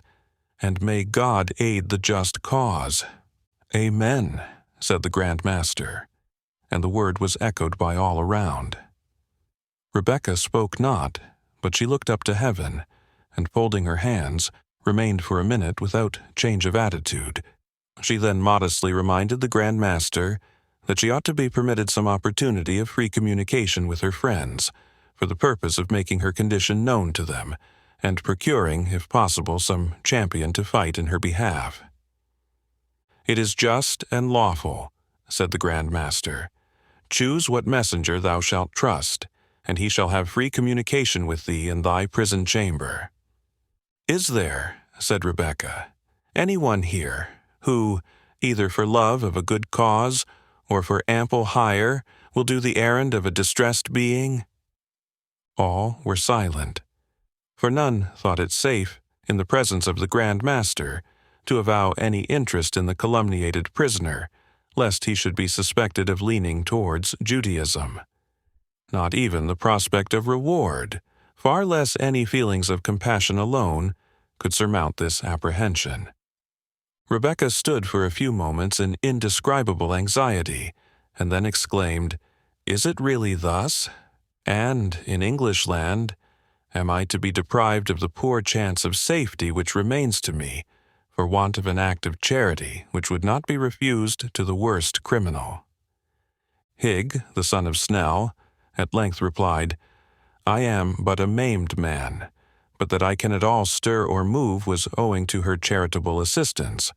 I will do thine errand," he added, addressing Rebecca, "as well as a crippled object can, and happy were my limbs fleet enough to repair the mischief done by my tongue.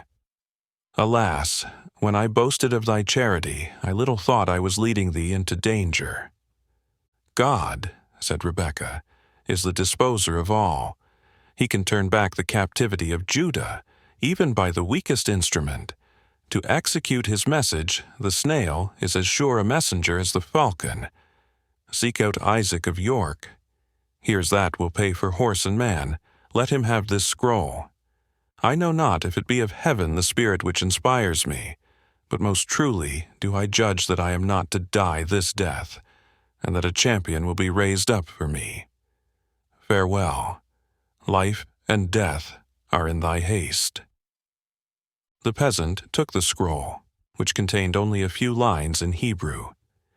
Many of the crowd would have dissuaded him from touching a document so suspicious, but Higg was resolute in the service of his benefactress. She had saved his body, he said, and he was confident she did not mean to peril his soul. "I will get me," he said, "my neighbor Buthan's good capel, 53, and I will be at York within as brief space as man and beast may." But, as it fortuned, he had no occasion to go so far, for within a quarter of a mile from the gate of the preceptory he met with 2 riders, whom, by their dress and their huge yellow caps, he knew to be Jews, and, on approaching more nearly, discovered that one of them was his ancient employer, Isaac of York. The other was the Rabbi Ben Samuel, and both had approached as near to the preceptory as they dared, on hearing that the Grand Master had summoned a chapter for the trial of a sorceress. "Brother Ben Samuel," said Isaac, "my soul is disquieted, and I wot not why. This charge of necromancy is right often used for cloaking evil practices on our people." "Be of good comfort, brother," said the physician. "Thou canst deal with the Nazarenes as one possessing the mammon of unrighteousness, and canst therefore purchase immunity at their hands. It rules the savage minds of those ungodly men, even as the signet of the mighty Solomon was said to command the evil genii. But what poor wretch comes hither upon his crutches, desiring, as I think, some speech of me? Friend," continued the physician, addressing Higg, the son of Snell, "I refuse thee not the aid of mine art, but I relieve not with one asper those who beg for alms upon the highway. Out upon thee! Hast thou the palsy in thy legs? Then let thy hands work for thy livelihood, for, albeit thou beest unfit for a speedy post, or for a careful shepherd, or for the warfare, or for the service of a hasty master, yet there be occupations. How now, brother?" said he, interrupting his harangue to look towards Isaac, who had but glanced at the scroll which Higg offered, when, uttering a deep groan, he fell from his mule like a dying man, and lay for a minute insensible. The rabbi now dismounted in great alarm, and hastily applied the remedies which his art suggested for the recovery of his companion. He had even taken from his pocket a cupping apparatus, and was about to proceed to phlebotomy, when the object of his anxious solicitude suddenly revived. But it was to dash his cap from his head, and to throw dust on his gray hairs. The physician was at first inclined to ascribe this sudden and violent emotion to the effects of insanity, and, adhering to his original purpose, began once again to handle his implements.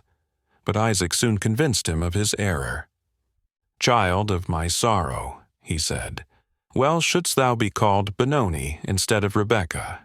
Why should thy death bring down my gray hairs to the grave, till, in the bitterness of my heart, I curse God and die?" "Brother," said the rabbi in great surprise, "art thou a father in Israel, and dost thou utter words like unto these? I trust that the child of thy house yet liveth?" "She liveth," answered Isaac, "but it is as Daniel, who was called Belteshazzar, even when within the den of the lions. She is captive unto those men of Belial, and they will wreak their cruelty upon her, sparing neither for her youth nor her comely favor. Oh, she was as a crown of green palms to my gray locks, and she must wither in a night, like the gourd of Jonah. Child of my love, child of my old age, O Rebekah, daughter of Rachel, the darkness of the shadow of death hath encompassed thee." "Yet read the scroll," said the rabbi. "Peradventure it may be that we may yet find out a way of deliverance." "Do thou read, brother," answered Isaac, "for mine eyes are as a fountain of water." The physician read, but in their native language, the following words: "To Isaac, the son of Adonikam, whom the Gentiles call Isaac of York, peace and the blessing of the promise be multiplied unto thee. My father, I am as one doomed to die for that which my soul knoweth not, even for the crime of witchcraft. My father, if a strong man can be found to do battle for my cause with sword and spear, according to the custom of the Nazarenes, and that within the lists of Templestowe, on the 3rd day from this time, peradventure our father's God will give him strength to defend the innocent, and her who hath none to help her. But if this may not be, let the virgins of our people mourn for me as for one cast off, and for the hart that is stricken by the hunter, and for the flower which is cut down by the scythe of the mower. Wherefore, look now what thou doest, and whether there be any rescue. One Nazarene warrior might indeed bear arms in my behalf, even Wilfred, son of Cedric, whom the Gentiles call Ivanhoe, but he may not yet endure the weight of his armor. Nevertheless, send the tidings unto him, my father, for he hath favor among the strong men of his people, and as he was our companion in the house of bondage, he may find someone to do battle for my sake. And say unto him, even unto Wilfred, the son of Cedric, that if Rebekah live, or if Rebekah die, she liveth or dieth wholly free of the guilt she is charged withal, And if it be the will of God that thou shalt be deprived of thy daughter, do not thou tarry, old man, in this land of bloodshed and cruelty, but betake thyself to Cordova, where thy brother liveth in safety, under the shadow of the throne, even of the throne of Boabdil the Saracen. For less cruel are the cruelties of the Moors unto the race of Jacob than the cruelties of the Nazarenes of England." Isaac listened with tolerable composure while Ben Samuel read the letter, and then again resumed the gestures and exclamations of oriental sorrow, tearing his garments, besprinkling his head with dust, and ejaculating, my daughter, flesh of my flesh and bone of my bone." "Yet," said the rabbi, "take courage, for this grief availeth nothing. Gird up thy loins, and seek out this Wilfred, the son of Cedric. It may be he will help thee with counsel or with strength. For the youth hath favor in the eyes of Richard, called of the Nazarenes Coeur de Lion, and the tidings that he hath returned are constant in the land. It may be that he may obtain his letter and his signet, commanding these men of blood, who take their name from the temple to the dishonor thereof, that they proceed not in their purposed wickedness." "I will seek him out," said Isaac, "for he is a good youth, and hath compassion for the exile of Jacob. But he cannot bear his armor, and what other Christian shall do battle for the oppressed of Zion?" "Nay, but," said the rabbi, "thou speakest as one that knoweth not the Gentiles. With gold shalt thou buy their valor, even as with gold thou buyest thine own safety. Be of good courage, and do thou set forward to find out this Wilfred of Ivanhoe. I will also up and be doing, for great sin it were to leave thee in thy calamity. I will hie me to the city of York, where many warriors and strong men are assembled, and doubt not I will find among them someone who will do battle for thy daughter. For gold is their god, and for riches will they pawn their lives as well as their lands. Thou wilt fulfill, my brother, such promise as I may make unto them in thy name." "Assuredly, brother," said Isaac, "and heaven be praised that raised me up a comforter in my misery.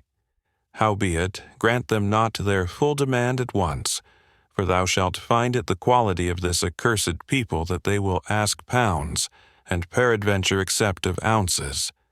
Nevertheless, be it as thou willest, for I am distracted in this thing, and what would my gold avail me if the child of my love should perish?" "Farewell," said the physician, "and may it be to thee as thy heart desireth." They embraced accordingly, and departed on their several roads. The crippled peasant remained for some time looking after them.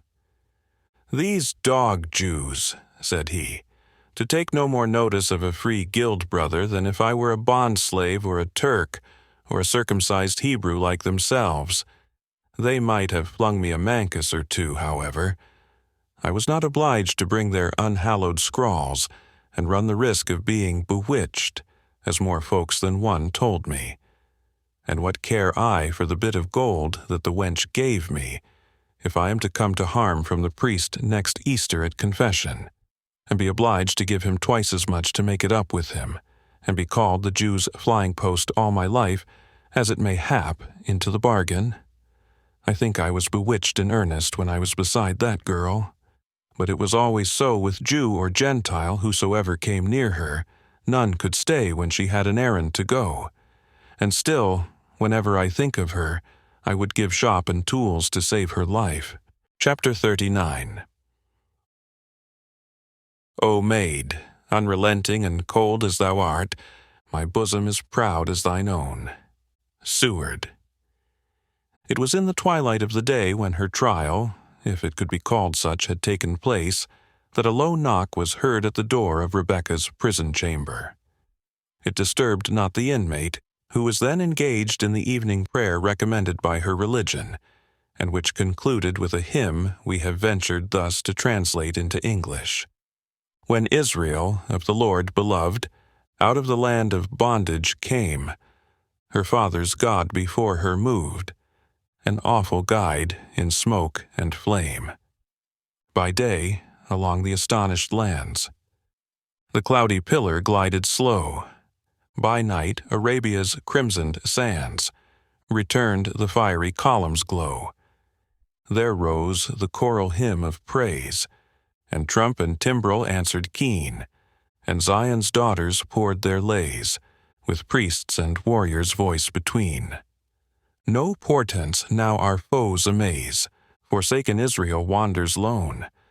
Our fathers would not know thy ways, and thou hast left them to their own.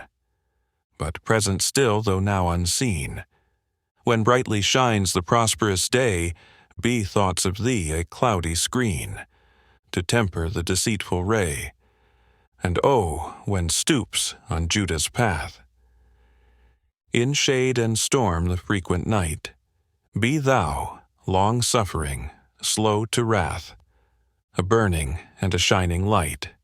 Our harps we left by Babel's streams, the tyrant's jest, the Gentile's scorn. No censer round our altar beams, and mute our timbrel, trump, and horn. But thou hast said, the blood of goat, the flesh of rams, I will not prize. A contrite heart and humble thought are mine accepted sacrifice. When the sounds of Rebekah's devotional hymn had died away in silence, the low knock at the door was again renewed. Enter, she said, if thou art a friend, and if a foe, I have not the means of refusing thy entrance. I am, said Brian de Bois Guilbert, entering the apartment, friend or foe, Rebekah, as the event of this interview shall make me. Alarmed at the sight of this man, whose licentious passion she considered as the root of her misfortunes, Rebekah drew backward with a cautious and alarmed, yet not a timorous demeanor, into the farthest corner of the apartment, as if determined to retreat as far as she could, but to stand her ground when retreat became no longer possible. She drew herself into an attitude not of defiance but of resolution, as one that would avoid provoking assault, yet was resolute to repel it, being offered to the utmost of her power. You have no reason to fear me, Rebekah, said the Templar, or if I must so qualify my speech, you have at least now no reason to fear me. I fear you not, Sir Knight, replied Rebekah, although her short-drawn breath seemed to belie the heroism of her accents. My trust is strong, and I fear thee not. You have no cause, answered Bois Guilbert gravely. My former frantic attempts you have not now to dread. Within your call are guards over whom I have no authority. They are designed to conduct you to death, Rebekah, yet would not suffer you to be insulted by anyone, even by me, were my frenzy, for frenzy it is, to urge me so far. May heaven be praised, said the Jewess. Death is the least of my apprehensions in this den of evil. Aye, replied the Templar, the idea of death is easily received by the courageous mind when the road to it is sudden and open.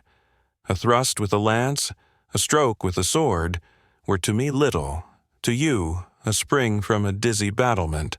A stroke with a sharp poniard has no terrors compared with what either thinks disgrace.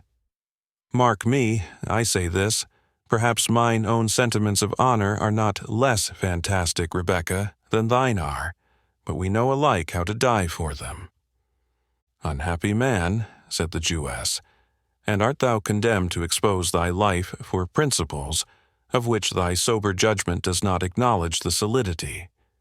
Surely this is a parting with your treasure for that which is not bread, but deem not so of me.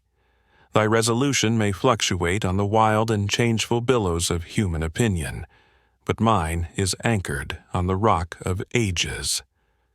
Silence, maiden, answered the Templar. Such discourse now avails but little. Thou art condemned to die not a sudden and easy death, such as misery chooses and despair welcomes, but a slow, wretched, protracted course of torture, suited to what the diabolical bigotry of these men calls thy crime. And to whom, if such my fate, to whom do I owe this? Said Rebekah, surely only to him, who, for a most selfish and brutal cause, dragged me hither, and who now, for some unknown purpose of his own, strives to exaggerate the wretched fate to which he exposed me. Think not, said the Templar, that I have so exposed thee. I would have bucklered thee against such danger with my own bosom, as freely as ever I exposed it to the shafts which had otherwise reached thy life. Had thy purpose been the honorable protection of the innocent, said Rebecca, I had thanked thee for thy care. As it is, thou hast claimed merit for it so often, that I tell thee life is worth nothing to me, preserved at the price which thou wouldst exact for it. Truce with thine upbraidings, Rebecca, said the Templar. I have my own cause of grief, and brook not that thy reproaches should add to it. What is thy purpose, then, Sir Knight? Said the Jewess. Speak it briefly. If thou hast aught to do, save to witness the misery thou hast caused, let me know it, and then, if so it please you, leave me to myself. The step between time and eternity is short but terrible, and I have few moments to prepare for it. I perceive, Rebecca, said Bois Guilbert, that thou dost continue to burden me with the charge of distresses, which most fain would I have prevented. Sir Knight, said Rebecca, I would avoid reproaches, but what is more certain than that, I owe my death to thine unbridled passion. You err, said the Templar hastily.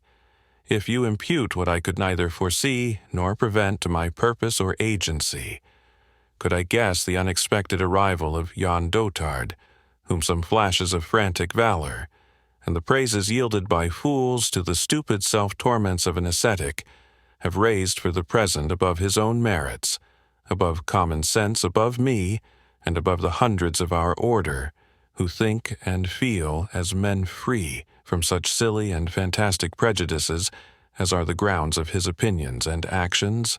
Yet, said Rebecca, you say to judge upon me, innocent, most innocent, as you knew me to be, you concurred in my condemnation, and if I right understood, are yourself to appear in arms to assert my guilt and assure my punishment.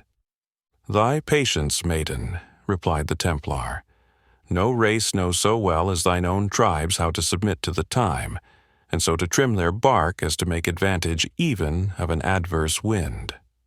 Lamented be the hour, said Rebecca, that has taught such art to the house of Israel, but adversity bends the heart as fire bends the stubborn steel, and those who are no longer their own governors, and the denizens of their own free independent state, must crouch before strangers.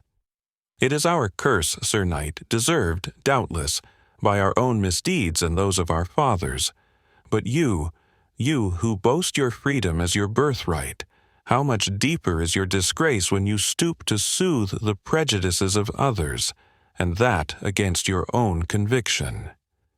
Your words are bitter, Rebecca, said Bois Guilbert, pacing the apartment with impatience, but I came not hither to bandy reproaches with you. Know that Bois Guilbert yields not to created man, although circumstances may for a time induce him to alter his plan. His will is the mountain stream, which may indeed be turned for a little space aside by the rock, but fails not to find its course to the ocean. That scroll which warned thee to demand a champion, from whom couldst thou think it came if not from Bois Guilbert? In whom else couldst thou have excited such interest?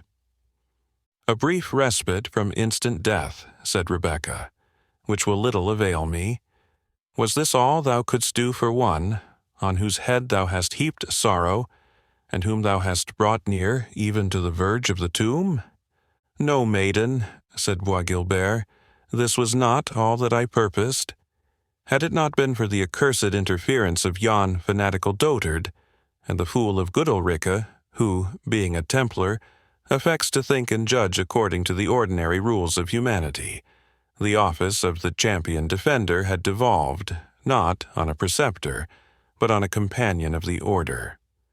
Then I myself, such was my purpose, had, on the sounding of the trumpet, appeared in the lists as thy champion, disguised indeed in the fashion of a roving knight, who seeks adventures to prove his shield and spear. And then let Beaumanoir have chosen not one, but 2 or 3 of the brethren here assembled, I had not doubted to cast them out of the saddle with my single lance. Thus, Rebecca, should thine innocence have been avouched, and to thine own gratitude would I have trusted for the reward of my victory. This, Sir Knight, said Rebecca, is but idle boasting, a brag of what you would have done had you not found it convenient to do otherwise. You received my glove, and my champion, if a creature so desolate can find one, must encounter your lance in the lists, yet you would assume the air of my friend and protector. Thy friend and protector, said the Templar gravely, I will yet be, but mark at what risk, or rather at what certainty of dishonor, and then blame me not if I make my stipulations before I offer up all that I have hitherto held dear to save the life of a Jewish maiden. Speak, said Rebecca, I understand thee not. Well then, said Bois Guilbert, I will speak as freely as ever did doting penitent to his ghostly father when placed in the tricky confessional. Rebecca, if I appear not in these lists, I lose fame and rank. Lose that which is the breath of my nostrils, the esteem, I mean, in which I am held by my brethren, and the hopes I have of succeeding to that mighty authority, which is now wielded by the bigoted dotard Lucas de Beaumanoir, but of which I should make a different use. Such is my certain doom, except I appear in arms against thy cause. Accursed be he of Goodalric, who baited this trap for me, and doubly accursed Albert de Malvoisin, who withheld me from the resolution I had formed, of hurling back the glove at the face of the superstitious and superannuated fool, who listened to a charge so absurd, and against a creature so high in mind, and so lovely in form as thou art. And what now avails rant or flattery? Answered Rebecca. Thou hast made thy choice between causing to be shed the blood of an innocent woman, or of endangering thine own earthly state and earthly hopes. What avails it to reckon together? Thy choice is made. No, Rebecca, said the knight in a softer tone, and drawing nearer towards her. My choice is not made. Nay, Mark, it is thine to make the election. If I appear in the lists, I must maintain my name in arms. And if I do so, championed or unchampioned, thou diest by the stake and faggot. For there lives not the knight who hath coped with me in arms on equal issue, or on terms of vantage, save Richard Coeur de Lion, and his minion of Ivanhoe. Ivanhoe, as thou well knowest, is unable to bear his corslet, and Richard is in a foreign prison. If I appear, then thou diest, even although thy charms should instigate some hot-headed youth to enter the lists in thy defense. And what avails repeating this so often? Said Rebecca. Much, replied the Templar, for thou must learn to look at thy fate on every side. Well then, turn the tapestry, said the Jewess, and let me see the other side. If I appear, said Bois Guilbert, in the fatal lists thou diest by a slow and cruel death, in pain such as they say is destined to the guilty hereafter. But if I appear not, then am I a degraded and dishonored knight, accused of witchcraft and of communion with infidels. The illustrious name, which has grown yet more so under my wearing, becomes a hissing and a reproach. I lose fame, I lose honor, I lose the prospect of such greatness as scarce emperors attain to. I sacrifice mighty ambition. I destroy schemes built as high as the mountains with which heathens say their heaven was once nearly scaled. And yet, Rebecca, he added, throwing himself at her feet, this greatness will I sacrifice, this fame will I renounce, this power will I forego, even now when it is half within my grasp, if thou wilt say, Bois Guilbert, I receive thee for my lover. Think not of such foolishness, Sir Knight. answered Rebecca. "But hasten to the regent, the Queen Mother, and to Prince John. They cannot, in honor to the English crown, allow of the proceedings of your Grand Master.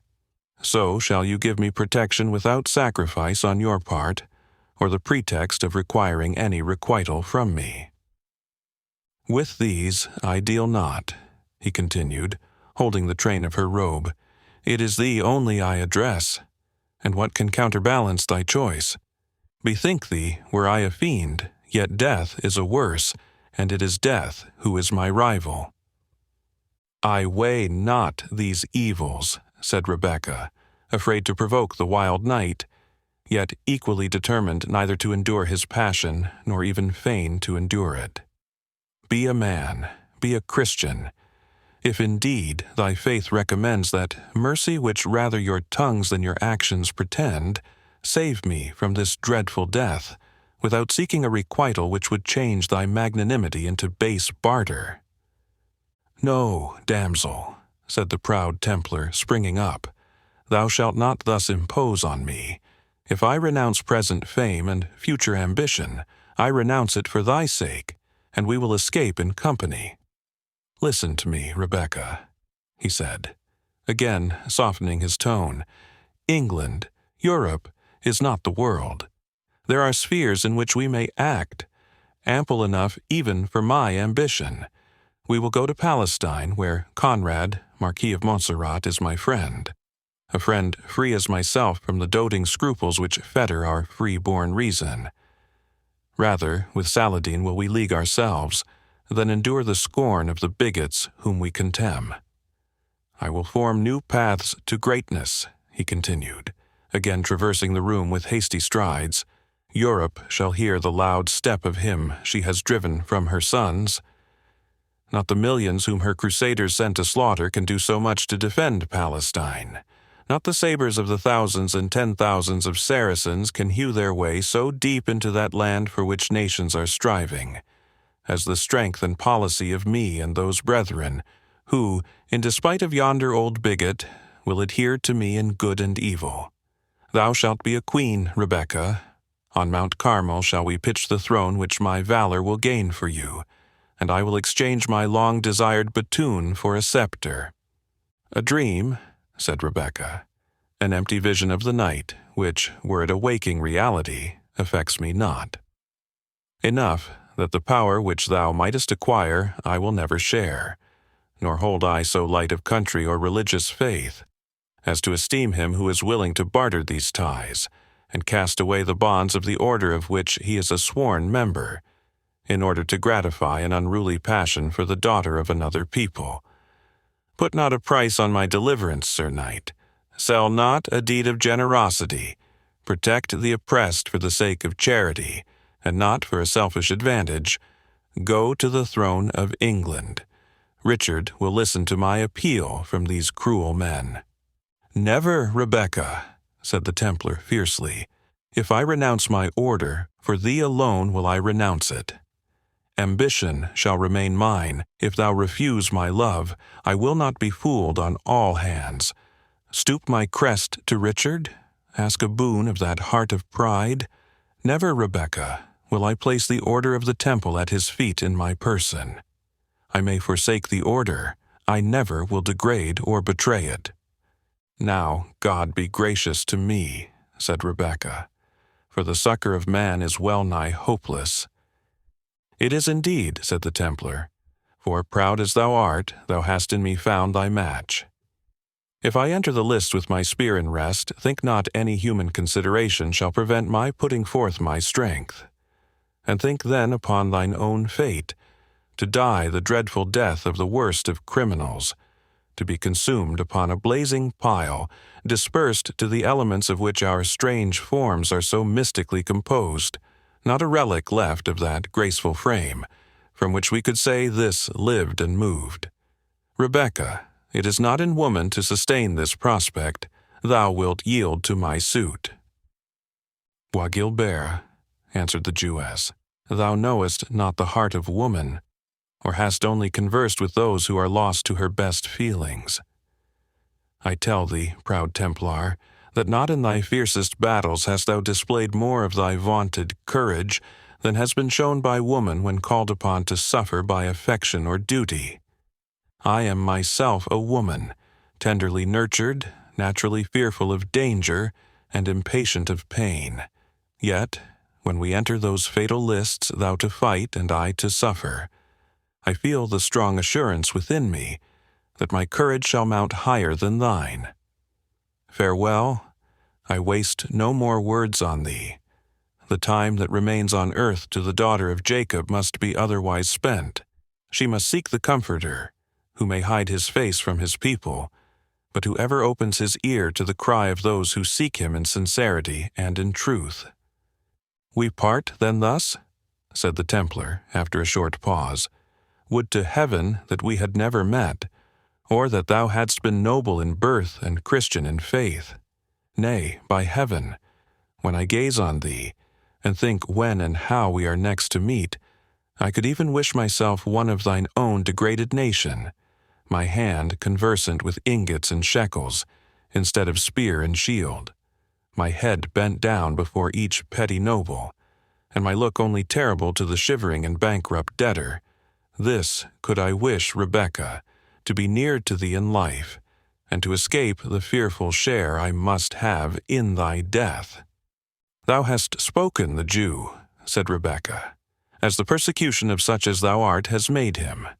Heaven in ire has driven him from his country, but industry has opened to him the only road to power and to influence, which oppression has left unbarred. Read the ancient history of the people of God, and tell me if those, by whom Jehovah wrought such marvels among the nations, were then a people of misers and of usurers. And know, proud knight, we number names amongst us to which your boasted northern nobility is as the gourd compared with the cedar, names that ascend far back to those high times when the divine presence shook the mercy seat between the cherubim, and which derive their splendor from no earthly prince, but from the awful voice, which bade their fathers be nearest of the congregation to the vision. Such were the princes of the house of Jacob. Rebecca's color rose as she boasted the ancient glories of her race, but faded as she added, with a sigh, Such were the princes of Judah, now such no more. They are trampled down like the shorn grass, and mixed with the mire of the ways.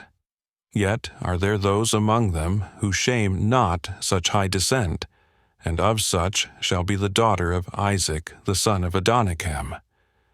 Farewell. I envy not thy blood-won honors. I envy not thy barbarous descent from northern heathens. I envy thee not thy faith, which is ever in thy mouth, but never in thy heart, nor in thy practice. There is a spell on me, by heaven, said Bois Guilbert. I almost think yon besotted skeleton spoke truth, and that the reluctance with which I part from thee hath something in it more than is natural. Fair creature, he said, approaching near her but with great respect, so young, so beautiful, so fearless of death, and yet doomed to die and with infamy and agony, who would not weep for thee? The tear, that has been a stranger to these eyelids for 20 years, moistens them as I gaze on thee.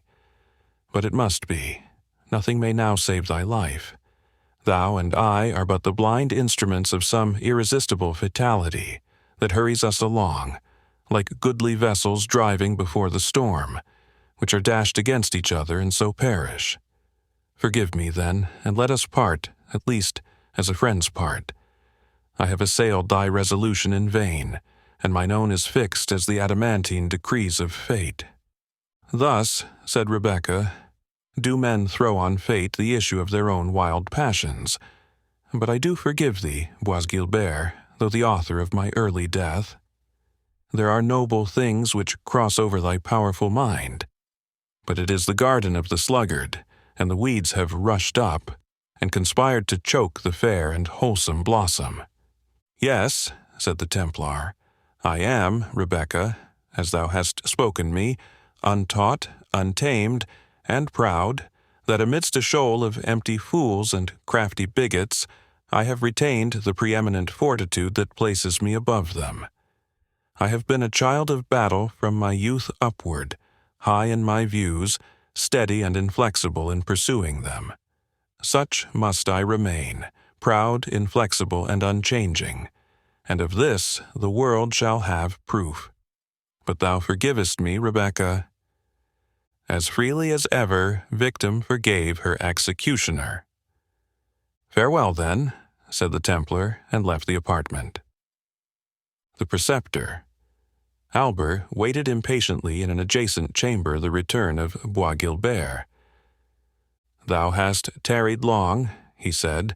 I have been as if stretched on red-hot iron with very impatience. What if the Grand Master or his spy Conrad had come hither? I had paid dear for my complaisance. But what ails thee, brother? Thy step totters, thy brow is as black as night. Art thou well, Bois Guilbert? Aye, answered the Templar, as well as the wretch who is doomed to die within an hour. Nay, by the rood, not half so well, for there be those in such state who can lay down life like a cast-off garment. By heaven, Malvoisin, yonder girl hath well-nigh unmanned me. I am half resolved to go to the Grand Master, abjure the order to his very teeth, and refuse to act the brutality which his tyranny has imposed on me. Thou art mad, answered Malvoisin. Thou mayst thus indeed utterly ruin thyself, but canst not even find a chance thereby to save the life of this Jewess, which seems so precious in thine eyes.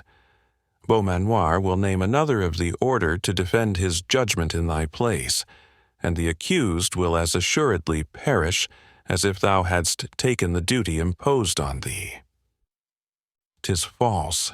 I will myself take arms in her behalf, answered the Templar haughtily, and should I do so, I think, Malvoisin, that thou knowest not one of the order who will keep his saddle before the point of my lance. Aye, but thou forgettest, said the wily adviser, thou wilt have neither leisure nor opportunity to execute this mad project. Go to Lucas Beaumanoir, and say thou hast renounced thy vow of obedience, and see how long the despotic old man will leave thee in personal freedom. The words shall scarce have left thy lips, ere thou wilt either be 100 feet underground, in the dungeon of the preceptory, to abide trial as a recreant knight, or, if his opinion holds concerning thy possession, thou wilt be enjoying straw, darkness, and chains, in some distant convent cell, stunned with exorcisms and drenched with holy water, to expel the foul fiend which hath obtained dominion over thee. Thou must to the lists, Brian, or thou art a lost and dishonored man. I will break forth and fly, said Bois Guilbert. Fly to some distant land, to which folly and fanaticism have not yet found their way. No drop of the blood of this most excellent creature shall be spilled by my sanction. Thou canst not fly, said the preceptor. Thy ravings have excited suspicion, and thou wilt not be permitted to leave the preceptory. Go and make the essay, present thyself before the gate, and command the bridge to be lowered, and mark what answer thou shalt receive. Thou art surprised and offended, but is it not the better for thee? Wert thou to fly, what would ensue but the reversal of thy arms, the dishonor of thine ancestry, the degradation of thy rank? Think on it. Where shall thine old companions in arms hide their heads when Brian de Bois Guilbert, the best lance of the Templars, is proclaimed recreant amid the hisses of the assembled people? What grief will be at the court of France? With what joy will the haughty Richard hear the news that the knight that set him hard in Palestine and well-nigh darkened his renown has lost fame and honor for a Jewish girl, whom he could not even save by so costly a sacrifice. Malvoisin, said the knight, I thank thee. Thou hast touched the string at which my heart most readily thrills. Come of it what may, recreant shall never be added to the name of Bois Guilbert. Would to God, Richard, or any of his vaunting minions of England, would appear in these lists, but they will be empty. No one will risk to break a lance for the innocent, the forlorn. "The better for thee, if it prove so," said the preceptor. "If no champion appears, it is not by thy means that this unlucky damsel shall die, but by the doom of the Grand Master, with whom rests all the blame, and who will count that blame for praise and commendation." "True," said Bois Guilbert. "If no champion appears, I am but a part of the pageant, sitting indeed on horseback in the lists, but having no part in what is to follow." "None whatever," said Malvoisin. "No more than the armed image of St. George when it makes part of a procession." "Well, I will resume my resolution," replied the haughty Templar. "She has despised me, repulsed me, reviled me, and wherefore should I offer up for her whatever of estimation I have in the opinion of others? Malvoisin, I will appear in the lists." He left the apartment hastily as he uttered these words, and the preceptor followed, to watch and confirm him in his resolution. For in Bois Guilbert's fame he had himself a strong interest, expecting much advantage from his being one day at the head of the order, not to mention the preferment of which Montfichet had given him hopes, on condition he would forward the condemnation of the unfortunate Rebecca. Yet, although, in combating his friend's better feelings, he possessed all the advantage which a wily, composed, selfish disposition has over a man agitated by strong and contending passions, it required all Malvoisin's art to keep Bois Guilbert steady to the purpose he had prevailed on him to adopt. He was obliged to watch him closely to prevent his resuming his purpose of flight, to intercept his communication with the Grand Master, lest he should come to an open rupture with his superior, and to renew from time to time the various arguments by which he endeavored to show that, in appearing as champion on this occasion, Bois Guilbert, without either accelerating or ensuring the fate of Rebecca, would follow the only course by which he could save himself from degradation and disgrace. Chapter 40. Shadows avant. Richard's himself again. Richard III. When the Black Knight, for it becomes necessary to resume the train of his adventures, left the trysting tree of the generous outlaw, he held his way straight to a neighboring religious house, of small extent and revenue, called the Priory of St. Botolph, to which the wounded Ivanhoe had been removed when the castle was taken, under the guidance of the faithful Gurth and the magnanimous Wamba. It is unnecessary at present to mention what took place in the interim betwixt Wilfred and his deliverer. Suffice it to say that, after long and grave communication, messengers were dispatched by the prior in several directions, and that on the succeeding morning the Black Knight was about to set forth on his journey, accompanied by the jester Wamba, who attended as his guide. "We will meet," he said to Ivanhoe, "at Koningsberg, the castle of the deceased Athelstane, since there thy father Cedric holds the funeral feast for his noble relation. I would see your Saxon kindred together, Sir Wilfred, and become better acquainted with them than heretofore.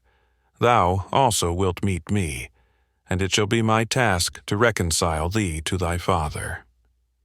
So saying, he took an affectionate farewell of Ivanhoe, who expressed an anxious desire to attend upon his deliverer.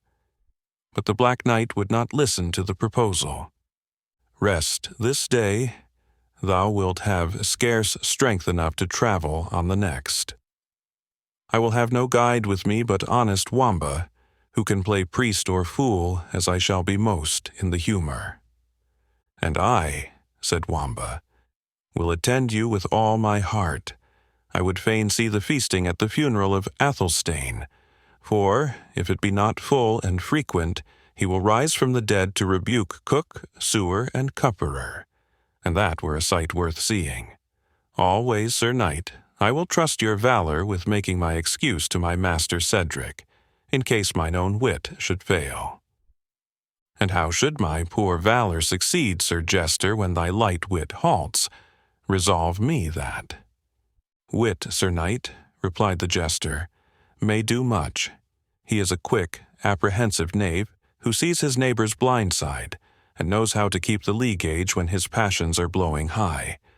But valor is a sturdy fellow, that makes all split. He rows against both wind and tide, and makes way notwithstanding. And therefore, good Sir Knight, while I take advantage of the fair weather in our noble master's temper, I will expect you to bestir yourself when it grows rough. Sir Knight of the Fetterlock, since it is your pleasure so to be distinguished, said Ivanhoe, I fear me you have chosen a talkative and a troublesome fool to be your guide. But he knows every path and alley in the woods, as well as e'er a hunter who frequents them. And the poor knave, as thou hast partly seen, is as faithful as steel. Nay, said the knight, an he have the gift of showing my road, I shall not grumble with him that he desires to make it pleasant. Fare thee well, kind Wilfred. I charge thee not to attempt to travel till tomorrow at earliest.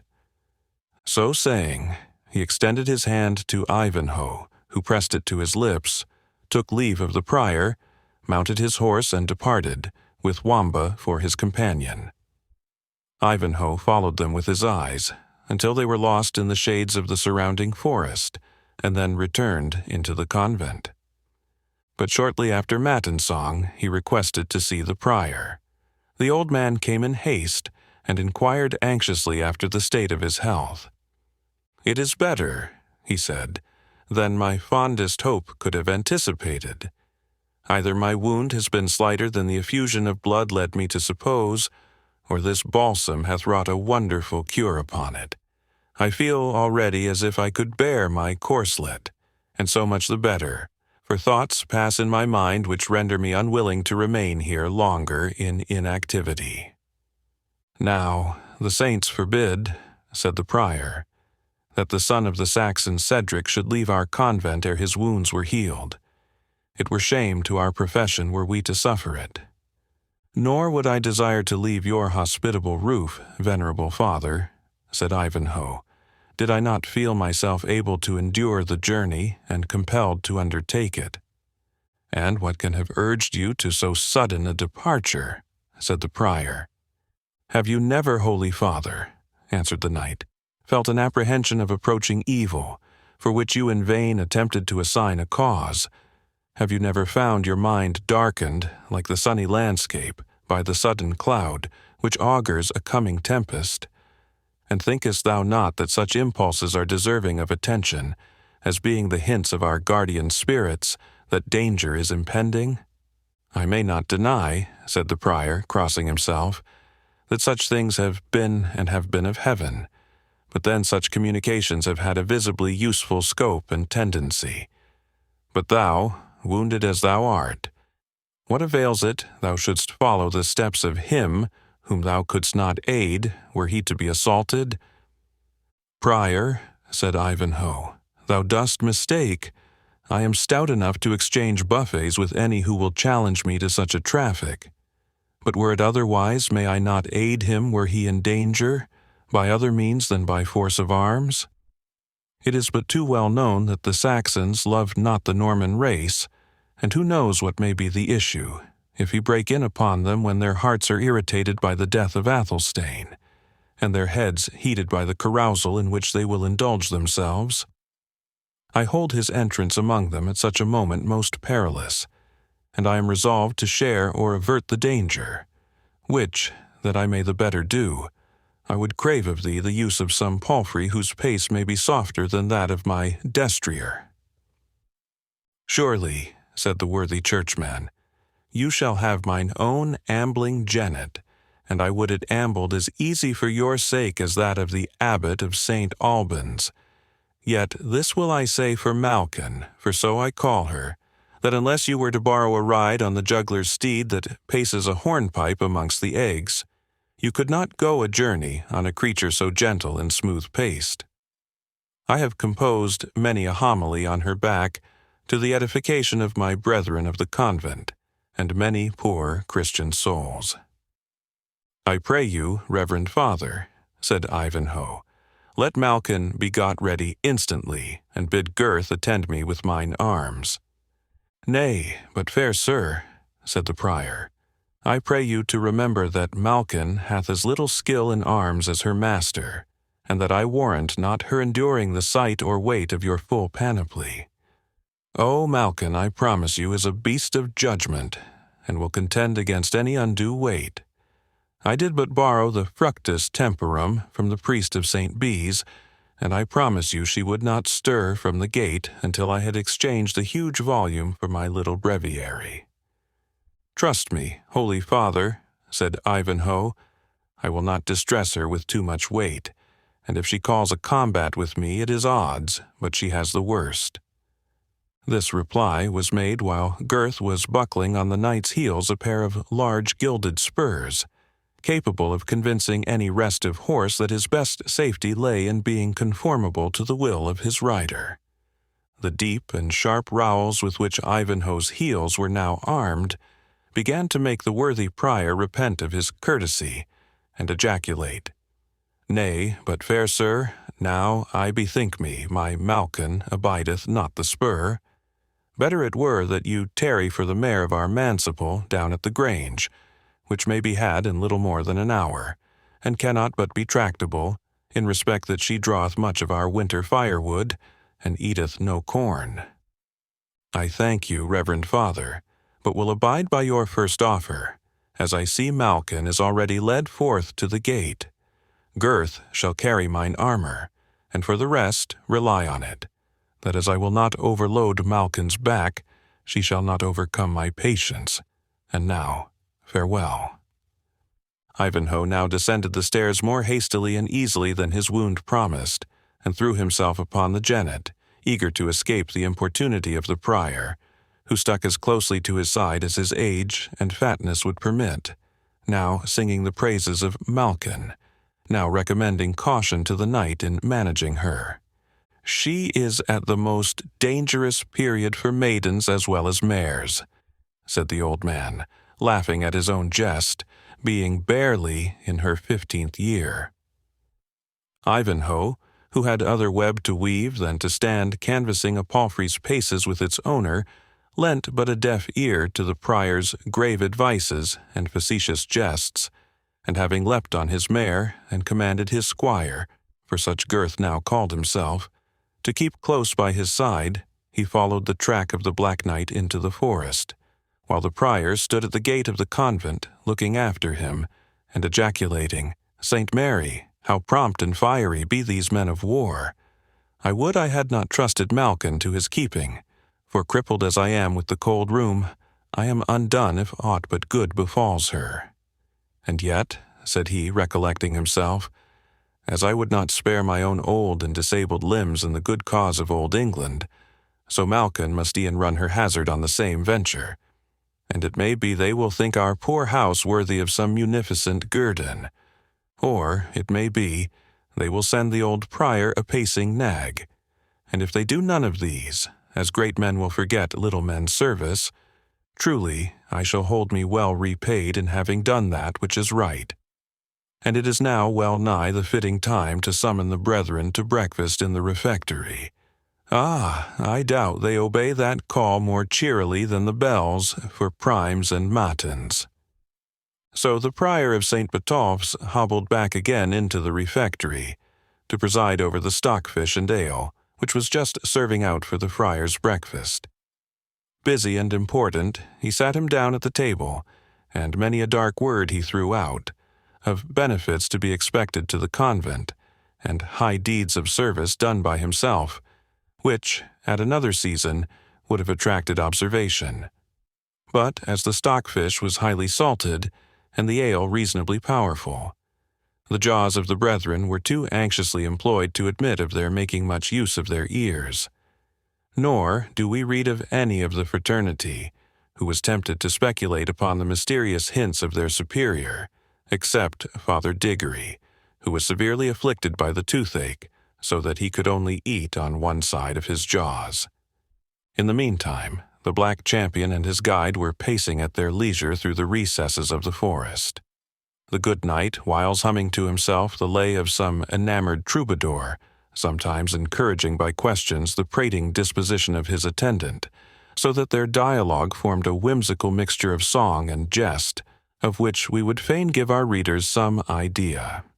You are then to imagine this knight, such as we have already described him, strong of person, tall, broad-shouldered, and large of bone, mounted on his mighty black charger, which seemed made on purpose to bear his weight.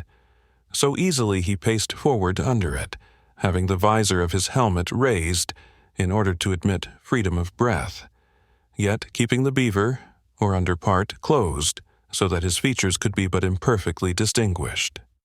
But his ruddy embrowned cheekbones could be plainly seen, and the large and bright blue eyes that flashed from under the dark shade of the raised visor. And the whole gesture and look of the champion expressed careless gaiety and fearless confidence, a mind which was unapt to apprehend danger and prompt to defy it when most imminent, yet with whom danger was a familiar thought, as with one whose trade was war and adventure. The jester wore his usual fantastic habit, but late accidents had led him to adopt a good cutting falchion, instead of his wooden sword, with a targe to match it, of both which weapons he had, notwithstanding his profession, shown himself a skillful master during the storming of Torquilstone. Indeed, the infirmity of Wamba's brain consisted chiefly in a kind of impatient irritability, which suffered him not long to remain quiet in any posture, or adhere to any certain train of ideas, although he was for a few minutes alert enough in performing any immediate task, or in apprehending any immediate topic. On horseback, therefore, he was perpetually swinging himself backwards and forwards, now on the horse's ears, then anon on the very rump of the animal, now hanging both his legs on one side, and now sitting with his face to the tail, moping, mowing, and making 1,000 apish gestures, until his palfrey took his freaks so much to heart as fairly to lay him at his length on the green grass, an incident which greatly amused the knight, but compelled his companion to ride more steadily thereafter. At the point of their journey at which we take them up, this joyous pair were engaged in singing a virelai, as it was called, in which the clown bore a mellow burden to the better instructed knight of the Fetterlock, and thus run the ditty. Anna Marie, love, up is the sun. Anna Marie, love, morn is begun. Mists are dispersing. Love, birds singing free, up in the morning. Love, Anna Marie. Anna Marie, love, up in the morn. The hunter is winding blithe sounds on his horn. The echo rings merry from rock and from tree. 'Tis time to arouse thee, love, Anna Marie. Wamba. O Tybalt, love. Tybalt, awake me not yet. Around my soft pillow while softer dreams flit, for what are the joys that in waking we prove, compared with these visions, O Tybalt, my love? Let the birds, to the rise of the mist, carol shrill. Let the hunter blow out his loud horn on the hill. Softer sounds, softer pleasures in slumber I prove. But think not I dreamt of thee, Tybalt, my love. A dainty song, said Wamba, when they had finished their carol, and I swear by my bauble, a pretty moral. I used to sing it with Girth, once my playfellow, and now, by the grace of God and his master, no less than a freeman. And we once came by the cudgel for being so entranced by the melody, that we lay in bed 2 hours after sunrise, singing the ditty betwixt sleeping and waking. My bones ache at thinking of the tune ever since. Nevertheless, I have played the part of Anna Marie to please you, fair sir. The jester next struck into another carol, a sort of comic ditty, to which the knight, catching up the tune, replied in the like manner. Knight and Wamba. There came 3 merry men from south, west, and north. Evermore sing the roundelay, to win the widow of Wycombe forth, and where was the widow might say them nay. The first was a knight, and from Tynedale he came, evermore sing the roundelay, and his fathers, God save us, were men of great fame. And where was the widow might say him nay, of his father the laird, of his uncle the squire. He boasted in rhyme and in roundelay.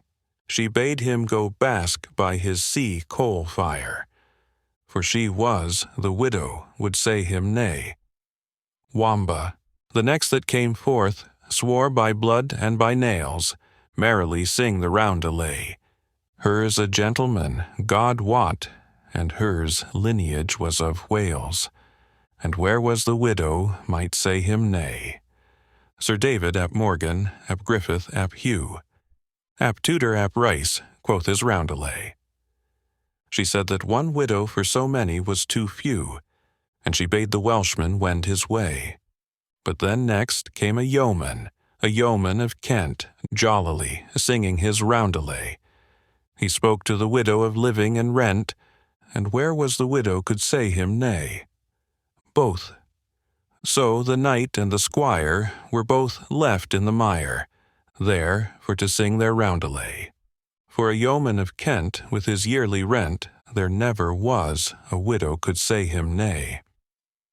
I would, Wamba, said the knight, that our host of the trysting tree, or the jolly friar, his chaplain, heard this thy ditty in praise of our bluff yeoman. So would not I, said Wamba, but for the horn that hangs at your baldric.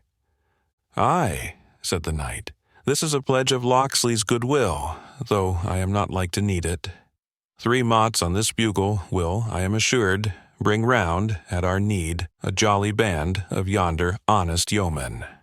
I would say, heaven forfend, said the jester, were it not that that fair gift is a pledge they would let us pass peaceably.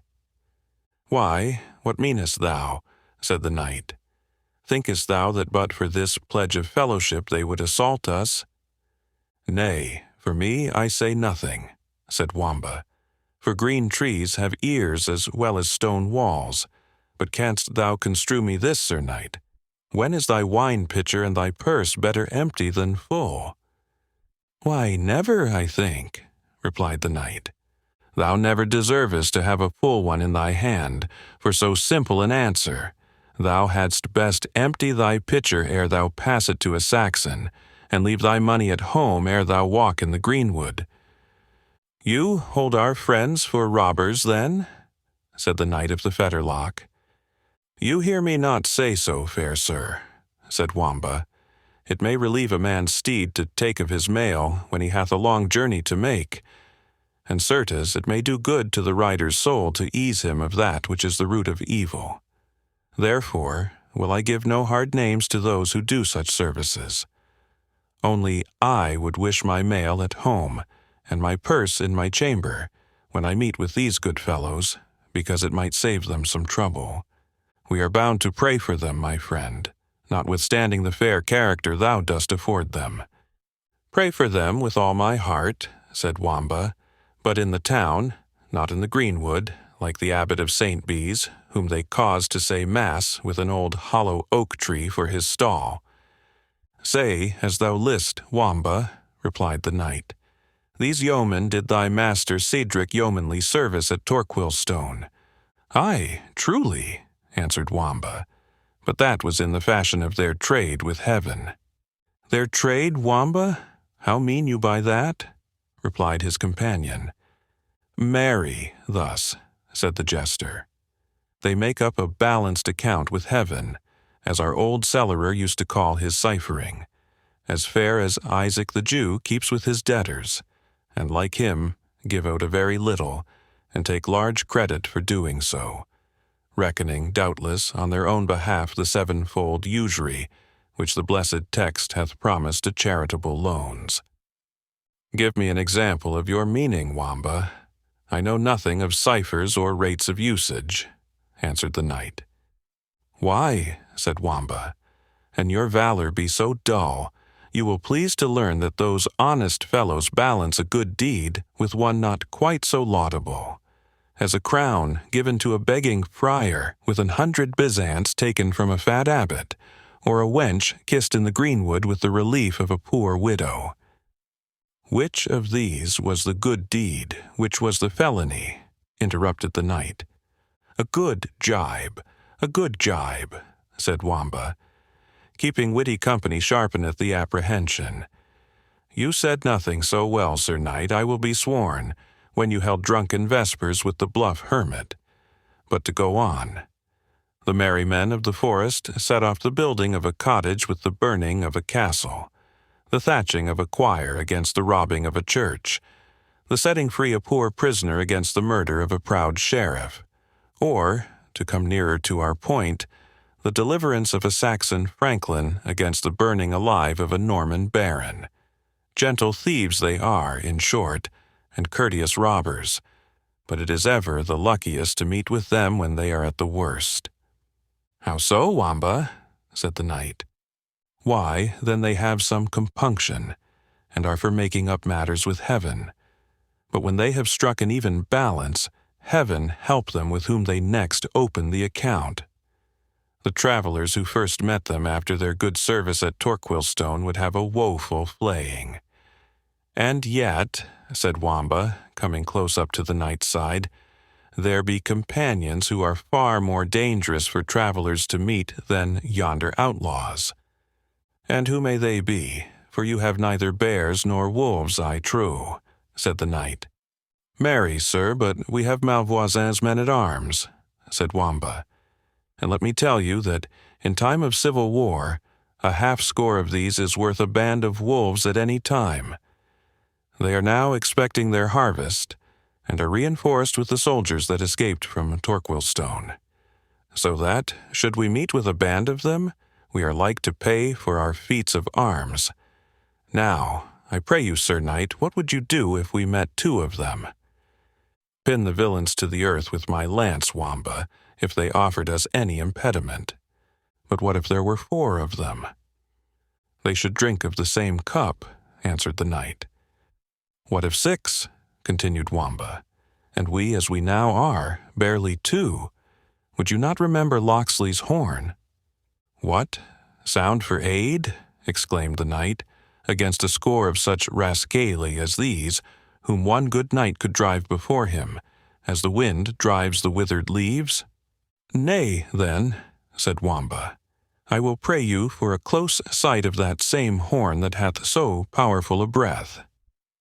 The knight undid the clasp of the baldric, and indulged his fellow traveller, who immediately hung the bugle round his own neck.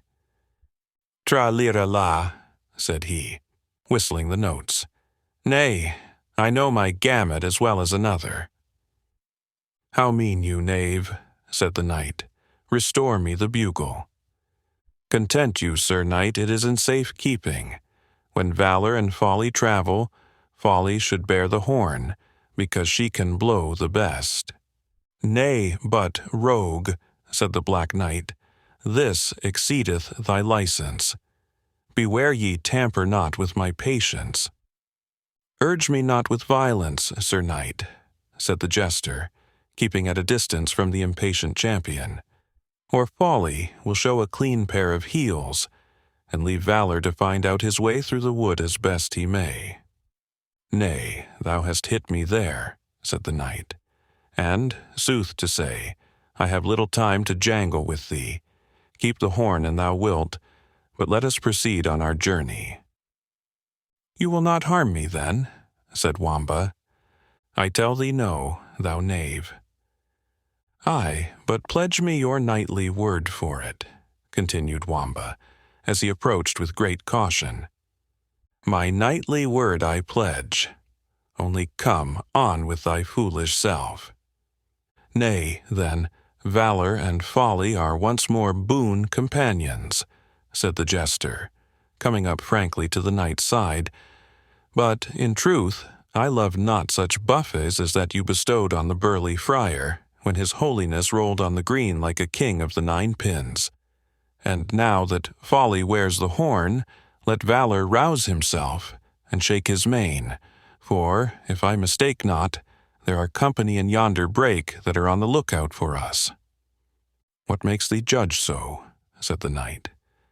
Because I have twice or thrice noticed the glance of emotion from amongst the green leaves. Had they been honest men, they had kept the path. But yonder thicket is a choice chapel for the clerks of St. Nicholas. By my faith, said the knight, closing his visor, "I think thou beest in the right on't." And in good time did he close it, for 3 arrows flew at the same instant from the suspected spot against his head and breast, one of which would have penetrated to the brain, had it not been turned aside by the steel visor. The other 2 were averted by the gorget, and by the shield which hung around his neck. "Thanks, trusty armorers," said the knight. "Wamba, let us close with them," and he rode straight to the thicket.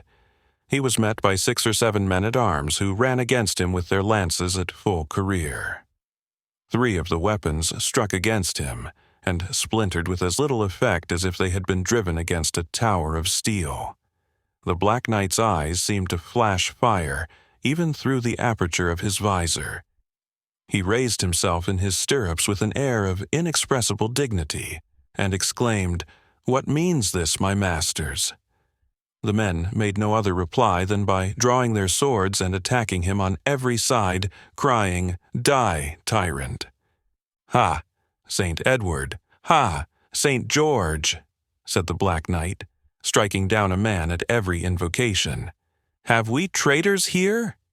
His opponents, desperate as they were, bore back from an arm which carried death in every blow, and it seemed as if the terror of his single strength was about to gain the battle against such odds, when a knight in blue armor, who had hitherto kept himself behind the other assailants, spurred forward with his lance, and taking aim, not at the rider but at the steed, wounded the noble animal mortally. "That was a felon stroke," exclaimed the Black Knight, as the steed fell to the earth, bearing his rider along with him. And at this moment Wamba winded the bugle, for the whole had passed so speedily that he had not time to do so sooner. The sudden sound made the murderers bear back once more, and Wamba, though so imperfectly weaponed, did not hesitate to rush in and assist the Black Knight to rise. "Shame on ye, false cowards!"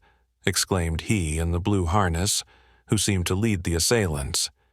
"Do ye fly from the empty blast of a horn blown by a jester?" Animated by his words, they attacked the Black Knight anew, whose best refuge was now to place his back against an oak and defend himself with his sword. The felon knight, who had taken another spear, watching the moment when his formidable antagonist was most closely pressed, galloped against him in hopes to nail him with his lance against the tree, when his purpose was again intercepted by Wamba. The jester, making up by agility the want of strength, and little noticed by the men-at-arms who were busied in their more important object, hovered on the skirts of the fight, and effectually checked the fatal career of the Blue Knight by hamstringing his horse with a stroke of his sword. Horse and man went to the ground, yet the situation of the Knight of the Fetterlock continued very precarious, as he was pressed close by several men completely armed, and began to be fatigued by the violent exertions necessary to defend himself on so many points at nearly the same moment, when a grey goose shaft suddenly stretched on the earth one of the most formidable of his assailants, and a band of yeomen broke forth from the glade, headed by Locksley and the jovial friar, who, taking ready and effectual part in the fray, soon disposed of the ruffians, all of whom lay on the spot dead or mortally wounded. The Black Knight thanked his deliverers with a dignity they had not observed in his former bearing, which hitherto had seemed rather that of a blunt, bold soldier than of a person of exalted rank. "It concerns me much," he said, "even before I express my full gratitude to my ready friends, to discover, if I may, who have been my unprovoked enemies. Open the visor of that Blue Knight, Wamba, who seems the chief of these villains." The jester instantly made up to the leader of the assassins, who, bruised by his fall and entangled under the wounded steed, lay incapable either of flight or resistance. "Come, valiant sir," said Wamba, "I must be your armorer as well as your equerry. I have dismounted you, and now I will unhelm you." So saying, with no very gentle hand, he undid the helmet of the Blue Knight, which, rolling to a distance on the grass, displayed to the knight of the fetterlock grizzled locks, and a countenance he did not expect to have seen under such circumstances. "Waldemar Fitzurse," he said in astonishment, "what could urge one of thy rank and seeming worth to so foul an undertaking?" "Richard," said the captive knight, looking up to him, "thou knowest little of mankind, if thou knowest not to what ambition and revenge can lead every child of Adam." "Revenge?" answered the Black Knight. "I never wronged thee. On me thou hast naught to revenge. My daughter Richard, whose alliance thou didst scorn, was that no injury to a Norman, whose blood is noble as thine own?" "Thy daughter?" replied the Black Knight. "A proper cause of enmity, and followed up to a bloody issue. Stand back, my masters, I would speak to him alone. And now, Waldemar Fitzurse, say me the truth. Confess who set thee on this traitorous deed." "Thy father's son," answered Waldemar, "who, in so doing, did but avenge on thee thy disobedience to thy father." Richard's eyes sparkled with indignation, but his better nature overcame it. He pressed his hand against his brow, and remained an instant gazing on the face of the humbled baron, in whose features pride was contending with shame. "Thou dost not ask thy life, Waldemar," said the king. "He that is in the lion's clutch," answered Fitzurse, "knows it were needless." "Take it then, unasked," said Richard. "The lion preys not on prostrate carcasses. Take thy life, but with this condition that in 3 days thou shalt leave England, and go to hide thine infamy in thy Norman castle, and that thou wilt never mention the name of John of Anjou as connected with thy felony. If thou art found on English ground after the space I have allotted thee, thou diest, or if thou breathest aught that can attaint the honor of my house by St. George, not the altar itself shall be a sanctuary. I will hang thee out to feed the ravens from the very pinnacle of thine own castle. Let this knight have a steed, Locksley, for I see your yeomen have caught those which were running loose, and let him depart unharmed. But that I judge, I listen to a voice whose behests must not be disputed," answered the yeoman. "I would send a shaft after the skulking villain that should spare him the labor of a long journey." "Thou bearest an English heart, Locksley," said the Black Knight, "and well dost judge thou art the more bound to obey my behest. I am Richard of England." At these words, pronounced in a tone of majesty suited to the high rank, and no less distinguished character of Coeur de Lion, the yeomen at once kneeled down before him, and at the same time tendered their allegiance and implored pardon for their offenses. "Rise, my friends," said Richard in a gracious tone, looking on them with a countenance in which his habitual good humor had already conquered the blaze of hasty resentment, and whose features retained no mark of the late desperate conflict, excepting the flush arising from exertion. "Arise," he said, "my friends.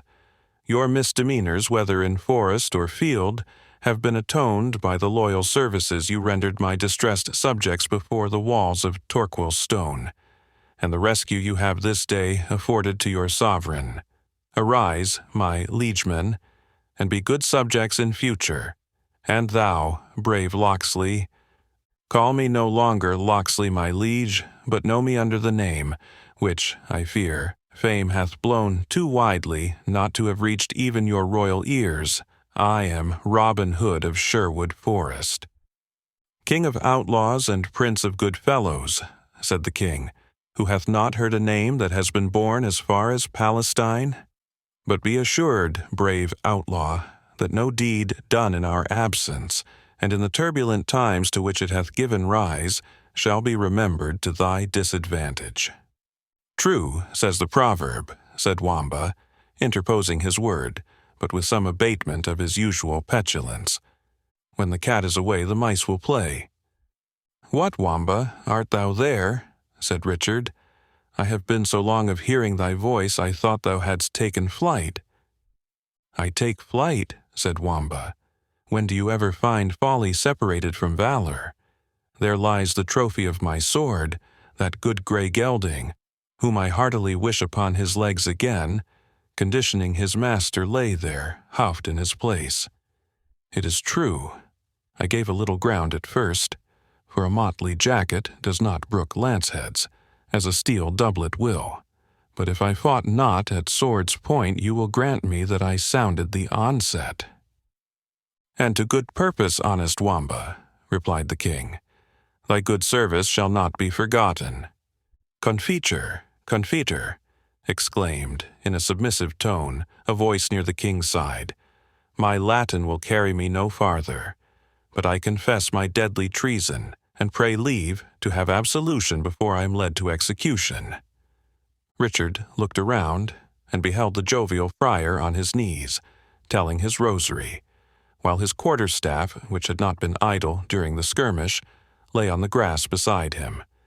His countenance was gathered so as he thought might best express the most profound contrition, his eyes being turned up, and the corners of his mouth drawn down, as Wamba expressed it, like the tassels at the mouth of a purse.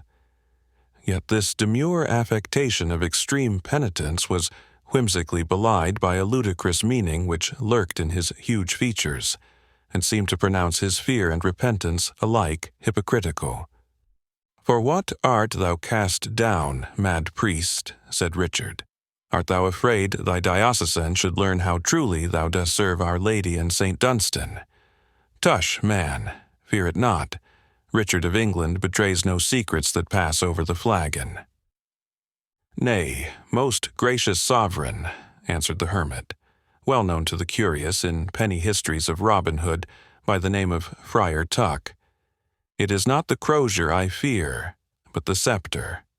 Alas, that my sacrilegious fist should ever have been applied to the ear of the Lord's anointed." "Ha, ha," said Richard. "Sits the wind there? In truth I had forgotten the buffet, though mine ear sung after it for a whole day. But if the cuff was fairly given, I will be judged by the good men around, if it was not as well repaid, or if thou thinkest I still owe thee aught, and will stand forth for another counterbuff." "By no means," replied Friar Tuck. "I had mine own returned, and with usury. May your majesty ever pay your debts as fully." "If I could do so with cuffs," said the king, "my creditors should have little reason to complain of an empty exchequer." "And yet," said the friar, resuming his demure, hypocritical countenance, "I know not what penance I ought to perform for that most sacrilegious blow." "Speak no more of it, brother," said the king. "After having stood so many cuffs from paynims and misbelievers, I were void of reason to quarrel with the buffet of a clerk so holy as he of Copmanhurst. Yet, mine honest friar, I think it would be best both for the church and thyself, that I should procure a license to unfrock thee, and retain thee as a yeoman of our guard, serving in care of our person, as formerly in attendance upon the altar of St. Dunstan." "My liege," said the friar, "I humbly crave your pardon, and you would readily grant my excuse, did you but know how the sin of laziness has beset me. St. Dunstan, may he be gracious to us, stands quiet in his niche, though I should forget my orisons in killing a fat buck. I stay out of my cell sometimes a night, doing I wot not what. St. Dunstan never complains. A quiet master he is, and a peaceful, as ever was made of wood. But to be a yeoman in attendance on my sovereign the king, the honor is great, doubtless. Yet, if I were but to step aside to comfort a widow in one corner, or to kill a deer in another, it would be, 'Where is the dog priest?' says one. 'Who has seen the accursed Tuck?' says another. 'The unfrocked villain destroys more venison than half the country besides,' says one keeper, 'and is hunting after every shy doe in the country,' quoth a second. In fine, good my liege, I pray you to leave me as you found me, or if in aught you desire to extend your benevolence to me, that I may be considered as the poor clerk of St. Dunstan's cell in Copmanhurst, to whom any small donation will be most thankfully acceptable." "I understand thee," said the king, "and the holy clerk shall have a grant of vert and venison in my woods of Warncliffe. Mark, however, I will but assign thee 3 bucks every season, but if that do not prove an apology for thy slaying 30, I am no Christian knight nor true king." "Your grace may be well assured," said the friar, "that with the grace of St. Dunstan I shall find the way of multiplying your most bounteous gift." "I nothing doubt it, good brother," said the king. "And as venison is but dry food, our cellarer shall have orders to deliver to thee a butt of sack, a runlet of Malvoisie, and 3 hogsheads of ale of the first strike, yearly. If that will not quench thy thirst, thou must come to court, and become acquainted with my butler." "But for St. Dunstan?" said the friar. "A cope, a stole, and an altar cloth shalt thou also have," continued the king, crossing himself. "But we may not turn our game into earnest, lest God punish us for thinking more on our follies than on his honor and worship." "I will answer for my patron," said the priest joyously. "Answer for thyself, friar," said King Richard, something sternly, but immediately stretching out his hand to the hermit. The latter, somewhat abashed, bent his knee and saluted it. "Thou dost less honor to my extended palm than to my clenched fist," said the monarch. "Thou didst only kneel to the one, and to the other didst prostrate thyself." But the friar, afraid perhaps of again giving offense by continuing the conversation in too jocose a style, a false step to be particularly guarded against by those who converse with monarchs, bowed profoundly and fell into the rear. At the same time, 2 additional personages appeared on the scene. Chapter 41. "All hail to the lordlings of high degree, who live not more happy, though greater than we. Our pastimes to see, under every green tree, in all the gay woodland, right welcome ye be." MacDonald. The newcomers were Wilfred of Ivanhoe, on the prior of Botolph's palfrey, and Gurth, who attended him, on the knight's own war-horse. The astonishment of Ivanhoe was beyond bounds when he saw his master besprinkled with blood, and 6 or 7 dead bodies lying around in the little glade in which the battle had taken place. Nor was he less surprised to see Richard surrounded by so many sylvan attendants, the outlaws as they seemed to be of the forest, and a perilous retinue therefore for a prince. He hesitated whether to address the king as the Black Knight errant, or in what other manner to demean himself towards him. Richard saw his embarrassment.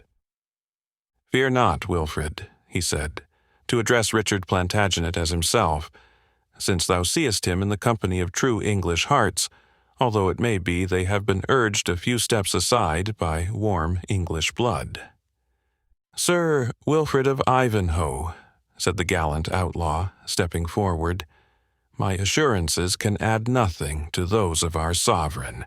Yet, let me say somewhat proudly, that of men who have suffered much, he hath not truer subjects than those who now stand around him." "I cannot doubt it, brave man," said Wilfred, "since thou art of the number. But what mean these marks of death and danger, these slain men and the bloody armor of my prince?" "Treason hath been with us, Ivanhoe," said the king. "But, thanks to these brave men, treason hath met its meed. But now, I bethink me, thou too art a traitor," said Richard, smiling, "a most disobedient traitor. For were not our orders positive that thou shouldst repose thyself at St. Botolph's until thy wound was healed?"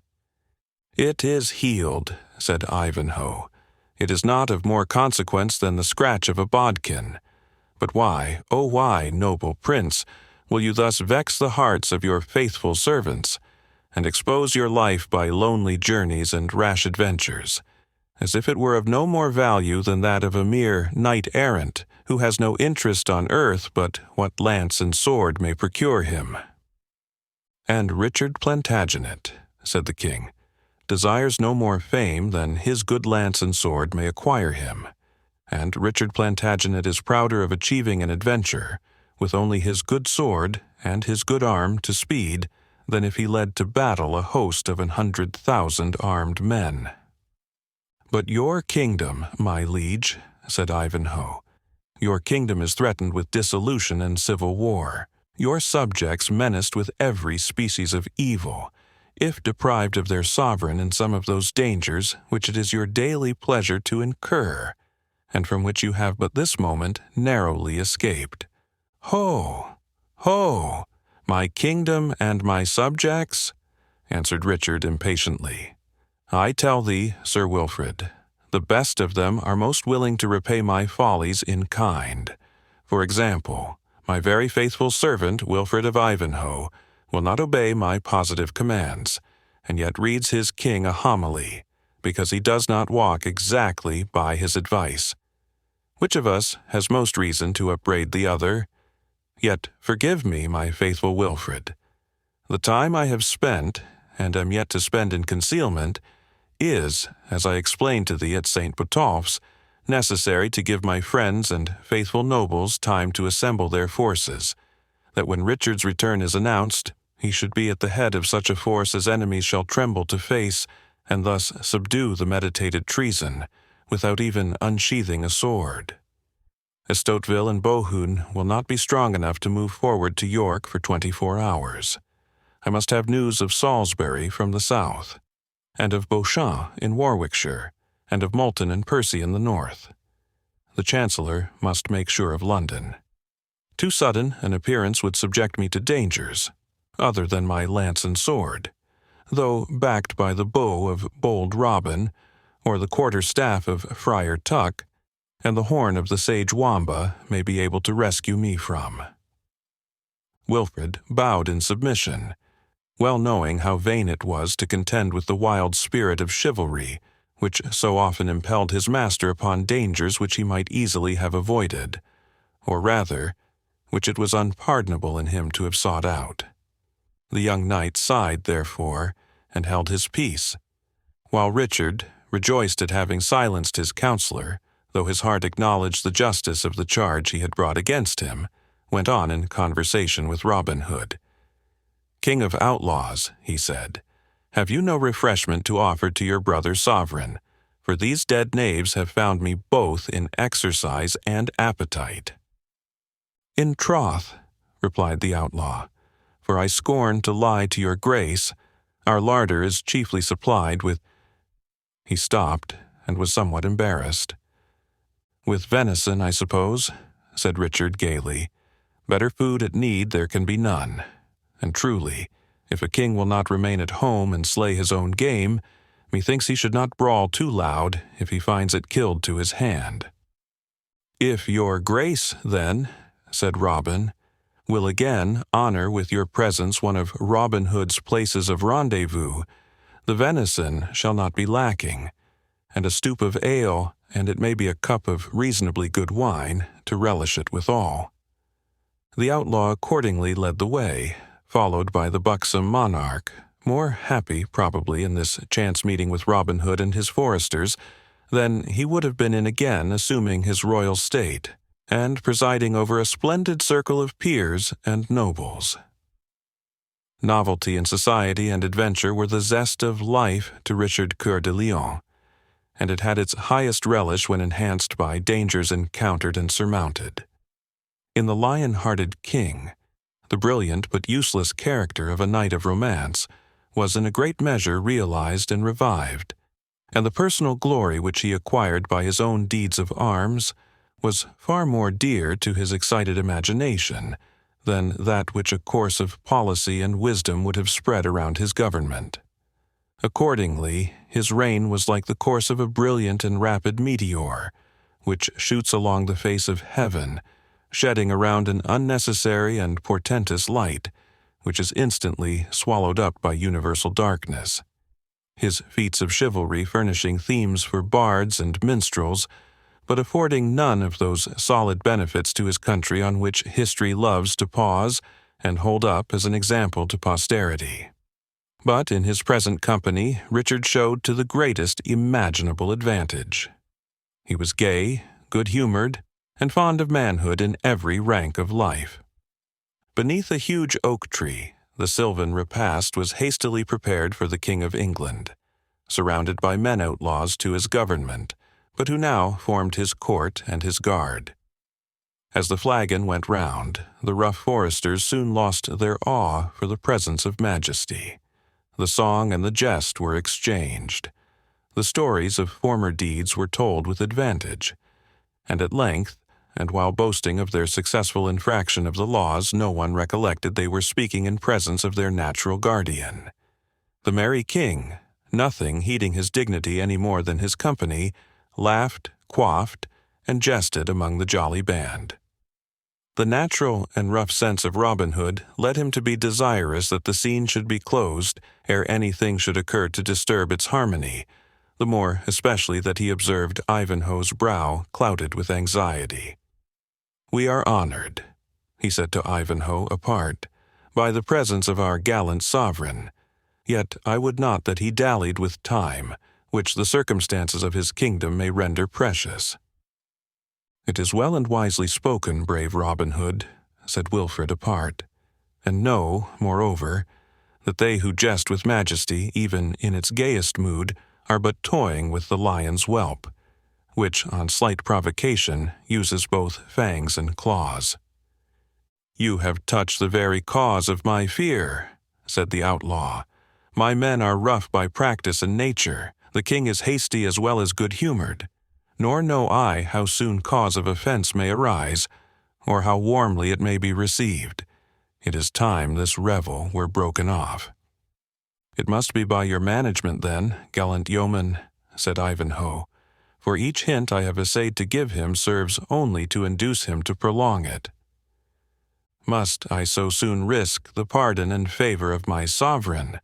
said Robin Hood, pausing for all instant. "But by Saint Christopher it shall be so. I were undeserving his grace did I not peril it for his good.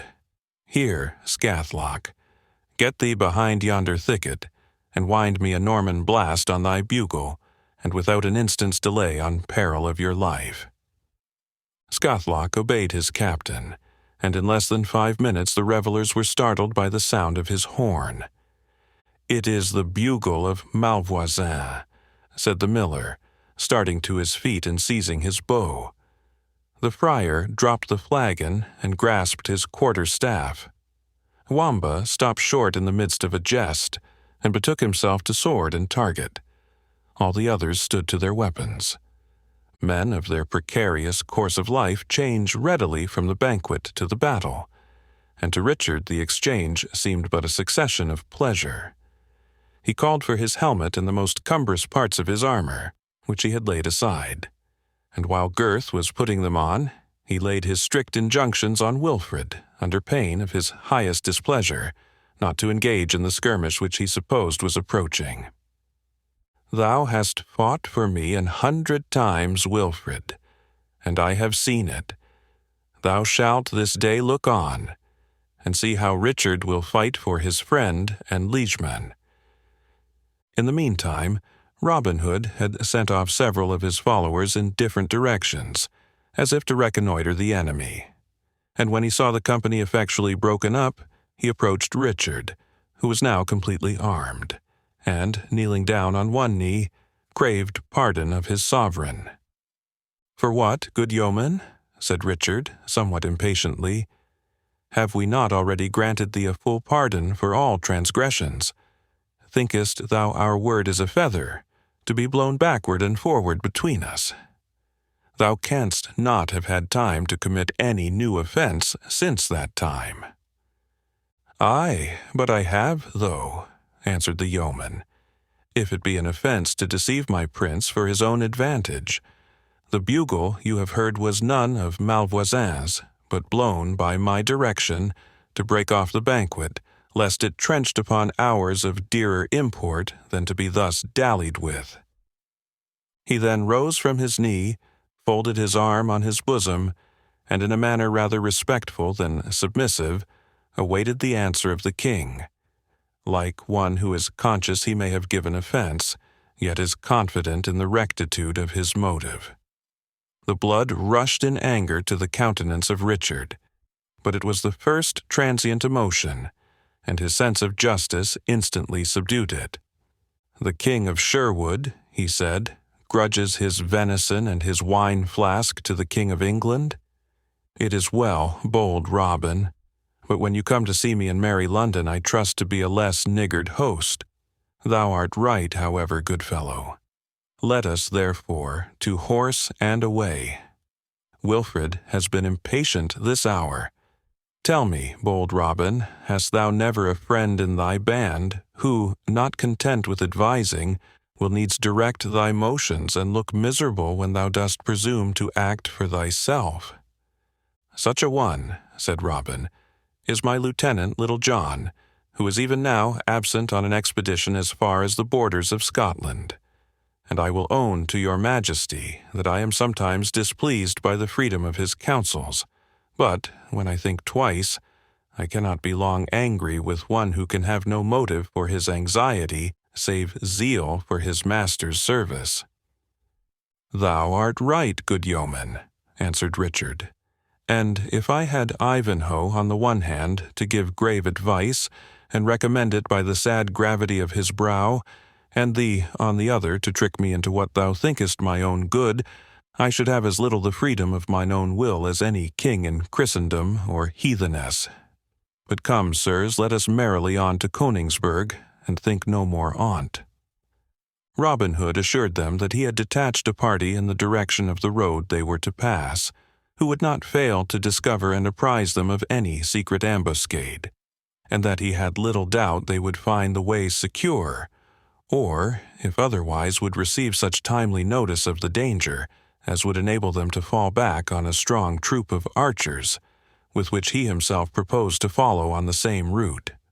The wise and attentive precautions adopted for his safety touched Richard's feelings, and removed any slight grudge which he might retain on account of the deception the outlaw captain had practiced upon him.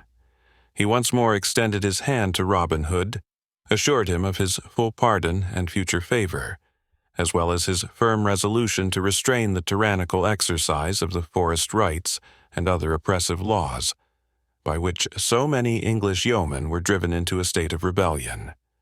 But Richard's good intentions towards the bold outlaw were frustrated by the king's untimely death, and the charter of the forest was extorted from the unwilling hands of King John when he succeeded to his heroic brother.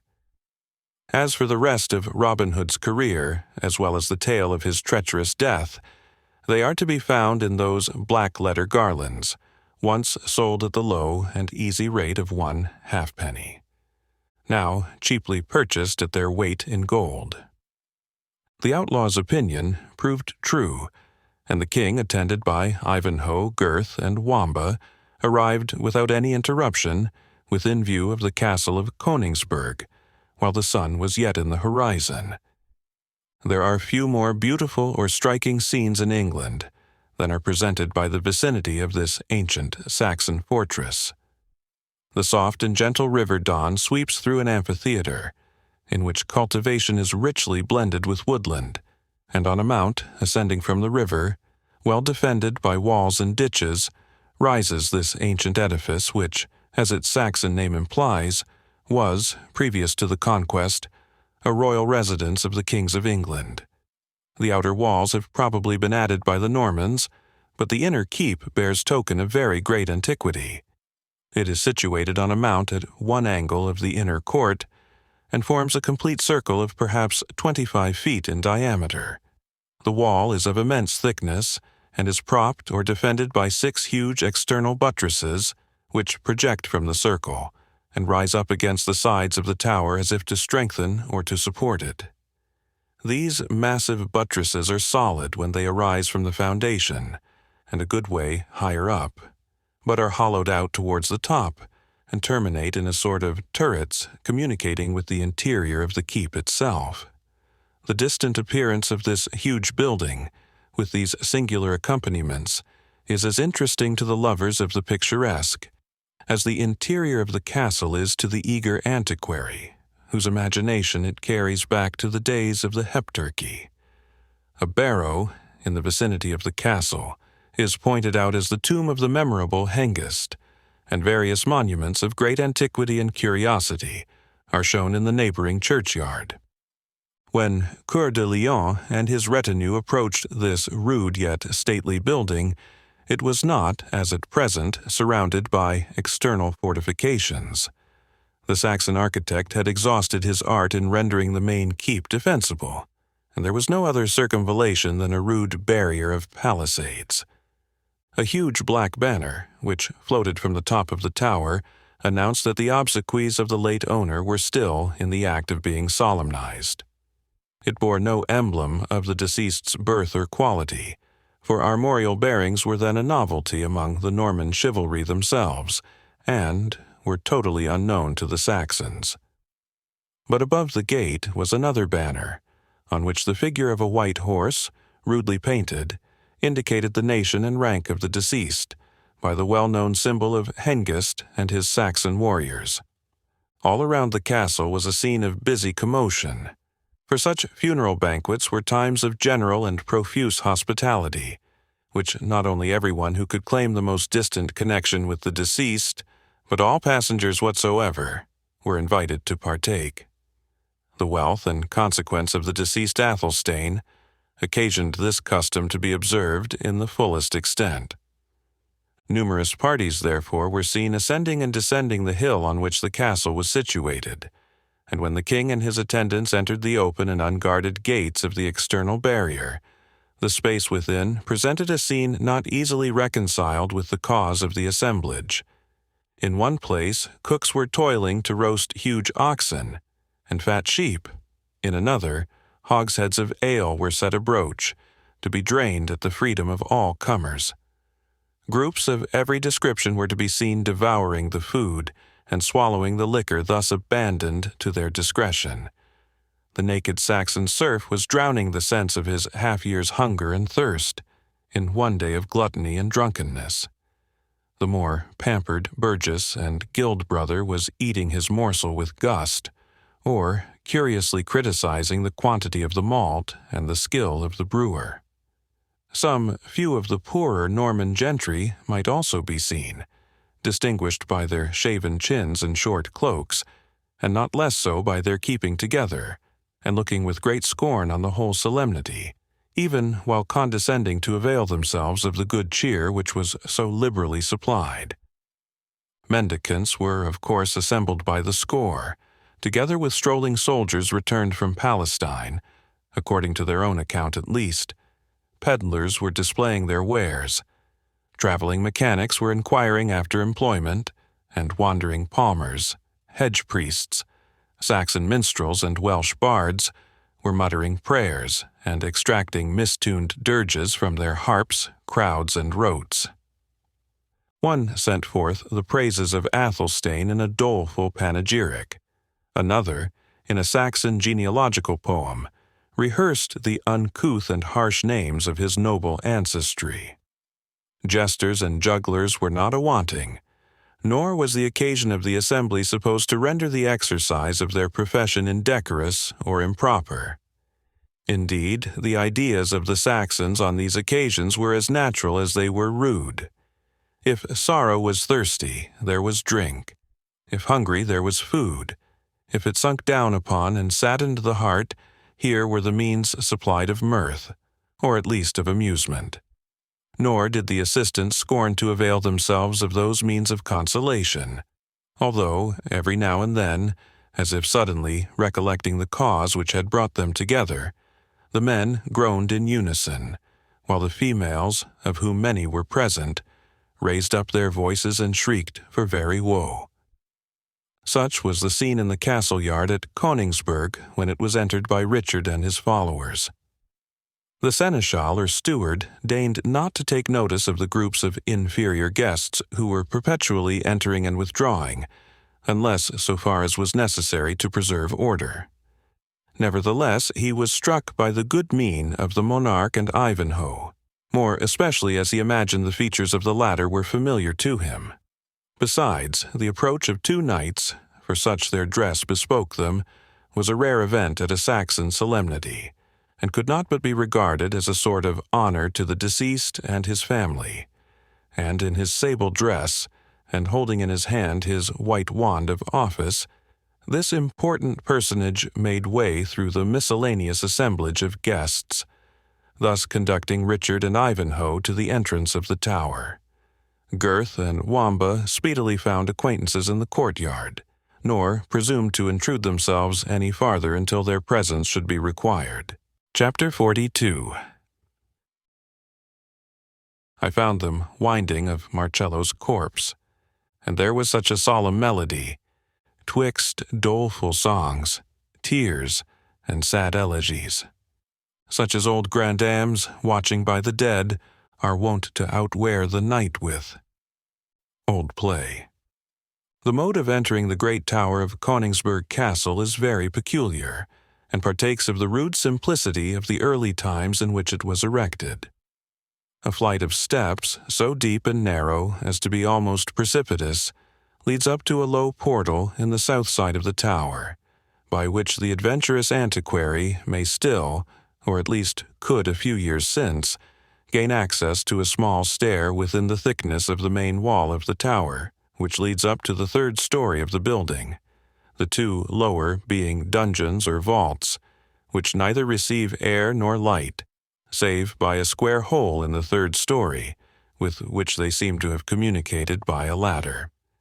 The access to the upper apartments in the tower, which consist in all of 4 stories, is given by stairs which are carried up through the external buttresses.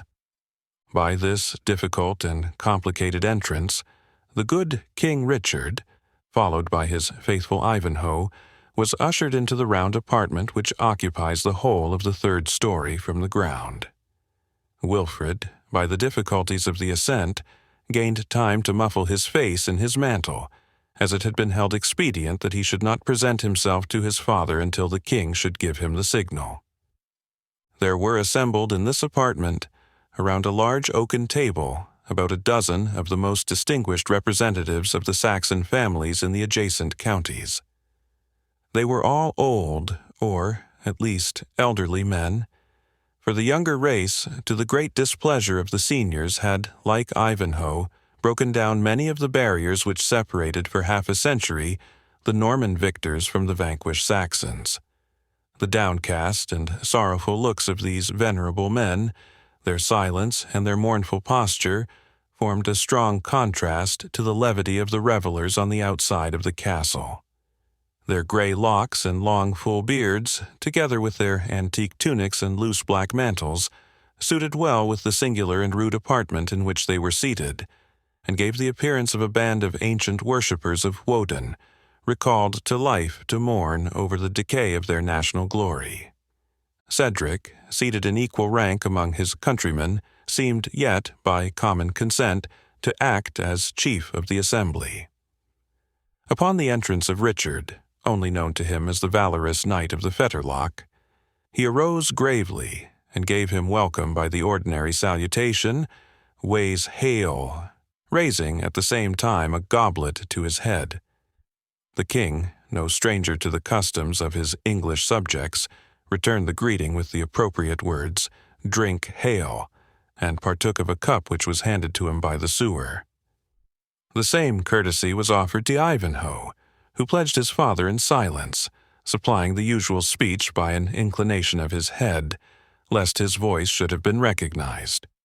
When this introductory ceremony was performed, Cedric arose, and, extending his hand to Richard, conducted him into a small and very rude chapel, which was excavated, as it were, out of one of the external buttresses. As there was no opening, saving a little narrow loophole, the place would have been nearly quite dark but for 2 flambeaux or torches, which showed, by a red and smoky light, the arched roof and naked walls, the rude altar of stone, and the crucifix of the same material. Before this altar was placed a bier, and on each side of this bier kneeled 3 priests, who told their beads and muttered their prayers, with the greatest signs of external devotion. For this service a splendid soul-scat was paid to the convent of St. Edmund's by the mother of the deceased, and, that it might be fully deserved, the whole brethren, saving the lame sacristan, had transferred themselves to Königsberg, where, while 6 of their number were constantly on guard in the performance of divine rites by the bier of Athelstane, the others failed not to take their share of the refreshments and amusements which went on at the castle. In maintaining this pious watch and ward, the good monks were particularly careful not to interrupt their hymns for an instant, lest Zernebock, the ancient Saxon Apollyon, should lay his clutches on the departed Athelstane. Nor were they less careful to prevent any unhallowed layman from touching the pall, which, having been used at the funeral of St. Edmund, was liable to be desecrated, if handled by the profane.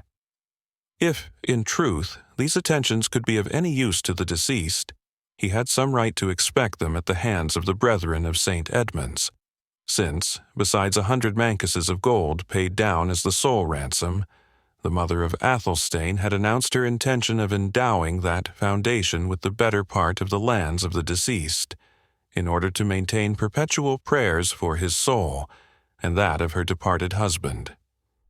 Richard and Wilfred followed the Saxon Cedric into the apartment of death, where, as their guide pointed with solemn air to the untimely bier of Athelstane, they followed his example in devoutly crossing themselves and muttering a brief prayer for the weal of the departed soul.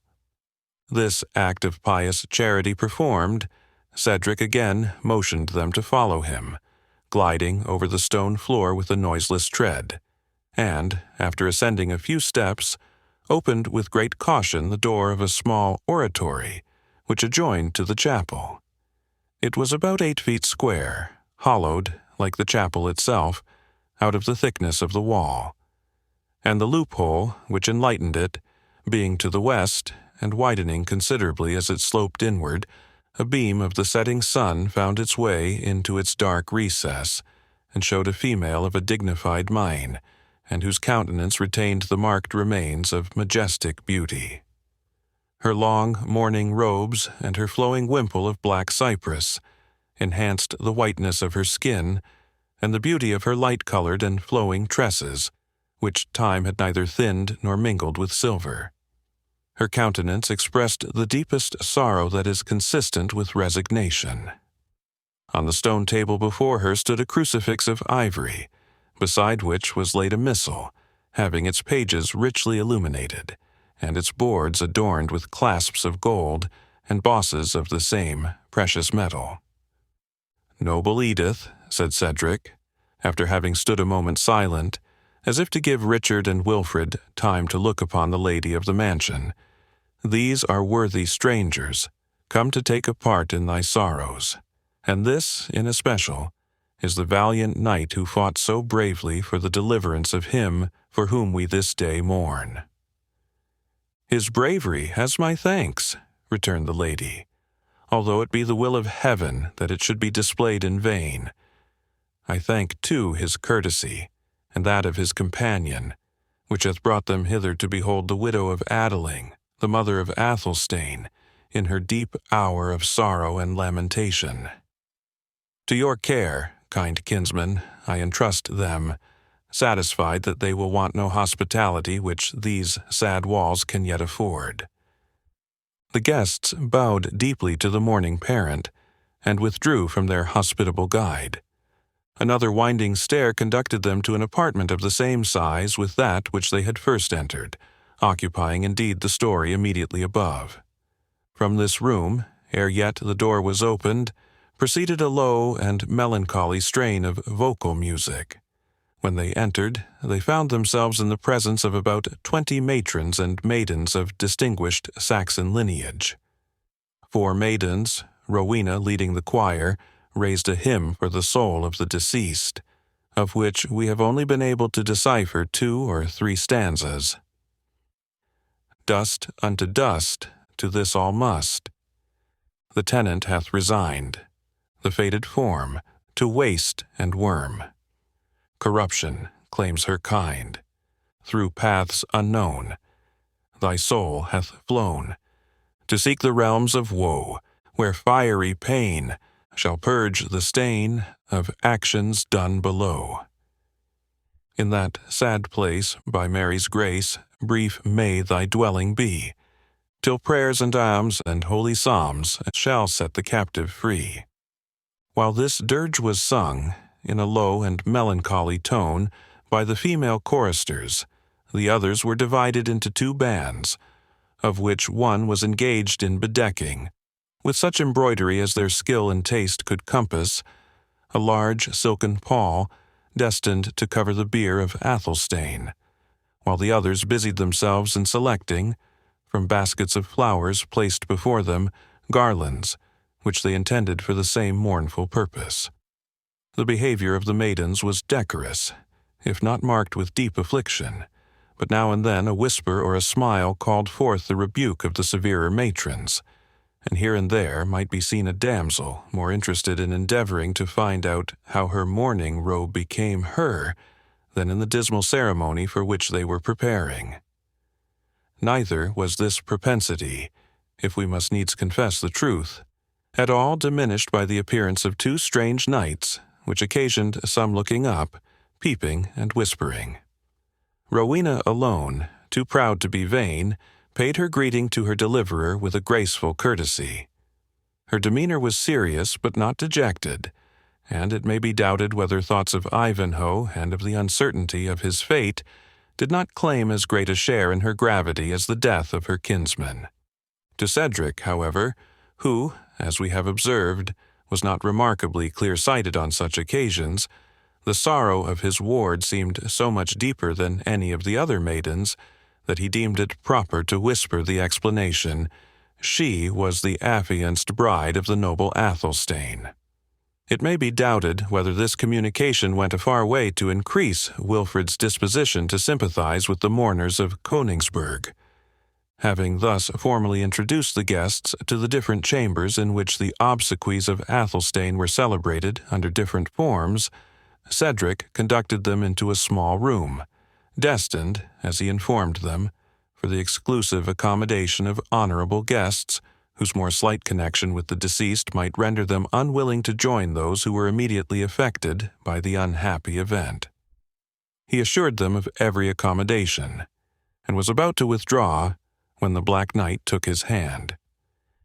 "I crave to remind you, noble Thane," he said, "that when we last parted you promised, for the service I had the fortune to render you, to grant me a boon." "It is granted here named, noble knight," said Cedric.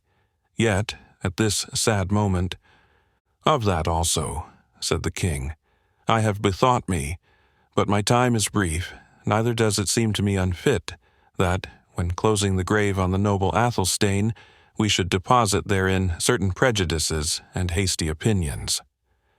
"Sir Knight of the Fetterlock," said Cedric, coloring, and interrupting the king in his turn, "I trust your boon regards yourself and no other, for in that which concerns the honor of my house, it is scarce fitting that a stranger should mingle."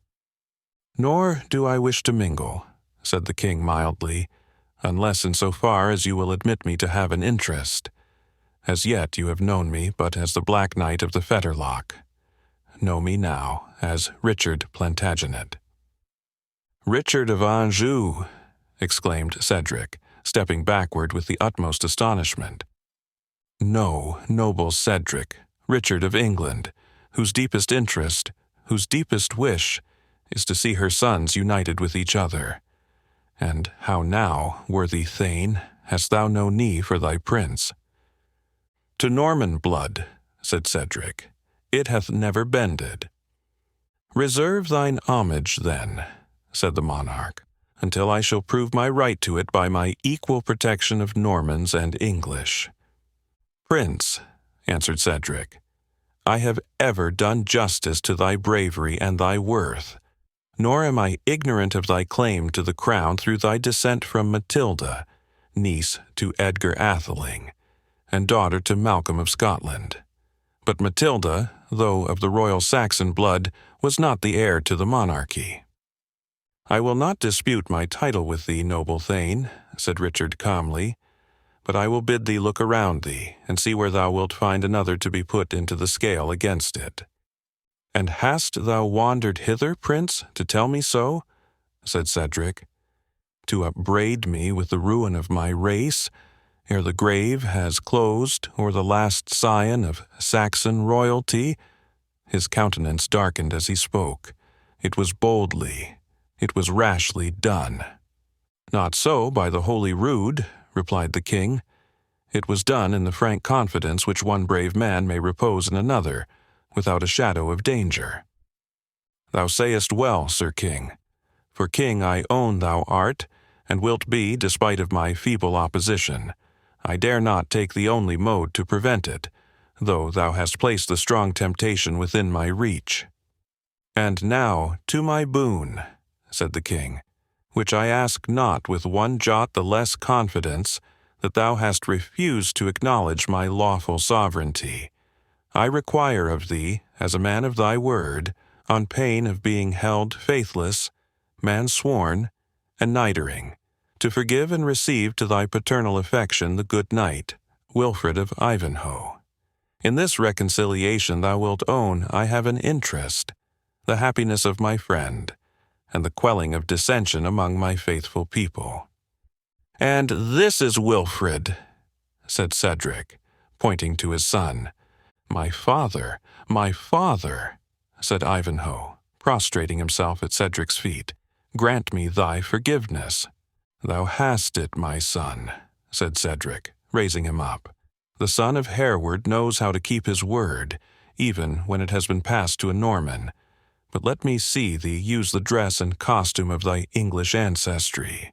No short cloaks, no gay bonnets, no fantastic plumage in my decent household. He that would be the son of Cedric must show himself of English ancestry. Thou art about to speak," he added sternly, "and I guess the topic. The Lady Rowena must complete 2 years' mourning. As for a betrothed husband, all our Saxon ancestors would disown us were we to treat of a new union for her, ere the grave of him she should have wedded. Him, so much the most worthy of her hand by birth and ancestry, is yet closed. The ghost of Athelstane himself would burst his bloody cerements and stand before us to forbid such dishonor to his memory." It seemed as if Cedric's words had raised a spectre, for scarce had he uttered them ere the door flew open, and Athelstane, arrayed in the garments of the grave, stood before them, pale, haggard, and like something arisen from the dead. The effect of this apparition on the persons present was utterly appalling. Cedric started back as far as the wall of the apartment would permit, and, leaning against it as one unable to support himself, gazed on the figure of his friend with eyes that seemed fixed, and a mouth which he appeared incapable of shutting. Ivanhoe crossed himself, repeating prayers in Saxon, Latin, or Norman French as they occurred to his memory, while Richard alternately said Benedicite and swore Mort de ma vie. In the meantime, a horrible noise was heard below stairs, some crying, "Secure the treacherous monks!" Others, "Down with them into the dungeon!" Others, "Pitch them from the highest battlements!" "In the name of God," said Cedric, addressing what seemed the spectre of his departed friend, "if thou art mortal, speak. If a departed spirit, say for what cause thou dost revisit us, or if I can do aught that can set thy spirit at repose. Living or dead, noble Athelstane, speak to Cedric." "I will," said the spectre, very composedly, "when I have collected breath, and when you give me time. Alive, saidst thou? I am as much alive as he can be, who has fed on bread and water for 3 days, which seem 3 ages. Yes, bread and water, Father Cedric. By heaven, and all saints in it, better food hath not passed my weasand for 3 livelong days, and by God's providence it is that I am now here to tell it." "Why, noble Athelstane," said the Black Knight, "I myself saw you struck down by the fierce Templar towards the end of the storm at Torquilstone, and as I thought, and Wamba reported, your skull was cloven through the teeth." "You thought amiss, Sir Knight," said Athelstane, "and Wamba lied. My teeth are in good order, and that my supper shall presently find. No thanks to the Templar, though, whose sword turned in his hand, so that the blade struck me flatlings, being averted by the handle of the good mace with which I warded the blow. Had my steel cap been on, I had not valued it a rush, and had dealt him such a counterbuff as would have spoilt his retreat. But, as it was, down I went, stunned, indeed, but unwounded. Others of both sides were beaten down and slaughtered above me, so that I never recovered my senses until I found myself in a coffin, an open one, by good luck, placed before the altar of the church of St. Edmund's.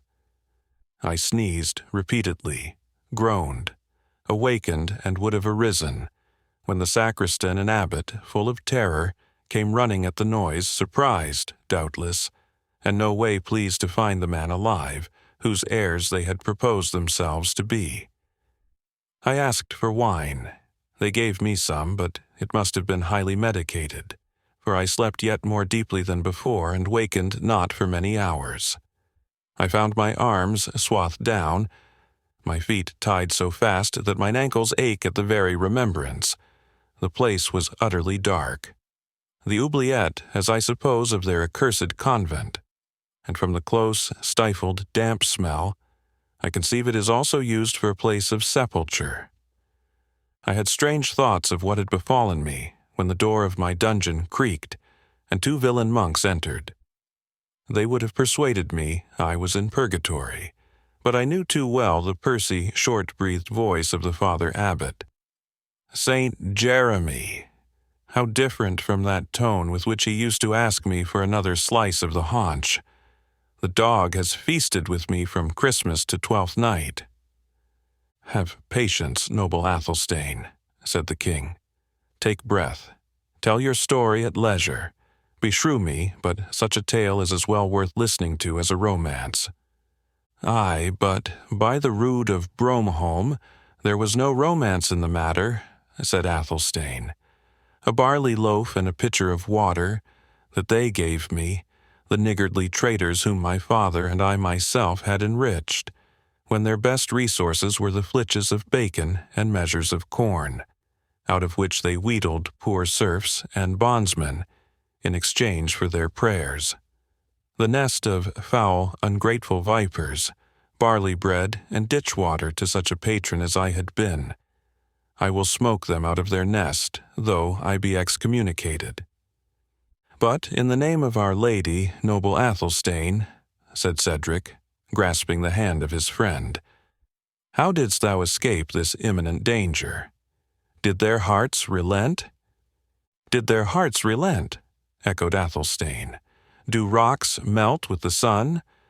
I should have been there still, had not some stir in the convent, which I find was their procession hitherward to eat my funeral feast, when they well knew how and where I had been buried alive, summoned the swarm out of their hive. I heard them droning out their death psalms, little judging they were sung in respect for my soul, by those who were thus famishing my body. They went, however, and I waited long for food, no wonder. The gouty sacristan was even too busy with his own provender to mind mine. At length down he came, with an unstable step and a strong flavor of wine and spices about his person. Good cheer had opened his heart, for he left me a nook of pasty and a flask of wine instead of my former fare.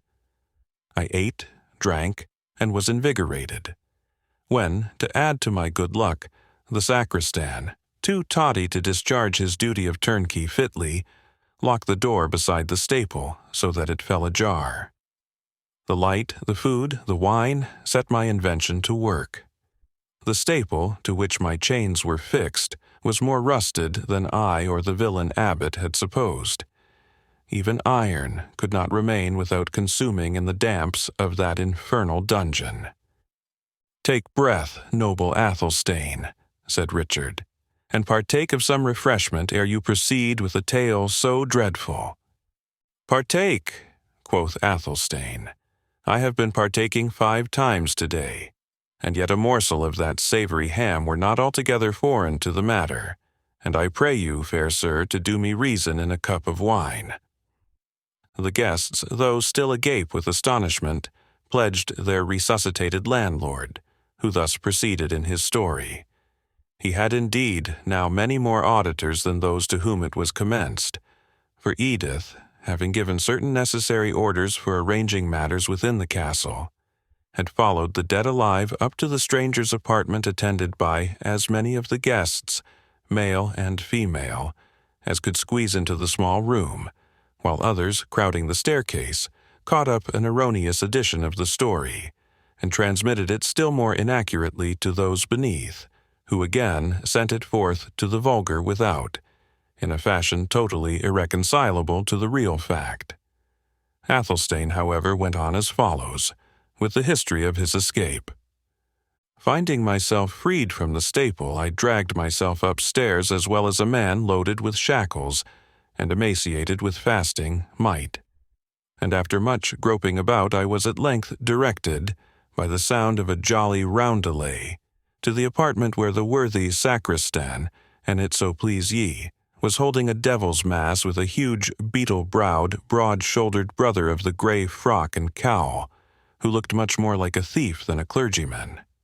I burst in upon them, and the fashion of my grave clothes, as well as the clanking of my chains, made me more resemble an inhabitant of the other world than of this. Both stood aghast. But when I knocked down the sacristan with my fist, the other fellow, his pot companion, fetched a blow at me with a huge quarter-staff.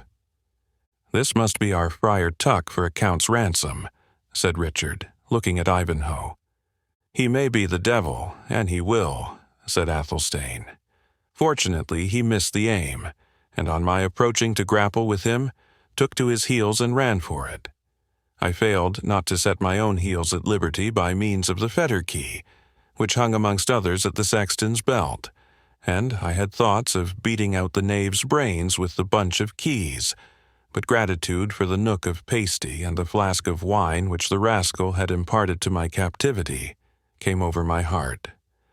So, with a brace of hearty kicks, I left him on the floor, pouched some baked meat and a leathern bottle of wine, with which the two venerable brethren had been regaling, went to the stable, and found in a private stall mine own best palfrey, which doubtless had been set apart for the Holy Father Abbot's particular use. Hither I came with all the speed the beast could compass, man and mother's son flying before me wherever I came, taking me for a spectre, the more especially as, to prevent my being recognized, I drew the corpse hood over my face. I had not gained admittance into my own castle, had I not been supposed to be the attendant of a juggler who is making the people in the castle yard very merry, considering they are assembled to celebrate their lord's funeral. I say the sewer thought I was dressed to bear a part in the tregetour's mummery, and so I got admission, and did but disclose myself to my mother, and eat a hasty morsel ere I came in quest of you, my noble friend. "And you have found me," said Cedric, "ready to resume our brave projects of honor and liberty. I tell thee, never will dawn a morrow so auspicious as the next for the deliverance of the noble Saxon race." "Talk not to me of delivering anyone," said Athelstane. "It is well I am delivered myself. I am more intent on punishing that villain Abbot. He shall hang on the top of this castle of Königsberg in his cope and stole, and if the stairs be too straight to admit his fat carcass, I will have him craned up from without." "But, my son," said Edith, "consider his sacred office." "Consider my 3 days' fast," replied Athelstane. "I will have their blood every one of them. Front de Boeuf was burnt alive for a less matter, for he kept a good table for his prisoners, only put too much garlic in his last dish of pottage. But these hypocritical, ungrateful slaves, so often the self-invited flatterers at my board, who gave me neither pottage nor garlic, more or less, they die by the soul of Hengist." "But the Pope, my noble friend," said Cedric. "But the devil, my noble friend," answered Athelstane. "They die and no more of them. Were they the best monks upon earth, the world would go on without them." "For shame, noble Athelstane," said Cedric. "Forget such wretches in the career of glory which lies open before thee. Tell this Norman prince, Richard of Anjou, that, lion-hearted as he is, he shall not hold undisputed the throne of Alfred, while a male descendant of the Holy Confessor lives to dispute it." "How?" said Athelstane. "Is this the noble King Richard?" "It is Richard Plantagenet himself," said Cedric. "Yet I need not remind thee that, coming hither a guest of free will, he may neither be injured nor detained prisoner. Thou well knowest thy duty to him as his host." "Aye, by my faith," said Athelstane, "and my duty as a subject besides, for I here tender him my allegiance, heart and hand." "My son," said Edith, "think on thy royal rights."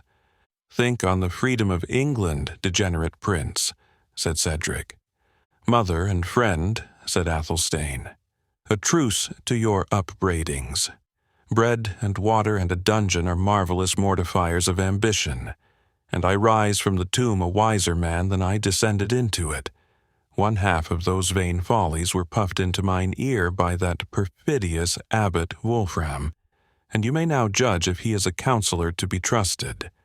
Since these plots were set in agitation, I have had nothing but hurried journeys, indigestions, blows and bruises, imprisonments and starvation, besides that they can only end in the murder of some thousands of quiet folk.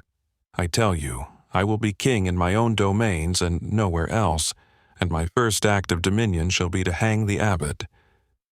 "And my ward Rowena," said Cedric, "I trust you intend not to desert her?" "Father Cedric," said Athelstane, "be reasonable. The Lady Rowena cares not for me. She loves the little finger of my kinsman Wilfred's glove better than my whole person. There she stands to avouch it. Nay, blush not, kinswoman. There is no shame in loving a courtly knight better than a country franklin. And do not laugh neither, Rowena, for grave clothes and a thin visage are, God knows, no matter of merriment. Nay, and thou wilt needs laugh, I will find thee a better jest. Give me thy hand, or rather, lend it me, for I but ask it in the way of friendship. Here, cousin Wilfred of Ivanhoe, in thy favour I renounce and abjure. Hey, by St. Dunstan, our cousin Wilfred hath vanished. Yet, unless my eyes are still dazzled with the fasting I have undergone, I saw him stand there, but even now." All now looked around and inquired for Ivanhoe, but he had vanished. It was at length discovered that a Jew had been to seek him, and that after very brief conference he had called for Gurth and his armour, and had left the castle. "Fair cousin," said Athelstane to Rowena, "could I think that this sudden disappearance of Ivanhoe was occasioned by other than the weightiest reason, I would myself resume." But he had no sooner let go her hand, on first observing that Ivanhoe had disappeared, than Rowena, who had found her situation extremely embarrassing, had taken the first opportunity to escape from the apartment. "Certainly," quoth Athelstane, "women are the least to be trusted of all animals, monks and abbots excepted. I am an infidel if I expected not thanks from her, and perhaps a kiss to boot. These cursed grave clothes have surely a spell on them. Everyone flies from me. To you I turn, noble King Richard, with the vows of allegiance which, as a liege subject." But King Richard was gone also, and no one knew whither.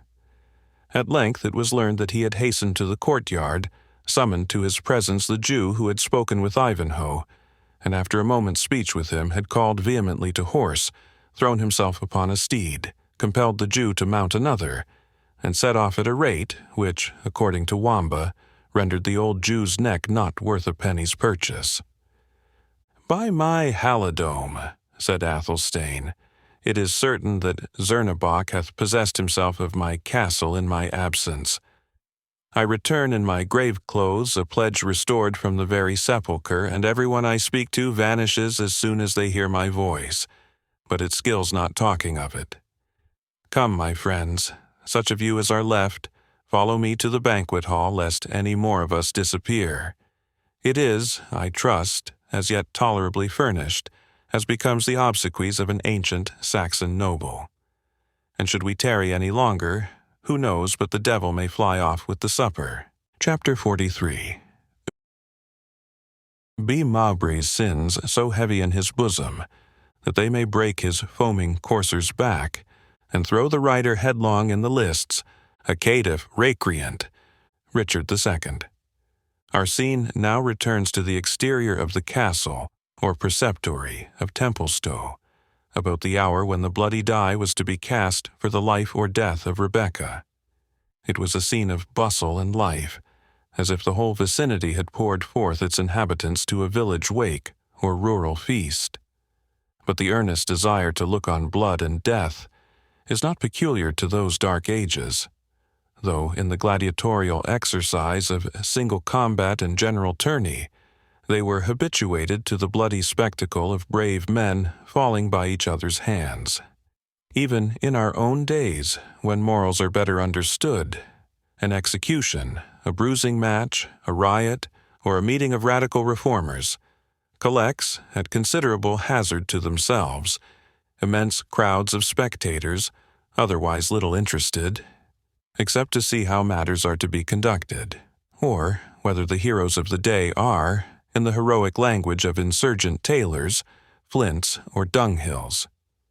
The eyes, therefore, of a very considerable multitude were bent on the gate of the preceptory of Templestowe, with the purpose of witnessing the procession, while still greater numbers had already surrounded the tilt-yard belonging to that establishment. This enclosure was formed on a piece of level ground adjoining to the preceptory, which had been leveled with care, for the exercise of military and chivalrous sports. It occupied the brow of a soft and gentle eminence, was carefully palisaded around, and, as the Templars willingly invited spectators to be witnesses of their skill in feats of chivalry, was amply supplied with galleries and benches for their use. On the present occasion, a throne was erected for the Grand Master at the east end, surrounded with seats of distinction for the preceptors and knights of the order. Over these floated the sacred standard, called Le Beau Chant, which was the ensign, as its name was the battle cry of the Templars. At the opposite end of the lists was a pile of faggots, so arranged around a stake, deeply fixed in the ground, as to leave a space for the victim whom they were destined to consume, to enter within the fatal circle, in order to be chained to the stake by the fetters which hung ready for that purpose. Beside this deadly apparatus stood 4 black slaves, whose color and African features, then so little known in England, appalled the multitude, who gazed on them as on demons employed about their own diabolical exercises. These men stirred not, excepting now and then, under the direction of one who seemed their chief, to shift and replace the ready fuel. They looked not on the multitude. In fact, they seemed insensible of their presence, and of everything save the discharge of their own horrible duty. And when, in speech with each other, they expanded their blubber lips and showed their white fangs, as if they grinned at the thoughts of the expected tragedy, the startled commons could scarcely help believing that they were actually the familiar spirits with whom the witch had communed, and who, her time being out, stood ready to assist in her dreadful punishment. They whispered to each other, and communicated all the feats which Satan had performed during that busy and unhappy period, not failing, of course, to give the devil rather more than his due.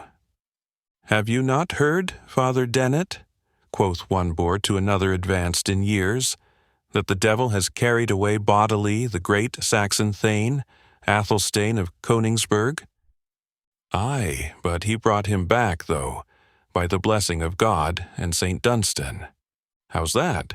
said a brisk young fellow, dressed in a green cassock embroidered with gold, and having at his heels a stout lad bearing a harp upon his back, which betrayed his vocation. The minstrel seemed of no vulgar rank, for, besides the splendor of his gaily braided doublet, he wore around his neck a silver chain, by which hung the rest, or key, with which he tuned his harp. On his right arm was a silver plate, which, instead of bearing, as usual, the cognizance or badge of the baron to whose family he belonged, had barely the word Sherwood engraved upon it. "How mean you by that?" said the gay minstrel, mingling in the conversation of the peasants. "I came to seek one subject for my rhyme, and by Our Lady I were glad to find two." "It is well avouched," said the elder peasant, "that after Athelstane of Coningsburgh had been dead 4 weeks. "That is impossible," said the minstrel. "I saw him in life at the passage of arms at Ashby de la Zouche." "Dead, however, he was, or else translated," said the younger peasant, "for I heard the monks of St. Edmund singing the death's hymn for him. And moreover, there was a rich death meal and dole at the castle of Coningsburgh, as right was, and thither had I gone, but for Mabel Parkins, who—" "Aye, dead was Athelstane," said the old man, shaking his head, "and the more pity it was, for the old Saxon blood.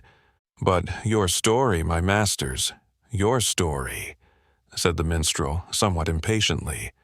"Aye, aye, construe us the story," said a burly friar, who stood beside them, leaning on a pole that exhibited an appearance between a pilgrim's staff and a quarter-staff, and probably acted as either when occasion served. "Your story," said the stalwart churchman. "Burn not daylight about it. We have short time to spare."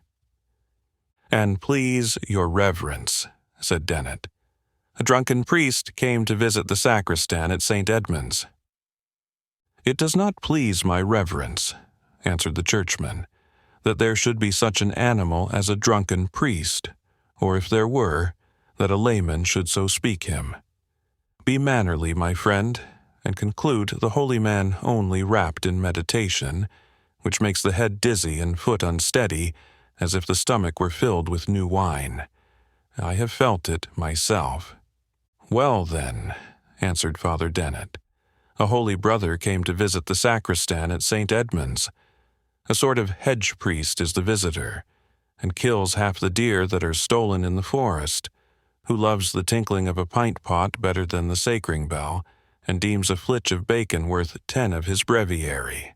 For the rest, a good fellow and a merry, who will flourish a quarter-staff, draw a bow, and dance a Cheshire round, with air a man in Yorkshire." "That last part of thy speech, Dennet," said the minstrel, "has saved thee a rib or twain." "Tush, man, I fear him not," said Dennet. "I am somewhat old and stiff, but when I fought for the bell and ram at Doncaster— But the story, my friend." Again said the minstrel, "Why, the tale is but this. Athelstane of Coningsburgh was buried at St. Edmund's." "That's a lie, and a loud one," said the friar, "for I saw him borne to his own castle of Coningsburgh." "Nay, then, e'en tell the story yourself, my masters," said Dennet, turning sulky at these repeated contradictions, and it was with some difficulty that the boor could be prevailed on, by the request of his comrade and the minstrel, to renew his tale.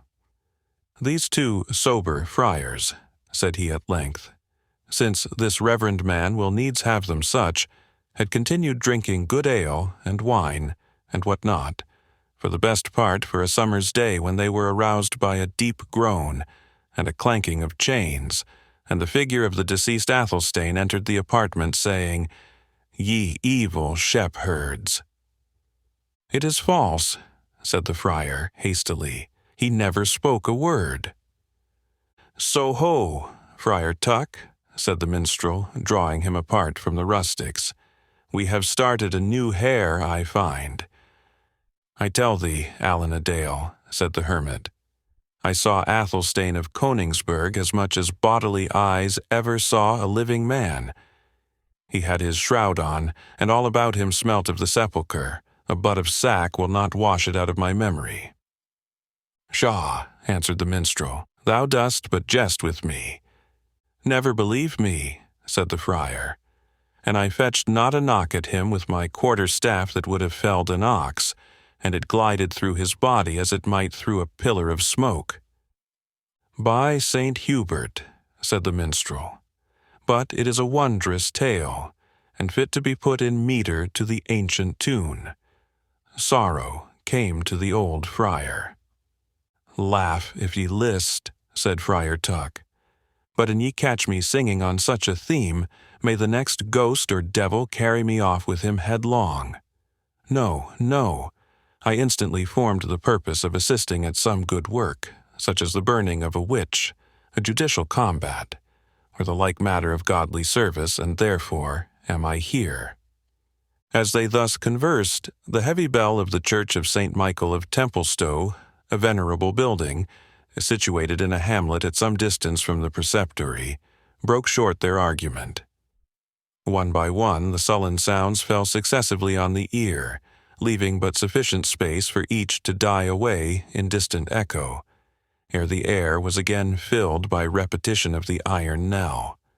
These sounds, the signal of the approaching ceremony, chilled with awe the hearts of the assembled multitude, whose eyes were now turned to the preceptory, expecting the approach of the Grand Master, the champion, and the criminal. At length the drawbridge fell, the gates opened, and a knight bearing the great standard of the order sallied from the castle, preceded by 6 trumpets, and followed by the knights preceptors. 2 and 2, the Grand Master coming last, mounted on a stately horse whose furniture was of the simplest kind. Behind him came Brian de Bois Guilbert, armed cap a pie in bright armor, but without his lance, shield, and sword, which were borne by his 2 esquires behind him. His face, though partly hidden by a long plume which floated down from his barrel cap, bore a strong and mingled expression of passion, in which pride seemed to contend with irresolution. He looked ghastly pale, as if he had not slept for several nights, yet reined his pawing war-horse with the habitual ease and grace proper to the best lance of the Order of the Temple. His general appearance was grand and commanding, but, looking at him with attention, men read that in his dark features, from which they willingly withdrew their eyes. On either side rode Conrad of Montfichet and Albert de Malvoisin, who acted as godfathers to the champion. They were in their robes of peace, the white dress of the order. Behind them followed other companions of the temple, with a long train of esquires and pages clad in black, aspirants to the honor of being one day knights of the order. After these neophytes came a guard of warders on foot, in the same sable livery, amidst whose partisans might be seen the pale form of the accused, moving with a slow but undismayed step towards the scene of her fate. She was stripped of all her ornaments, lest perchance there should be among them some of those amulets which Satan was supposed to bestow upon his victims, to deprive them of the power of confession even when under the torture. A coarse white dress, of the simplest form, had been substituted for her oriental garments. Yet there was such an exquisite mixture of courage and resignation in her look, that even in this garb, and with no other ornament than her long black tresses, each eye wept that looked upon her, and the most hardened bigot regretted the fate that had converted a creature so goodly into a vessel of wrath and a waged slave of the devil. A crowd of inferior personages belonging to the preceptory followed the victim, all moving with the utmost order, with arms folded and looks bent upon the ground. This slow procession moved up the gentle eminence, on the summit of which was the tilt-yard, and, entering the lists, marched once around them from right to left, and when they had completed the circle, made a halt. There was then a momentary bustle, while the Grand Master and all his attendants, excepting the champion and his godfathers, dismounted from their horses, which were immediately removed out of the lists by the esquires, who were in attendance for that purpose. The unfortunate Rebecca was conducted to the black chair placed near the pile. On her first glance at the terrible spot where preparations were making for a death alike dismaying to the mind and painful to the body, she was observed to shudder and shut her eyes, praying internally doubtless, for her lips moved, though no speech was heard. In the space of a minute she opened her eyes, looked fixedly on the pile as if to familiarize her mind with the object, and then slowly and naturally turned away her head. Meanwhile, the Grand Master had assumed his seat, and when the chivalry of his order was placed around and behind him, each in his due rank, a loud and long flourish of the trumpets announced that the court were seated for judgment. Malvoisin, then, acting as godfather of the champion, stepped forward and laid the glove of the Jewess, which was the pledge of battle, at the feet of the Grand Master. "Valorous lord and reverend father," said he, "here standeth the good knight Brian de Bois Guilbert, knight preceptor of the Order of the Temple, who, by accepting the pledge of battle which I now lay at your reverence's feet, hath become bound to do his devoir in combat this day, to maintain that this Jewish maiden, by name Rebecca, hath justly deserved the doom passed upon her in a chapter of this most holy order of the Temple of Zion, condemning her to die as a sorceress. Here, I say, he standeth, such battle to do, knightly and honorable, if such be your noble and sanctified pleasure." "Hath he made oath," said the Grand Master, "that his quarrel is just and honorable? Bring forward the crucifix and the te igitur." "Sir and most reverend father," answered Malvoisin readily, "our brother here present hath already sworn to the truth of his accusation in the hand of the good knight Conrad de Montfichet, and otherwise he ought not to be sworn, seeing that his adversary is an unbeliever and may take no oath."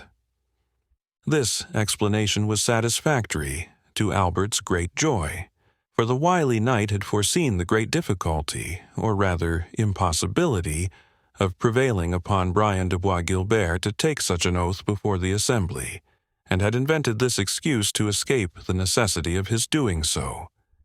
The Grand Master, having allowed the apology of Albert Malvoisin, commanded the herald to stand forth and do his devoir. The trumpets then again flourished, and a herald, stepping forward, proclaimed aloud, "Oyez, oyez, oyez! Here standeth the good knight, Sir Brian de Bois Guilbert, ready to do battle with any knight of free blood, who will sustain the quarrel allowed and allotted to the Jewess Rebecca, to try by champion, in respect of lawful eswin of her own body, and to such champion the reverend and valorous Grand Master here present allows a fair field, and equal partition of sun and wind, and whatever else appertains to a fair combat." The trumpets again sounded, and there was a dead pause of many minutes. "No champion appears for the appellant," said the Grand Master. "Go, herald, and ask her whether she expects anyone to do battle for her in this her cause."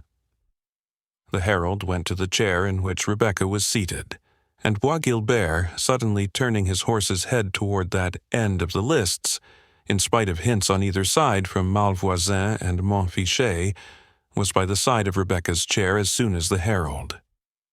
"Is this regular, and according to the law of combat?" said Malvoisin, looking to the Grand Master.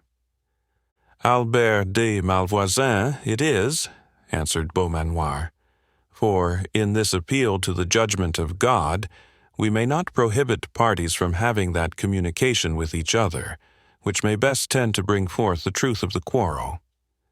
In the meantime, the herald spoke to Rebecca in these terms: "Damsel, the honorable and reverend the Grand Master demands of thee, if thou art prepared with a champion to do battle this day in thy behalf, or if thou dost yield thee as one justly condemned to a deserved doom." "Say to the Grand Master," replied Rebecca, "that I maintain my innocence, and do not yield me as justly condemned, lest I become guilty of mine own blood. Say to him that I challenge such delay as his forms will permit, to see if God, whose opportunity is in man's extremity, will raise me up a deliverer. And when such uttermost space is past, may his holy will be done." The herald retired to carry this answer to the Grand Master. "God forbid," said Lucas Beaumanoir, "that Jew or pagan should impeach us of injustice. Until the shadows be cast from the west to the eastward, will we wait to see if a champion shall appear for this unfortunate woman. When the day is so far past, let her prepare for death." The herald communicated the words of the Grand Master to Rebecca, who bowed her head submissively, folded her arms, and, looking up towards heaven, seemed to expect that aid from above which she could scarce promise herself from man. During this awful pause, the voice of Bois Guilbert broke upon her ear. It was but a whisper, yet it startled her more than the summons of the herald had appeared to do. "Rebecca," said the Templar, "dost thou hear me?" "I have no portion in thee, cruel, hard-hearted man," said the unfortunate maiden. "Aye, but dost thou understand my words?" said the Templar. "For the sound of my voice is frightful in mine own ears. I scarce know on what ground we stand, or for what purpose they have brought us hither. This listed space, that chair, these faggots, I know their purpose, and yet it appears to me like something unreal, the fearful picture of a vision, which appalls my sense with hideous fantasies, but convinces not my reason." "My mind and senses keep touch and time," answered Rebecca, "and tell me alike that these faggots are destined to consume my earthly body, and open a painful but a brief passage to a better world." "Dreams, Rebecca, dreams," answered the Templar, "idle visions, rejected by the wisdom of your own wiser Sadducees. Hear me, Rebecca," he said, proceeding with animation. "A better chance hast thou for life and liberty than yonder knaves and dotard dream of. Mount thee behind me on my steed, on Zamor, the gallant horse that never failed his rider. I won him in single fight from the Soldan of Trebizond. Mount, I say, behind me. In one short hour is pursuit and inquiry far behind. A new world of pleasure opens to thee, to me a new career of fame. Let them speak the doom which I despise, and erase the name of Bois Guilbert from their list of monastic slaves. I will wash out with blood whatever blot they may dare to cast on my scutcheon." "Tempter," said Rebecca, "begone. Not in this last extremity canst thou move me one hair's breadth from my resting place.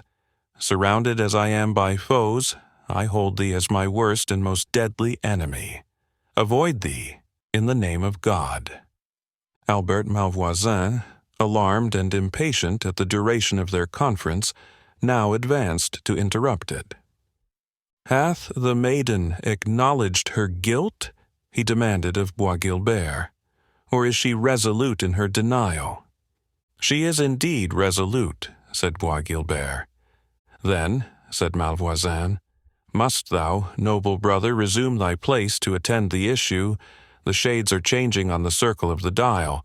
Come, brave Bois Guilbert, come, thou hope of our holy order and soon to be its head."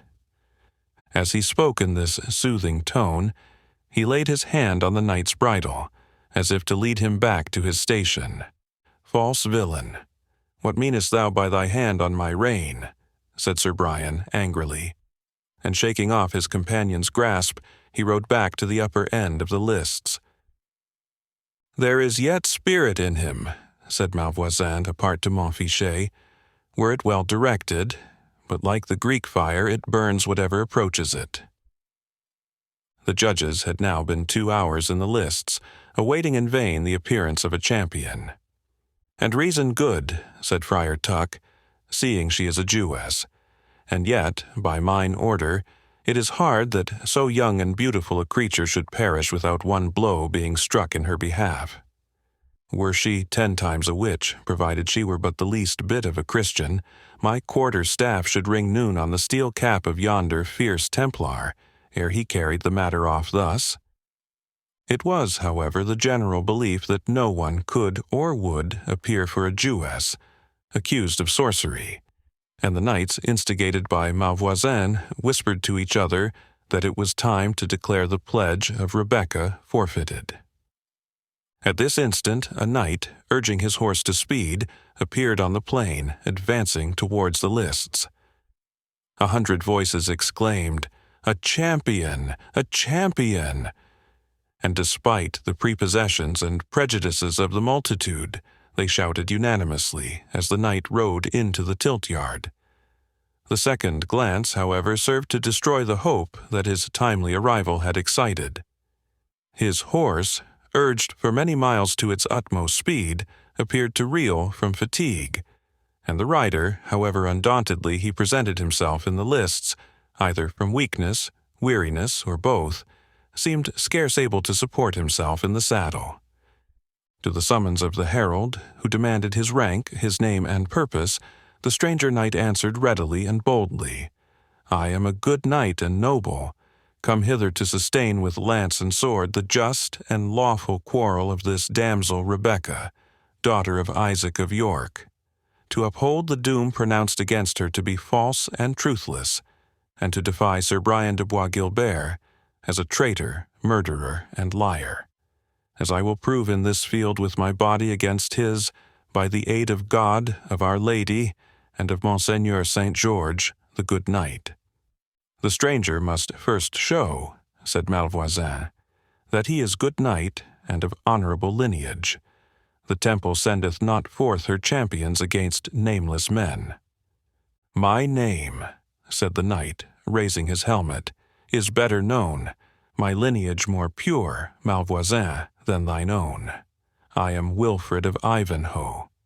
"I will not fight with thee at present," said the Templar, in a changed and hollow voice. "Get thy wounds healed, purvey thee a better horse, and it may be I will hold it worth my while to scourge out of thee this boyish spirit of bravado." "Ha, proud Templar," said Ivanhoe, "hast thou forgotten that twice didst thou fall before this lance? Remember the lists at Acre, remember the passage of arms at Ashby, remember thy proud vaunt in the halls of Rotherwood, and the gage of your gold chain against my reliquary, that thou wouldst do battle with Wilfred of Ivanhoe and recover the honor thou hadst lost. By that reliquary and the holy relic it contains, I will proclaim thee Templar, a coward in every court in Europe, in every preceptory of thine order, unless thou do battle without farther delay." Bois Guilbert turned his countenance irresolutely towards Rebecca, and then exclaimed, looking fiercely at Ivanhoe, "Dog of a Saxon, take thy lance and prepare for the death thou hast drawn upon thee." "Does the Grand Master allow me the combat?" said Ivanhoe. "I may not deny what thou hast challenged," said the Grand Master, "provided the maiden accepts thee as her champion. Yet I would thou wert in better plight to do battle. An enemy of our order hast thou ever been, yet would I have thee honorably met with. Thus as I am, and not otherwise," said Ivanhoe. "It is the judgment of God, to his keeping I commend myself. Rebecca," said he, riding up to the fatal chair, "dost thou accept of me for thy champion?" "I do," she said. "I do," fluttered by an emotion which the fear of death had been unable to produce. "I do accept thee as the champion whom heaven hath sent me. Yet no, thy wounds are uncured. Meet not that proud man. Why shouldst thou perish also?" But Ivanhoe was already at his post, and had closed his visor and assumed his lance. Bois Guilbert did the same, and his esquire remarked, as he clasped his visor, that his face, which had, notwithstanding the variety of emotions by which he had been agitated, continued during the whole morning of an ashy paleness, was now become suddenly very much flushed. The herald, then, seeing each champion in his place, uplifted his voice, repeating thrice, "Faites vos devoirs, preux chevalier." After the third cry, he withdrew to one side of the lists, and again proclaimed that none, on peril of instant death, should dare, by word, cry, or action, to interfere with or disturb this fair field of combat. The Grand Master, who held in his hand the gauge of battle, Rebecca's glove, now threw it into the lists and pronounced the fatal signal words, "Laissez-aller." The trumpet sounded, and the knights charged each other in full career. The wearied horse of Ivanhoe, and its no less exhausted rider, went down, as all had expected, before the well-aimed lance and vigorous steed of the Templar. This issue of the combat all had foreseen, but although the spear of Ivanhoe did but, in comparison, touch the shield of Bois Guilbert, that champion, to the astonishment of all who beheld it, reeled in his saddle, lost his stirrups, and fell in the lists. Ivanhoe, extricating himself from his fallen horse, was soon on foot, hastening to mend his fortune with his sword. But his antagonist arose not. Wilfred, placing his foot on his breast, and the sword's point to his throat, commanded him to yield him, or die on the spot. Bois Guilbert returned no answer. "Slay him not, Sir Knight," cried the Grand Master. "Unshriven and unabsolved, kill not body and soul. We allow him vanquished." He descended into the lists and commanded them to unhelm the conquered champion. His eyes were closed. The dark red flush was still on his brow. As they looked on him in astonishment, the eyes opened, but they were fixed and glazed. The flush passed from his brow and gave way to the pallid hue of death. Unscathed by the lance of his enemy, he had died a victim to the violence of his own contending passions. "This is indeed the judgment of God," said the Grand Master, looking upwards, Fiat voluntas tua, chapter 44. So, now 'tis ended, like an old wife's story.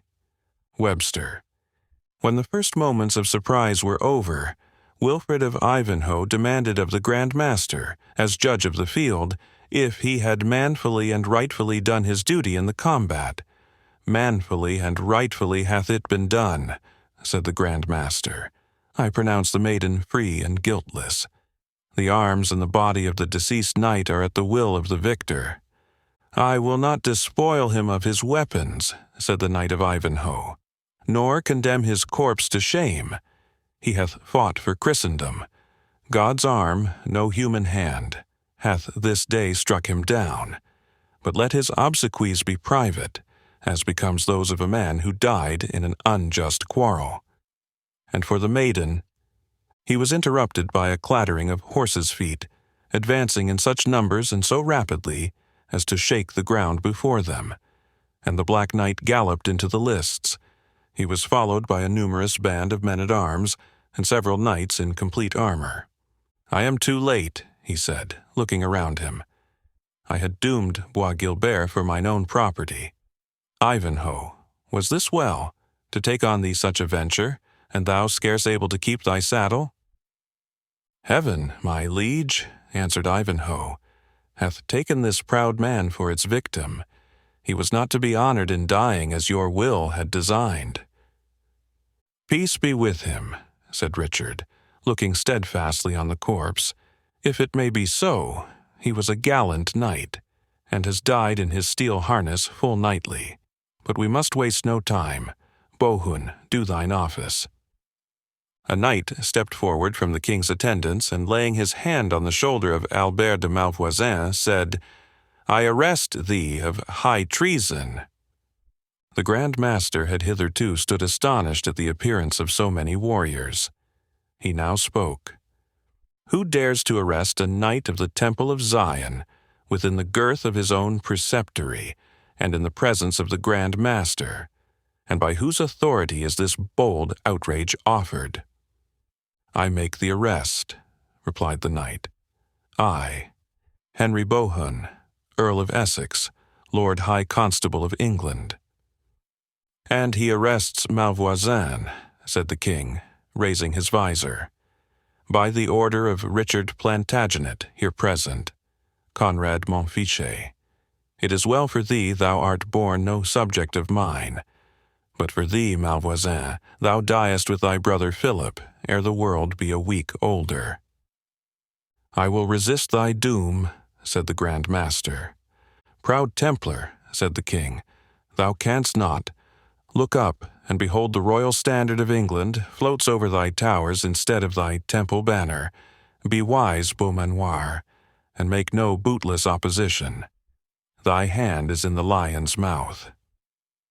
"I will appeal to Rome against thee," said the Grand Master, "for usurpation on the immunities and privileges of our order." "Be it so," said the king. "But for thine own sake, tax me not with usurpation now. Dissolve thy chapter, and depart with thy followers to thy next preceptory, if thou canst find one, which has not been made the scene of treasonable conspiracy against the King of England, or, if thou wilt, remain to share our hospitality and behold our justice." "To be a guest in the house where I should command," said the Templar, "never. Chaplains, raise the psalm, quare fremuerunt gente. Knights, squires, and followers of the Holy Temple, prepare to follow the banner of Beauseant." The Grand Master spoke with a dignity which confronted even that of England's king himself, and inspired courage into his surprised and dismayed followers. They gathered around him like the sheep around the watchdog, when they hear the baying of the wolf. But they evinced not the timidity of the scared flock. There were dark brows of defiance, and looks which menaced the hostility they dared not to proffer in words. They drew together in a dark line of spears, from which the white cloaks of the knights were visible among the dusky garments of their retainers, like the lighter-colored edges of a sable cloud. The multitude, who had raised a clamorous shout of reprobation, paused and gazed in silence on the formidable and experienced body to which they had unwarily bade defiance and shrunk back from their front. The Earl of Essex, when he beheld them pause in their assembled force, dashed the rowels into his charger's sides and galloped backwards and forwards to array his followers, in opposition to a band so formidable. Richard alone, as if he loved the danger his presence had provoked, rode slowly along the front of the Templars, calling aloud, "What, sirs? Among so many gallant knights will none dare splinter a spear with Richard? Sirs of the Temple, your ladies are but sunburned, if they are not worth the shiver of a broken lance."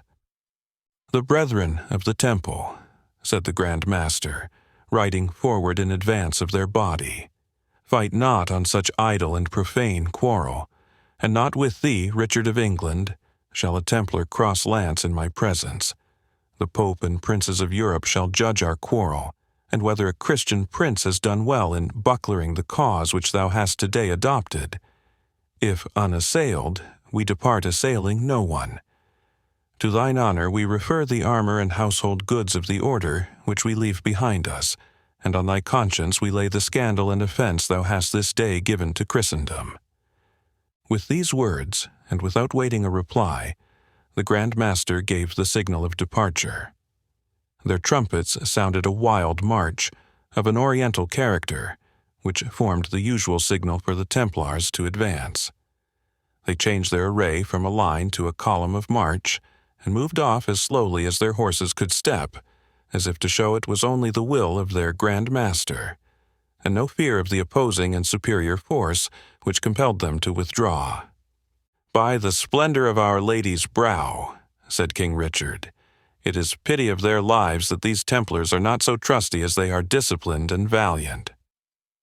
The multitude, like a timid cur which waits to bark till the object of its challenge has turned his back, raised a feeble shout as the rear of the squadron left the ground. During the tumult which attended the retreat of the Templars, Rebecca saw and heard nothing. She was locked in the arms of her aged father, giddy and almost senseless with the rapid change of circumstances around her. But one word from Isaac at length recalled her scattered feelings. "Let us go," he said, "my dear daughter, my recovered treasure.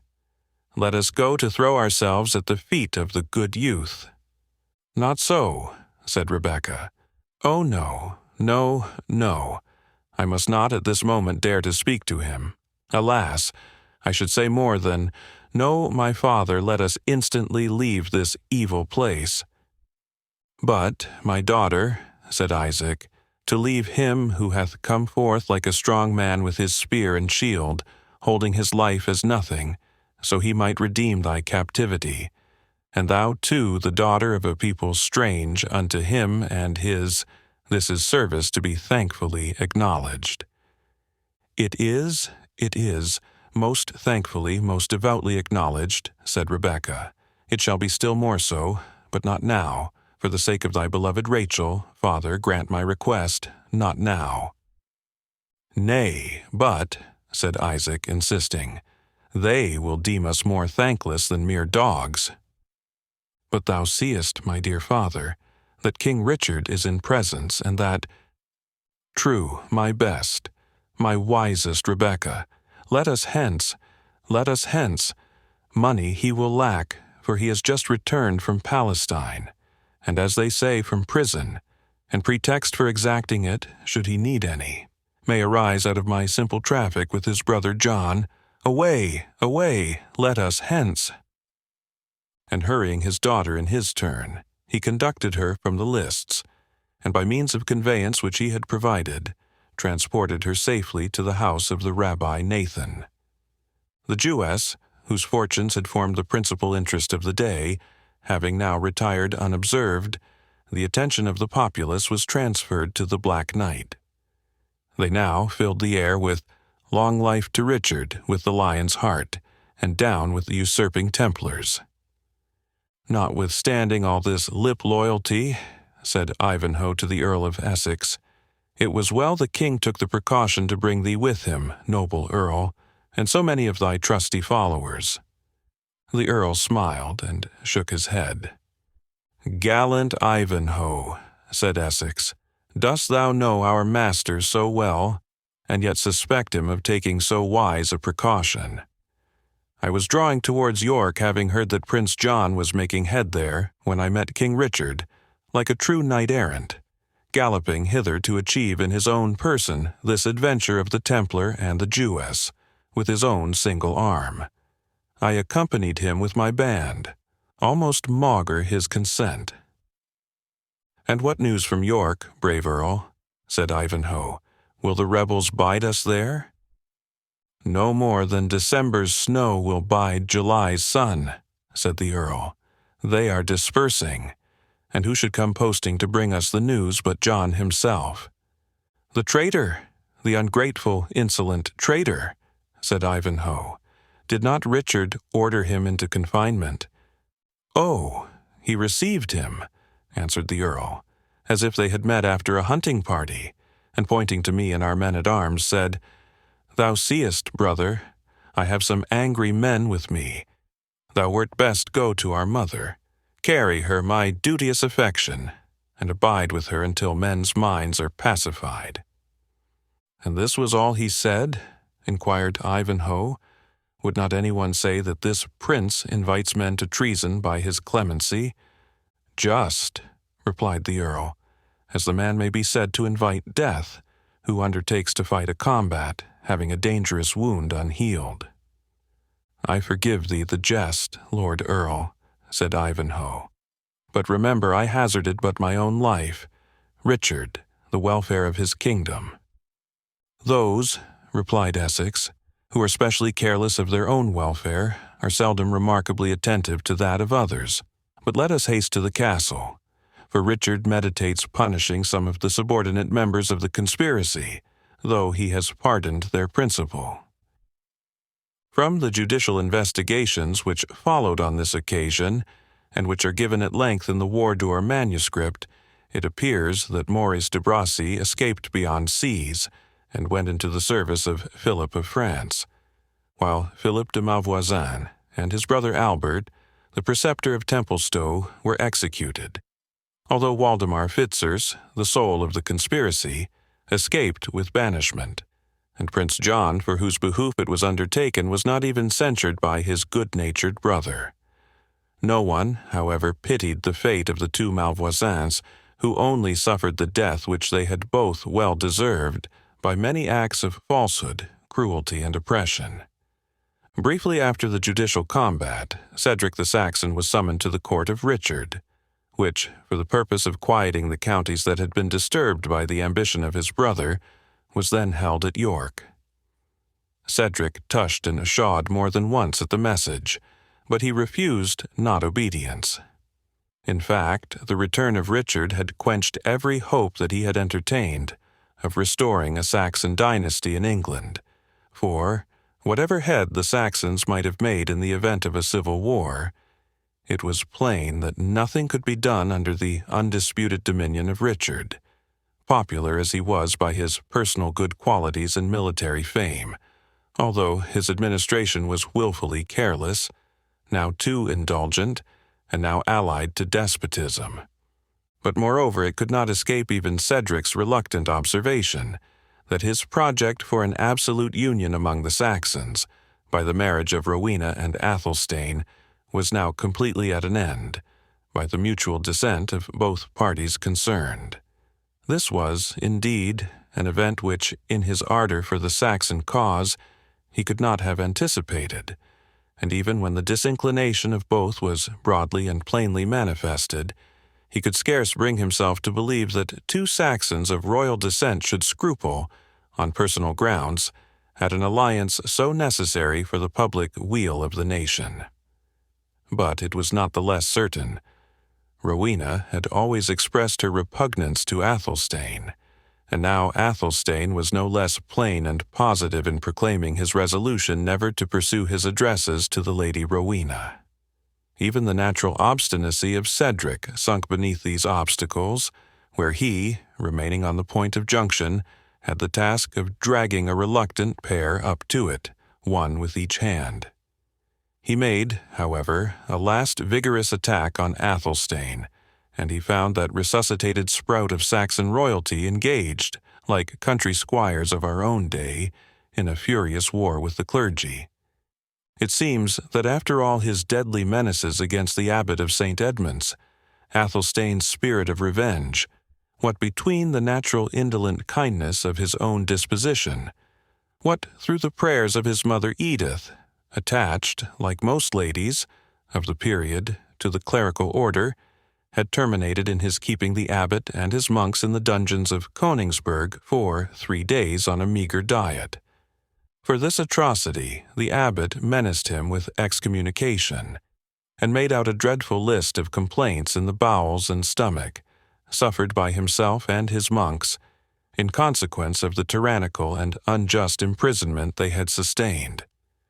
With this controversy, and with the means he had adopted to counteract this clerical persecution, Cedric found the mind of his friend Athelstane so fully occupied that it had no room for another idea.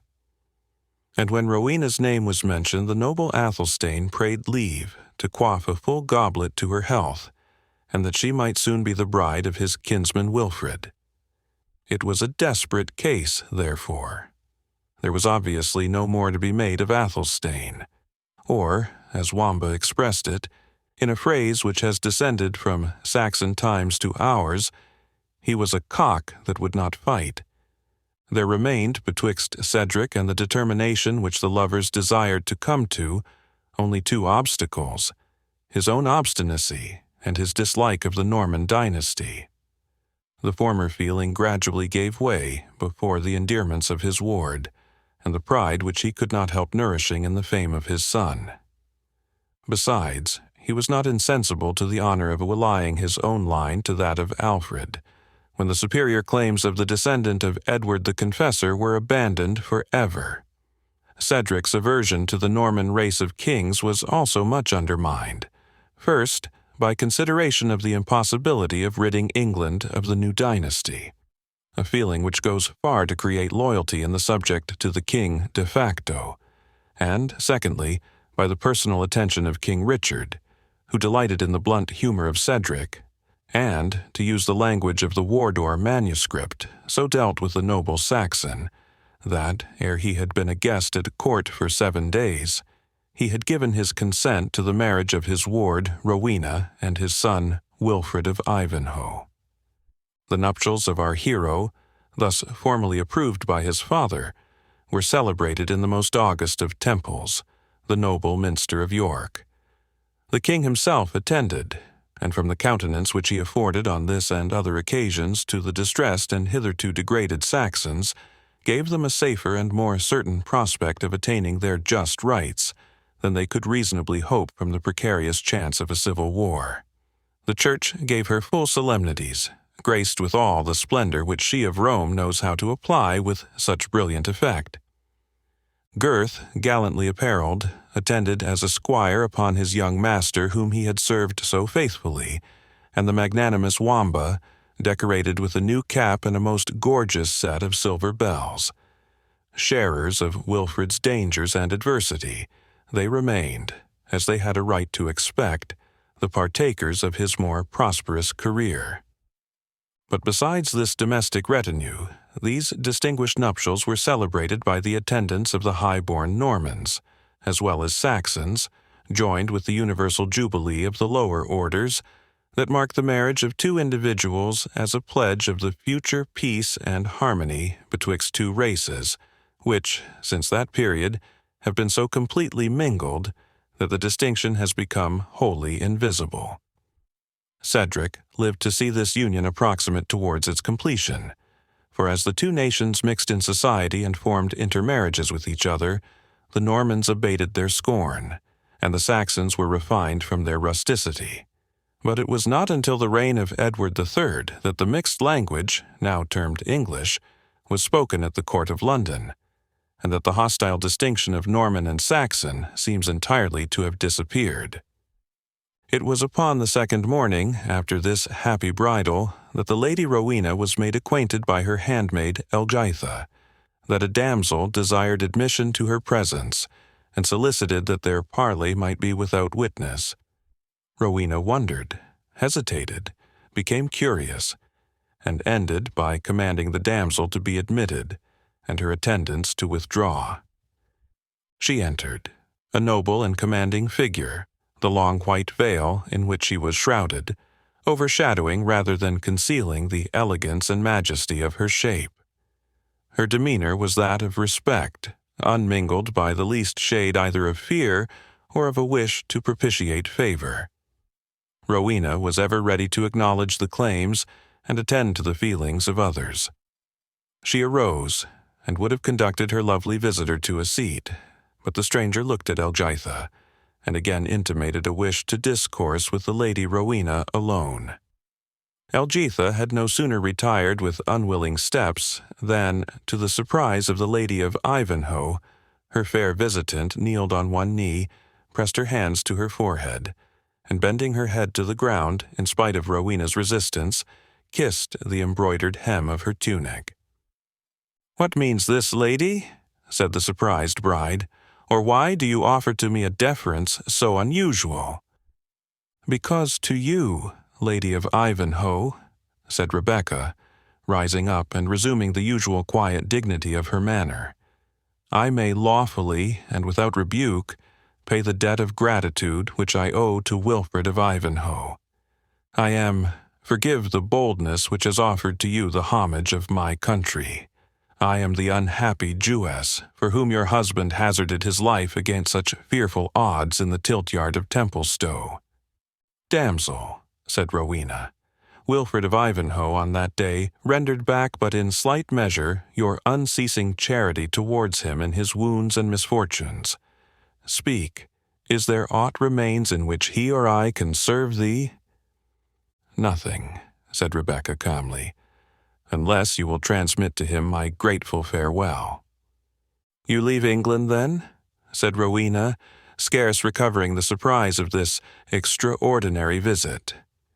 "I leave it, lady, ere this moon again changes. My father had a brother high in favor with Mohammed Boabdil, King of Granada. Thither we go, secure of peace and protection, for the payment of such ransom as the Moslem exact from our people." "And are you not then as well protected in England?" said Rowena. "My husband has favor with the king. The king himself is just and generous." "Lady," said Rebecca, "I doubt it not, but the people of England are a fierce race, quarreling ever with their neighbors or among themselves, and ready to plunge the sword into the bowels of each other. Such is no safe abode for the children of my people. Ephraim is an heartless dove, Issachar an overlabored drudge which stoops between two burdens. Not in a land of war and blood, surrounded by hostile neighbors and distracted by internal factions, can Israel hope to rest during her wanderings."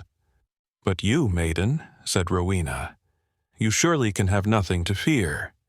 She who nursed the sickbed of Ivanhoe," she continued, rising with enthusiasm, "she can have nothing to fear in England, where Saxon and Norman will contend who shall most do her honor."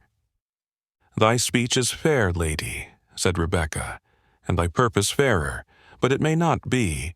There is a gulf betwixt us. Our breeding, our faith, alike forbid either to pass over it. Farewell, yet, ere I go, indulge me one request. The bridal veil hangs over thy face.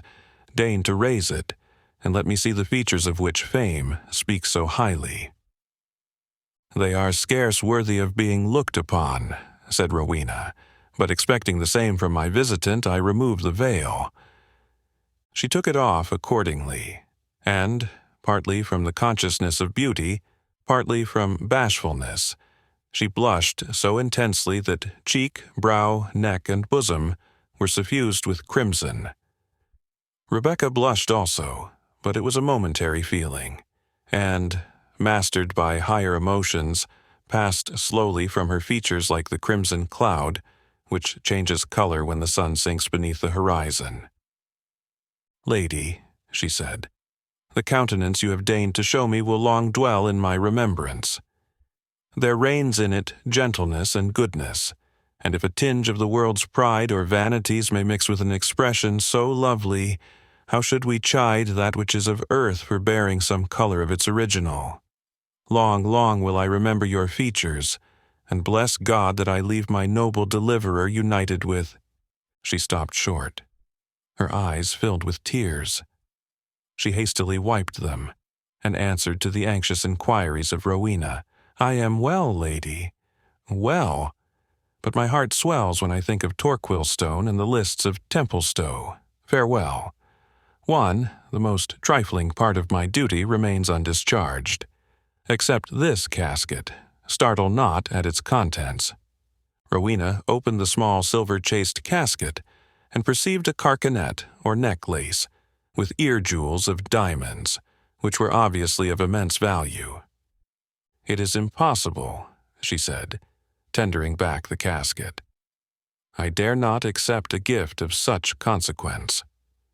"Yet keep it, lady," returned Rebecca. "You have power, rank, command, influence. We have wealth, the source both of our strength and weakness. The value of these toys, 10 times multiplied, would not influence half so much as your slightest wish. To you, therefore, the gift is of little value, and to me, what I part with is of much less. Let me not think you deem so wretchedly ill of my nation as your commons believe. Think ye that I prize these sparkling fragments of stone above my liberty, or that my father values them in comparison to the honor of his only child? Accept them, lady. To me they are valueless. I will never wear jewels more." "You are then unhappy," said Rowena, struck with the manner in which Rebecca uttered the last words. "Oh, remain with us. The council of holy men will wean you from your erring law, and I will be a sister to you." "No, lady," answered Rebecca, the same calm melancholy reigning in her soft voice and beautiful features. "That may not be. I may not change the faith of my fathers like a garment unsuited to the climate in which I seek to dwell, and unhappy, lady, I will not be. He, to whom I dedicate my future life, will be my comforter if I do his will." "Have you then convents to one of which you mean to retire?" asked Rowena. "No, lady," said the Jewess. But among our people since the time of Abraham downwards have been women who have devoted their thoughts to heaven and their actions to works of kindness to men, tending the sick, feeding the hungry, and relieving the distressed. Among these will Rebekah be numbered. Say this to thy Lord, should he chance to inquire after the fate of her whose life he saved." There was an involuntary tremor on Rebekah's voice, and a tenderness of accent, which perhaps betrayed more than she would willingly have expressed. She hastened to bid Rowena adieu. "Farewell," she said. "May he, who made both Jew and Christian, shower down on you his choicest blessings. The bark that waits us hence will be under way ere we can reach the port." She glided from the apartment, leaving Rowena surprised as if a vision had passed before her. The fair Saxon related the singular conference to her husband, on whose mind it made a deep impression. He lived long and happily with Rowena, for they were attached to each other by the bonds of early affection, and they loved each other the more from the recollection of the obstacles which had impeded their union. Yet it would be inquiring too curiously to ask whether the recollection of Rebekah's beauty and magnanimity did not recur to his mind more frequently than the fair descendant of Alfred might altogether have approved. Ivanhoe distinguished himself in the service of Richard, and was graced with farther marks of the royal favor. He might have risen still higher, but for the premature death of the heroic Coeur de Lion, before the castle of Chalouse, near Limoges. With the life of a generous but rash and romantic monarch, perished all the projects which his ambition and his generosity had formed, to whom may be applied, with a slight alteration, the lines composed by Johnson for Charles of Sweden. His fate was destined to a foreign strand, a petty fortress, and an humble hand. He left the name at which the world grew pale, to point a moral, or adorn a tale,